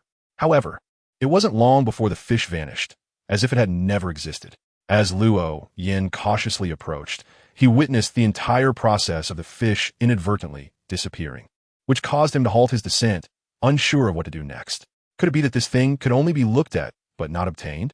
Luo Yin felt quite unwilling, and at the same time, a sense of helplessness surged in his heart. If it really was like this, he had no choice. After all, he was just a sequence 4. In terms of both status and strength, he was far inferior to uniqueness. After thinking for a moment, Luo Yin decided to give it a try. He cautiously extended his spirituality to attempt to make contact with the ring, being very careful not to approach recklessly. Before long, his spirituality touched the ring, and in that instant his vision changed. He found himself in a deep, Boundless darkness where he could see nothing around him and hear nothing at all. He couldn't even hear his own heartbeat. If it weren't for the fact that he could still feel his own existence, he would almost think he had become a part of this darkness and no longer existed. Am I hidden? The thought suddenly popped into Luo Yan's mind, and he immediately felt a sense of incongruity. Under normal circumstances, if he encountered a sudden change, especially one arising from something of a higher status, he would definitely feel very panicked. However, his heart was currently very calm, so calm that it felt as if he could fall asleep at any moment. This was truly not a good experience. Despite realizing the incongruity, Luo Yan's heart remained exceptionally calm, not stirring up any waves at all. Unknowingly, he began to feel a bit sleepy, the drowsiness arriving so timely that he couldn't muster even a hint of resistance. Feeling a bit tired, was it because he hadn't slept well last night? In any case, he had no clue, so why not take a nap first? A thought suddenly emerged in Luo Yan's mind, and this thought began to expand, making him feel that it was his most genuine thought. Thus, he slowly started to fall into a deep sleep. Suddenly, it felt as if lightning had struck through his mind, waking him up instantly. This was a warning from the divine realm. If Luo Yan truly fell asleep here, he would become a part of this darkness. At this critical moment, his divinity reacted. It was foreseeable that if a being without divinity encountered such a situation, they would likely have no ability to resist at all. Boom! Thunder echoed in Luo Yan's mind as he finally emerged from the darkness. In a flash, he returned to the sea, where the ring still floated there, and everything around him remained unchanged. How terrifying! Luo Yan didn't know how long it had been, but the recent experience had left him drenched in cold sweat, his heart racing. Suddenly, just as Luo Yan was contemplating whether to temporarily give up on the uniqueness of darkness and wait until he had the strength to retrieve it later. After all, it seemed impossible to approach, and he wasn't worried about others taking it. At that moment, a huge sound of water came, and the sea suddenly rushed into the pit. The ring also seemed to lose its power, no longer maintaining its suspension, but instead falling under the force of gravity. Luo Yan's instincts immediately made a judgment. The ring's ability had temporarily ceased, which meant this was the best opportunity. Without hesitation, he dove into the sea, grabbed the ring, and flew back up. Then he immediately tossed the astrology coin into the air to perform a temporary divination. He was divining the general situation of a ring, but as the coin began to fall, it suddenly disappeared, vanishing silently without a trace. Luo Yan's temples twitched, almost causing him to throw the ring away. He was very clear about what had just happened.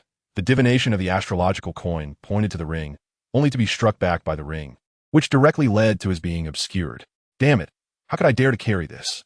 Not being able to divine means that in the short term, I have no idea about the situation of this ring. I don't know its abilities, I don't know its negative effects, and I don't know how to seal it.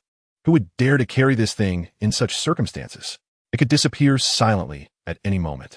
Countless thoughts flashed in his mind and then vanished. Luo Yan quickly came up with a plan, to observe first to see how long it takes for this ring to affect its surroundings.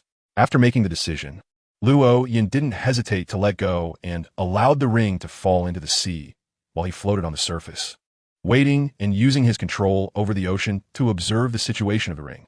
The ring slowly sank to the seabed, half buried in the sand, as if it were just an ordinary ring, showing no signs of being special at all.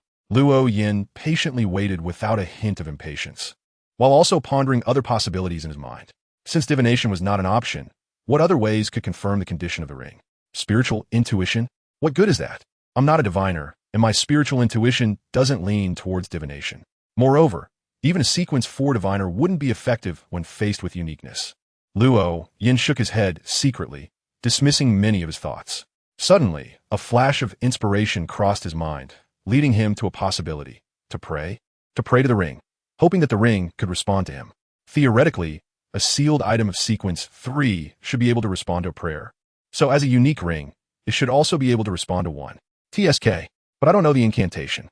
Luo Yan scratched his head in frustration. After finally finding a possibility, he encountered another problem. He could only rummage through his memories to see if he could recall something. The symbol of darkness and sleep. Guided by his spiritual intuition, Luo Yan came up with the first line of the prayer directed at the ring, followed by the subsequent phrases being pieced together. Authority of fear and calamity, master of the hidden ring, I pray for your favor. I pray for your listening. I pray for you to give me hints. I pray for you to tell me how to please you. After finishing the incantation, Darkness once again engulfed Luo Yin, and waves of information surged into his mind. As the darkness faded, Luo Yin regained his awareness, a smile he couldn't suppress spreading across his face. He had just received a response, learning about the ring and its unique connection to darkness. The ring possessed a living quality, but since it had just been born, its activation level was still low, and its intelligence was also very limited. Its reaction to the surrounding environment was not a negative effect of the ring, nor was it periodic. Rather, it was a stress response. Being newly born, it was unfamiliar with everything around it. Thus, it reacted defensively, preventing everything nearby from approaching. Because this world was not filled with madness and distortion, its uniqueness harbored little malice, and coupled with the fact that Luo Yin was its creator, the ring displayed considerable goodwill when Luo Yin prayed. It expressed a willingness to cooperate, but in exchange, Luo Yin needed to pray to the ring daily, teaching it some common sense and knowledge. Luo Yin reached out and made a grabbing motion, and the ring that had sunk to the bottom of the sea was immediately swept up by a current and flew out of the water, landing steadily in his hand. He quickly put the ring on the index finger of his right hand. A faint glow flashed from the gemstone on the ring, and a magnificent coin fell from the air, rolling continuously before finally landing upright in the palm of Luo Yin's hand. This was the astrological coin that Luo Yin had just used for divination, and now it was returned to him by the ring, symbolizing the sincerity of their cooperation. From now on, you shall be called the Secret Ring. Luo Yin gently stroked the gemstone on the ring and murmured to herself. A flash of light flickered across the gemstone, as if responding. Secret. Luo Yin raised his right hand and shouted a word. Suddenly, the ring emitted a brilliant glow, and Luo Yin felt the surroundings darken. Day turned back into night, and the boundless ocean had somehow transformed into a desolate wilderness, with him standing in the middle of it, his feet on black, hard mud. Is this the hidden world? There's nothing here. Luo Yin looked around, finding nothing that could serve as a landmark, and the ground was incredibly flat, without even a wrinkle. The only thing that could be used for identification was the countless stars in the sky. Countless stars formed a beautiful Milky Way in the night sky, which was the most beautiful night sky Luo Yin had ever seen. However, if it weren't for the secret ring he held, he certainly wouldn't have found the night sky beautiful, because he had just received a reminder from the ring. This secret world had only one exit, which was one of the stars in the sky. To leave this place, he had to fly high and find the correct star among the countless ones. How difficult could that be? Luo Yin couldn't even dare to imagine, let alone finding the exit. Even counting how many stars there were was no simple task. After observing for a while, Luo Yin soared into the sky, approaching the star that represented the exit at supersonic speed. Even so, it still took him nearly 10 minutes to leave the secret world and return to reality. From this experience alone, he profoundly realized how terrifying uniqueness could be. He had initially wanted to try more, but now he only felt a sharp pain in his temple, and he was really not in a state to continue trying, so he could only temporarily give up and fly towards the direction of his ship. Soon, Luo Yin returned to the ship, and as soon as he landed on the deck, everyone surrounded him, their faces showing unreserved worry. Captain, you don't look well. What has happened? The first to speak was Shitari. As a pharmacist, she could easily use her spiritual vision to observe Luo Yin's current state. Although the secret ring did not exhibit malice, Luo Yin was still affected during the ring's stress response, and his mind fell into a deep sleep. Even though Luo Yin was already a demigod, it wasn't that easy for him to recover. Luo Yin smiled. Although his smile was not pleasant due to his complexion, it was a genuine smile from the heart. I'm fine, I just experienced the influence of a magical item. A little rest and a sleep will do. Captain, what exactly happened just now? Why did the sky suddenly turn dark? Because the authority of darkness has been born. Luo Yin did not explain much, just casually threw out a sentence. Then he walked towards the cabin, intending to go back to his room for a nap, leaving the subsequent matters for later. Everyone watched Luo Yin's back, all with puzzled expressions, but no one stopped him. They could all see that Luo Yin was not in a good state and needed rest. Although they did not know what had happened, it seemed to be a good outcome. Shitali glanced at the crowd and concluded that since nothing bad had happened, there was no need to clarify things immediately. It was better to let the captain rest first. Not everyone understood the implication of Shitali's words. However, at that moment, no one would have found Luo Yin to ask. Everyone returned to their duties and steered the ship back. They still needed to wait for the Revolutionary Army's people. Naval headquarters. The sudden night made the entire naval headquarters a bit tense. After all, they had just experienced the Marine Ford War not long ago. And then that straw hat kid Luffy had the audacity to return and ring the bell while the naval headquarters was vulnerable, causing the Navy to lose face. They thought the sudden night might be the arrival of some powerful ability user, which put the entire naval headquarters on high alert. However, as the night passed, they waited for a while but did not encounter anything unusual. Marshal, there is currently no sign of abnormalities nor any intruders. Sengoku had submitted his resignation. But since the next marshal had not yet been confirmed, whether it would be Akainu or Akiji, he still remained in the marshal position. Well, then lift the alert status. But we still need to strengthen patrols and inquire with the world government to see if they have any relevant intelligence. Yes, apart from the naval headquarters. Organizations and forces around the world responded to and investigated the sudden night, but they were destined to gain nothing. Loyan returned to his room and immediately fell asleep on the bed, sleeping for a whole day. He only woke up the next day, feeling empty in his stomach. So he had Rhoda prepare a large fish, and after a hearty meal, he felt completely revitalized. Captain, the Revolutionary Army's ship is here. Potter's sharp voice suddenly rang out. Loyan looked up and saw a large ship with a black hull and red stripes approaching from afar. The bow was shaped like a dragon, but there were no dragons on either side, and overall, it was smaller than the dragon ship. Finally, it has arrived. I've been waiting for so many days. Luo Yin got up and walked to the side of the ship, quietly waiting for the vessel to approach. Soon, the Revolutionary Army's ship arrived at a closer position, and standing at the bow was none other than Sabo. Your speed is much slower than I expected. Luo Yin complained with a smile, and Sabo grinned, revealing a very pure smile on his face. Sorry, since the journey is quite far, I came this time to invite you on behalf of Mr. Longhe. Since you are the one inviting me, it's clear that the Revolutionary Army is quite sincere. When we set off, tomorrow, we'll dock here and rest for a day. Then set off tomorrow, Sabo answered without hesitation.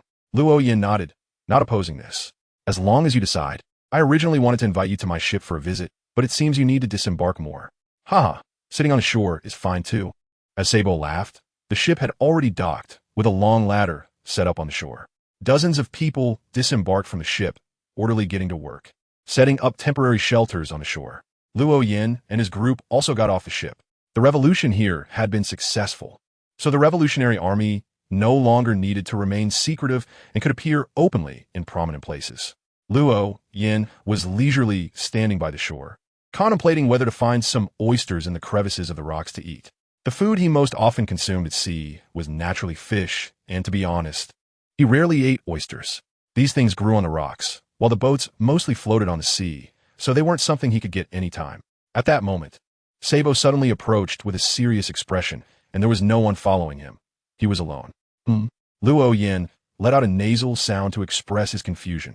Sabo came in front of Luo Yin and bowed deeply to him with great seriousness. This is my personal gratitude. Thank you for saving my brother Luffy during the Marineford War. Haha, no need to be so formal. I didn't save him for your thanks, and you can rest assured that I won't use this favor to make you do anything. Anyway, I still want to thank you. In that case, how about you introduce me? Your Revolutionary Army has a very talented scientist. What's his name? Lindbergh. Yes, Lindbergh. Could you introduce me to him? Luo Yin originally didn't care much about how useful Luffy's matters could be to Sabo. After all, as long as he gained the trust of the Revolutionary Army, meeting a commander wouldn't be a difficult task. But since the other party had come to him, it would be a pity not to take advantage of it. Do you need Lindbergh to help you with something? If it's just this matter, there's no need for any introduction. You mentioned that your friend is also an important partner of the Revolutionary Army, and even Mr. Dragon has said that as long as you are willing, you can become a cadre of the Revolutionary Army anytime. Sabo directly clarified the current attitude of the Revolutionary Army through an invitation, which surprised Luo Yin.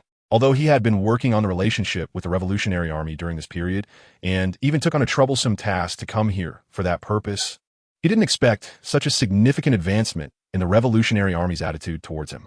It wasn't that he wanted him to do something for him, but rather hoped he could teach his subordinates. At this point, Luo Yin turned his head to look at Lalina, who was not far away digging in the sand on the beach with Shitari. Nana, come here for a moment. Luo Yin called out, and when Lu Lena looked over, he waved his hand.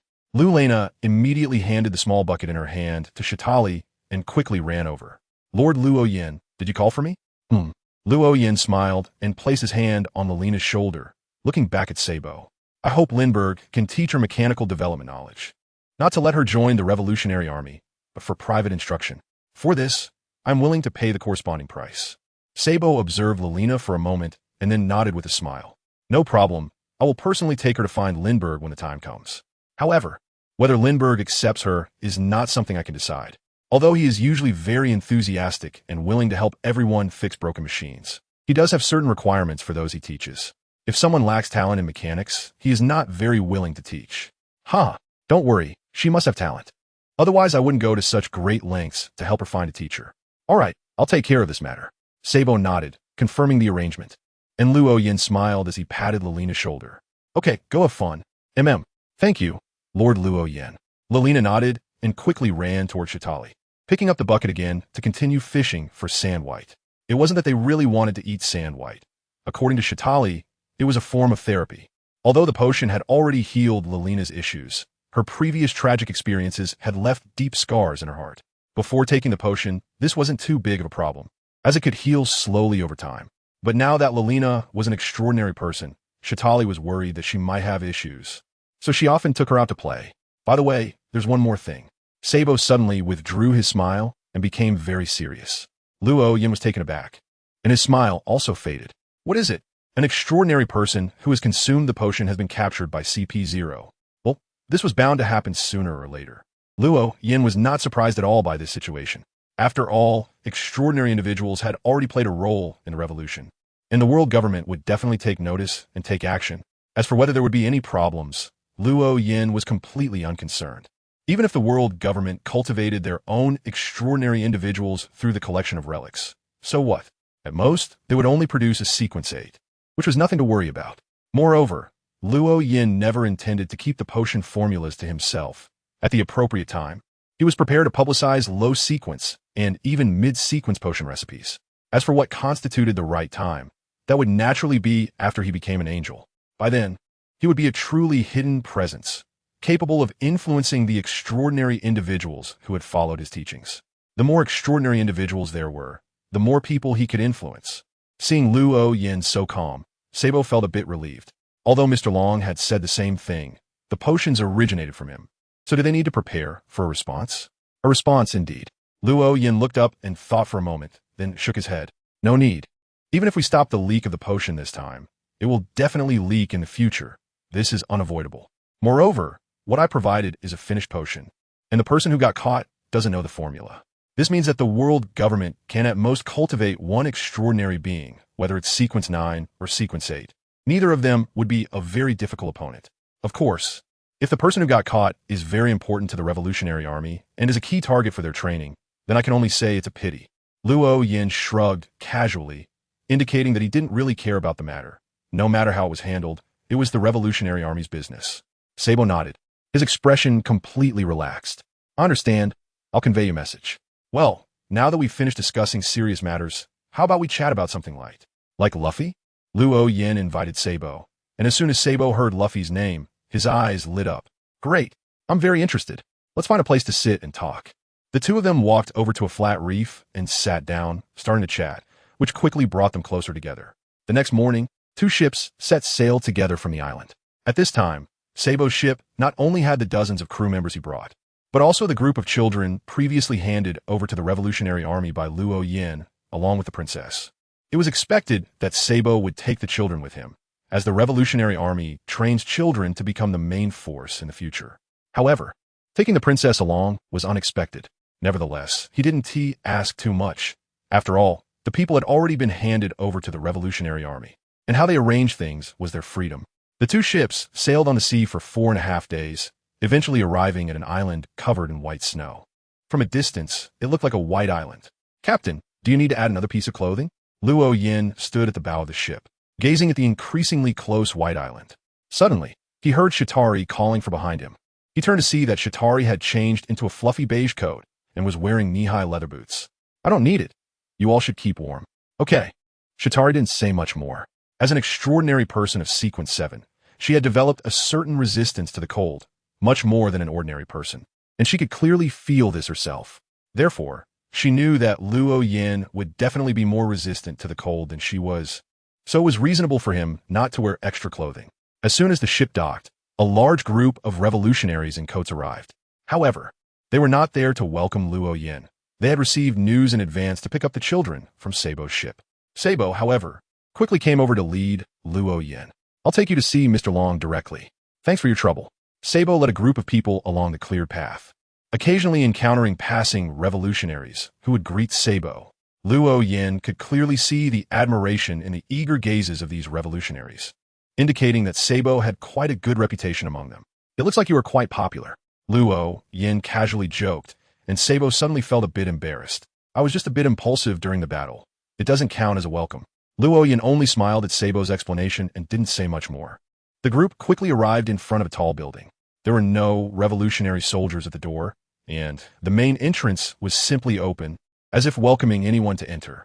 However, Luo Yan's keen intuition immediately sensed a gaze coming from a hidden place, indicating that things here were not as relaxed as they appeared. Sabo did not lead the group inside, as the hooded dragon had already appeared at the entrance. You're here? Dragon said calmly, and Luo Yin nodded, his tone equally calm. I'm here. Follow me. Dragon personally led the way. The group passed through the main door and entered a space resembling a reception room. But aside from a relatively tidy coffee table, it was quite messy. It was messy, but not dirty. Papers were scattered everywhere, some with writing on them, while others were blank. In the corner, there was a tall stack of papers. And on a large table not far from the coffee table, there was something resembling a telegraph machine. Please take a seat. Sorry for the mess here. It's fine. A change of environment is nice occasionally, but this doesn't look like a place meant for receiving guests. Luo Yin sat down and casually said, while Long nodded, a hint of a smile appearing on his face. This place was previously used for organizing intelligence, but it's no longer needed. That machine is specifically for eavesdropping. Eavesdropping? Eavesdropping on phone bugs? That's right. It can intercept most unencrypted communications from phone bugs. However, it's already broken. Lindbergh made a more advanced machine, so they just left it here. Luo Yin nodded, showing some interest in the machine. Soon, someone brought tea and snacks. Luo Yin only took a symbolic sip of the tea that was handed to him and did not touch the snacks, while Luo Ta was enjoying them greatly. Not only was he eating, but he was also continuously feeding Lu Lena, leaving Luo Yin somewhat speechless. So, what exactly did you call me here for this time? Luo Yin didn't continue to talk about irrelevant matters and went straight to the point. Long Jiang lifted his hood, took a sip from the teacup, and said, Didn't we agree before? You continue to teach me the knowledge of mysticism, and I'll teach you the aura. If you don't come over, how can I teach you the aura? Luo Yan's eyes lit up, and a surge of excitement welled up in his heart. When do we start? There's no rush. If you have other things to do, you can go ahead. I hope to start learning hockey tomorrow. And as for the mysticism course, it depends on the student's schedule. All right. The two sides quickly reached a consensus. Luo Yin suppressed his excitement and turned his gaze to Lurina. Additionally, I hope she can follow Lindbergh to study for a while. No problem. Sabo has already informed me, and I have also contacted Lindbergh. He doesn't mind. However, Lindbergh is not here, so we need to either send her over or wait for a while until Lindbergh is free. Luo Yin fell silent for a moment, thinking that Lilina's studies were not very urgent. Instead, the course on mysticism seemed more important. So, he decided to wait until they were done over there. After chatting about some trivial matters, Long Xianxing left to deal with the Revolutionary Army's affairs, and Sabo brought Luo Yin and the others to a separate house. It was a two-story building similar to an apartment, with a total of 20 individual rooms. Each room was small, containing only a living room, a parlor, and a bathroom. With no kitchen. You will stay here for the time being. Food will be delivered every day, and there is hot water in the bathroom. If you need anything else, you can come to me directly. Luo Yin originally intended to agree, but Zidali suddenly said, No, it's better for us to stay on the ship. Sabo clearly did not expect such a response, and was momentarily at a loss for how to react. After thinking for a moment, Luo Yin felt that Zidali's decision was better. Yeah, I also think it's better to stay on our own ship. By the way, speaking of the ship, when will you finish building mine? I remember it's been quite a while. Sabo seemed to have been prepared to answer this question, quickly regaining his composure and smiling as he said, The main body of the ship has already been completed. We still need to work on the bow and the interior, and that requires your input. All right, then I'll visit your shipbuilding site later. The next day, Luo Yan's mysticism class officially began. The class was arranged in a separate indoor hall, which was over 200 square meters, making it very spacious for teaching. This time, not only were there people and animals from Luo Yan's side attending, but in addition to the extraordinary individuals from the Revolutionary Army, some ordinary people also chose to attend the class, along with Long and Sabo. Luo Yin had no objections to ordinary people attending the class. After all, even if he opposed it, the knowledge he taught could still be shared by the students. Moreover, having more students wouldn't require too much extra effort from Luo Yin. At most, he would just need to answer a few more questions, which was not a big deal. You all should know me by now, so I won't introduce myself. I've taught mysticism classes many times before, and you should be able to feel that mysticism is a relatively profound subject. What I want to tell everyone is that the mysticism knowledge you learned before was very basic. Today, I will teach you some more advanced knowledge. Knowledge that can truly be applied in practice.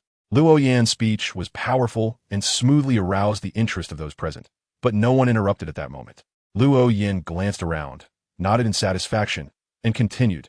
Today's lesson is about talismans. Talismans are a profound subject. There are generally two ways to create talismans.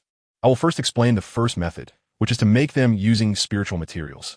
The most crucial part is to distinguish the spiritual materials, and then to draw and carve the corresponding symbolic signs. Luo Yin talked endlessly, and everyone listened attentively. This lecture lasted for half an hour. Now, Rhoda, you come to the scene to make a talisman so that everyone can see it. I've already prepared the materials for you. Luo Yin suddenly called out Rhoda's name, and Rhoda was not surprised, as Luo Yin had mentioned it to him in advance. All right, Captain. Rhoda stood up, went to the front, took the materials that Luo Yin had prepared in advance, and began to carve symbolic patterns on the metal sheet with a small knife. Following Luo Yan's guidance, he completed the corresponding spiritual infusion and finally combined it with spiritual materials to create a crimson talisman. It's done. This was Rhoda's first time making a talisman, and he was quite happy to succeed. Luo Yin secretly breathed a sigh of relief. If it had failed, it would have had a negative impact on his lecture. So achieving success on the first try was naturally the best outcome. Now that the talisman was ready, let's have an extraordinary individual try it out. Who wants to give a shot? Suddenly, more than a dozen extraordinary individuals raised their hands. Luo Yan's gaze swept over the crowd and finally landed on a sequence 9 hunter. You, come and try the talisman. Go outside to test it. The hunter stood up, and Rhoda immediately walked over to hand him the talisman. Here you go. The activation incantation is flame. All right. The hunter nodded vigorously after receiving the talisman, and he was the first to head outside, followed closely by the others. Once everyone was almost outside, he recited the activation incantation and infused it with spiritual energy. Flame. The red talisman became even redder, and as soon as he completed the infusion, he threw the talisman. The moment the talisman left his hand, it immediately expanded into a crimson flame spear. The flame spear soared through the air, carrying intense heat, and finally landed deep in the snow, causing a large explosion of flames that melted a significant amount of snow. Wow, that's amazing. The hunter who used the talisman swallowed hard, and the others couldn't help but exclaim in surprise. Even the dragon's expression changed. The power of this talisman was indeed stronger than they had imagined. The most important thing was that this was the first direct product of a mysterious discipline. All right, that's it for today's class. Go back and consolidate what you've learned, and we'll continue tomorrow. Luo Yin announced the end of class at the right time. Although the students were still a bit reluctant, they all left obediently, with no one daring to voice any objections. After lunch, Luo Yin began to learn hockey from Long compared to before. He could clearly feel that Long was more dedicated to teaching him, often reminding him of things without needing to be asked. Unknowingly, 2 months had passed. Luo Yin shattered a huge rock with a punch in the training area. His palms and wrists were as dark as ink, yet had a metallic texture. This was armament hockey. After 2 months, he had finally grasped the basics of both armament hockey and observation hockey. During this time, he had focused most of his energy on mastering armament hockey, while he only occasionally spent time learning observation hockey. Yet even so, his understanding of observation hockey surprisingly surpassed that of armament hockey. This was because, in a sense, spiritual intuition and observation hockey had a lot in common. As a demigod of rank 4, his spiritual intuition was exceptionally high, which gave him a significant advantage in learning observation hockey. He finally had some gains. Luo Yin let out a long breath, a sincere smile appearing on his face. Having power meant he would no longer be so passive when facing nature-type devil fruits. Captain, everything is ready. At that moment, Shatari descended from the sky, her lips as red as if they had been painted with lipstick, making her look enchanting. Well then, let's set off. Luo Yin waved his hand, directly summoning a strong wind that carried both him and Shadowly to the seaside, before landing steadily on the ship. He was ready to set sail. This time, there were only him and Shadowly on the journey, with only a white ferret and a golden monkey accompanying them. Even Porter was not brought along. Lorena had already been sent to study with Lindbergh, while Rhoda, Mitt, and Porter were dispatched to assist the Revolutionary Army. As a schemer, Rhoda needed to concoct potions by weaving plots. Nothing was better for digesting potions than crafting conspiracies to overthrow a nation. Mitt was responsible for assisting the Revolutionary Army in transporting supplies, which was also a role of a navigator, while Porter stayed by Rhoda's side. Although it was only at Sequence 7, its support capabilities were exceptionally strong, and when teamed up with Rhoda, they could even match a vice admiral. Of course, Luo Yan's arrangement was not just to help his subordinates digest their potions, but also for his own potion digestion. He needed to create disasters, terrifying disasters. Therefore, as long as Rhoda's conspiracy succeeded and the War of Revolution broke out, they would notify Luo Yan to come, allowing him to create disasters and achieve victory while also digesting his own potions. This time, the voyage was prompted by news from Jinbei, who had found a creature suspected to be a deep-sea dominator. "Captain, where are we headed?" "The North Sea." Luo Yan controlled the currents and wind, steering the ship away from the port and heading towards the North Sea. This time, Jinbei was the one who discovered the deep-sea ruler in the North Sea, and it was still lingering there. Now, Luo Yan was going to meet up with Jinbei. Luo Yan took only 2 days to sail to the North Sea. It wasn't that he was anxious like Jinbei, but rather that the message from Jinbei clearly stated that the deep-sea ruler was on the move, and he was worried that the deep-sea ruler might escape. The ship stopped near an uninhabited island in the North Sea. He asked Shatari to watch the ship while he went into the water to meet Jinbei. At that moment, Jinbei was communicating with a school of small fish among a pile of corals on the seabed, asking them to help locate the deep-sea ruler. This was also the reason he could find the deep-sea ruler in the vast ocean, relying on the fish schools. If he were to search by himself, he would know how long it would take to find it. "Luo Yan, you're here." At the agreed meeting point, Jinbei initially suggested meeting on the island, but Luo Yan said they could meet in the sea since he could survive underwater. Jinbei was initially skeptical, as he had confirmed that Luo Yan was not a fisherman. But now he believed it. Although this was a shallow sea where sunlight could reach, it was not a place that someone without any equipment could reach. How's the situation?" Luo Yan's mouth did not move, but instead, he produced sound by vibrating the seawater. Jinbei's face flashed with obvious surprise, but he did not dwell on it too much and said, "The deep-sea ruler is still quite a distance away from us, and the school of fish I sent won't dare to get too close. Although the deep-sea ruler itself has no interest in small fish, it is surrounded by many fierce large fish and sea kings, and if the school of fish gets too close, they will be eaten by those large fish." "I understand now. Let's go take a look. Please lead the way." "Follow me." Jinbei swam ahead, leading the way, with Luo Yan following behind at about 2 body lengths apart. At first, Jinbei was a bit worried that he was swimming too fast for Luo Yan to keep up, but he soon realized that no matter how fast he swam, Luo Yan could keep up, which surprised him even more. Before long, he discovered the secret. There was a current pushing around Luo Yan, allowing him to move easily through the water even without swimming. Not only could he breathe normally underwater, but he could also manipulate the currents, making him almost identical to a fisherman. Yet, he could also fly, control the wind, and even cause earthquakes. What kind of power was that? As Jinbei swam, he speculated in his heart but could not come to a conclusion. If they were not in the sea, he would have immediately thought of a devil fruit user. But since they were in the sea, it couldn't possibly be a devil fruit user.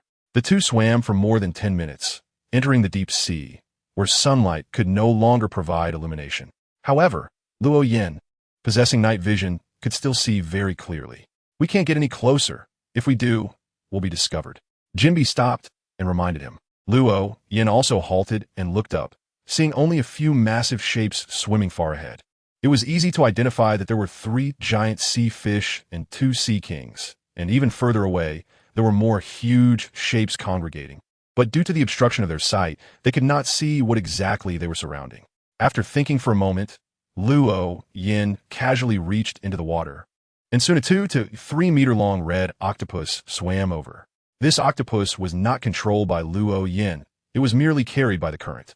Then he took a gold coin from his pocket and stuffed it into the octopus's mouth, letting the current carry the octopus towards the giant fish group. The octopus sensed the immense danger and struggled violently along the way, trying to break free from the current. But it was of no use. Soon it was close to the giant fish group and was swallowed whole by a massive fish. After doing all this, a slight smile appeared on Luo Yan's face. "Let's go up first." Jinbe did not know what significance Luo Yan's actions had, but seeing his confident demeanor, he said nothing more. The two quickly swam up and soon broke the surface of the water. Surrounding them was an endless ocean with no island in sight. Jinbe had half his body above the water and half in it, while Luo Yan was completely out of the water, floating in the air.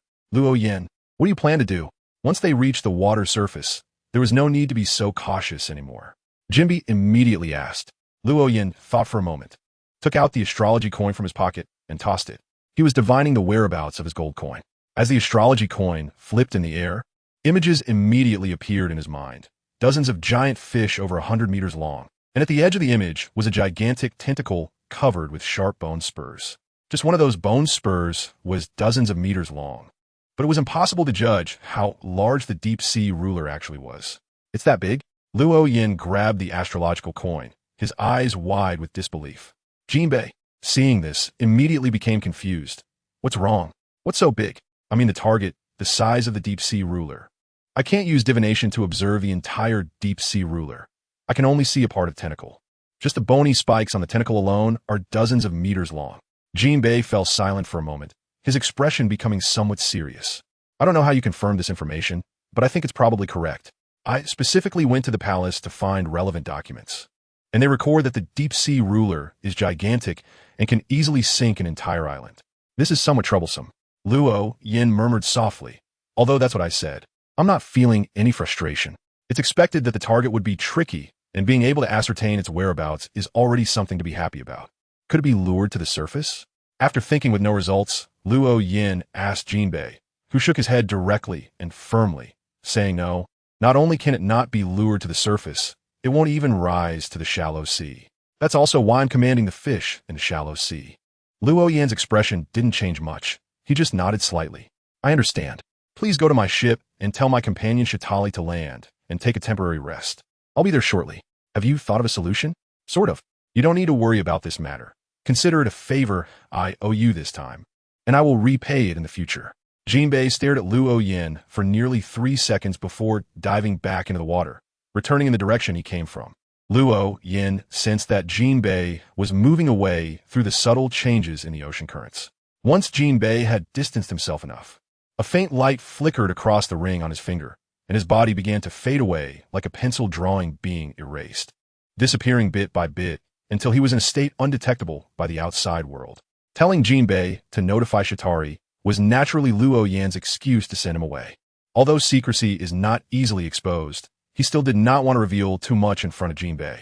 Luo Yan once again entered the sea under a secret cover. This time, he did not control the currents to propel himself. Instead, he swam slowly, inching closer to the deep sea ruler. The deep sea ruler was as massive as a small mountain, and the huge sea creatures around it appeared as small and docile as fish in comparison. Neither the deep sea ruler nor the countless sea creatures surrounding it noticed Luo Yan's approach until he was completely close. The deep sea ruler sensed the imminent danger and suddenly waved its tentacles, trying to do something. However, it was too late.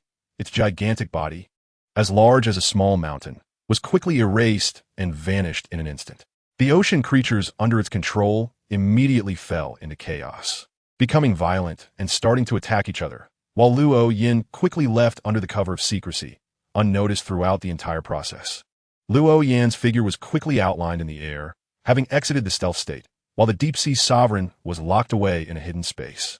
If it came to a head-on confrontation, Luo Yan would definitely not be a match for the deep-sea sovereign, without being able to lure the opponent to the surface. He had no powerful allies to assist him.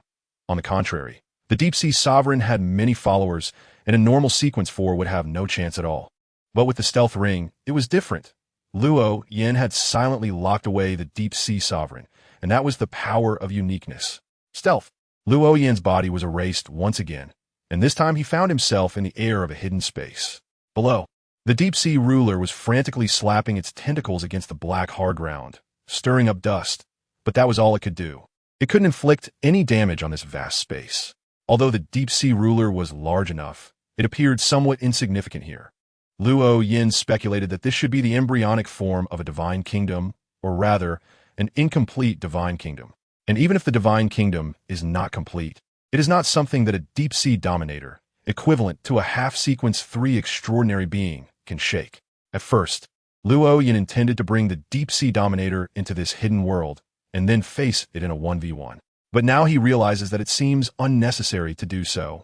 Because the deep-sea dominator has already begun to weaken, ordinary deep-sea creatures would even die immediately after leaving the deep sea. This is because deep-sea fish have adapted to the immense water pressure of the deep sea, and a sudden reduction in pressure can cause their internal organs to rupture. The fact that the deep-sea dominator did not die on the spot is already quite special. But even if it is special, it is still a marine creature, and there is no water here. Luo Yin does not believe that a deep-sea creature can survive on land for long. Even if it can survive, it will definitely weaken, and he sees no need to act at this moment. After all, the potion has not been digested yet, and the opponent cannot escape. He can wait for a while until the potion is digested and he becomes stronger, preparing adequately for a one-on-one. Perhaps by then, the deep-sea dominator will have already died of thirst, and he would only need to come in and collect its traits. After coming to this conclusion, Luo Yin did not hesitate and immediately flew towards the star that represented the exit, taking more than 10 minutes to leave that hidden world. Just as Luo Yin was preparing to return to meet up with Shatari, his senses were suddenly triggered, and he flew high into the sky to look into the distance. He saw a fleet of more than 10 ships sailing from the left to the right, all of which had a distinct and uniform emblem, the emblem of Germa 66. And these ships were chasing a very large vessel that looked as if it was built from piles of stones. The flag on the ship depicted a skull wearing a pointed round hat, with a blue flame in its left eye and a golden tooth on the right side. This was the flag of pirates. Germa is chasing pirates? Should he go take a look? Whether it's Germa or the pirates, they have nothing to do with Luo Yin. However, Germa scientific technology is also quite strong, and Luo Yin is actually somewhat interested. It's just that the interest isn't that great, and he wouldn't actively seek it out if he didn't come across it. But since he has encountered it now, he thinks it wouldn't be bad to take a look. After making up his mind, Luo Yin flew over, not to engage, but to observe from above. On Germa's ships, there were many soldiers wielding weapons, and upon closer inspection, one would find that these soldiers all looked the same. Leading them were two individuals, one male and one female. The male was dressed entirely in blue, while the female was dressed entirely in pink. Luo Yin could recognize these two people. The man is Vinsmoke Judge, and the woman is Vinsmoke Reiju. The prince and princess of Germa are chasing pirates together? Luo Yin thought with a hint of surprise, then turned his gaze towards the pirate ship that was being chased. There were only about 10 pirates on the ship, some of whom were injured and wounded. Their captain was nearly 4 meters tall, with very short hair, just a buzz cut. However, his beard was nearly a meter long and was carefully styled into a braid. He wielded a giant axe, but showed no signs of ferocity. Instead, he looked panicked. Faster! Hurry up! We absolutely cannot fall into the hands of those madmen. The pirate captain frantically urged his subordinates, and none of them expressed dissatisfaction, as they too did not want to be caught. Luo Yin heard their conversation in the wind, but it was clear that they had no chance of escaping. Although it wasn't very obvious, the distance between both sides was closing, which meant that this pirate ship would eventually be caught. Why was Germa putting in so much effort to chase a pirate ship? Did that group of pirates provoke Germa? That shouldn't be the case, right? Who in the North Sea would be foolish enough to provoke Germa? Luo Yin found it hard to understand why such a thing would happen. It should be known that the combat power of the Germa prince and princess in their battle suits could absolutely rival that of a vice admiral. They might even be stronger than an average vice admiral, not to mention the countless clones. Such a force could dominate a place even in the New World, let alone in the North Sea. After pondering without results, Luo Yin decided to observe a little longer, not because he was merely interested in the spectacle, but because he was also very curious about Germa's technology. After all, who didn't have a transformation dream when they were young? Germa wasn't just a dream. It had actually made the things from childhood dreams a reality. Just then, a spark seemed to flash through Luo Yan's mind. He immediately turned his gaze towards Germa's flagship, where Vinsmoke Judge, clad in blue, suddenly soared into the sky, heading straight for him. He had been discovered. Luo Yin muttered softly, not really caring. After all, he had no malicious intent. Although Germa was not exactly a righteous group, they acted on orders, and as long as he didn't take action before receiving a command to attack, the chances were high that they wouldn't act against him either. The adventurer Luo Yin, Niji, dressed in a blue combat suit, flew in front of Luo Yin and directly questioned him, his body surrounded by obvious sparks of electricity, clearly ready for battle. Luo Yin nodded slightly, a smile on his face, and said, "Vinsmoke Niji, what can I do for you?" Luo Yin tried to keep his voice calm and cold. As an emotionless human weapon, Niji wouldn't care too much about the tone others used when speaking to him.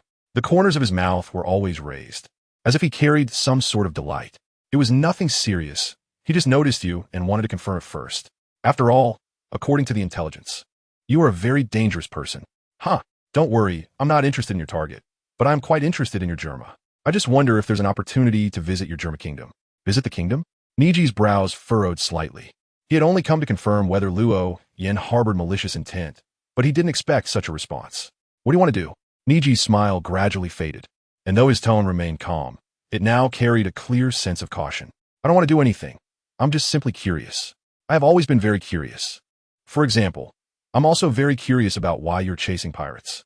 Saying this, Luo Yin pointed to the pirate ship on the sea below. Niji was currently not interested in any pirate ship. He stared at Luo Yin for a long time, seemingly trying to glean his thoughts from his face. However, he failed. Luo Yin maintained that ambiguous smile, making it impossible to read any useful information from it. One couldn't blame Niji for being cautious. Luo Yin was now a person with a bounty of 500 million, and it wasn't for being a pirate, but for collaborating with the Revolutionary Army. Their Germa kingdom was a member of the world government. A person closely related to the Revolutionary Army suddenly saying he wanted to visit a member state of the world government would make anyone treat it seriously. By the way, why are you chasing those pirates? Seeing Niji silent as he stared at him, Luo Yin pressed on. However, Niji did not answer this question and instead changed the topic. I will convey your request. After saying this, Niji dove down, directly flying toward the pirate ship, clearly not intending to intervene personally at first. But due to Luo Yin's presence, he had to take action himself to quickly end the battle, to avoid any prolonged complications. Luo Yin did not receive an accurate answer and was not disappointed. Although Nig could think normally and appear to be an ordinary person, he actually knew that Nig had no emotions and could not disobey orders. For someone like that, any outcome from conversation would be meaningless. In the entire Germa kingdom, only Vinsmoke, Judge, could make decisions, and what others said was ineffective. Nig quickly dealt with a group of pirates, capturing the pirate captain alive, while the other pirates and the entire ship sank into the sea. Seeing that there was nothing more to watch, Luo Yin was about to leave and return to his own ship. At that moment, a pink light shot up from the flagship of the Germa fleet, and the visitor was none other than Vinsmoke Reiju. Luo Yin obviously froze for a moment. He didn't expect Lei Jiu to come over suddenly. After all, he had already talked to Nig. Do you need something? Luo Yin looked at Lei Jiu with indifference. He wasn't worried that she would suddenly attack. His instinctive intuition would definitely react before any attack reached him, and they were out at sea. If a fight broke out, he wasn't afraid of her at all. Lei Jiu nodded, her expression much more animated than Niji's. Although she couldn't defy orders either, Lei Jiu had her own feelings. I received the order. Saying this, Lei Jiu handed a palm-sized phone bug to Luo Yin, who raised an eyebrow and took the phone bug in his hand. I am Luo Yin. I'm Vinsmoke Judge. Are you representing the Revolutionary Army or yourself right now? Judge on the other end of the line got straight to the point without any roundabout talk. And Luo Yin suddenly realized that the other party thought he was here to test the Revolutionary Army. After all, Germa was a member country of the world government, and compared to other countries, Germa Kingdom was the least afraid of the Revolutionary Army.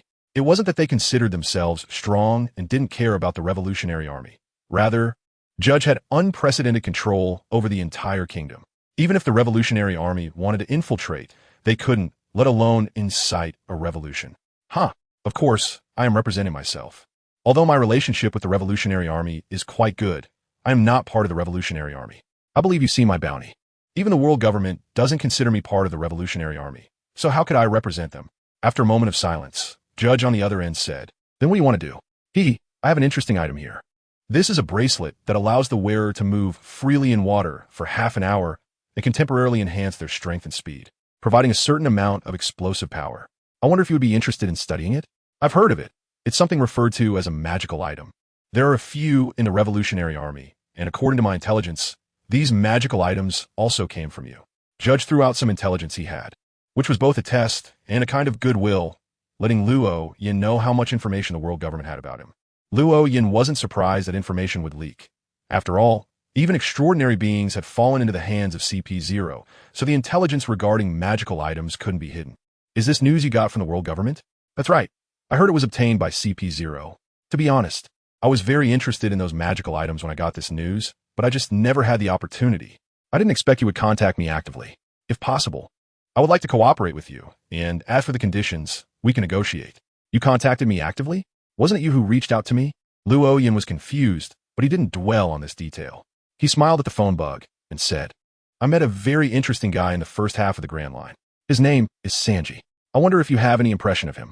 Luo Yin suddenly changed the subject, and the phone bug fell silent in an instant. However, Lei Jiu beside him changed her expression drastically. Yet, she did not speak. As Luo Yin was currently on a call with Jiaji, after a long while, the phone bug finally rang again, and there was a hint of complexity in Jiaji's voice. Ah, he's my son. Your son? No way. I asked him, and he said he was an orphan, that his mother died when he was born. As for his father, he has never seen him. How could he be your son? The phone bug fell silent again. At this point, everyone knew that Luo Yin was deliberately mocking Jiaji. At this moment, Luo Yin suddenly mentioned Sanji, clearly aware of the relationship between Sanji and Judge. His subsequent words were extremely provocative. He even felt that if it weren't for the transponder snail, Judge might have already thrust a spear at him. Judge finally spoke again, his tone filled with suppressed anger. Clearly his patience was running thin. What exactly do you want to say? I'm just worried that if we cooperate, you'll betray me. After all, you can abandon your own son, let alone a partner in a collaboration. What do you want then? Very simple. I need to ensure that even if you suddenly betray me, I won't be at a loss. I'll give you 2 magical items, and you exchange them for 3 devil fruits. Of course, if you can't get 3 devil fruits, I can give you 1 item for 2. If you only have 1, I'll have to think about what other compensation I need. The transponder snail fell silent again, but this time the pause was much shorter than before. No problem. 3 devil fruits it is. Good, then we exchange money for goods. I won't stay in the North Sea for too long, so I hope you can move quickly. On the surface, Luo Yan's tone was calm, but inside, he was overjoyed. Trading 2 magical items to the Revolutionary Army would probably only be worth 50 million berries, while 3 devil fruits would be worth at least 300 million berries. Of course, Gaji would definitely take the magical items for research purposes. The value of items for research and general use cannot be generalized. Moreover, for the Germa Kingdom, devil fruits are not particularly hard to obtain.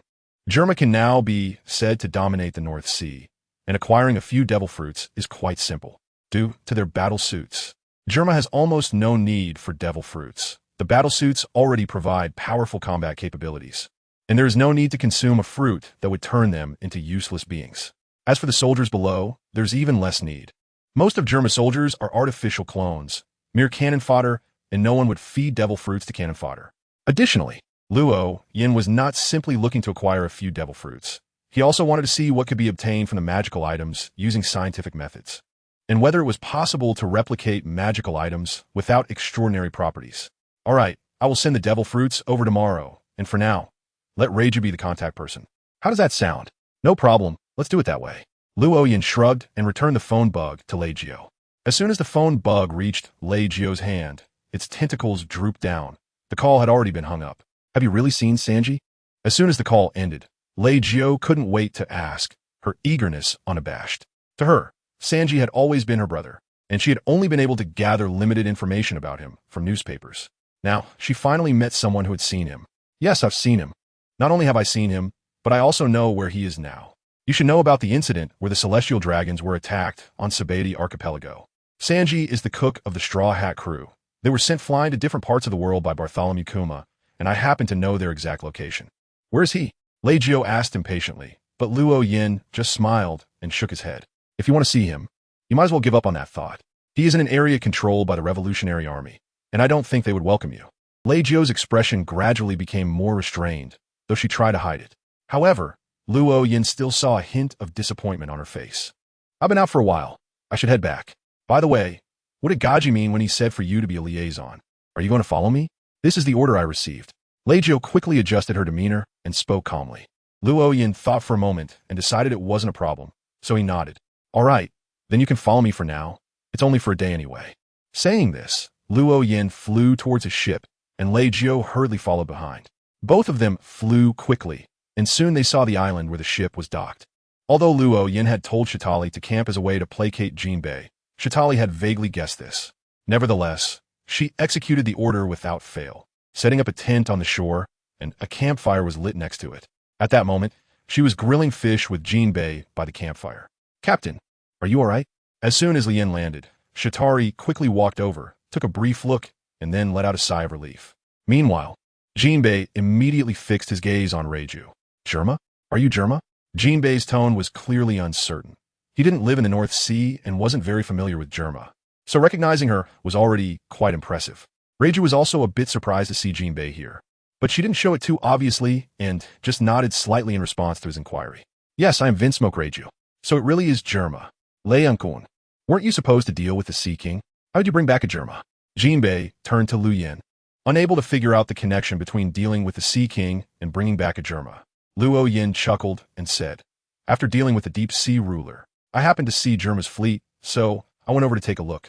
Luo Yin hadn't finished speaking when Zayatali suddenly interjected. So, Captain, you just casually brought someone back? Luo Yin almost choked on his own saliva and rolled his eyes dramatically at Shatari. Can I just take away someone from Germa?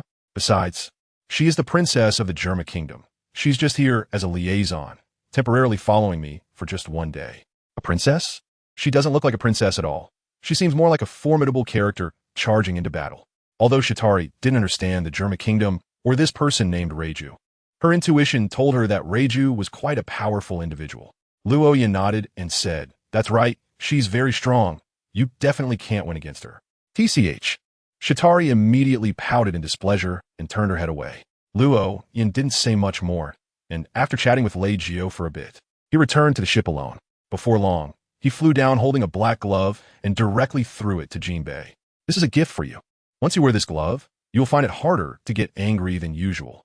Of course, it will also make it harder for you to feel happy. You can think of it as suppressing your emotions. It grants you the ability to enter other people's dreams and even forcibly pull them into a dream. However, you will also enter the dream yourself, so don't try to pull someone into a dream while facing multiple enemies alone, as that could be fatal for you. One more thing, once you use the glove, you will experience insomnia for about 12 hours. I'm not sure if sleeping pills can counteract this insomnia. You'll have to verify that yourself. The glove given by Luo Yin corresponds to the nightmare of the Dark Path Sequence 7. Since Jinbei is a fishman, he can move freely in water and does not need the extraordinary items from the Tyrant Path. His attack power is also quite good, so he doesn't have much demand for items with high attack power. In terms of defense, once he masters Haki, he already has decent defensive capabilities. What Jinbei lacks is auxiliary abilities, which is why Luo Yin gave him this glove. Of course, there is another important reason. Luo Yin currently holds the Dark Uniqueness. Although the activation level and intelligence of this uniqueness are not very high, it can still slightly influence the extraordinary beings and magical items of this path. Especially since this glove was made by Luo Yin using the hand that wore the secret ring. There is a certain connection between the two in both reality and mysticism. In this case, Luo Yin can indirectly influence Jinbei through the secret ring, though the extent of the influence is quite limited. At most, it can be used for positioning or dream guidance. A glove that can pull someone into a dream? Jinbei looked at the seemingly ordinary glove in his hand, feeling a bit skeptical. He wondered if Luo Yin was trying to deceive him, but since it was the other party's good intention, he would accept it even if it didn't have such effects. Thank you, Jinbei said seriously, nodding to Luo Yin before putting the glove on his hand. Luo Yin smiled and shook his head. No, I should be the one to thank you. If it weren't for your help, I don't know how long it would take me to find the deep sea ruler. Just for this glove is not enough to express my gratitude. I will give you some thanks later in a secretive way. Luo Yin meant this sincerely. Among the materials for promotion, devil fruits are relatively easy to obtain, while the unique traits from animals are the hardest to acquire. If Luo Yin had to search for the deep sea ruler on his own, it would likely take a long time. Of course, he believes he will eventually find it, because of the existence of the law of extraordinary trait aggregation. At this moment, Shatari and Reiju were sitting by the campfire, grilling fish and chatting. Shatari's enthusiasm for Reiju exceeded Lian's expectations. Sometimes she would even laugh while talking, creating a very harmonious atmosphere between them. Reiju appeared to be responding earnestly to Shatari, but her thoughts were more focused on Luo Yin. She listened carefully to the conversation between Luo Yin and Jinbei, feeling both shocked and curious. The shock was due to Luo Yin actually producing an item with magical abilities, while the curiosity stemmed from wondering what exactly the deep sea ruler was. What is the deep sea ruler? Reiju finally couldn't hold back and asked. She wasn't worried about asking something she shouldn't know. After all, if it were something she couldn't know, Luo Yin wouldn't have mentioned it in front of her. You can tell just from the name, It's a big fish, a deep-sea fish. Luo Yin explained with a light laugh, his tone natural and casual, as if the ruler of the deep sea was just something unimportant. But Lei Jiu knew very well that it was definitely not as simple and insignificant as it seemed. Otherwise, Luo Yin would not have used a magical item to thank Jinbei. However, she also understood the importance of discretion and did not pursue the matter further. After all, her task was not this. Her earlier questions were merely to satisfy her curiosity. Lei Jiu fell silent, and Luo Yin did not say anything more. He sat down by the campfire, reaching out to grab a fish that was skewered on a stick and roasting by the fire. But his hand was swatted away by Shadowy. "Captain, it's not cooked yet." "Oh, I was just a bit hungry. And it shouldn't be a big deal to eat the fish before it's fully cooked." With that, Luo Yin quickly snatched up a roasted fish. Shadowy felt a bit helpless, but said nothing. Time gradually passed, the sun set, and the silver moon hung high. Luo Yin did not return to the ship to rest, but instead found a tree to lean against and fell asleep. Jinbei originally planned to leave, but after hearing that Luo Yin was going to trade with Germa the next day, he decided to stay another day to avoid any unexpected incidents. The tent that Shadowy had set up was given to Lei Jiu. As for Shadowy herself, nighttime was not her sleeping time. Even if she hadn't slept much during the day, she wouldn't feel tired at night. According to her, only when the outside light came on did she feel drowsy. Nighttime was when she was most energetic. While resting against the tree, Luo Yin suddenly opened his eyes. A faint glow flashed across the ring on his hand, and his body immediately disappeared as if erased by an eraser from pencil drawing. Behind the tent, Lei Jiu witnessed this scene, her expression serious, her eyes fixed on the spot where Luo Yin had vanished, seemingly trying to find clues from there, to see if she could decipher how he disappeared and where he had gone. Further away, on a towering cliff, Shadowy's crimson eyes stood out in the darkness. As someone who did not sleep at night, the task of keeping watch naturally fell to her. However, she did not need to stay personally at the campsite. She had silently controlled several mosquitoes in the area, allowing her to monitor any movements at the campsite through their perspective. Lei Jiu secretly left the tent to observe, but she had already noticed that Luo Yin had been discovered long ago. Yet she did nothing, as long as Lei Jiu did not attempt anything. There was no need to intervene, as Luo Yin had instructed beforehand. Luo Yin once again arrived at the hidden space, which was still shrouded in darkness. The sky was filled with countless stars, while the ground was a pitch-black hard soil. The deep-sea ruler, with a body as large as a small hill, was very conspicuous on the flatland, and Luo Yin spotted it at a glance. It was no longer irritable and had completely calmed down. The ground around it had become very damp, resembling a vast muddy swamp. The deep-sea ruler was lying in the center, with the enormous eyes on its two heads tightly closed. It had only weakened by 20%. Luo Yin used his spiritual awareness and observation haki to sense the state of the deep-sea ruler. Compared to when he first entered, it had weakened by about 20%, but this was still far from Luo Yin's expectations. Previously, Luo Yin thought that the massive creature of the deep sea, having left the water, would significantly weaken, losing a considerable amount of its power, making it easy for him to defeat or even just die outright. However, it still retained 80% of its strength, and in a one-on-one fight, it might not necessarily be his opponent. Nevertheless, Luo Yin wasn't anxious. After all, he had only come to confirm the state of the deep-sea ruler, not to hunt it right now.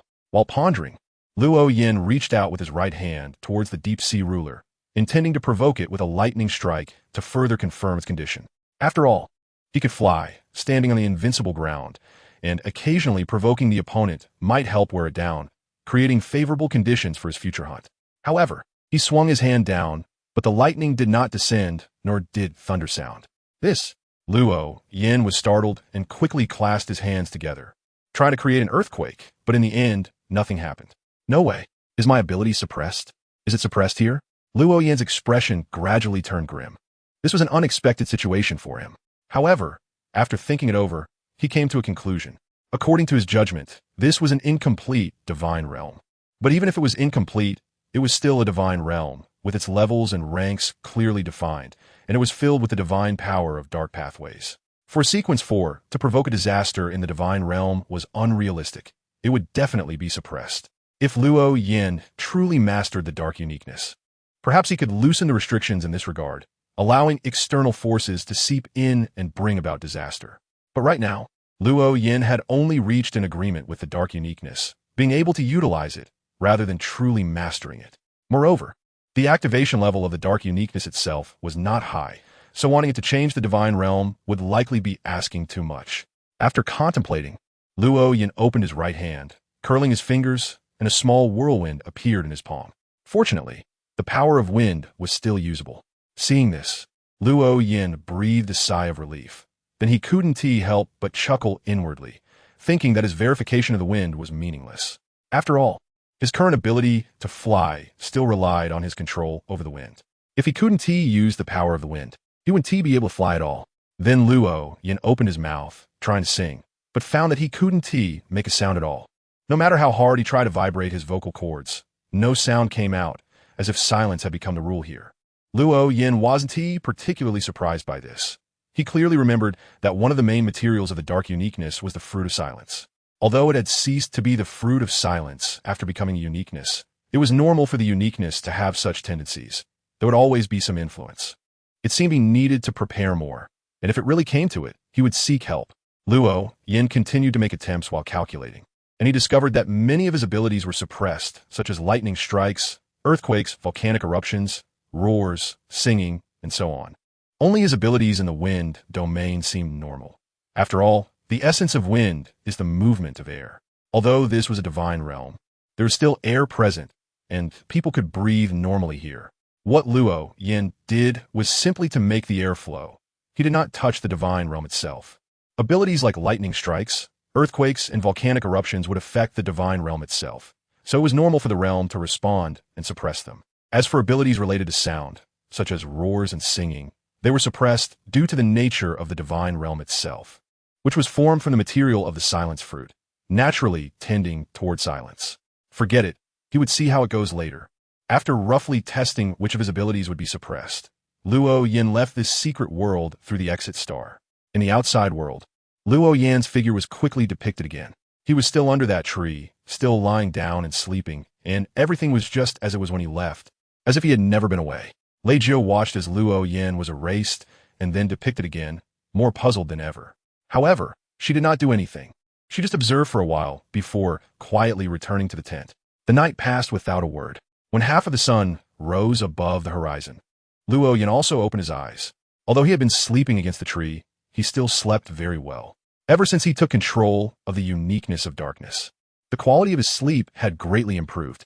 Luo Yin stretched lazily, stood up, and brushed off the dust from his butt. At that moment, the tent's zipper was pulled open from the inside, and Lei Jiu crawled out of the tent. "Good morning." Lei Ji took the initiative to greet Luo Yin, who responded with a smile. "Good morning. Are you hungry? I was just about to go to the sea to catch something to eat. What do you want?" "Of course. It can only be something we can catch from the sea. Anything is fine. I'm not picky," Lei Jiu replied with a smile, looking very easygoing. Luo Yin nodded, and his body was suddenly swept up by the wind. After reaching the surface of the sea, he dove down, and shortly after, he came back to shore holding a large fish with a long nose. Without counting the nose, the fish was nearly 2 meters long, and, with the nose included, it exceeded 3 meters. It was more than enough for 4 people to eat. In fact, Luo Yin didn't need to go into the sea to catch fish himself. He could easily use a water-based spell to summon a bunch of fish. However, he still preferred to swim in the water. This was a hobby granted to him by his potion, and swimming was almost every sailor's favorite pastime. The clothes he wore were made from material with Lindbergh properties, which was not waterproof and performed similarly to regular fabric in the water. But once out of the water, it dried quickly. Even without a fire, it could be completely dry in just 3 to 5 minutes. Luo Yin tossed the fish beside the extinguished campfire, suddenly plunged his hand into the side of the fish's flesh, and then tore off a large piece with force. The meat was light yellow with white stripes, springy in texture, and if chewed carefully, one could still taste a hint of creaminess. It was one of Luo Yin's favorite types of fish to eat raw. You should try it too. This kind of fish is best eaten raw. Once it's cooked, the meat will become stringy and the texture will change. Luo Yin gestured for Lei Jiu to try it. Lei Jiu's expression remained unchanged as she squatted down next to the fish, mimicking Luo Yin by tearing off a piece of meat and chewing on it. It was quite good. It would be even better with some dipping sauce. "Hee, I have dipping sauce on my boat and it's already here." Luo Yin smiled and pointed at his boat. Lei Jiu instinctively looked over and saw shadowy jumping down from the boat, holding a small cloth bag in her hand. A pure white ferret was resting on her shoulder, and a golden-furred monkey was following her, stylishly slinging a bag over its shoulder, which looked slightly bulging, as if it contained something. Both animals had bright, lively eyes, clearly different from ordinary animals. Lei Jio's eyes unconsciously brightened, but not because of the two animals, rather because of Shadowly. Compared to yesterday, Shadowly had changed into a different outfit. She was barefoot, wearing a simple white bathrobe with a black ribbon tied around her waist. Her silver hair flowed freely without restraint, dancing in the morning breeze, while her full chest revealed a patch of snow-white skin and a 3-finger-long valley, sparking endless imagination. As a woman, a beautiful woman, Lei Jio's bright gaze was not due to lusting after Shadowly's body, but because of Shadowly's attire and her lazy, carefree demeanor. As a princess of Germa, she had been trained to be a human weapon since childhood, with her time meticulously planned. Moreover, as a princess, her behavior was also regulated. She couldn't be too casual at home, and outside it was even more so. She was the deadly poison of Germa, and in her memory, she had never been this relaxed and carefree. I knew the captain would have sashimi today. I brought the ingredients for the dipping sauce. Shadowly came to the campfire, smiling as she handed the small bag to Luo Yin. Luo Yin took the cloth bag, opened it, and found a bunch of bottles and jars inside. In addition to the usual sauces, there were also some specially cultivated plants from the little golden monkeys that enhanced flavor and stimulated appetite. Chopped and added to the dipping sauce, they could significantly enhance the taste. Luo Yin was preparing the dipping sauce while chuckling. You know my cooking skills aren't great. It's better to eat it raw than cooked. You stayed up all night, so you shouldn't have to cook, right? Zayatali gathered her hair and replied with a smile. I'm not good at cooking either. The captain knows that. All right, hurry up and eat. After you're done, go to sleep. The conversation between Luo Yin and Xia Tali seemed very casual, but to Lei Jio's ears, it was like a thunderclap. Guarding the night? She had been on watch all night. How is that possible? I didn't notice anyone on watch yesterday at all. Could they be lying to me? But what would be the point? Moreover, Lei Jio unconsciously glanced at Xia Tali and could confirm that Xia Tali was indeed wearing the clothes she put on after taking a shower before going to bed. Why did I not notice anything at all? And if she really had been on watch all night, then last night. Lei Jio's thoughts became chaotic. She was worried that her sneaking out of the tent to spy last night would anger Luo Yin. If she hadn't seen anything, that would be one thing. But she had clearly seen Luo Yin disappear and then reappear after a while. Thinking of this, Lei Jio realized her heart was unconsciously racing, and she was a bit concerned that Luo Yin might suddenly turn on her. It wasn't that she was worried she couldn't fight back. Rather, once they started fighting, the deal they had agreed upon would fall apart, which would mean mission failure. As a Germa, even though she was a bit special compared to her brothers and retained some emotions, her upbringing had taught her to place a very high and important value on missions. She couldn't accept that the mission would fail in such a way. Just as Lei Jio was in a panic, unsure of what to do, she suddenly heard Xia Tali's muffled voice with food in her mouth. Captain, where's Jinbei? Aren't you calling him to eat? Luo Yin rolled his eyes and cut a piece of meat with a wind blade, handing it to the little golden monkey that had already eaten a piece of meat. What are we eating? Is it fish or raw fish? Does Jinbei need us to call for raw fish? He can eat it himself in the sea. That seems right. By the way, Captain, little Jin's potion has been digested. When can we give him the potion? Wow, it's finally digested. That was quite a struggle. Luo Yin snorted. The little golden monkey and the little white weasel had been extraordinary for quite some time, but they had yet to fully digest the potion. The little golden monkey was doing relatively well. At least it had been planting flowers and grass on the ship, which could be considered as digesting the farmer's potion. However, the ship was small, and there was limited space for planting, so the digestion speed was rather slow. Fortunately, it finally finished digesting. But the little white weasel had a harder time digesting. The arbitrator's digestion clearly required the ability to arbitrate others. Yet the little white weasel had no opportunity to do so. This was something Luo Yin had specially trained and greatly desired as an assistant. Once the transaction was done, he would prepare a potion for it. Speaking of which, how was the little white weasel's potion digestion progressing? The little white weasel, engrossed in eating meat, suddenly heard Luo Yin mention itself and abruptly looked up. Then it wore a confused expression. Its usual activities were mostly about being cute and being groomed by Shitali all day long, things that the little golden monkey envied and resented. As for digesting potions, it had no interest or motivation for that. Noticing the flicker in the little white weasel's gaze, Luo Yin realized that its potion digestion progress was likely very slow. Xia, go back and talk to the revolutionary army. Let them borrow the little white weasel. It can come back whenever it finishes digesting the arbitrator's potion. The little white weasel's mouth slowly opened, and a piece of fish that it hadn't chewed fell out.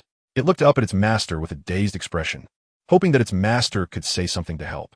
However, it only saw its master nodding in agreement. That's fine. The little white weasel's potion digestion progress is indeed too slow. But how should the arbitrator's potion be digested? It shouldn't be easy to digest, right? Why not? Don't the countries that the Revolutionary Army has overthrown or is in the process of overthrowing have prisons? Just throw it in and let it arbitrate one by one. That's true. I'll mention it later. In just a few words, they had decided the little white weasel's living arrangement for the next month or even several months.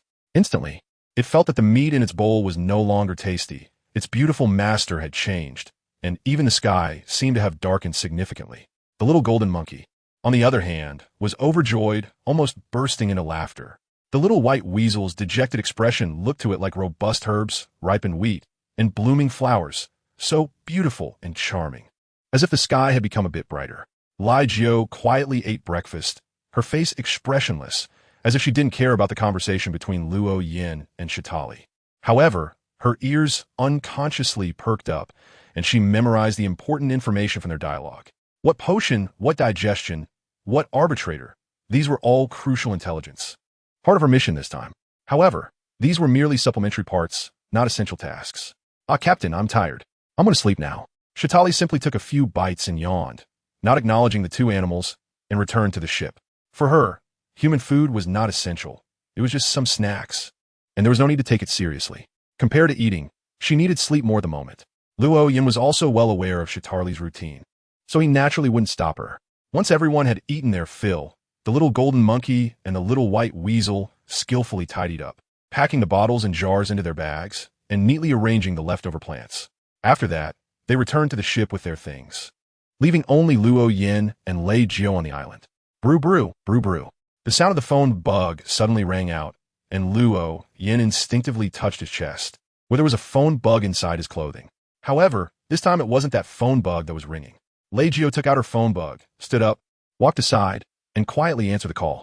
Luo Yin confirmed that it was Jia Ji on the other end of the phone bug, and then stopped eavesdropping. He could guess the content of the conversation even without listening in, and he didn't have the habit of eavesdropping on others' calls. If it wasn't important information, he wasn't interested in doing such things. The call between Lei Jiao and Jia Ji lasted only 2 or 3 minutes, and soon Lei Jiao put away the phone bug and returned. My father has already brought the items over. Where should we set the trading location? Right here is fine. This is my first time in Beihai, and I'm not familiar with the area, so it doesn't matter where. Okay, I'll reply now. After saying that, Lei Jiao walked to the side again, took out the phone bug, and dialed the number. This time, the conversation was shorter since it was just to confirm a trading location.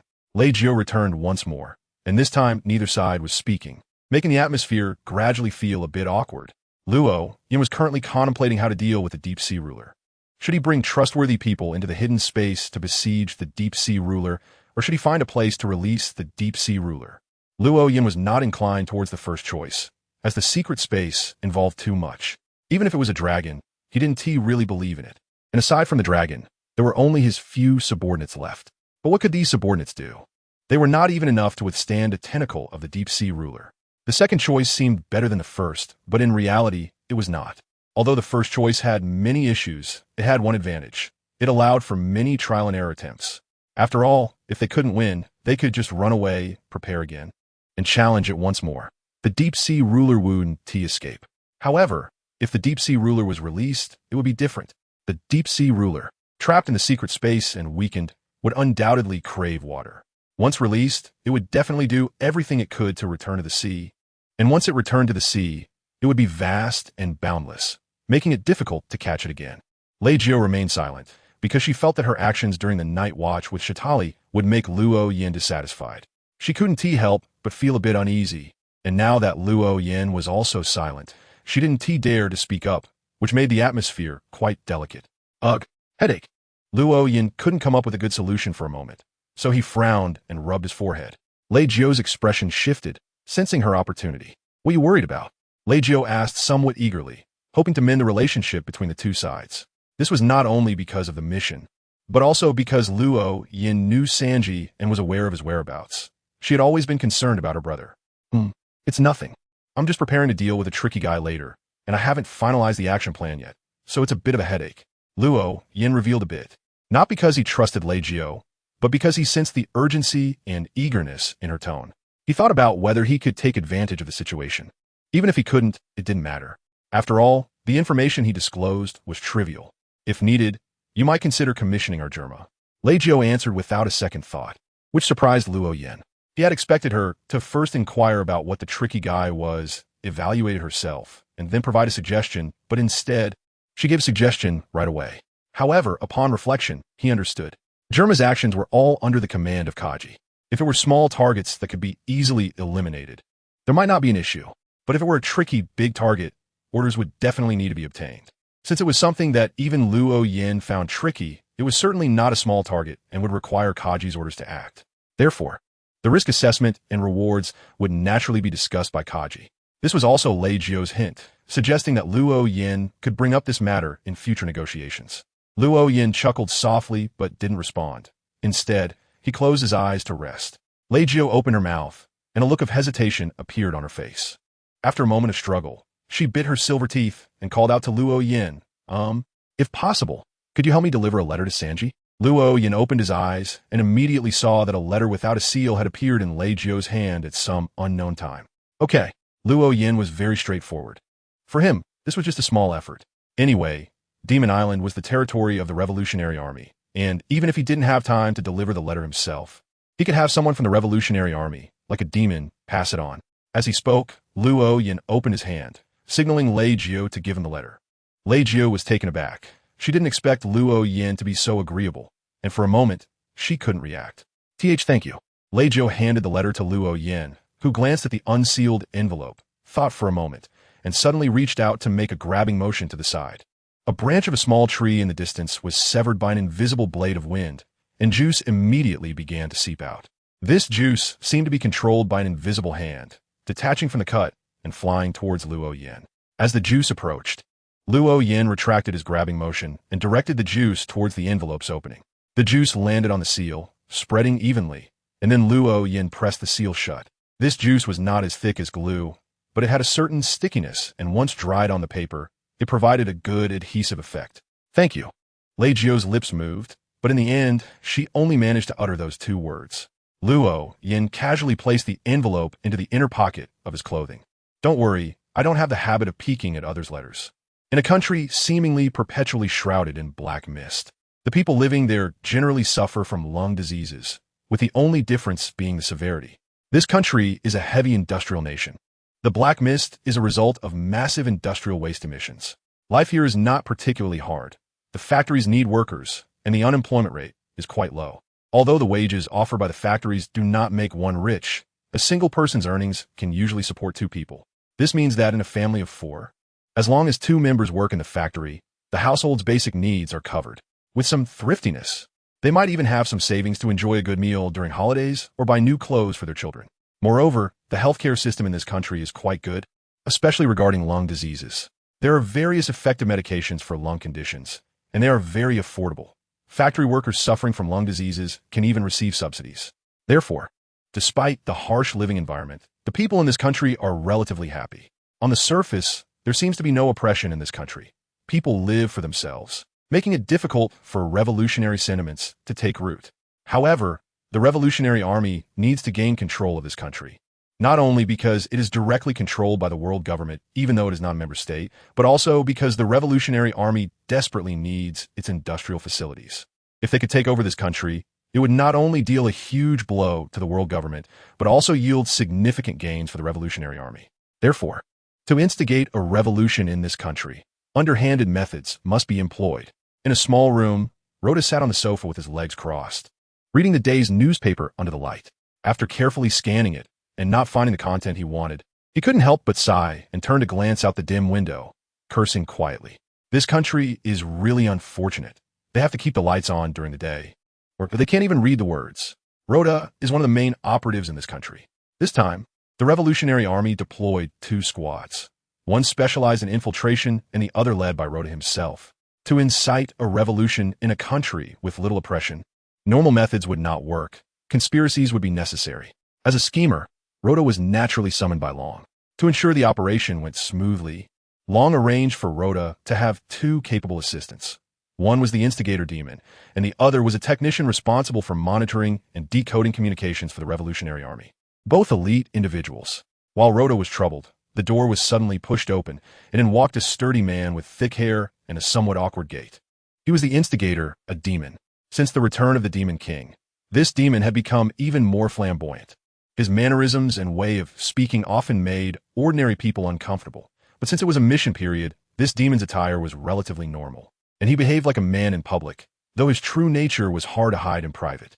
Rhoda-chan, the matter you hope to achieve has made progress. It should be in the newspaper tomorrow. The instigator demon said in a high-pitched voice, causing Rhoda to shiver and feel goosebumps all over. Thank you for your hard work. You should rest now. I need to go out for a bit. Rhoda suppressed his urge to feel disgusted and said calmly. The instigator demon suddenly puffed out his cheeks, dissatisfied, and said, Rhoda-chan, are you going to see a woman again? That's not good. It could raise suspicion. Rhoda's face twitched, and he felt like kicking him. The main reason I go to see women is because of you. Previously, Rhoda usually relied on Mitt to take him to see women, and he seldom went on his own initiative. But now he found himself going occasionally, not for anything else, just to experience the feeling of being with a real woman. He couldn't stand being glued to by a burly man who was always acting coy. Ah, that's really unfair, Rhoda-chan. The instigator demon pressed his hand to his forehead. Looking dejected, Rhoda struggled to control his facial muscles, but he really couldn't bring himself to kick this demon, because aside from his slightly annoying way of speaking, he was actually quite good in other aspects. Whether it was taking care of people or handling assigned tasks, he performed well. After all, devising a conspiracy inevitably involves instigating some individuals, and this work naturally fell on the instigator. That was exactly why Long had paired them together. Rhoda forcibly shifted his gaze away from the instigator demon, suppressing his anger, and said, I've always been weaving conspiracies behind the scenes, and I've never actually taken action. No one will ever suspect me. I'm leaving now. After saying this, Rhoda no longer lingered and hurriedly left the small room. On the island, as a massive ship that had a castle built on it approached, Luo Yin stood up. The ship finally stopped a few dozen meters from the shore, and soon the castle's gate opened, revealing Jiaji in combat gear standing in the center, flanked by his three sons, who were also dressed in combat gear, each holding a box in their hands. Wow, they actually brought that ship here. Loyan recognized the ship, the flagship of Germa, and the main vessel of the Germa kingdom, the Saint Germain. Kaji not only came in person, but also brought the entire Germa kingdom with him. Kaji and the three Vinsmoke brothers flew out from the castle's main gate and landed on the shore of the island. Reiju quickly joined them, standing alongside her brothers, positioned slightly behind Kaji. Loyan, I'm here. This is the devil fruit you wanted. As he spoke, Kaji slightly turned to the side, allowing his three sons to step forward, revealing that the boxes they held contained the devil fruits. Luo Yin chuckled lightly, turned his palm, and pulled out a blue table with scale-like patterns and a dagger. The bracelet corresponds to the rage of the people, while the dagger is a mutated dagger created during a demonstration of the danger of potions to the dragon. The items are here. I've already introduced the bracelet. This dagger, when it pierces a target, will unleash holy light, causing the target to disintegrate from within. However, there is a negative effect. When the holder has the intent to attack, the grip will become very slippery. As he spoke, Luo Yin casually tossed the dagger, which cast a long shadow as it pierced into a stone, and immediately, countless beams of light burst forth from the stone, causing it to explode violently. Jiaji raised an eyebrow, having no doubt about the authenticity of the magical items. Very good, I'll take both of these items. You can keep the 3 demon goo fruits. Jiaji was not pretentious and directly agreed to the trade. Luo Yin threw the bracelet to Jiaji, and without needing the Vinsmoke brothers to bring over the box, he waved his hand, and a gust of wind lifted the box, landing it steadily at his feet. Pleasant transaction. Luo Yin casually opened one of the boxes, and, seeing that it indeed contained a devil fruit, he did not open any other boxes. He believed that Judge would not fake anything in this place. That would be too foolish. Didn't you say you wanted to visit the Germa kingdom? The Germa kingdom is right here. Would you like to take a look? Judge was quite satisfied with this transaction and extended an invitation to Luo Yin. Luo Yin raised an eyebrow, as this was an unexpected development for him, mainly because he never thought Judge would bring Germa over. Sure, but I need to wait a moment first. Saying this, Luo Yin walked toward his ship. Judge had no doubts about this. He thought Luo Yin was just going back to prepare on the ship, which was quite normal. However, Luo Yin did not board the ship. Instead, he tossed 3 boxes onto the deck. Then he pressed his hand against the outer wooden side of the ship, and immediately, right before everyone's eyes, the ship began to slowly disappear, vanishing without a trace, as if it had never existed at all. How is this possible? Judge's heart surged with a storm, and even witnessing it with his own eyes, he still couldn't believe it. Luo Yin turned around to look at Jiaji and chuckled lightly, saying, "All right, please lead the way ahead. What did you just do?" Although it wasn't very polite to ask that, Jiaji, unable to calm his inner turmoil, couldn't help but voice the question. Luo Yan's smile became more pronounced. "This is a secret." Upon hearing this, Jiaji finally came to his senses, realizing he had asked too much, and stopped pursuing the topic. "Follow me," he said, and flew into the air first, heading towards the castle's main gate, with Luo Yan flying up behind him. Luo Yan's main purpose for hiding the ship was not to show off in front of Jiajia, but to prevent any unforeseen circumstances. He was worried that once he entered the German kingdom, Jiajia might secretly send someone to board the ship or even directly seize the entire vessel as a threat.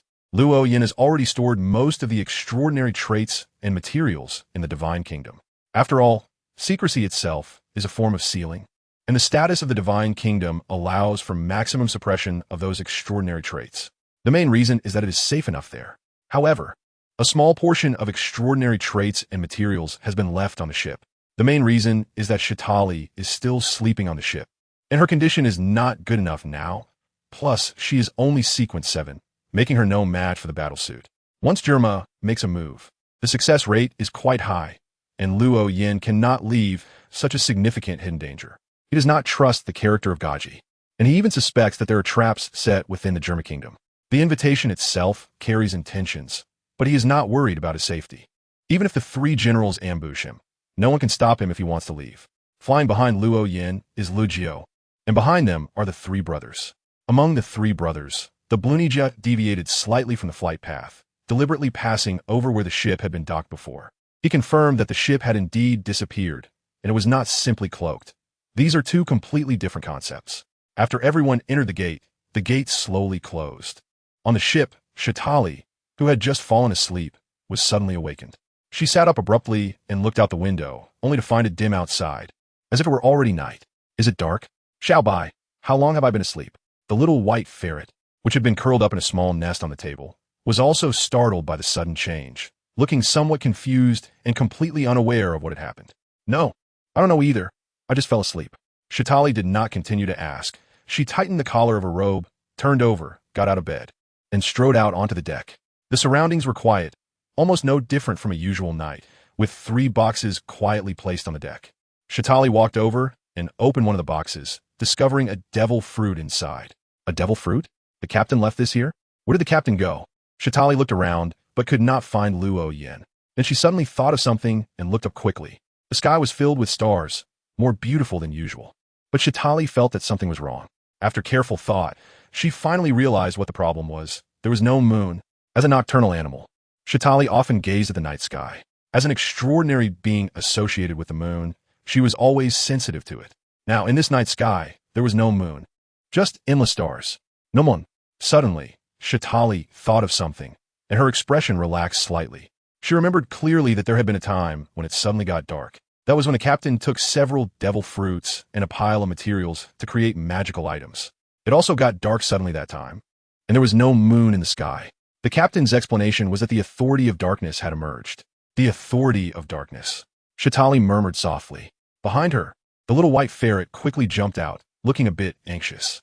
"Master, are you okay? What exactly happened?" Shitali completely relaxed, bent down to hold the little white ferret in her hands, and gently stroked its head. "It's fine. This should be the captain's doing. Although I don't know what exactly happened, it should be safe." The little white ferret enjoyed its master's petting, gently squinting its eyes, then suddenly opened them wide. "Then master, what should we do next? Should we contact the captain?" The captain definitely wouldn't do this for no reason. There must be a cause. Shitali thought for a moment and felt that she should ask, so she nodded and quickly returned to her room with the little white ferret in her arms. She opened a drawer, which contained a palm-sized telephone bug. Brew, brew, brew, brew. Without Shitali picking it up, the telephone bug started dialing by itself. This was Shitali using her beast-taming ability. The telephone bug brewed for quite a while, but it never connected.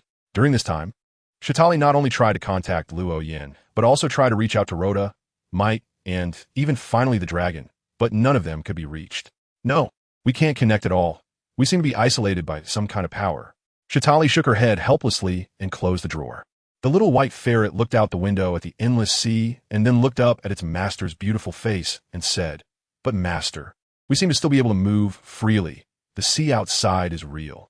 We should be locked up, just dark outside. Could it be that all the telephone bugs in the world have malfunctioned?" Shatali shook her head, her face full of confusion and bewilderment. Although she had learned a lot of mystical knowledge from Luo Yin, she still didn't know what was happening now. "I don't know either. We'll find out when the captain returns.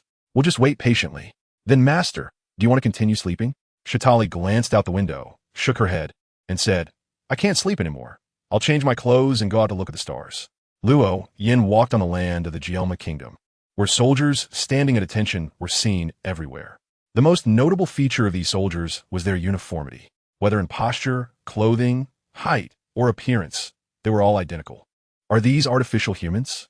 Luo Yin casually asked, and Jiaji's expression changed slightly, but he did not deny it and generously nodded. "That's right, these are all artificial humans. Are you interested in artificial humans?" "Haha, not really, but I've always wanted to conduct an experiment. Unfortunately, I haven't had enough good subjects. Your artificial humans are fearless of death and absolutely obedient, but that's still not enough. If they lacked emotions and desires, I would be very interested." As he spoke, Luo Yin meaningfully glanced at the Vinsmoke brothers, clearly indicating that these three met those conditions. Jiaji's expression changed again and looked somewhat unpleasant. However, before he could speak, Luo Yin continued, "If you can create soldiers that meet these conditions, I can engage in deeper cooperation with you. It doesn't have to be too many. 3 to 5 people, or even 2 or 3 would suffice." Jiaji's expression softened and even showed a hint of a smile. "This is not difficult for me at all. I just need to modify some parameters. To produce a small number of individuals, it will only take 3 days. In 3 days, I can produce individuals that meet your requirements." "Oh, it seems you have a great interest in human experimentation." "Indeed. If you hadn't conducted a lot of human experiments, how could you have created artificial humans?" Jiaji nodded, his head held high. He was not only unashamed of such matters, but somewhat proud. "Of course." Luo Yin secretly rolled his eyes and was about to say something when his instinct was suddenly triggered. He instinctively turned his head and saw a half-transparent figure crouching in a dark corner not far away. The figure had a vacant and dazed expression, completely devoid of reason. A spirit. Luo Yin was taken aback. Since he had crossed over, it was the first time he had seen a spirit body. Although the tyrant's spiritual vision was not sensitive to spiritual beings, as long as they existed, they could still be observed, especially after reaching the mid-sequence. But now, he had only just seen his first spirit body. He hadn't paid attention to such matters before when he hadn't encountered them, but now that he had, many questions arose.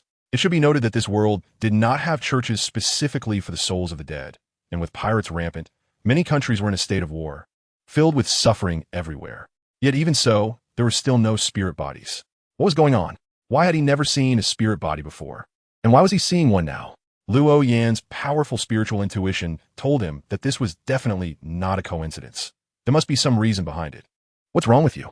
Jiaji suddenly froze when he saw Luo Yin looking around, and he couldn't help but ask. Luo Yin came to his senses and smiled as he shook his head, saying, "It seems that many people have died here." "Haha, that's certainly the case. Although Jerma is powerful in the North Sea, there will still be many challengers, and deaths are unavoidable." Luo Yin nodded, saying nothing more, as if nothing had happened just now, and continued to walk forward. "Would you like to visit my factory?"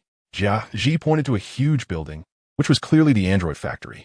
Luo Yin thought for a moment, but shook his head in refusal. "Let's put that off for now. There's no point in visiting the factory at this moment. I believe the level of trust between us is not high, so let's save it for next time." Luo Yin subtly expressed his hope to come again in the future, and Jiaji naturally understood the meaning behind it, nodding with a smile. "No problem. How about we go to the royal palace?" "Sure." This time, Luo Yin did not refuse anymore. He had no reason to decline. It would be inappropriate to come to visit someone else's kingdom and not even step into their home. The royal palace of the German kingdom was as magnificent and spacious as Luo Yin had imagined, but it was nothing too stunning. Both sides knew that the visit was essentially just a formality, and the main focus was still on their cooperation. After wandering around the palace for a bit, the group unknowingly arrived at the very top of the palace, where they could overlook the entire German kingdom. Luo Yin instinctively activated his spiritual vision and discovered some spiritual entities in the dark corners. These spiritual entities were very weak. They couldn't even influence others and struggled to maintain their existence, having to hide in the shadows. If exposed to sunlight, they could directly dissipate. Before he knew it, afternoon arrived, and Luo Yin was sent to the entrance by Legio. So, farewell, see you next time. Luo Yin waved his hand at Legio, who nodded in response. There were no extra expressions on her face. She had already said everything she wanted to say to Luo Yin in private. There was no deeper connection between them, so there was nothing more to say. She was only there to see Luo Yin off because of Jiaji's orders. Luo Yin left Germa and quickly flew back to the location where the ship was docked. As the ring on his finger glowed faintly, the hidden ship slowly revealed itself. Luo Yin spotted Xiatali, who was holding a small white ferret and had fallen asleep leaning against the wooden planks of the cabin. Originally, Xiatali thought that this abnormal night wouldn't last long, and since she couldn't fall asleep for a while, she came up to the deck to look at the stars and wait for the captain to return. However, as she waited, drowsiness took over, and before she knew it, she had fallen asleep. She actually ended up sleeping here? Luo Yin was both surprised and amused. He took 2 steps forward and poked Xiatali's face. Xiatali suddenly woke up, and upon seeing Luo Yin standing in front of her, she relaxed a little. Captain, you're back? How did you fall asleep here? Luo Yin asked curiously, and Xiatali rubbed her eyes, looking a bit dazed. I was originally watching the stars, but I fell asleep while watching. Watching the stars? Luo Yin's expression became a bit strange, but he didn't say much. You could go back to your room now. We should return. Okay. Chitauri stood up and went back to her room. After putting away the 3 newly acquired devil fruits, Luo Yin maneuvered the ship to head back, preparing to return to the Revolutionary Army's base. This outing was originally timed after receiving some news, and he still needed to stay with the Revolutionary Army for a while longer. Not only was his haki not fully mastered yet, but he was also relying on the Revolutionary Army's actions to help him digest the potions. Although he could directly go out to sea and attack pirates to digest the potions, how many people could a pirate crew have? Certainly not as many as a country. It was definitely faster to digest the potions by leveraging the Revolutionary Army's actions. Moreover, that way he could also share in the spoils, which would come from a national treasury, something that not just 1 or 2 pirate crews could compare to. Under Luo Yan's control, the ship sailed swiftly through the winds and waves. At times, he even felt that the mast and sails were an obstruction, hindering his speed. If there were no mast and sails, he could go even faster. However, he didn't solely pursue speed, as there were others on the ship besides himself. Just as Luo Yan was enjoying the thrill of sailing, 3 warships suddenly appeared ahead, flying the flag of the world government. Leading them was not a Navy admiral, but a CP-0 agent clad in a white cloak. Boom! Boom! As soon as the warships spotted Luo Yan's ship, they opened fire, clearly targeting him. The 3 warships fired dozens of cannonballs in unison, but they were all intercepted by the suddenly rising waves. Not to mention hitting Luo Yan's ship. They couldn't even get close. Luo Yan raised his hand to press lightly, and the waves supporting the ship quickly subsided, bringing the sea surface back to calm. Captain, what happened? Although Chitauri was sleeping, her awareness was quite sharp, and she naturally sensed the hostility. Moreover, she clearly heard the sound of the cannon fire just now, so she immediately rushed to the deck. Luo Yin pointed at the warship ahead with disdain and said, "It seems the world government wants to capture me, but I wonder how many admirals they sent." Luo Yin did not hide the sarcasm in his words. How difficult it is to catch a disaster high priest on the vast sea, especially one who hold a unique disaster high priest. Seeing Luo Yan's disdain, Xiatali felt a little more relaxed in her heart. "Captain, what should we do?" Luo Yin squinted his eyes, about to say something, when a little white ferret and the little golden monkey rushed out. They also knew they had fallen into an ambush. Although they had never fought before, they couldn't just stand by in the face of an ambush. "Let them come over. I'm curious to hear why they are ambushing me here." Originally, Luo Yin planned to take the initiative to attack, so that his ship wouldn't be the primary target. However, the 2 animals made him change his mind. He was worried that leaving the ship would give the enemy an opportunity. He knew that Xiatali usually held the little white ferret in her arms and was very fond of this pet. Although the little golden monkey was less noticeable than the little white ferret, it had to be acknowledged that it was the most diligent and had cultivated many interesting plants. The warship, seeing that its artillery attack had failed, stopped firing and moved alongside instead. Luo Yin instructed Xiatali to take good care of the 2 animals and the boat, then strode forward and stood at the bow of the ship, calmly watching the approaching warship. The warship quickly came within less than 20 meters, and at this point, both sides could clearly see the situation on each other's ships. Oh, so there are no generals on your ship? You are so arrogant. I thought you must have at least 2 or 3 generals on board. Since there are no generals, where do you get the courage to intercept my ship? Luo Yan's tone gradually turned cold, and his gaze became incredibly sharp. Everyone on the warship felt as if a storm was brewing before them, ready to explode at any moment. In the middle of the warship, a CP-0 agent wearing a long-nosed mask stepped forward and calmly looked at Luo Yan, saying, "Adventurer Luo Yan, we are ordered to capture you, and we advise you to surrender obediently." Ordered? By whose command? Luo Yan didn't bother with the formalities and directly responded with a question. However, the CP-0 agent did not answer, only raising a hand and waving it forward. Immediately, 5 identical people walked out from each warship. They looked exactly like Bartholomew Kuma, clearly the PX numbered pacifists. Each warship had 5 of them, totaling 15 pacifists. All the pacifists raised their hands in unison, their palms glowing as they focused on Luo Yan's ship. It was evident that with a single command, all the pacifist attacks would simultaneously strike Luo Yan's small wooden boat. Luo Yan squinted his eyes, the corners of his mouth slightly curled up, holding a hint of a smile. "Is this your alliance? A bunch of iron lumps? You really underestimate me." Luo Yan suddenly emphasized his tone and let out a roar, causing the calm sea surface to ripple instantly. Some weak sailors on the warship fell directly, bleeding from their 7 orifices. This was the roar of the disaster high priest, akin to the fury of nature itself, and the weak souls couldn't even face it. "Attack!" The CP-0 member, shaken and momentarily dazed, quickly issued the command to attack. The lights in the hands of all the pacifists flickered and became urgent, ready to shoot lasers. Just then, the warship began to shake violently without warning. Everyone on the ship, including the pacifists, struggled to maintain their footing due to this sudden turbulence. Dozens of lasers shot out, but none hit Luo Yan's ship. They all missed. In the next moment, several figures leaped from the warship. All of them wore masks and white trench coats, a total of 6 people. And they were all CP-0 members. The 6 of them glided towards Luo Yan's ship, attempting to board it. "Umph, naive." Luo Yan let out a cold snort, his voice booming like thunder in the ears of CP-0, causing the 6 figures to pause for a moment. In the next instant, Luo Yan raised his right hand and pulled it down, unleashing countless bolts of lightning the thickness of water barrels. The lightning engulfed 3 warships and 6 CP-0 agents, transforming the area into a forest of thunder. As the thunder gradually dissipated, the 3 warships were completely wrecked, most of them having sunk, leaving only a few floating fragments on the sea. The pants of 15 pacifists bulged like balloons, actually allowing them to stand on the water. Although they still bobbed with the waves, there was no doubt that they were genuinely standing on the surface of the sea. And the recent lightning strike had not harmed them at all. The 6 CP-0 agents also suffered from the lightning strike, but none of them were lost. They simply appeared very disheveled, their hair curled, and their white clothes charred and torn, making it look as if they had just escaped from a fire. "Oh, it seems you have specially prepared for my abilities?" The fact that the lightning failed to take down a single CP-0 agent didn't panic Luo Yan. Instead, he inquired with great interest. One CP-0 agent landed on the shoulder of a pacifist, slightly bent over and gasping for breath, clearly indicating that enduring the lightning strike was no easy feat. "We have conducted an in-depth investigation on you.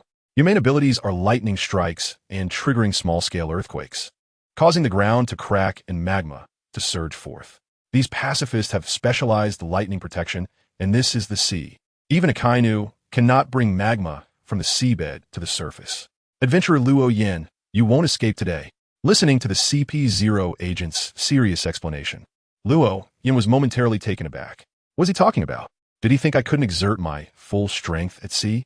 Did he believe that a disaster high priest combat power was inferior on the sea compared to land?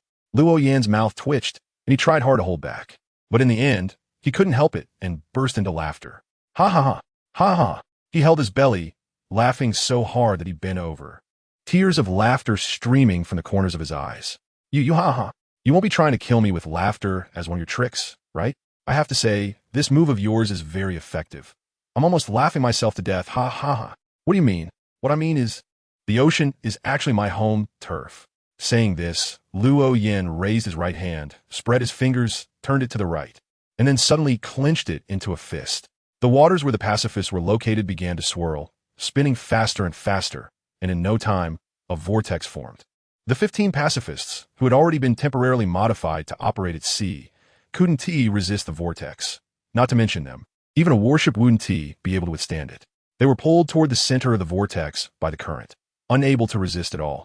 The CP-0, who was resting on the shoulder of a pacifist, realized something was wrong and quickly took flight. Just less than 2 seconds after he took off, the pacifist he had landed on was swallowed by the vortex, followed by one pacifist after another being engulfed, as they were carried down into the depths of the sea, trapped in the crevices of stones, unable to escape under the pressure of the current.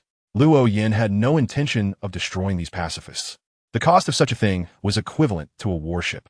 If he could bring it back intact to sell to the Revolutionary Army, it would be quite a profit. After taking out all the pacifists, Luo Yin gently swept his hand, and the sea immediately calmed down. The whirlpool was useless to the flying CP-0 agents and would instead affect their own ship, so there was no need to maintain it any longer. One CP-0 agent didn't hesitate and immediately took out a transponder snail to report the new intelligence. However, as soon as the transponder snail appeared, an invisible blade of wind severed his wrist. If it had been a blatant attack, he could have blocked it with the iron block technique from the Marine six dials and hockey.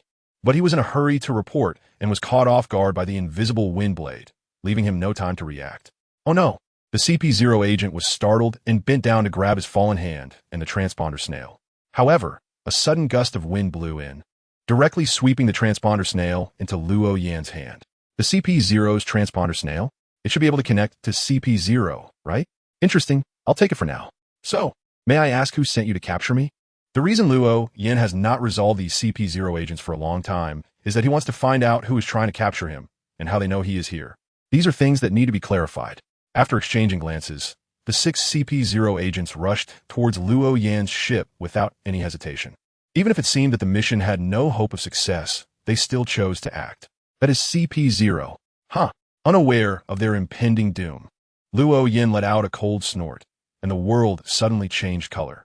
A tornado that seemed capable of connecting heaven and earth descended without warning. When the bottom of the tornado touched the surface of the seawater was lifted by the tornado, forming a waterspout.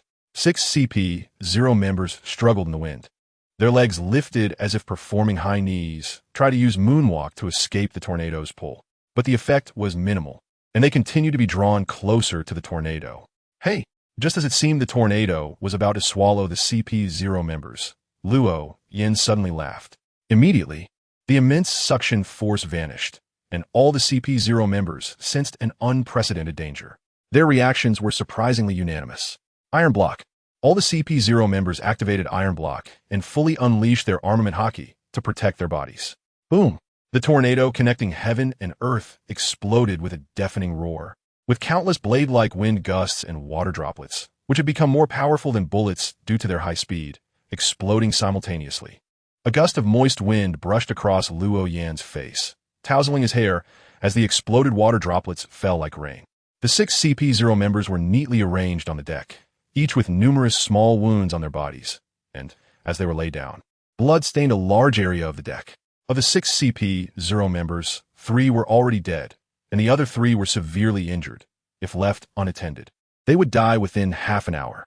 Xia, give those 3 who are still alive some medicine. Don't let them die. But don't completely save them either. They are valuable. Okay. Shatari had already prepared the healing potions, not specifically for the CP-0 members, but as a precaution for herself and the captain.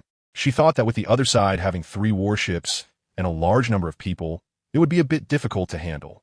But she didn't expect her captain to resolve everything effortlessly while standing there without moving, clearly not using his full strength. Luo Yin explored a few of the CP-0 members and quickly found a chip, which was the controlled chip for the pacifista. Seeing this, Luo Yin could no longer hide the smile on his face. If he simply brought the pacifista back, it probably wouldn't sell for a good price. In the original story, during the incident where the celestial dragons were attacked on Sabeti Archipelago, Kuma had already stolen a pacifista. That pacifista was knocked away by Kuma when he sent the Straw Hat crew flying, and the original story did not explain where it ended up. But it's easy to guess that it was definitely sent to the Revolutionary Army for research. However, having the chip is different. This is something the Revolutionary Army doesn't have. Luo Yin quickly walked to the side of the ship and waved at the sea. The ocean currents immediately changed. The current that had been pushing down on the pacifists shifted direction and lifted them all to the surface. "Board the ship and be ready." Luo Yin held the chip and directly issued the order. The pacifists showed no hesitation and immediately climbed onto the ship, their eyes dimming as they entered standby mode. After this, Luo Yin walked over to CP0, where Shatari was diluting the healing potion with a test tube. Since it couldn't be completely cured, it was natural to weaken the effect of the healing potion, and dilution was one of the best methods. After diluting, Shatari administered the potion to the 3 CP0 members one by one. The 3, who were already on the verge of death, gradually stabilized their breathing, and their wounds stopped bleeding and began to scab over, though they were not completely healed. "Great, I'll sell these pacifists along with CP0 to Dragon later. TSK. This is a huge gain. Just thinking about making a big profit soon made Luo Yin feel very good. He couldn't wait to return to the Revolutionary Army's base. Captain, aren't you going to ask these guys why they wanted to capture you and how they knew we were here?" Luo Yin had previously asked these 2 questions, and Shadowy naturally heard them as well. Upon hearing this, Luo Yin smiled lightly and said nonchalantly, "No rush, I just need the dead. And it's a perfect opportunity to try out some new ritual magic." "New ritual magic?" Shadowy tilted her head, showing a look of confusion. Luo Yin didn't explain much and quickly returned to the room to grab some spiritual materials and candles before heading back to the deck. "Watch closely. Next I will make the corpse speak." Luo Yin smiled mysteriously, dragging a corpse to one side, then used a ritual silver pen to construct a wall of spirituality that isolated the inside from the outside. Inside the wall were only Luo Yin, Shatarli, and the corpse. Following that, Luo Yin began to set up the altar, drawing symbolic representations, and then lit candles. As for the essential oils and materials meant to please the great existence, they were unnecessary here. This was not the practice. The symbols of darkness and slumber, the authority of fear and misfortune, the ring that holds secrets. I beseech your attention. I beseech your favor. I beseech you to allow me to communicate with the spirit of this deceased. As soon as the words fell, a chilling wind swirled within the wall of spirituality, and then within the candlelight, a phantom figure was reflected. He had a pale, slender face, wore a white trench coat, and had a dull expression with vacant, confused eyes. Shatarli was instantly mesmerized, her head unconsciously leaning forward, her eyes wide open, seemingly hoping to see more clearly. Luo Yin ignored Shatarli. It was his first time communicating with spirits, and he had no experience. To prevent any mishaps, it was better to quickly clarify the questions he wanted to know. "Who ordered you to come and capture me?" It was an order from a superior. The CP0's spiritual voice was stiff, devoid of any emotion, but there was no resistance to answering the questions. Luo Yin frowned and continued to ask, "Who is your superior?" "Heixiao." "Who is Heixiao's superior?" "His Highness Chasnawat." "The palace?" "A celestial dragon. A female celestial dragon wants to capture me?"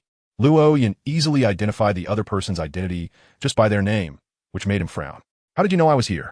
"The Kingdom of Germa has our intelligence personnel." "You actually managed to insert intelligence personnel in Germa?" Luo Yin's voice involuntarily rose several notches, knowing that Gaji's control over Germa was quite high. Whether it's infiltration or seduction is not an easy task, but CP0 managed to do it. After the initial surprise, Luo Yin continued to press for more information, as he was very clear that the main priority now was to gather intelligence. Lamenting and expressing astonishment at a dead person was meaningless. "Have you seen Chasnawat?" "No. Only the Black Owl is qualified to meet His Highness Chasnawat directly." CP0's answer was still very straightforward, but the information given made Luo Yin frown. If even the celestial dragons were not qualified to meet CP0, it was clear that their rank was not high. Was there really any hope of success in sending such a guy to capture him? Were the celestial dragons fools? Or were the higher-ups of CP0 fools as well? Luo Yin certainly does not think that the high-ranking members of CP0 are foolish. Since they are not fools, this attack likely has another purpose. Thinking of this, Luo Yin furrowed his brows even tighter and then asked, "What does Black Owl look like?" The soul of CP0 swayed slightly, and then an image resembling a photograph emerged. The image showed a tall figure wearing a white trench coat and a long-nosed mask.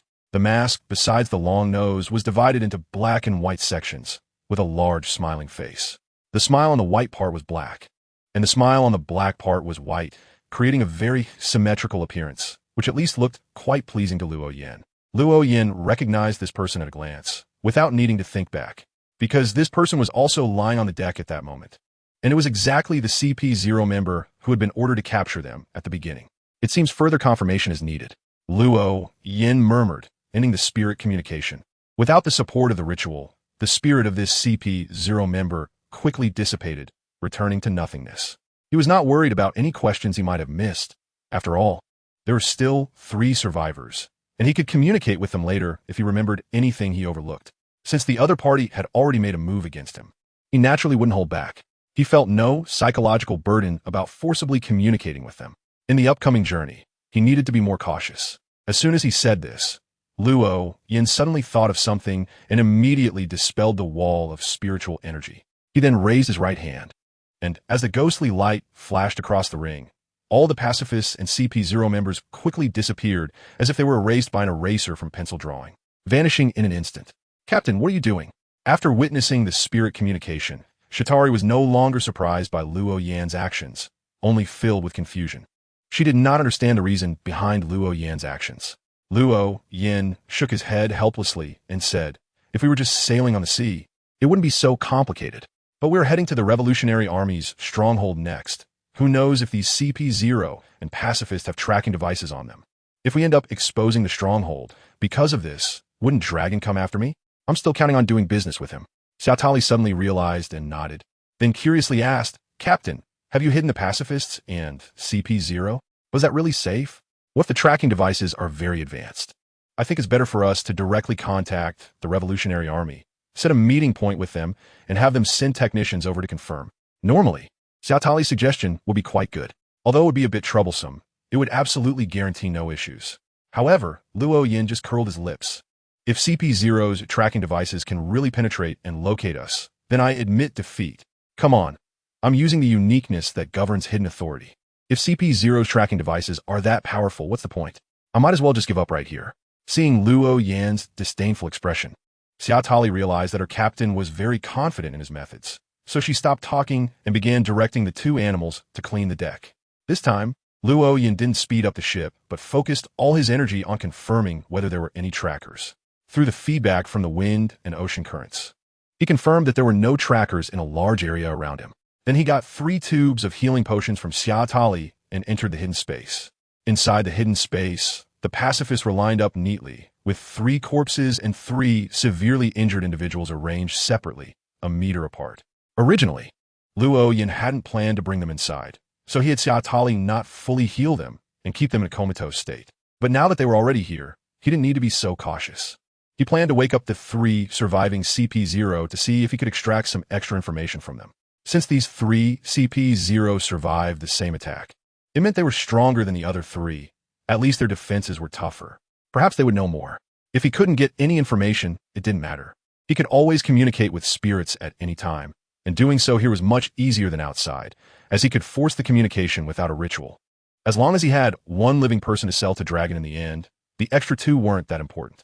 As for the risks, Luo Yin was not worried at all. Where was this place? This was the Divine Kingdom. There are only 2 ways to get out. One is to forcibly break through the Divine Kingdom with sheer strength, and the other is to find an exit. Breaking through was out of the question. Even a Sequence 2 angel probably couldn't break this place, let alone a few CP0. As for finding an exit, that was even more absurd. How many stars are there in the sky? Luo Yin couldn't even count them all. Trying to find the one that represents the exit among so many stars was like looking for a needle in a haystack. Luo Yin was not worried at all about being followed by CP0 when he went out.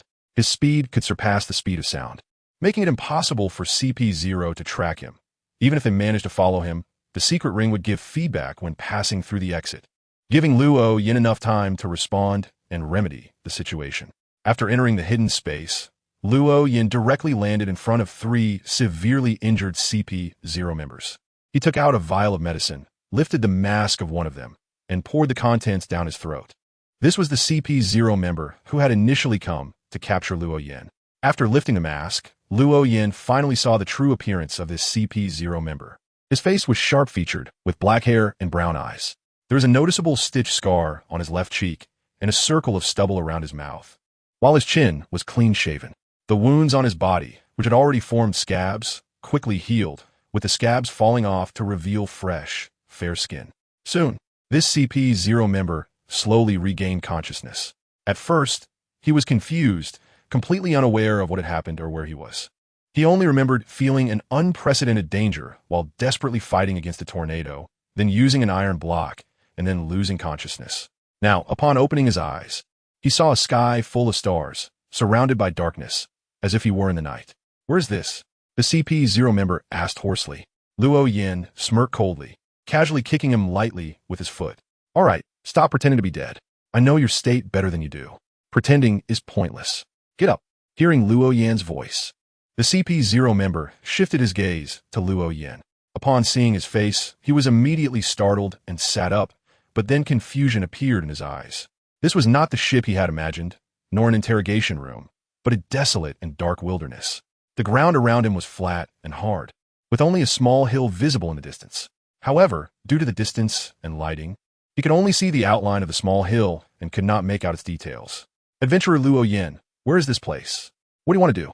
Although the CP0 member spoke somewhat urgently, there was not much panic in his tone. For them, even death was not terrifying, let alone being in a strange place. "Huh, don't worry, I won't do anything to you. I'm counting on selling you for a good price. As for where this place is, first, I must congratulate you. You're the first humans to arrive here besides me. Even my subordinates have never been here, so you should feel honored just for that." Luo Yin certainly wouldn't tell CP0 where this place was. Even though they had become prisoners, he was planning to sell these 3 people. 3 people? The CP0 member noticed that 2 of his companions were lying beside him, and further away, there were 3 more companions arranged neatly. However, the chests of those 3 companions no longer rose and fell, clearly indicating that they were dead. "What do you want to do?" CP0 quickly regained his composure, his tone stern as he defiantly looked up to meet Luo Yan's gaze. Luo Yin sneered again, looking down on CP0 from high position. "What do I want to do? Of course, I want to find out who is trying to capture me. You don't think this matter is just going to pass, do you? Do you really think that I, Luo Yin, am someone who willingly suffers losses? If so, you might be disappointed. I will never tell you. So just give up on that idea." "Hey, don't worry, I'm not going to ask you that.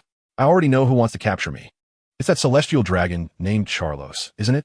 Upon hearing this, CP0's expression changed drastically, and he abruptly looked at his 2 companions beside him, thinking that they might have leaked the information. However, he found that both of his companions were deeply unconscious, showing no signs of waking up, let alone leaking information. "Where did you hear that name? Huh, you don't seem to be very calm, do you?" As he spoke, the smile on Luo Yan's face grew even more pronounced. "Is your codename Blackhawk?" CP0 fell silent, his expression changing repeatedly, not knowing what he was thinking. Luo Yan did not continue to press, but instead changed the subject. "Why does that celestial dragon want to capture me? It can't be because I look handsome, right?" Luo Yan's tone was laced with humor as he tried to lighten the atmosphere. After all, he wasn't conducting an interrogation, so there was no need to be so serious. He understood that questioning CP0 was not very meaningful. Brutal interrogation methods were unlikely to pry open their lips. A more relaxed conversation was more likely to yield some less critical information. However, Luo Yan's teasing remarks caused the CP0 agent's expression to change again. Their lips twitched a few times, but no sound came out. "Oh no, don't tell me I guessed right. The order from Chasnawat, the princess, is to capture you alive and bring you back as her slave." Since Luo Yan already knew the name Chasnawat and had mentioned he was sent to capture someone, the only information this statement revealed was the intention to take Luo Yan back. This wasn't something that needed to be kept secret, as everyone knew the celestial dragons liked to collect slaves. "Damn it, tell me, what does that Chasnawat look like? She wants me to be her slave? Just wait. If I get my hands on her, I'll make her serve me tea and water," Luo Yan said angrily, and the CP0 member widened his eyes in disbelief. He couldn't believe that someone would dare to say such things. In his education, the celestial dragons were gods, an existence that could never be defied. Even if the other party asked him to die, he would have to comply. Yet this person in front of him actually dared to utter such blasphemous words. "What are you looking at? Don't believe what I'm saying?" Luo Yan noticed the surprised gaze of this CP0 member and immediately shot him a glare. The CP0 member quickly averted his eyes, completely too afraid to meet his gaze. Luo Yan grew more and more angry as he thought about it. He had never intended to let it go so easily. Revenge was definitely on his mind. As for who to take revenge on and how to do it, he hadn't thought it through before, but now he had an idea. After making up his mind, Luo Yin directly pressed his right hand on the head of the CP0 agent, who immediately rolled his eyes and fainted. Following that, Luo Yin closed his eyes and sank his consciousness into the CP0's dream. With his guidance, the scenes in the dream gradually changed and became clearer. In the dream, there was a magnificent palace garden in Mariehua, and the CP0 agent was kneeling on the ground, burying his head, not daring to look at the noble lord in front of him. I heard there's a guy named Luo Yin who has created some extraordinary potion. Those who drink it can gain abilities similar to the devil fruit. It sounds interesting. Bring him back for me. I want him to be my slave and make potions for me so that my other slaves can become extraordinary. This way, my slaves will surely become more entertaining. Yes, Your Highness Chasnavart. The CP0 agent replied respectfully, finally daring to lift his head. As he raised his head, the scene shifted upwards, and soon a beautiful woman appeared in the image. She was dressed in a luxurious gown, had wavy golden hair, and blue eyes. Perhaps due to being in her own home, this celestial dragon was not dressed like an astronaut, allowing her graceful figure to be fully displayed. Luo Yin slowly opened his eyes, his face calm and devoid of any expression. As for the CP0 member, he remained asleep, trapped in a deep slumber, a kind of seal that would not break. Even if someone were to torture this CP0 member, he would not awaken. After recalling the scenes from his recent dream, he etched the appearance of that celestial dragon deeply into his memory. He had originally not planned to target the celestial dragons. After all, provoking them was akin to stirring up a hornet's nest, and things would become very troublesome. However, he now felt compelled to devise a plan.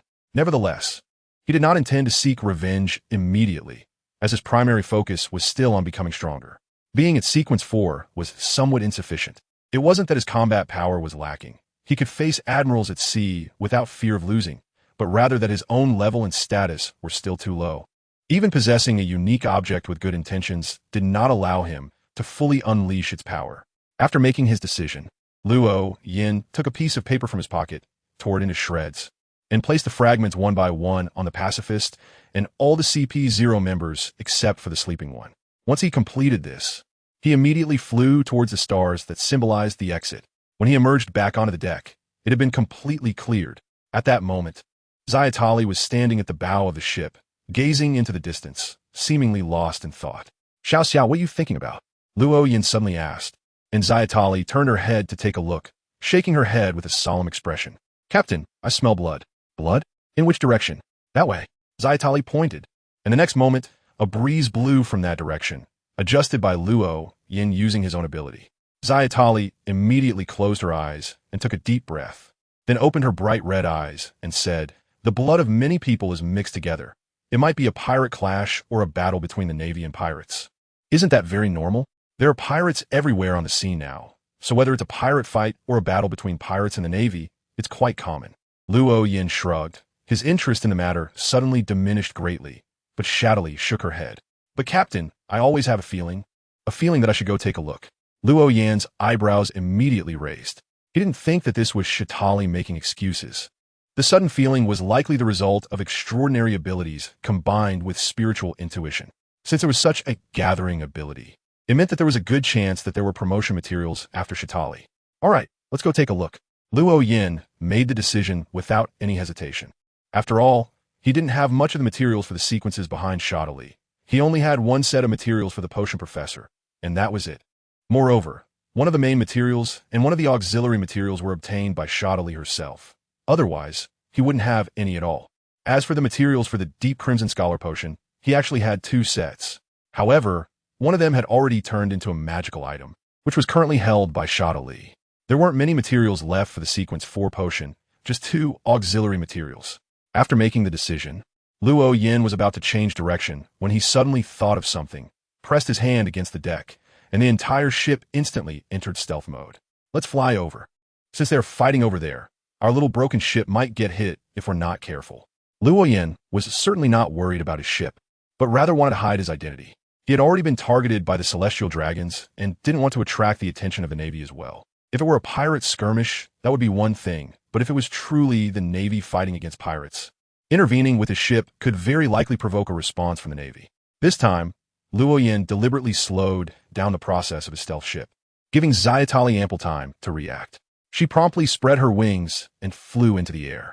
Immediately, Luo Yin raised his right hand, and it was as if their heads were covered with a mosaic, becoming blurred and indistinct, with their hair completely disappearing, making it impossible to identify them by appearance.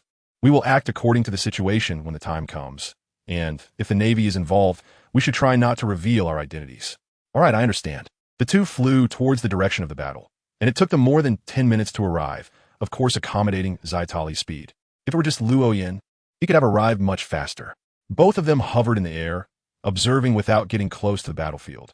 However, with their keen eyesight, they could still see the situation of both sides in the battle. It was a clash between pirates and the Navy, with two naval ships on one side and a large ship shaped like a cake on the other. Is it the Big Mom pirates? Luo Yin could tell the origin of this group of pirates without even needing to identify their flag. They were clearly from the Big Mom pirates, one of the four emperors. However, the people from the Charlotte family were absent, and leading the group were Baron Egg and the furry tribes Katakuri. The Navy side could also tell from the shoulder insignia that the leader was a rear admiral with two captains. Strange, Luo Yin couldn't help but mutter upon seeing this, prompting Shitari to ask in confusion, "What's wrong, Captain? What's strange?" Of course, it was strange that these two groups were fighting here. This was the North Sea, while the Big Mom pirates were based in the New World. Why would they suddenly appear here? Moreover, they were actually clashing with the Navy. Normally, the Navy must obtain approval from the Navy headquarters before engaging in battle with a four-emperor pirate crew. Since both sides were already fighting, it meant that the Navy headquarters had agreed to this engagement, which shouldn't be the case.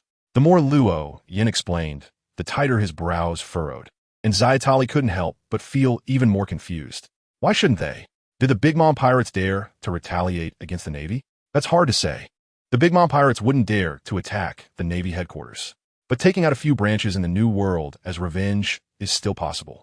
So, is it possible that the Big Mom pirates struck first? Zaitali presented her analysis, and Luo Yin immediately found it quite reasonable. If the first party to act wasn't the Navy but the pirates, that made sense. But he soon had a new doubt. The Navy wasn't easy to provoke either. Why would the Big Mom pirates pick a fight with the Navy for no reason?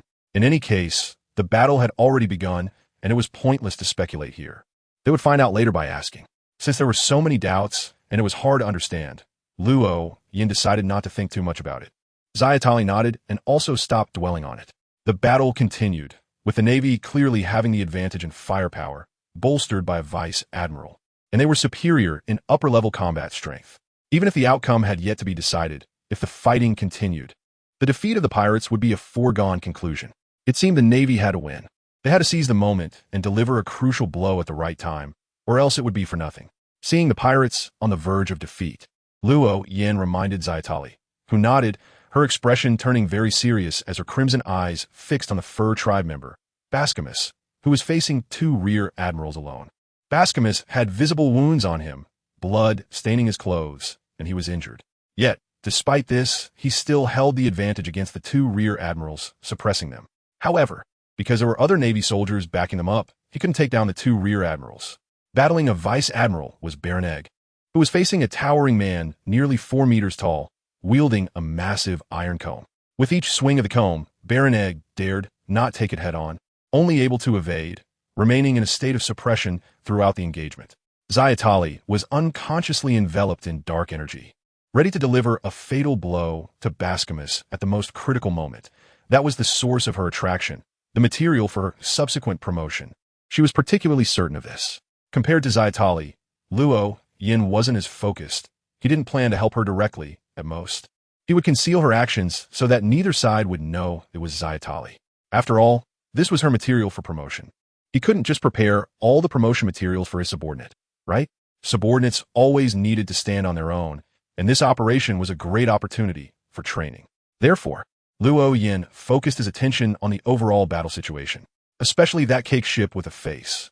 It was clearly possessed by Big Mom's soul and had become one of her homies, possessing a certain degree of self-awareness. When will I also get a ship with self-awareness? This was the first thought that came to Luo Yin's mind. For him, it wasn't a difficult task. As long as he integrated the extraordinary traits with the ship and gave it living characteristics, it could be done. However, without a craftsman, the direct combination of a ship and extraordinary traits might not necessarily result in a ship, and whether it could possess living characteristics was also uncertain. A craftsman was still needed. The more he thought, the more he craved a craftsman, but unfortunately, the craftsman he was training was only a generalist, still quite far from being a craftsman. Just as Luo Yin was lamenting, his spiritual sense was suddenly triggered, and he instinctively looked over to see several members of the Big Mom pirates had somehow infiltrated the military ship's cabin and were pulling out a box from inside. The box had a small lock on it, but even through the box, Luo Yin could feel that faint yet palpable attraction. Undoubtedly, what was inside that box was something he needed. In an instant, Luo Yan's eyes narrowed. If that's the case, then he had to take action. There was a high probability that it contained a devil fruit, and moreover, it was a devil fruit suitable for his path. The fierce battle continued, and the few pirates who had infiltrated the military ship's cabin were trying to escape with their loot. But they were soon blocked by a group of Navy soldiers. They fought desperately to break through, but there were too many opponents. Bascamus and Baron Egg both wanted to rush over to help, but they were also firmly entangled and couldn't break free. Damn it, Bascamus cursed inwardly. He had just tried to rush over quickly to help, but in a moment of inattention, he was caught by the enemy, adding more wounds to his body, which infuriated him. However, at that moment, the sky suddenly darkened. Without warning, just like the previous time. Big Mom had even personally ordered an investigation into that incident. But even with the Big Mom pirates' intelligence capabilities, they couldn't figure out what had happened, and now it had happened again. Almost everyone froze at that moment, remembering the recent incident when the sky had darkened. That time, it was a global blackout, something they all experienced. They were all puzzled as to why this was happening again, but they didn't know. From this moment on, their fates had become a secret, and no one outside would ever know their ending. Luo Yin hadn't planned to do this. After all, he didn't intend to intervene, but wanted to train Zayatali. But since a devil fruit that attracted him had appeared, he had no choice but to take action. Since he had already decided to intervene, there was no need to hold back. He would directly use his hidden power to cover everything up and then unleash disaster to kill everyone. Another blackout? Unfortunately, there was no moon on such a night. The last time the sky darkened, Bascamus had noticed that there were only countless stars in the sky and no moon, and now that the same thing had happened again, he naturally believed that there would be no moon this time either. However, at that moment, a red moon rose high in the sky, casting a scarlet glow. Bascamus's eyes immediately reflected the bright red full moon, and his body began to change, his momentum surging, his fur rapidly growing and turning snowy white. The moon lion. The transformation of the fur tribe during the full moon. Bascamus felt that this transformation was faster than any previous one. He found himself more rational than before, seemingly not falling into madness. Roar. Bascamus let out a furious roar, his feet suddenly pushing off, his body transforming into a white shadow as he lunged forward, causing the two rear admirals, whom he had originally viewed as strong enemies, to burst forth with bright red blood flowers from their chests as they fell backward. The sudden change threw the Navy into a panic, and Baron Egg wore a grave expression. He was uncertain whether Bascamus still had his rationality. If he had gone mad, his side would also come under attack, and the casualties could become even greater. Bascamus, what's wrong with you? Baron Egg shouted without hesitation. His thought was simple. If Bascamus still had his rationality and hadn't lost control, that would naturally be the best outcome. If he had lost control, then his shout would attract Bascamus's attention, redirecting him toward himself, and then he could pull the Vice Admiral in, at least entangling the Vice Admiral.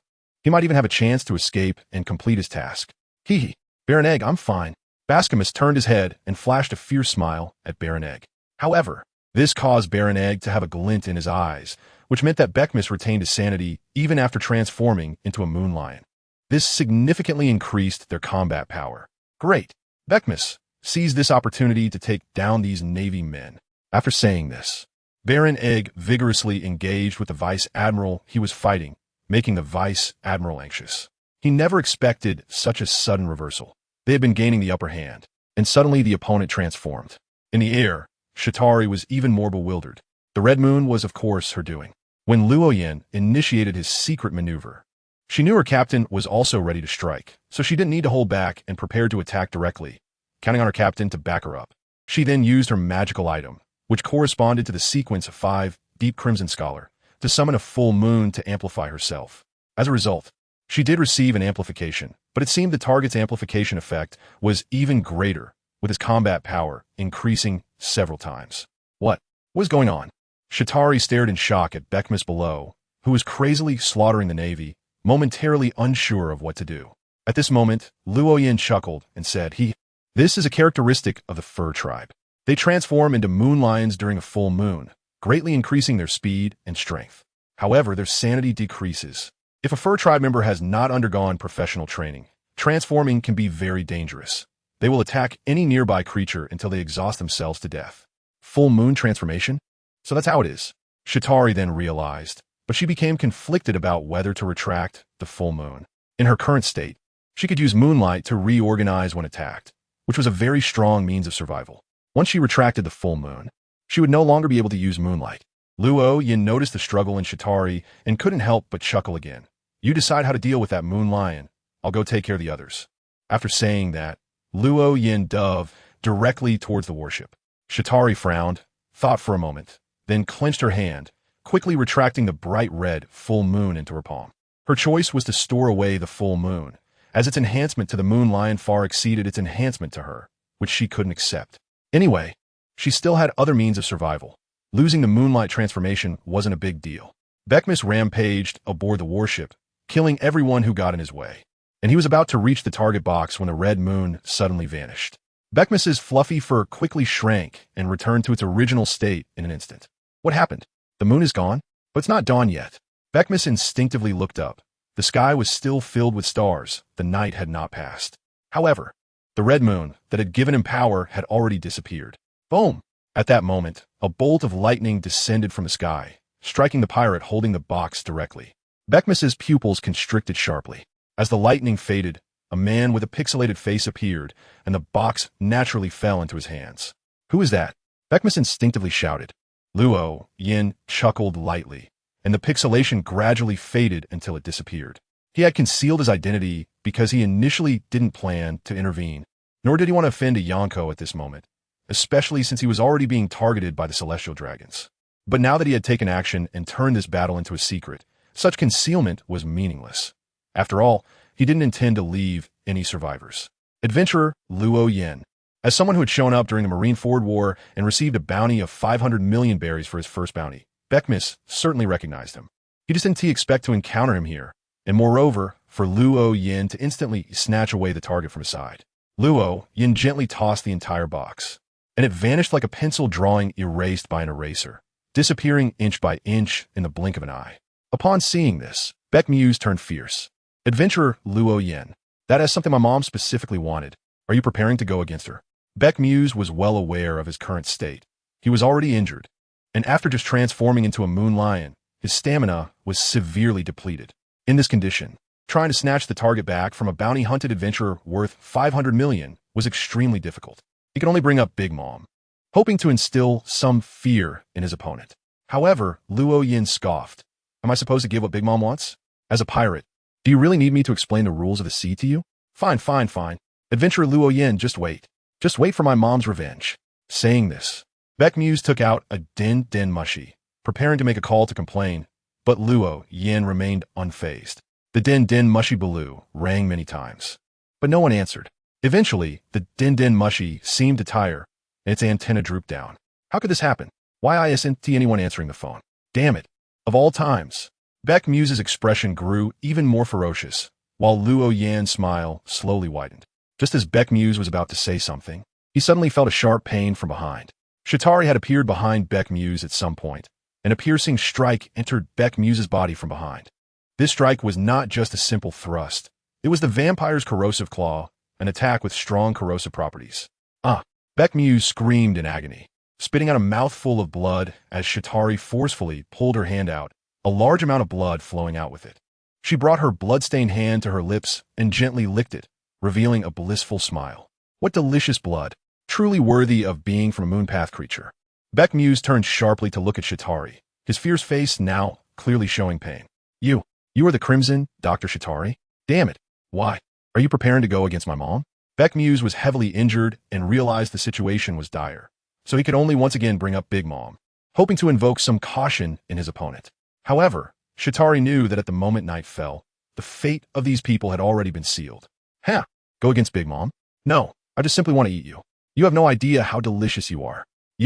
Shatari's beautiful face and her lips stained deeper red with blood made Beckmus's scalp tingle, and the hair on his body stood on end, as if he were prey facing a hunter. He instinctively took a step back, but then thought of something and quickly turned to look at Luo Yin, only to find that Luo Yin had no intention of making a move, so he quickly turned back to keep a wary eye on Shatari. Meanwhile, Baron Egg and the Colonel both halted, not daring to act recklessly until they understood Luo Yan's intentions. Adventurer Luo Yan, what do you mean by this?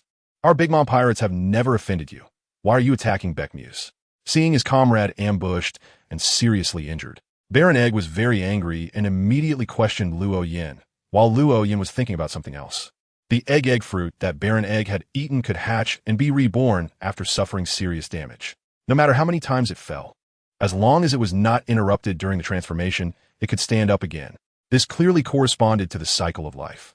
In other words, the egg fruit corresponded to the mother path, and the mother path was adjacent to the moon path. No wonder you two often act together. This is also a form of aggregation.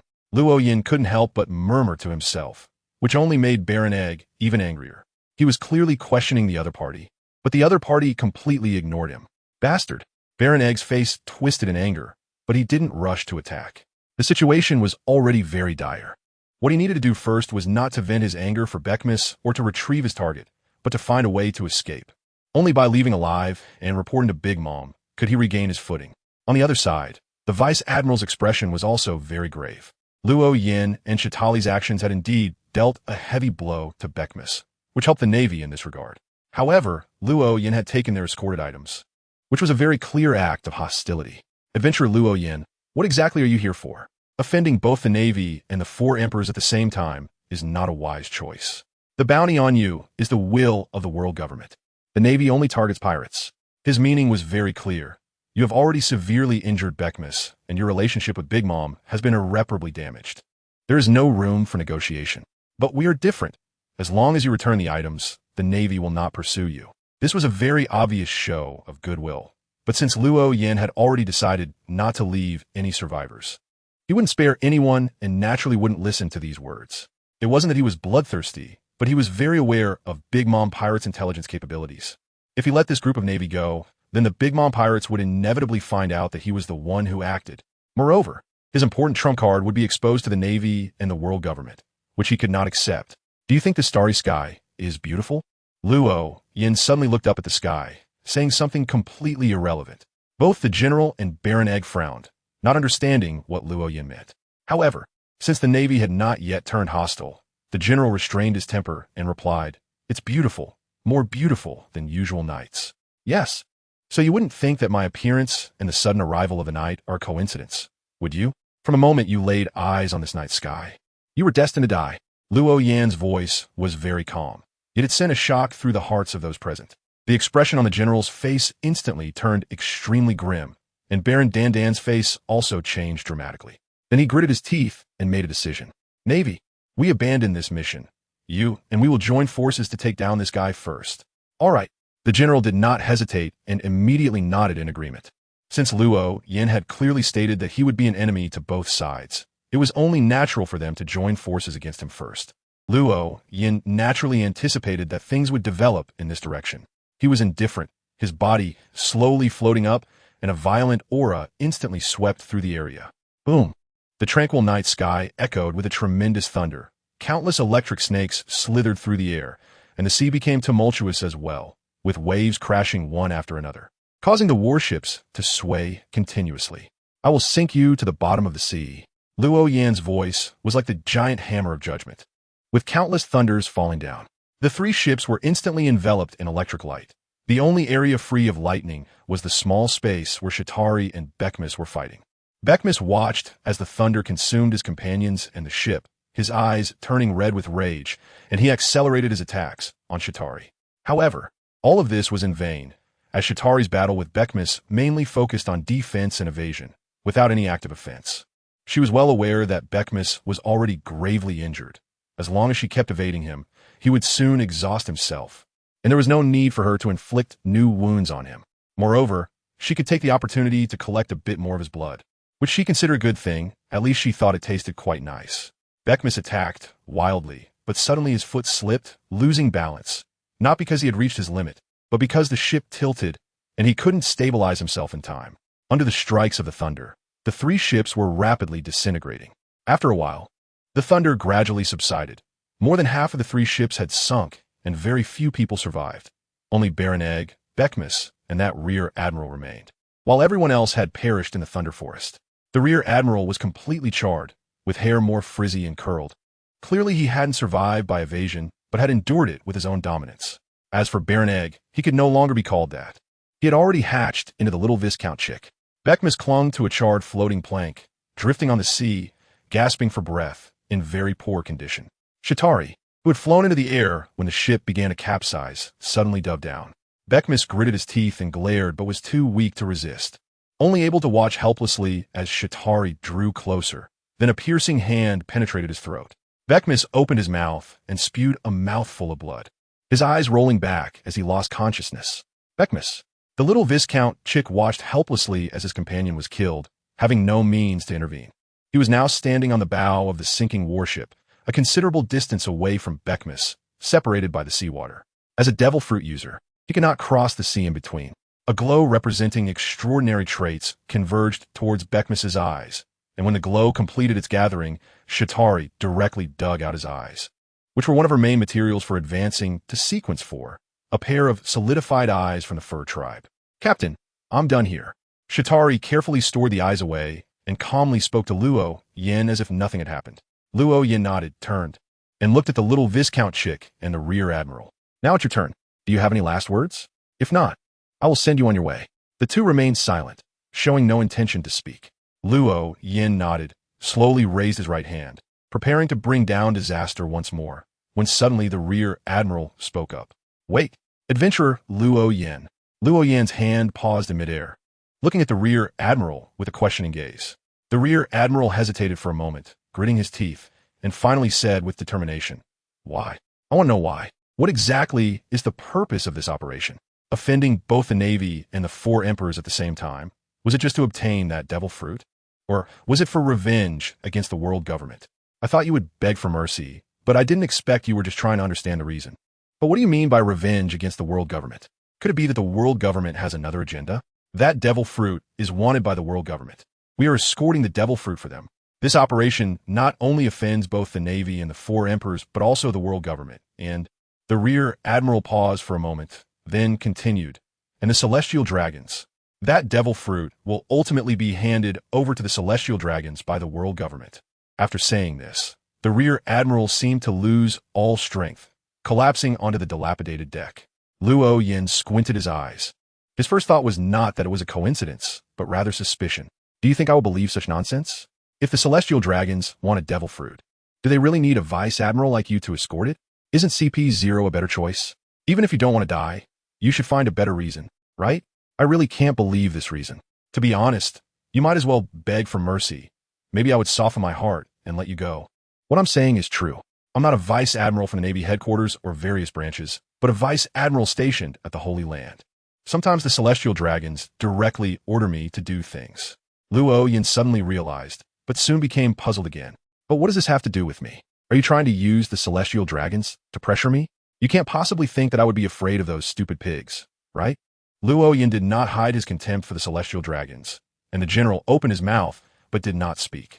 Instead, he turned to glance at the young Viscount, indicating clearly that the following words should not be known to this person. Luo Yin understood the meaning of the lieutenant general. He raised his hand and waved, and a massive water column with a diameter of over 5 meters suddenly shot out, directly engulfing the young Viscount and the wreckage of the warship he was standing on. The water column gathered in the air, eventually forming a giant water sphere with a diameter of over 20 meters floating in the air. In the water, the young Viscount struggled continuously, but it was of no use. It said that he was doomed to die, but I do want to see how you plan to convince me to spare your life. Although Luo Yin had already decided to silence him, he was still curious about what the lieutenant general would say in his final moments that might make him feel inclined to let him go. The lieutenant general glanced at the still struggling young Viscount, swallowed hard, and said, You have close ties with the Revolutionary Army, right? Luo Yin did not expect the first thing the other party said was this, and he couldn't help but frown, but he still nodded. That's right. What exactly do you want to say? My patience is not infinite. The Revolutionary Army's actions over the years have undoubtedly been directed at the world government. And behind the world government stands the celestial dragons. The ultimate target of the Revolutionary Army must be the celestial dragons. At this point, a fierce light flashed in the vice admiral's eyes. Luo Yin did not respond, but continued to listen. The vice admiral did not keep Luo Yin in suspense and continued. I worked hard to ascend to the Holy Land, just so that one day I could liberate the slaves of the Holy Land. Stop. Hold on a second. What are you talking about? Don't tell me you're actually an undercover agent of the Revolutionary Army. If I kill you, I would be offending them too? No, I'm not an undercover agent of the Revolutionary Army. I am a Navy officer. But 4 years ago, when I was still a rear admiral, CP0 came to my hometown, and my sister, my only sister, was captured by CP0 and turned into a slave of the Celestial Dragons. After that, I worked hard and managed to secure a position stationed at the Holy Land just to find my sister there and escape with her. Unfortunately, the Navy stationed at the Holy Land cannot move freely, and the Celestial Dragons prefer to contact CP0 for their matters rather than the Navy. I have never been able to see her, and when he spoke of this, the Vice Admiral's voice became choked and tears streamed down his face. I can't even be sure if she is alive or dead now. If one day the Revolutionary Army attacks the Holy Land, I'm willing to be the vanguard. I have been stationed at the Holy Land for more than a year and know the defenses there. I would definitely be useful. I am not a person who is afraid of death. Otherwise, I wouldn't have actively sought to be stationed at the Holy Land, where even a single celestial dragon could take my life with a word. But I don't want to die. Once I die, my sister will probably have no hope left. So, I beg you to hand me over to the Revolutionary Army. I am willing to stay in the Revolutionary Army's prison and provide them with intelligence, just hoping they can rescue my sister. After saying this, the Vice Admiral could no longer speak and burst into tears. Luo Yin opened his mouth, unsure of what to do for a moment. He had mentally prepared himself beforehand, deciding that no matter how this Vice Admiral pleaded, he would not let the other party go. He had to silence him. Otherwise, it would pose a huge risk, and he did not want to be targeted by the Celestial Dragons, the world government, the Navy, and the 4 emperors at the same time. However, after hearing these words, he was still moved, of course, only moved. This was not enough for him to let the other party go. But the Vice Admiral's value was indeed very high. Just knowing the defense situation of the Holy Land was enough for the Revolutionary Army to pay a high price. As for the risk of leaking secrets, Luo Yin believed that as long as he secretly brought the Vice Admiral back to the Revolutionary Army and then kept him locked up in their prison for a long time, there would be no leaks, at least not in the short term. Even if there were leaks later, Luo Yin would have already been promoted and would not fear subsequent troubles. Thinking of this, Luo Yin casually tossed a beautiful coin into the air. As the coin flipped, Luo Yan's eyes became deep, and finally it landed hidden in his palm, face up, which meant the Vice Admiral was not lying. You want to betray the Navy? Betray the world government? As he said this, Luo Yan's killing intent diminished significantly. He no longer wanted to kill the other party as much. Upon hearing this, the Vice Admiral's expression twisted, and deep hatred appeared on his face. Betray the Navy? Betray the world government? No, they are the ones who betrayed me first. My sister was taken away, and I, as a Vice Admiral, pleaded with the world government, but my request was denied. A slave is just a trivial thing to the Celestial Dragons. Yet even as a Vice Admiral, I could not get anything from those guys. What right does this world government, this Navy, have to ask for my loyalty? By the end of his words, the Vice Admiral was already hysterical. Luo Yin fell silent for a moment. Although he had not experienced it, he could imagine how painful this Vice Admiral's heart must be. I will hand you over to the Revolutionary Army, but before that, I need you to enter a state of slumber first, and do not resist. Saying this, Luo Yin floated in front of the Vice Admiral and slowly reached out toward his forehead, while also raising his guard. Although he had just divined that the Vice Admiral was not lying, he could not be sure that the Vice Admiral would not seize the opportunity to launch a surprise attack. Of course, even if he really did launch a surprise attack, it would be difficult for the Vice Admiral's attack to break through Luo Yan's illusion scales. Luo Yan's hand smoothly landed on the general's forehead. The general's expression quickly became calm. Then he closed his eyes and fell into a long, deep sleep. Luo Yin caught the middle general just before he fell, then turned to look at Zayatali. Let's go back first. After speaking, Luo Yin looked at the water ball floating in the air, where the little chicken Viscount had already rolled its eyes and lost its voice, and beside it was a fist-sized egg. Luo Yin waved his hand again, and a huge water ball crashed down, but the egg had already flown into Luo Yan's hand. The night gradually faded, and light once again spilled over the sea. However, the originally opposing sides had vanished, leaving only 3 people and a box floating in the air. Luo Yin did not store the box containing the devil fruit in the divine realm. Instead, he sent the box out of the hidden realm, so that the things inside the hidden realm could no longer affect the box outside. until the hidden realm was lifted, of course. If someone happened to pass by and casually picked up the box during this period, that would be Luo Yan's bad luck. After returning to the ship, Luo Yan casually found a cool corner to place the box and left it alone, then hurried back to his room and quickly returned to the deck, where 3 boxes containing devil fruits were lined up in front of him. These 3 devil fruits included 1 from the animal type, 1 from the paramecia type, and 1 from the logia type.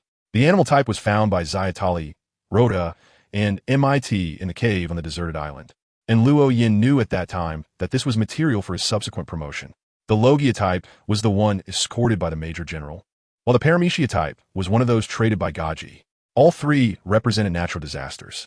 The main materials for the potion of sequence 3 were a devil fruit representing a natural disaster and the eyes of the Adralot sea monster, which is also known as the Deep Sea Sovereign. Luo Yan had now gathered the materials for sequence 3. The main materials for the potion of sequence 2, however, were 2 devil fruits representing natural disasters, which were actually easier to obtain compared to the main materials for sequence 3. But the auxiliary materials were more complicated, and Luo Yan had not yet collected a single one. Looking at the 3 fruits in front of him, Luo Yan fell into deep thought. He was torn about whether to first create the extraordinary characteristics corresponding to sequence 2's natural disaster like he did with the hidden ring, turning it into a magical item. This way, his strength could be significantly enhanced, and most importantly, after promoting to sequence 3, he could use this item to achieve a prayer response on a global scale. Of course, the hidden ring could also achieve this, but the hidden ring was not on the same path as him and could not be exchanged, making the operation more cumbersome. And the design of the title would also be more troublesome. At this moment, Zayatali had finished examining the Major General's body, administered some potion, and healed his injuries. As soon as she came out of the cabin, she saw Luo Yan standing there in a daze. "Captain, what's wrong with you?" Luo Yan came back to his senses, smiled, and shook his head. Then he waved his hand, and a gust of wind swept up the animal-type devil fruit along with the box, sending it back to the room. After that, he stood up. "You stay here and guard the ship. I'll be back soon." Luo Yan ultimately decided to go ahead and make it, since he could use the secret ring to crush the characteristics later, when he needed to advance to sequence 2. If he hadn't gathered new devil fruits, he could still crush them directly, avoiding the awkward situation where the potion was used up but the materials had already turned into magical items and couldn't be crushed. Shatari glanced at the 2 devil fruits and understood what Luo Yan intended to do, so she nodded seriously. "Captain, rest assured. I will keep a close eye on the ship, and you be careful too. Don't worry. This time a commotion will be much smaller. There won't be any problems." Luo Yan chuckled lightly, taking off with 2 fruits in the wind. Almost at the same time, a gust of wind blew out of the cabin, swirling a large barrel and a pile of materials that quickly followed Luo Yan, swiftly distancing themselves from the ship. Luo Yan spent more than 10 minutes finding a desolate island, where the vegetation was sparse and the only animals were the occasional seabirds that landed. After landing, Luo Yan began to throw the materials into a large vat one by one, until the materials in the vat turned into a shimmering blue water. He tossed the first devil fruit into the vat. The fruit vanished instantly like cotton candy dropped into water, but its inherent properties merged into the liquid. Just as Luo Yan picked up the second fruit, preparing to throw it in, a chilling sensation swept over his entire body. It was a warning from his instincts. This was an extremely dangerous omen. What was happening? Luo Yan's hand stopped in midair, completely unexpected. Due to his experience with the secret ring, he felt relatively confident about this creation. After all, the secret ring was made by combining 3 devil fruits, and it didn't pose any insurmountable danger. Now, combining 2 devil fruits should logically be less risky. Therefore, Luo Yan didn't foresee any danger in advance. It was only now that his sense of danger forcibly kicked in. Luo Yan did not dare to be negligent and immediately flicked a gorgeous coin from his hand, trying to divine whether the next action would be dangerous. However, when the coin fell, it stood upright in the palm of his hand, indicating a failed divination. Seeing this result, Luo Yan's forehead twitched. In the current situation, a failed divination was far more terrifying than one that indicated danger. However, a devil fruit had already been thrown into the potion. If he stopped now, he had no idea what the final solidified potion would turn into, and he couldn't even confirm whether it could still be used afterwards. Luo Yan was caught in a dilemma for a moment. Finally, his gaze swept over the ring on his right index finger, and he felt a bit more settled. He was confident he could protect himself in danger. After all, he was currently in possession of a unique item, And the extraordinary nature of natural disasters was merely at the level of sequence 2. Moreover, he was reluctant to give up now. After weighing his options, Luo Yin tossed the second devil fruit into the large vat, and at the same time, the gem on the ring lit up.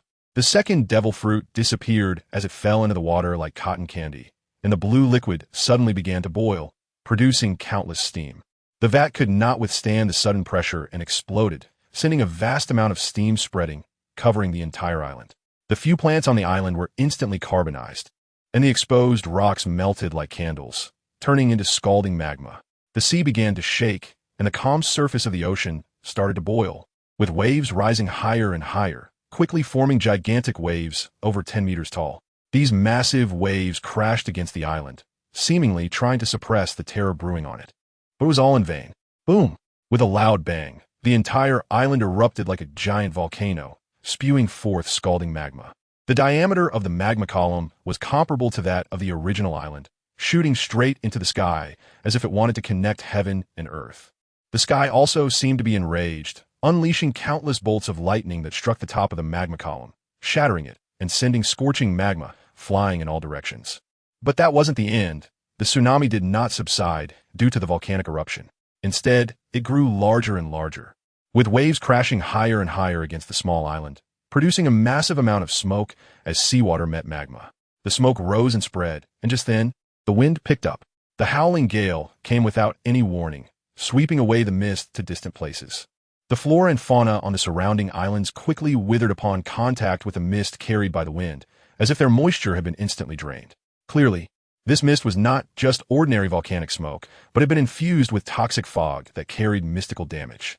The tsunami, volcanic eruption, and lightning could all be termed natural disasters, and the collisions between these disasters made the surroundings of the small island resemble doomsday, while the hurricanes spread the death of this apocalypse to even farther places. Luo Yan's figure appeared from the updraft, having already distanced himself from the small island. However, he was still not completely out of the range of the natural disasters. Thunderclouds loomed overhead, and beneath him were towering waves of tsunamis. From time to time, fragments of molten rock would fly past him, but fortunately, these natural disasters seemed to be fighting among themselves and paid no attention to Luo Yan, who was trapped within their realm. The situation had completely spiraled out of his control. He never expected his actions would directly provoke such a fierce battle among the disasters. He then began to wonder why these calamities, all produced by that Sequence 2's extraordinary trait, would fight each other. Wasn't this self-consuming a waste of energy?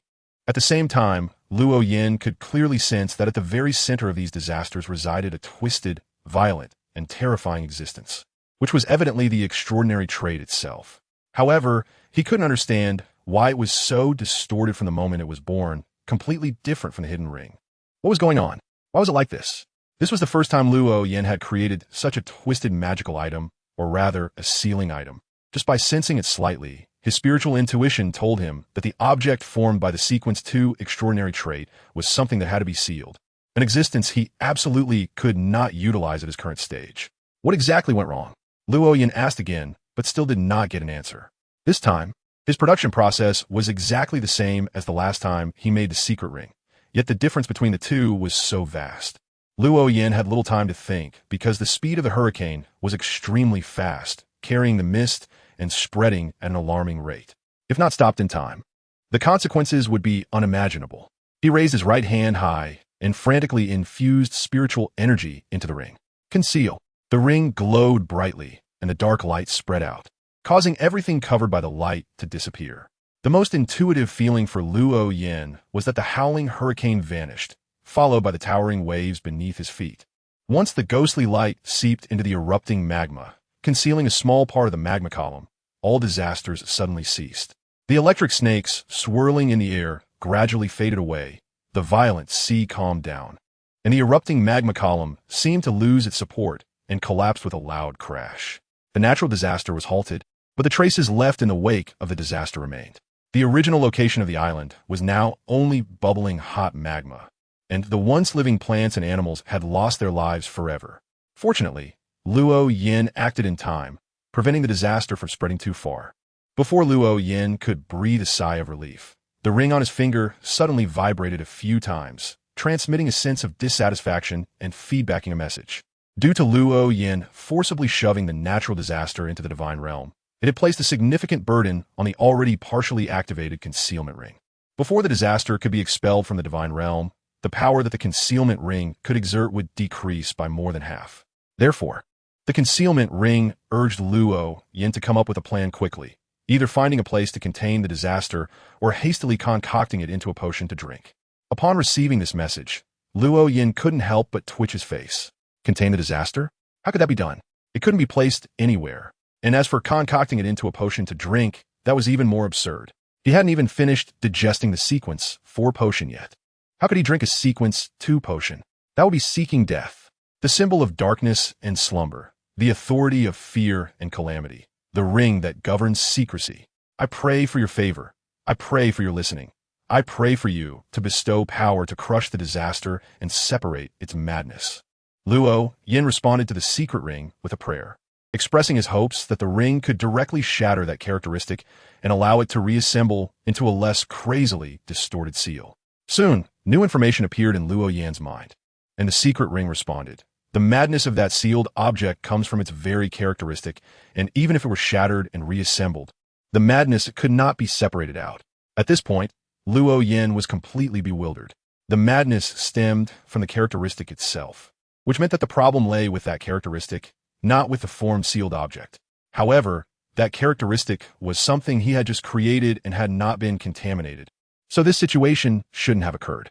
He did not believe that the secret ring would deceive him in this matter. After all, doing so would only make Luo Yin more wary of that characteristic, making him even more reluctant to extract it from the divine realm. As for the possibility of a misjudgment, Luo Yin felt that it was unlikely. After all, the level of the secret ring was there, and the chance of misjudgment was very small. Secret, Luo Yin shouted loudly, and his body was quickly erased as he arrived in the divine realm. Below him lay the pacifist and CP0. In the distance ahead was the gigantic figure of the deep-sea ruler, resembling a mountain. Compared to the last time, the aura of the deep-sea ruler seemed to have weakened further, clearly indicating that its decline was ongoing. To the right, there floated a bead the size of a teacup. The interior of this bead was enveloped in a faint ghostly light, which was the seal.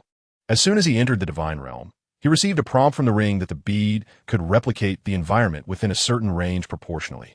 Disasters would then occur inside the bead, and those disasters would manifest in reality as well.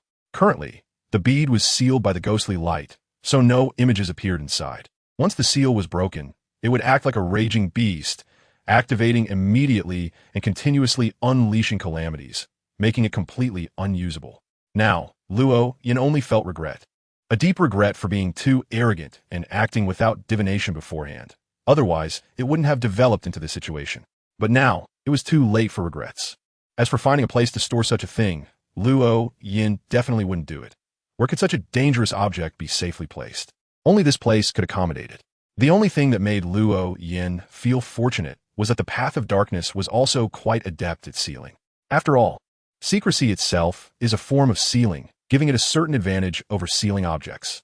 After confirming this, Luo Yin hurriedly left the divine realm and then communicated with the secret ring through a pleading manner, hoping to keep the calamity in the divine realm. Naturally, this was met with strong opposition, but in the end, he managed to persuade the secret ring. As soon as Luo Yin returned to the ship, Shitali came over to greet him. The commotion just now was quite significant. Although it didn't affect their location, they could observe the natural disasters from here. Shitali knew without guessing that those disasters were caused by Luo Yin, and she was very worried. At the same time, she understood that she was still too weak to approach such disasters, let alone make a difference. Therefore, she could only anxiously wait on the ship, and when she saw Luo Yin return, she finally breathed a sigh of relief. "Captain, are you all right?" Shitali asked eagerly. Luo Yin smiled and shook his head. "I'm fine. This time was a bit tricky, but fortunately, there were no real dangers. Let's go. It's time to find the dragon." After taking a couple of steps toward the cabin, Luo Yin suddenly remembered something and stopped to look at Shitali. "Did you say earlier that the little monkey has finished digesting the potion? Is that true?" "Yes, that's right. At that time, you even scolded Xiao Bai and said you would throw it into the dungeon for arbitration." Yes. Now I remember. I'll go prepare the potion for it. Then I think I'll take a break for a while, so I'll leave the ship in your hands. Luo Yin returned to his room and prepared a bottle of physician's potion to hand to the little golden monkey before immediately lying down on the bed, using sleep to restore his spiritual energy. The previous forced concealment of the natural disaster not only placed a considerable burden on the hidden ring, but also greatly consumed his own spiritual energy. If it were before, he wouldn't have needed to rush to replenish his spiritual energy, but now he had already been targeted by the celestial dragons. They could send someone once and then send someone again, and each time would be stronger than the last. He had to maintain his state at all times to avoid any mishaps. Fortunately, if it was just a matter of restoring spiritual energy, he could fully recover in just a few hours. A few days later, Luo Yin sailed the ship to a revolutionary army stronghold in the West Sea, which was significantly worse than the previous one. Both the number of revolutionary army members and the basic infrastructure were lacking. However, Long was stationed here because the main actions of the revolutionary army were currently aimed at certain countries in the West Sea and to prevent any unforeseen circumstances. Long also needed to be present in the West Sea. Long looked at Luo Yin and Shatali as they disembarked from the ship, as well as the vice admiral that Luo Yin was holding, with an unmistakable expression of surprise on his face. "What brings you here? And you've captured a Navy officer?" "Hey, of course, I came to do business with you. I had a huge haul during my trip to the North Sea," Luo Yin said, a smile that was hard to conceal appearing on his face. Long raised his eyebrows slightly, showing a hint of astonishment. Luo Yin's trip to Beihai was known to him. After all, he left from the Revolutionary Army stronghold. However, the fact that he had gained so much and came to find him for business was beyond his expectations. The news he received was that Luo Yin went to Beihai to collect precious, extraordinary materials. As for what exactly those precious materials were, he did not know. But no matter how he thought about it, it had nothing to do with doing business with him. "What kind of business?" "Hey, do you want me to stay here? Then let's go to the conference room. There usually aren't too many people there." Long turned around and led the way, with Luo Yin following him while carrying the general on his shoulder. Shatali did not follow them, but instead glanced around before quickly walking into the crowd. Long brought Luo Yin into the conference room, but he was not the only one who entered. Two others followed. One was Sabo, and the other was a merman named Hark. After taking their seats, Long glanced at the general casually placed on the floor by Luo Yin and then asked, "What exactly is the deal?" "There are two deals. One is this Navy officer. This guy is stationed at the Holy Land, and he knows the defense layout of the Holy Land. I think you would be interested." As soon as these words were spoken, everyone's expressions changed. The Navy stationed at the Holy Land. Everyone knew what that meant. And all the high-ranking members of the Revolutionary Army were well aware that their target was the Celestial Dragons, and that they would someday confront them directly. If they could know the defense layout of the Holy Land in advance, it would bring a tremendous advantage. "You're not joking, are you?" Long's expression was extremely serious at this moment, clearly indicating how much he valued this matter. Luo Yin nodded, and his expression became serious. "During this trip to Beihai, I encountered many things. Not only did I capture this lieutenant general alive, but I also captured 2 CP0 members and 15 pacifists." "What?" Long's eyes widened in shock, and the others were equally astonished. Capturing a lieutenant general stationed at the Holy Land was already extremely difficult, yet I had also captured 2 CP0 members and 15 pacifists, which was simply unimaginable. Luo Yin raised the corner of his mouth with a smile and said, "That's the way it is. I can provide all of this to you. Of course, it will be through a trade. What do you think?" Long's expression quickly became serious, and the others followed suit, all glancing towards Long. Their reaction was understandable. Although Luo Yin sold potions for money, they all knew he was more interested in devil fruits. Now that such a large transaction was being proposed, it was certainly going to require devil fruits for settlement. The problem is that the Revolutionary Army currently had no devil fruits. After all, devil fruits are not something you can just buy with money. Acquiring them depends on luck. "What do you want?" Even though Long had already anticipated Luo Yin's needs, he still asked. This time, it was Luo Yin who fell silent. Of course, he wanted devil fruits, but he also knew that asking for devil fruits as payment would require a substantial amount, which the Revolutionary Army simply couldn't provide. However, settling with money would be meaningless. Luo Yin wasn't short on money at all, not to mention that he already had enough money to last him for a long time. Once your strength reaches a certain level, money becomes just a number. So when Long asked what Luo Yin wanted, he found himself at a loss for what to request. After thinking for a moment, Luo Yin raised his right hand and slowly held up 3 fingers. 3 years. For the next 3 years. All the devil fruits obtained by the Revolutionary Army will belong to me.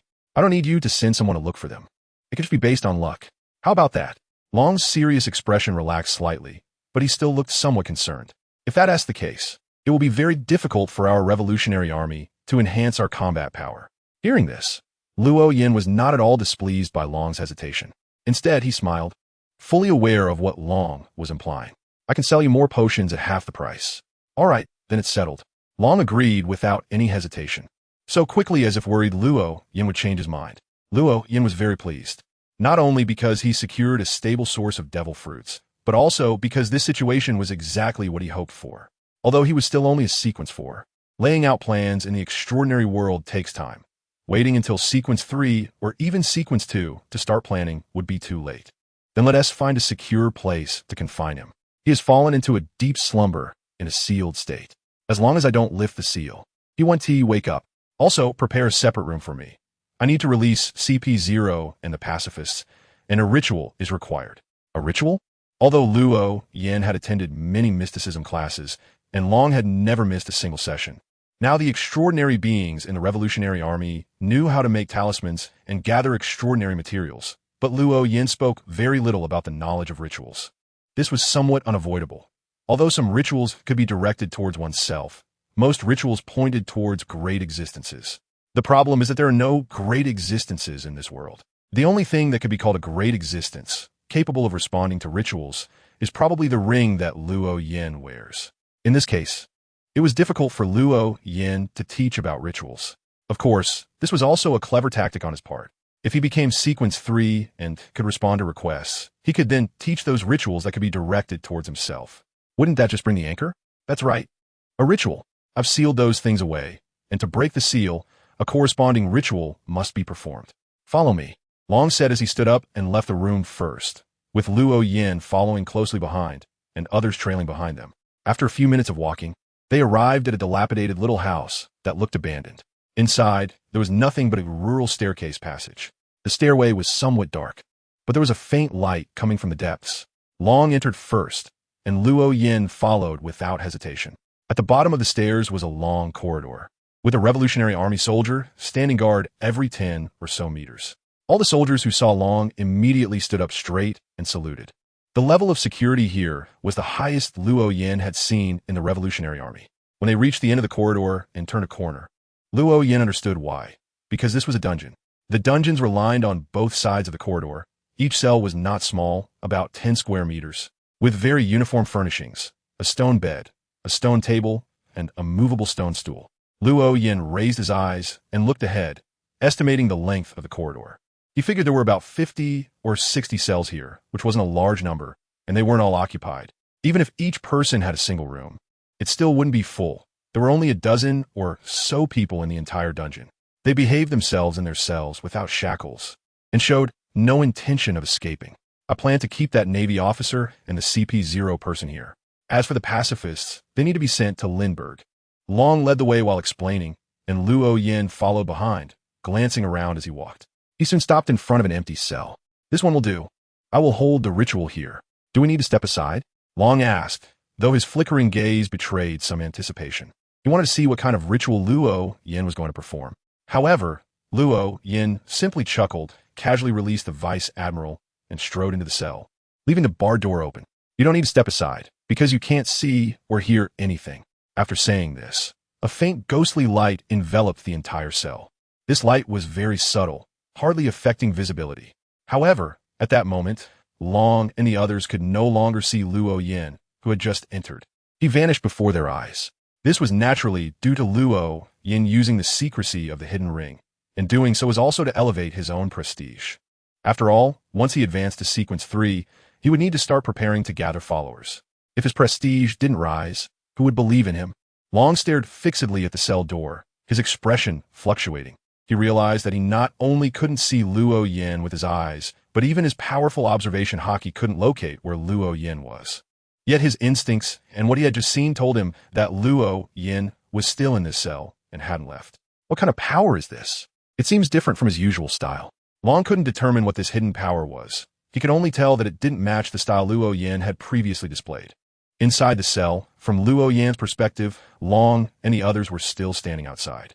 The light inside the cell was just slightly dimmer than outside. He didn't delay and quickly took out candles and a large pile of spiritual materials, preparing to perform the granting ritual. Now, both the CP0 and the pacifists were in the hidden divine kingdom, and there were only 2 or 3 ways to leave the divine kingdom. One was to shatter the divine kingdom, which was naturally impossible. Another was to exit through a designated exit like Luo Yin did. However, the unconscious CP0 and the dormant pacifists clearly didn't have such abilities. The last option was the granting ritual, which would open the door to the divine kingdom. After positioning the candles correctly, Luo Yin took off the ring from his finger and placed it directly on the altar, the symbol of darkness and slumber, the authority of fear and calamity, the ring that governs secrecy. I pray for your favor. I pray for your granting. I pray for you to open the door to the kingdom.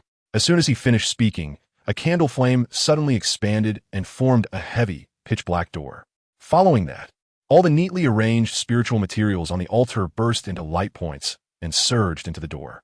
The door slowly pushed open, revealing a pitch-black interior where nothing could be seen. As the door fully opened, a deeper, ghostly light shone out from within, and figures began to appear beside the altar. 15 pacifists and 2 unconscious CP0 members, all of whom Luo Yin had marked in advance with scraps of paper. To help the not-so-active hidden ring easily distinguish what Luo Yin wanted from this granting, he had marked them beforehand. He wasn't worried about the hidden ring releasing the CP0 member he intended to keep for later. After all, that CP0 member was still unconscious and could be taken back in. What he was afraid of was that the hidden ring would release the deep-sea ruler. If such a large entity suddenly appeared, it wouldn't be a joke. Moreover, if it escaped, it would ruin everything.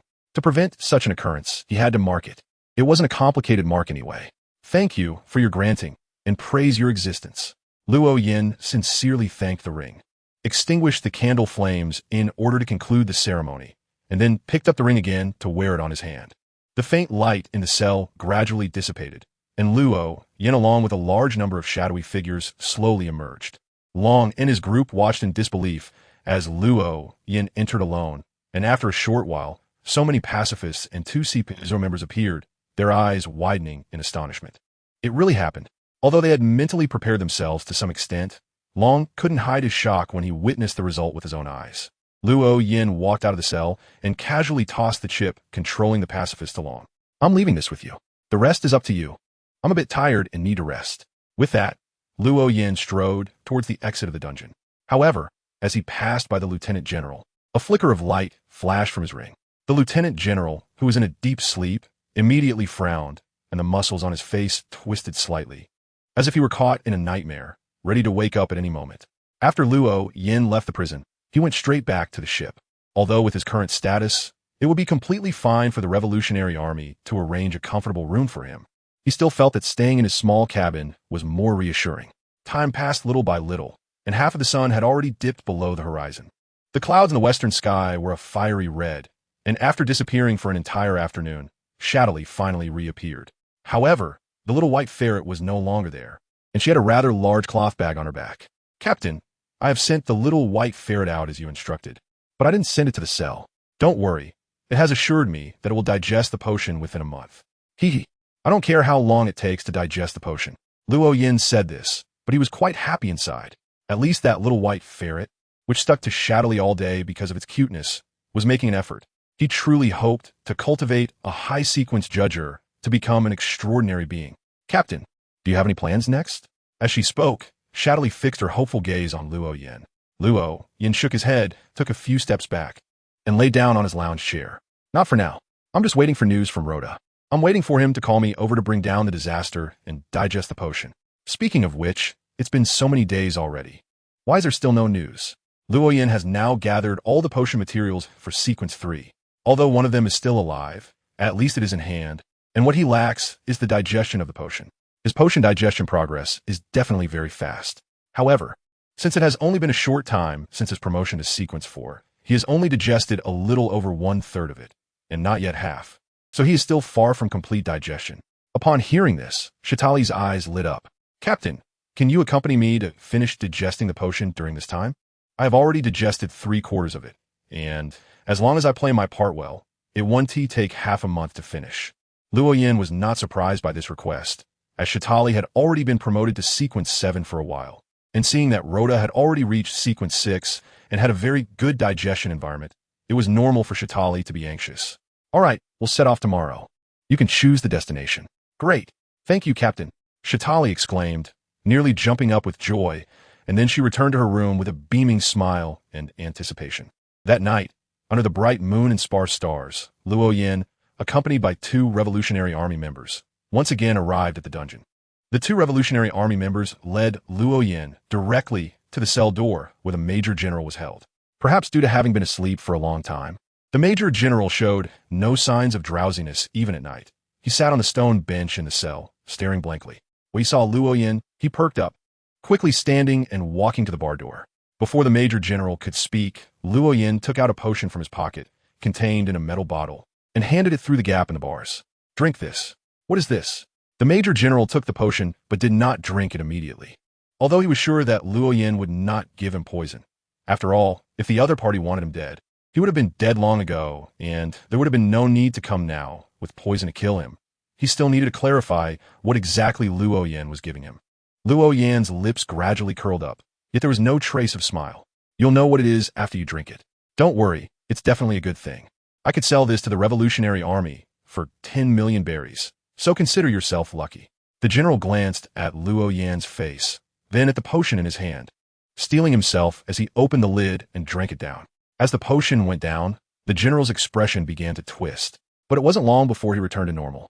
He sat down on the ground, looking tired as he glanced at the now empty bar door, unable to help but mutter to himself, "A prisoner really suits me right now." Under the full moon, in a country located in the first half of the Grand Line, Buggy was walking down the road with a group of people. Behind them were 3 burly men pulling 3 carts loaded with goods. However, these goods were covered with black cloth, making it impossible to see what was inside from the outside. "Boys, I can see the light ahead. Let's hurry." "Oh, Captain Buggy." Buggy's casual shout seemed to have some kind of motivational power, immediately lifting the spirits of those who had looked tired. At that moment, a bald man walking beside Buggy, looking somewhat anxious, quietly asked, "Captain Buggy, have you noticed something unusual?" "Unusual? What could be unusual? I'm now a warlord of the sea. The Navy doesn't have the right to capture me, and I don't take the armed forces of this country seriously." Buggy proudly lifted his head, appearing very pleased with himself, with a hint of arrogance in his tone. Ever since becoming a warlord of the sea, his situation had completely changed. He used to worry that after the top war his identity would be exposed and the Navy would come after him. But the Navy that was supposed to capture him never showed up. Instead, they sent him an invitation to become a warlord, which he immediately accepted. And then he started a courier company. As the name suggests, this company helps people deliver things. Of course, the items delivered are not ordinary. They are all highly profitable and illegal goods. For others, transporting such items carries huge risks. After all, they are illegal, and normal pirates involved in this would be hunted down by the Navy. But he was a warlord of the sea, so the Navy couldn't capture him, creating a huge loophole that he could exploit, making money much faster than robbing. "Captain, haven't you noticed? The lights ahead are all red. Who lights red lanterns at night? Even if there are a few, it shouldn't be that everyone does." Upon hearing this, Buggy also felt something was off. Right? Who lights red lanterns at night? It's normal to have 1 or 2, but there are so many red lights ahead, it doesn't make sense. Could it be that something has happened? With that thought, Buggy suddenly felt a chill running down his spine, and sweat began to slide down his cheeks. However, facing so many adoring gazes, he couldn't show fear. So what if we really encounter something? Could they be our opponents? Who am I? I'm a warlord of the sea. Even the Navy doesn't dare to provoke me. "Oh, Captain Buggy! Captain Buggy!" As soon as Buggy finished speaking, a synchronized cheer arose behind him. Buggy's expression stiffened, but he could only force himself not to show fear. "Let's go." We continue on our way. Drawing courage from the group of subordinates behind him, Buggy waved his hand to give the order, and the cheering gradually subsided as they continued on their way. At that moment, the red lights ahead began to move, slowly rising into the air and then scattering in all directions, quickly surrounding everyone. "Be Buggy, Captain. What should we do now?" The bald man shrank back a step in fear, and Buggy's face turned pale, cold sweat pouring down as his body trembled slightly. However, the group behind them had already drawn their weapons, ready for a fight, with one person encouraging the others. "Everyone, don't panic. Captain Buggy is here. No matter what happens, Captain Buggy can handle it." "Oh, Captain Buggy! Captain Buggy!" The crowd cheered again, and Buggy felt like he wanted to slap each of them. But now he was so scared that his legs were shaking and wouldn't listen to him. Suddenly, low laughter from a girl echoed around them, the sound reverberating in the open wilderness, eerie and chilling. The cheers gradually subsided, and their expressions turned serious. Even pirates had never encountered such a strange situation before. "It's coming. Everyone be careful," someone shouted, and then the red lights quickly approached. It was at this moment they realized what the red lights were: a swarm of bats. The lights were the bats' eyes. Bang, bang, bang. Gunfire erupted as the pirates began shooting wildly at the bats. However, the bats moved much more swiftly than they had imagined, and very few were hit. Even when struck, they didn't drop any bodies but instead disintegrated and blended into the night. As the gunfire echoed, the swarm of bats drew closer, and finally, the first bat broke through the blockade and landed on a pirate's shoulder, biting into his neck. "Ah!" The pirate screamed and quickly dropped his gun, using both hands to try and pull the bat off. That scream seemed to act as a signal, and soon screams echoed one after another as pirates were bitten by the bats. Overwhelmed by fear, they collapsed to the ground, desperately trying to pull the bats off themselves. As more and more fell, the gunfire gradually dwindled, allowing the bats to break through with increasing ease. In no time, all the pirates were on the ground wailing, with only Buggy remaining unscathed. However, even though Buggy wasn't attacked, he was now sitting on the ground, terrified by the horrifying scene before him. "Who exactly are you? Come out now. Otherwise, I won't be polite," Buggy shouted with the last of his courage. But all he received was cackling laughter, the sound echoing from all directions, making it impossible to discern where it was coming from. Buggy's body trembled even more, and just as he was about to faint from fear, a white figure descended from the sky, landing right in front of him.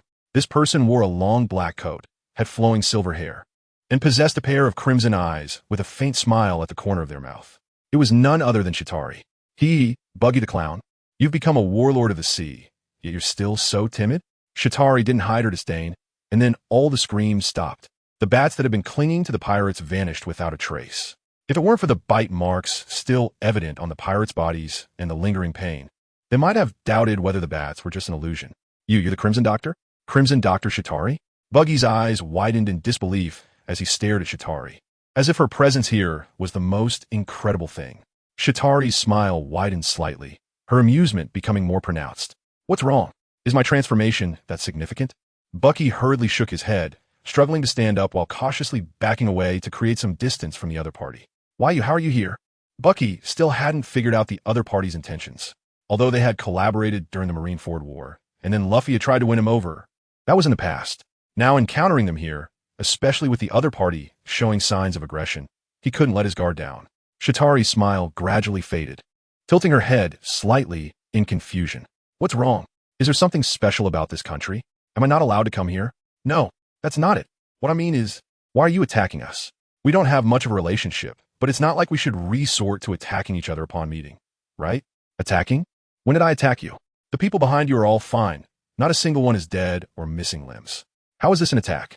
I was just saying hello."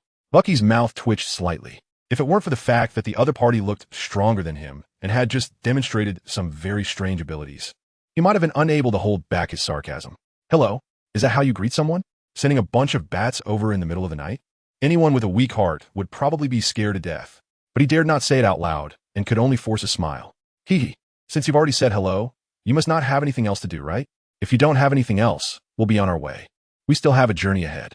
Bucky's words were still polite, but the meaning of getting rid of guests was already very clear. The earlier incident had indeed frightened him, and he really didn't dare continue interacting with them, at least not at night. "Why are you in such a hurry? Aren't you a pirate? Shouldn't you be out plundering instead of delivering things?" Chitauri could naturally pick up on the implication in his words, but she had no intention of backing down. Instead, she began to inquire further. Bucky was growing increasingly impatient, but on the surface, he maintained a very proud demeanor, appearing quite willing to share his successful experiences. "Plundering? How is that more profitable? Villages that can be plundered by pirates are all small villages without any naval presence. How much money can you really get from those places? Plundering wealthy areas is too dangerous, but doing this is different.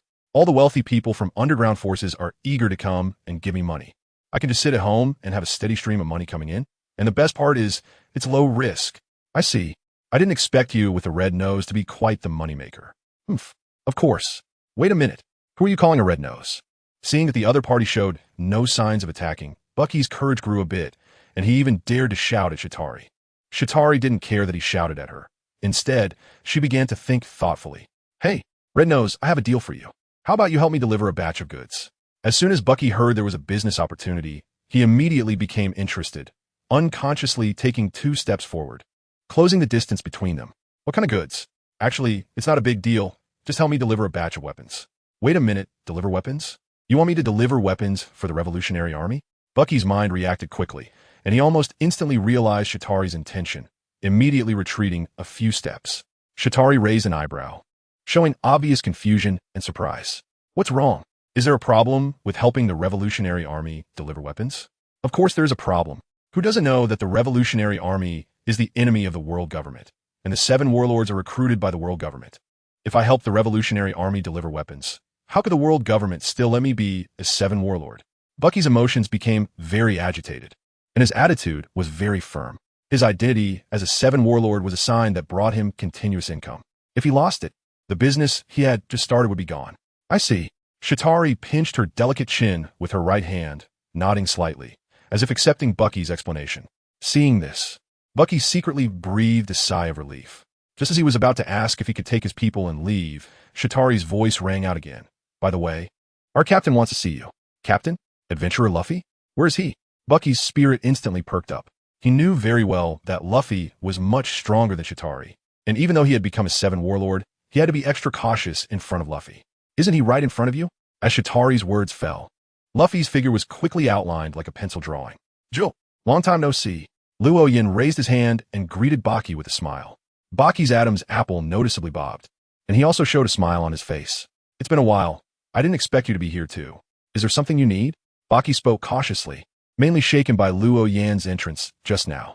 Luo Yan nodded, his expression becoming serious. Baki, the company you're running now has connections to many underground forces, right? I have something to ask of you, and it's not without compensation. What is it? Go ahead and say it. Having learned from Shatari's experience, Baki left himself plenty of room, afraid that if he spoke too freely, he might end up facing risks he couldn't bear and would be too hesitant to refuse, leading to an awkward situation. Don't worry, it's not a difficult task.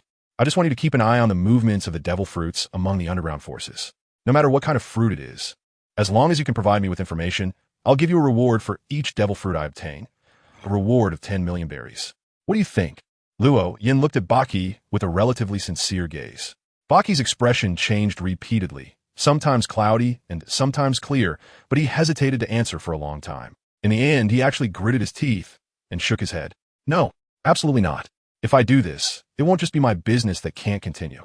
I would even be hunted down. I absolutely won't do such a thing. Baki's attitude was very firm. Although he knew that the man standing in front of him was very strong and dangerous, he still resolutely refused. Luo Yan's face showed a hint of surprise, but he was not too shocked. This was one of the anticipated situations. After all, the most important aspect of the business that Buggy was running was reputation. If customer and cargo information was leaked to others, once this incident was exposed, Buggy, as a watered-down warlord, would definitely be unable to withstand the revenge of those underground forces. Buggy was very clear about this. Just as he was waiting for Luo Yan's anger or threats, what he heard was Luo Yan's calm and friendly voice. Don't worry, I will give you a secret way to contact me that will never be exposed. Only the 3 of us will know about this matter, and it will never be known to others. What are you talking about? There's so many people here. How could? Buggy had just shouted halfway when he suddenly realized something. He turned around abruptly and saw that his subordinates had all stood up. Their mouths were moving, but no sound was coming out. Buggy's mind became somewhat chaotic, unable to understand what was happening. Why could he see his subordinate speaking, but hear no sound? If he couldn't still hear Luo Yin and Shatari talking, he would even doubt whether he had gone deaf. What's going on? What happened? This is what I call secrecy. As you can see, if I want you to hear someone else's voice, you can hear it. If I don't want you to hear it, you won't. Similarly, when I don't want others to hear your voice, they won't hear it at all. So how about it? Are you willing to accept this commission now? Buggy's expression changed again, his eyes fixed on Luo Yin without answering. Luo Yin was not impatient and simply waited quietly. After a silence that lasted several dozen seconds, Buggy finally spoke. 10 million berries is too little. At least 30 million berries. And I will only provide information without taking any actual action. Okay, 30 million it is. Then I will teach you to recite a name of respect. No matter where you are, As long as you recite this name, I will be able to hear it. And during this process, you will be shrouded in secrecy, just like now, so that you will definitely not be discovered by others. A name of respect? Can it be heard anywhere? No need for a transponder snail? Buggy's understanding was refreshed, even though he had once been a crew member of the Pirate King. He had never heard of such a thing. Luo Yin nodded seriously, looking nothing like he was joking. That's right. No need for a transponder snail. Just recite the name of respect according to the format. If you encounter an enemy that is difficult to confront, you can also recite it. You should have already seen the effect. As long as you make the corresponding request, you can obtain the protection of secrecy, making it so that others cannot perceive you. Just like I demonstrated earlier, of course, this is not free. All right, I could trust you, but I need to verify it in advance. In the end, Buggy still chose to believe. After all, Luo Yin had just appeared out of nowhere. Luo Yin smiled and took out a note and a metal bottle from his pocket, handing them over. The format for the esteemed name is on this note. Destroy it after reading. The potion inside this bottle is magic. As one of the 7 warlords, you should have a channel to communicate with the world government, and you should be able to obtain information about the potion from there, right? Drink it, and you will become the first diviner in this world. Buggy took the note and the bottle, instinctively glanced down, and when he looked up again, Luo Yin and Shatari had already disappeared. He quickly tucked the note and bottle into his chest and turned to look at his subordinates. However, he found that the way they looked at him had become somewhat strange. What is wrong with you? Why are you looking at me like that? Buggy asked in confusion. Finally, the bald man cautiously approached. He looked at Buggy and, after swallowing hard, said, "Captain, what just happened? Why were you suddenly performing to the air? And your mouth was moving, but no sound came out. Are you possessed? What did you say? Performing to the air? Moving my mouth without sound? Me?" Buggy asked, pointing to his big red nose with his right index finger. The bald man nodded vigorously. "Yes, you were performing to the air the whole time, and your expression was very animated. We were all scared, but when we called you, you didn't respond. Is this the secret?" Buggy was secretly shocked and couldn't help but touch the bottle he had tucked into his chest. He was no longer worried about his transaction with Luo Yin being discovered. Instead, he was worried that one day he would suddenly disappear. Of course, he dared not back down now. He knew very well that as long as he maintained cooperation, he was only at risk of disappearing. But if he backed down, he would definitely be gone. "It's fine now. Let us continue on our way." Buggy steadied himself, waved his hand, and issued the order for everyone to continue. Not far from this group, in an open space, Luo Yin and Shatari were sitting on 2 rocks facing each other. Shatari was full of excitement, her face even redder than usual because of it. "Captain, I've already digested the potion." "Very good, it's finally digested. Buggy and his crew are indeed useful." Luo Yin nodded in satisfaction. He and Shatali had been out for 6 days to digest the potion, and according to Shatali's estimation, they still needed about 3 more days. But after tonight's incident, they had digested it completely. Shatali nodded heavily, but her smile quickly faded. "Captain, is there something special about that Buggy? You seem to think highly of him." Hee, that guy's good luck, and he's doing pretty well in this business. In less than 3 years, he'll make a fortune. It's a pity that he won't be on my ship by then. Otherwise, there would be no need to collaborate with him in this way." At this point, a hint of disappointment appeared on Luo Yan's face. If he could have secretly brought Buggy under his wing during the Marineford War, he might have ended up with a subordinate of one of the 4 emperors, which would have been a successful investment. Unfortunately, the guy didn't agree. Shatali looked somewhat enlightened. She finally understood why Luo Yan had specifically urged her to try to recruit Buggy during the Marineford War. It turned out to be for this reason. "So, Captain, why are you giving him the potion? From a name, it sounds like a diviner?" "Hey, because I want to see what happens when a devil fruit user reaches a high level. If even someone as lucky as Buggy can't handle it, then others probably won't be able to either. High-level devil fruit users." Shatali repeated softly, her expression gradually becoming more serious. Luo Yin didn't say much more and began to take out the prepared materials one by one to start concocting the potion for Shatali's promotion. After the potion was ready, Shatali drank it in one gulp. Her expression first turned bewildered, then began to twist, and finally became one of pain. In short, it was very complex. Although Luo Yin was very confident in Xiatali's promotion, he couldn't help but feel a bit anxious at this moment.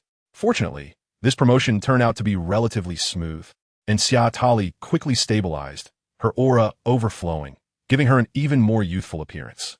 Potion Professor Xiatali closed her eyes, recalling the knowledge that came with the potion, and a smile gradually appeared on her face. This potion seemed much easier to digest than the vampire one. This was Xiatali's heartfelt sentiment. as the name Potion Professor was more straightforward compared to vampire. Seeing Xia Tali's successful promotion, a smile also appeared on Luo Yan's face. As long as there were no issues, you should first reign in your overflowing aura and then return to the ship. We'll head back tomorrow. Xia Tali immediately sat cross-legged and entered meditation. After she gathered her aura, the two returned to the ship, with Xia Tali keeping watch while Luo Yan went to his room to sleep. Brew, brew, brew, brew. Just as Luo Yan returned to his room and was about to lie down to rest, the phone bug rang. This is Luo Yan. Luo Yan answered the phone and stated his name, and a familiar voice immediately came through the phone. Captain, this is Rhoda. Rhoda? Luo Yan's eyes suddenly brightened, and even his voice became excited. Have you sorted things out on your side? Do you need me to help? Luo Yan could only point to relying on this to digest the magic potion, so he was naturally very eager. However, after hearing this, Rhoda's voice immediately became somewhat weak. No, Captain, I'm still a bit short. That captain I called you to borrow some money. What? Borrow money? Luo Yan initially thought he had misheard and, after steadying himself, asked, What happened? Are you out of money? Did the Revolutionary Army borrow you from me, but not give you any travel expenses? That shouldn't be the case, right? Rhoda seemed to choke for a moment, hesitating for several seconds before saying, Captain, here's the thing. The Revolutionary Army did give me money, and I brought some with me when I left. But I basically spent all my money on finding women. What? Finding women? How much can you spend on that? I remember you took 10 million burley with you, right? How long has it been? Did you spend it all already? Yes. Yes, Captain, I really am out of money. Luo Yan's mouth twitched. If it weren't for the tone and inflection of the voice, he would even suspect that the person on the other end of the line was not Rhoda, but Mitt. You can't possibly be locked in a cage at some store on Joy Street, can you? Luo Yan suspected that Rhoda was locked up because he ran out of money after hiring a prostitute, and that he had no other choice but to call him for help. Upon hearing this, Rhoda immediately became agitated and hurriedly denied it, saying, No, it's not like that. Captain, I'm not so broke that I can't even pay for a prostitute. I saw a knife that I really want, and it's selling for 6 million berries. I really can't come up with that amount of money, which is why I came to you. A knife for 6 million berries? Luo Yan squinted his eyes, feeling a bit curious about the knife. 6 million isn't much for him now, but for a knife, it's quite expensive. In this world, knives are very cheap. You can buy a famous knife with a craftsmanship level of 21 for 6 million berries. This shows that the knife Rhoda is interested in is indeed a good one. Just as this thought crossed his mind, Luo Yan was momentarily taken aback, then quickly reacted. Why are you buying a knife when you have nothing to do? Can you even use it? I can. Captain, I can use it. A few days ago, I met a swordsman. All right, it's just 6 million. No need to make up a story. I'll bring you the money tomorrow. If there's anything to say, let's say it face to face. Luo Yan didn't let Rhoda finish speaking. He didn't care about the millions of more at all. What he cared about was the progress on Rhoda's side. Sending money was secondary. Checking on the progress of the conspiracy was his main goal. However, when Rhoda heard that Luo Yan was going to personally deliver the money, he suddenly became anxious. Hey, Captain, you don't need to come in person. Just have Xiao Xia come over. I've been going out to find ladies every day, and it's a bit too much for me. I was just thinking about having Xiao Xia take a look for me. You, a Sequence 6 schemer, can't handle looking for ladies every day? How many ladies do you have to find each day? Captain, it's not that many. Anyway, I'm counting on you. All right, I got it. I'll bring Xiao Xia along. Luo Yan was truly at a loss for words, nodded in agreement, and then hung up the phone. 3 days later, Luo Yan's ship docked at the port of this industrial country, and Luo Yan and Shatali disembarked. Glancing at the gloomy sky, Shatali furrowed her beautiful brows tightly. Vampires have very keen senses and are quite sensitive to the smells in the air. Although the country was shrouded in industrial fumes, resulting in weak sunlight, the odors in the air were too pungent for a vampire, and Shatali couldn't help but feel uncomfortable. Is Rhoda really in such a dreadful place? The smell here is unbearable. As soon as she got off the ship, Shatali began to complain, and Luo Yan smiled, saying nothing more. After all, it was his first time here, and he wasn't familiar with the place either. They hadn't walked far when a familiar figure ran over. It was the burly Rhoda. At that moment, Rhoda had noticeable dark circles under his eyes, looking listless and somewhat haggard. Luo Yan also noticed that he had a black-handled knife hanging from his waist. Captain, Xia, you finally made it. Come with me. Upon seeing Luo Yan and Shatali, Rhoda appeared as if he had found a savior or a family member, grabbing Luo Yan's left hand with both of his and pulling him along to somewhere. Luo Yan did not resist. After all, it had been a long time since they last met, and he felt quite happy inside. The three of them walked along the road, occasionally seeing hurried passersby, who appeared worried and anxious, looking very uneasy, as if they foresaw that something bad was about to happen. Soon, the three entered a small house. Luata strode forward, patted the sofa in the living room, stuffed 2 scattered socks into the gap, and then turned back with a big smile. Captain Xia, please sit down, make yourselves comfortable. This is where I live. It's a bit small, but the amenities are quite complete. Luo Yin nodded and sat down on the sofa without any hesitation. Xiaoli did the same and sat beside Luo Yin. Seeing the two settled, Rhoda then sat down on the opposite sofa. Captain, why did you come in person? Didn't I say that it was enough for Xia to just bring me the money? Luo Yin rolled his eyes and pulled out 2 thick stacks of money from the inner pocket of his clothes, placing them on the coffee table. This is the money you wanted.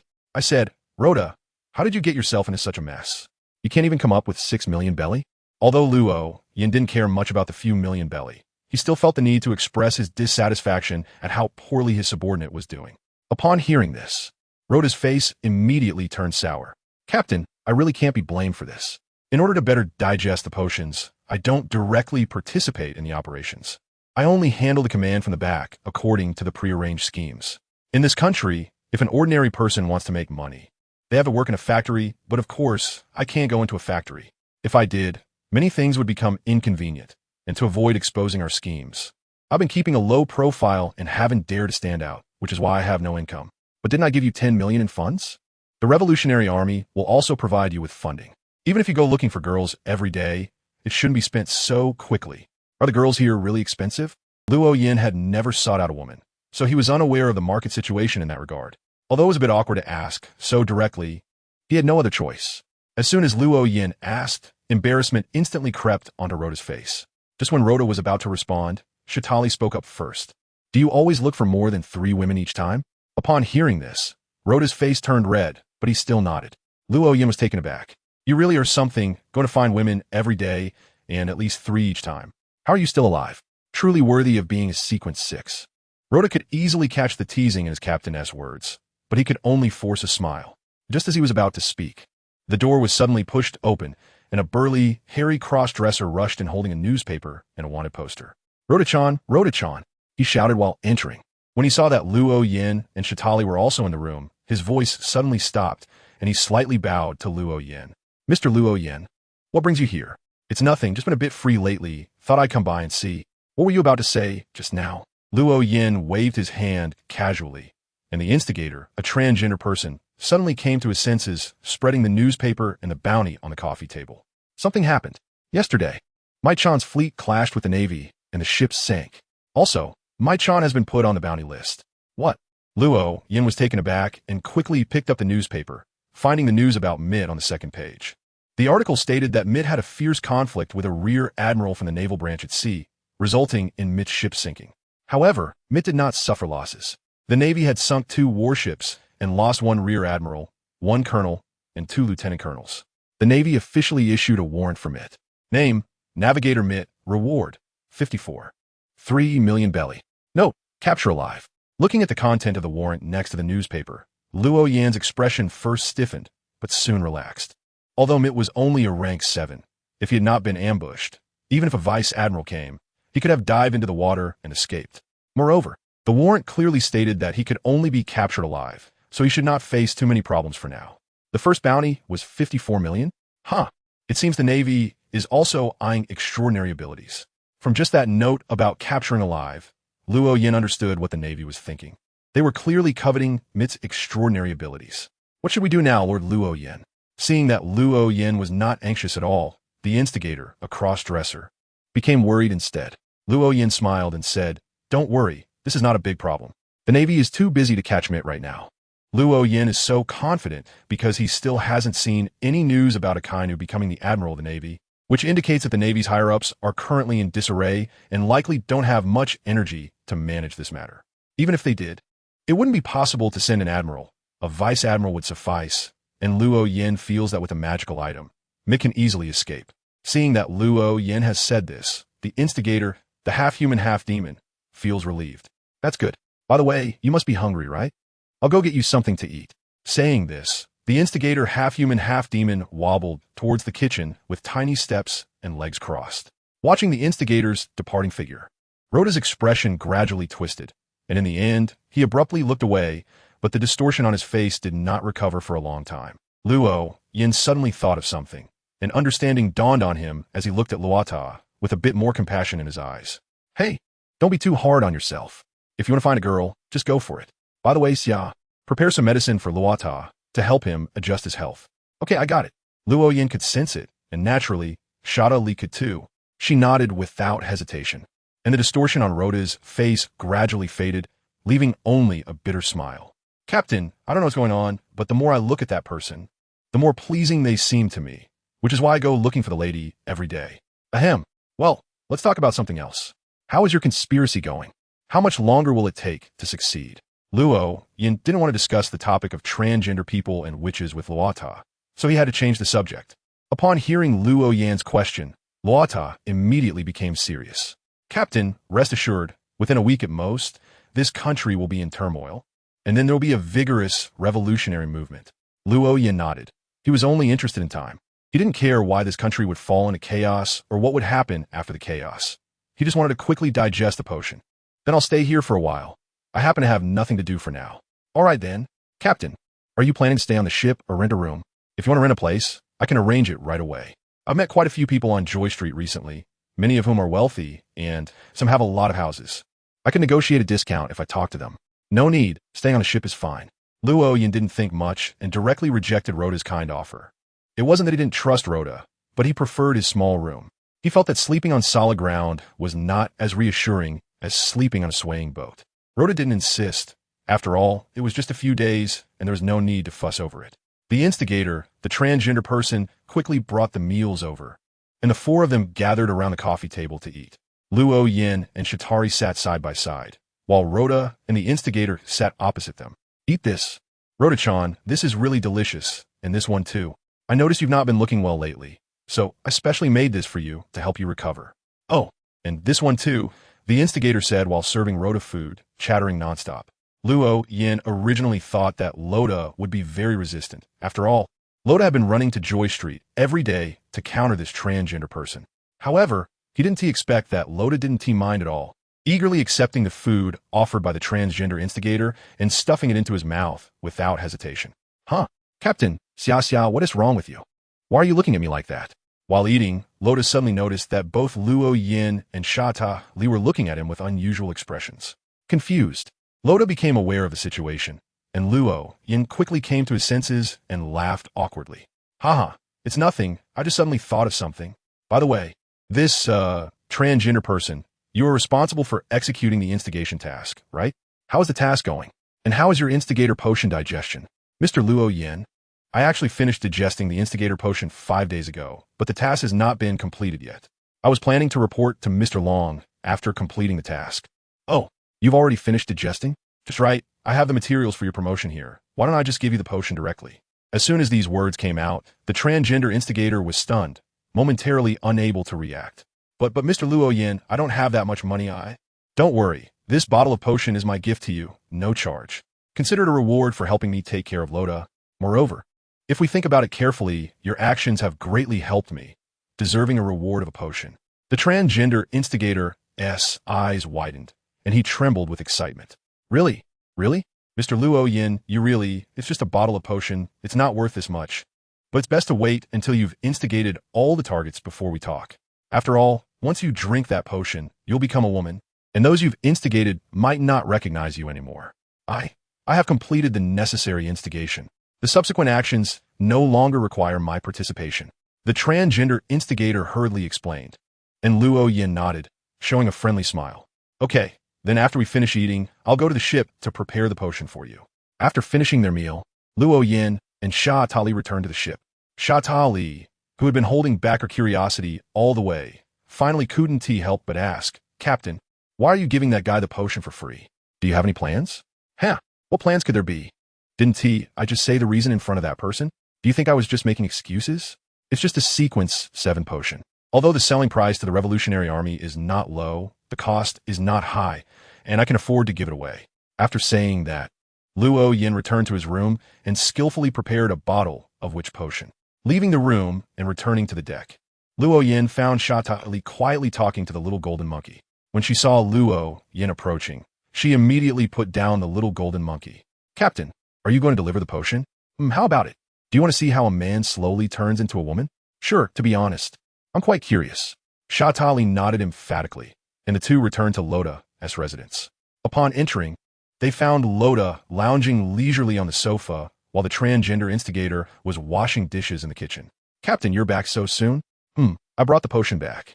Saying this, Luo Yin took out a bottle of potion from his pocket and placed it on the coffee table. Loda didn't pay much attention to it. He was already sequence 6, so naturally, he wouldn't have any thoughts about a sequence 7 potion. Not long after, the transgender instigator walked out of the kitchen with wet hands and immediately spotted Luo Yin and Sha Tali returning. Mr. Luo Yin, do you have any other business? I'm ready to rest now that I've finished my work here. No rush. Look, I brought you the potion. Saying this, Luo Yin shook the witch potion, and the transgender instigator's eyes lit up. Although Luo Yin had promised before, they didn't expect him to be this efficient. Is it really possible? Of course, here, you can drink it here. With me watching, the risk will be lower, and even if you fail, I can still keep you safe. Great. Thank you. Mr. Luo Yin, the transgender instigator joyfully took the potion, took several deep breaths to calm down, and then tilted his head to pour the potion into his mouth. Immediately, the hair of this transgender person began to visibly grow longer and floated up as if it were the tentacles of some creature dancing in the air. Additionally, the body of the transgender person began to change, their skin becoming whiter and smoother, body hair quickly retracting and disappearing, the chest visibly expanding, the waist tightening at the same speed, and the face rapidly becoming softer. In less than half a minute, a burly man with thick body hair transformed into a tall, fair-skinned beauty with delicate features under the watchful eyes of the three. This is too amazing. Although Luo Yin had already mentioned beforehand that drinking the witch potion would turn them into a woman, such a drastic change still shocked Loda and Shatali. Luo Yin looked at the witch in front of him with great satisfaction and nodded. This was much better than he had imagined, in every sense. He had been worried that the witch's physique would be too robust, and that one bottle of witch's potion wouldn't be enough to contain it. But he didn't expect that her strong physique would actually become an advantage. Now, this witch was nearly 8 meters tall, with an S-shaped figure, embodying the image of an absolutely beautiful older sister. All right, now that the matter is settled, I should take my leave. Luo Yin was the first to come to his senses. After patting Rhoda's shoulder, he walked outside, and Shatarli quickly followed him, leaving only Rhoda and the newly appointed witch in the room. On the ship, Luo Yin lay on a deck chair, leisurely patting his thighs with a relaxed expression. He was quite comfortable, needing only to patiently wait on the ship during this time, until the country descended into chaos. Then he would intervene to unleash disaster and digest the potion. Captain, what kind of gift should I give to Rhoda? Shatarli's sudden question caught Luo Yin off guard. He looked at Shatarli in surprise, noticing she held a goblet in one hand and a small notebook in the other. Luo Yin recognized the notebook as a list of plants cultivated by the little golden monkey, all good materials for potion making. What do you mean? What gift? Captain, you specifically sent a potion for the witch. Aren't you trying to bring them together? At this remark, an uncontrollable image of Rhoda with that person who was once a male with abundant hair flashed in Luo Yan's mind, causing his heart to tremble. He quickly shook his head. Don't talk nonsense. Is that something I can facilitate? Besides, can I even do such a thing? How unethical. Although that person had now transformed into a beautiful older sister, Rhoda had spent so much time with her and knew what kind of person she was. No matter how pretty she was, Rhoda knew she was once male, which would definitely be off-putting. Facilitating such a thing was certainly not a benevolent act. At least, that's how Luo Yin felt. However, Shatarli shook her head, her wrist slowly rotating as she swayed the goblet, letting the blood inside cling to the walls. No need to facilitate. Trust me, in at most 3 days they will be together. You're that certain? Luo Yin showed a look of suspicion, while the smile on Xiaotali's face became even more pronounced. Of course, if it were someone else, I wouldn't be so certain, but he is Rhoda. He is Rhoda? What kind of reasoning is that? Just because he is Rhoda, he must be interested in transgenders? Although Rhoda has been led astray by Mitt and enjoys going to Joy Street, he knows that guy is a transgender, someone who used to be a man. How could they possibly be together? Luo Yan's doubts did not shake Shatari.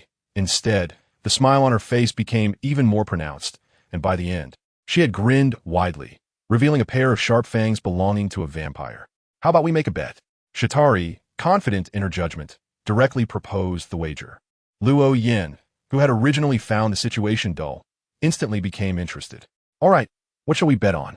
Shatari downed the blood in her cup, her crimson lips adding a touch of allure as she said, "You decide the bet." Upon hearing this, Luo Yan's brows furrowed slightly, as he found himself in a bit of a predicament. He didn't lack for anything, or rather, there was nothing that Shatari had that he wanted. Let us make it a big one.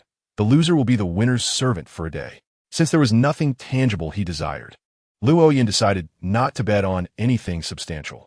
After all, it was just a boring pastime, and in his view, being a servant for a day was already a significant wager. Otherwise, it would have just been something trivial like treating someone to a meal. Shatari's smile quickly faded. Her head tilted slightly as she pondered before shaking her head. Being a servant for a day is too tame. How about this? 3 days. The loser will be the winner's servant for 3 days, and we'll bet on whether Rhoda and that which will get together within those 3 days. I bet they will. I bet they won't. Luo Yin readily accepted Shatali's words, and a smile blossomed on Shatali's face again. She placed the highball glass in her hand on the small wooden table beside Luo Yan's lounge chair, then raised her empty hand with the palm facing Luo Yan. Luo Yan understood her meaning and raised his own palm to slap it against hers. The sound of their hands clapping together echoed sharply, signifying that they had made an agreement. The next afternoon, Luo Yin and Shatali came to Rhoda's residence again. Since they had nothing else to do, and there was a bet involved, they decided to come and take a look. Luo Yin stepped forward and knocked heavily on the door several times, but there was no response. He knocked a few more times, yet still no reply. Just as he began to doubt whether Rhoda was home or had gone to Joy Street, the door opened. It was Rhoda, who looked very disheveled at that moment. His pants were worn inside out, with the back in front, and he was simply draped in an outer garment with nothing underneath, revealing his solid muscles. Seeing the scene, Luo Yin felt a sudden jolt in his heart, and a bad premonition arose, while Shatali's lips had already begun to curl up slightly. "Captain Xiao, what brings you here?"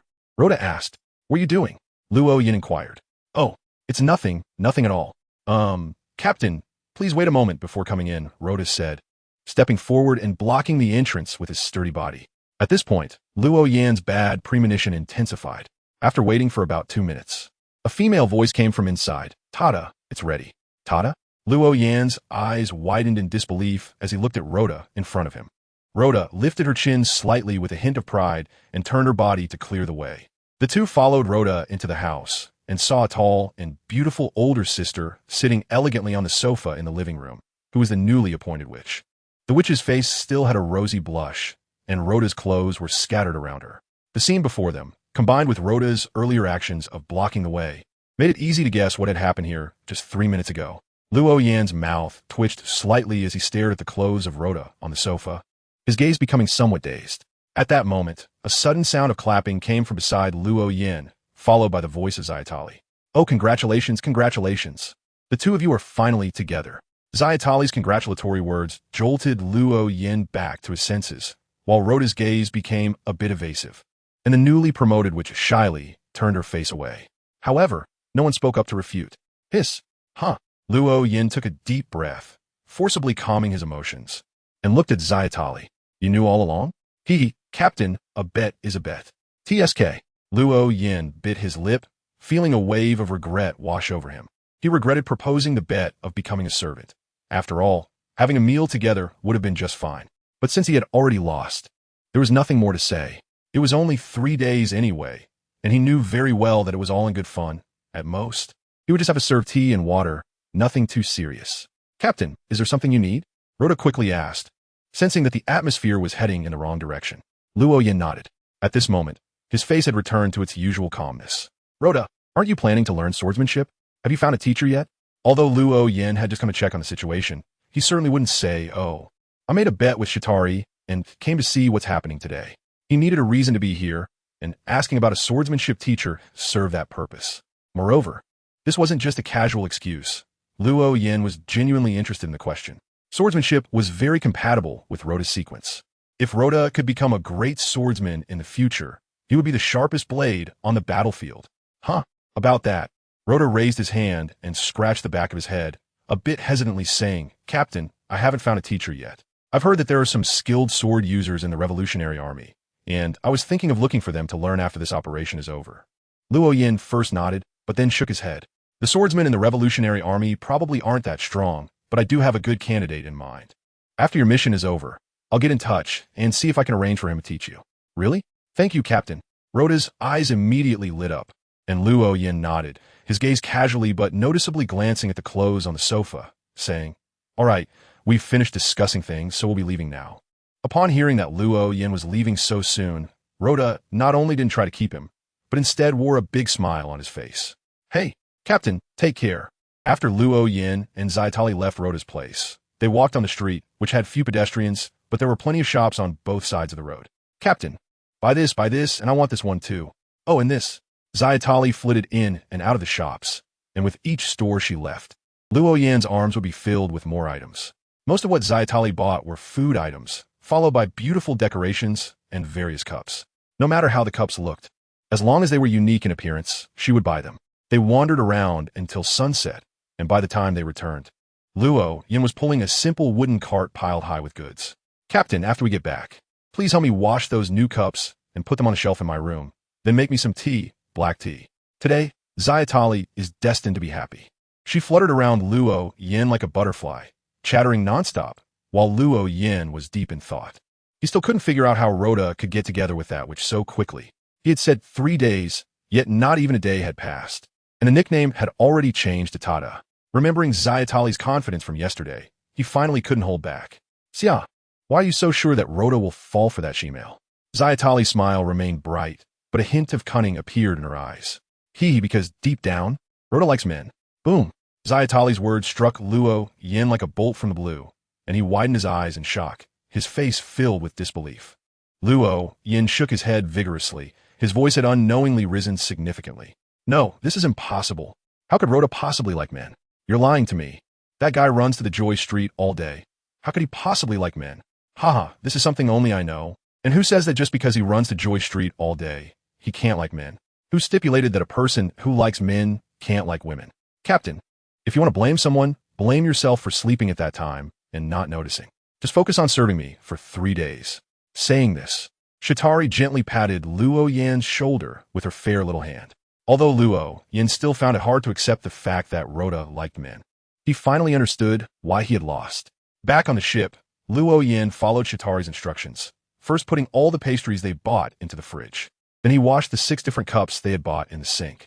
Shatari liked cups. Her room had a glass cabinet against the wall specifically for storing cups, which already held dozens of uniquely designed cups. She didn't use all of them, usually picking out some pretty ones to use. And some cups were never used even once after being bought, just sitting there like collectibles similar to antiques. Luo Yin was well aware of this. Although he didn't often go to Shatari's room, he had been there enough times to see that glass cabinet. Anyway, cups aren't expensive, and if Shatari enjoys collecting them, then so be it, he didn't mind. After Luo Yin finished washing the cup, he carefully placed it in the glass cabinet and firmly stuck the bottom of the cup with special double-sided tape.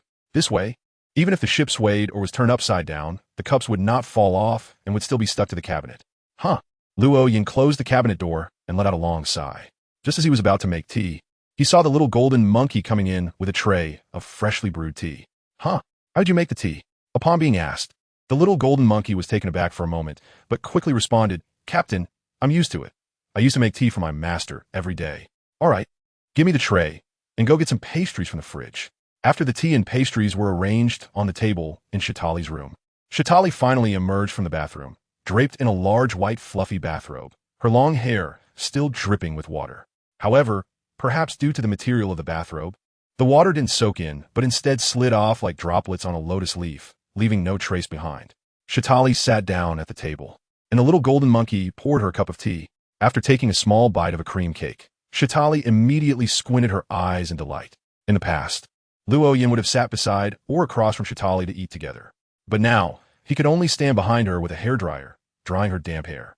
"Just watching you being served makes me envious. It seems I need to get a few animals to serve me too."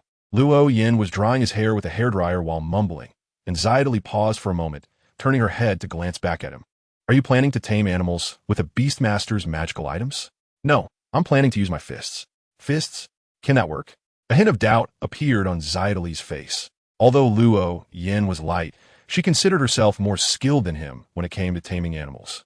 Luo Yin smiled, his eyes gradually narrowing. Do you know what the ceremony for advancing to sequence 3 is? What is it? Shatari asked curiously, turning to look at Luo Yin. Luo Yin opened his narrowed eyes, and his expression became serious. To consume the potion surrounded by at least 10 ocean creatures that signify submission. I see. Shatari nodded in realization, then suddenly remembered something. Captain, will I need a ceremony for my next advancement? What is it? To consume the potion under the light of a full moon. Full moon. Shatari repeated the word softly, nodding her head slightly, and continued to eat her pastries. Luo Yin also became serious, carefully helping Xiaotali dry her hair, but his thoughts had already drifted away. When his sequence was still low, he hadn't studied the promotion rituals in detail. However, as his sequence increased and he needed to use the rituals for his promotion, he began to notice the differences between the promotion rituals in this world and those corresponding to the Master of Mysteries. For example, the ancient scholar of the Fool's Pathway at sequence 3 only requires sufficient real history for the promotion ritual, without needing to isolate oneself for 300 years to become history. Similarly, the manipulator of the Dreamer's Pathway at sequence 4 only needs to consume a potion amidst the emotional resonance of 1,000 people, rather than 10,000 as in the Master of Mysteries. Even the Ascension rituals differ. The Tyrant's Ascension ritual in the Master of Mysteries requires challenging a true god and surviving, while here it requires consuming a potion amidst the anger of 1,000,000 people. Not only the Tyrant, but also other Ascension rituals are different from those in the Master of Mysteries. This is not only because this world doesn't have as much madness and distortion, but also because the extraordinary characteristics of this world are inherently different. A bright idea suddenly flashed through Luo Yan's mind, leading to a guess. By the time Luo Yan had finished drying Xiaotali's hair, she had just finished her pastry. I'm a bit tired, Captain. I'm sleepy and want to go to bed. Xiaotali stood up and stretched, her snow-white chest instantly expanding to nearly double its size. And that pair seemed like they were just about to pop out. Luo Yin looked at the gradually darkening window, and then at the delicate face of Shatari. However, his gaze seemed to be drawn downwards unconsciously. You're going to sleep at this hour? Usually, you just wake up around this time. Upon hearing this, Shatari immediately showed her displeasure. You say that, but it's you who woke me up. Do I usually get up at noon?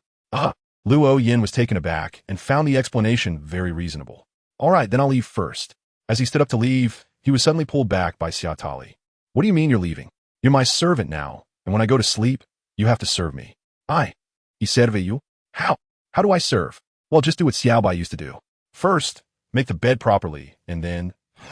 You make the bed first, and then we'll talk. Luo Yin understood Xiaotali very well. He knew that Xiaotali must have something else she wanted to do. However, he did not pry into it, and obediently went to tidy up the bed. Xiaotali's bed was not messy. In fact, Luo Yin thought it didn't need special tidying at all. Nevertheless, he still picked up the thin blanket and smoothed it out. On a churning sea, Buggy's ship rose and fell with the wind and waves. Buggy was hiding in the bottom of the cabin in a storeroom piled with many potatoes, and a small space had been cleared out. 3 candles were arranged in an inverted triangle in front of him, with a drawing of a symbol of secrecy placed in the center. Buggy held a lighter, flickering with flames in his hand, his face filled with hesitation and conflict. In the end, he gritted his teeth and lit the candles in order, then began a solemn chant, symbol of darkness and slumber, authority of fear and misfortune, ring that governs secrets. I beseech your gaze, I beseech your favor, I beseech you to let me communicate with Luo Yin. Luo Yin had just finished making the bed and was about to turn around when a pair of hands hugged him from behind, followed by a soft body pressing against him. A faint fragrance wafted into Luo Yan's nostrils, and he immediately felt a stir in his heart, as if a certain understanding had risen in his mind. Let's sleep. Okay. Luo Yin turned around and embraced Xiaotali, slowly falling towards the bed. Just as they were about to proceed to the next step, a red halo suddenly rippled from the index finger of Luo Yan's right hand, the secret ring glowing with a faint light, while a blurred voice also echoed in Luo Yan's ear. A voice of pleading. Is this Baki? Luo Yin instantly guessed who was praying. After all, he had only given the title to Baki. Shatari, who had already closed her eyes, opened them in confusion and froze when she saw the ring surrounded by a rippling red glow. The ring is glowing red? What happened to the captain? TSK. That bastard Baki. Luo Yin was almost angered to death. Baki didn't pray earlier or later, but chose this moment to do so. Although he was angry, he had no intention of ignoring it. After all, This was the first time the other party had prayed, and ignoring it might weaken Baki's fear of him. Wait a moment, I need to respond to the prayer. Respond to the prayer? Shadowy looked at Luo Yin in confusion, but Luo Yin didn't explain much. He immediately got up and sat down on a nearby chair, raising his right hand in front of him, with his spiritual energy spreading towards the rippling red glow. In an instant, he saw Baki through the light points. The image was somewhat blurry, and not all details were clear, but it was still possible to discern that it was Baki. Suddenly, Baki, who was praying, found himself enveloped in endless darkness. Just as he was anxiously looking around, points of starlight lit up in front of him, and amidst the cluster of stars, Luo Yan's figure gradually emerged. You were looking for me? Luo Yan was the first to ask, his voice authoritative and imposing. Yet at the same time, it brought a sense of peace to those who heard it. Baki's turbulent heart instantly calmed down. He opened his mouth but couldn't make a sound, only nodding emphatically. Go ahead, what is it? Ah, you. Didn't you say you wanted me to help you find a devil fruit? I currently have a paramecia-type devil fruit in my hand. Luo Yan was taken aback. He didn't expect Buggy to be so efficient and find it so quickly. Moreover, he had only asked the other party to provide intelligence at that time, not expecting them to directly obtain the fruit. How much? I bought it for 150 million berries. Buggy didn't quote a price, but directly stated how much he spent to purchase the fruit. Luo Yan nodded and said, I will buy this fruit for 200 million berries, of which 30 million is your intelligence fee, and another 20 million is your reward for saving me time. 200 million. Buggy's eyes lit up immediately, and the darkness before him quickly receded. He returned to the bottom of the cabin, but his mind was filled with a new piece of information, the consciousness of sacrifice. Sacrifice. Buggy showed signs of struggle. He appeared very hesitant. But in the end, he gritted his teeth and got up to search for various spiritual materials in the kitchen. Soon, he returned to the bottom of the cabin with a large pile of spiritual materials and a box, rearranged the altar, placed the box in the center of the altar, and began to chant. Symbol of darkness and slumber, authority of fear and disaster, ring that governs secrets. Your faithful follower prays for your gaze, prays for you to accept the offering, prays for you to open the gates of the realm. The candle flames suddenly surged into a large door, and the spiritual materials placed at the edge of the altar shattered into light points that floated towards the door. The door slowly opened, revealing a dim space with flickering lights, but it was impossible to see what those lights were. Before long, the door was fully opened, and the box containing the devil fruit disappeared, replaced by neatly arranged berries. Exactly 200 million berries. On the other side, Luo Yin maintained the gate of sacrifice and bestowal with spiritual energy. We saw the box containing the devil fruit float into the door. He let out a slight sigh of relief and gradually reduced the infusion of spiritual energy, causing the door to slowly close. Just as the door was about to close and disappear, the box containing the devil fruit vanished, revealing a single devil fruit. In the next instant, the devil fruit exploded, bursting into countless light points that disappeared into the hidden divine realm. Luo Yin was dumbfounded on the spot. He originally wanted to hold a granting ceremony to take the devil fruit out of the divine realm and see what kind of fruit it was, but as a result, it was directly eaten by the ring. What the hell? What happened? What did you do? Luo Yin did not recite the name of the honorific, but directly questioned the ring in his hand. He initially thought that this would not elicit a response, and he asked this out of sheer excitement. However, to his surprise, he received a reply, and information suddenly appeared in his mind. The content of the information was quite simple. The devil fruit was part of the extraordinary characteristics of the Dark Path Sequence 1, and after the ring consumed it, it could significantly enhance the activation level and control over authority. You want to come back to life? Luo Yan's heart skipped a beat as he stared at the ring in his hand, his expression more serious than ever. He understood very well what it meant for the uniqueness to be fully revived, and he was even more aware of what it meant to consume the sequence 1 potion and come back to life. The ring trembled slightly twice to confirm and express some confusion. It was puzzled as to why Luo Yin was only asking this question now, when it had intended to do so from the beginning. And at that time, Luo Yin hadn't asked but was only inquiring now. Upon hearing this response, Luo Yin suddenly realized why the secret ring required him to tell it things through prayer every day. It was to activate more quickly. Luo Yin took 2 deep breaths to calm his emotions. Although the situation was unexpected, he didn't react much. After all, even if the secret ring had really come alive and even consumed 3 doses of sequence 1 potion, so what? His own path and the dark path did not conflict. Even if the other party eventually became a god, wouldn't threaten him. Captain? Shadowly's soft call came from behind Luo Yin. He got up and returned to the bedside, smiling slightly at Shadowly. It's okay, Sleep. I'll explain everything later. The next day, as the rising sun shone on the deck, the little golden monkey was cleaning the deck with a bucket in one hand and a cloth in the other. Ever since the little white ferret was sent away, this task had been assigned to it. Although the workload increased, it didn't feel tired. In fact, it was quite happy because it knew the little white ferret's current life must not be good. Hey, flower monkey! A sharp voice suddenly rang out. The little golden monkey looked up to see a bird with a tuft of golden fluff on its head flying nearby. It was Porter, who had already become a solar priest.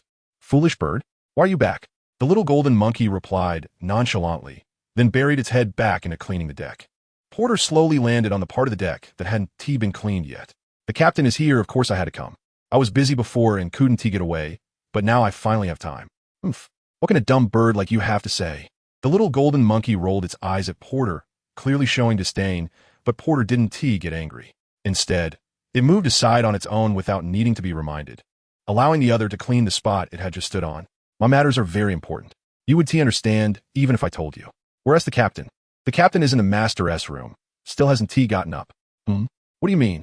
Porter was stunned, unable to comprehend the little golden monkey's words at first. The little golden monkey didn't intend to explain too much. While continuing to wipe the deck, it replied, in short, he hasn't gotten up yet, just wait. All right then. Porter didn't pry further, spreading its wings to fly up to the mast and waiting. As the sun rose higher, the sunlight became warmer and the freshly cleaned deck dried quickly in the sun. Finally, Luo Yin stepped out of the cabin. Captain, you're finally up. As soon as Porter saw Luo Yin, it flew down from the mast and landed on Luo Yin's shoulder. Luo Yin looked at Porter's appearance and was somewhat surprised. Porter, what happened to you? You've grown so much. Previously, Porter was about the size of a seagull, but now it had unknowingly grown to the size of a hen. Captain, I've been growing all along. You just didn't notice because you saw me every day. Is that so? By the way, how did you end up here? Where were you before? Didn't I ask you to follow Rhoda? You weren't by Rhoda's side. When Luo Yin arranged for Porter, he intended for it to follow Rhoda. After all, Rhoda was the mastermind behind this operation, and if detected, he could be at risk of assassination. If Rhoda teamed up with Porter, they could exert considerable combat power. Even if they encountered an assassination attempt, it wouldn't be particularly dangerous, yet Porter hadn't stayed by Rhoda's side. Captain, I went to help the Revolutionary Army. It was Rhoda's arrangement. I see. Well then, Luo Yin believed that a schemer would definitely not make arrangements that would put themselves in danger, so he stopped dwelling on the matter and continued. Since you're here, your task should be completed, right? Yes, Captain, I have finished my part. This country is about to fall into chaos. At this point, Porter's tone rose significantly, sounding somewhat excited. Luo Yin nodded, looking up at the towering chimneys of the kingdom. On the sea, MIT stood at the bow of the ship, gripping a long stick tightly as he stared intently at the military ship ahead. Has the Navy now become the lapdog of the world government? He had just fought with the Navy and hadn't caught his breath, and now he was facing another blockade by the Navy. This time, the ship blocking his way was commanded by a vice admiral from Naval Headquarters, the seasoned Ghost Spider, with a cigarette in his mouth and a knife in each hand. Ghost Spider also had 6 hands behind him, each holding a knife, totaling 8 knives. Navigato. This time you won TB as lucky as last time. Today, I must capture you. Anyone can talk big. Don't think I'll be afraid of you just because you're a vice admiral. Despite MIT's serious expression, he refused to back down verbally. He glanced back at the group of revolutionaries behind him, his expression turning somewhat grim. If it were just him, no one could stop him from escaping. But with so many revolutionaries here, although they weren't exactly comrades yet, they had gotten along very well during this time and had formed friendships. He didn't want to run away. Mr. MIT, behind you. Another military ship is coming. It's a world government ship. Just as MIT was still pondering how to deal with the formidable Ghost Spider, a panicked voice suddenly cried out. He instinctively turned to look. The speaker was a revolutionary wearing a furry hat. He had just come from the rear deck and rushed over to report after seeing that their escape route was blocked by the world government ship. MIT's expression instantly turned extremely grim, but he did not panic. Who was on the world government ship? Yes, it's CP0. CP0 and the Vice Admiral from Naval Headquarters are teaming up to capture me. I didn't expect to be so sought after. MIT spoke sarcastically, narrowing his eyes at Ghost Spider, who slightly opened his mouth, letting out a puff of smoke before saying, You are someone the world government and naval headquarters take very seriously. The order from above is to capture you alive. If it weren't for Akainu and Akiji fighting over the position of admiral, perhaps one of them would have come personally. Oh, what a pity. Even my captain has never been pursued by an admiral. If I were to be captured by an admiral first, I could boast about it when I get back. Get back. You can't go back. Ghost Spider finally moved, leaping directly from the warship toward MIT. MIT gripped the iron stick tightly, his arm muscles bulging. Furious strike. Clang. The clash of blades emitted a piercing sound as sparks flew, causing the ship beneath MIT's feet to sink significantly due to the tremendous force. However, MIT only managed to block 2 knives, while Ghost Spider's remaining 6 knives simultaneously slashed toward MIT, clearly aiming for his shoulders. He intended to disable MIT's arms first before capturing him. After all, the order was clear. He must be captured alive. Just as the 6 knives were about to hit MIT, a massive burst of dawn-like light erupted from him, instantly separating the two. Sizzle. The 6 knives struck the dawn light but failed to shatter it, only producing a harsh grinding sound. MIT quickly retreated, distancing himself from Ghost Spider, but his expression had already turned quite ugly. After just this one exchange, he realized he was not a match for his opponent. Even with other magical items at hand, he would not be able to contend with Ghost Spider, especially with CP0 behind him. What's the situation? MIT did not turn around, just shouted. One of the revolutionaries behind him immediately responded. Mr. Dragon has sent Chief of Staff Sabo over, but it will take time. He said we must prioritize escorting you away, and we absolutely cannot let you fall into the world government's hands. Escort me? What are you going to use to escort me? Wait for Sabo to arrive? It will take at least 2 hours for Sabo to get here. By then, the opportunity will be gone. MIT reached inside his clothing and pulled out a talisman with a lightning pattern. Lightning. MIT shouted the activation incantation, frantically pouring his spiritual energy into the talisman before throwing it out. His target was not Ghost Spider, as Ghost Spider was on his ship. If he targeted Ghost Spider, his ship would sink first. Therefore, he aimed for the naval warship. Ghost Spider watched as a talisman glowing with electric light flew over his head. He had no idea what it was, but he could sense that it was extremely dangerous. When he saw it flying towards the Navy ship, he realized something was wrong. Not good. That bastard. Ghost Spider suddenly leaped back, his speed far surpassing that of the talisman. In an instant, he caught up to it, and without hesitation, slashed at the talisman. The knife split the talisman in 2, yet Ghost Spider felt no resistance, as if he had struck not metal, but air. The halved talisman shattered into countless light particles, and in an instant, Ghost Spider felt a tingling sensation on his scalp. Boom! The sky became incredibly violent, with countless bolts of lightning raining down as if a forest of thunder had grown on the warship. Luo Yin had Shout Jinho brew a pot of tea for him and rummaged through the fridge to find the pastries he bought yesterday, ready to enjoy some afternoon tea. Although it was still morning, that didn't stop him from indulging. However, at that moment, his instincts were triggered, and he jumped up from the lounge chair, his expression instantly turning extremely grim. He sensed that Mitt had used the talisman he had given him. It was worth noting that Mitt didn't use any talismans during the last confrontation with the Navy, and he even ended up with a bounty. Now, he had actually used a talisman, which undoubtedly meant he was in big trouble. What had happened? The Navy? Or CP0? Luo Yin was making guesses in his heart, and suddenly he soared into the sky. With a huge sonic boom echoing in the air, Luo Yin sped towards the direction where the talisman was activated at supersonic speed. Shatali was abruptly awakened from her deep sleep by the sudden sound of the sonic boom. She hurriedly put on her clothes, ready to go out and check the situation, when she saw the little golden monkey anxiously pushing the door in. Master, the captain suddenly left in a hurry, and he looked very grim. Something's wrong. Shatali quickly finished getting dressed and was about to leave when she suddenly thought of something, striding towards the cabinet and taking the phone bug from the drawer. As soon as she stepped out of the cabin, she saw Rhoda rushing over with a phone bug in hand. Xia, where's the captain? Where is he? What happened? It's bad. Might has been surrounded by the Vice Admiral and CP0. Long just called me, and he's already sent Sabo over. But it will take Sabo more than an hour to get there, and I'm worried he won't last that long. Shatali nodded, her anxiety gradually easing. It's okay. The captain just rushed over. Might is helping the Revolutionary Army transport supplies from the base to here, so he isn't far from here. The captain is very fast and should be able to catch up. Really? The captain has already gone over? That's good. Upon hearing this, Rhoda finally breathed a sigh of relief, but his expression quickly turned serious again, gradually becoming somewhat grim. What's wrong? Shatali asked upon seeing this. Rhoda's eyelid twitched, and he gritted his teeth. Once the captain takes action, it may expose a lot of things. Our actions here must be accelerated. Xia, help me. We must create chaos in this country today. We can't delay any longer. Although Shatali didn't know the exact conspiracy Rhoda was weaving, she understood the seriousness of the matter.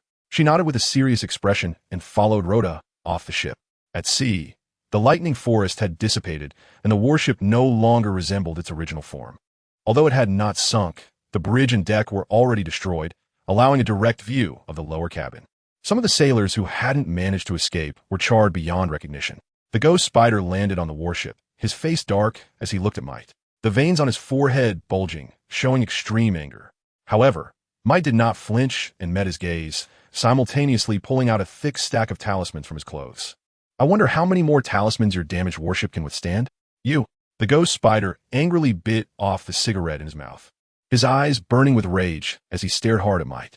But even so, he did not dare to act recklessly. If he only needed to bring back the opponent's head, the ghost spider could kill him quickly. However, the orders were very clear, with special emphasis that he must capture him alive. This prevented the ghost spider from using his full strength. His attacks had to be restrained, which gave Might another opportunity to use talismans.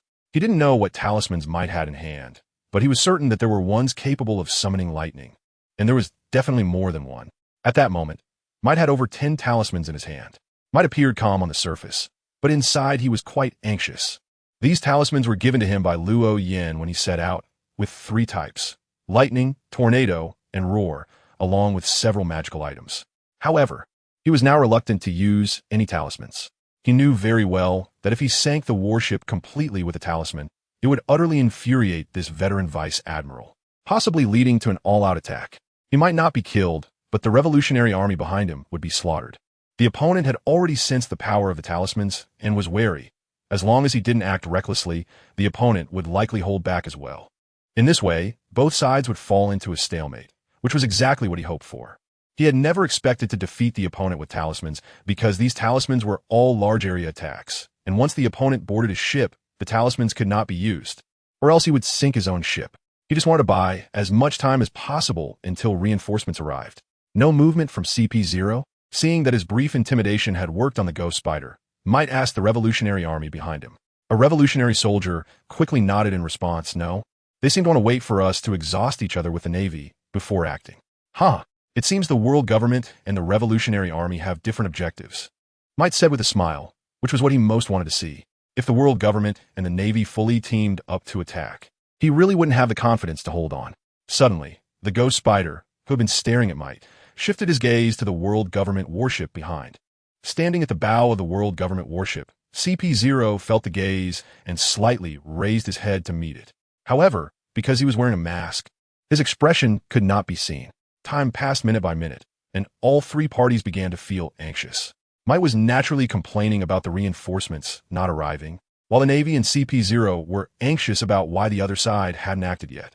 They all knew someone would come to rescue Might, and they were unwilling to delay too long. Finally, it was the ghost spider who maintained his composure first. He took out the phone bug and whispered a few words before readying his weapon again. At the same time, CP0 was also preparing for battle. In that instant, Might's instincts went wild with warning. He felt an unprecedented danger, knowing that the other side could no longer hold back. Damn it! Might's expression twisted for a moment, then became resolute. Get ready. They're coming. This sentence seemed like a signal. The ghost spider and the 3 CP0 members simultaneously lunged towards Might's ship. Might gripped the iron rod tightly, his arm muscles visibly swelling. Oomph! Just as he was about to counterattack, an angry shout came from afar. The sound like thunder exploding in his ears. The ghost spider and CP0's movements suddenly froze. Some weaker sailors and revolutionary soldiers were even directly knocked unconscious, bleeding from their orifices due to the roar. Adventurer Luo Yin. The 3 CP0 members hovered in midair, looking towards the direction of the voice. In the previous moment, Luo Yin was still far away, and in the next moment, he was already in front of them. Bang! With a muffled sound, a CP0 member's face was struck by Luo Yin's fist, shattering the mask and sending blood spraying as he fell from the sky. The remaining 2 CP0 members hurriedly retreated, creating distance from Luo Yin. Despite wearing masks, they could still feel the wariness in their eyes through the eye holes. Why are you here? One of the CP0 members asked, his voice having turned hoarse without him realizing. He didn't even notice that his heart was filled with fear, fearing the sudden appearance of this adventurer. Huh, you think you can catch me here and still ask me why I suddenly appeared? You pawns of the world government. Do you really think I'm an easy target? Every word that Luo Yin spoke was like a thunderclap, resonating in the ears of those present, and at this moment, Luo Yin was seen as the embodiment of disaster. The fear of disaster is the most primal instinct of every living being. Fear surged within their hearts, and once it appeared, it expanded uncontrollably. The bright sky had darkened without anyone noticing, and as the sky dimmed, Mitter's ship gradually vanished like a phantom in the fog. However, the fear in the hearts of the Navy and the world government personnel grew ever more intense. Some of them even didn't know what exactly they were afraid of. Was it the impending disaster or the man flying in front of them? They could no longer distinguish between the two, but this confusion did not diminish their fear. Thud! A sailor finally couldn't hold on any longer, collapsing in a tremor. And this seemed to act like a switch, causing one person after another to fall under the weight of their fear. In the end, even the seasoned Vice Admiral Ghost Spider showed subtle tremors. He was afraid. Yet he did not know what he was afraid of. He was not afraid of facing Luo Yin. After all, if he were truly afraid, he wouldn't have come with troops to capture him.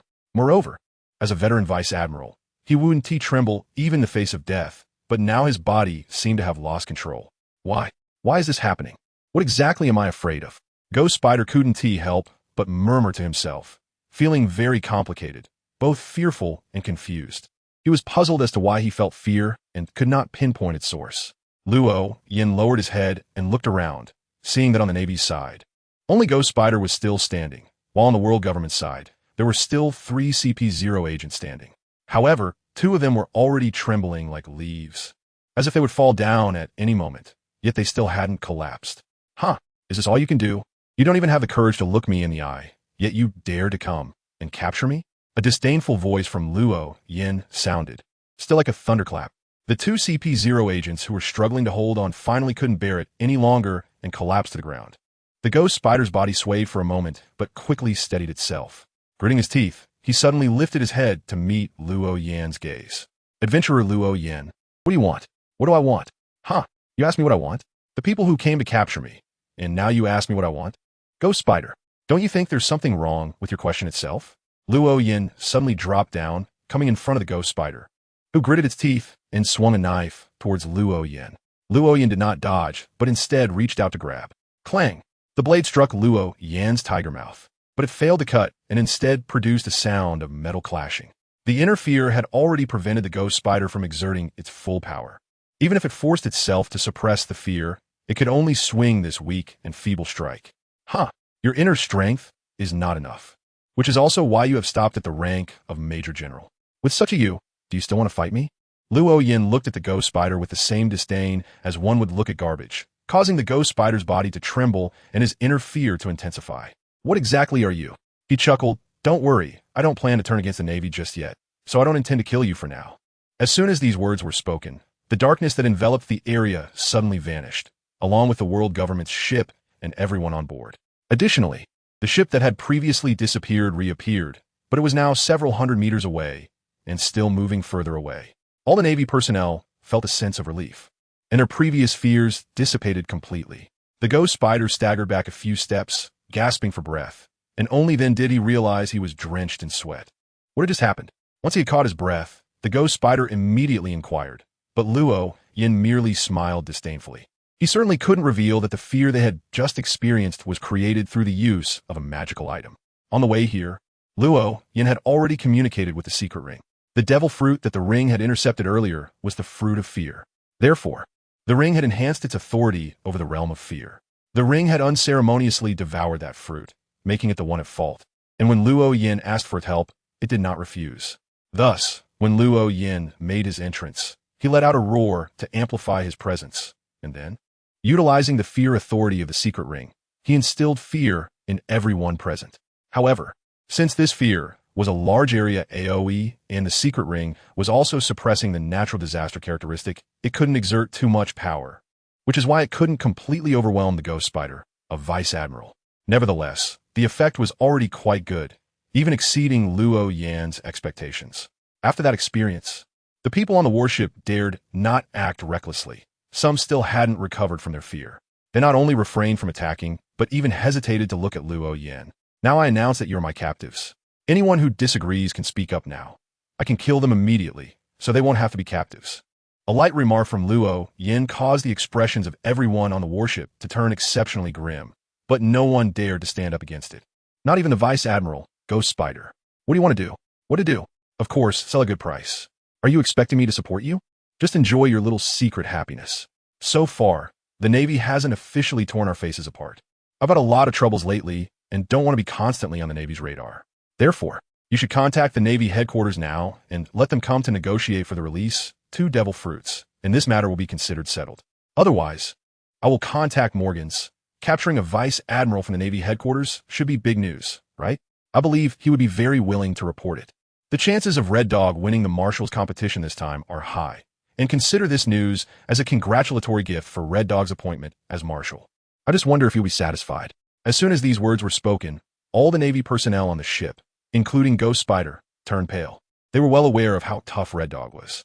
If Red Dog really received such a gift during his inauguration ceremony, he would probably explode on the spot. What about the world government's ship?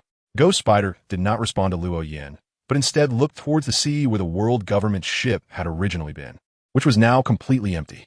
Oh, you still have the mood to worry about others? There is no room for reconciliation between me and the world government. So, they will never see the light of day again, only sinking into eternal slumber in endless darkness. By the way, why did you capture MIT? Did he offend you? No, right? Luo Yin still couldn't figure out why the Navy wanted to capture MIT, even if MIT was currently transporting supplies for the Revolutionary Army. That was the world government's business and shouldn't have much to do with the Navy. Ghost Spider's expression twisted for a moment before he finally gritted his teeth and spoke. Previously, a Revolutionary Army member captured by the world government died in his cell, suddenly transforming into a monster made of flesh and blood, killing 3 prison guards before being shot down. In the end, they obtained an item from his corpse, an item with magical abilities, which the world government values highly. But they lack sufficient information, only knowing that the item originated from you, and you are too troublesome, so they want to find a breakthrough from your subordinates. So that's how it is. It makes sense. Being locked up in the world government's prison and even tortured, it's normal for someone to mentally break down and mutate into a monster. What a pity I was still thinking about finding an opportunity to rescue him in the future. But it seems there is no chance now. Luo Yin said it was a pity, but there was no trace of regret on his face. He was just saying it for the sake of saying. The extraordinary being was from the Revolutionary Army, and the Revolutionary Army was only in a cooperative relationship with him. The death of an insignificant person would affect his mood. A flicker of hesitation crossed Ghost Spider's face. He was about to speak, but was interrupted by Luo Yin. All right, stop wasting time. Hurry up and make the call. I don't have time to waste here with you. Of course, I'm right here, and you can still choose to fight to the death. But if you can't defeat me, I won't accept any more ransom. I'll personally deliver the news to the Navy headquarters. I keep my word. Okay, I'll call. Ghost Spider hesitated several times, but ultimately gritted his teeth and agreed. It wasn't that he was afraid of dying. It was about saving face for the Navy. Now that the Navy was coming to ransom, although it still damaged their face a bit, it was within an acceptable range. However, if it went to the newspapers, it would be a different story. Unless everyone present could immediately commit suicide, allowing all to die in battle in an instant, the Navy's reputation would definitely be tarnished, with the distinction only being how much face they would lose. Ghost Spider took out a snail phone from the inner pocket of his clothing. As the sound of brew rang out, the call was quickly connected, and a deep yet relaxed voice came from the other end. This is Sengoku. Marshal Sengoku. I'm Ghost Spider. Oh, Ghost Spider, how did your operation with CP0 go? Has it been completed? Sengoku's words indicated that he had a certain level of recognition for Ghost Spider's strength. After all, their target was not Luo Yin, but a subordinate of Luo Yin. Ghost Spider instinctively opened his mouth, but couldn't produce any sound. After adjusting himself, he finally said, Marshal, we failed. We encountered the adventurer Luo Yin, and the world government was completely wiped out. We lost a third of our soldiers, and the rest, including me, were all captured. I see. Since you can still call me, it means that the adventurer Luo Yin has proposed conditions, right? Were they? Sengoku's tone remained very calm, without the expected rage or shock, which momentarily stunned Ghost Spider before he realized something. Marshal, Did Akainu and Akiji reach a conclusion? Yes. They fought for 10 days and nights. Akainu won, and a week later, there will be a promotion ceremony for Akainu. Strictly speaking, I'm no longer a marshal. But since this incident happened before the promotion ceremony, I might as well settle this matter myself. So that's how it is. The adventurer Luo Yan's condition is to ransom with 2 devil fruits. The snail phone was silent for about 10 seconds before Sengoku spoke again. I want to speak directly with the adventurer Luo Yan. Sengoku's voice remained unchanged, but it gave a feeling of suddenly aging a lot. Ghost Spider immediately turned to look at Luo Yan, who had been waiting nearby and naturally heard the voice from the snail phone. Luo Yan nodded and took the snail phone in hand. I am Luo Yan. Hee. Adventurer Luo Yan, I am Sengoku. 3 days from now, I will personally bring the devil fruits to ransom. I hope you won't go back on your word. Oh, the Navy Marshal is personally coming to ransom? I am truly honored.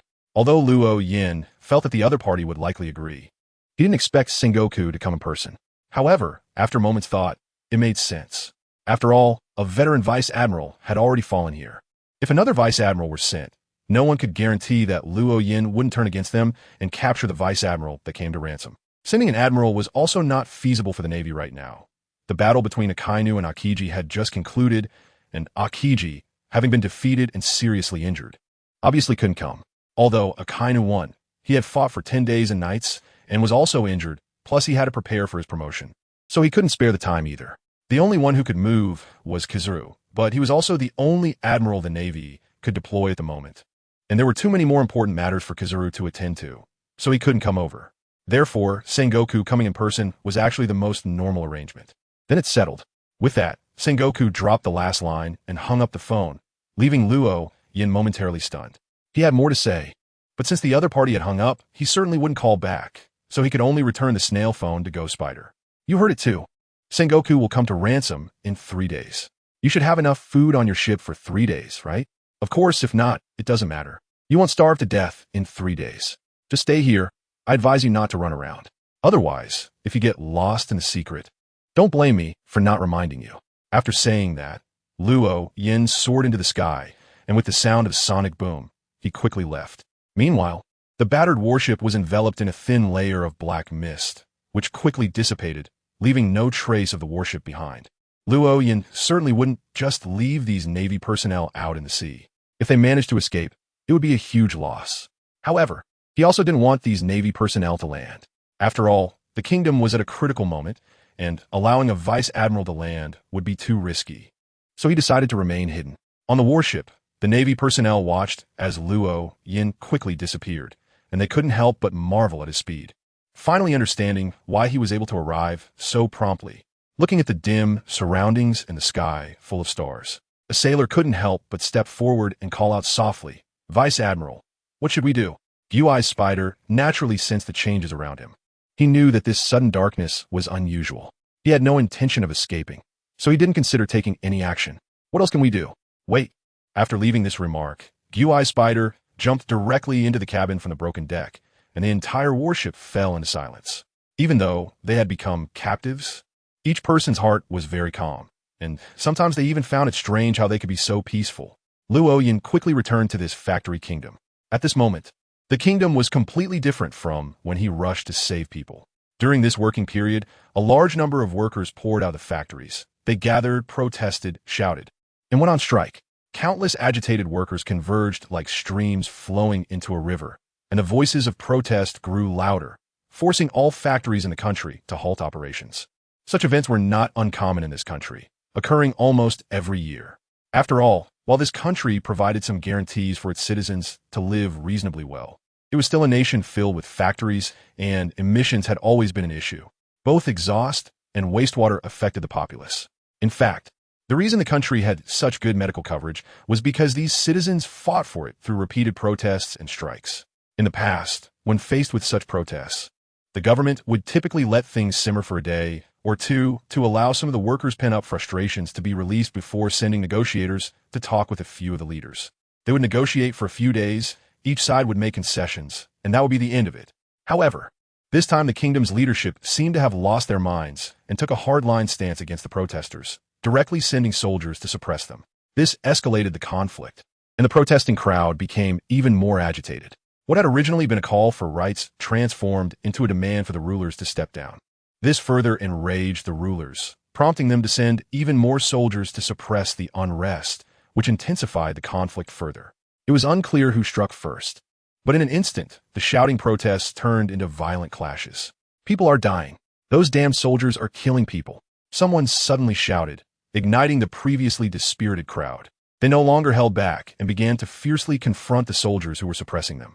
The soldiers, realizing the situation, also stopped holding back and began to fight seriously. After all, they had heard the shout. If they had killed someone on the other side, then the other side would certainly retaliate with lethal force. Holding back would mean suicide. Thus, the conflict escalated further, evolving from general physical contact to the use of knives, and the death toll continued to rise. As for that initial shout, whether anyone had truly died at that moment had become irrelevant. The entire country descended into chaos, and Luo Yin flew in the sky, watching all of this unfold, both astonished and bewildered. He couldn't understand how things had escalated so quickly. Wasn't he supposed to take several more days? How had it turned into this just because he went to rescue someone? Moreover, no one had informed him in advance, leaving him unsure of what to do now. "Captain, you're back." Shatari's voice suddenly sounded beside Luo Yin. He turned to look and saw Shatari enveloped in a cloud of dark energy, flying next to him. What happened here? How did it become like this? Rotor's actions were expedited. "I came specifically to tell you that when the time is right, you should destroy the royal palace and trigger an earthquake to cause the factories to collapse." Destroy the factories? Didn't the Revolutionary Army come here to take control of the factories? Why destroy them? Shatari took out a map that seemed to have been prepared in advance and handed it to Luo Yin. It was a map of the entire country, with several buildings circled in red. As Luo Yin watched, Shadowly explained beside him, "Of course, not all the factories were destroyed, only those that were marked. Those factories were ones the Revolutionary Army did not want to leave behind." "I understand. So, when will the timing be right?" "When the king comes out to speak." He always addresses the nation during protests. However, in the past, it was usually a few days after the protest began. But this time, the intensity of the protests is so high that the king might come out today or at the latest tomorrow. You have to wait until the king finishes his first sentence. And as soon as he starts the second sentence, you strike him down and then proceed to destroy the palace and those few factories. Is it really that precise? You're timing it down to the exact sentence? Luo Yin looked at Shatali with some surprise, and Shatali nodded, continuing to explain, "That's right. Rhoda said so." Shatali herself didn't really know why things had to be so strict, so she pushed it all onto Rhoda. Luo Yin didn't say much about it. After all, it was just a matter of focusing and seizing the opportunity, which wasn't difficult. "Okay, I understand. Are you still going to help?" Since Shatali came over at this time, and it was her map, Luo Yin naturally knew that Shatali had gone to help. Shatali shook her head and said, "No, I've already completed my task." "All right, then go rest on the ship. The sun will soon be overhead." Even without Luo Yin's reminder, Shatali wouldn't stay here for too long. Just as Luo Yin said, the sun was about to reach its zenith. Although Shatali had already been promoted to sequence 6, a vampire was still a vampire, and she still disliked the sunlight. Especially at noon, no vampire would want to be outside at that time, let alone at a high altitude. Shatali quickly left, and Luo Yin became focused. In his view, things had already escalated significantly, and it would be hard to settle down. The king should appear soon. However, that wasn't the case. The conflict between the workers and soldiers still had room to escalate, and there was plenty of space. Many workers grabbed the guns from the fallen soldiers and opened fire, and the soldiers immediately retaliated, causing many workers and soldiers to fall. Such deaths did not instill fear in either side. They only became more frenzied, each one killing with wild abandon. "Bastards! How dare these damn soldiers shoot?" Someone shouted again, and the workers completely boiled over. Both sides began a more intense battle. Soldiers called for reinforcements, and workers searched for more weapons. As for who fired the first shot, no one bothered to investigate anymore. The conflict escalated, gradually moving beyond the realm of protest. At this moment, a man wielding a flaming long knife shouted, stepping out from the crowd, delivering a long slash. This man was Rhoda. As the mastermind of the conspiracy, he didn't need to charge in a battle like this. But to accelerate the revolution, he had to personally ignite it and lead the workers. Brothers and sisters, these soldiers are so brutal. They will surely face divine retribution. Charge with me. Kill them to avenge our comrades. Charge. It wasn't just Rhoda who was going crazy. His call received a response from many people. The first to respond were naturally the members of the Revolutionary Army mingling among them. The response from the actual workers wasn't as immediate, but they did respond, firmly believing that the soldiers would face divine retribution. Even if this notion was somewhat absurd, they believed it. The number of workers far exceeded that of the soldiers, making it difficult for the soldiers to block their advance. Soon, the wave of workers had approached the palace. On the huge balcony at the top of the palace, the king, wearing a crown and with graying beard, arrived surrounded by a group of guards. He looked down at the wave of workers that seemed about to engulf the place, his expression serious but not panicked. He held a microphone and began to speak, a speech he had probably delivered countless times before. "Citizens, please calm down. I am your king. I have heard your demands." Boom! Before the king could finish his words, a thick bolt of lightning shot down from the sky, striking straight down onto the king's head. The king's voice abruptly stopped. He had been turned into a charred corpse. This sudden turn of events was beyond the expectations of most people present. Both the workers and soldiers were stunned, staring in disbelief at the king's blackened corpse. Everything felt so unreal, as if it were just a joke from the heavens. Divine retribution. This is divine retribution. It really has come. A somewhat mad voice emerged from the crowd of workers, snapping everyone back to reality.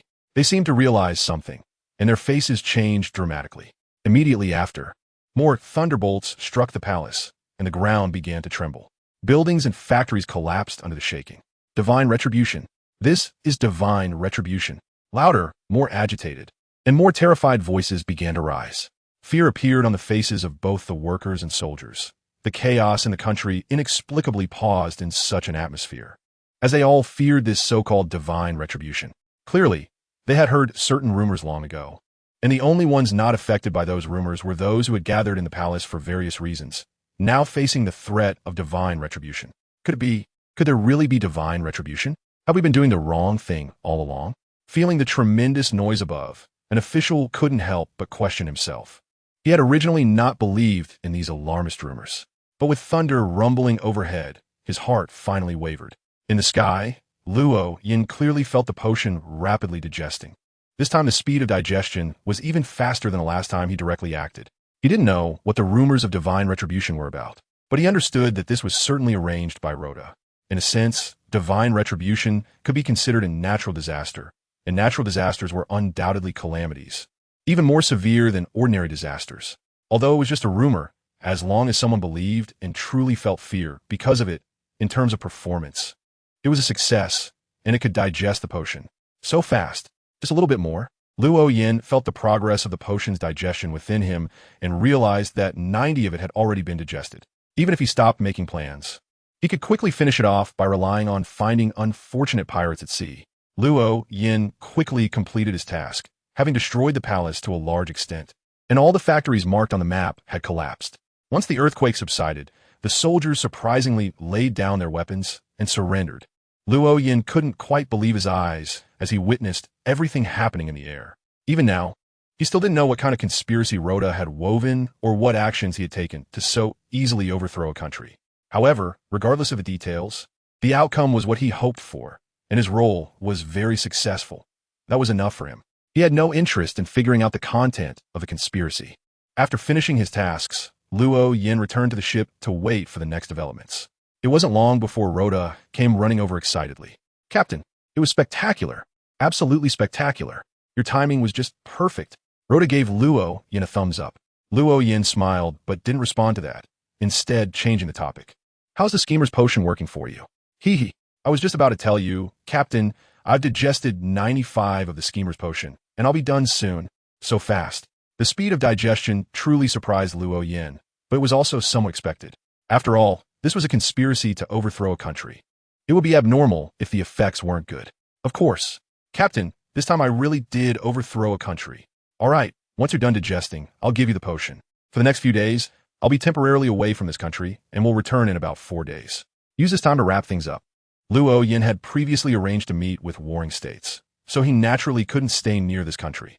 Although this country had nothing to do with the Navy was part of the world government, and it was better to be cautious and meet warring states from a distance. Rhoda didn't know about Luo Yin's appointment with warring states, but understood that Luo Yin was intentionally avoiding something, so he nodded. "Okay, Captain, don't worry. I won't need 4 days. I can wrap things up in 2 days at most." "Good, then it's settled. We'll talk later if anything comes up." As they spoke, the ocean currents were already pushing the ship away from a port. Rhoda watched the ship leave, his expression becoming solemn as he pondered something. 3 days later, on a lush little island with green grass, Luo Yin, Shatari, and the little golden monkey were busy setting up tables and chairs, arranging pastries, brewing tea, and setting up sunshades, waiting for the Navy's arrival. Before long, a dog-headed warship appeared on the horizon, heading straight for the little island. "Captain, look, that seems to be Karp's ship." Even Shatari could recognize at a glance which warship it was, and her expression became extremely serious. That was a Navy hero. If they suddenly turned hostile, with Karp and warring states attacking together, even their captain might not be able to withstand it. However, Luo Yin smiled casually, pointing to the central raised area of the island. "Do you know why I chose this island? It's a dormant volcano. As long as Akainu doesn't come, this island is my home ground. And if we're not on the island, it's even more my home ground. Plus, warring states and Karp are both retired now. They definitely won't fight us seriously, so you can rest easy." Just as Luo Yin was reassuring Shatari, the warship was already approaching. After checking the table arrangement, Luo Yin led Shatari to the shore to greet them. As the warship gradually docked, Luo Yin could see the people on board. Not only Karp and warring states, but also Crane and Rear Admiral Peach Rabbit. "Wow, there are quite a few people coming." Luo Yin sighed, his tone still relaxed. This configuration was indeed very strong. But it was obvious that it wasn't the kind of configuration one would have if they were looking for trouble. Moreover, even if a conflict really broke out, the other side wouldn't be able to keep both him and Shatari. If they wanted to keep someone, they would need Kizaru to do so. "Ha, Luo Yin, I heard you've gotten into big trouble, so I came over to take a look." Before even getting off the ship, Karp, holding a rice cracker, was already laughing at Luo Yin, looking nothing like a naval hero, but more like a carefree old child. Since Luo Yin is already invested in Luffy, he naturally wouldn't put on a sour face in front of Luffy's grandfather. Moreover, it's clear that the other party has no ill intentions, so he responded with a smile. "Old man Karp, what brings you here? You're not planning to mooch some food and drinks, are you?" "Unfortunately, I didn't know you were coming in advance, so I didn't prepare your favorite sunbae, just some red tea pastries and cake." Ha, you're really too polite, kid." Karp laughed heartily and jumped down from the warship to land in front of Luo Yin. Sengoku, Saru, and Peach Rabbit then slowly descended the ladder from the warship. "Karp, that's very rude of you." Saru stepped forward helplessly to call out to Karp, while Peach Rabbit curiously directed her gaze at Shatari. Sengoku, wearing shorts and flip-flops, also approached holding senbei, appearing even more unreliable than Karp. "Let us go. Everything is ready over there." Luo Yin chuckled lightly and pointed towards the direction of the refreshments, and everyone walked over together, looking nothing like two negotiating parties, but rather like companions on a team-building outing. They arrived at the prepared round table, and Luo Yin was the first to sit down. "Come on, everyone sit down, don't be polite." Ha, these snacks look great, too bad there's no meat. It would be even better with some meat." Karp boisterously sat down first, and the little golden monkey, who had been waiting at the table, immediately ran over to pour him a cup of tea. Seeing this, the others also sat down, although the atmosphere seemed very harmonious. The two sides were still quite clearly divided. "What about the ghost spiders?" Tao 2, the youngest and most impatient of the Navy side, asked first. Sengoku, Karp, and Crane all turned to look at Tao 2, their expressions darkening, and the atmosphere seemed to freeze at that moment, but Luo Yin simply chuckled. "Don't worry, they're all fine. At least no one from the Navy has died since I arrived on the scene. As for how many died before I got here, how would he know?" Hearing this response, the expressions of the three relaxed somewhat. Tao 2 took a shallow sip of the tea in front of her, as if she hadn't just asked anything, and smiled lightly. "This tea is brewed nicely." "Ha, then I really appreciate it, but this tea isn't tea brewed by me. It's brewed by the little monkey." Saying this, Luo Yin pointed at the little golden monkey, who was standing by the table, ready to refill tea. Now, not just Tao 2, but everyone's gaze turned toward the little golden monkey. Although the little golden monkey had served them tea before, no one had expected that this monkey could also brew tea. "This monkey can brew tea?" The questioner was Sengoku. Upon hearing the question, Shadowy covered her mouth and chuckled. "It can do more than just brew tea. It can do almost anything. At least, from my perspective, it can do everything." "A monkey that can do everything?" Sengoku scrutinized the little golden monkey, unable to hide his curiosity. At that moment, Luo Yin suddenly said, "I remember you have a sheep. Generally speaking, animals that drink the potion have their intelligence increased to some extent. How much it increases depends on the type of potion they drink." When the words potion came up, everyone's expressions turned extremely serious. They all knew the ghost spiders had been captured while carrying out a task related to the potions. They had originally decided to avoid this topic to not provoke Luo Yin, but unexpectedly, Luo Yin brought it up himself, and for what he said, it seemed he was offering to provide potions. The four of them looked at each other, seeing confusion in each other's eyes. At this moment, Luo Yin continued. In fact, potions are not some big secret that must be hidden. If you and the Navy want them, I wouldn't mind trading with you. Of course, the price will definitely be higher. After all, we've already had conflicts. The four, who had just exchanged glances, looked at each other again, never expecting things to develop this way, rendering their prepared conversation useless. Can you elaborate? Sengoku, no longer casual, wore an extremely serious expression. Luo Yin didn't explain much further. He simply took out 2 metal bottles and placed them on the table. There were 2 potions, one called Sailor and the other Insomniac. The person who drinks the Sailor potion gains extraordinary balance, allowing them to navigate even the roughest seas as if on solid ground. And they also acquire some night vision capability, as well as the ability to move in water for about 20 minutes without any equipment. The Insomniac potion, as the name suggests, allows the drinker to go without sleep. Those who consume the Insomniac potion only need 2 to 3 hours of sleep each day, and their strength and speed are enhanced with an additional boost at night. The eyes of the four immediately fixated on the 2 potions. Even Sengoku couldn't hide the fervor in his eyes. They were all high-ranking officials of the Navy, especially Sengoku and Carp, who had long received detailed information about extraordinary beings and magical items from the world government. They had initially thought that acquiring such power would require some means, but they never expected Luo Yin to simply place the potions on the table. Luo Yin is certainly not a fool. He wouldn't elevate the strength of a navy that could potentially become his enemy for no reason. This is his plan, and precisely for this reason, he took out the 2 potions, Sailor and Sleepless. Once he is promoted, being able to control that disaster ceiling item to a limited extent will allow him to influence lower-tier extraordinary beings on the same path. And this Sailor will naturally fall within that influence. Even if he fails to master that ceiling item after his promotion, it doesn't matter. It's just a sequence 9 after all. As for the Sleepless, he can already influence the other party indirectly through the secret ring, without worrying about losing control, which is equivalent to planting a piece in the Navy. Even if the Navy decides to have less important sailors consume the potions for safety reasons, it doesn't matter. After all, they are still sailors, and with the first collaboration, there can be more in the future, allowing him to gradually infiltrate the Navy. What are you trading for these 2 potions? A devil fruit, 1 devil fruit, any devil fruit will do. The 4 of them exchanged glances again. This answer was within their expectations. After all, the ransom condition Luo Yin offered was also a devil fruit. But they only brought 2 fruits to ransom the person and did not have any extra devil fruits for this transaction. Luo Yin seemed to see through their thoughts and chuckled lightly before any of them could speak, saying, "To show my sincerity, I can allow you to owe me. You can take these 2 potions first and give me the devil fruits later. I believe in the Navy's credibility, and I also believe that the Navy doesn't just want to make a one-time deal." Luo Yan's words couldn't be more clear, indicating that there is still a possibility of future transactions, as long as the Navy maintains a sufficiently good attitude. "Good. We agree to your terms." Zhang was solemnly and cautiously finalized the matter. Luo Yin chuckled lightly and pushed 2 bottles of potions forward. The potions slid across the table and stopped in front of Zhanghua. "I have sealed these 2 bottles of potions, but even so, the prepared potions cannot be stored for long. They must be consumed within 5 days. Otherwise, the bottles containing the potions will absorb the potions and turn into items with special abilities. Of course, if that's what you want, I have no objections. Moreover, before drinking the potions, make sure not to open the caps to check. Once the cap is opened, my seal will be invalidated, and the potions must be consumed within an hour. The bottles will absorb the potions." Zhanghua picked up the bottle of Sailor's potion and examined it carefully. He initially intended to open the bottle to take a look, but after Luo Yan's reminder, he extinguished that thought. He couldn't find any sailors to test the potions.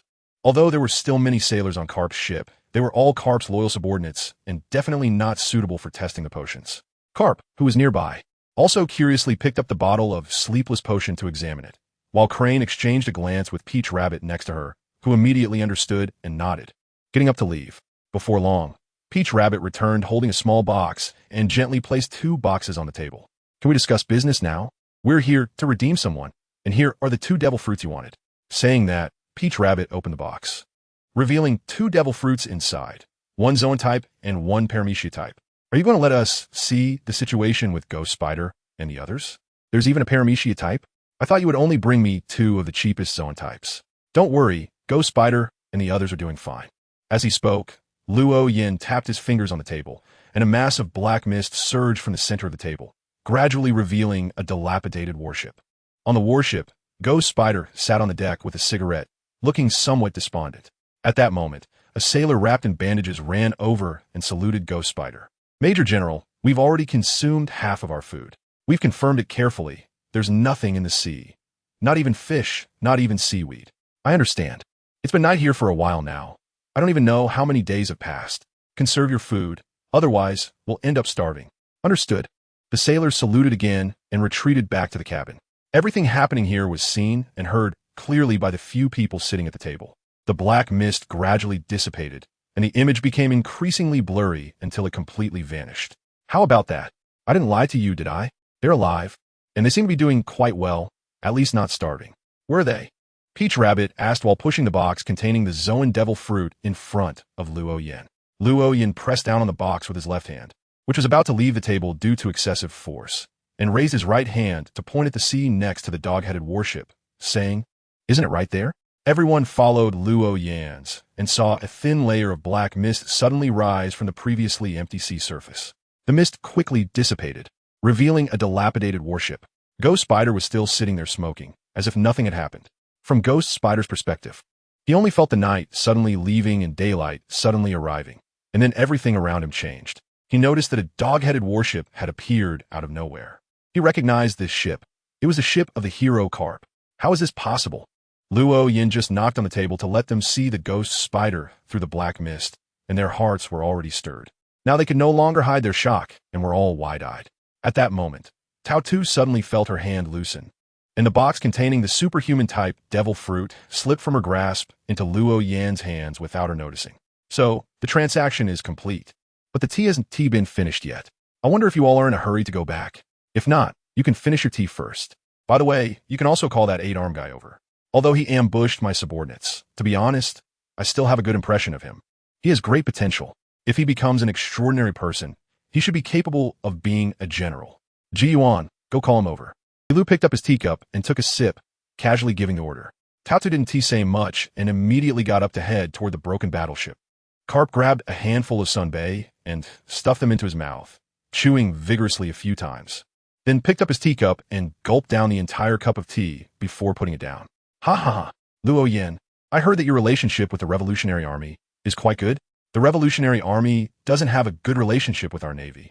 Aren't you afraid that Dragon will come looking for trouble? Carp's seemingly casual just was actually a very important question, and Luo Yin knew very well that it was the other party testing his stance. Luo Yin chuckled lightly, appearing very unconcerned. He what? I invite his father for tea, and he, as a son, is still going to scold me? Wahaha, that's true. Although that kid Long doesn't listen much. He's still accommodating and wouldn't cause trouble for you over such a small matter. I remember there were also CP0 acting with a Ghost Spider, right? I don't like those guys, but before we came, the world government made arrangements, hoping you could let their people go. Of course, that's under different conditions. You can communicate directly with the world government. I'm just a messenger. Oh, I see, but you said that a bit too late. CP0 is all dead. Not a single one left alive. Luo Yin could let the Navy go, and even be willing to make a deal with them, because so far he has not completely torn his face with the Navy, and the bounty on him is issued by the world government. But CP0 is different. Not to mention that the world government has placed a bounty on him and is watching him. Just the fact that the celestial dragons have set their sights on him means he cannot spare CP0 and will inevitably seek to eradicate them completely. This response seemed to be within Carp's expectations, as his expression showed no change. He simply tossed a handful of sunbae in his mouth and nodded. I understand. I will relay this to the world government. After a while, Peach Rabbit brought Ghost Spider over. As soon as Ghost Spider saw Luo Yin, his pupils couldn't help but constrict, recalling the experiences from that time. He remembered the fear that had no source and could not be fought against, and the experiences drifting in that seemingly unchanging night during this time. Take a seat. Luo Yin gestured with his lips to the Ghost Spider to sit down. The Ghost Spider hesitated for a moment, but seeing that Tao Tu had already sat down and everyone else was seated, he gritted his teeth and sat down beside Tao. Tuesday, Ghost Spider. How have you been these past few days? Luo Yin asked with a hint of sarcasm, clearly intending to mock the other party, causing Gue Jiju's expression to darken slightly. However, he also knew that he absolutely could not lose his temper now. So he forced himself to nod. It was all right. After a certain period of rest, the injured on the ship had recovered quite a bit. That's good. It seems the food you stored is more than I expected, and you haven't gone hungry after all. It makes sense, considering it's such a large warship. Everyone could tell that Luo Yan's words were mocking Gue Jiju. Yet, no one stepped up to speak for him after all. It was the other party who made the first move. It was not easy to redeem him with the devil fruit. So what if he was mocked a few times? It wouldn't cost them anything. Gue Jiju's face was becoming increasingly grim, with veins throbbing on his forehead. But he also understood his current situation. He absolutely could not lose his temper now and could only forcefully suppress his anger. Fortunately, Luo Yin did not press further. Seeing that Gue Jiju's patience was nearing its limit, he stopped the mockery and began chatting with Karp about some trivial matters. Speaking of which, old man, your grandson made quite a stir before, even hitting a celestial dragon on Sabaody Archipelago. It's a pity his punches were too light. He didn't manage to kill him. Ha ha ha. That kid Luffy has never been easy to deal with since he was little. Just hitting a celestial dragon caused that group to come to the Navy headquarters to cause trouble several times. Who knows what would have happened if he had actually killed him? What could happen? It was just hitting a dumb pig, after all. A light remark from Luo Yin expressed his attitude towards the celestial dragons, raising eyebrows among those present. None of the people there liked the celestial dragons. Deep down, they all harbored varying degrees of dissatisfaction towards them, but due to their positions, they were unable to express it. Luo Yin is currently expressing a stance, telling this group of high-ranking Navy officials that he has no interest in the Navy, only in those celestial dragons. Ha ha ha. Luo Yin, if those guys in the world government heard what you just said, you might be even busier in the future. Karp laughed heartily, breaking the somewhat oppressive atmosphere at the table while also expressing his own stance. He wouldn't tell the world government about these words, and he was also reminding Luo Yin not to say such things carelessly in the future, or it could lead to trouble. Although Luo Yin is not afraid of this kind of trouble, or rather, he has already accumulated enough trouble concerning the celestial dragons. After all, there are already celestial dragons who have specifically named him for capture, so what difference does it make to talk about them? After Luo Yin calmly accepted Karp's kindness, the atmosphere at the table relaxed considerably, and everyone began to drink tea and eat pastries as if they were attending a real tea party. The entire tea party lasted for over an hour, with laughter and conversation, making it seem to outsiders as if the two sides were very good friends. The dog-headed warship took all the Navy away, leaving only that dilapidated warship drifting alone. I thought those guys would make a move, but I didn't expect them to be so friendly, especially the guy named Karp, whose attitude was the best, but also gave me the most dangerous feeling. Watching the warship leave, Shatari couldn't help but speak up, and Luo Yin chuckled softly, pulling his gaze back from the dog-headed warship.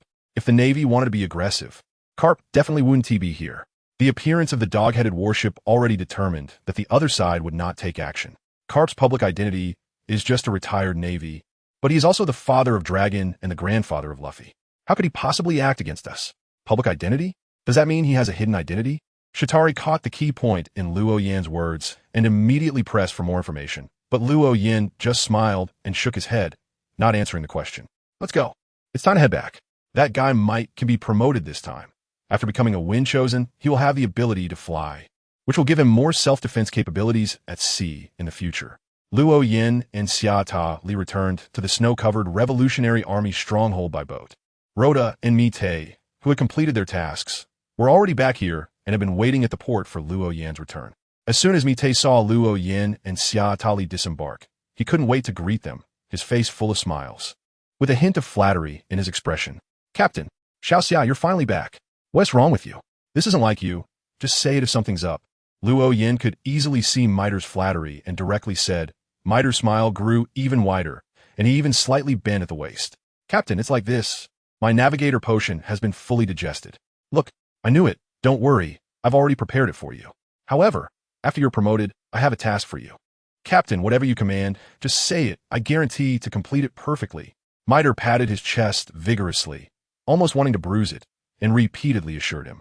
Luo Yin smiled and nodded, but did not respond, instead turning to look at Rhoda. Go tell Long. I have something I need his help with, and I hope he can come and talk with me. Okay, Captain.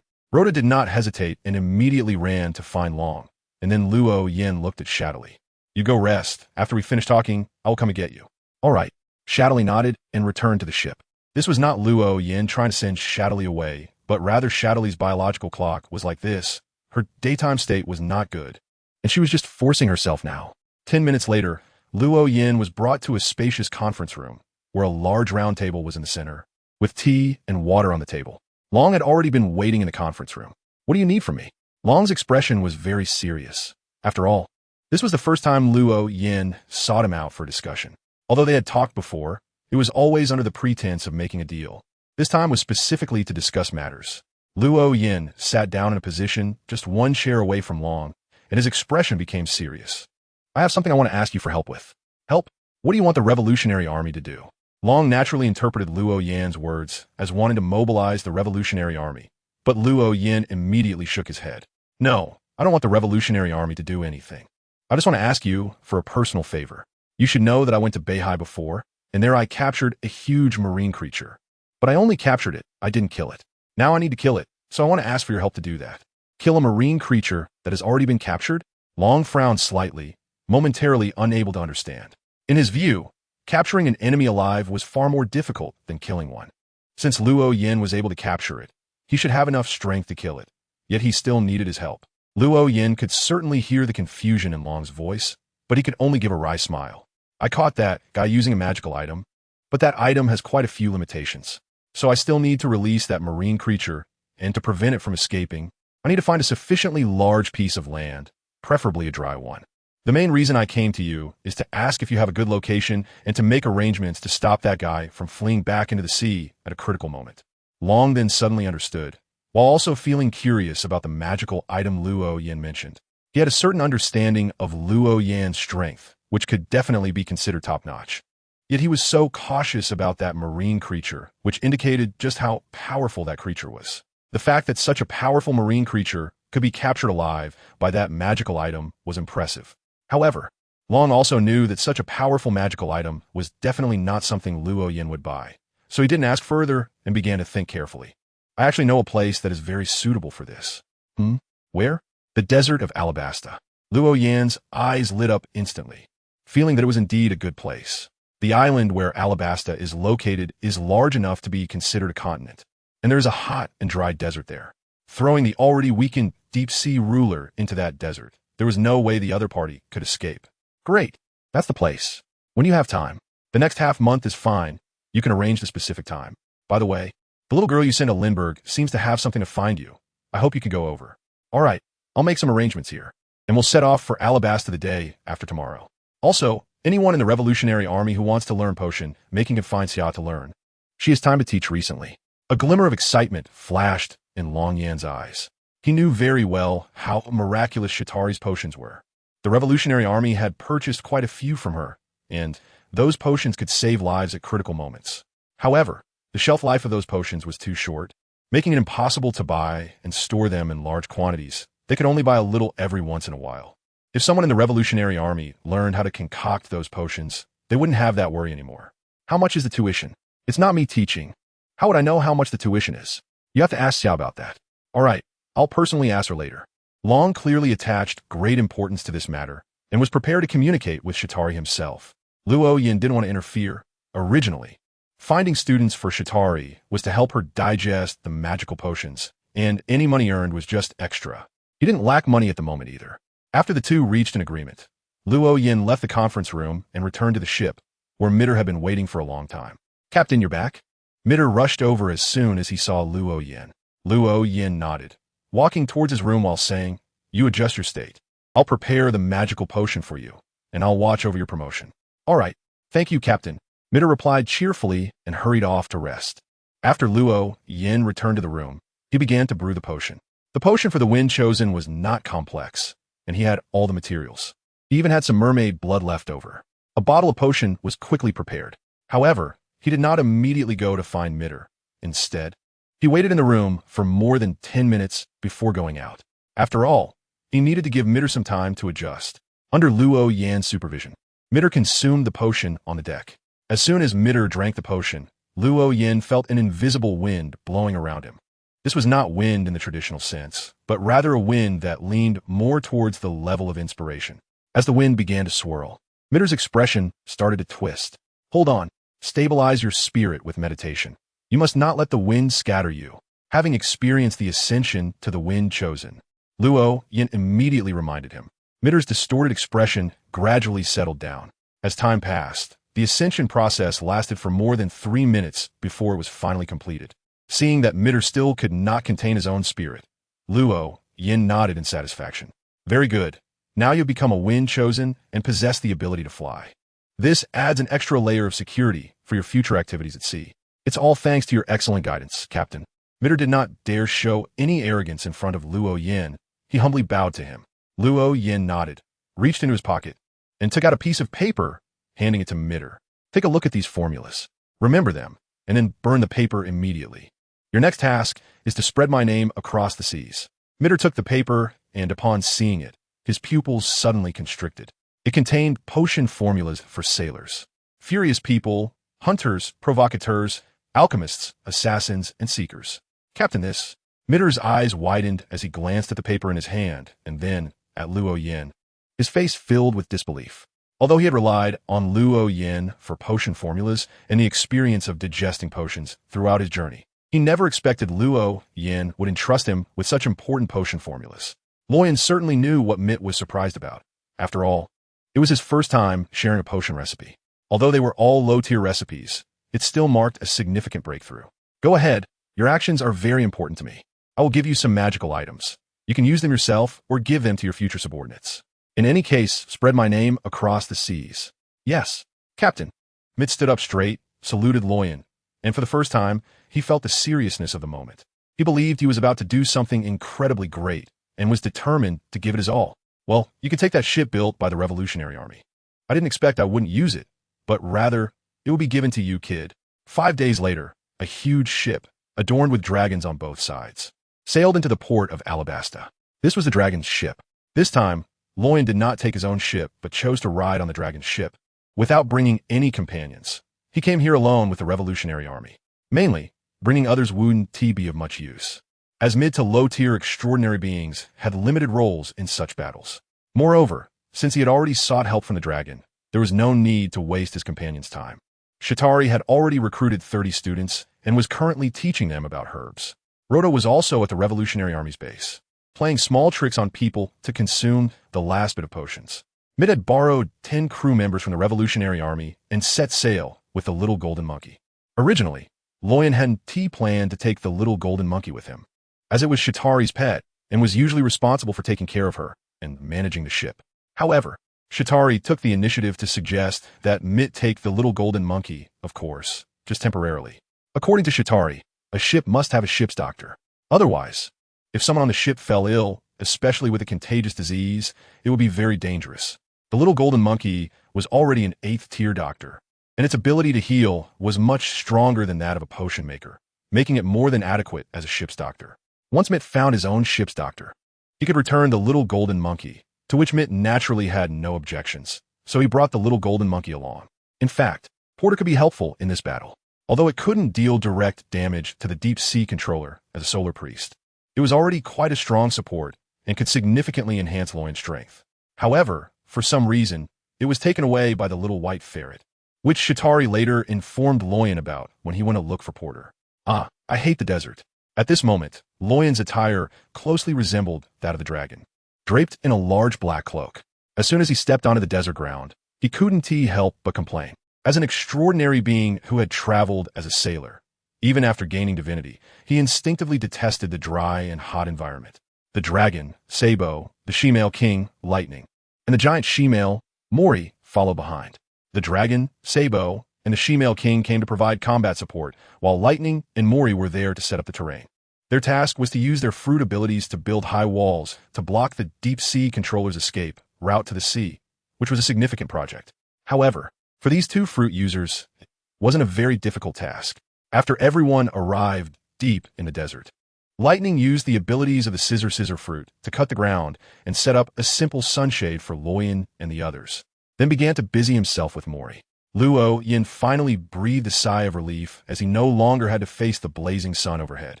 After taking a big gulp of water from the canteen at his waist, he felt like he was alive again. The coolness is truly wonderful. Luo Yin sighed and directly sat down on the hot sand. Long did not hide under the sunshade but stood outside, squinting at the sky. Sabo followed Luo Yin into the sunshade. Mr. Luo Yin, do we really need a 100-meter-high wall? Isn't that too high? Luo Yin had already stated his requirements while on the ship, which was to build a wall at least 100 meters high to prevent the deep-sea ruler from returning to the sea. This surprised everyone, especially Lightning and Mori, as they were the ones responsible for the implementation, and the scale of the wall would directly affect their workload. However, Luo Yan's attitude was very firm. It had to be that high. In fact, a 100-meter-high wall still seemed insufficient in Luo Yan's view, as the deep-sea ruler could easily exceed that height even with all its tentacles spread out, allowing it to climb over. But he didn't insist, knowing that it was a massive project and might not even be effective. Do you know how big the thing I'm dealing with is? It looks like a small mountain when piled up, making a 100-meter wall seem low.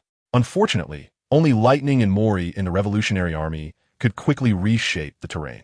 A small mountain, you say?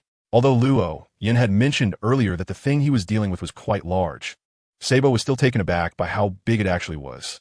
Luo Yin nodded, glanced at the writhing and deforming earth outside, and closed his eyes to rest. He needed to adjust his condition to the best state to face the deep-sea ruler at any time.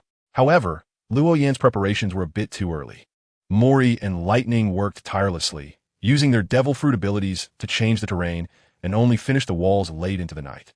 To weaken the deep-sea ruler as much as possible, Luo Yin decided to start at noon the next day when the sun was at its peak. So everyone had to temporarily return to the ship to rest. In the Alabaster Royal Palace, King Cobra, dressed in a white robe, paced back and forth in his room, looking somewhat anxious as he awaited news. The deputy of the royal guard, Bell, rushed in and knelt before the king on one knee. Your Majesty, they have built a high wall in the desert, seemingly to block something, but there is nothing that needs blocking. High wall, high wall. The king frowned, repeating the phrase, but couldn't figure out the reason behind it. Regardless, the leaders of the Revolutionary Army, the chief of staff, and two army commanders coming here at the same time must mean they intended to do something significant. As the king of Alabasta, I must clarify the situation to prevent my people from falling into danger. Tomorrow, no. I will go meet the leader of the Revolutionary Army right now. King Cobra made up his mind and turned to return to his bedroom to change clothes to meet Dragon, but he was hurriedly stopped by Bell. Your Majesty, you cannot go. The Revolutionary Army has been overturning various countries in recent years, including some allied with the world government. If they come with ill intentions, you will be walking into a trap. Do you think hiding will help? If they come with malice, then Alabasta will be doomed, and it is unavoidable. If they mean no harm, then I will naturally be safe in meeting them. But, Bell wanted to say more, but was interrupted by Cobra's firm wave of his hand. His expression was resolute, and his eyes bright, showing no sign of being an aging king. Bell opened his mouth, wanting to say something, when Princess Vivi, dressed in a white dress, rubbed her eyes and walked out of the room. She had not been fully asleep and came out to see what the commotion was about. Father, Bell, what are you arguing about? Is something wrong? King Cobra glanced helplessly at Bell and smiled at Princess Vivi. Vivi, why are you still awake at this hour? It's just a small matter. You should go back to sleep. It's nothing for you to worry about. Small matter? If it were just a small matter, Bell wouldn't be arguing with you. Bell, what exactly is going on? Princess Vivi, here's the situation. Bell eagerly recounted everything to Vivi, hoping she could help persuade the king, completely ignoring the king's increasingly grim expression. After listening, Vivi furrowed her brows and fell into deep thought. How about this, father? I will go meet with the people from the Revolutionary Army. If I haven't returned by dawn, you all should escape from here. No, you cannot go. Before Bell could speak, Cobra firmly opposed. He absolutely did not want his daughter to undertake such a risky endeavor. However, Vivi had no intention of listening to Cobra's opinion. She quickly returned to her room, changed into a blue dress for going out, and rode out of the palace on a duck named Fast Runner. Vivi, Cobra's expression turned extremely grim, but he knew he couldn't stop his daughter and could only cast a stern glance at Bell. Go protect Vivi. Make sure she doesn't get into trouble. Yes, I will go at once. Bell wasted no time, immediately transforming into his bird form and flew out of the palace. Watching from air as Princess Vivi rode the duck below, Vivi rode the duck through the desert at night. Despite her fast speed, it took over half an hour to spot the wall. Seeing the nearly 100-meter-high wall stretching far into the distance, Fast Runner quickly came to a halt. They really built such a high wall. Vivi's expression darkened slightly, but she did not back down. With a flick of the reins, the duck continued to run. Although the wall was high and almost impossible to climb over, It left nearly 3-meter wide, 3-meter high passages at intervals, allowing easy passage for pedestrians. When Vivi reached the shore, she saw that dragon ship was brightly lit as if a banquet was being held. In reality, there had been no plan for a banquet. But since Lightning and Mori had been busy all day and Dragon and Sabo had been under the sun all day, they were tired and needed to replenish themselves. So they decided to hold a banquet with the ample food on board. Hey ha, Luo Yin, your drinking capacity is quite impressive. Come, let's have another drink. The most enthusiastic person on the ship towards Luo Yin was the cross-dressing king, who kept pouring drinks for him, and Luo Yin accepted without hesitation, drinking heartily. Just as he finished one cup and was about to grab some meat, his hand suddenly paused, and he turned to look at the shore. Under the cover of night, Vivi, who was still some distance away from the ship, was not within the range of ordinary people's sight. However, as a demigod passing through the sailors, Luo Yin had excellent vision, and with his night vision ability, Vivi was very conspicuous to him. What's wrong, Luo Yin? Is there a guest? Should we send someone from the Revolutionary Army to greet them? Or should I go? The cross-dressing king followed Luo Yin's gaze but saw nothing but darkness. Guest? Who? Princess Vivi of Alabasta. Oh, speaking of which, we didn't inform the Alabasta royal family in advance about our arrival, so it's normal for them to send someone. But I didn't expect it to be the princess. The cross-dressing king only expressed his astonishment and did not make decisions. At this moment, Dragon walked over, his expression serious as he glanced in the direction where Vivi was. His sight also could not penetrate the darkness, but his strong observation, Haki could sense someone there, just unable to determine who they were, only confirming that they bore no ill intentions. Luo Yin, you should handle this matter. If I step in, the nature of the situation would be different. Don't bring her over. The world government is very sensitive right now, and it's best not to provoke them. I understand.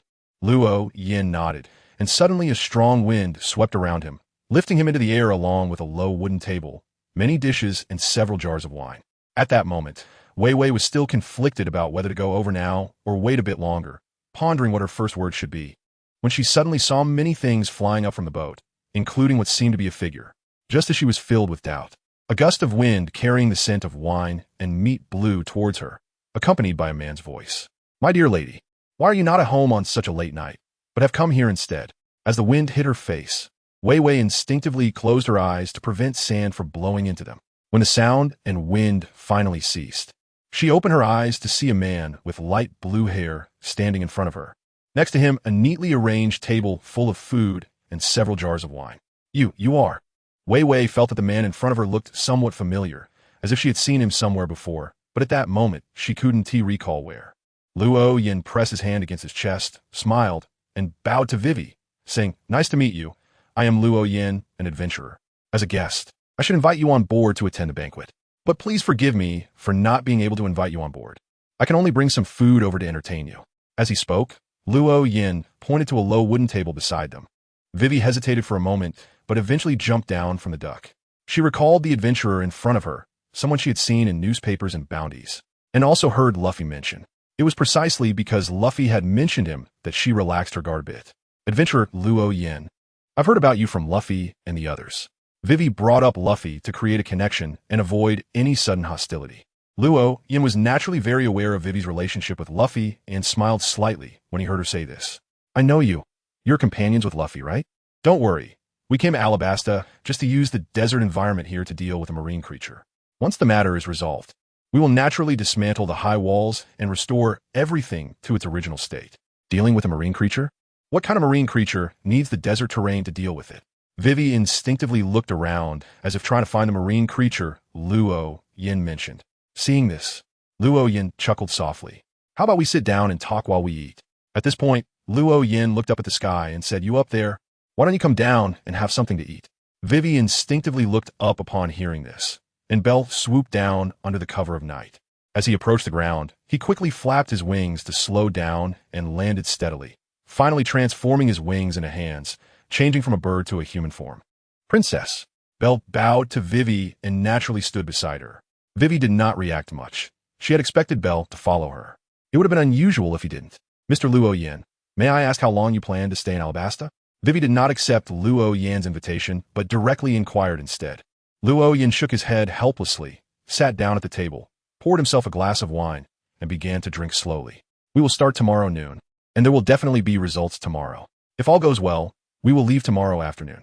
If you are worried, you can come personally or send someone to keep an eye on us. Okay, thank you for the information.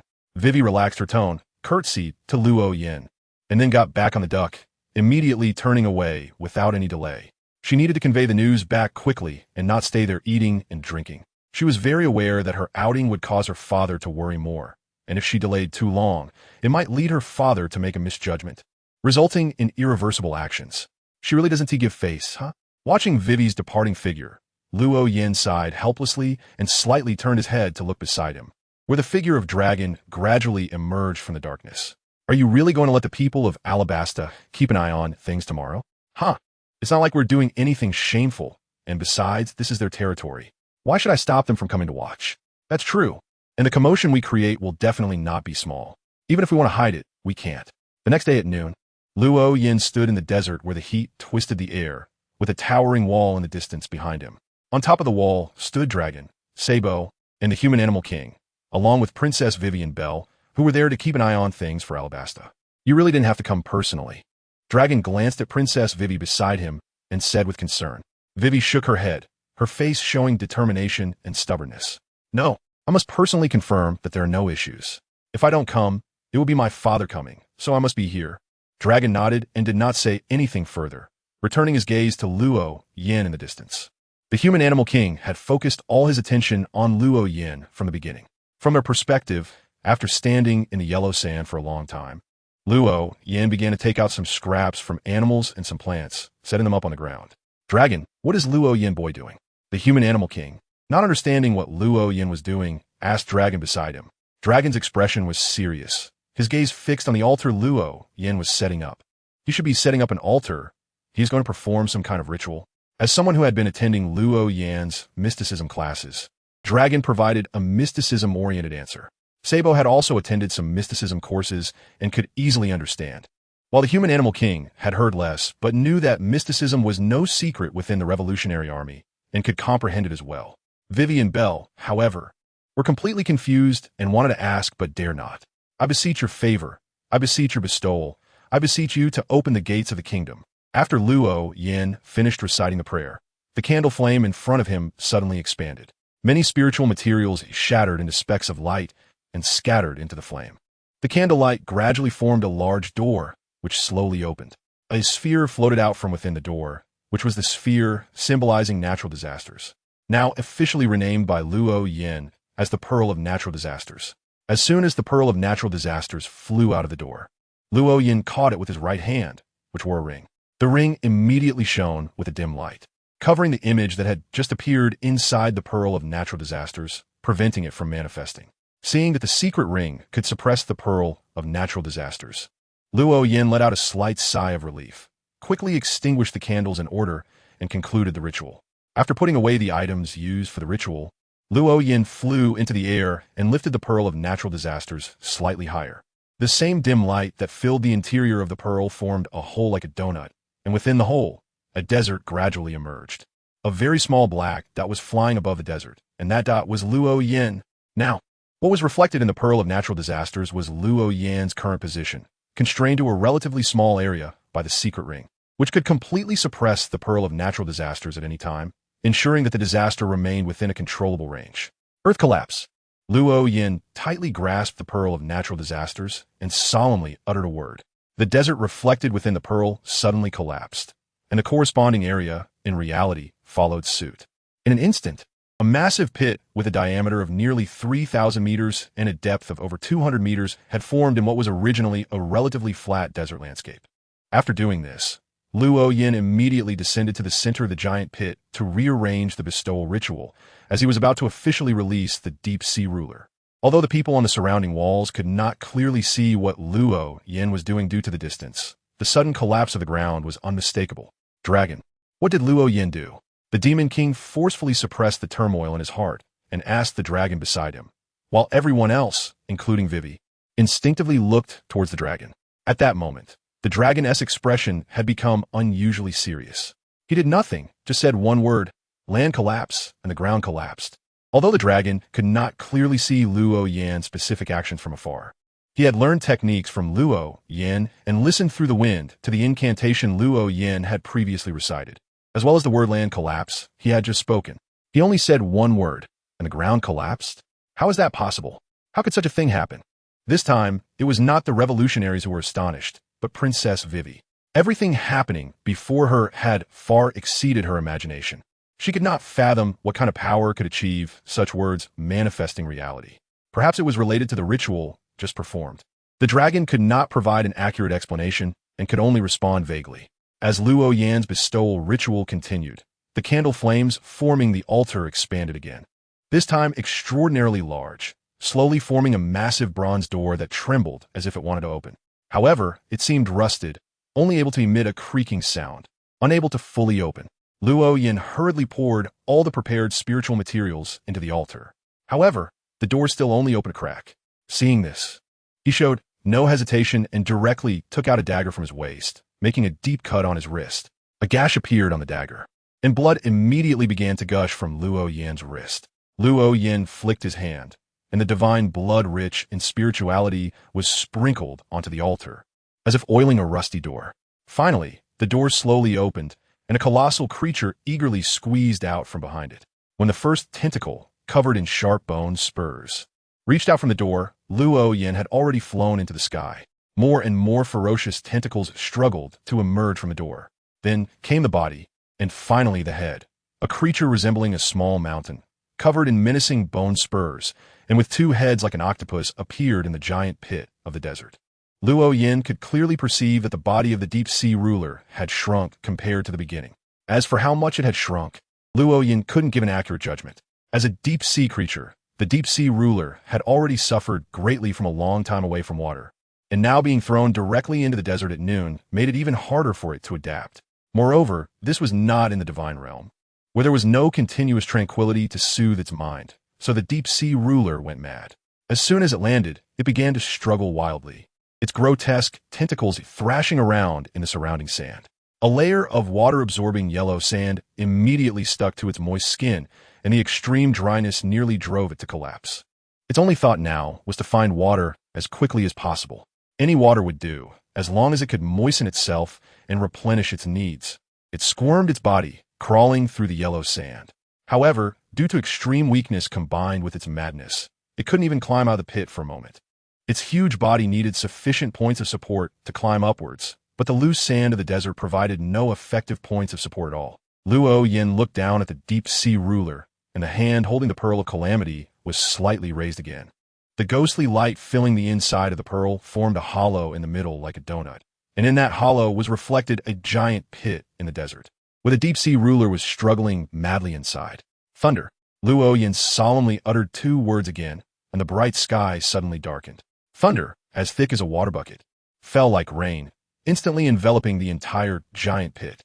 Due to the overwhelming number and density of the thunder, as well as the high frequency of strikes, all the thunder merged into one, forming a pillar of light descending from the sky. The light column filled the entire giant pit, but did not affect anything outside of it. In the air, Luo Yan watched as the extremely weakened deep-sea ruler struggled and rolled under the thunderous light column, eventually losing all movement. Its massive body charred and carbonized in the lightning, then quickly turned to ash and dissipated. Secrecy. Seeing that the deep-sea ruler was completely dead, Luo Yan hurriedly retracted the disaster pearl back into the divine kingdom. Once the support of the disaster was lost, the descending pillar of thunder resembled a suddenly turned-off flashlight, its brilliance vanishing abruptly, and the darkened sky quickly cleared up, returning to brightness. Luo Yan felt a bit anxious, but he didn't dare to rush down, because the bottom of the giant pit had already melted due to the bombardment of thunder, and it had turned into a boiling lake of magma. Fortunately, the light representing spirituality was not obscured. He could still see a small part of the deep-sea dominator's remains below, where light points were gathering, clearly representing the extraordinary characteristics of the deep-sea dominator. As for the other parts of the spiritual materials that could be utilized, they were still submerged in the magma. If I had known earlier, I wouldn't have needed the Pearl of Natural Disasters. I could have handled it on my own. The reason Luo Yan directly used natural disasters to strike the deep-sea ruler was to achieve a quick resolution. Although this is deep in the desert, it is not actually too far from the coast.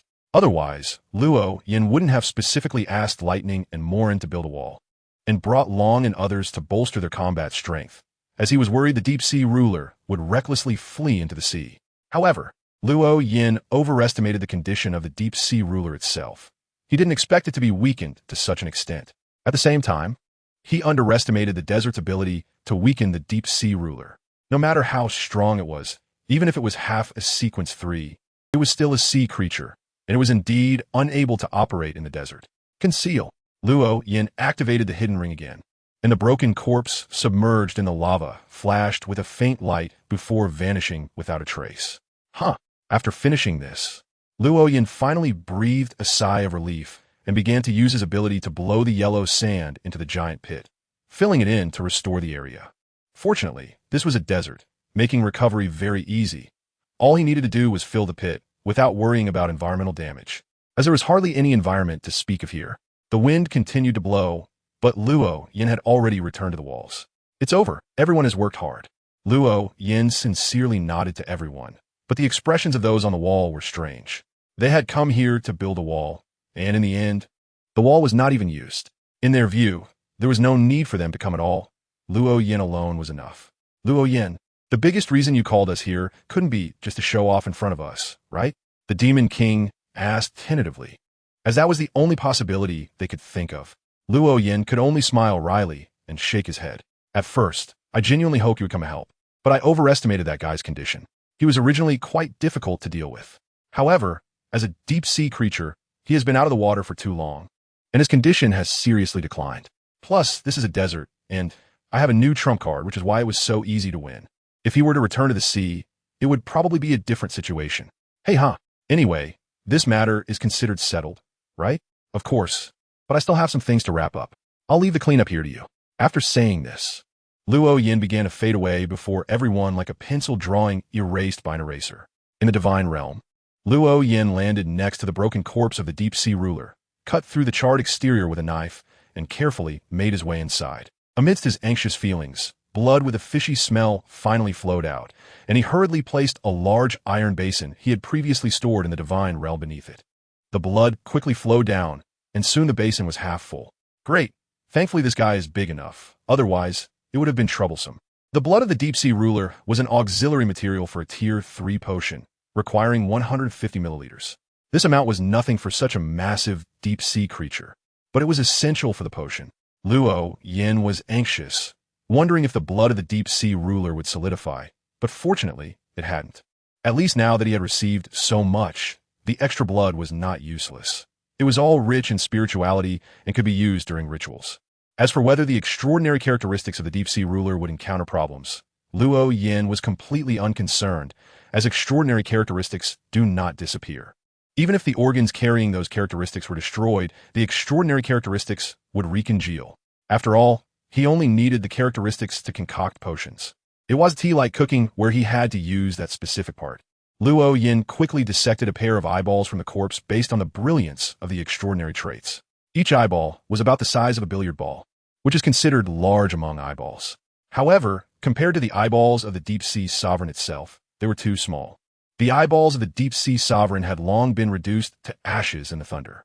After collecting the materials for the potion, Luo Yin also gathered some usable spiritual materials from the remains of the deep-sea sovereign. In particular, the bone spurs, although they contained relatively low spiritual energy, at least compared to blood, had a high degree of operability, especially in the hands of a craftsman. Of course, Luo Yin did not have a craftsman at this point. After completing all this, Luo Yin piled all the necessary items together and left the divine realm through the star that symbolized the exit. By this time, more than 3 hours had passed. After all, dissecting such a massive creature takes time, and the long wall had already been flattened. It was difficult to see any traces of the wall just by looking. As Luo Yin just flew to the shore and was about to return to the dragon's ship, he saw Wei Wei waiting there, seemingly for him. However, he didn't stop. He merely glanced at Wei Wei before landing on the deck of the ship. As soon as he landed, all the revolutionary soldiers immediately stepped back, creating some distance from Luo Yin. The smell on Luo Yin was quite intense. It had the unique fishy odor of fish, the stench of blood, and the foul smell of charred flesh, making it an overpowering and repulsive odor that drove people away. Luo Yin, what have you been doing? Why do you smell so bad?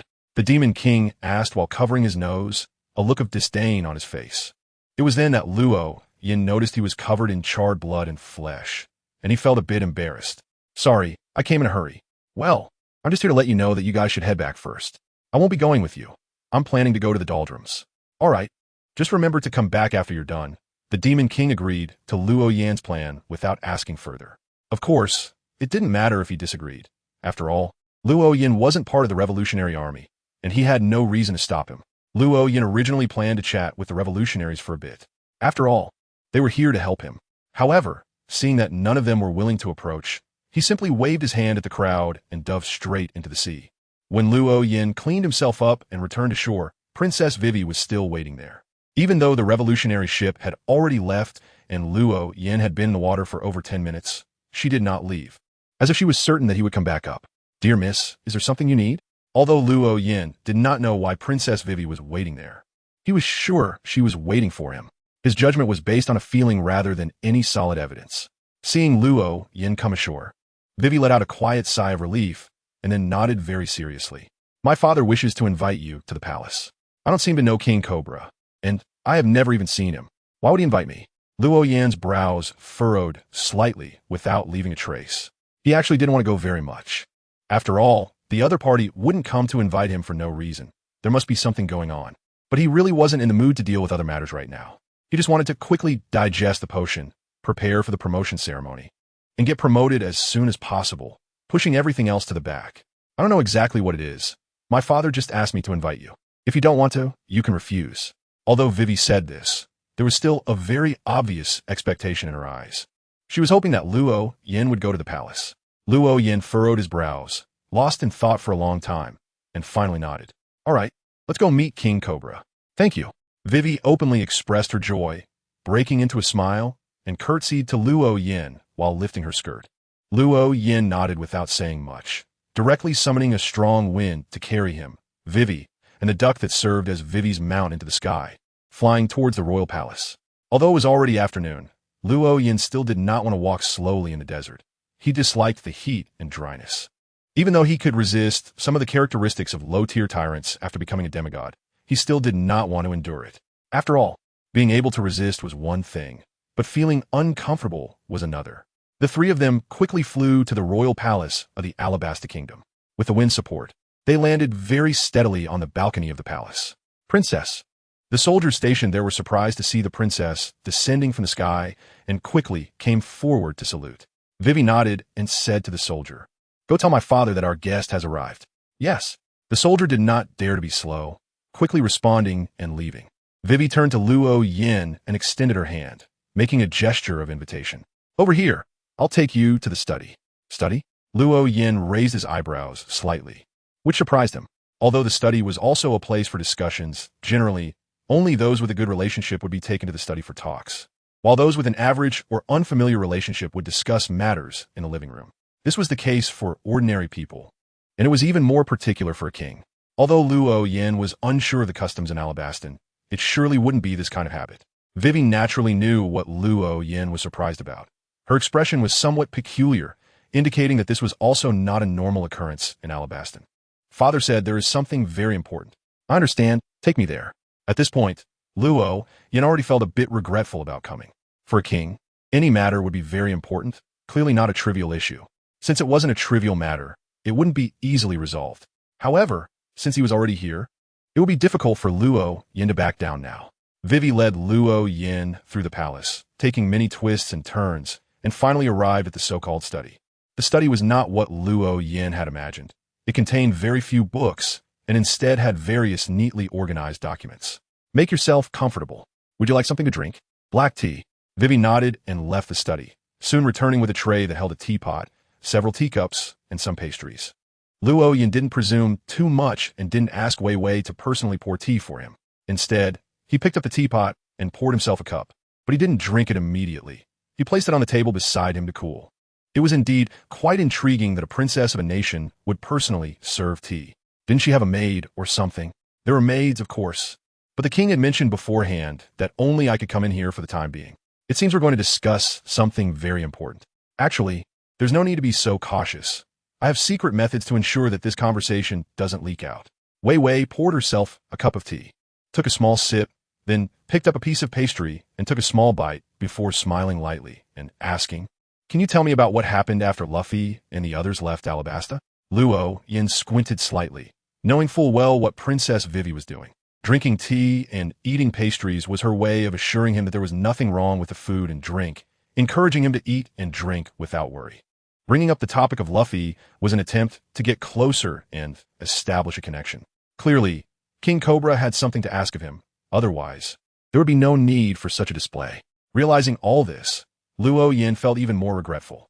If he had known, he would have just left for the Calm Belt and avoided all these complications. I met Luffy and the others in Alabasta. After that, I only encountered Luffy alone during the Marineford War, and I haven't seen him since. You probably know as much from the newspapers as I do. Oh, really? I thought you still had contact with Luffy and the others. The light in Vivi's eyes dimmed for a moment, but it quickly returned, and a smile reappeared on her face. I heard from Luffy that your companions are quite impressive. They're okay. They each have their own characteristics. But I wouldn't say they're particularly powerful, just unique in their own ways. By the way, is your father very busy? Luo Yin was starting to feel restless. It wasn't that he no longer wanted to chat with Wei Wei, but rather that he was constantly speculating about the purpose of Cobra seeking him out. The more he thought about it, the more uneasy he became, and he felt the urge to push for answers. No matter what it was, he needed to know in order to feel at ease. I'll go take a look. Wei Wei immediately got up and left the study again. A few minutes later, the door was opened once more, and this time, not only Princess Wei Wei entered, but King Cobra came in as well. Compared to the more formal dress worn by Princess Wei Wei, King Cobra was dressed quite casually, in a simple blue robe, similar to what an ordinary person would wear at home. You are King Cobra? Luo Yin still did not act arrogantly in front of the king. After all, this king was quite capable, so he stood up. Cobra smiled and nodded, gently pressing his palm to indicate that Luo Yin could sit down. I apologize. It took quite a while to persuade the guards, making you wait. Cobra's demeanor was very humble, completely unlike that of a king. However, this made Luo Yin even more vigilant. The lower the other party's posture, the more difficult the matter at hand seemed. Moreover, Cobra did not bring any guards, which clearly indicated that this matter was very important and very private. Let's get straight to the point. To be honest, I have other matters to attend to and don't have much time to waste here. Luo Yin was very reluctant to get involved in the matters of Alabastan, so he directly stated that he didn't have time, which was a rather straightforward refusal. Kabura didn't expect to be rejected before he even had a chance to mention a matter, and he was momentarily taken aback, but he quickly regained his composure. Don't worry, it won't take up too much of your time. I've already received news from the Holy Land that a world conference will be held there in 2 years. Loyan expressed his confusion and surprise with a nasal tone. He didn't expect the world conference to be decided at this time, and he was even more surprised that Cobra could receive news directly from the Holy Land so early. But thinking about it, it made sense. The royal family of Alabasta had a somewhat delicate relationship with the celestial dragons, so it wasn't surprising that they could have special channels to obtain important news in advance. Why are you telling me this? What does the world government's meeting have to do with me? Right now, I am in a hostile state with the world government. Haha, I know that. The world government wants to gain your power, and 2 celestial dragons have already taken an interest in you, one of whom has even taken action. It's just that the action was unsuccessful and all the members involved went missing. Cobra revealed some intelligence he had, and Loyan's forehead involuntarily twitched. He only knew that 1 celestial dragon was interested in him, but he didn't expect that there were actually 2 or even more. After all, Cobra couldn't accurately grasp the thoughts of the celestial dragons. Perhaps those fools would become interested just because a few people were interested in him. You can't be trying to stir the pot, right? You want me to deal with the celestial dragons? That can't be it. Although Luo Yin had no good feelings towards the celestial dragons and had already decided to seek revenge later, he never thought about taking action right now. After all, he still had too many things to do and was lacking in strength. He was now extremely wary of Cobra, fearing that he might be incited into action inadvertently. Cobra shook his head with a smile and took a shallow sip from his teacup. No, of course I wouldn't do that. It would bring me no benefits. At this point, Cobra waved his hand at Vivi, signaling her to leave. Vivi opened her mouth, hesitated for a moment, and then got up to leave the room. Once the door was closed again, he continued, I hope you can protect Vivi. I have a feeling that I will die after the World Conference, and, at that time, Vivi may encounter danger. Luo Yan's lips gradually curled into a slightly mocking smile. I don't think it's that you feel the end is near, but rather that you've made up your mind to do something to explore some truths, right? Cobra's expression suddenly froze, and he stared at Luo Yan with wide eyes filled with shock. He hadn't expected that the young man sitting in front of him could guess such things, or rather, it wasn't a guess at all. You know? Does it matter? Not important. Then what's your answer? It depends on the situation. If I happen to have time then. Also, my protection isn't free. Actually, I'm still a bit confused about why you came to me. Luo Yin expressed his confusion. He still couldn't understand why Cobra had high hopes for him and sought him out 2 years in advance. After all, 2 years is a significant amount of time for a king, allowing for many arrangements to be made. A hint of bitterness appeared on Cobra's face as his gaze gradually lost focus, seemingly lost in memories, or perhaps simply blanking out. Because you have irreconcilable conflicts with the world government, you are destined to be their enemy. Although you work closely with the Revolutionary Army, you are ultimately not one of them. Allowing you to protect Vivi can give Alabasta a bit more leeway. Feel free to ask for any reward you need, and I will do my best to fulfill it. Luo Yin instinctively opened his mouth to say he wanted the devil fruit. But suddenly, a spark of intuition struck him, and a scene flashed through his mind. He quickly changed his words, saying, I will inform you in no more than 3 months. All right, thank you. Kobu stood up and solemnly bowed to Luo Yin, but Luo Yin stood up to avoid it. He didn't want to receive that bow. Even though it was just the two of them there, after all, he was a king and also an elder, so he felt embarrassed. Let's leave it at that. After saying this, Luo Yin disappeared as if he had been erased like a pencil drawing. Although Kobu had mentally prepared himself, he was still shocked by this action and stood there for a long time, unable to regain his composure. After Luo Yin left the Alabastan Palace, he headed straight towards the doldrums. His disaster high priest potion was about to be fully digested, and it was time to prepare for the Sea King's ritual.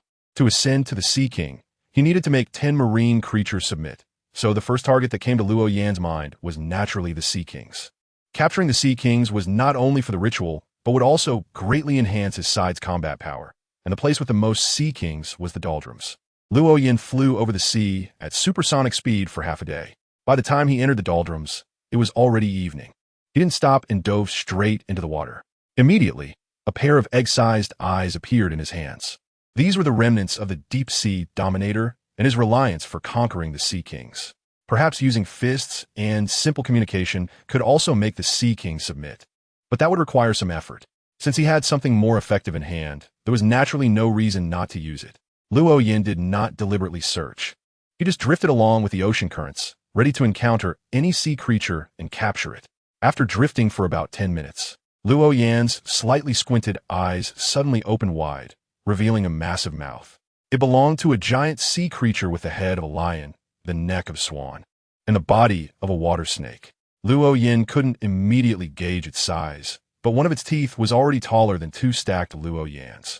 The lion-headed sea creature opened its enormous mouth, which was already covering Luo Yin. If it closed its mouth, Luo Yin would be swallowed along with the seawater. Luo Yin would naturally not sit idly by. The currents around him suddenly changed, and at the moment the lion-head Sea King closed its mouth, he was pushed out of the range of the lion-head's mouth. Furious strike. Luo Yin suddenly clenched his fist, making his entire arm bulk up, and then he swung it out fiercely, his fist smashing hard against the forehead of the lion-head Sea King. The lion-head Sea King's forehead caved in, and despite the cushioning from the seawater, its massive body was sent flying for dozens of meters. However, it wasn't over yet. Luo Yin chased after it at a speed even faster than it had been sent flying and landed another punch on the lion-head Sea King's face, causing blood to spill from the corner of its mouth, its cheek to swell, and its eyes to roll slightly, as if it were on the verge of collapse. Before it could recover, another punch came crashing down, this time hitting its forehead again. This time, the lion-head Sea King could no longer withstand it. Its eyes rolled back, and it fainted, its body floating on the water's surface like an ordinary fish, belly up. Luo Yin flew out of the water, hovering above the head of the lion-headed Sea King, waiting for it to awaken. Time passed slowly, and the blood of the lion-headed Sea King attracted many carnivorous fish, such as sharks and various unnamed fish with sharp teeth. Some of these fish measured over 2 meters in length, while the larger ones exceeded 10 meters. However, in the vast no-win zones of the Sea Kings, these fish could only be considered small fry, mere snacks in the food chain.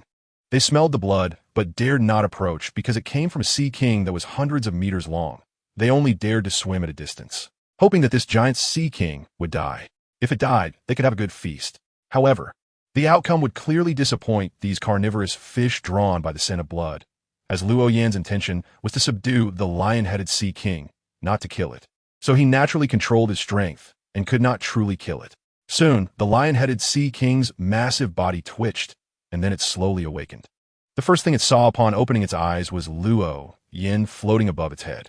Startled, it quickly tried to dive back into the deep sea. Just then, the eyes in Luo Yan's hand lit up, and an indescribable aura of authority radiated from him. The lion-headed Sea King's body froze, instinctively trembling, its head involuntarily lowered, losing the courage to retreat into the deep sea. It seemed that it could do nothing without the consent of this figure before it. Submit or die. Luo Yan spoke in an extremely authoritative voice, his words transforming into tangible ripples that spread outwards. When these ripples touched those eyes, they were dyed with a layer of gold, imbued with something that changed the very nature of the sound, making it understandable to ordinary fish and compelling them to submit. The tremors of the lion-headed Sea King intensified. Its already lowered head sank even lower, emitting a beast-like whimper that Luo Yan should not have comprehended. However, under the illumination of the eye's brilliance, he surprisingly understood the meaning within the sound. It signified submission. Very well, go to the island. Luo Yan was overjoyed, but the authority on his face remained unchanged. After the lion-headed Sea King let out a low growl, it swam toward the nearest island. Once it swam far enough away, Luo Yan lowered his head to examine the pair of eyeballs in his hand. This item was even more useful than he had imagined. He could picture that if he didn't have this pair of eyeballs, that lion-headed Sea King would have immediately dived back into the deep sea the moment it woke up. Then he would have to chase it down, beat it up again, and wait for it to wake up before it escaped again. This process could go on for many rounds. Only when the lion-headed Sea King fully understood that it couldn't escape would it submit. With the eyeballs, there was no need for such repeated trouble. One beating was enough, saving a lot of effort and time. Luo Yan did not continue to dive into the sea to search for a second Sea King, but instead followed the lion-headed Sea King and climbed onto the island. He still needed to confirm something. He needed to determine whether the Sea King was submissive to him or to the pair of eyes. The experimental method was quite simple. He just needed to put away the eyes and then try to give commands to the Sea King. If the Sea King still obeyed the commands, it meant it was submissive to him. However, if it did not obey the commands and even tried to escape or attack him, it would mean it was submissive to the eyes.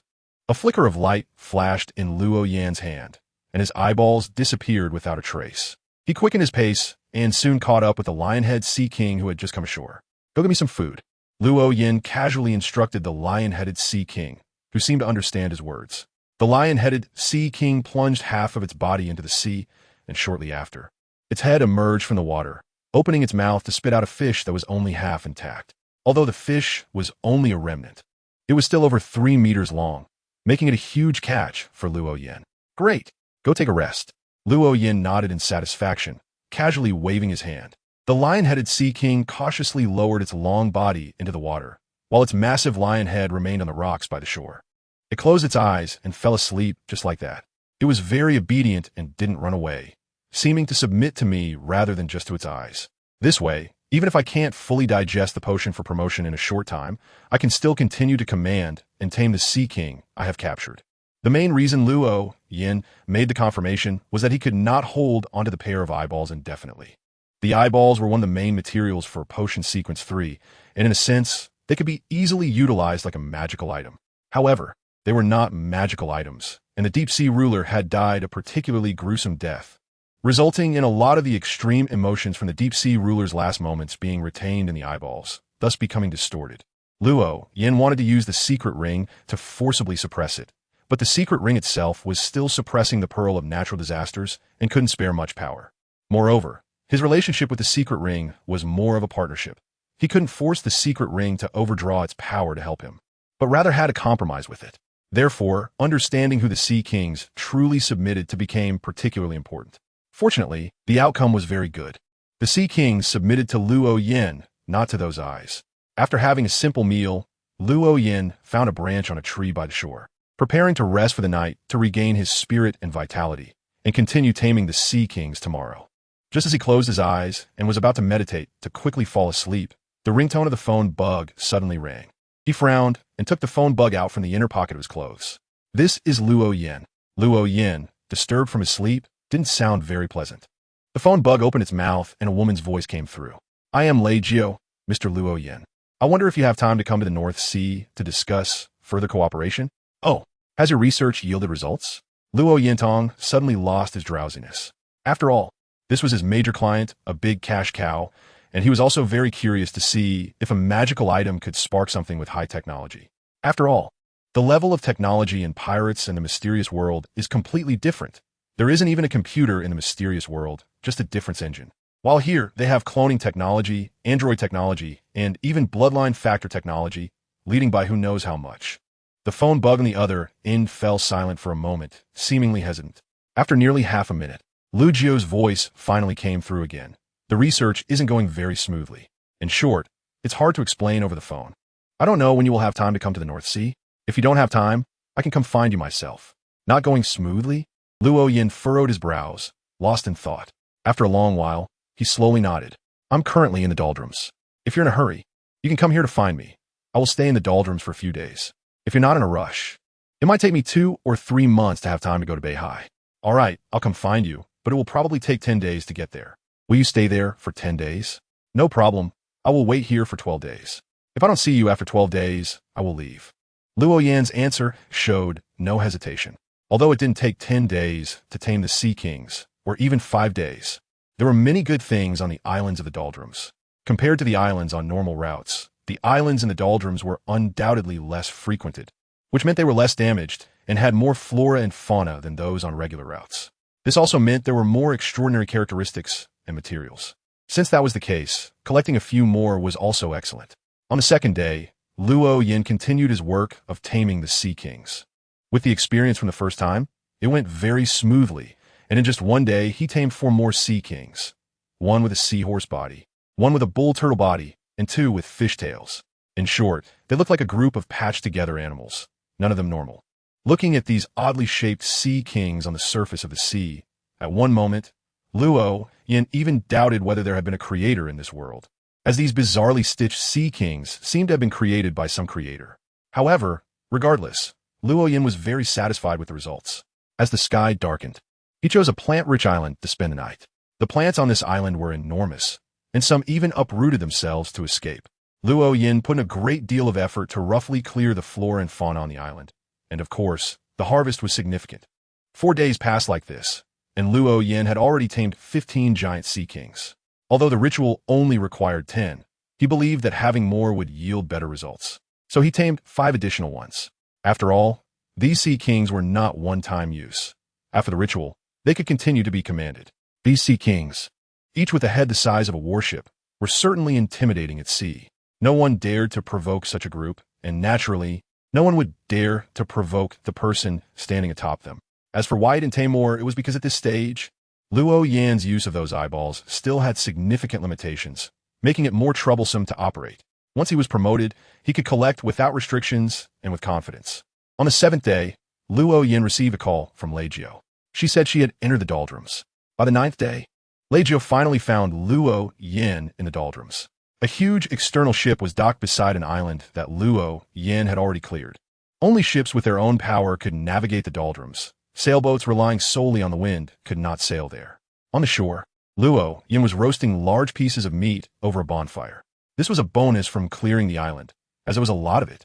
However, Luo Yin only kept this little bit of meat, as he had fed the rest to the Sea Kings he had tamed. Lei Jiao was still wearing that pink skirt that seemed like it would never need washing, and several identical clones followed her, standing expressionlessly behind Lei Jiao, not daring to overstep. Luo Yan's gaze lingered on a few clones for a moment before turning to Lei Jiao and asking, "Tell me, what exactly is going on that made you so anxious to find me?" Luo Yan spoke nonchalantly as he cut a piece of meat with a dagger and stuffed it into his mouth. Lei Jiao looked around and pushed a stone next to the campfire, sitting cross-legged. We employed various methods to study those 2 magical items, and eventually discovered some peculiar factors within them, which seemed to be the source of the item's powers. The research went relatively smoothly up to this point. However, when we attempted to further analyze those factors, we found it impossible to separate them in small quantities. Even when we barely managed to extract a small amount using high-power machinery, the factors seemed to be alive and ran back on their own. No matter what methods we used to try to stop this trend, you were actually able to separate them? This time, it was Luo Yin who was surprised. With his knowledge of mysticism, Only angel-level power could shatter extraordinary characteristics. The ability to separately extract even a small characteristic clearly required power of that level. And he couldn't imagine what kind of machine could accomplish such a feat. Lei Jio shook her head, a hint of bitterness appearing on her face. Rather than separation, it was more like forced tearing. To extract that tiny bit of factor, the entire kingdom experienced a power outage for 2 days. However, this price only allowed us to tear off a very small portion, and it ran back on its own. So, you can't find me? We hope you can provide some assistance in this area. Whether it's practical help or theoretical support, we are willing to pay the corresponding price. The people of Germa are not good at speaking in circles. Therefore, Lei Jio spoke very directly, looking at Luo Yin with some anticipation, believing he must have a way. After all, those items were provided by Luo Yin, but she saw him fall into deep thought, his expression somewhat serious. Aggregation is inevitable. Even if a characteristic is completely shattered, it will gather back together. So if you only want to separate a little for in-depth research, I'm afraid it will be in vain. Aggregation is inevitable. Lei Jio quietly repeated this phrase, her eyes brightening a little, making her realize some things. So that's how it is. It seems our direction was wrong from the beginning. Thank you for your information. What price do we need to pay for this? No need. This is just some common knowledge of mysticism. In fact, I teach mysticism courses. If you pay a certain tuition fee, you can attend the classes. Of course, you would need to disguise yourself. Otherwise, it would bring trouble to Germa. Because I generally teach in the territory of the Revolutionary Army. Revolutionary Army? Lei Jio's brows furrowed slightly. Although she and the entire Germa kingdom didn't care much about the world government opinions and wouldn't obey their commands, Germa was still nominally a member state of the world government, and this identity was quite useful for Germa.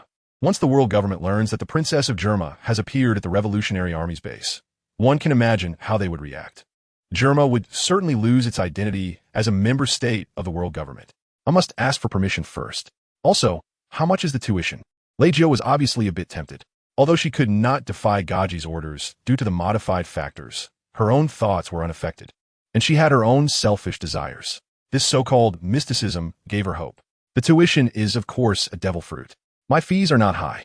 Just one devil fruit will allow you to attend all my mysticism courses. Additionally, I will arrange for someone to inform you of the content previously taught, so you won't miss anything. All right, I will ask for permission right away. After saying that, Lei Jio stood up and flew back to her ship. Before long, she returned with a smile on her face, clearly having received the answer she wanted. It has been agreed. I hope to follow you to learn the mysticism courses in the near future. As for the tuition, I can give it to you now. I brought 2 devil fruits this time. I didn't expect you to be so well prepared. I'll take both devil fruits. One is for tuition, and the other I won't take for free. I will give you 3 bottles of potions to become extraordinary. You can choose to drink them yourself or give them to others, depending on your own will. Potions? What kind of potions are they? Is there any risk in drinking them? Lei Jio was still quite cautious in this regard. She didn't let her head get hot just because of the promise of potions and asked very clearly. The risks of potions also belong to the common knowledge of mysticism, and Luo Yin carefully explained the risks of the potions to her, though he didn't overly emphasize the dangers. After all, this world is not crazily distorted. Instead, he brought up Potter as an example to intentionally reduce the perceived danger of the potions. He then casually talked about other mysticism knowledge since the tuition had already been brought. Although Lei Jio had learned about the wonders of the extraordinary from other channels, she only saw it as an alternative devil fruit ability. Moreover, compared to the downsides of becoming a land duck from the devil fruit, the risks of the potions seemed greater. But after listening to Luo Yan's explanation, she realized her understanding of mysticism was truly too superficial, and she began to develop an interest in mysticism in her heart, which had nothing to do with the mission. It was her own genuine thought. Luo Yan's efforts to guide Lei Jio are also well thought out. Not to mention that Germa indeed has technology that can separate extraordinary traits.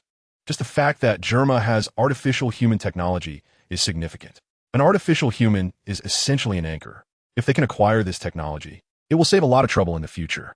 That's about it. Luo Yan kept his comments brief and didn't say much. After finishing, he focused on eating the grilled meat. Lei Jio nodded and didn't pursue the matter further. Anyway, the other party had already agreed, and she had brought the tuition, so knowledge would definitely be taught. This moment didn't matter.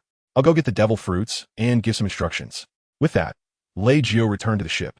Not long after, she came back to the island carrying a suitcase in one hand and a box containing devil fruits in the other, with another box tucked under her arm. The ship didn't linger and slowly left the shore.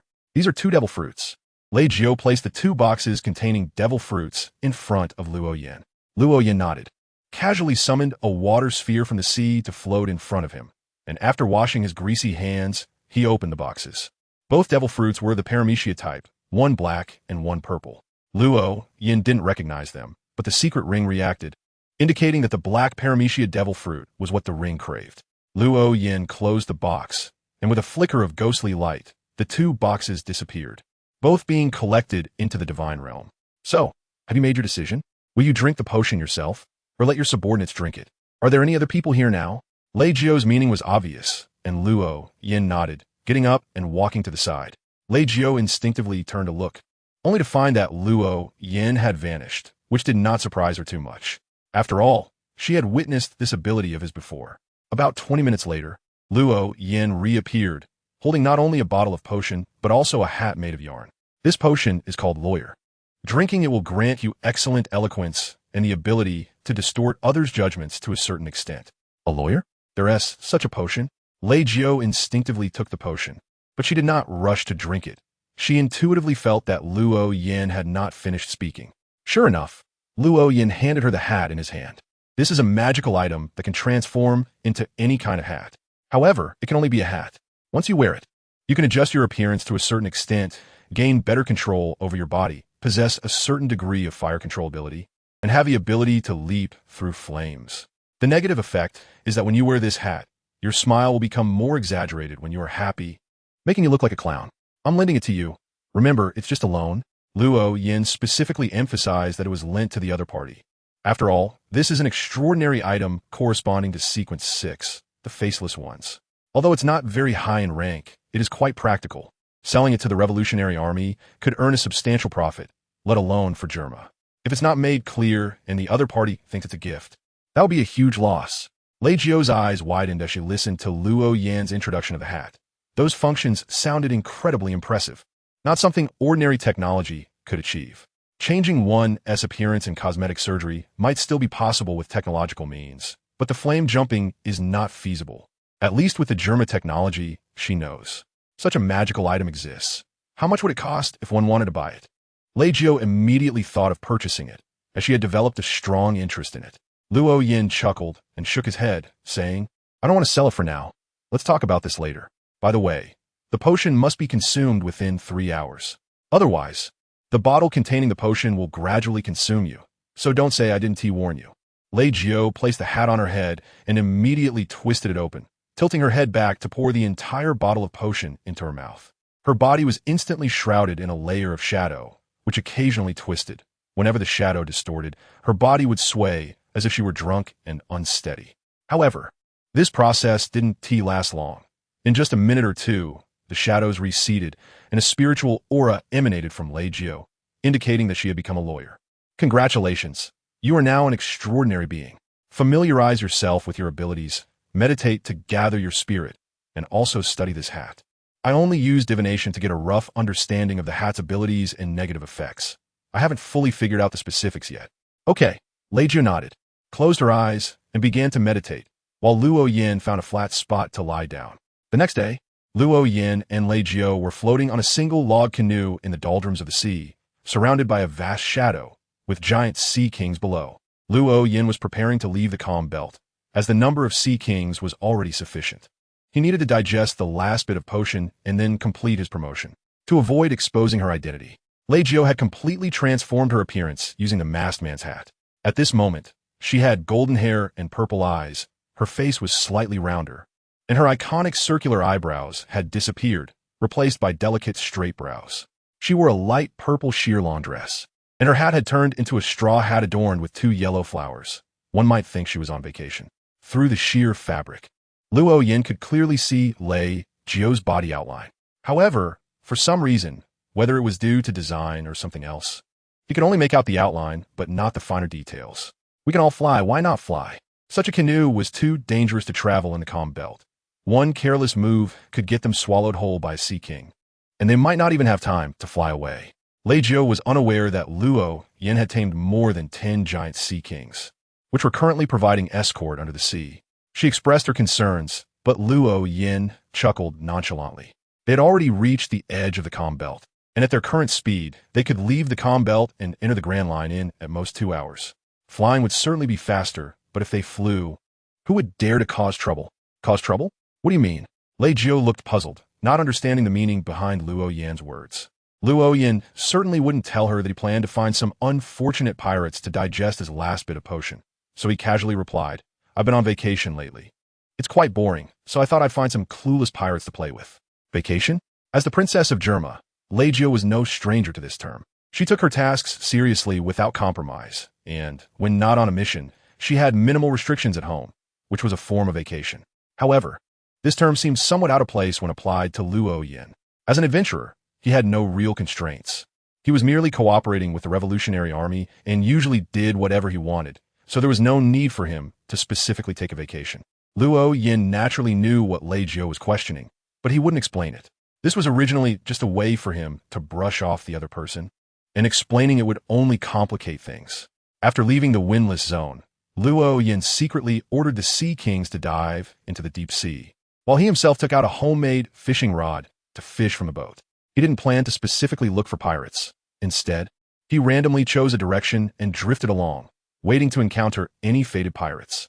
The ocean is so vast that even if one specifically searches, they may not necessarily find anything.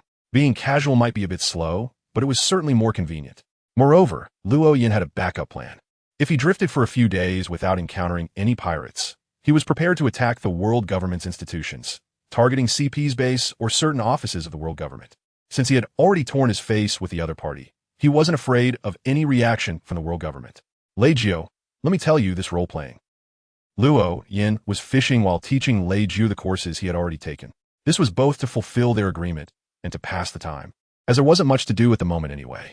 Luo Yan's attitude was very casual, but Lei Jiu listened intently, focused, sometimes only snapping back to reality when Luo Yin paused to fish. Just as both sides got into the groove, Luo Yan's voice suddenly stopped, and Lei Jiu was momentarily puzzled. But when she saw Luo Yin looking over his shoulder, she instinctively turned to look as well, only to see a large ship approaching. However, it was not a pirate ship, but a warship flying the Navy flag. A Navy ship. The Navy?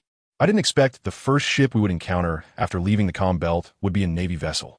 On the warship, a young general with an X-shaped scar on his chin was sitting on the deck enjoying roasted meat, savoring every bite, and occasionally taking a swig of alcohol. Just then, a somewhat panicked voice came from the lookout tower. "General, there is a small boat ahead with a man and a woman on it. I don't know the woman, but the man looks like the adventurer Luo Yin." The general's eyes widened in surprise, and the roasted meat he was chewing mixed with his drink and sprayed out. He hurriedly stood up, and a nearby sailor quickly ran over to hand him a telescope. The general looked through the telescope and immediately saw Luo Yan's face, who was just looking at him as well. Their eyes locked through the telescope, causing the general to tremble and drop the telescope to the ground. "It's really the adventurer Luo Yin. Why is he here? What should we do? General, should we attack first?"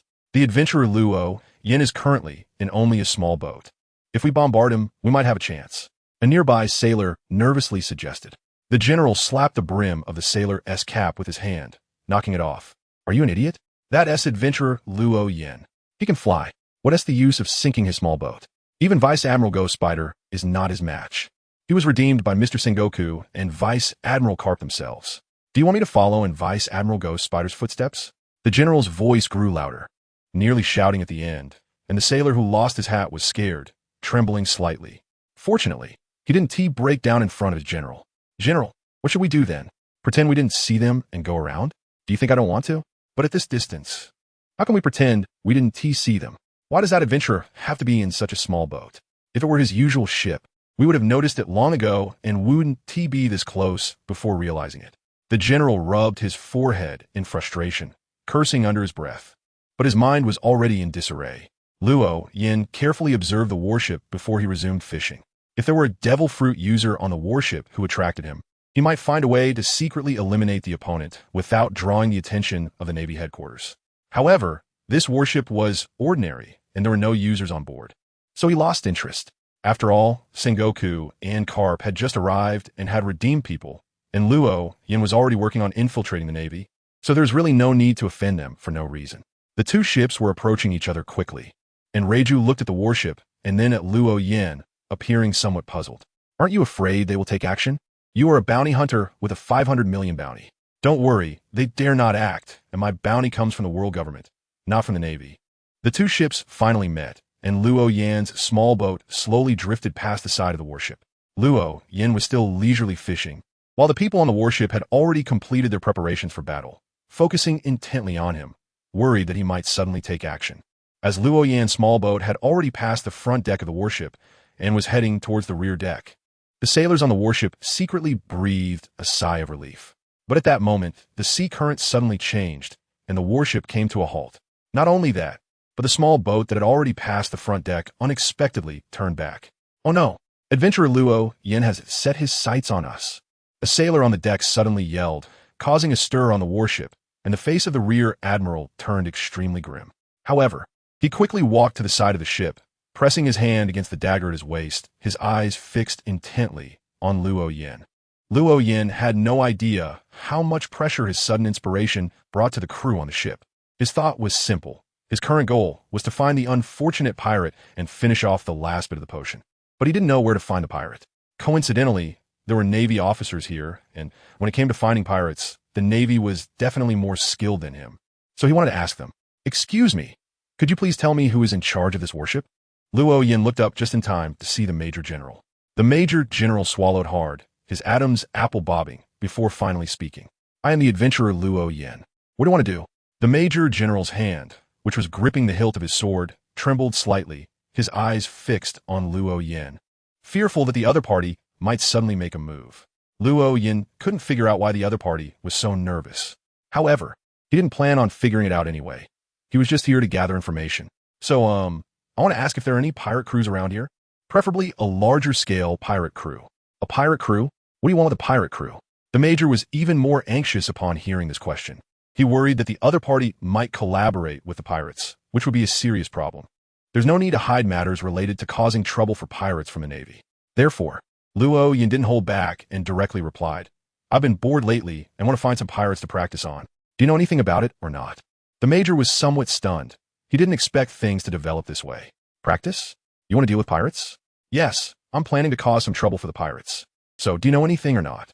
Luo Yin originally thought that his words would make the other party relax a bit. After all, causing trouble for pirates was undoubtedly a good thing for the Navy. However, the Major's expression became even more unpleasant after hearing this. The Major stared intently at Luo Yin, his body slightly trembling. Just as Luo Yin was becoming impatient and wanted to continue questioning, a seaman rushed over to the Major with a transponder snail. The Major had already contacted the Navy headquarters as soon as he saw Luo Yin. However, at that time, he was still unaware of Luo Yin's intentions. And seeing that they were about to pass by each other, he temporarily halted the communication. But now that their warship had been forced to stop by the other party, the seaman responsible for communication naturally re-established contact with the Navy headquarters and explained the situation. The Major is General Weasel. The liaison officer cautiously handed the transponder snail to the Major, whose stiff expression finally relaxed a bit as he hurriedly took the snail in his hand. Yes, I understand." After receiving the transponder snail, the Major nodded repeatedly and finally looked at Luo Yin with a somewhat relieved expression. "Adventurer Luo Yin, the General wants to talk to you." Luo Yin frowned slightly. He regretted stopping this warship. It might have been quicker to go directly to trouble the world government. Now he had to deal with the higher-ups of the Navy. However, since things had already reached this point, he didn't mind spending a little more time. Luo Yin waved his hand, and a gust of wind swept the phone bug into his grasp. "I am Luo Yin. I am a chipmunk. Adventurer Luo Yin. What exactly do you want?" The tone on the other end of the line was somewhat unfriendly, as if they were forcibly suppressing their anger, which surprised Luo Yin a bit. After all, he hadn't done anything. Why were they angry? "What I want to do? Didn't that Major General tell you? I'm on vacation lately, feeling bored and planning to find some pirates to play with. I just came to ask where I could find some pirates. And it somehow turned into this. I haven't done anything, not even hurt a single Navy officer." After about 10 seconds of silence on the other end, they continued, "Although I don't know what you want to do, since you have no plans to deal with the Navy, we don't want to pry. If you want to deal with pirates, just board the warship. That warship will take you to find the pirates. Also, Major General Karp said he has something for you, and he's already set off. I don't know what Major General Karp wants to give you, but if you still want that thing, you'd better not act rashly." "No way. I was just asking for directions." Did you really have to send Carp to keep an eye on me? Does the Navy need to react this strongly? Luo Yin was somewhat speechless, but he really couldn't refuse. After all, the Navy still owed him a devil fruit. If he didn't cooperate, the Navy might use this as an excuse to default on their debt, which would be a huge loss for him. Most importantly, he was also planning to infiltrate the Navy, and now that he had finally established a bit of contact with them, if he chose wrong at this moment, that little connection could be severed immediately. All right, how long until Carp arrives here? You will meet as early as tomorrow noon. Gagaga. After saying this, Major General Wushu dropped the call, the antennae of the snail phone drooping down, no longer speaking. The other party had already hung up. TSK, what is this all about? Luo Yin smacked his lips, feeling somewhat helpless. He used the wind to lift himself and the entire makeshift wooden boat onto the deck of the warship. Although this boat was just a rough creation made after he chopped down a big tree and hollowed out the trunk, it was still a boat. After parting ways with the Navy, it might still come in handy. Of course, the main reason was that he really liked this boat. He found that racing with it was much more enjoyable than with those proper boats. This boat had become more than just a means of transportation. It was imbued with the qualities of a toy. As soon as Luo Yin stepped onto the deck, he casually tossed the phone bug in his hand to a nearby sailor. He then turned to look at the visibly nervous rear admiral. The flying squirrel should have told you, right? I will stay on your ship for now while I wait for Captain Carp's ship to arrive. You guys need to take me to find some trouble with the pirates. Yes. Yes, I've heard. Your room is already prepared. I'll take you there right away. The rear admiral clearly hadn't heard anything from the flying squirrel, but he reacted quickly, thinking that the first priority was to keep Luo Yin calm, and they could figure out the rest later. Luo Yin saw through the Major General's clumsy performance at a glance. However, he didn't care and waved his hand at the Major General. I won't go to the room. Bring me a reclining chair. I prefer to enjoy the sea breeze on the deck. Okay, no problem. The Major General nodded without hesitation and immediately gave a signal to a Marine beside him. The Marine quickly ran into the cabin and in just over 10 seconds brought out a rocking armchair. Here, this is the chair you wanted. The Marine, both anxious and attentive, placed the armchair beside Luo Yin. Luo Yin nodded, lay back in the armchair, and gently used his body to rock it. Lei Jiu looked around, about to say something, when two more Marines came in, each carrying a chair and a wooden table. Would you like something to drink? Another Marine asked. But Luo Yin had already squinted his eyes and didn't respond.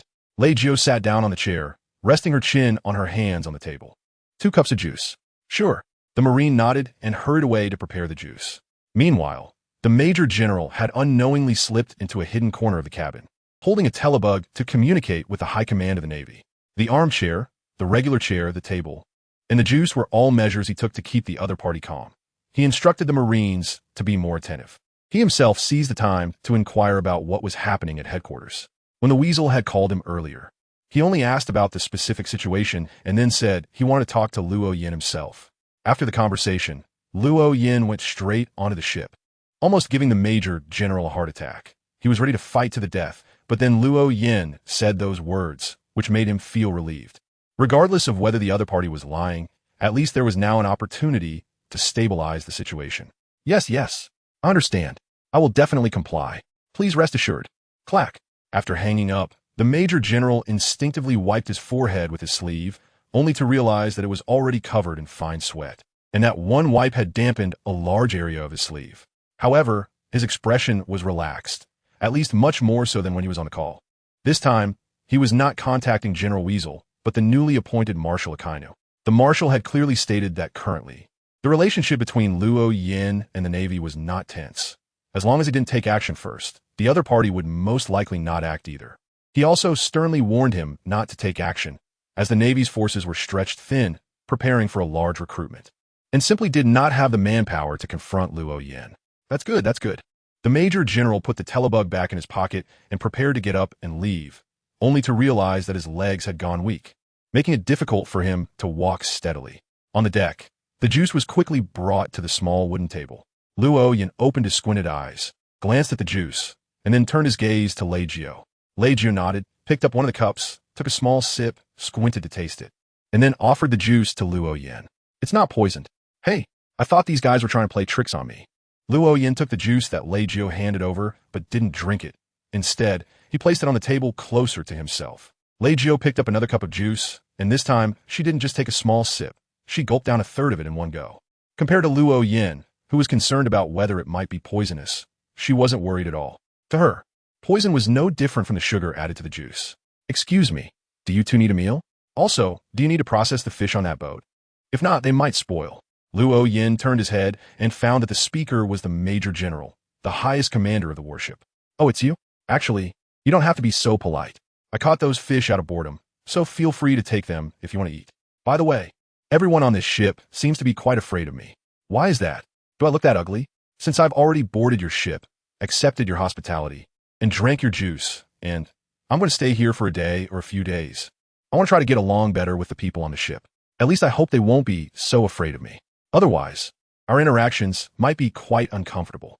However, Luo Yan's humor did not have much effect. Although the Major General maintained a smile on his face, there was still an unmistakable hint of wariness and fear in his eyes. "You must be joking. If you looked ugly, I wouldn't be able to face anyone. As for why I'm afraid, I'm just a Major General, and you are a dangerous individual with a bounty of up to 1.7 billion. How can I not be afraid?"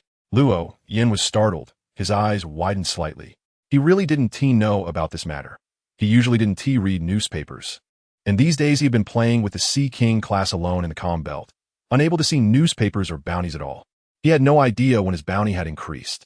17 billion? Me? Yes, didn't you know? It is said that this bounty was issued solely by the world government.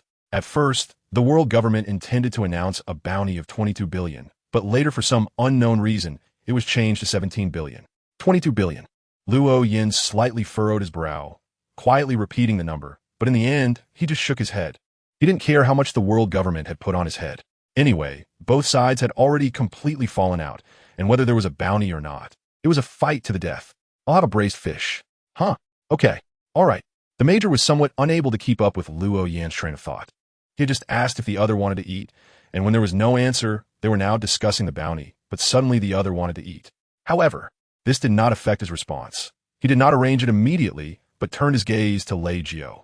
He did not know this beautiful girl, but that did not prevent him from being courteous to her, especially since she came with Luo Yin, and the two had previously shared a small boat. "Just a little pastry for me. No need for a main course." "All right, I'll arrange it right away," the Major replied, and personally went to the cafeteria to make arrangements. On the surface, Luo Yin seemed indifferent, but he was still contemplating his bounty, which was higher than he had imagined. However, it wasn't completely beyond his expectations. After all, he had already taken out quite a few CP0 members, and the Celestial Dragons had long set their sights on him. 17 billion, huh? I didn't expect to be worth this much. Luo Yin chuckled lightly, picked up the juice on the table, and took a sip. Compared to juice, he preferred drinking alcohol, but having juice occasionally wasn't bad either.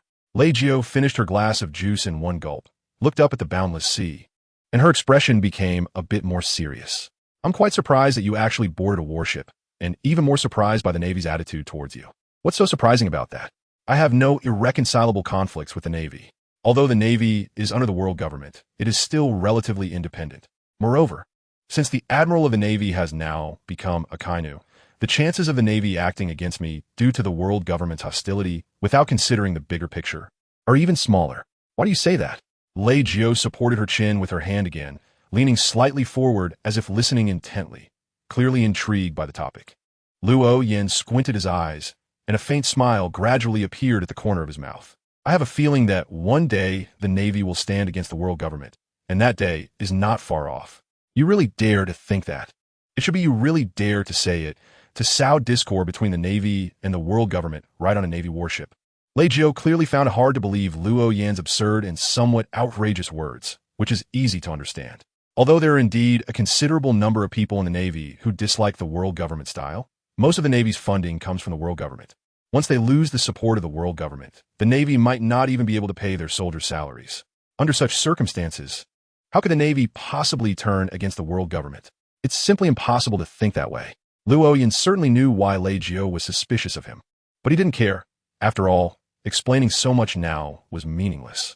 Moreover, this was not the right place to delve into such topics. They were on a naval warship. As time passed, unknowingly, it became evening. After having a nap, Luo Yin got up from the armchair, offered it to Lei Jiao for sleeping, and walked to the side of the ship, resting his hands on the railing and feeling the night sea breeze. Although the Navy had arranged rooms for them, Luo Yin chose not to go but stayed on the deck, not because he was worried about being in the shade, but but because he needed to occasionally release the aura of the deep-sea sovereign to ensure that the group of sea kings would not lose control. Although those sea kings' allegiance was aimed at Luo Yin, he was still not a sea king and did not have the ability to command large sea kings. If he let his guard down, those sea kings could easily slip out of his control. Uncontrolled sea kings might not attack Luo Yin, but they could very well attack the warship. Even if they didn't attack the warship, if a dozen sea kings, each with a head larger than the warship, got into a fight underwater, it was uncertain whether the warship could withstand the aftermath without being sunk. Therefore, Luo Yin couldn't stay in a closed environment for too long. It was just a matter of playing the part in advance. Luo Yin was blowing the sea breeze while murmuring softly. Bang! Suddenly, the sound of an overturned water bucket came from behind him. Luo Yin instinctively turned to look and saw a somewhat thin boy, looking only about 14 or 15 years old, hurriedly lifting the fallen bucket and wiping the water off the deck with a cloth in his hand. Feeling a gaze on him, the boy instinctively looked up and was so startled that he fell directly to the ground. I'm sorry, I didn't mean to. The boy hurriedly apologized to Luo Yin. Luo Yin smiled at him, gently shook his head, and then looked back at the dark sea surface. Aren't you going to sleep this late? Just as the boy was about to get up, he heard Luo Yin's voice, which startled him again. He then anxiously replied, I still need to clean the deck. I can only rest after finishing cleaning. No, but I'm just an apprentice deckhand. I don't have to get up too early in the morning, so it's fine if I work a bit later. Oh, I see. Thank you for your hard work. No, this is what I should do, the boy replied, a mix of joy and anxiety in his voice. Luo Yin's words of appreciation seemed to boost his motivation a bit. Luo Yin suddenly threw out a magnificent coin, which flipped in the air a few times before landing steadily in his palm, showing heads up. What's your name? Luo Yin suddenly spoke up, and the unexpected question clearly caught the boy off guard for a moment. He quickly stood up straight. I'm Kuei-san, he said. Gui. Xiao-san. I'll just call you Xiao-san. Your name is quite unique, isn't it? Since you're afraid of me, you should know who I am and what resources I possess. I can give you a bottle of potion. Of course. It's entirely up to you whether to accept it or not. You have plenty of time to think it over. Just give me your answer before dawn. Potion? Kuei-san's eyes widened in disbelief as he looked at Luo Yin. This was something he had never even dared to imagine before, yet here it was. What do I need to give in return? No, you don't need to give anything in return. Didn't I just say? This is a gift for you. Of course. You have the right to refuse.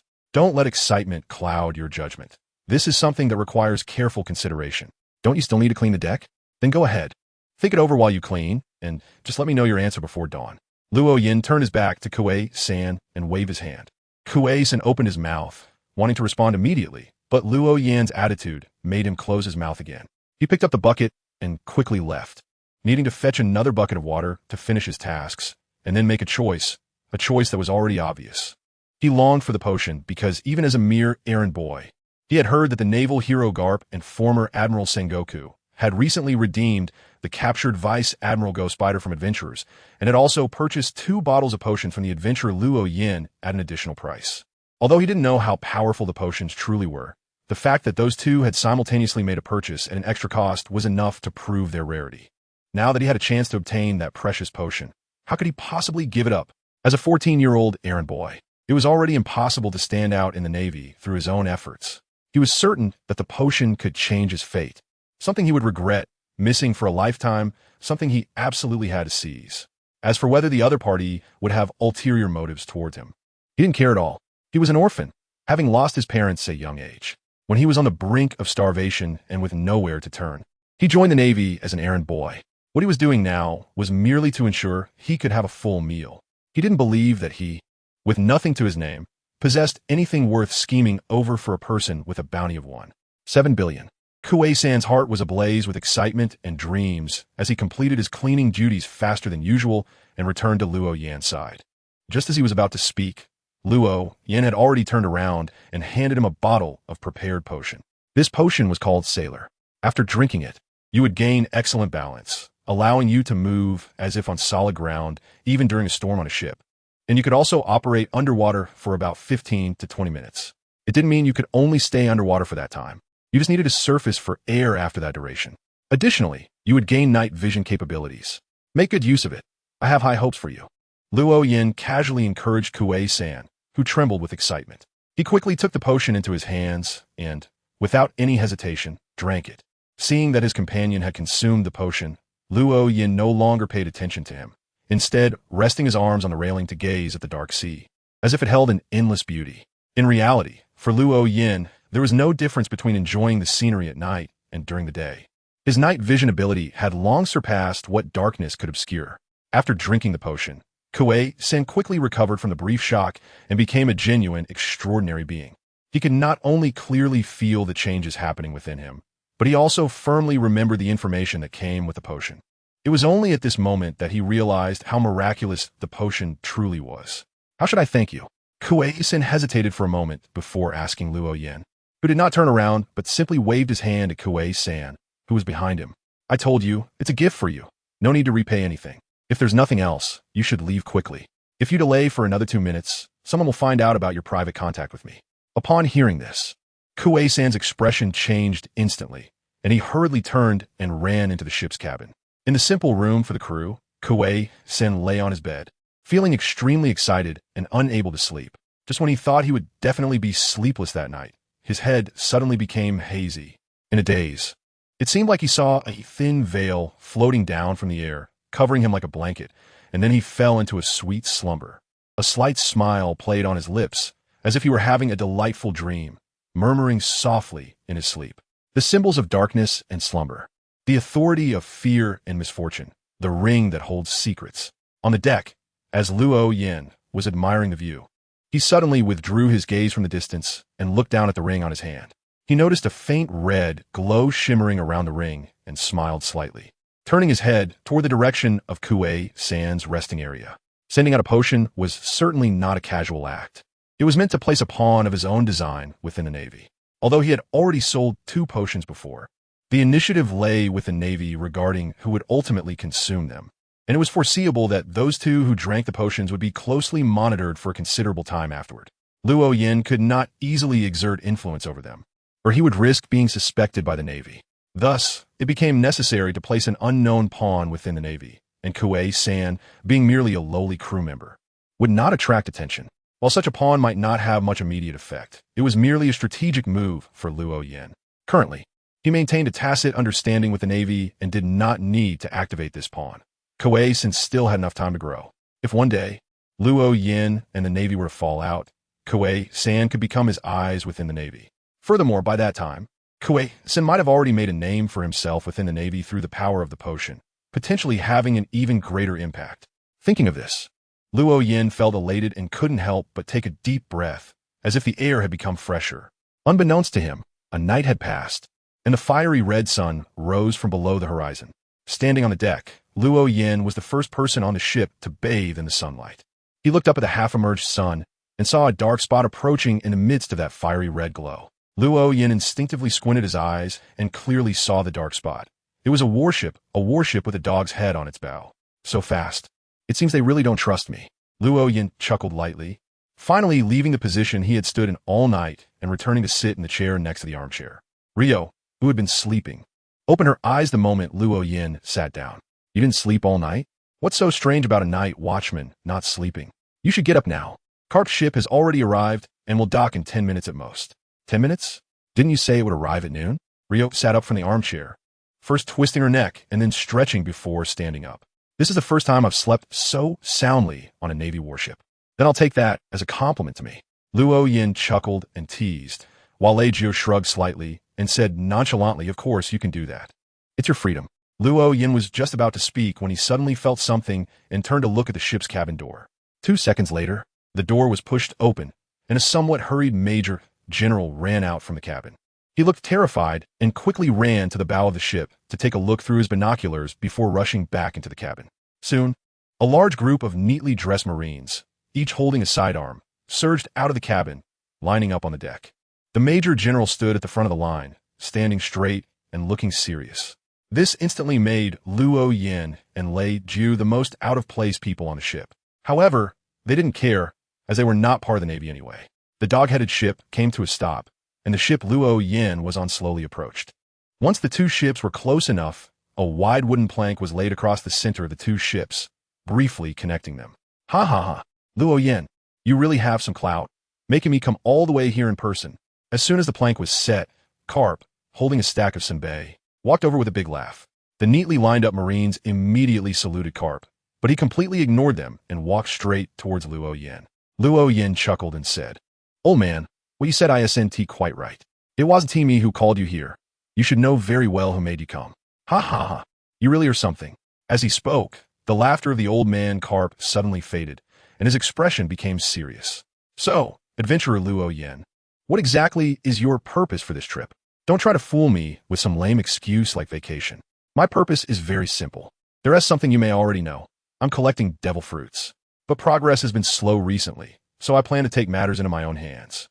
Currently, aside from the world government, the Navy, and the Revolutionary Army, what other forces out there have devil fruits? Of course, it's the pirates." Luo Yan's face was serious, but he was already lamenting internally. By heaven's conscience, he truly only wanted to stir up trouble for the pirates and had no other motives. However, it was clear that this explanation would not convince the Navy, so he had to forcefully add some purpose to his actions. Karp's gaze suddenly became incredibly sharp as he stared at Luo Yin for a moment. Then, as if nothing had happened, he burst into laughter. "Ha ha ha, that's wonderful.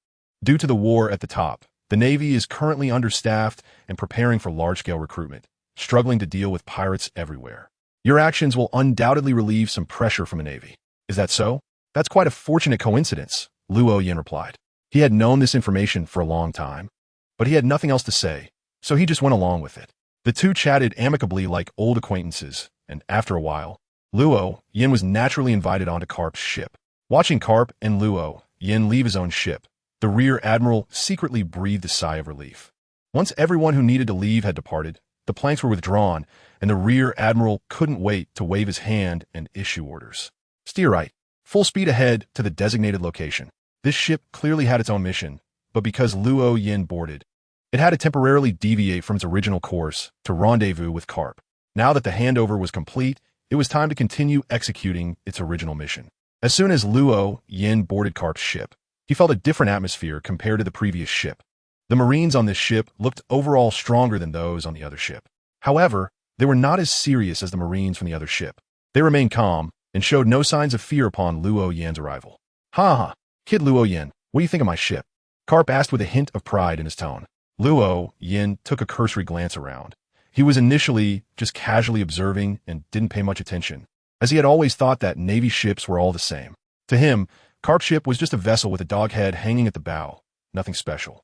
However, upon closer inspection, he did notice some differences. This ship was made of much better craftsmanship and materials than the previous warship, and its layout had been modified, making it overall superior to that warship. "A very nice ship. Hiss, wait, where's my ship?" Luo Yin was just about to compliment Karp's ship when he suddenly remembered that his own little wooden boat seemed to have been left on that military ship. He immediately cast a questioning glance at Lei Jiao. Lei Jiao was taken aback for a moment, and with a somewhat strange expression, she said, "You still want that little broken boat? I thought you didn't want it anymore. What is the point of keeping such a piece of junk? To put it nicely, it's a boat. To put it bluntly, it's just a hollowed-out piece of wood." Lei Jiao expressed her dissatisfaction with the boat in her own way. As the princess of Germa, she had been surrounded by admiration since childhood, and when she grew up to carry out missions, she either flew or brought a large group of subordinates. When had she ever traveled on such a rudimentary boat? Forget it, forget it. If it's gone, it's gone. Their ship had already left. It was useless to say anything now, although she could still chase after it. Thinking about pursuing just to retrieve a hollowed-out piece of wood made her decide against it. At that moment, Karp's deputy, Bogart, suddenly leaned closer to Karp and whispered something in his ear. Karp's smile abruptly froze and turned serious. "Luo Yin, I heard you're quite skilled in fighting in the water?" Although Luo Yin didn't know why the other party suddenly asked this, he didn't deny it and gently nodded. "It's okay. At least it's better than being on the shore." "That's good. For some reason, the bottom of this ship is clearly equipped with sea prism stone, yet it is still being targeted by sea kings. Right now, there are several sea kings beneath the ship. I wonder if I can ask you to go down and take a look? You don't need to fight. Can't you go to the sky and into the sea? You just need to lure out the sea kings lurking underwater, and I'll take care of the rest." Saying this, Karp slightly raised his head and brought his fist, which was as big as a sandbag, to his mouth and exhaled. His meaning was clear. As long as Luo Yin lured out the sea kings, he would smash them with a punch. Luo Yin couldn't help but twitch at his temple. Although the sea kings he had tamed were enormous and appeared intimidating, they were nothing in the face of true power. Moreover, in front of a top-tier powerhouse like Karp, who could shatter a mountain with a single punch. The Sea Kings would definitely not withstand his blows. Old man, there's no need for this. Those Sea Kings aren't targeting this ship. They're just following me. Luo Yin walked to the ship's railing while speaking and waved his hand towards the sea. Immediately, a large bulge of seawater rose up, and when the water slid down due to gravity, a huge lion's head emerged from the surface. Roar! The lion-headed Sea King let out a couple of low growls at Luo Yin before diving back beneath the surface. The massive waves generated by this process caused the warship to sway uncontrollably. You see, they have no intention of attacking the ship. Luo Yin turned around and smiled at Carp and the group of marine soldiers on the ship. Seeing their astonished expressions, even Carp's face looked somewhat serious. You say you can make such a huge Sea King submit to you?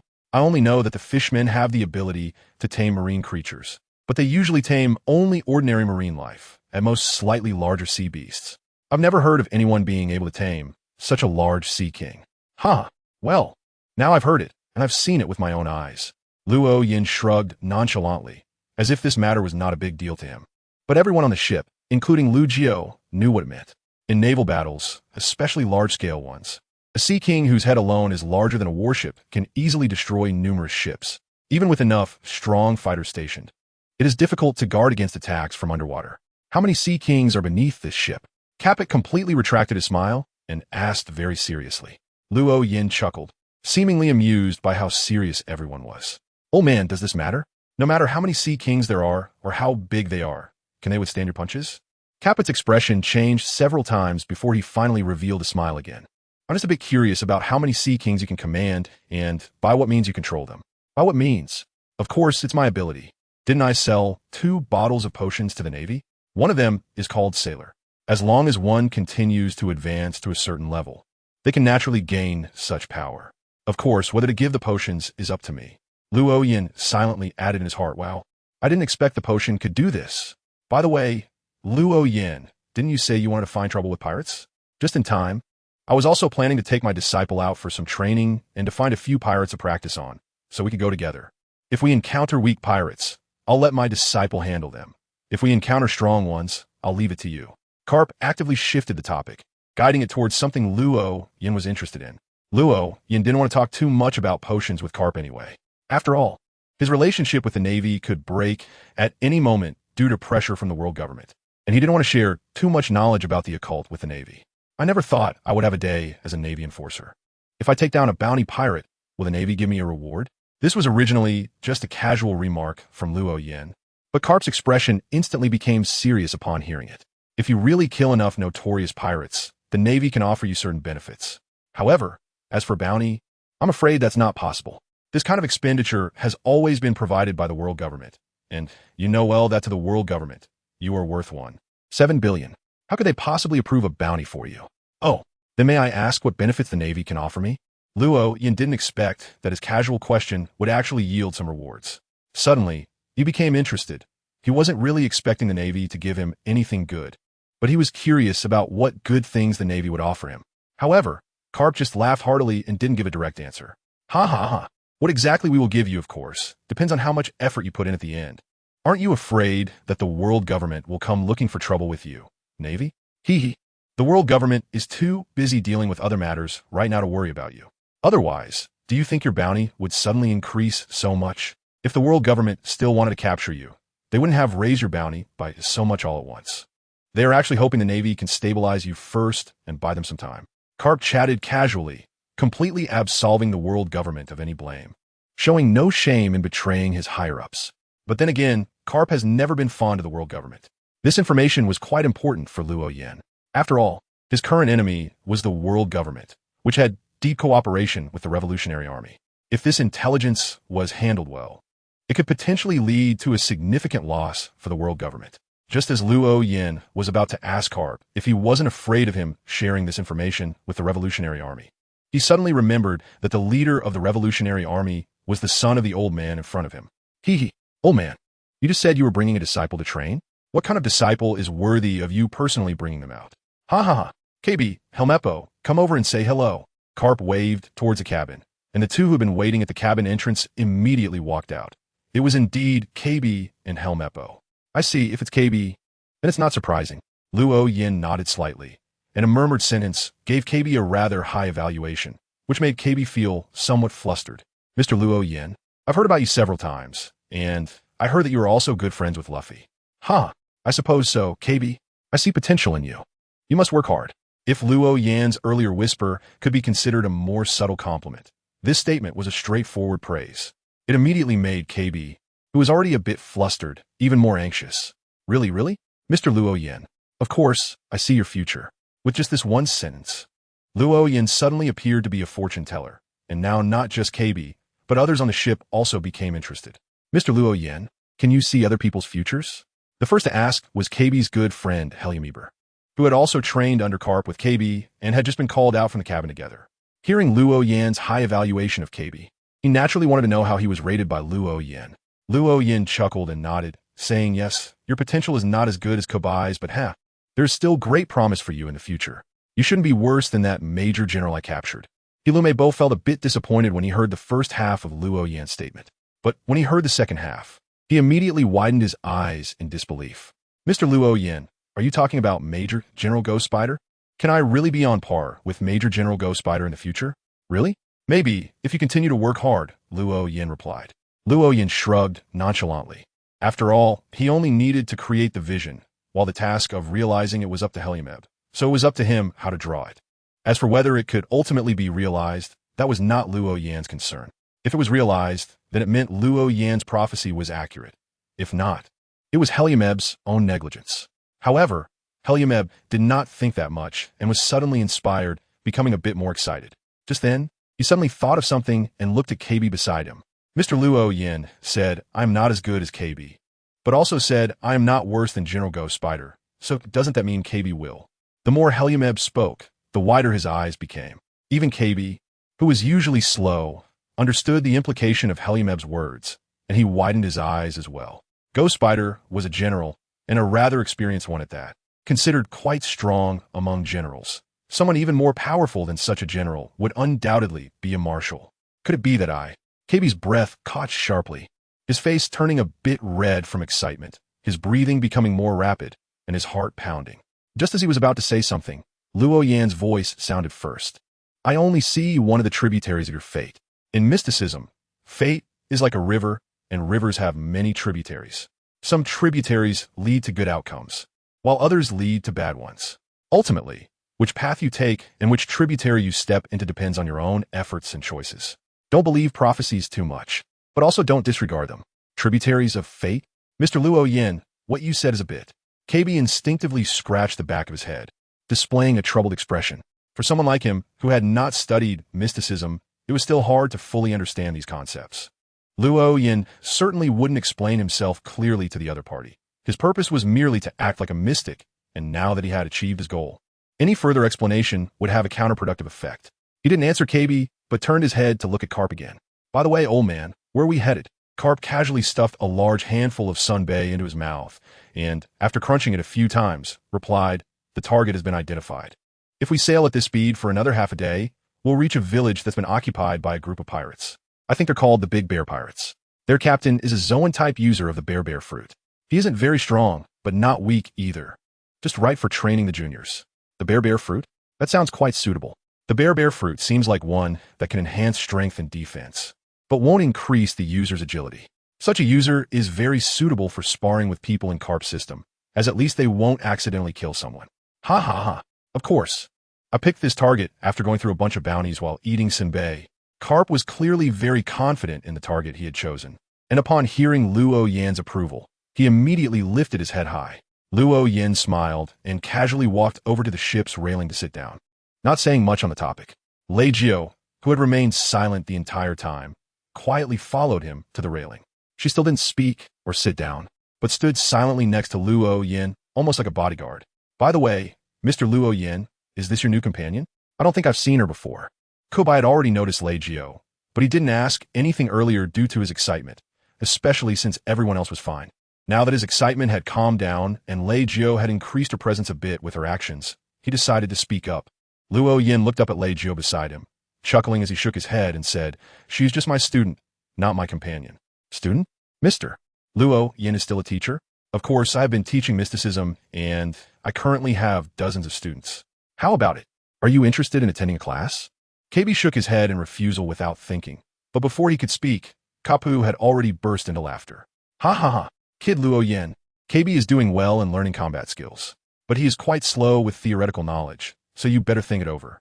Kapu's words not only surprised Luo Yin, but even KB was taken aback. What did that mean? It was clearly an intention to have KB join Luo Yan's student ranks. The teacher-student relationship in this world is relatively close. Although it hasn't reached the level of a teacher, is like a father. It is much closer than the teacher-student relationship in Luo Yan's previous life under compulsory education. Moreover, Kapu himself is also KB's teacher. Logically, he shouldn't agree to such a thing. Old man, are you losing your mind? KB is your student. I don't want to get hit by you. Ha ha ha. Seems like it. So forget it. Just pretend I didn't say that. Kapu stuffed his fingers, which had just grabbed the senbei, into his nostrils, picking them without any image, then turned and walked to the deck to lie down on the specially prepared lounge chair, happily munching on the senbei. Luo Yin watched Carp until he lay down before finally withdrawing his gaze. Just now, Carp seemed to be doing something meaningless. But it doesn't mean that saying forget, I said, anything can truly erase it. Carp had just expressed a very clear attitude, which is that he does not oppose Luo Yin poaching from under him, or rather, he does not oppose Luo Yin infiltrating his subordinates. Why? Luo Yin furrowed his brow tightly, unable to help but murmur a question to himself, but it was clear he wouldn't get an answer now. Because of Carp's attitude, Kobe became even more enthusiastic towards Luo Yin. Or rather, he finally felt free to express his enthusiasm without reservation. Mr. Luo Yin, can you tell me more about Luffy? Kobe eagerly brought over a small stool for Luo Yin, insisting on discussing Luffy's matters. Luo Yin didn't refuse, treating it as a way to pass the time when bored. On the other hand, Helimeb was more interested in Reiju. He also eagerly brought a chair over for her and diligently served her drinks and food, hoping to win a bit of favor from the beautiful lady. However, Reiju's attitude was rather indifferent, though she did offer a polite smile. Even with just that polite smile, Helimeb felt he had gained something. After all, the food and drinks didn't cost him anything. They were all taken directly from the ship's mess hall. If he could earn a smile from a beauty, it was definitely worth it. Although Kobe and Helimeb were very enthusiastic, the other Navy personnel remained quite wary of Luo Yin.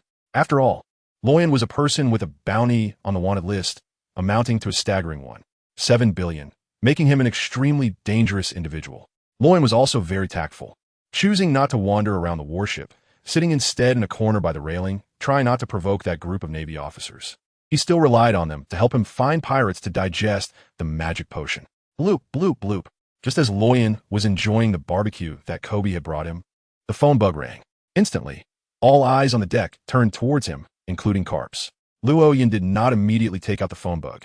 Instead, as if it were a habitual action, he casually tossed a luxurious coin inlaid with gems into the air and caught it as it fell.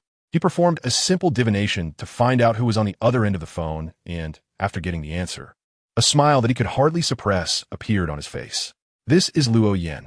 I am Dragon.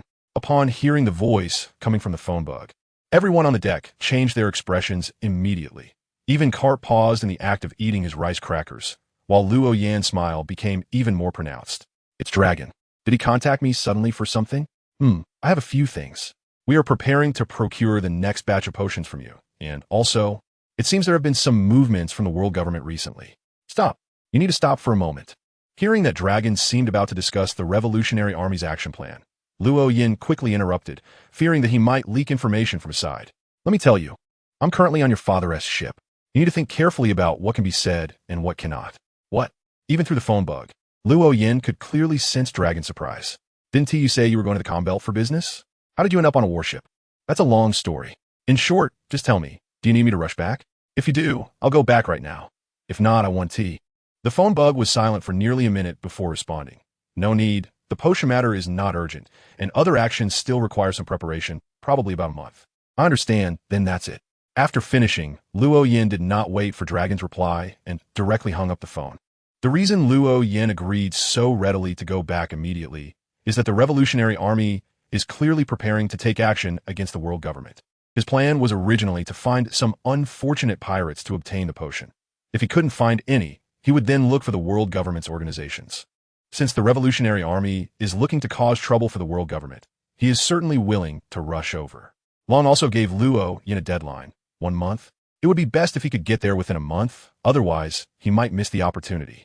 Half a day's journey quickly passed, and the warship gradually approached the port of an island. At a glance, one could clearly see the neatly arranged houses on the island, with a substantial number, at least 800 or 900 households, which means the village's population exceeds 2,000. However, there wasn't a single person in sight in the village now. It was empty, as if it were just an abandoned village. Luo Yin couldn't help but frown at the scene before him. He soared into the sky, looking down, and quickly saw the village and the situation on the island. One side of the island was a flat grassland, while the other was a series of rolling mountains. The village was located on the grassland side, perfectly fitting the description of nestled between the mountains and the sea. The villagers had all been driven to the mountainside, where they were digging caves with various tools, while many fierce-looking guards armed with weapons stood around. The leader, a burly man, sat on a chair made of bamboo, with various foods and drinks laid out in front of him. Upon seeing this scene, an inexplicable anger rose in Luo Yan's heart. With a wave of his hand, a strong wind swept up KB and Heliumeber from a ship, and the three of them flew towards the villagers and the pirates. KB, we are flying. Heliumeber was so scared that he struggled wildly, but it was clear that such struggles were meaningless. Their speed of flight did not slow down at all. KB, although not as panicked as Heliumeber, couldn't remain calm either. Mr. Luo Yan, where are we going? Is that even question? Of course. We're going to teach the pirates a lesson. Don't worry, I will protect the villagers. You just need to cause a commotion. Luo Yin quickly brought the two of them to the sky above where the villagers were gathered. He didn't go down himself, but instead dropped KB and Heliumeber.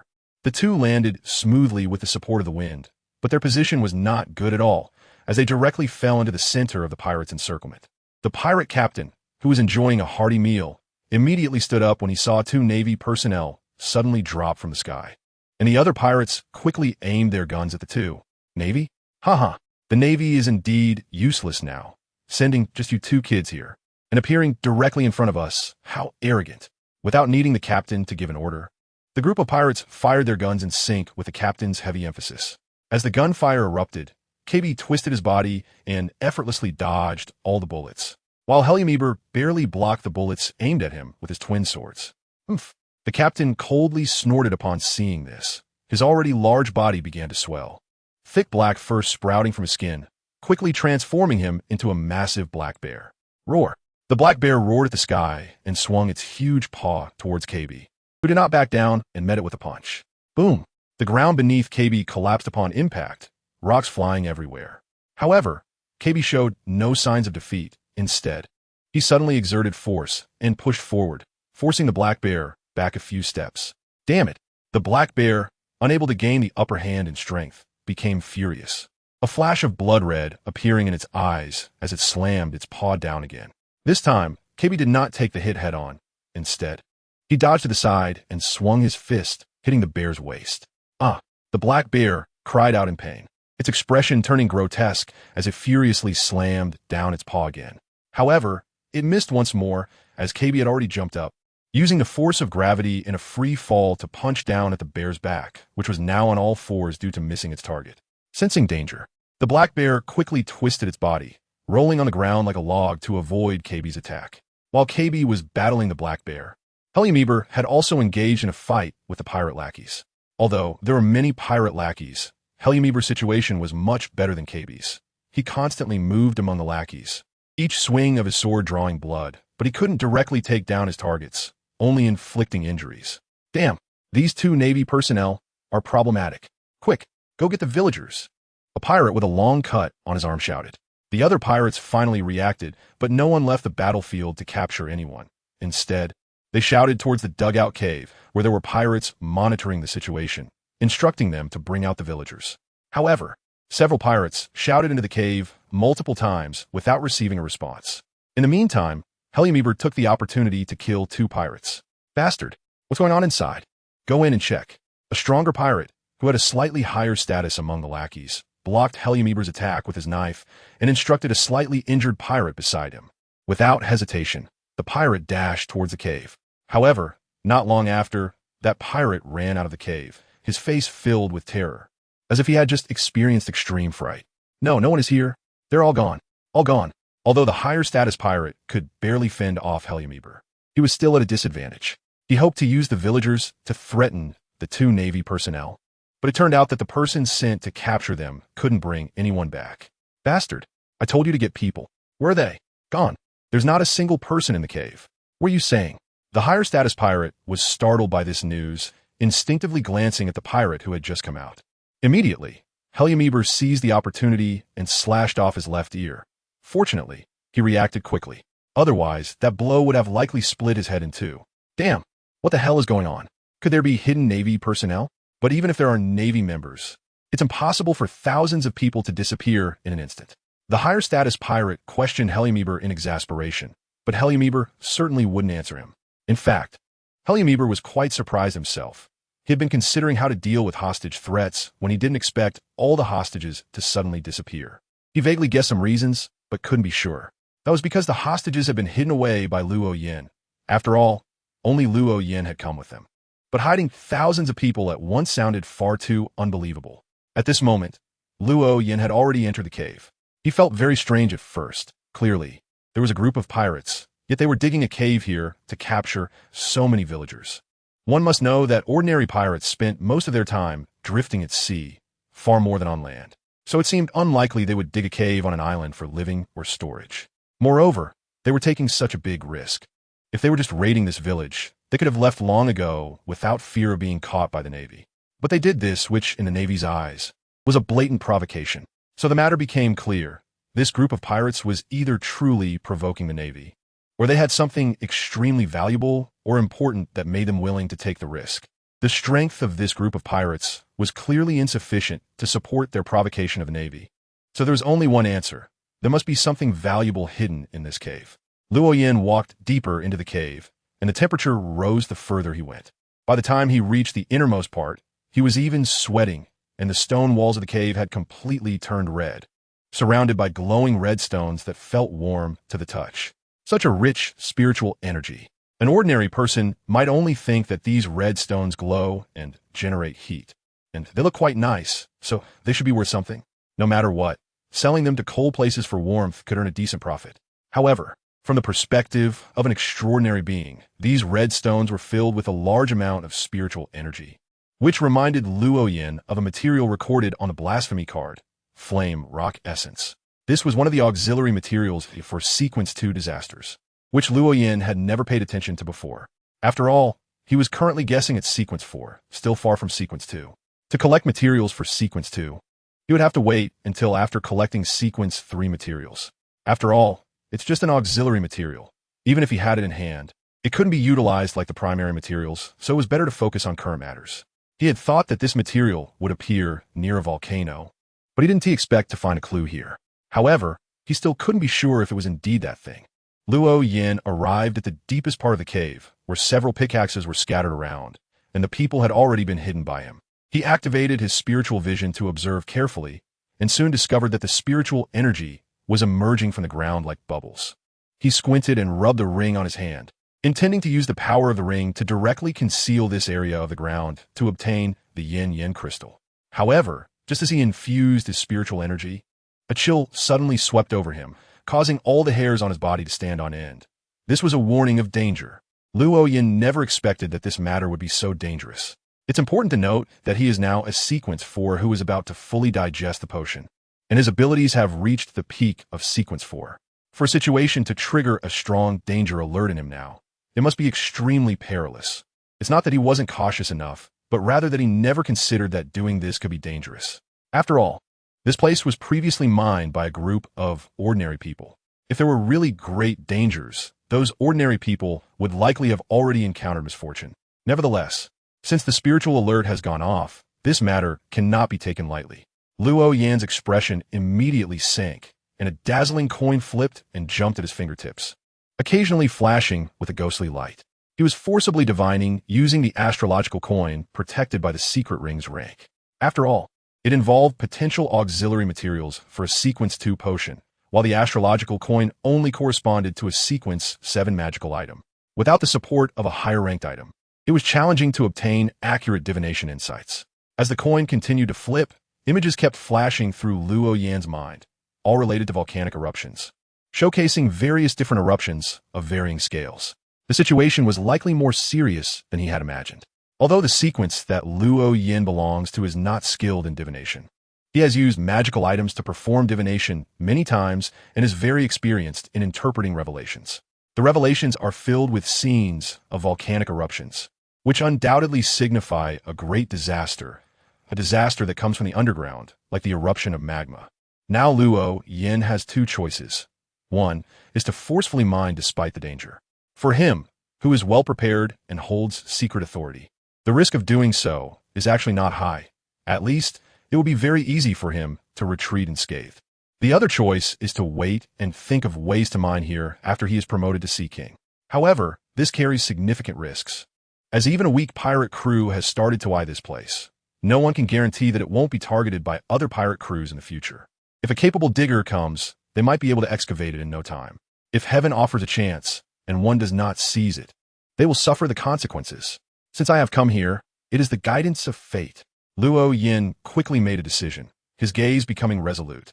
He strode out of the cave and found that the battle outside was still ongoing. The fight between Kubai and the black bear was still fierce.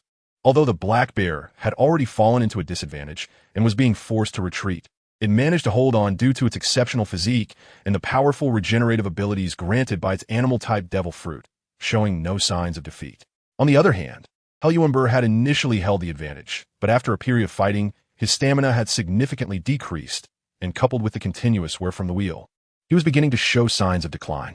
Although he still had an advantage, it was rapidly diminishing, and it was foreseeable that, as time went on, his advantage would slowly turn into a disadvantage. However, it remained to be seen whether this group of pirates could last until that point. Luo Yin frowned slightly, feeling a bit impatient. He wasn't in the mood to deal with this right now, so he waved his hand, and in an instant, a violent wind arose. The people who were fighting were blown into the air, with KB and Helyuember barely managing to stabilize themselves, while the group of pirates had no such luck, spinning aimlessly in the air until they quickly passed out. It wasn't that KB and Helyuember had good balance. Rather, Luo Yin had given them extra assistance to help them stay steady in the air. "Mr. Luo Yin, what are you doing? Didn't we agree to let us practice? Why did you suddenly intervene?" KB shouted at Luo Yin from the air.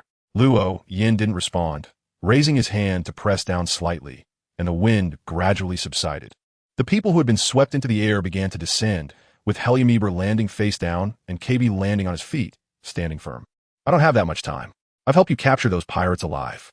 If you want to practice, you can take them back and train at your leisure. Right now, you should quickly reassure the villagers." "Villagers?" "That's right, Mr. Luo Yin. Where are the villagers? Did you hide them?" KB immediately reacted when Luo Yin mentioned the villagers, recalling the pirate who had shouted loudly about capturing villagers as hostages. However, he had been too busy grappling with the black bear at the time to pay attention to that. "Why would I hide the villagers? Aren't they all right there?" Luo Yin pointed to the cave, and as his words fell, one by one, the villagers walked out from inside the cave. Their faces were filled with confusion, as if they still didn't know what had happened. Their heads were also heavy, and they vaguely remembered that they seemed to have had a dream, but they had no impression of the content of the dream. "Go ahead, I won't comfort the civilians. This kind of thing is up to you," Luo Yin urged.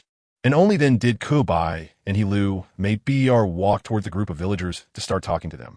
As more and more villagers came out of the cave, the two were quickly surrounded by layers of people. Luo Yin walked alone to the pirate captain's side. The passed-out captain had already returned to his human form, and at this moment, he felt a bit hesitant, torn between whether to kill this person now, to collect the fruit's ability, or to leave him for the navy. If it were a more valuable fruit, Luo Yin would definitely not hesitate. But a Zoan-type black bear fruit had no outstanding features, and it was not related to Luo Yin's own path. Whether to collect it or not was actually not important. However, if he secretly killed a person, it would be hard to explain to Carp. When the time came and they asked why he did it, Luo Yin would have to come up with some reason. But he definitely couldn't say it was for collecting the fruit's ability. He would have to fabricate a plausible excuse first. If Luo Yin had a little time, he might be able to come up with a good reason. But clearly, there wasn't that time to think of an excuse right now. "Waha, it seems to be over."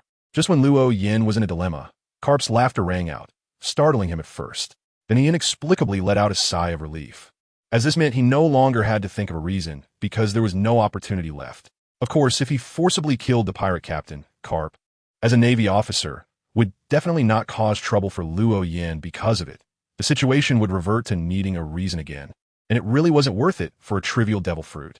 Old man, you must have been watching the show for quite a while, right? Luo Yin joked with a smile, and Carp slightly raised his head, stuffing the last bit of sunbae from the bag into his mouth and laughing. Of course. Even though it's to let them practice, these are real pirates. If something unexpected happens, it wouldn't be good, so it's better to keep an eye on them. That's true. While the two were chatting, the group of Navy soldiers behind Carp spontaneously went to help calm the villagers. Luo Yin found a large rock to sit on the ground and quietly waited for the Navy to calm the villagers down and let them leave before he could take action. Time passed second by second, and the villagers' emotions stabilized. However, these villagers had no intention of going home. They wanted to properly thank the Navy and personally see them off to the ship. Luo Yin listened to the villagers' noisy gratitude, and a black line gradually appeared on his forehead. Luo Yin, aren't you going to accept their thanks? After all, they were all saved by you. Seeing that Luo Yin was sitting on the ground without saying a word and seemed to be in a bad mood, Carp came over to ask. Luo Yin glanced at Carp, shook his head and said with a smile, I have my eyes on that mountain. I want to split this island in half. One half will continue to be for the villagers, and the other half I will take. I just don't know if those villagers will accept it. What? Kid Luo Yin, what are you talking about? This is an island, not a piece of candy that you can just split apart. Even Carp, who could smash a mountain with a single punch, was taken aback by Luo Yan's words. Although Luo Yan's tone carried a hint of humor, as if he were joking, Carp instinctively felt that Luo Yan was serious and definitely not joking. I don't know either, but I want to give it a try. Luo Yan smiled, resting his chin on his hand, squinting at the high mountain that had already been carved out with a cave. Carp's expression became somewhat serious, but he didn't say much and strode towards the villagers. Soon, the villagers were gathered and began to walk towards the village, clearly influenced by something Carp had just said. After the villagers left, the Navy followed behind them, with KB being the last to walk away, leaving only Luo Yin and Carp at the scene. I've sent them away for you, and they agreed. After all, this is just a desolate mountain. They don't depend on it for a living. If you want to take it, go ahead, but you absolutely cannot destroy the village. Thanks, don't worry, I have it all figured out. Luo Yin smiled and thanked him. And Carp said nothing more, striding away, leaving Luo Yin alone. Carp knew very well that what Luo Yin wanted was definitely not a barren mountain, but something buried inside it. After all, since pirates had mined there first, if there was nothing buried in the mountain, these pirates wouldn't have risked making the villagers mine there. At the same time, Carp also understood that even if he asked Luo Yin, he certainly wouldn't answer. So it was better not to ask at all. After all, having captured so many pirates, they would surely be able to extract information during the interrogation later. Luo Yin did not rush to act. Instead, he first flew into the air, circling twice to observe the terrain before diving into the sea to check the underwater part of the island. The more he looked, the more serious his expression became. This island was more troublesome than he had imagined. It was conical in shape, with the water surface being the tip of the cone, and it became thicker as it went deeper, with the sides connecting to the seabed being dozens of times larger than the part above water. Once it erupted, not to mention saving the village on the island, it was likely that surrounding islands would also be affected. After emerging from the water, Luo Yin set up an altar and quickly took the disaster pearl from the divine realm. On the warship, a group of Navy personnel was escorting the pirates into a temporary jail on the ship. KB stood at the edge of the ship, looking at the island and then at Lei Jiu, who was leisurely drinking tea and eating pastries, with a puzzled expression. What exactly does Mr. Luo Yin want to do? Do you know? Lei Jiu gave KB a strange look and said, I haven't even been down to the warship. How would I know what's happening on the island? Let alone what he plans to do. But weren't you with Mr. Luo Yin? KB pressed on, unwilling to back down. He wasn't someone who liked to dig deep into matters, but Luo Yin's actions concerned thousands of people on this island, and he couldn't help but want to find out. Lei Jiu rolled her eyes and downed the half cup of tea. This island was found by your Navy. Before this, he didn't even know about its existence. So how could he have planned anything in advance? KB was momentarily speechless, realizing that as Lei Jiu said, this island was indeed discovered by the Navy, meaning Luo Yan's current actions were entirely spontaneous and not premeditated. Suddenly, everyone on the warship focused on a black dot in the sky above the island. It was Luo Yin, floating motionless in the air. What is Mr. Luo Yin going to do? KB turned to ask Lei Jiu, but all he received was Lei Jiu shaking her head in confusion. I don't know either. Stop asking me about everything. I've only been with Luo Yin for less than half a month. Just as KB was about to ask again, he suddenly felt something and looked up at the sky. Not just him. Everyone on the ship sensed the change simultaneously, as if they had made a silent agreement. And they all looked up. The sky darkened, but this time it didn't turn to night directly. It was as if covered by a layer of black gauze, only slightly dimming. "What is this?" KB began to speak when the dark veil seemed to fall. Then his vision blurred, and the surrounding scenery changed. He found himself standing on a high platform. Below were neatly arranged Navy personnel, and beside him was Fleet Admiral Sengoku. "Today, I grant you the rank of Admiral. From now on, you are an Admiral." Sengoku personally helped KB put on the insignia representing the Admiral rank and then hung a medal on his chest. Instantly, the Navy erupted in cheers. They joyfully shouted and fired into the air, with the distant sound of salutes echoing. KB looked at everything happening, feeling somewhat dazed, as if it were unreal, and doubts began to creep into his mind. However, this doubt was quickly replaced by joy and excitement.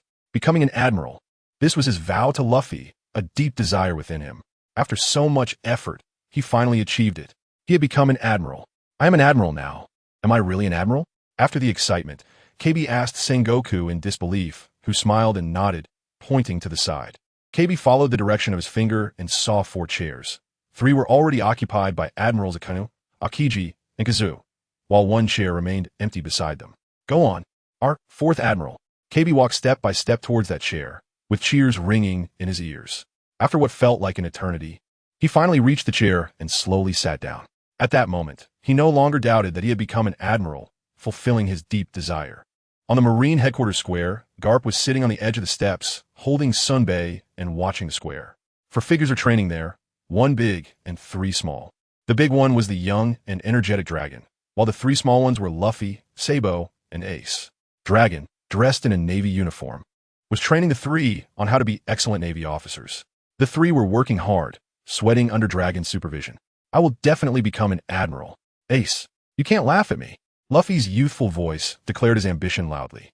However, the response was 2 equally youthful laughs from Sabo and Ace. "Ha ha, Luffy, your score today is the worst again. It seems I will become an admiral first." Ace laughed proudly, hands on his hips, while Luffy defiantly glared at Ace. "Oomph, just you wait.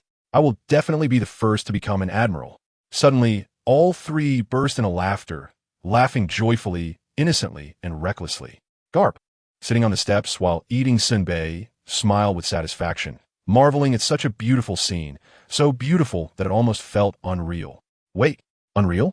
Garp suddenly froze, feeling an unprecedented sense of discord. Numerous memories flooded into his mind, and he remembered where this was, Marineford, but it had already been destroyed. He remembered that his son, Dragon, had long since defected from the Navy to become the leader of the resistance against the government, with a bounty exceeding 5 billion. He recalled that his grandson, Luffy, was not shouting about becoming an admiral, but about becoming the Pirate King, and had already set sail to become a great pirate. He remembered his other grandson, Ace, who was already dead, killed, and he had died right here, in this place. Pain, a heart-wrenching pain. Garp suddenly clutched his chest, feeling a stabbing pain in his heart, as if a steel needle had pierced through it. The surrounding scene began to change unknowingly, and his perspective suddenly shifted to a third-person view. He saw Dragon walking away resolutely, utterly disappointed in the world government. So he left, established the Revolutionary Army. He saw a bounty poster with his grandson wearing a straw hat, a sunny smile on his face. Yet he knew that his hopes had been completely dashed. His grandson could no longer become a Navy officer. He saw a high platform collapsing, flames rising into the sky. He saw the magma tearing through the flames. And he saw Ace, his grandson, falling. His other grandson was dead, right here in Marineford. Garp felt like he was suffocating. He gripped his chest tighter, as if trying to pull his hand into his chest. Then the scene changed again, becoming a pitch-black prison. Garp stood outside the bars, and inside was a person he knew all too well. "Garp, I leave my child to you." The person inside the bars suddenly spoke, and he finally remembered who this person was. His rival, his friend, his heart, the Pirate King, Roger. "Bastard, don't inexplicably leave this matter to me." Garp yelled angrily, gripping the bars with both hands. However, Roger inside the bars laughed, joyfully. "Ha, you'll definitely agree, right?" Kapu opened his mouth, but didn't say anything. In a daze, he looked up at the ceiling, and when he lowered his head again, he found himself inside a fence, having become a prisoner. Outside the fence was not a prison, but an open square. In the square, there was a raging fire and the lava tearing through the flames. And finally, there was his fallen grandson. Thud! Kapu collapsed onto the ground, staring at his grandson, who had died with a smile on his lips. Gradually, a figure emerged beside him. It was Roger, the pirate king, Roger. Ha ha ha. Kapu, you will agree. Roger's voice echoed in Kapu's ears again. Kapu mechanically turned his head to look beside him and saw Roger gazing in another direction of the prison. Following Roger's gaze, he could clearly see the scene beyond the fence. There was an open square, and an old man holding senbei was sitting on the steps beside the square, watching a big one and 3 small ones training in the square. Kapu was stunned. He felt he knew that old man holding senbei. He should know him. But who exactly was he? He could only feel an overwhelming familiarity, but couldn't recall who he was. In the image, the old man holding senbei gradually became clearer, and at that moment, the perspective changed. His perspective began to rise, and suddenly, he found himself above a gallows, with his limbs locked in huge chains. Below him was a dense crowd, chaotic, seemingly shouting and fighting. Execution. A familiar deep voice rang out. He suddenly looked up and saw an old man with white hair, holding senbei, standing in front of him. He recognized this person. This person was Kapu, the hero of the Navy, and the order just came from his mouth. 2 executioners, armed with long spears, stabbed down toward his shoulders from either side, and a piercing pain instantly spread through his body. On the warship, Kapu abruptly opened his eyes, gasping for breath, his forehead drenched in sweat. He hurriedly looked around and found that everyone on the ship was asleep. The expressions of these sleeping people varied. Some were in pain, some were satisfied, some joyful, some dejected, and some sad. Were those just dreams? Kapu shook his head hard, tried to recall the details of the dream. But all he could remember was a nightmare about Ace, Luffy, Dragon, and Roger. The specific content of the dream was already very vague, and the more he thought about it, the more unclear it became. As an old man, Kapu understood that many dreams were like this. So he didn't dwell on the dream anymore, and instead focused on the present. Everyone on the ship inexplicably fell asleep, and now there was no one steering the ship.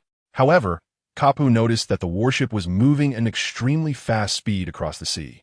He stood up to take a closer look and discovered that the warship he was on was being operated by 2 gigantic sea kings. One sea king was pulling from the front. It was a creature with a horse's head, a fish's body, and octopus tentacles on its back, with the ropes being its tentacles. The other sea king was pushing from behind. It was a giant sea king with a bird's head and a turtle's body. What on earth is happening? Kapu murmured to himself when suddenly his eyes froze, because he saw something truly unbelievable. Dozens of sea kings, each with a head larger than the entire warship, were cooperating to hold up an island, or rather, half an island, the very island where they had just captured pirates. However, now this island only had the flat part remaining, and its thickness was only between 30 to 50 meters. In other words, they were moving the upper layer of half the island across the sea. This was done by Luoyin. Without a moment's thought, Kapu understood what was happening. He then fell into deep shock and fear. Adventurer Luoyin was more terrifying than imagined. Kapu abruptly looked towards the island.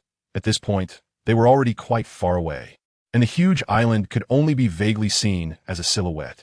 Seeing this, Kapu became anxious. He hurried over to Reiju, who was also dreaming, her brow furrowed, her expression alternating between joy and pain, seemingly experiencing a conflicting dream. "Hey, wake up! Quickly wake up!" Kapu placed his hand on Reiju's shoulder and gently shook her a couple of times. Reiju's already furrowed brow deepened, and then she was startled awake. "Huh? What? Oh, it was just a dream." "A dream? Why was I dreaming?" Reiju suddenly realized. As a modified person, she had rarely dreamed throughout her life. She didn't even remember if she had ever dreamed before, but just now, she had a dream, and it was a very clear dream. What is going on? What happened? Reiju looked up at Kapu in a bit of a panic, only to find that Kapu had a very serious expression, his eyes fixed intently on her. "Little girl, you were with Luoyin, so please tell me what is going on here." Saying this, Kapu pointed to the sleeping people around them, finally pointing to that half-island. Reiju's gaze followed Kapu's finger, eventually settling on the island. Then her gaze froze, her face full of astonishment, not knowing what had happened. This was all Luoyin's doing. Putting everyone to sleep was the power of the hidden ring, and tearing off half the island was naturally the power of the Pearl of Natural Disasters. Luoyin certainly couldn't reveal all his cards in front of so many people. Therefore, he first pulled everyone into a dream and then used the Disaster Pearl to tear open the island, allowing the Sea Kings to take them away, so he could focus on his operations. Generally speaking, Situations like Carp waking up because of a bad dream shouldn't occur without external interference. It's not easy to wake up from a dream, and at least one wouldn't wake up just because it was a nightmare. However, this time was special. First, Luo Yin was merely wielding the secret ring, which was alive, and he couldn't precisely control the amount of power he wanted to summon. Second, the secret ring needed to constantly suppress the disaster pearl, which was a continuous drain, so the power he could summon was even less. Third, there were too many people entering the dream this time. There were several thousand villagers, and pulling them all into a dream at once consumed a lot of energy. Moreover, Luo Yan's operation was quite rough. He just made people dream without guiding the direction of the dreams. So what each person dreamed was entirely dependent on their own subconscious. Fourth, Carp's soul strength was sufficiently high, so his depth of dreaming was lower than others. After receiving a huge stimulus in the dream, he woke up. Above the island, Luo Yin held the disaster pearl in one hand, looking seriously at the island below, which had been stripped of a thick layer. As the main priest of disaster, he was very sensitive to natural disasters and could clearly feel that once he dug open this island, it would cause a tremendous disaster. Of course, he wouldn't give up the meat that was right in front of him over such a matter. If he did, he would probably never be able to digest the potion of the disaster priest in his lifetime. He hadn't acted yet. First, waiting for the Sea Kings to take the island and the warship far enough away, and second, calculating the scale of the disaster he would cause using his own abilities so that he could prevent himself from being swept in as well. If a disaster priest like him ended up dying in a disaster he triggered himself, it would be a death without peace. This process lasted a long time, long enough that Carp had already awakened all the sailors on the warship, but they still hadn't started. Vice Admiral Carp, what should we do now? A sailor stood straight in front of Carp and saluted. Clearly, as long as Carp gave the order, he would immediately relay the command to every sailor's ear, and they would act together. Carp's expression changed, occasionally glancing at the Sea Kings pulling the warship ahead, then at the large group of Sea Kings supporting half an island beside the warship, and finally shook his head slowly. The adventurer Luo Yin obviously wanted to do something on that island. He moved everyone away to keep us from knowing. If we make any moves now, these Sea Kings would definitely retaliate. We absolutely cannot do that. He has thousands of hostages in his hands. Saying this, Carp's expression became very serious. If it were just a matter of dealing with these Sea Kings and regaining control of the warship to find trouble with Luo Yin, Carp, the hero of the Navy, could certainly do it. It would just be a matter of throwing a few punches. But the consequences were too severe. If he did that, the villagers still asleep, concentrated on that half of the island, would probably all be thrown into the sea and drowned. So we do nothing? The sailor continued to ask. Carp pondered seriously for a moment and said, "Contact headquarters and send someone to scout the situation on adventurer Luo Yan's side. Although we can't do anything, we must absolutely know what he intends to do." Yes. The sailor saluted again, as if already prepared, and quickly pulled out a transponder snail from his inner pocket. Soon, the transponder snail was connected. Vice Admiral Carp hopes the headquarters will send a reconnaissance ship over. The location is. The sailor's voice suddenly cut off. His mouth was still moving, but no sound was coming out. Seeing this, Carp raised an eyebrow. His first reaction was that this sailor was playing tricks on him. But the sailor looked horrified at that moment. What? I can still make sounds. But why can't I say the location? I'll say it myself. Carp, somewhat angrily, snatched the transponder snail. His first thought was that this sailor was unwilling to offend Luo Yin. After all, the abilities Luo Yin had shown so far were too bizarre. Just the ability to put thousands of people to sleep in an instant was terrifying. "I am Carp. We are currently at." Carp's voice also suddenly cut off. His mouth still moving, but not making any sound. Carp's expression changed instantly.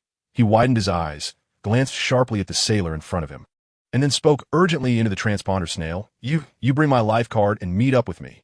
As soon as Carp's voice fell, a panicked voice came from the transponder snail. "Vice Admiral Carp, your life card has turned black. It has stopped moving." "What did you say?" Carp was shocked, quickly looking at his aide beside him. The aide, very much in sync, reached into his inner pocket and quickly pulled out a life card the size of 3 fingers. At this moment, the life card was covered with a layer of black and lay motionless in his hand. The life card, which should have pointed towards Carp at all times, was now silent. Everyone on the ship stared wide-eyed at this scene. Both the inability to speak the location and the life card becoming ineffective were things that had never happened before, yet the facts were laid out before them. This Luo Yin, Carp's expression became unprecedentedly serious. He wanted to say something, but a more anxious voice came from the transponder snail. "Vice Admiral Carp, what exactly have you encountered? Have you run into trouble?" Do you need to contact Admiral Kizaru for reinforcements?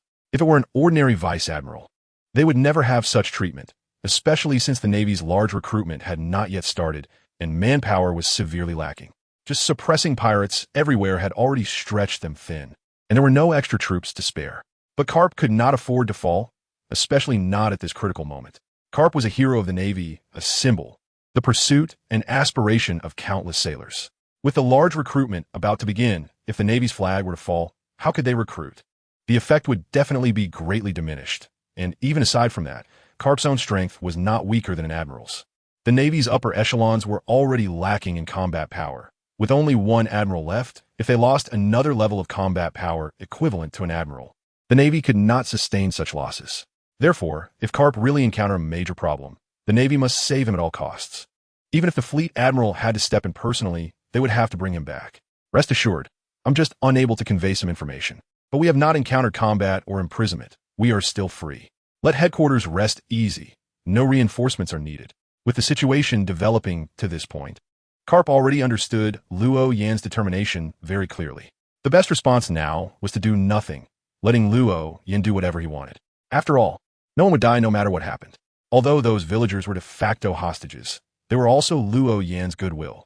There was no doubt that Luo Yan had protected all the villagers. Vice Admiral Carp, you should know that this is a critical period. You absolutely cannot get into trouble. The telephone snail clearly did not believe Carp's words. Although it could not see the situation here, it had heard that Vice Admiral Carp was encountering some issues that prevented him from revealing his location. Moreover, even a life card had been interfered with, indicating he was clearly not free. Carp's expression darkened instantly. He took a deep breath. He could not afford to get angry. If his anger led the Navy headquarters to misjudge the situation, it would spell disaster. Tell Akainu, I'm with the adventurer Luo Yan.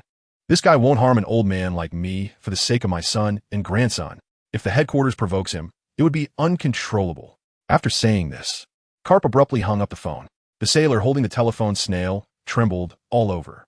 As a sailor who had followed Carp for many years, his vision, physical fitness, and abilities were far superior to those of sailors of the same rank, yet he was still panicking.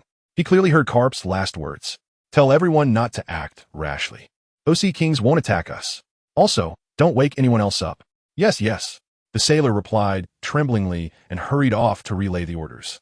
Carp took a few steps forward, resting his hands on the ship's railing, gazing at the island in the distance that was about to vanish from sight, his expression gradually becoming solemn.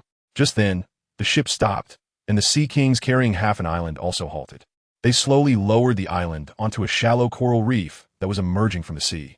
Although some parts were above the water, it was not an island.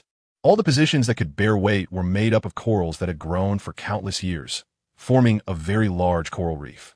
After carefully placing the island, all the Sea Kings did not dive back into the sea, but remained on the surface, appearing very restless as if they anticipated something. What was happening? Carp asked loudly, but no one answered him. Vice Admiral Carp, look at the sky. A sailor pointed nervously at the sky. Carp instinctively looked up and saw large clouds gathering at a visible speed over the island where Luo Yan was located, and as they gathered, the color of the clouds gradually changed from white to black. These were storm clouds. Lightning flickered through the dark clouds, illuminating the increasingly dark sky, as if silver snakes were swimming within. The warship began to sway, but this swaying did not come from the waves. The entire ocean was trembling, as if experiencing an earthquake on land. This is a tsunami. Vice Admiral Carp, a tsunami is coming. A sailor shouted at Carp, but this did not need reminding. Even an ordinary person could feel it. How could Carp not sense it? The scale was simply as if he were facing Whitebeard. This was a disaster. Carp's expression darkened further. He instinctively turned his head towards the half-island resting on the coral reef, carrying thousands of villagers, worrying more about that than the warship. Even if it was a tsunami caused by Whitebeard, there was a high probability that this warship would not encounter issues. After all, this was a specially designed warship, sturdier than ordinary warships, and it had very skilled sailors on board, making it not afraid of tsunamis. But that island, only a few dozen meters thick, was different. Even larger waves could threaten it. However, seeing that the Sea Kings had surrounded the island with their massive bodies, blocking the waves with their own, his expression gradually eased. Boom! A sudden loud noise disrupted Carp's thoughts. He turned to see a massive red beam shooting up into the sky, as if a pole was rising from below to stir the clouds. However, When he clearly saw what that red beam was, his expression turned extremely grim. It was not a beam of light at all. It was a column of lava shooting into the sky.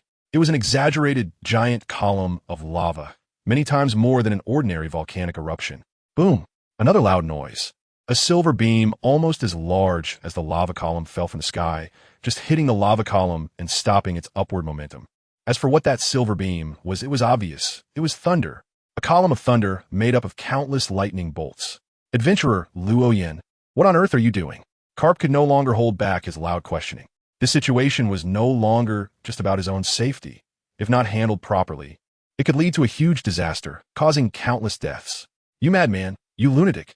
Carp was exasperated, wishing he could run up to Luo Yin and punch him in the face. Crack! A spark of lightning that had burst forth seemed to be supported by some force, maintaining its existence. Then it flew towards Carp, hovering in the air. The arm-thick lightning suspended there, from which Yin's voice emerged. Why are you awake? You're still not skilled enough, old man. Don't worry, I have assessed it. There will be no problems. Nonsense. How can you say there will be no problems when it has come to this? Do you even know what you are doing? You have triggered a huge disaster. This is a disaster, a natural calamity. If not handled properly, it could cause many deaths. Carp shouted angrily at the lightning. But the lightning did not respond. Instead, it returned the way it came, next to Luo Yin, who was holding the disaster pearl with a grave expression. A lightning bolt suddenly appeared, followed by Carp's furious roar. In that moment, Luo Yin felt something within him shatter, breaking into countless star-like light points, which then fused into his flesh and blood, his soul. His disaster main offering potion was digested. Feeling all of this, a genuine smile appeared on Luo Yin's face, invoking disaster to trigger a huge calamity. Although this disaster did not kill anyone, it had already instilled fear in enough people. The importance of the disaster main offering was not just disaster, but main offering was equally important. And what he was doing now was precisely the work of the main offering. Perhaps this was the reason why I didn't digest the potion all at once before. Main offering is also important. What a fortunate coincidence. Originally, Carp waking up was an unexpected situation for Luo Yin. His initial plan was to put everyone into a deep sleep and then handle things himself during that process. Even if they figured out later based on the remnants that a huge commotion had occurred here, they would not know the specific process, thus not revealing his trump card. But unexpectedly, Carp woke up midway, and Luo Yin immediately received a reminder from the secret ring. However, the distance was already far enough. As long as the other party was far enough away and could not see exactly what he was doing, it would not be considered exposing his trump card, and he was soon going to be promoted. Even if he revealed a little bit now, it wouldn't matter. Therefore, Luo Yin did not take remedial action to put them back to sleep, but directly started the process of disaster, which resulted in unexpectedly digesting the potion completely. It was a pleasant surprise. Old man, don't worry. I assure you, no one will die because of this. As Luo Yin's voice fell, the lightning returned at an extremely fast speed to hover above the warship, playing Luo Yin's reply. Immediately after, the lightning completely dissipated. Carp opened his mouth to the spot where the lightning had vanished but couldn't find the words to speak. The disappearance of the lightning clearly conveyed Luo Yin's intention, which was that he did not want to say anything more. The tremors on the sea grew more intense, and the waves surged like a tide, gradually forming towering giant waves. 10 meters, 20 meters, 30 meters, 100 meters. The giant waves grew higher and higher, eventually surpassing 100 meters, making even the warship appear incredibly small in the face of such waves. Carp gazed at the waves gathering not far in front of him, surging towards the erupting magma, and his expression gradually became complex. Sizzle. A splash of magma flew past Luo Yin's temple, singeing a small lock of hair before it continued on and fell into the sea. Luo Yin looked down at the crashing waves below, then raised his head to gaze at the descending thunder, and finally looked straight ahead at the soaring magma, his expression somewhat dazed. This scene was so familiar that he could still remember every detail. What was happening at this moment was just like the natural disaster that occurred when the Pearl of Natural Disaster was born, almost like a projection of that calamity. The only difference was that this disaster did not have the deadly poison mist, only the continuously evaporating water vapor. With the rising water vapor, a torrential downpour began to fall from the sky. But Luo Yin did not care. He had been searching for the fiery crystal he desired. Finally, after waiting and searching for more than half an hour, Luo Yin felt a faint attraction coming from the giant magma pillar, and at that moment, his spiritual sense gave him a reminder. Got it. Luo Yin raised his right hand without hesitation, and as a faint light flashed from the ring, the towering column of magma instantly vanished. Boom! Thunder struck heavily, causing the magma to scatter widely, while larger waves surged forward, having been locked in a standoff with the magma until now. Now, they needed to exert greater force to seal the magma beneath the sea. As large masses of magma solidified, no more magma emerged, and the eruption of this volcano was suppressed. Although from now on, this place would no longer be a dormant volcano that would not erupt naturally, but rather a live volcano that could erupt again at any time. Luo Yin did not care. What did the life or death of a volcano have to do with him? Luo Yin. Luo Yin let out a long breath, his face unable to hide his joy. Not only had he obtained the first auxiliary material for the Sequence 2 potion, but he had also completed the digestion of the potion. Now, he only needed to brew the potion to advance. The more he thought about it, the more his heart burned with excitement. This meant he could begin the process of obtaining an anchor, allowing him to disguise himself as a deity, a true god who could respond to prayers. The more he thought, the harder it was for Luo Yin to contain his smile, to the point where he even felt a slight soreness in his cheeks. He forcibly rubbed both sides of his face and then quickly flew onto the warship. As soon as Luo Yin landed, everyone on the warship fixed their gaze on him, with Carp clenching his fists tightly and gritting his teeth. What exactly are you doing? After staring at Luo Yin for a long time, Carp finally squeezed out his question through clenched teeth. Luo Yin shrugged and casually replied, I gained some benefits from what just happened, but I don't want to tell you what those benefits are. You. Carp was taken aback, but couldn't vent his frustration at the moment, so he could only glare at Luo Yin with an even more ferocious look. Luo Yin smiled and turned to look at the half-island that had been torn away. How should they be placed? It would probably be impossible to put them back. That island was originally a dormant volcano, but now it had become active and could erupt at any time, making it very unsafe. This matter will be handled by our navy. Carp's tone became very unfriendly, and Luo Yin could understand this. After all, he had played a bit of a trick this time, and it had indeed caused quite a stir. Well, it seems the old man is not very welcoming to me now, so let's part ways here, and we'll talk next time. After saying that, Luo Yin gave a glance to Lei Jiu, flew up first, and Lei Jiu followed him, both leaving the warship at high speed. Originally, Luo Yin had followed the navy just to finish the last bit of potion, and now that he had finished, there was no point in staying. After all, the positions of both sides were different, and he had caused such a big commotion this time. Once Luo Yin and Lei Jiu's figures completely disappeared into the horizon, a realization rose in the hearts of everyone on the ship. They felt they could now articulate their location. A communication soldier holding a transponder snail immediately dialed the Navy headquarters.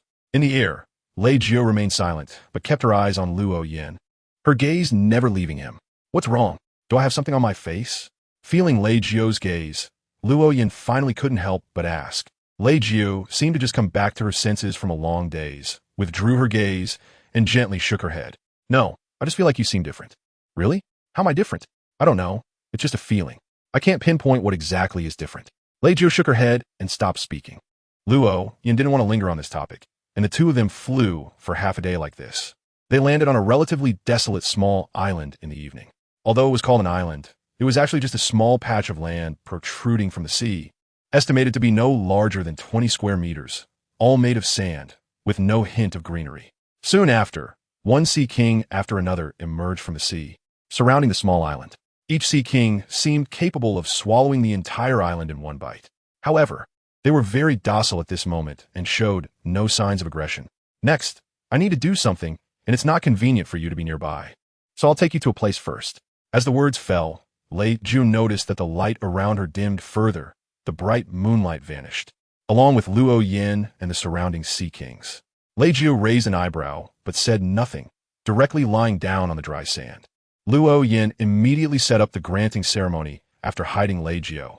He took out all the materials for the Sea King's potion, but did not start to concoct the potion right away.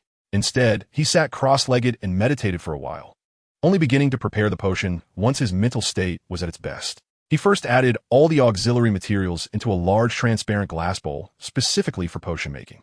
Then, he added an animal-type devil fruit, followed by the eyes of the deep-sea dominator.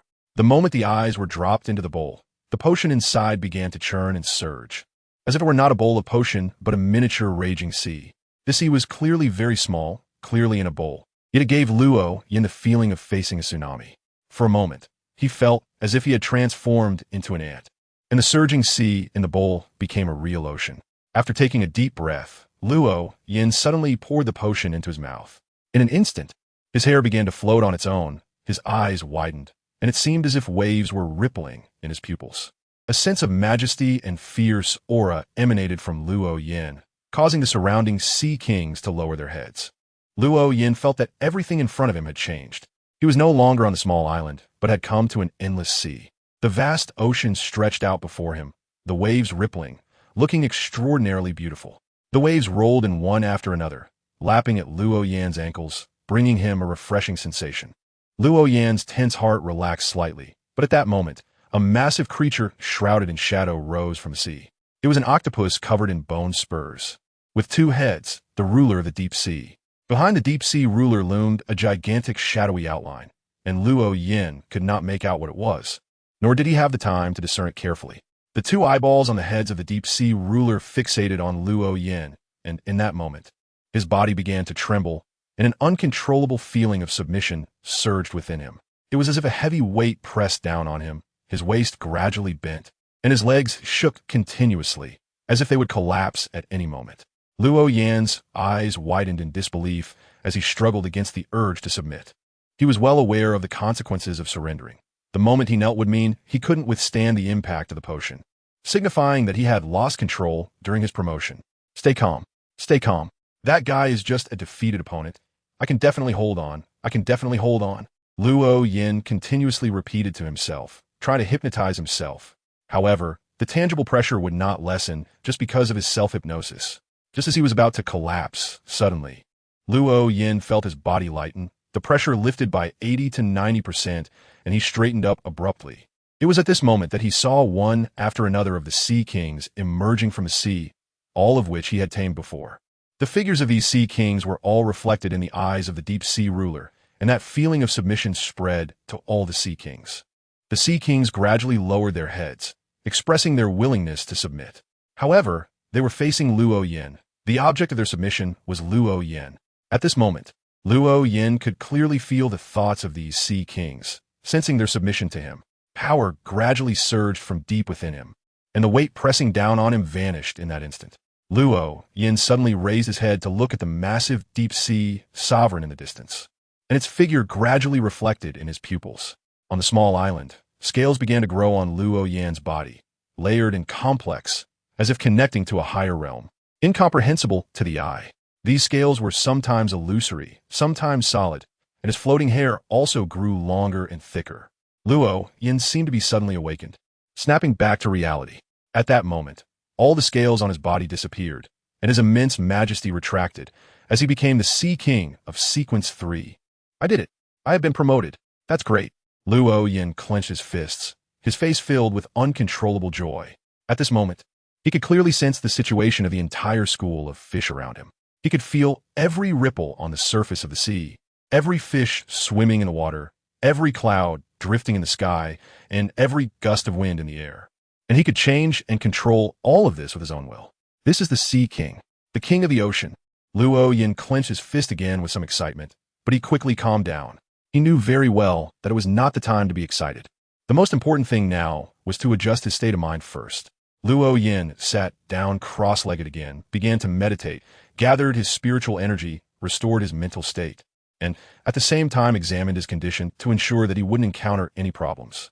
This process lasted several hours, ending late at night. After completing all this, the first thing he did was to release Lei Jio from her hiding place. After all, suddenly locking someone away always requires an explanation, only to find that Lei Jio had already fallen asleep on the ground. Is this cyborg really so sleepy? Luo Yin didn't expect it to be like this, but this actually relieved him. At least he wouldn't have to explain anything. The next morning, Luo Yin was awakened by the sunlight streaming directly into his eyes. At that moment, he was lying on a mass of writhing seawater, which felt like a waterbed, supporting him without getting his clothes wet. As soon as he opened his eyes, Luo Yin saw Lei Jio looking at him with a somewhat strange expression. Without needing to guess, he already knew what the other person was thinking. Clearly, sleeping on water was not something that normally happened. However, he had no intention of explaining anything. Let us go. I've been out for a while. It's time to go back. Hey, as a Germa, I'm really curious about what the Revolutionary Army S-base is like. Lei Jiu teased with a smile. Luo Yin didn't mind this and waved his hand, using the wind to lift both of them and fly towards the Revolutionary Army's base. This flight was faster than any previous ones. In just half a day, they landed on the land of the Revolutionary Army's base. The guards clearly did not expect Luo Yin to appear at this time. However, this did not stop them from quickly running over to salute him. Mr. Luo Yin. Mr. Long instructed that you should see him as soon as you return. All right. Luo Yin nodded and followed the guard with Lei Jiu behind him, walking into a building. Soon, they saw Long sitting at a desk, carefully studying a map. Long lifted his head to glance at Luo Yin, and Lei Jiu at the door nodded, casually rolled up the map and put it away, then stood up and walked to the sofa in front to sit down. Sit, Long said succinctly. Luo Yin nodded and sat down with Lei Jiu opposite Long. Long first looked at Lei Jiu, then shifted his gaze to Luo Yin, and his eyes flickered slightly, but quickly returned to normal. Aren't you going to introduce her? Of course this is. As he spoke, the light in the room suddenly dimmed a bit. Lei Jiu cooperatively took off her hat, and her appearance changed rapidly, soon returning to her original look. Germa? Long looked at Luo Yin with surprise and confusion. Lei Jiu put her hat back on, her face changing again. Luo Yin chuckled lightly and said, "She has already taken the potion. Don't worry, I will keep an eye on her. Germa is not aligned with the world government right now. Germa needs something from me and definitely won't sell information about the Revolutionary Army to the world government. I'm quite confident in this regard." Long's brows gradually furrowed. It was clear that he had heard about Germa's notorious reputation and knew that Germa was a member of the world government with considerable influence among all member countries. So he couldn't feel at ease with a princess from such a nation. Just then, Lei Jiu suddenly covered her mouth and chuckled lightly, then spoke in a flippant tone. "Mr. Long, it seems you don't understand Luo Yan's abilities. I have seen it with my own eyes. He somehow made everyone on Karp's ship unable to reveal their specific location. Whenever they tried to mention it, their voices would disappear, preventing them from seeking help from the Navy headquarters. Help?" Long looked at Luo Yin with a strange expression. He knew that Luo Yin had been with Karp before, but he found it hard to understand the idea of seeking help. In his view, the two sides shouldn't be in conflict. "I don't know about that. How did it turn into a request for help? I just temporarily made their location a secret. Besides, why would they need help?" Luo Yin rolled his eyes at Lei Jiu, who maintained a smile on her face. However, she did not continue the conversation, and their exchange revealed a lot of information, making Long's brow twitch slightly. "You just got back. You must be tired, right? You should go rest." Clearly, Long had intended to discuss something with Luo Yin. However, due to Lei Jiu's presence, he abandoned that idea. That's why, even though he had called Luo Yin over, he ended up saying nothing and wanted him to leave instead. Luo Yin did not comment on this. He simply nodded and got up to leave, heading straight to the accommodation arranged for him by the Revolutionary Army. Although Luo Yin usually preferred to stay on his own ship, it was not here at the moment, seemingly taken away by Shadowly. So he had no choice but to stay in the house. After Luo Yin arranged a room for Lei Jiu, he locked himself in the room. The lights were on in the room, but the illumination was very dim. The light shining down from the ceiling seemed to be covered by a layer of black gauze, preventing the light from shining through. Luo Yin sat on the stool by the table, with a pen and a piece of paper in front of him. The pearl of calamity lay on the table like a plopped glass bead, but at this moment, the pearl was filled with thick black mist, preventing it from reflecting scenes or causing disasters. The devotee of the sea and the sky. Luo Yin picked up the pen and wrote the first paragraph on the paper. After thinking for a moment, he continued writing. "The mentor of the mysterious world, the ruler of marine creatures, the controller of storms and tsunamis, the great Eric Luo Yin." Luo held the paper with the title he had written, looked at the title on the paper, then glanced at the disaster pearl beside him, and finally shook his head, putting the paper down to write again. "The catastrophe that destroys everything, the mentor of the mysterious world, the ruler of marine life, the assistant of the Revolutionary Army, the great Eric Luo." Luo Yin picked up the paper again and glanced at the nearby pearl of catastrophe, nodding in satisfaction. Then he put the paper down and continued writing. "The guardian of the sea and sky, the master of storms and tsunamis, the ruler of marine creatures, the holder of hidden authority, the great Eric Luo Yin." Luo Yin picked up the paper again, his gaze glancing at the ring on his finger, nodding in satisfaction once more. Then, holding the pearl of calamity in one hand and the paper in the other, he got up and left the room. As Luo Yan's foot stepped out of the room, the light in the room returned to normal. "Knock, knock, knock, knock, knock." Luo Yin knocked on the door of the next room, and soon the door was opened by Lei Jiao, who was wearing a shower cap and a pink bathrobe. Looking at the now transformed Lei Jiao, Luo Yin glanced at the shower cap on her head and chuckled softly. Taking a shower in broad daylight? Of course. I haven't showered in several days, Lei Jiao replied nonchalantly, shrugging her shoulders and stepping aside to indicate that Luo Yin could enter the room. Luo Yin didn't say much, striding into the room and sitting down on the low stool. Lei Jiao closed the door and walked over to sit down in the armchair beside Luo Yin. What's the matter? Luo Yin handed 3 pieces of paper with titles to Lei Jiao. Lei Jiao took the paper in her hand and initially didn't think much of it. But when she clearly saw the content written on it, her expression suddenly became strange. Great Eric Luo Yin, what is this? There was no hiding the oddity and teasing in Lei Jiao's tone. Luo Yin's mouth twitched slightly. Even he felt a bit embarrassed now. Ahem. Try reading it out loud. I need it for my mysticism class later. No, what's wrong with you? Did something stimulate you while I was taking a shower? You wrote this for me to read? How could you be so shameless? Anyway, just read it for me. It's very important. Lei Jiao scanned Luo Yan's face and the paper with a doubtful gaze, and finally nodded. All right, how should I read it? Like this. Read it section by section. 5 sections make a group, and pause after finishing a group. Sounds quite ceremonial. Lei Jiao muttered, then began to read. The beloved of the sea and sky, the mentor of the mysterious world, the ruler of marine life, the controller of storms and tsunamis, great Eric Luo Yin. After finishing the titles, a resonant yet clear voice immediately echoed in Luo Yan's ears. He turned his head, and his perspective instantly changed to a bird's-eye view, directly passing through the roof. He saw Lei Jiao inside the room and saw himself. Very good, Luo Yin exclaimed in surprise, startling Lei Jiao with a sudden shout. What's wrong with you? You can't be seriously affected, right? Oh, it's nothing, just continue, you continue. Luo Yin chuckled and gestured for Lei Jiao to continue reading the next set of titles. Lei Jiao forcefully resisted the urge to roll her eyes and, adopting a mindset of comforting a child, began reciting the next group of titles. As the recitation of the titles was completed, a resonant voice echoed in Luo Yan's ears once again.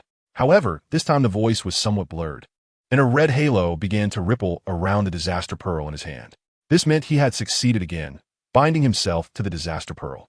This way, he could expand the range of the response, and later, if he used the disaster pearl as promotion material, there would be no need to alter this segment of titles. Great! Luo Yin shouted even more excitedly, and Lei Jiao's hand trembled, almost dropping the paper. Are you really okay? Ahem. Go on, you continue. Luo Yin cleared his throat and forcibly suppressed his embarrassment. Although Lei Jiao looked skeptical, she ultimately didn't say much more and continued reciting. After finishing the 3rd group of titles, the voice echoed in Luo Yan's ears again. But this time, the voice became even more indistinct, even somewhat intermittent, making it difficult to hear clearly. All right, that's enough. Confirming the effect, Luo Yin felt very satisfied. Although the effect of the 3rd group of titles didn't seem very good, it didn't matter much. In fact, he didn't plan to use the 3rd group of titles often. After all, the Pearl of Natural Disasters could be used as his potion materials later. However, the secret ring couldn't be used in that way, and it was still gradually activating. It might really come to life in the future. If he bound his title to the secret ring, he might end up losing part of his anchor, which was something he didn't want to see. So, the great Eric Luo Yin, can you explain this to me now? Lei Jiao handed the paper back to Luo Yin, teasingly asking. Luo Yin chuckled lightly and took the paper. In 3 days, I will start a mysticism course. Then you will know what this is for. I only had you recite it to hear the effect. Hear the effect? Lei Jiao showed a puzzled expression again, clearly not understanding what Luo Yin meant. However, he didn't intend to explain too much, as he had his own motive for having Lei Jiao recite it. After all, Lei Jiao was one of Jelma's people. She couldn't defy Gaji's orders. Gaji was no easy character, and betrayal was always a possibility. Having Lei Jiao recite the title and marking it himself would at least provide some precaution. In any case, you will know when the time comes. I'll be leaving now. Luo Yin casually stuffed the paper with the title into his pocket, stood up, and returned to his room. 3 days later, Luo Yin once again began his lecture on mysticism, but this time it was held outdoors, and there were no restrictions on attendees. Everyone was welcome to listen. Sitting in the front row were Shatali, Rhoda, Lorena, and a few animals. After receiving Luo Yin's message, Rhoda had already gone to Lindbergh to pick up Lorena, and they arrived here right after disembarking. In fact, Luo Yin had specifically waited for Lu Reina to arrive before starting the lecture. While Mitt missed this session due to the distance, this lecture was about ritual magic, which comes in many forms. And this time it focused on the type that requires a supplication. Of course, you might not know whom to pray to, but here you can pray to me. Luo Yin was speaking very seriously, but the listeners below were not very attentive, at least not as much as in previous sessions. The reason was simple. This time Luo Yin was just talking nonstop, at most writing and drawing on the blackboard with chalk, without demonstrating directly like he did when making talismans. The class lasted until the evening, and by the end, only 1/3 of the original attendees remained. However, all the extraordinary individuals stayed until the end, and they were among the more attentive listeners. This class went on for so long mainly because Luo Yin was preparing to leave the next day to find a swordsman for Rhoda. Ah, wait a minute. Seeing Rhoda and his witch girlfriend about to leave, Luo Yin called out, and the two immediately stopped and turned around. Luo Yin stepped forward and handed a folded square piece of paper to the witch. Take this. Tomorrow I will take Rhoda away, but if you encounter any trouble, you can use the methods provided on this. Okay, Mr. Luo Yin. The witch took the paper without opening it. Luo Yin nodded and didn't say much more. The two then left hand in hand, appearing very affectionate. Zayatali didn't know when she had approached Luo Yin's side and gently nudged his waist with her elbow. What? Captain, are you feeling envious? TCH, am I envious of him? What a joke. Luo Yin rolled her eyes and turned to walk towards the ship docked at the port. Shatari and Lurina exchanged glances and quickly followed. Nana, have you finished digesting your potion? Luo Yin did not turn around and casually asked, and Melina immediately nodded. Yes, I have completely digested it. Good. You should rest well tonight. Tomorrow I will give you the potion for Sequence 8. Your Sequence 8 is called Archaeologist, and there happens to be a very excellent archaeologist in the Revolutionary Army, Xia. You can take her there later. Zayatali nodded and chuckled. Captain, are you talking about Robin? That's right, but I don't know if she's working on that right now. If not, you'll have to put in more effort. Your potion hasn't been fully digested yet, so keep her by your side for now. You shouldn't need to send her to Lindbergh for a while. All right. Zayatali nodded again and did not object.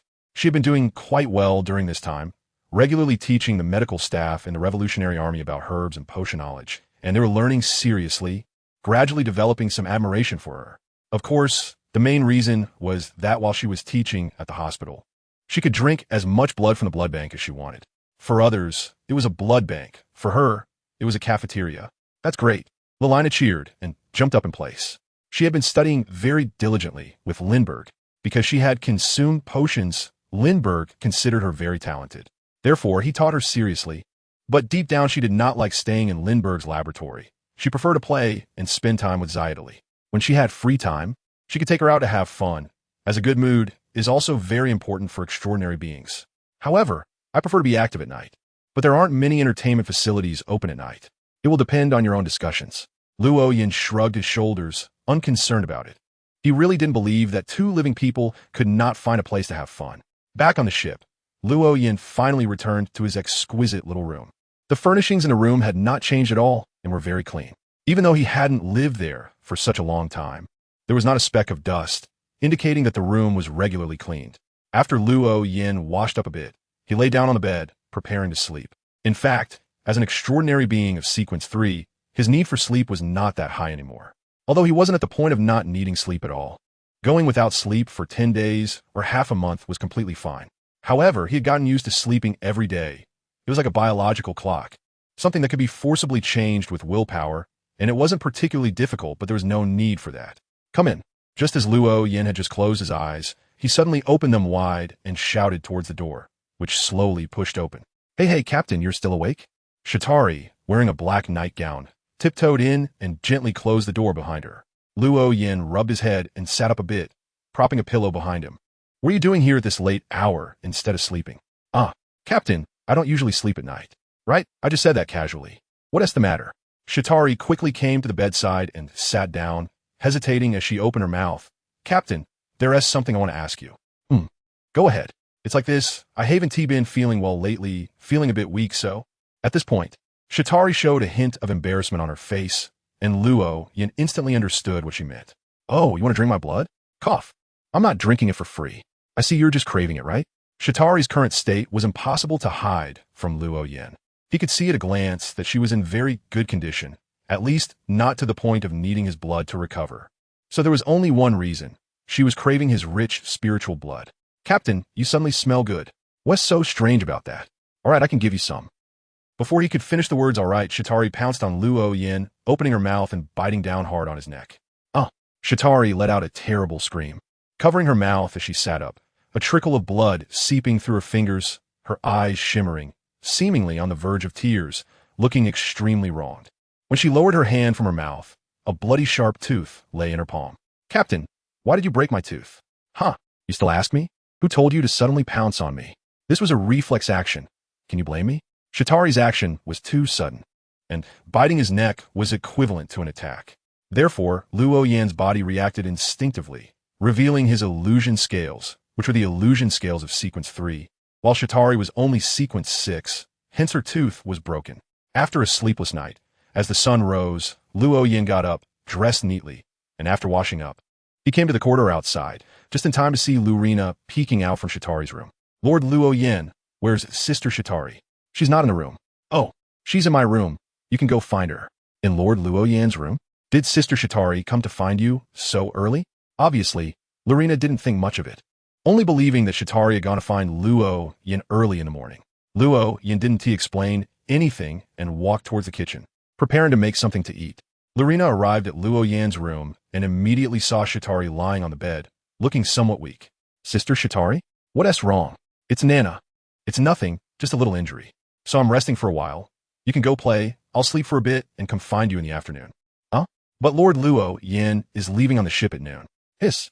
Shatari inhaled sharply, and despite being very reluctant, she still got out of bed. Luo Yan searched the kitchen for a while, but couldn't find any ingredients he was familiar with, so he simply went to the sea and caught a fresh fish. After cleaning and gutting it, he started eating it directly. Although eating it this way wasn't as tasty as when it was cut and served with dipping sauce. It was quite enjoyable. As long as the fish was good, Luo Yan preferred this method. It was not only convenient, but also satisfying. After eating and drinking enough, Luo Yan helped Lalina prepare the potion. Then, under Luo Yan's watchful eye, Lalina took the potion, and the process of her advancement went very smoothly without any turbulence. Once Lalina had gathered her spirit, she and Shatali left the ship. Luo Yan waited on the ship for half an hour, and then Rhoda and Leggio arrived together. Set sail. With a wave of his hand, Luo Yan set the ship in motion, driven by the ocean current. Captain, where are we going? Who's the swordsman you found for me? As soon as the ship left the port, Rhoda eagerly leaned in. Luo Yan chuckled lightly and said, Actually, you have two choices now. One is the former member of the Whitebeard Pirates, the swordsman Vista. I don't have a good relationship with him, but regardless, he owes a favor from the Marineford War, so he shouldn't refuse to teach you. The second option is Zoro, the disciple of the so-called world's greatest swordsman, Mihawk. He surely can't compare to Vista right now. However, the advantage is that you can often spar with him and grow through real combat. Don't rush to give me an answer. You have a day to think about it. Rhoda nodded silently, stroking his chin as he walked aside to ponder. At that moment, Reiju came out of the cabin. Which room should I stay in? It seems there are no extra rooms on this ship. Rhoda, take her to Mite's old room. Mite has a big ship now, so there's no need to reserve a room on this small ship for him. Also, help her tidy up and change the bedding. Still conflicted, Rhoda paused for a moment, looking at Luo Yan and then at Reiju. Suddenly, he thought of something and leaned in closer to Luo Yan, lowering his voice to the minimum. Captain, where did you pick up this beauty? You haven't introduced her to us after all this time. And now you want me to make her bed? No way. What are you thinking? She's a princess, the princess of a nation. I just feel like she probably won't make her own bed. Luo Yan rolled his eyes and interrupted Rhoda's wild guesses. However, this only intensified Rhoda's suspicion, and he even raised his voice. A princess? Captain, you actually brought back a princess? Which family's princess is it? Are you planning to become king in the future? Is that why you're trying to kidnap a princess in advance? Does Xia know about this? Let me tell you, don't be fooled by how obedient and well-behaved Xia seems in front of you. She can be ruthless. If she finds out about this, who knows? One day this princess might end up as a corpse thrown in the trash. Luo Yan couldn't help but twitch the corner of her mouth, and with a kick, she sent Rhoda stumbling back several steps. Get lost. What do you mean by turning? She's here to cooperate with me, even though this is your business. I can't possibly put the princess of a world government member state in the Revolutionary Army's base, can I? Cooperation? How can cooperation lead to a change of national leadership? Bang! With a muffled sound, Rhoda was sent flying off the deck and into the sea. He successfully provoked Luo Yin, and, at the same time, Luo Yin realized that her temper seemed to have become a bit more irritable than before. It was becoming harder to control her emotions in the face of Rhoda's provocation. Rhoda quickly climbed back onto the ship, acting as if nothing had happened, and led Reiju to find their room. 5 days later, Luo Yan's ship approached an island with a castle, the island where Eagle Eye lived. Before even disembarking, Luo Yan saw Zoro fighting a group of monkeys, with the ghost princess Perona floating beside him. In the end, Rhoda chose Zoro. Even though Zoro's strength couldn't compare to Huajin's, his foundation was very solid. And Rhoda himself didn't have much of foundation, so being with Zoro was already enough. As the three of them just disembarked, a ghost quietly emerged from the ground behind Luo Yan. It silently approached her, intending to pass through her body. Suddenly, Luo Yan turned around and pointed her right index finger at the ghost. A ghostly light flickered across the ghost's body, causing it to close its eyes and fall to the ground, sinking into a deep sleep. At the same time, 3 more ghosts emerged from 3 different directions, rushing towards the 3 of them. However, before they could get close, they all collapsed softly to the ground. "Why you? What did you do to my?" Perona's panicked voice came from the air, but before she could finish her sentence, she suddenly showed signs of fatigue. After nodding her head twice, she could no longer hold on and fell asleep, her floating body dropping from the air. However, just before hitting the ground, Luo Yin caught her by the back of her collar.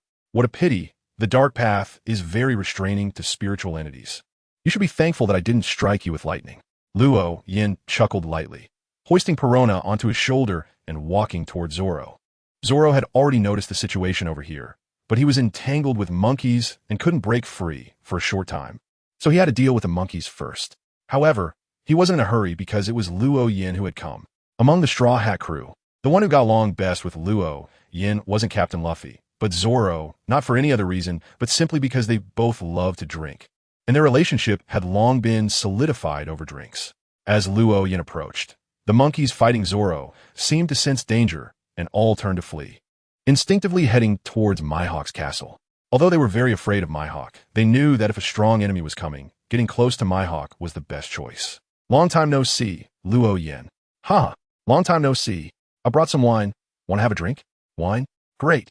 Zoro perked up, his face showing uncontrollable joy. Luo Yin smiled and pointed with his thumb at the ship behind him. "Let's go to the ship. The food and drinks are already prepared." "Ha ha! Let us go." Zoro sheathed his 3 swords, asked nothing, and directly followed Luo Yin to the ship to drink.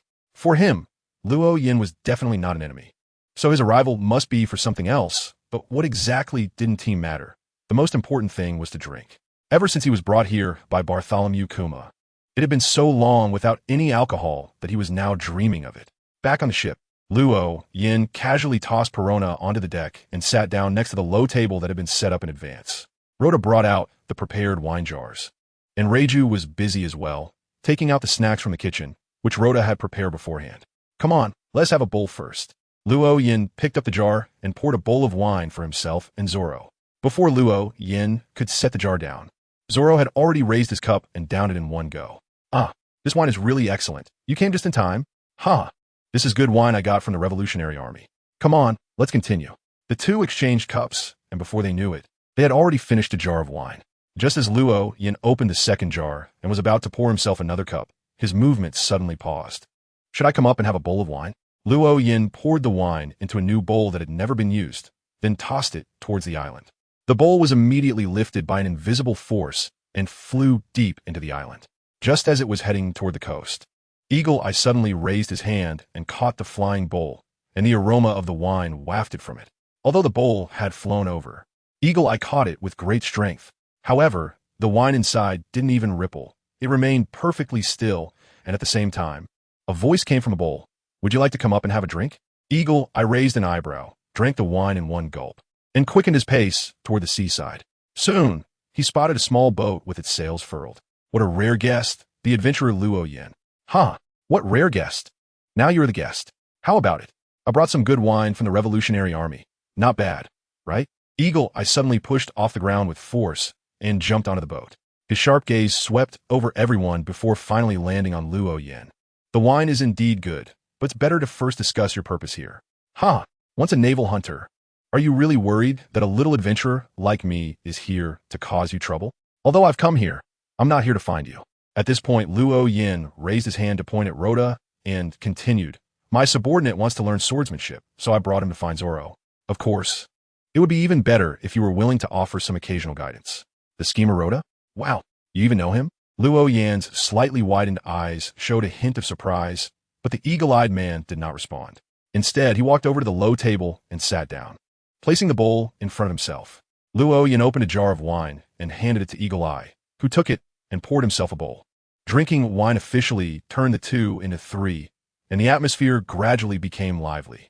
Seeing that the food seemed to be a bit insufficient, Rhoda hurriedly ran to the kitchen to get busy.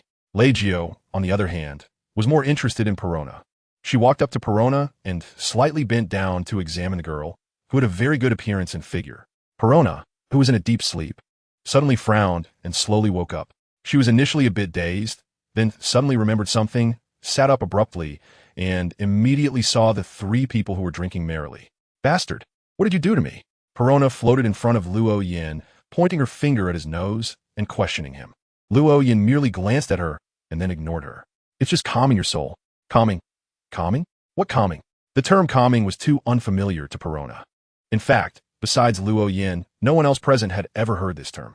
While shoving a piece of meat into his mouth, Luo Yin vaguely explained, "It just means putting the soul to sleep. I didn't kill any of your ghosts, haha.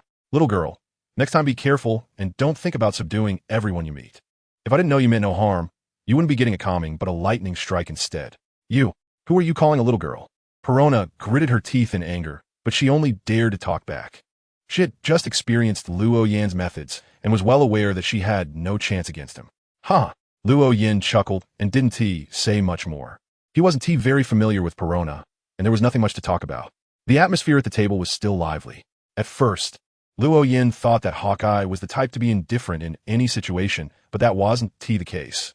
At least at the table, he was quite easygoing. Just when Luo Yin was getting into the spirit of the drinks, his spirituality was suddenly stirred, as if something had happened. However, Luo Yin didn't know exactly what was going on. It was a very subtle reminder, like a gentle breeze brushing against his cheek, indicating that the wind had picked up, but it didn't convey any useful information. Yet Luo Yin knew very well that as a sequence 3, his spirituality couldn't be stirred without reason. Since it had been stirred, something must have happened. Luo Yan's brows gradually furrowed, and the hand holding the wine bowl slowly paused in midair, as if lost in thought. "Huh? What's wrong with you, Luo Yin?" "It's nothing, continue. Luo Yin quickly composed himself and continued to eat and drink. However, everyone could tell that he seemed a bit distracted. The lively atmosphere gradually cooled down, and Luota successfully settled on the island. Luo Yin only left 2 items for Luota. One was a piece shaped like scales, inscribed with a 3-part title spell, and the other was a Reaper's Potion. Luota had already completed the digestion of the Schemer's Potion. Luo Yin initially planned to help Luota conduct the ceremony before leaving. However, due to the previous spiritual disturbance, he felt very uneasy and couldn't wait any longer. He had to rush back immediately to confirm everything for his peace of mind. Nevertheless, he had sealed the potion, ensuring that there would be no issues for 3 months. If after 3 months Luota was still not ready for the ceremony, he could shatter it and recombine it without worrying about waste. The boat slowly left the island, gaining speed, and before long, they were racing through the waters. "You seem anxious?" Even Lugio, who was usually slow to catch on, sensed that something must be wrong and directly asked. Luo Yin nodded, his gaze darkening considerably.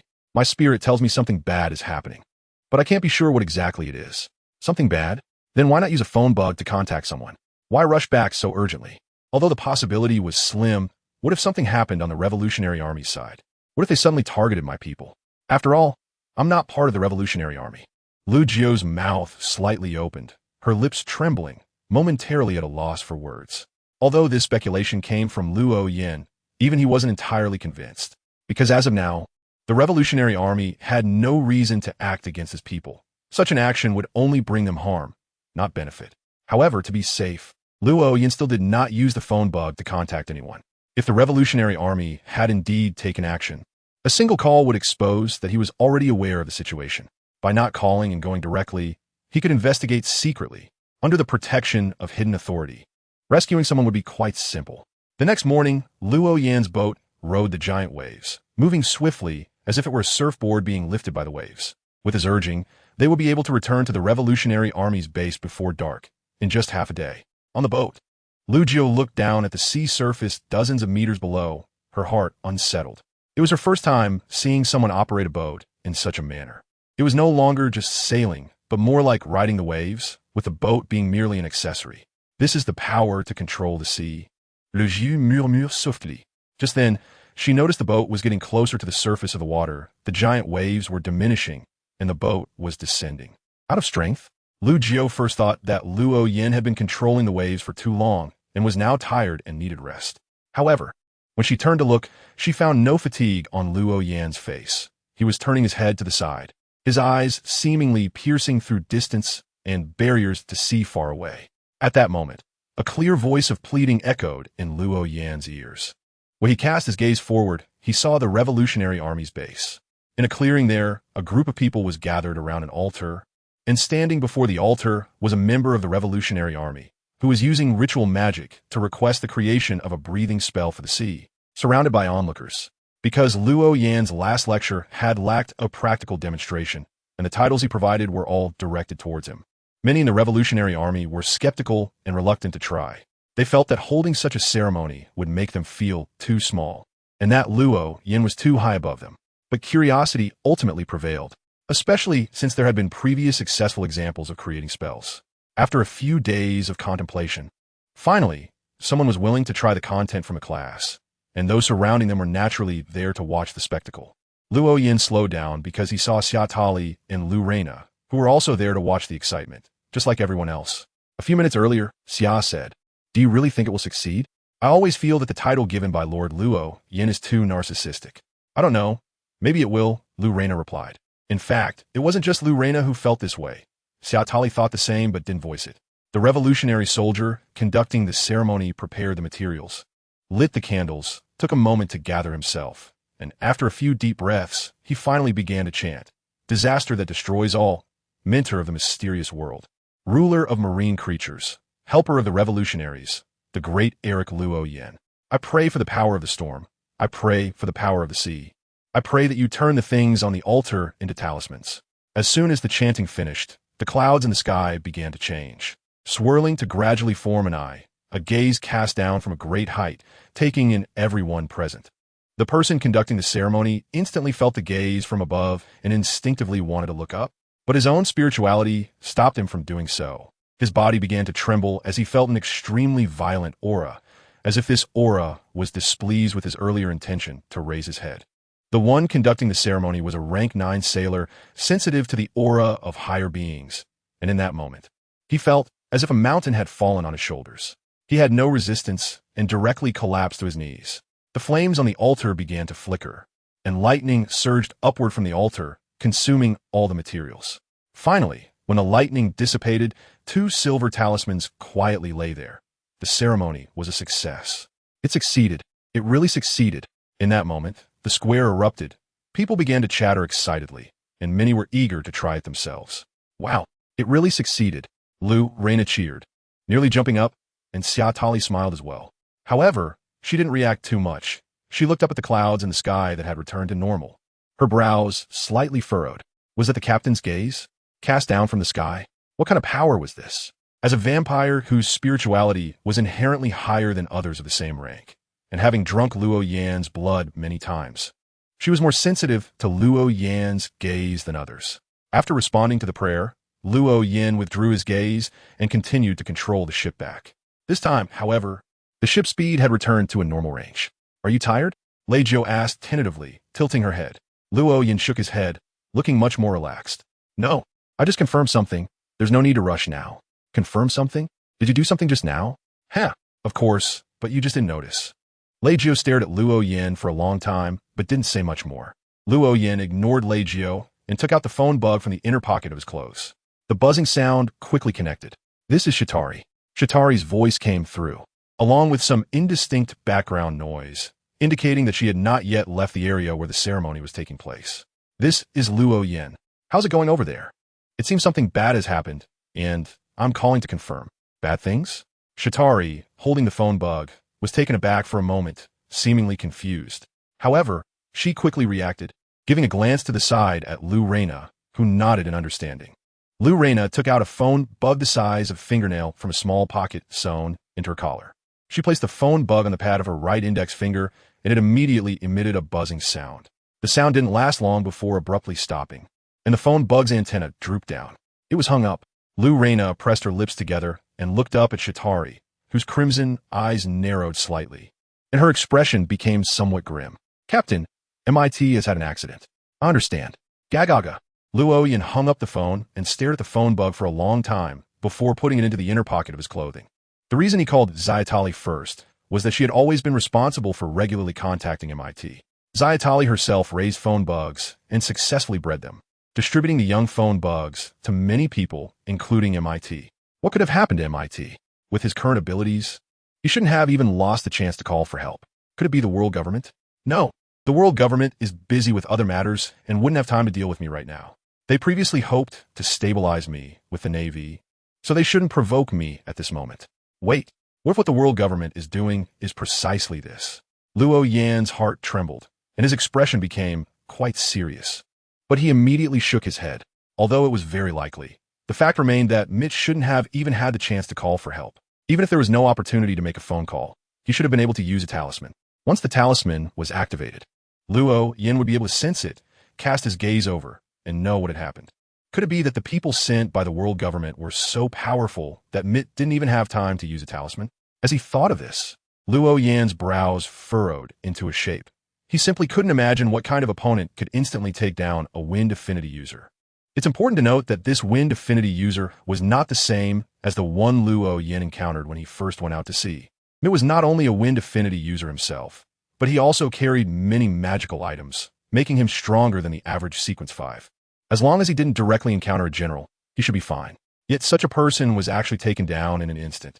Without even having the chance to use a talisman, Luoyin paced back and forth on the deck. The more he walked, the deeper his frown became. Finally, he abruptly stopped and clenched his right hand. In the prison of Cake Island, Mitt was locked in a cage made of books, along with 3 men and 3 women. Katakuri sat on a chair outside the cage, coldly watching Mitt inside. "What's the matter? Are you still unwilling to cooperate?" Mom's patience is very limited. Once she loses it, it will be too late, even if you change your mind. "Huh? You want me to betray the captain?" "Absolutely not. Katakuri, I heard you were a very upright person, but I didn't expect you would resort to such lowly means as a sneak attack, because I saw a bad future. If I hadn't made the sneak attack at that time, then something I didn't want to see would have happened." "Huh? You really are like a charlatan." Mitt sneered at Katakuri's explanation without any regard and mocked him without reservation. Katakuri was not angered by this, as he indeed had done the sneak attack. "The things we found on you made Mom very happy, so you still have some time to consider, but it won't be long." After saying that, Katakuri stood up and left. Mitt stared at Katakuri's back until he completely disappeared. "Captain, what should we do? Are we going to die here?" asked a woman dressed in a tight black leather outfit. Her eyes were filled with an unmistakable fear. She knew very well that she could hardly imagine any way to escape from the grasp of the 4 emperors. Although Mitt's expression was equally grim, there was no trace of fear in his eyes. "There will definitely be a way. The captain will come to save us." "But, Chief, the captain you mentioned probably doesn't even know we've been captured. How can he come to save us? Besides, all your magical items have been taken away." Mitt didn't answer, he just shrank his head and rubbed his chin against the top button of his collar. Outside the castle on Cake Island, Big Mom sat in a tall chair, surrounded by dozens of her children, while a group of homies, endowed with souls, were in the middle. Some were charms, some were knives, some were guns, and some were just pieces of cloth. They had various forms and looked very ordinary. But every move they made Big Mom laugh heartily, because the materials for these homies were all taken from Mitt, and before becoming homies, they were all magical items with extraordinary powers. Maha maha maha. Magical items are indeed magical. If he is willing, I wouldn't mind marrying my daughter to him. So, Katakuri, what's the situation? Big Mom reined in her laughter and turned to the side, where Katakuri was slowly walking over after leaving the prison. Upon hearing Big Mom's question, Katakuri shook his head. "Still the same. That guy is stronger than I imagined." "Maha maha maha. In that case, let us prepare for a tea party. Send an invitation to the adventurer Loyan. I will personally discuss the marriage with him at the tea party." In the prison, after Mitt rubbed his chin against the top button of his collar, an uncontrollable drowsiness surged into his mind. After nodding his head several times, he slowly closed his eyes. He had a dream. In the dream, he stood behind Loyan, watching Loyan writing a set of titles at the table. Although he only glanced at it, that set of titles was deeply imprinted in his mind, impossible to forget. The calamity that destroys everything, the mentor of the mysterious world, the ruler of marine creatures, the collaborator of the Revolutionary Army, the great Eric Loyan. Half awake and half asleep, Mitt recited that set of titles as if in a trance. The clouds above Cake Island began to gather and twist, gradually forming a face. This face's gaze penetrated layers of barriers and saw Mitt in the cage. Mitt felt the gaze from above and suddenly jolted awake. He looked up at the ceiling of the cage, a bitter smile on his face. "Sorry, Captain. I've caused you trouble." The others in the cage exchanged bewildered glances upon hearing this inexplicable statement, worry evident on their faces, followed by a whispering murmur. "What is wrong with the chief? Is he going crazy? Oh no, doesn't that mean we're not far from losing control? If the chief loses control here, we'll be the first to suffer." "No, absolutely not. Eleanor, hurry and comfort the chief. We can't let him lose control here." On the open ground, Big Mom, who had been enjoying the homie's performance, suddenly looked up at the sky. Almost at the same moment, several others also raised their heads. Although Loyan's gaze was not directly aimed at them, they didn't know what the face in the sky was. However, their strong observation Haki still sensed the gaze descending from above, feeling the gaze of an unknown source. "Who is it?" Big Mom suddenly stood up, grabbing the pirate hat on her head, which immediately transformed into a large sword. "Why Goku?" Big Mom swung the large sword at the sky, creating a massive shockwave that scattered the face made of clouds. "Charlotte Linlin." A dignified and angry voice echoed in the air, as if the sea responded to this anger. And the calm sea's surface instantly became violent, crashing against the shore in wave after wave. On the ship, Loyan retracted his side glance, rubbed his temples with his thumb and middle finger, as the gaze he cast was forcibly dispersed, causing a slight shock to his mind. "So it's you. The Four Emperors, Big Mom. Huh, I didn't expect it to be you." Luo Yin never expected that the one who attacked was actually Big Mom. Although he had killed people for Big Mom before, that time he had hidden protection, and he was certain that this matter would never leak out. Therefore, he had not taken sufficient precautions against the Four Emperors or the entire pirate force. As a result, his people were captured, and he was still unaware. Luckily, he had received a spiritual reminder and had given MIT a button specifically for contacting a secret ring at that time. Otherwise, it might have taken a long time just to find out MIT's whereabouts. "What's wrong?" Reigio, who had been quietly observing Luo Yin, couldn't help but ask. Luo Yan's lips curled slightly, revealing a smile with no trace of joy. He had found MIT. "Found him? Where? How did you find him? Weren't you unable to contact him just now?" Reigio was puzzled about how Luo Yin found MIT. She had heard the voice of the snail just now. But Luo Yin did not answer her. Instead, he took out the snail again. "Brew brew, brew brew. Ga. Captain." As soon as the call was connected, Shatari exclaimed anxiously. Luo Yin nodded slightly. "I found MIT. Go tell the Revolutionary Army to find the bird from the Steambird News Agency and also inform them that I'm going to Whole Cake Island to rescue someone." "Whole Cake Island? Captain, are you saying MIT has fallen into the hands of the Four Emperors?" "Yes, he is currently imprisoned in the jail of Whole Cake Island." "Is that so?" Shatari, on her way back, swayed slightly. She had only come to accompany Rurina to watch a play. Planned to go back to sleep after the show, but unexpectedly, this happened. Sister Shatari, Rurina looked at Shatari with some concern. Shatari suddenly snapped back to reality, shook her head, and quickly took Rurina towards the depths of the base. "Hurry, we can't delay." The two hurried into a building where Long was not present. The affairs here were being managed by Sabo's partner, Carla. "Carla," Shatari shouted even before entering the room. Carla, who was organizing documents, paused her movements, looking up at Shatari with some confusion. "Shatari? What's going on? Hurry, contact Long. The captain is going to attack Whole Cake Island." Carla's eyes widened in disbelief, and she doubted whether she had misheard. "What did you say?" "There's no time to explain. Quickly contact Long." Although Carla still didn't know what had happened, she understood the seriousness of the situation and didn't dare to delay. She immediately took out a special anti-eavesdropping snail to call Long. As the voice of Brew came through, the call was quickly connected. "I am Long." The snail opened its mouth to reveal Long's voice. Carla glanced at Shatari, hesitating for a moment before speaking. "Mr. Long, Luo Yin. What happened to Luo Yin?" Carla struggled to explain, but couldn't get the words out. Finally, Shatari, somewhat impatient, snatched the snail. Long, this is Shatari. The captain is preparing to attack Whole Cake Island. The snail fell silent, almost as if stunned, and, after a long while, it finally reacted. Why? Long's voice had turned hoarse. If it weren't for Shatari speaking, he wouldn't even believe such words. After all, that was Whole Cake Island, the territory of the four emperors, a place even the Navy dared not act rashly, because they captured MIT. The captain has confirmed this in his way and is ready to take action to rescue MIT. Stop joking. Long roared into the snail while standing on a cliff covered in green grass, his emotions extremely agitated.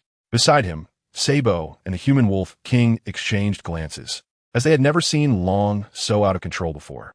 Tell Luo Yin that we absolutely cannot move against the four emperors at this time. This is a crucial period. We cannot let things get complicated. I will go personally. After saying that, Long hung up the call, but even so, he was still panting, the veins on his forehead bulging, clearly very angry. Originally, he had planned to take advantage of the world government being preoccupied to make a big move and deal a significant blow to them. It would have been even better if Luo Yin could lend a hand, but unexpectedly, just as the preliminary deployment was beginning, this incident occurred. Not only was he unable to count on Luo Yin's assistance, but he might also need to divert some forces to deal with the four emperor. Dealing with the four emperor was not something the Revolutionary Army was supposed to do. Under normal circumstances, the Revolutionary Army would not engage in such matters. However, Luo Yin had helped the Revolutionary Army so much before, and now he was in trouble. If the Revolutionary Army did not show some support, it was likely that unfavorable voices about unity would arise within, which was something Long did not want to see. Thus, the Revolutionary Army faced an awkward situation.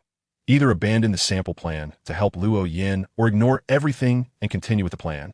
But then they would have to expend great effort to deal with internal discord. No matter how they chose, the Revolutionary Army would lose. However, there was another way that would not cause losses for the Revolutionary Army, which was to dissuade Luo Yin, even if they could just stall him for a while, allowing their side to get things done before turning to deal with the four emperors. That would be the optimal solution. Long, the human wolf king, seeing Long's changing expressions, finally couldn't help but ask. Long took several deep breaths to calm himself down. I need to return immediately. I absolutely cannot let Luo Yin act recklessly. But Long, the Luo Yin boy, is an extraordinary person from the Sailor Path. Think about the changes in those in our Revolutionary Army who drank the Sailor's Potion. Can we really dissuade him? The human wolf king's words made Long's face, which had just slightly calmed down, turn extremely grim again. As they said, it was unlikely they could dissuade him. Initially, Long had not trusted Luo Yin, so he had closely monitored those who had taken a magical potion. They found that those who drank the Sailor and subsequent potions had undergone significant personality changes. They became more impulsive, irritable, and aggressive. And since Luo Yin was also from the Sailor Path, it was easy to guess what kind of personality he would have now. After suffering such a huge loss, how could he be dissuaded by mere words? That bastard. Long couldn't help but curse, not knowing if he was cursing Luo Yin or Big Mom. The human wolf king's expression was also not good. As a high-ranking member of the Revolutionary Army, they were well aware of the awkward situation the Revolutionary Army was facing. How about this? Let's Sabo delay for time, and we will mobilize our core forces to maintain things here. If Sabo really cannot hold on any longer, then let him take the remaining people over to help the Luo Yin boy. Although this might feel unfair to the Luo Yin boy, it is the only way. Long's face was serious as he looked at the human wolf king and then at Sabo, ultimately nodding. All right, Sabo, this matter is up to you. Try to stop Luo Yin as much as possible. Whole Cake Island is not easy to attack. Once we engage in battle with the four emperors, we will be in a very passive position. Yes, Sabo had no objections, immediately saluting seriously and quickly leaving. The situation was tense, and there was no time to waste on idle talk. Inside the Revolutionary Army base, Shatari returned the snail to Carla, and she was not surprised by Long's reaction. After all, she had spent quite some time with the Revolutionary Army and was aware of their style and recent plans. Now was definitely not the time to go to war with the four emperors. Xia, Kala was about to say something when Shadley interrupted. I know what you want to say. Don't worry. The captain won't act recklessly. By the way, he also asked to contact the president of the Steambird newspaper, Morgan's. So you should reach out to him. Contact the Steambird newspaper? Why? Does he want to? Kala widened her eyes in disbelief. Preparing to contact the newspaper before launching an attack on the four emperors? What kind of operation is this? It was obvious he wanted to make a name for himself and was very confident in his own strength. After all, If he contacted the newspaper and ended up getting beaten up or captured, it would be embarrassing on a global scale. I don't know. I'm just following orders. You handle it. Ah, shadowy. I think we don't need to rush this matter. Let's wait until Mr. Long sends someone over. Although Kala was unaware of the subsequent conversation with Long, she was well aware of the current situation and understood that the Revolutionary Army should absolutely not go to war with the four emperors at this time. However, once they called over the newspaper people, it wouldn't be up to them anymore, and she had to stall for time. Otherwise, it could bring significant trouble to the Revolutionary Army. Shadowy nodded, not saying anything more, and turned to leave with Lelina, seemingly unconcerned about what had just happened. Sister Xia, what should we do? Once they reached the main road, Lelina quietly asked. Shadowy smirked slightly and glanced back at the building where Kala was located with a meaningful look. I already secretly had Porter handle it. The Revolutionary Army has its own stance. We can't fully rely on them. So what should we do next? The Revolutionary Army has important actions recently, and if I'm not mistaken, they definitely wouldn't want to provoke the four emperors at this time. They will find a way to stall for time. Let's wait and see the captain's attitude first. Shadowy currently didn't have a better plan either.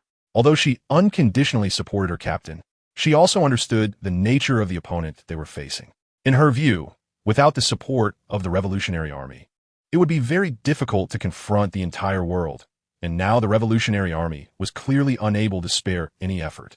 She even hoped that the Revolutionary Army could persuade Luo Yin to delay him, so they could get more support from the Revolutionary Army when it came time to act. However, before confirming her stance in this matter, she needed to know what MIT's current situation was. If MIT was already in a precarious position, she definitely wouldn't stop the captain. Let's go. We need to meet the captain. Shadowy had keenly sensed the gap between her side and the Revolutionary Army, and she was already wary of them. Therefore, under unclear circumstances, she absolutely could not let the captain land here. She needed to intercept him first. Although Lelina didn't think that much, she also didn't question Shadowy. The two quickly arrived at the port, but instead of choosing any ship at the port, they made a wooden raft themselves. Let's go. Shadowy led Lelina onto the raft, and suddenly many dark shadows surged from beneath her feet, propelling the raft forward. Although the speed was not as fast as when Luo Yin controlled the ocean currents, it was much faster than an ordinary ship. On the rooftop of the tallest building on the island, Kala stood watching the two depart, her brows gradually furrowing. More perceptive and cautious than I imagined. This is troublesome. At sea, Luo Yin was sailing the ship back at a normal speed. After confirming MIT's status, he was no longer in such a hurry. Although MIT had fallen into Big Mom's hands, he knew that MIT wouldn't die anytime soon. Now, he needed to wait for a response from the Revolutionary Army, and also for Morgan from the Steambird newspaper to arrive. His decision to contact Morgan's wasn't based on any special plan, but rather a spontaneous intuition. As if inspired in the moment, he felt that contacting Morgan's would lead to a good outcome, so he did it. He seemed completely calm now. Leiji glanced at Luo Yin, who had completely regained his composure, and asked with a light laugh. Luo Yin nodded, a slight smile appearing on his face. I have confirmed the status of my subordinate. Although he is no longer free, he is not in immediate danger to his life. I see. Then what do you plan to do next? Next? Next, I would like you to quietly stay in another place for a while.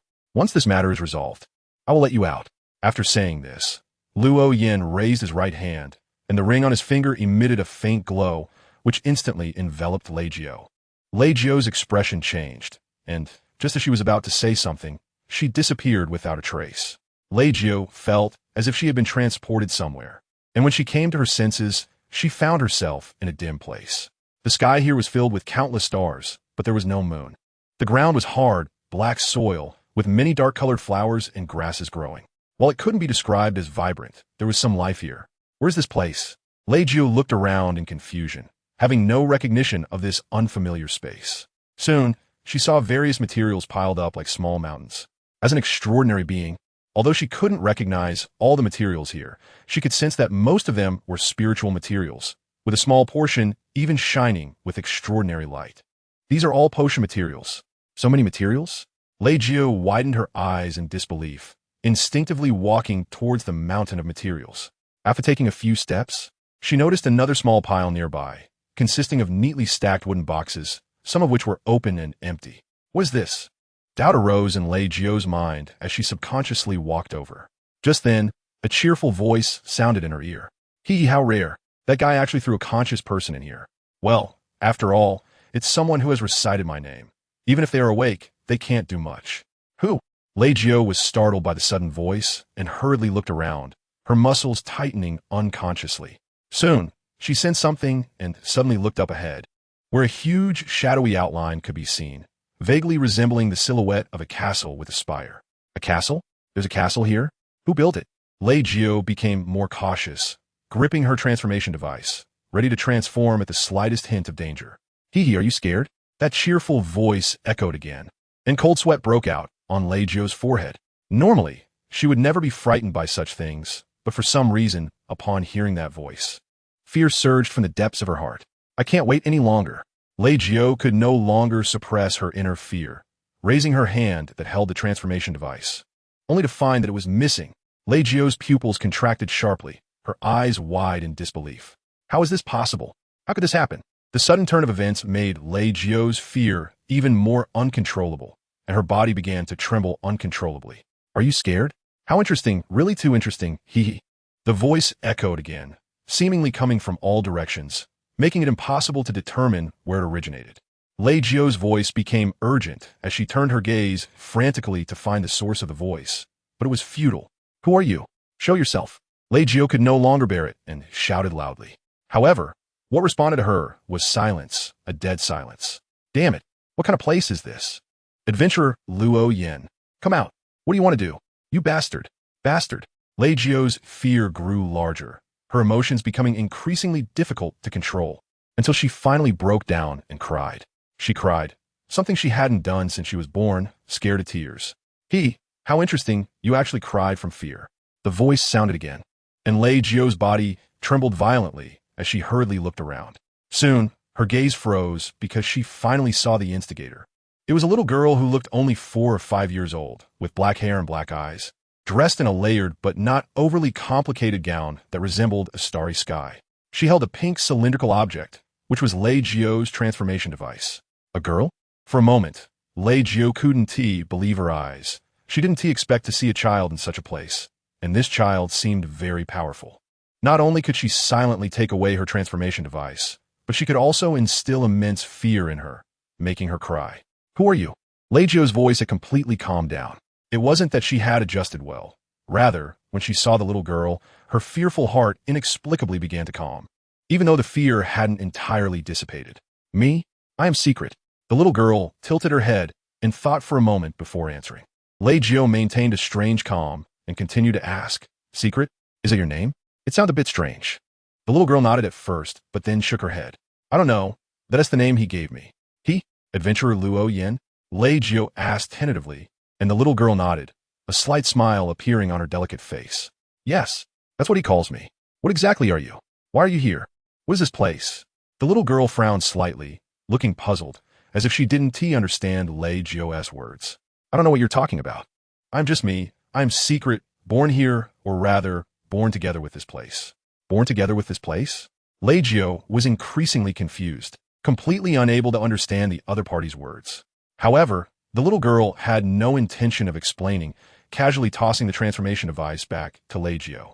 Just stay quiet. If you get hungry, I will tell him to bring something in. Of course, those spiritual materials can also be eaten, but I don't recommend you do that, as it could have considerable risks. Moreover, if you mistakenly consume an extraordinary characteristic, you might go insane on the spot. Go insane on the spot. Lei Jio had been around Luo Yin long enough and understood a lot about mystical knowledge, knowing what extraordinary characteristics were. What exactly is this place? Confirming that the other party had no ill intentions, Lei Jio temporarily set her mind at ease and began to try to gather information. The little girl squinted her eyes and casually waved her hand, causing the surroundings to change instantly into a pavilion with a stone table and 4 stone stools. Sit. Although Lei Jio had some psychological preparation, she was still startled by the other party's casual creation of a pavilion. You can create things so easily? What kind of ability is this? No, I don't have that kind of ability. However, everything here is under my control, so creating a pavilion is quite simple. If you don't mind sleeping on the ground, I can give you a room over there. As she spoke, the little girl pointed toward the shadow of the distant castle. Lei Jio sat down on the stone stool, thought for a moment, and then continued to tentatively ask, Are there others here? Yes, he brought in some people before, but then sent them out again. Only one is left. However, That person has already fallen into a deep sleep, and if no one wakes them, they will continue to sleep like that until life's end. Deep sleep.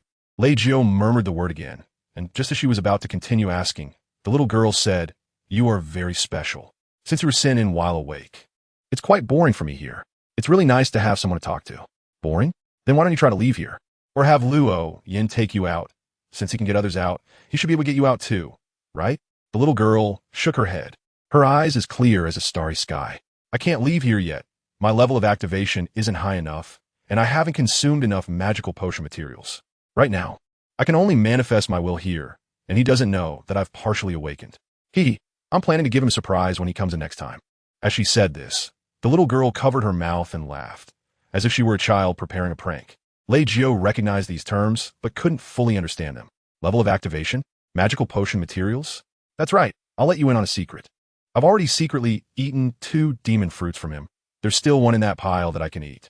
But eating that demon fruit will cause some changes to me. I don't plan to eat it until I have enough anchors.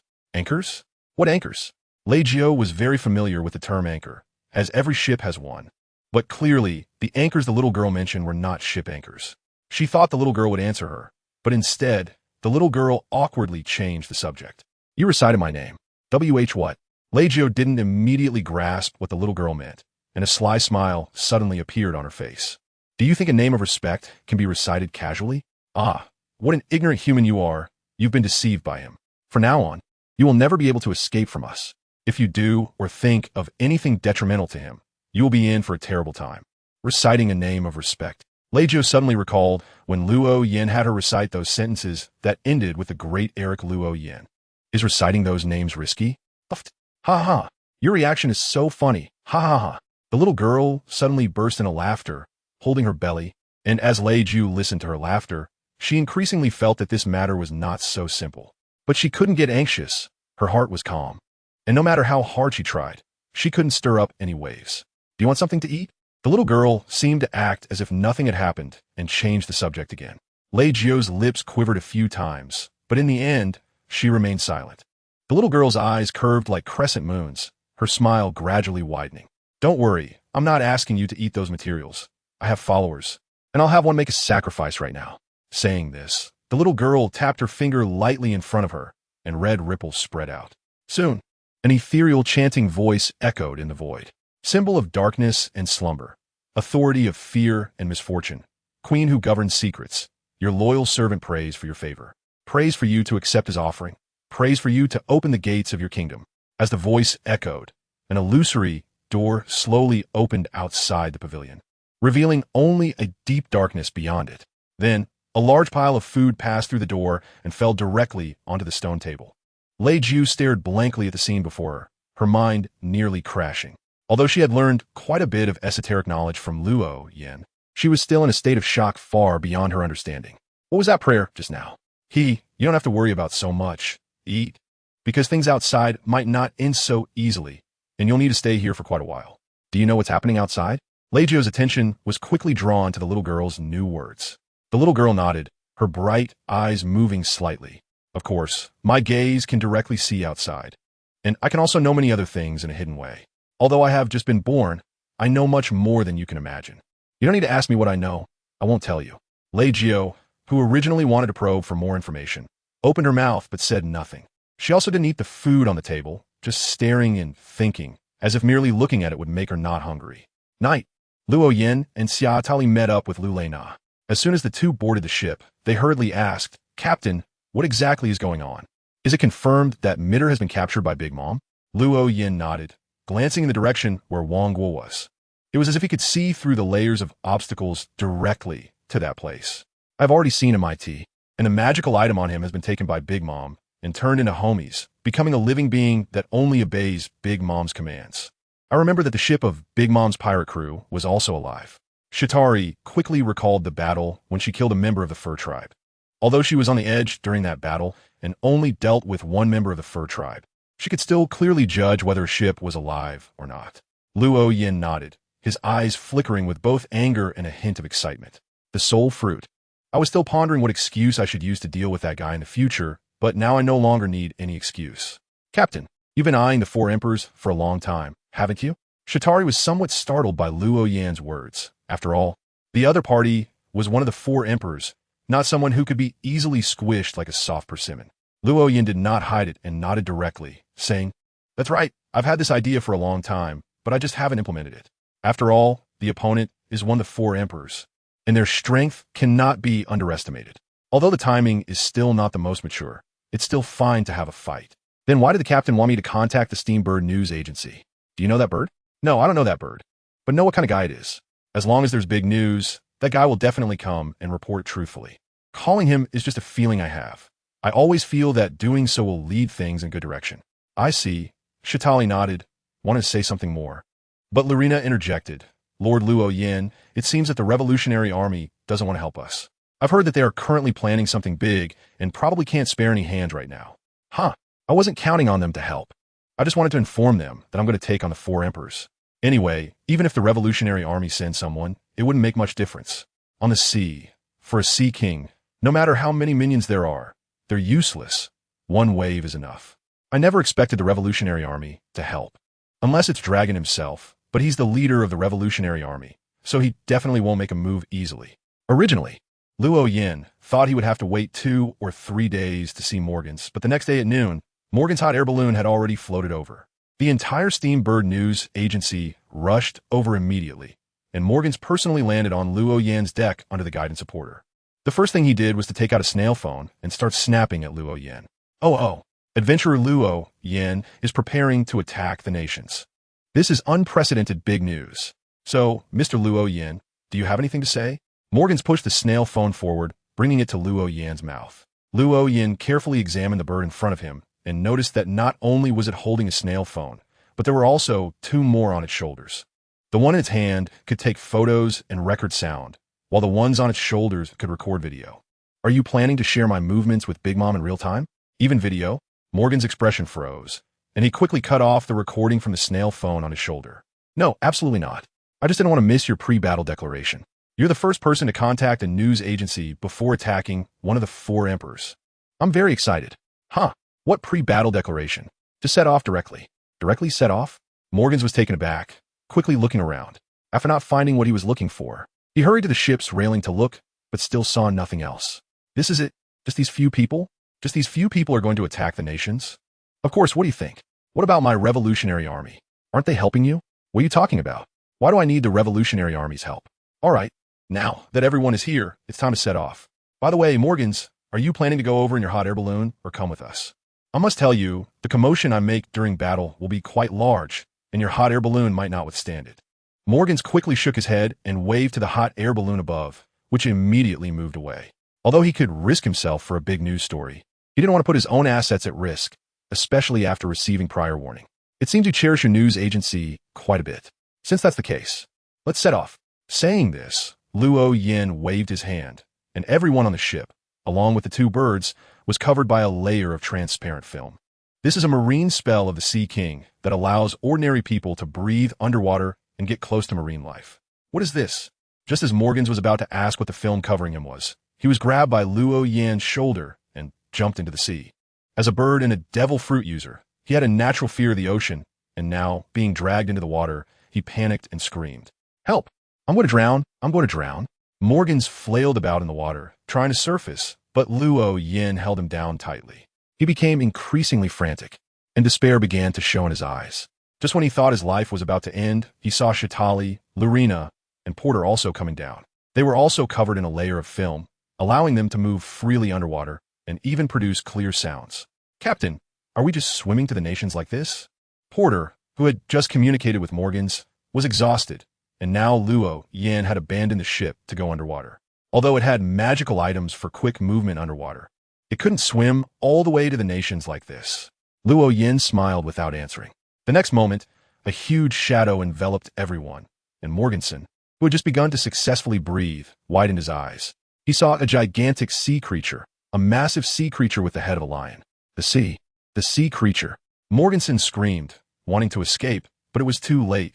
The giant sea creature had already opened its mouth, and everyone was irresistibly swept toward it by the current. Morganson's survival instinct made him paddle frantically. However, it was useless, and as the giant sea creature's mouth closed, Darkness engulfed them all. A golden light, like sunlight, illuminated the entire mouth, and the source of the glow was Potter. Morganson, who had thought he was doomed, felt the sudden warmth of this sunlight and momentarily lost his senses. Was he inside the sea creature's mouth? He hurriedly stood up and looked around, discovering that the space inside was very large, even twice the size of Luo Yan's ship deck, with a height exceeding 4 meters. Even a relatively tall person wouldn't need to bend down.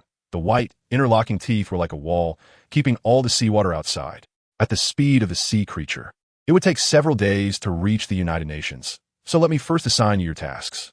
Luo Yan suddenly spoke, and as he did, a layer of eerie light enveloped the 3 people and 1 bird besides Morgan's. Morgan's could only see their mouths moving, but no matter how hard he tried, he couldn't hear what they were saying. What surprised him even more was that when he tried to take a photo with his phone worm, he found that the pictures did not capture these people. Instead, the scenes in the mouths of the Sea Kings were very clearly photographed, but he could not capture the people at all. What was going on? What kind of power was this? Morgans shook the phone worm he was using for photography vigorously, instinctively suspecting that the phone worm was malfunctioning. However, that was not the case. No matter how hard he shook the phone worm, even to the point of making it dizzy, it had no effect. 3 days later, in the world government, Big Mom stood at the dark edge of Cake Island, looking at the completely overcast sky, her expression extremely serious. She could already feel the pressure coming from the sky and the sea. At this moment, it felt as if a pair of eyes was watching her, and this feeling made her very uncomfortable. Adventurer Luo Yan, you really dare to come. Since you're here, don't think about leaving. As one of the 4 emperors, Big Mom had her own pride. She could not tolerate anyone looking down on her. Coupled with the provocation from a few days ago, she was very angry. Initially, she wanted to win over Luo Yan, but now she had changed her mind. She wanted to use strong measures to capture Luo Yan and make him submit. The other members of Big Mom's pirate crew were also on high alert. Although they had full confidence in their mother, they did not dare to underestimate a dangerous figure with a bounty of 1.7 billion. Mom, a tsunami is coming. Katakuri's expression changed, and he shouted urgently. Paraspero, standing beside him, didn't need any reminder. He stepped forward, raising his hands as if lifting something. The ground suddenly cracked open, and syrup gushed out from the fissure, forming a wall dozens of meters high. Boom! Accompanied by a thunderous sound, the overcast sky was torn apart by lightning, and the already restless sea suddenly became violent, with waves crashing repeatedly against Cake Island's coast, quickly covering areas that normally wouldn't be flooded even during high tide. The mermaid Charlotte Pudding broke through the surface of the sea, panicking as she shouted to Big Mom, Mom, Sea Kings. A large number of Sea Kings are coming, and some manatees have also gone missing. Don't panic. The Revolutionary Army isn't making a move. It's just a little brat coming. Big Mom stepped forward, her powerful aura surging from her, instantly chilling the hearts of everyone present, with some of the weaker ones even beginning to tremble. However, this had the desired effect. Everyone calmed down. They had great confidence in their mother. No one believed that a newly risen newcomer could shake this emperor who had dominated the seas for decades. Just as the massive waves appeared in everyone's view, the sky suddenly became violet. Lightning no longer stayed in the clouds, but fell from the sky. Boom! The first bolt of lightning shot straight down toward Big Mom's head, and the storm cloud Zeus floating beside her instantly darkened and expanded, shielding her head. The lightning did not hit Big Mom, but struck Zeus instead, who was not injured. Instead, he seemed to be infused with power, uncontrollably expanding even more. What a powerful lightning strike. The power is surging. Hey, trying to use lightning against me? Zeus, the sky is yours. Yes, Mom. Zeus floated higher into the sky, and the higher he went, the larger his body became, soon expanding to a size that could cover everyone below. Lightning began to flicker within him, as if he could unleash thunder at any moment. However, to his disappointment, no new lightning strikes descended from the sky. Hula, Katakuri's introduction, the combination of potions and fruits. When the mysterious descends upon the sea, the world begins to change. Faith is born. The flames of revolution begin to boil. Pirates submit in fear. The Navy can no longer rule the seas, and the celestial dragons can only tremble.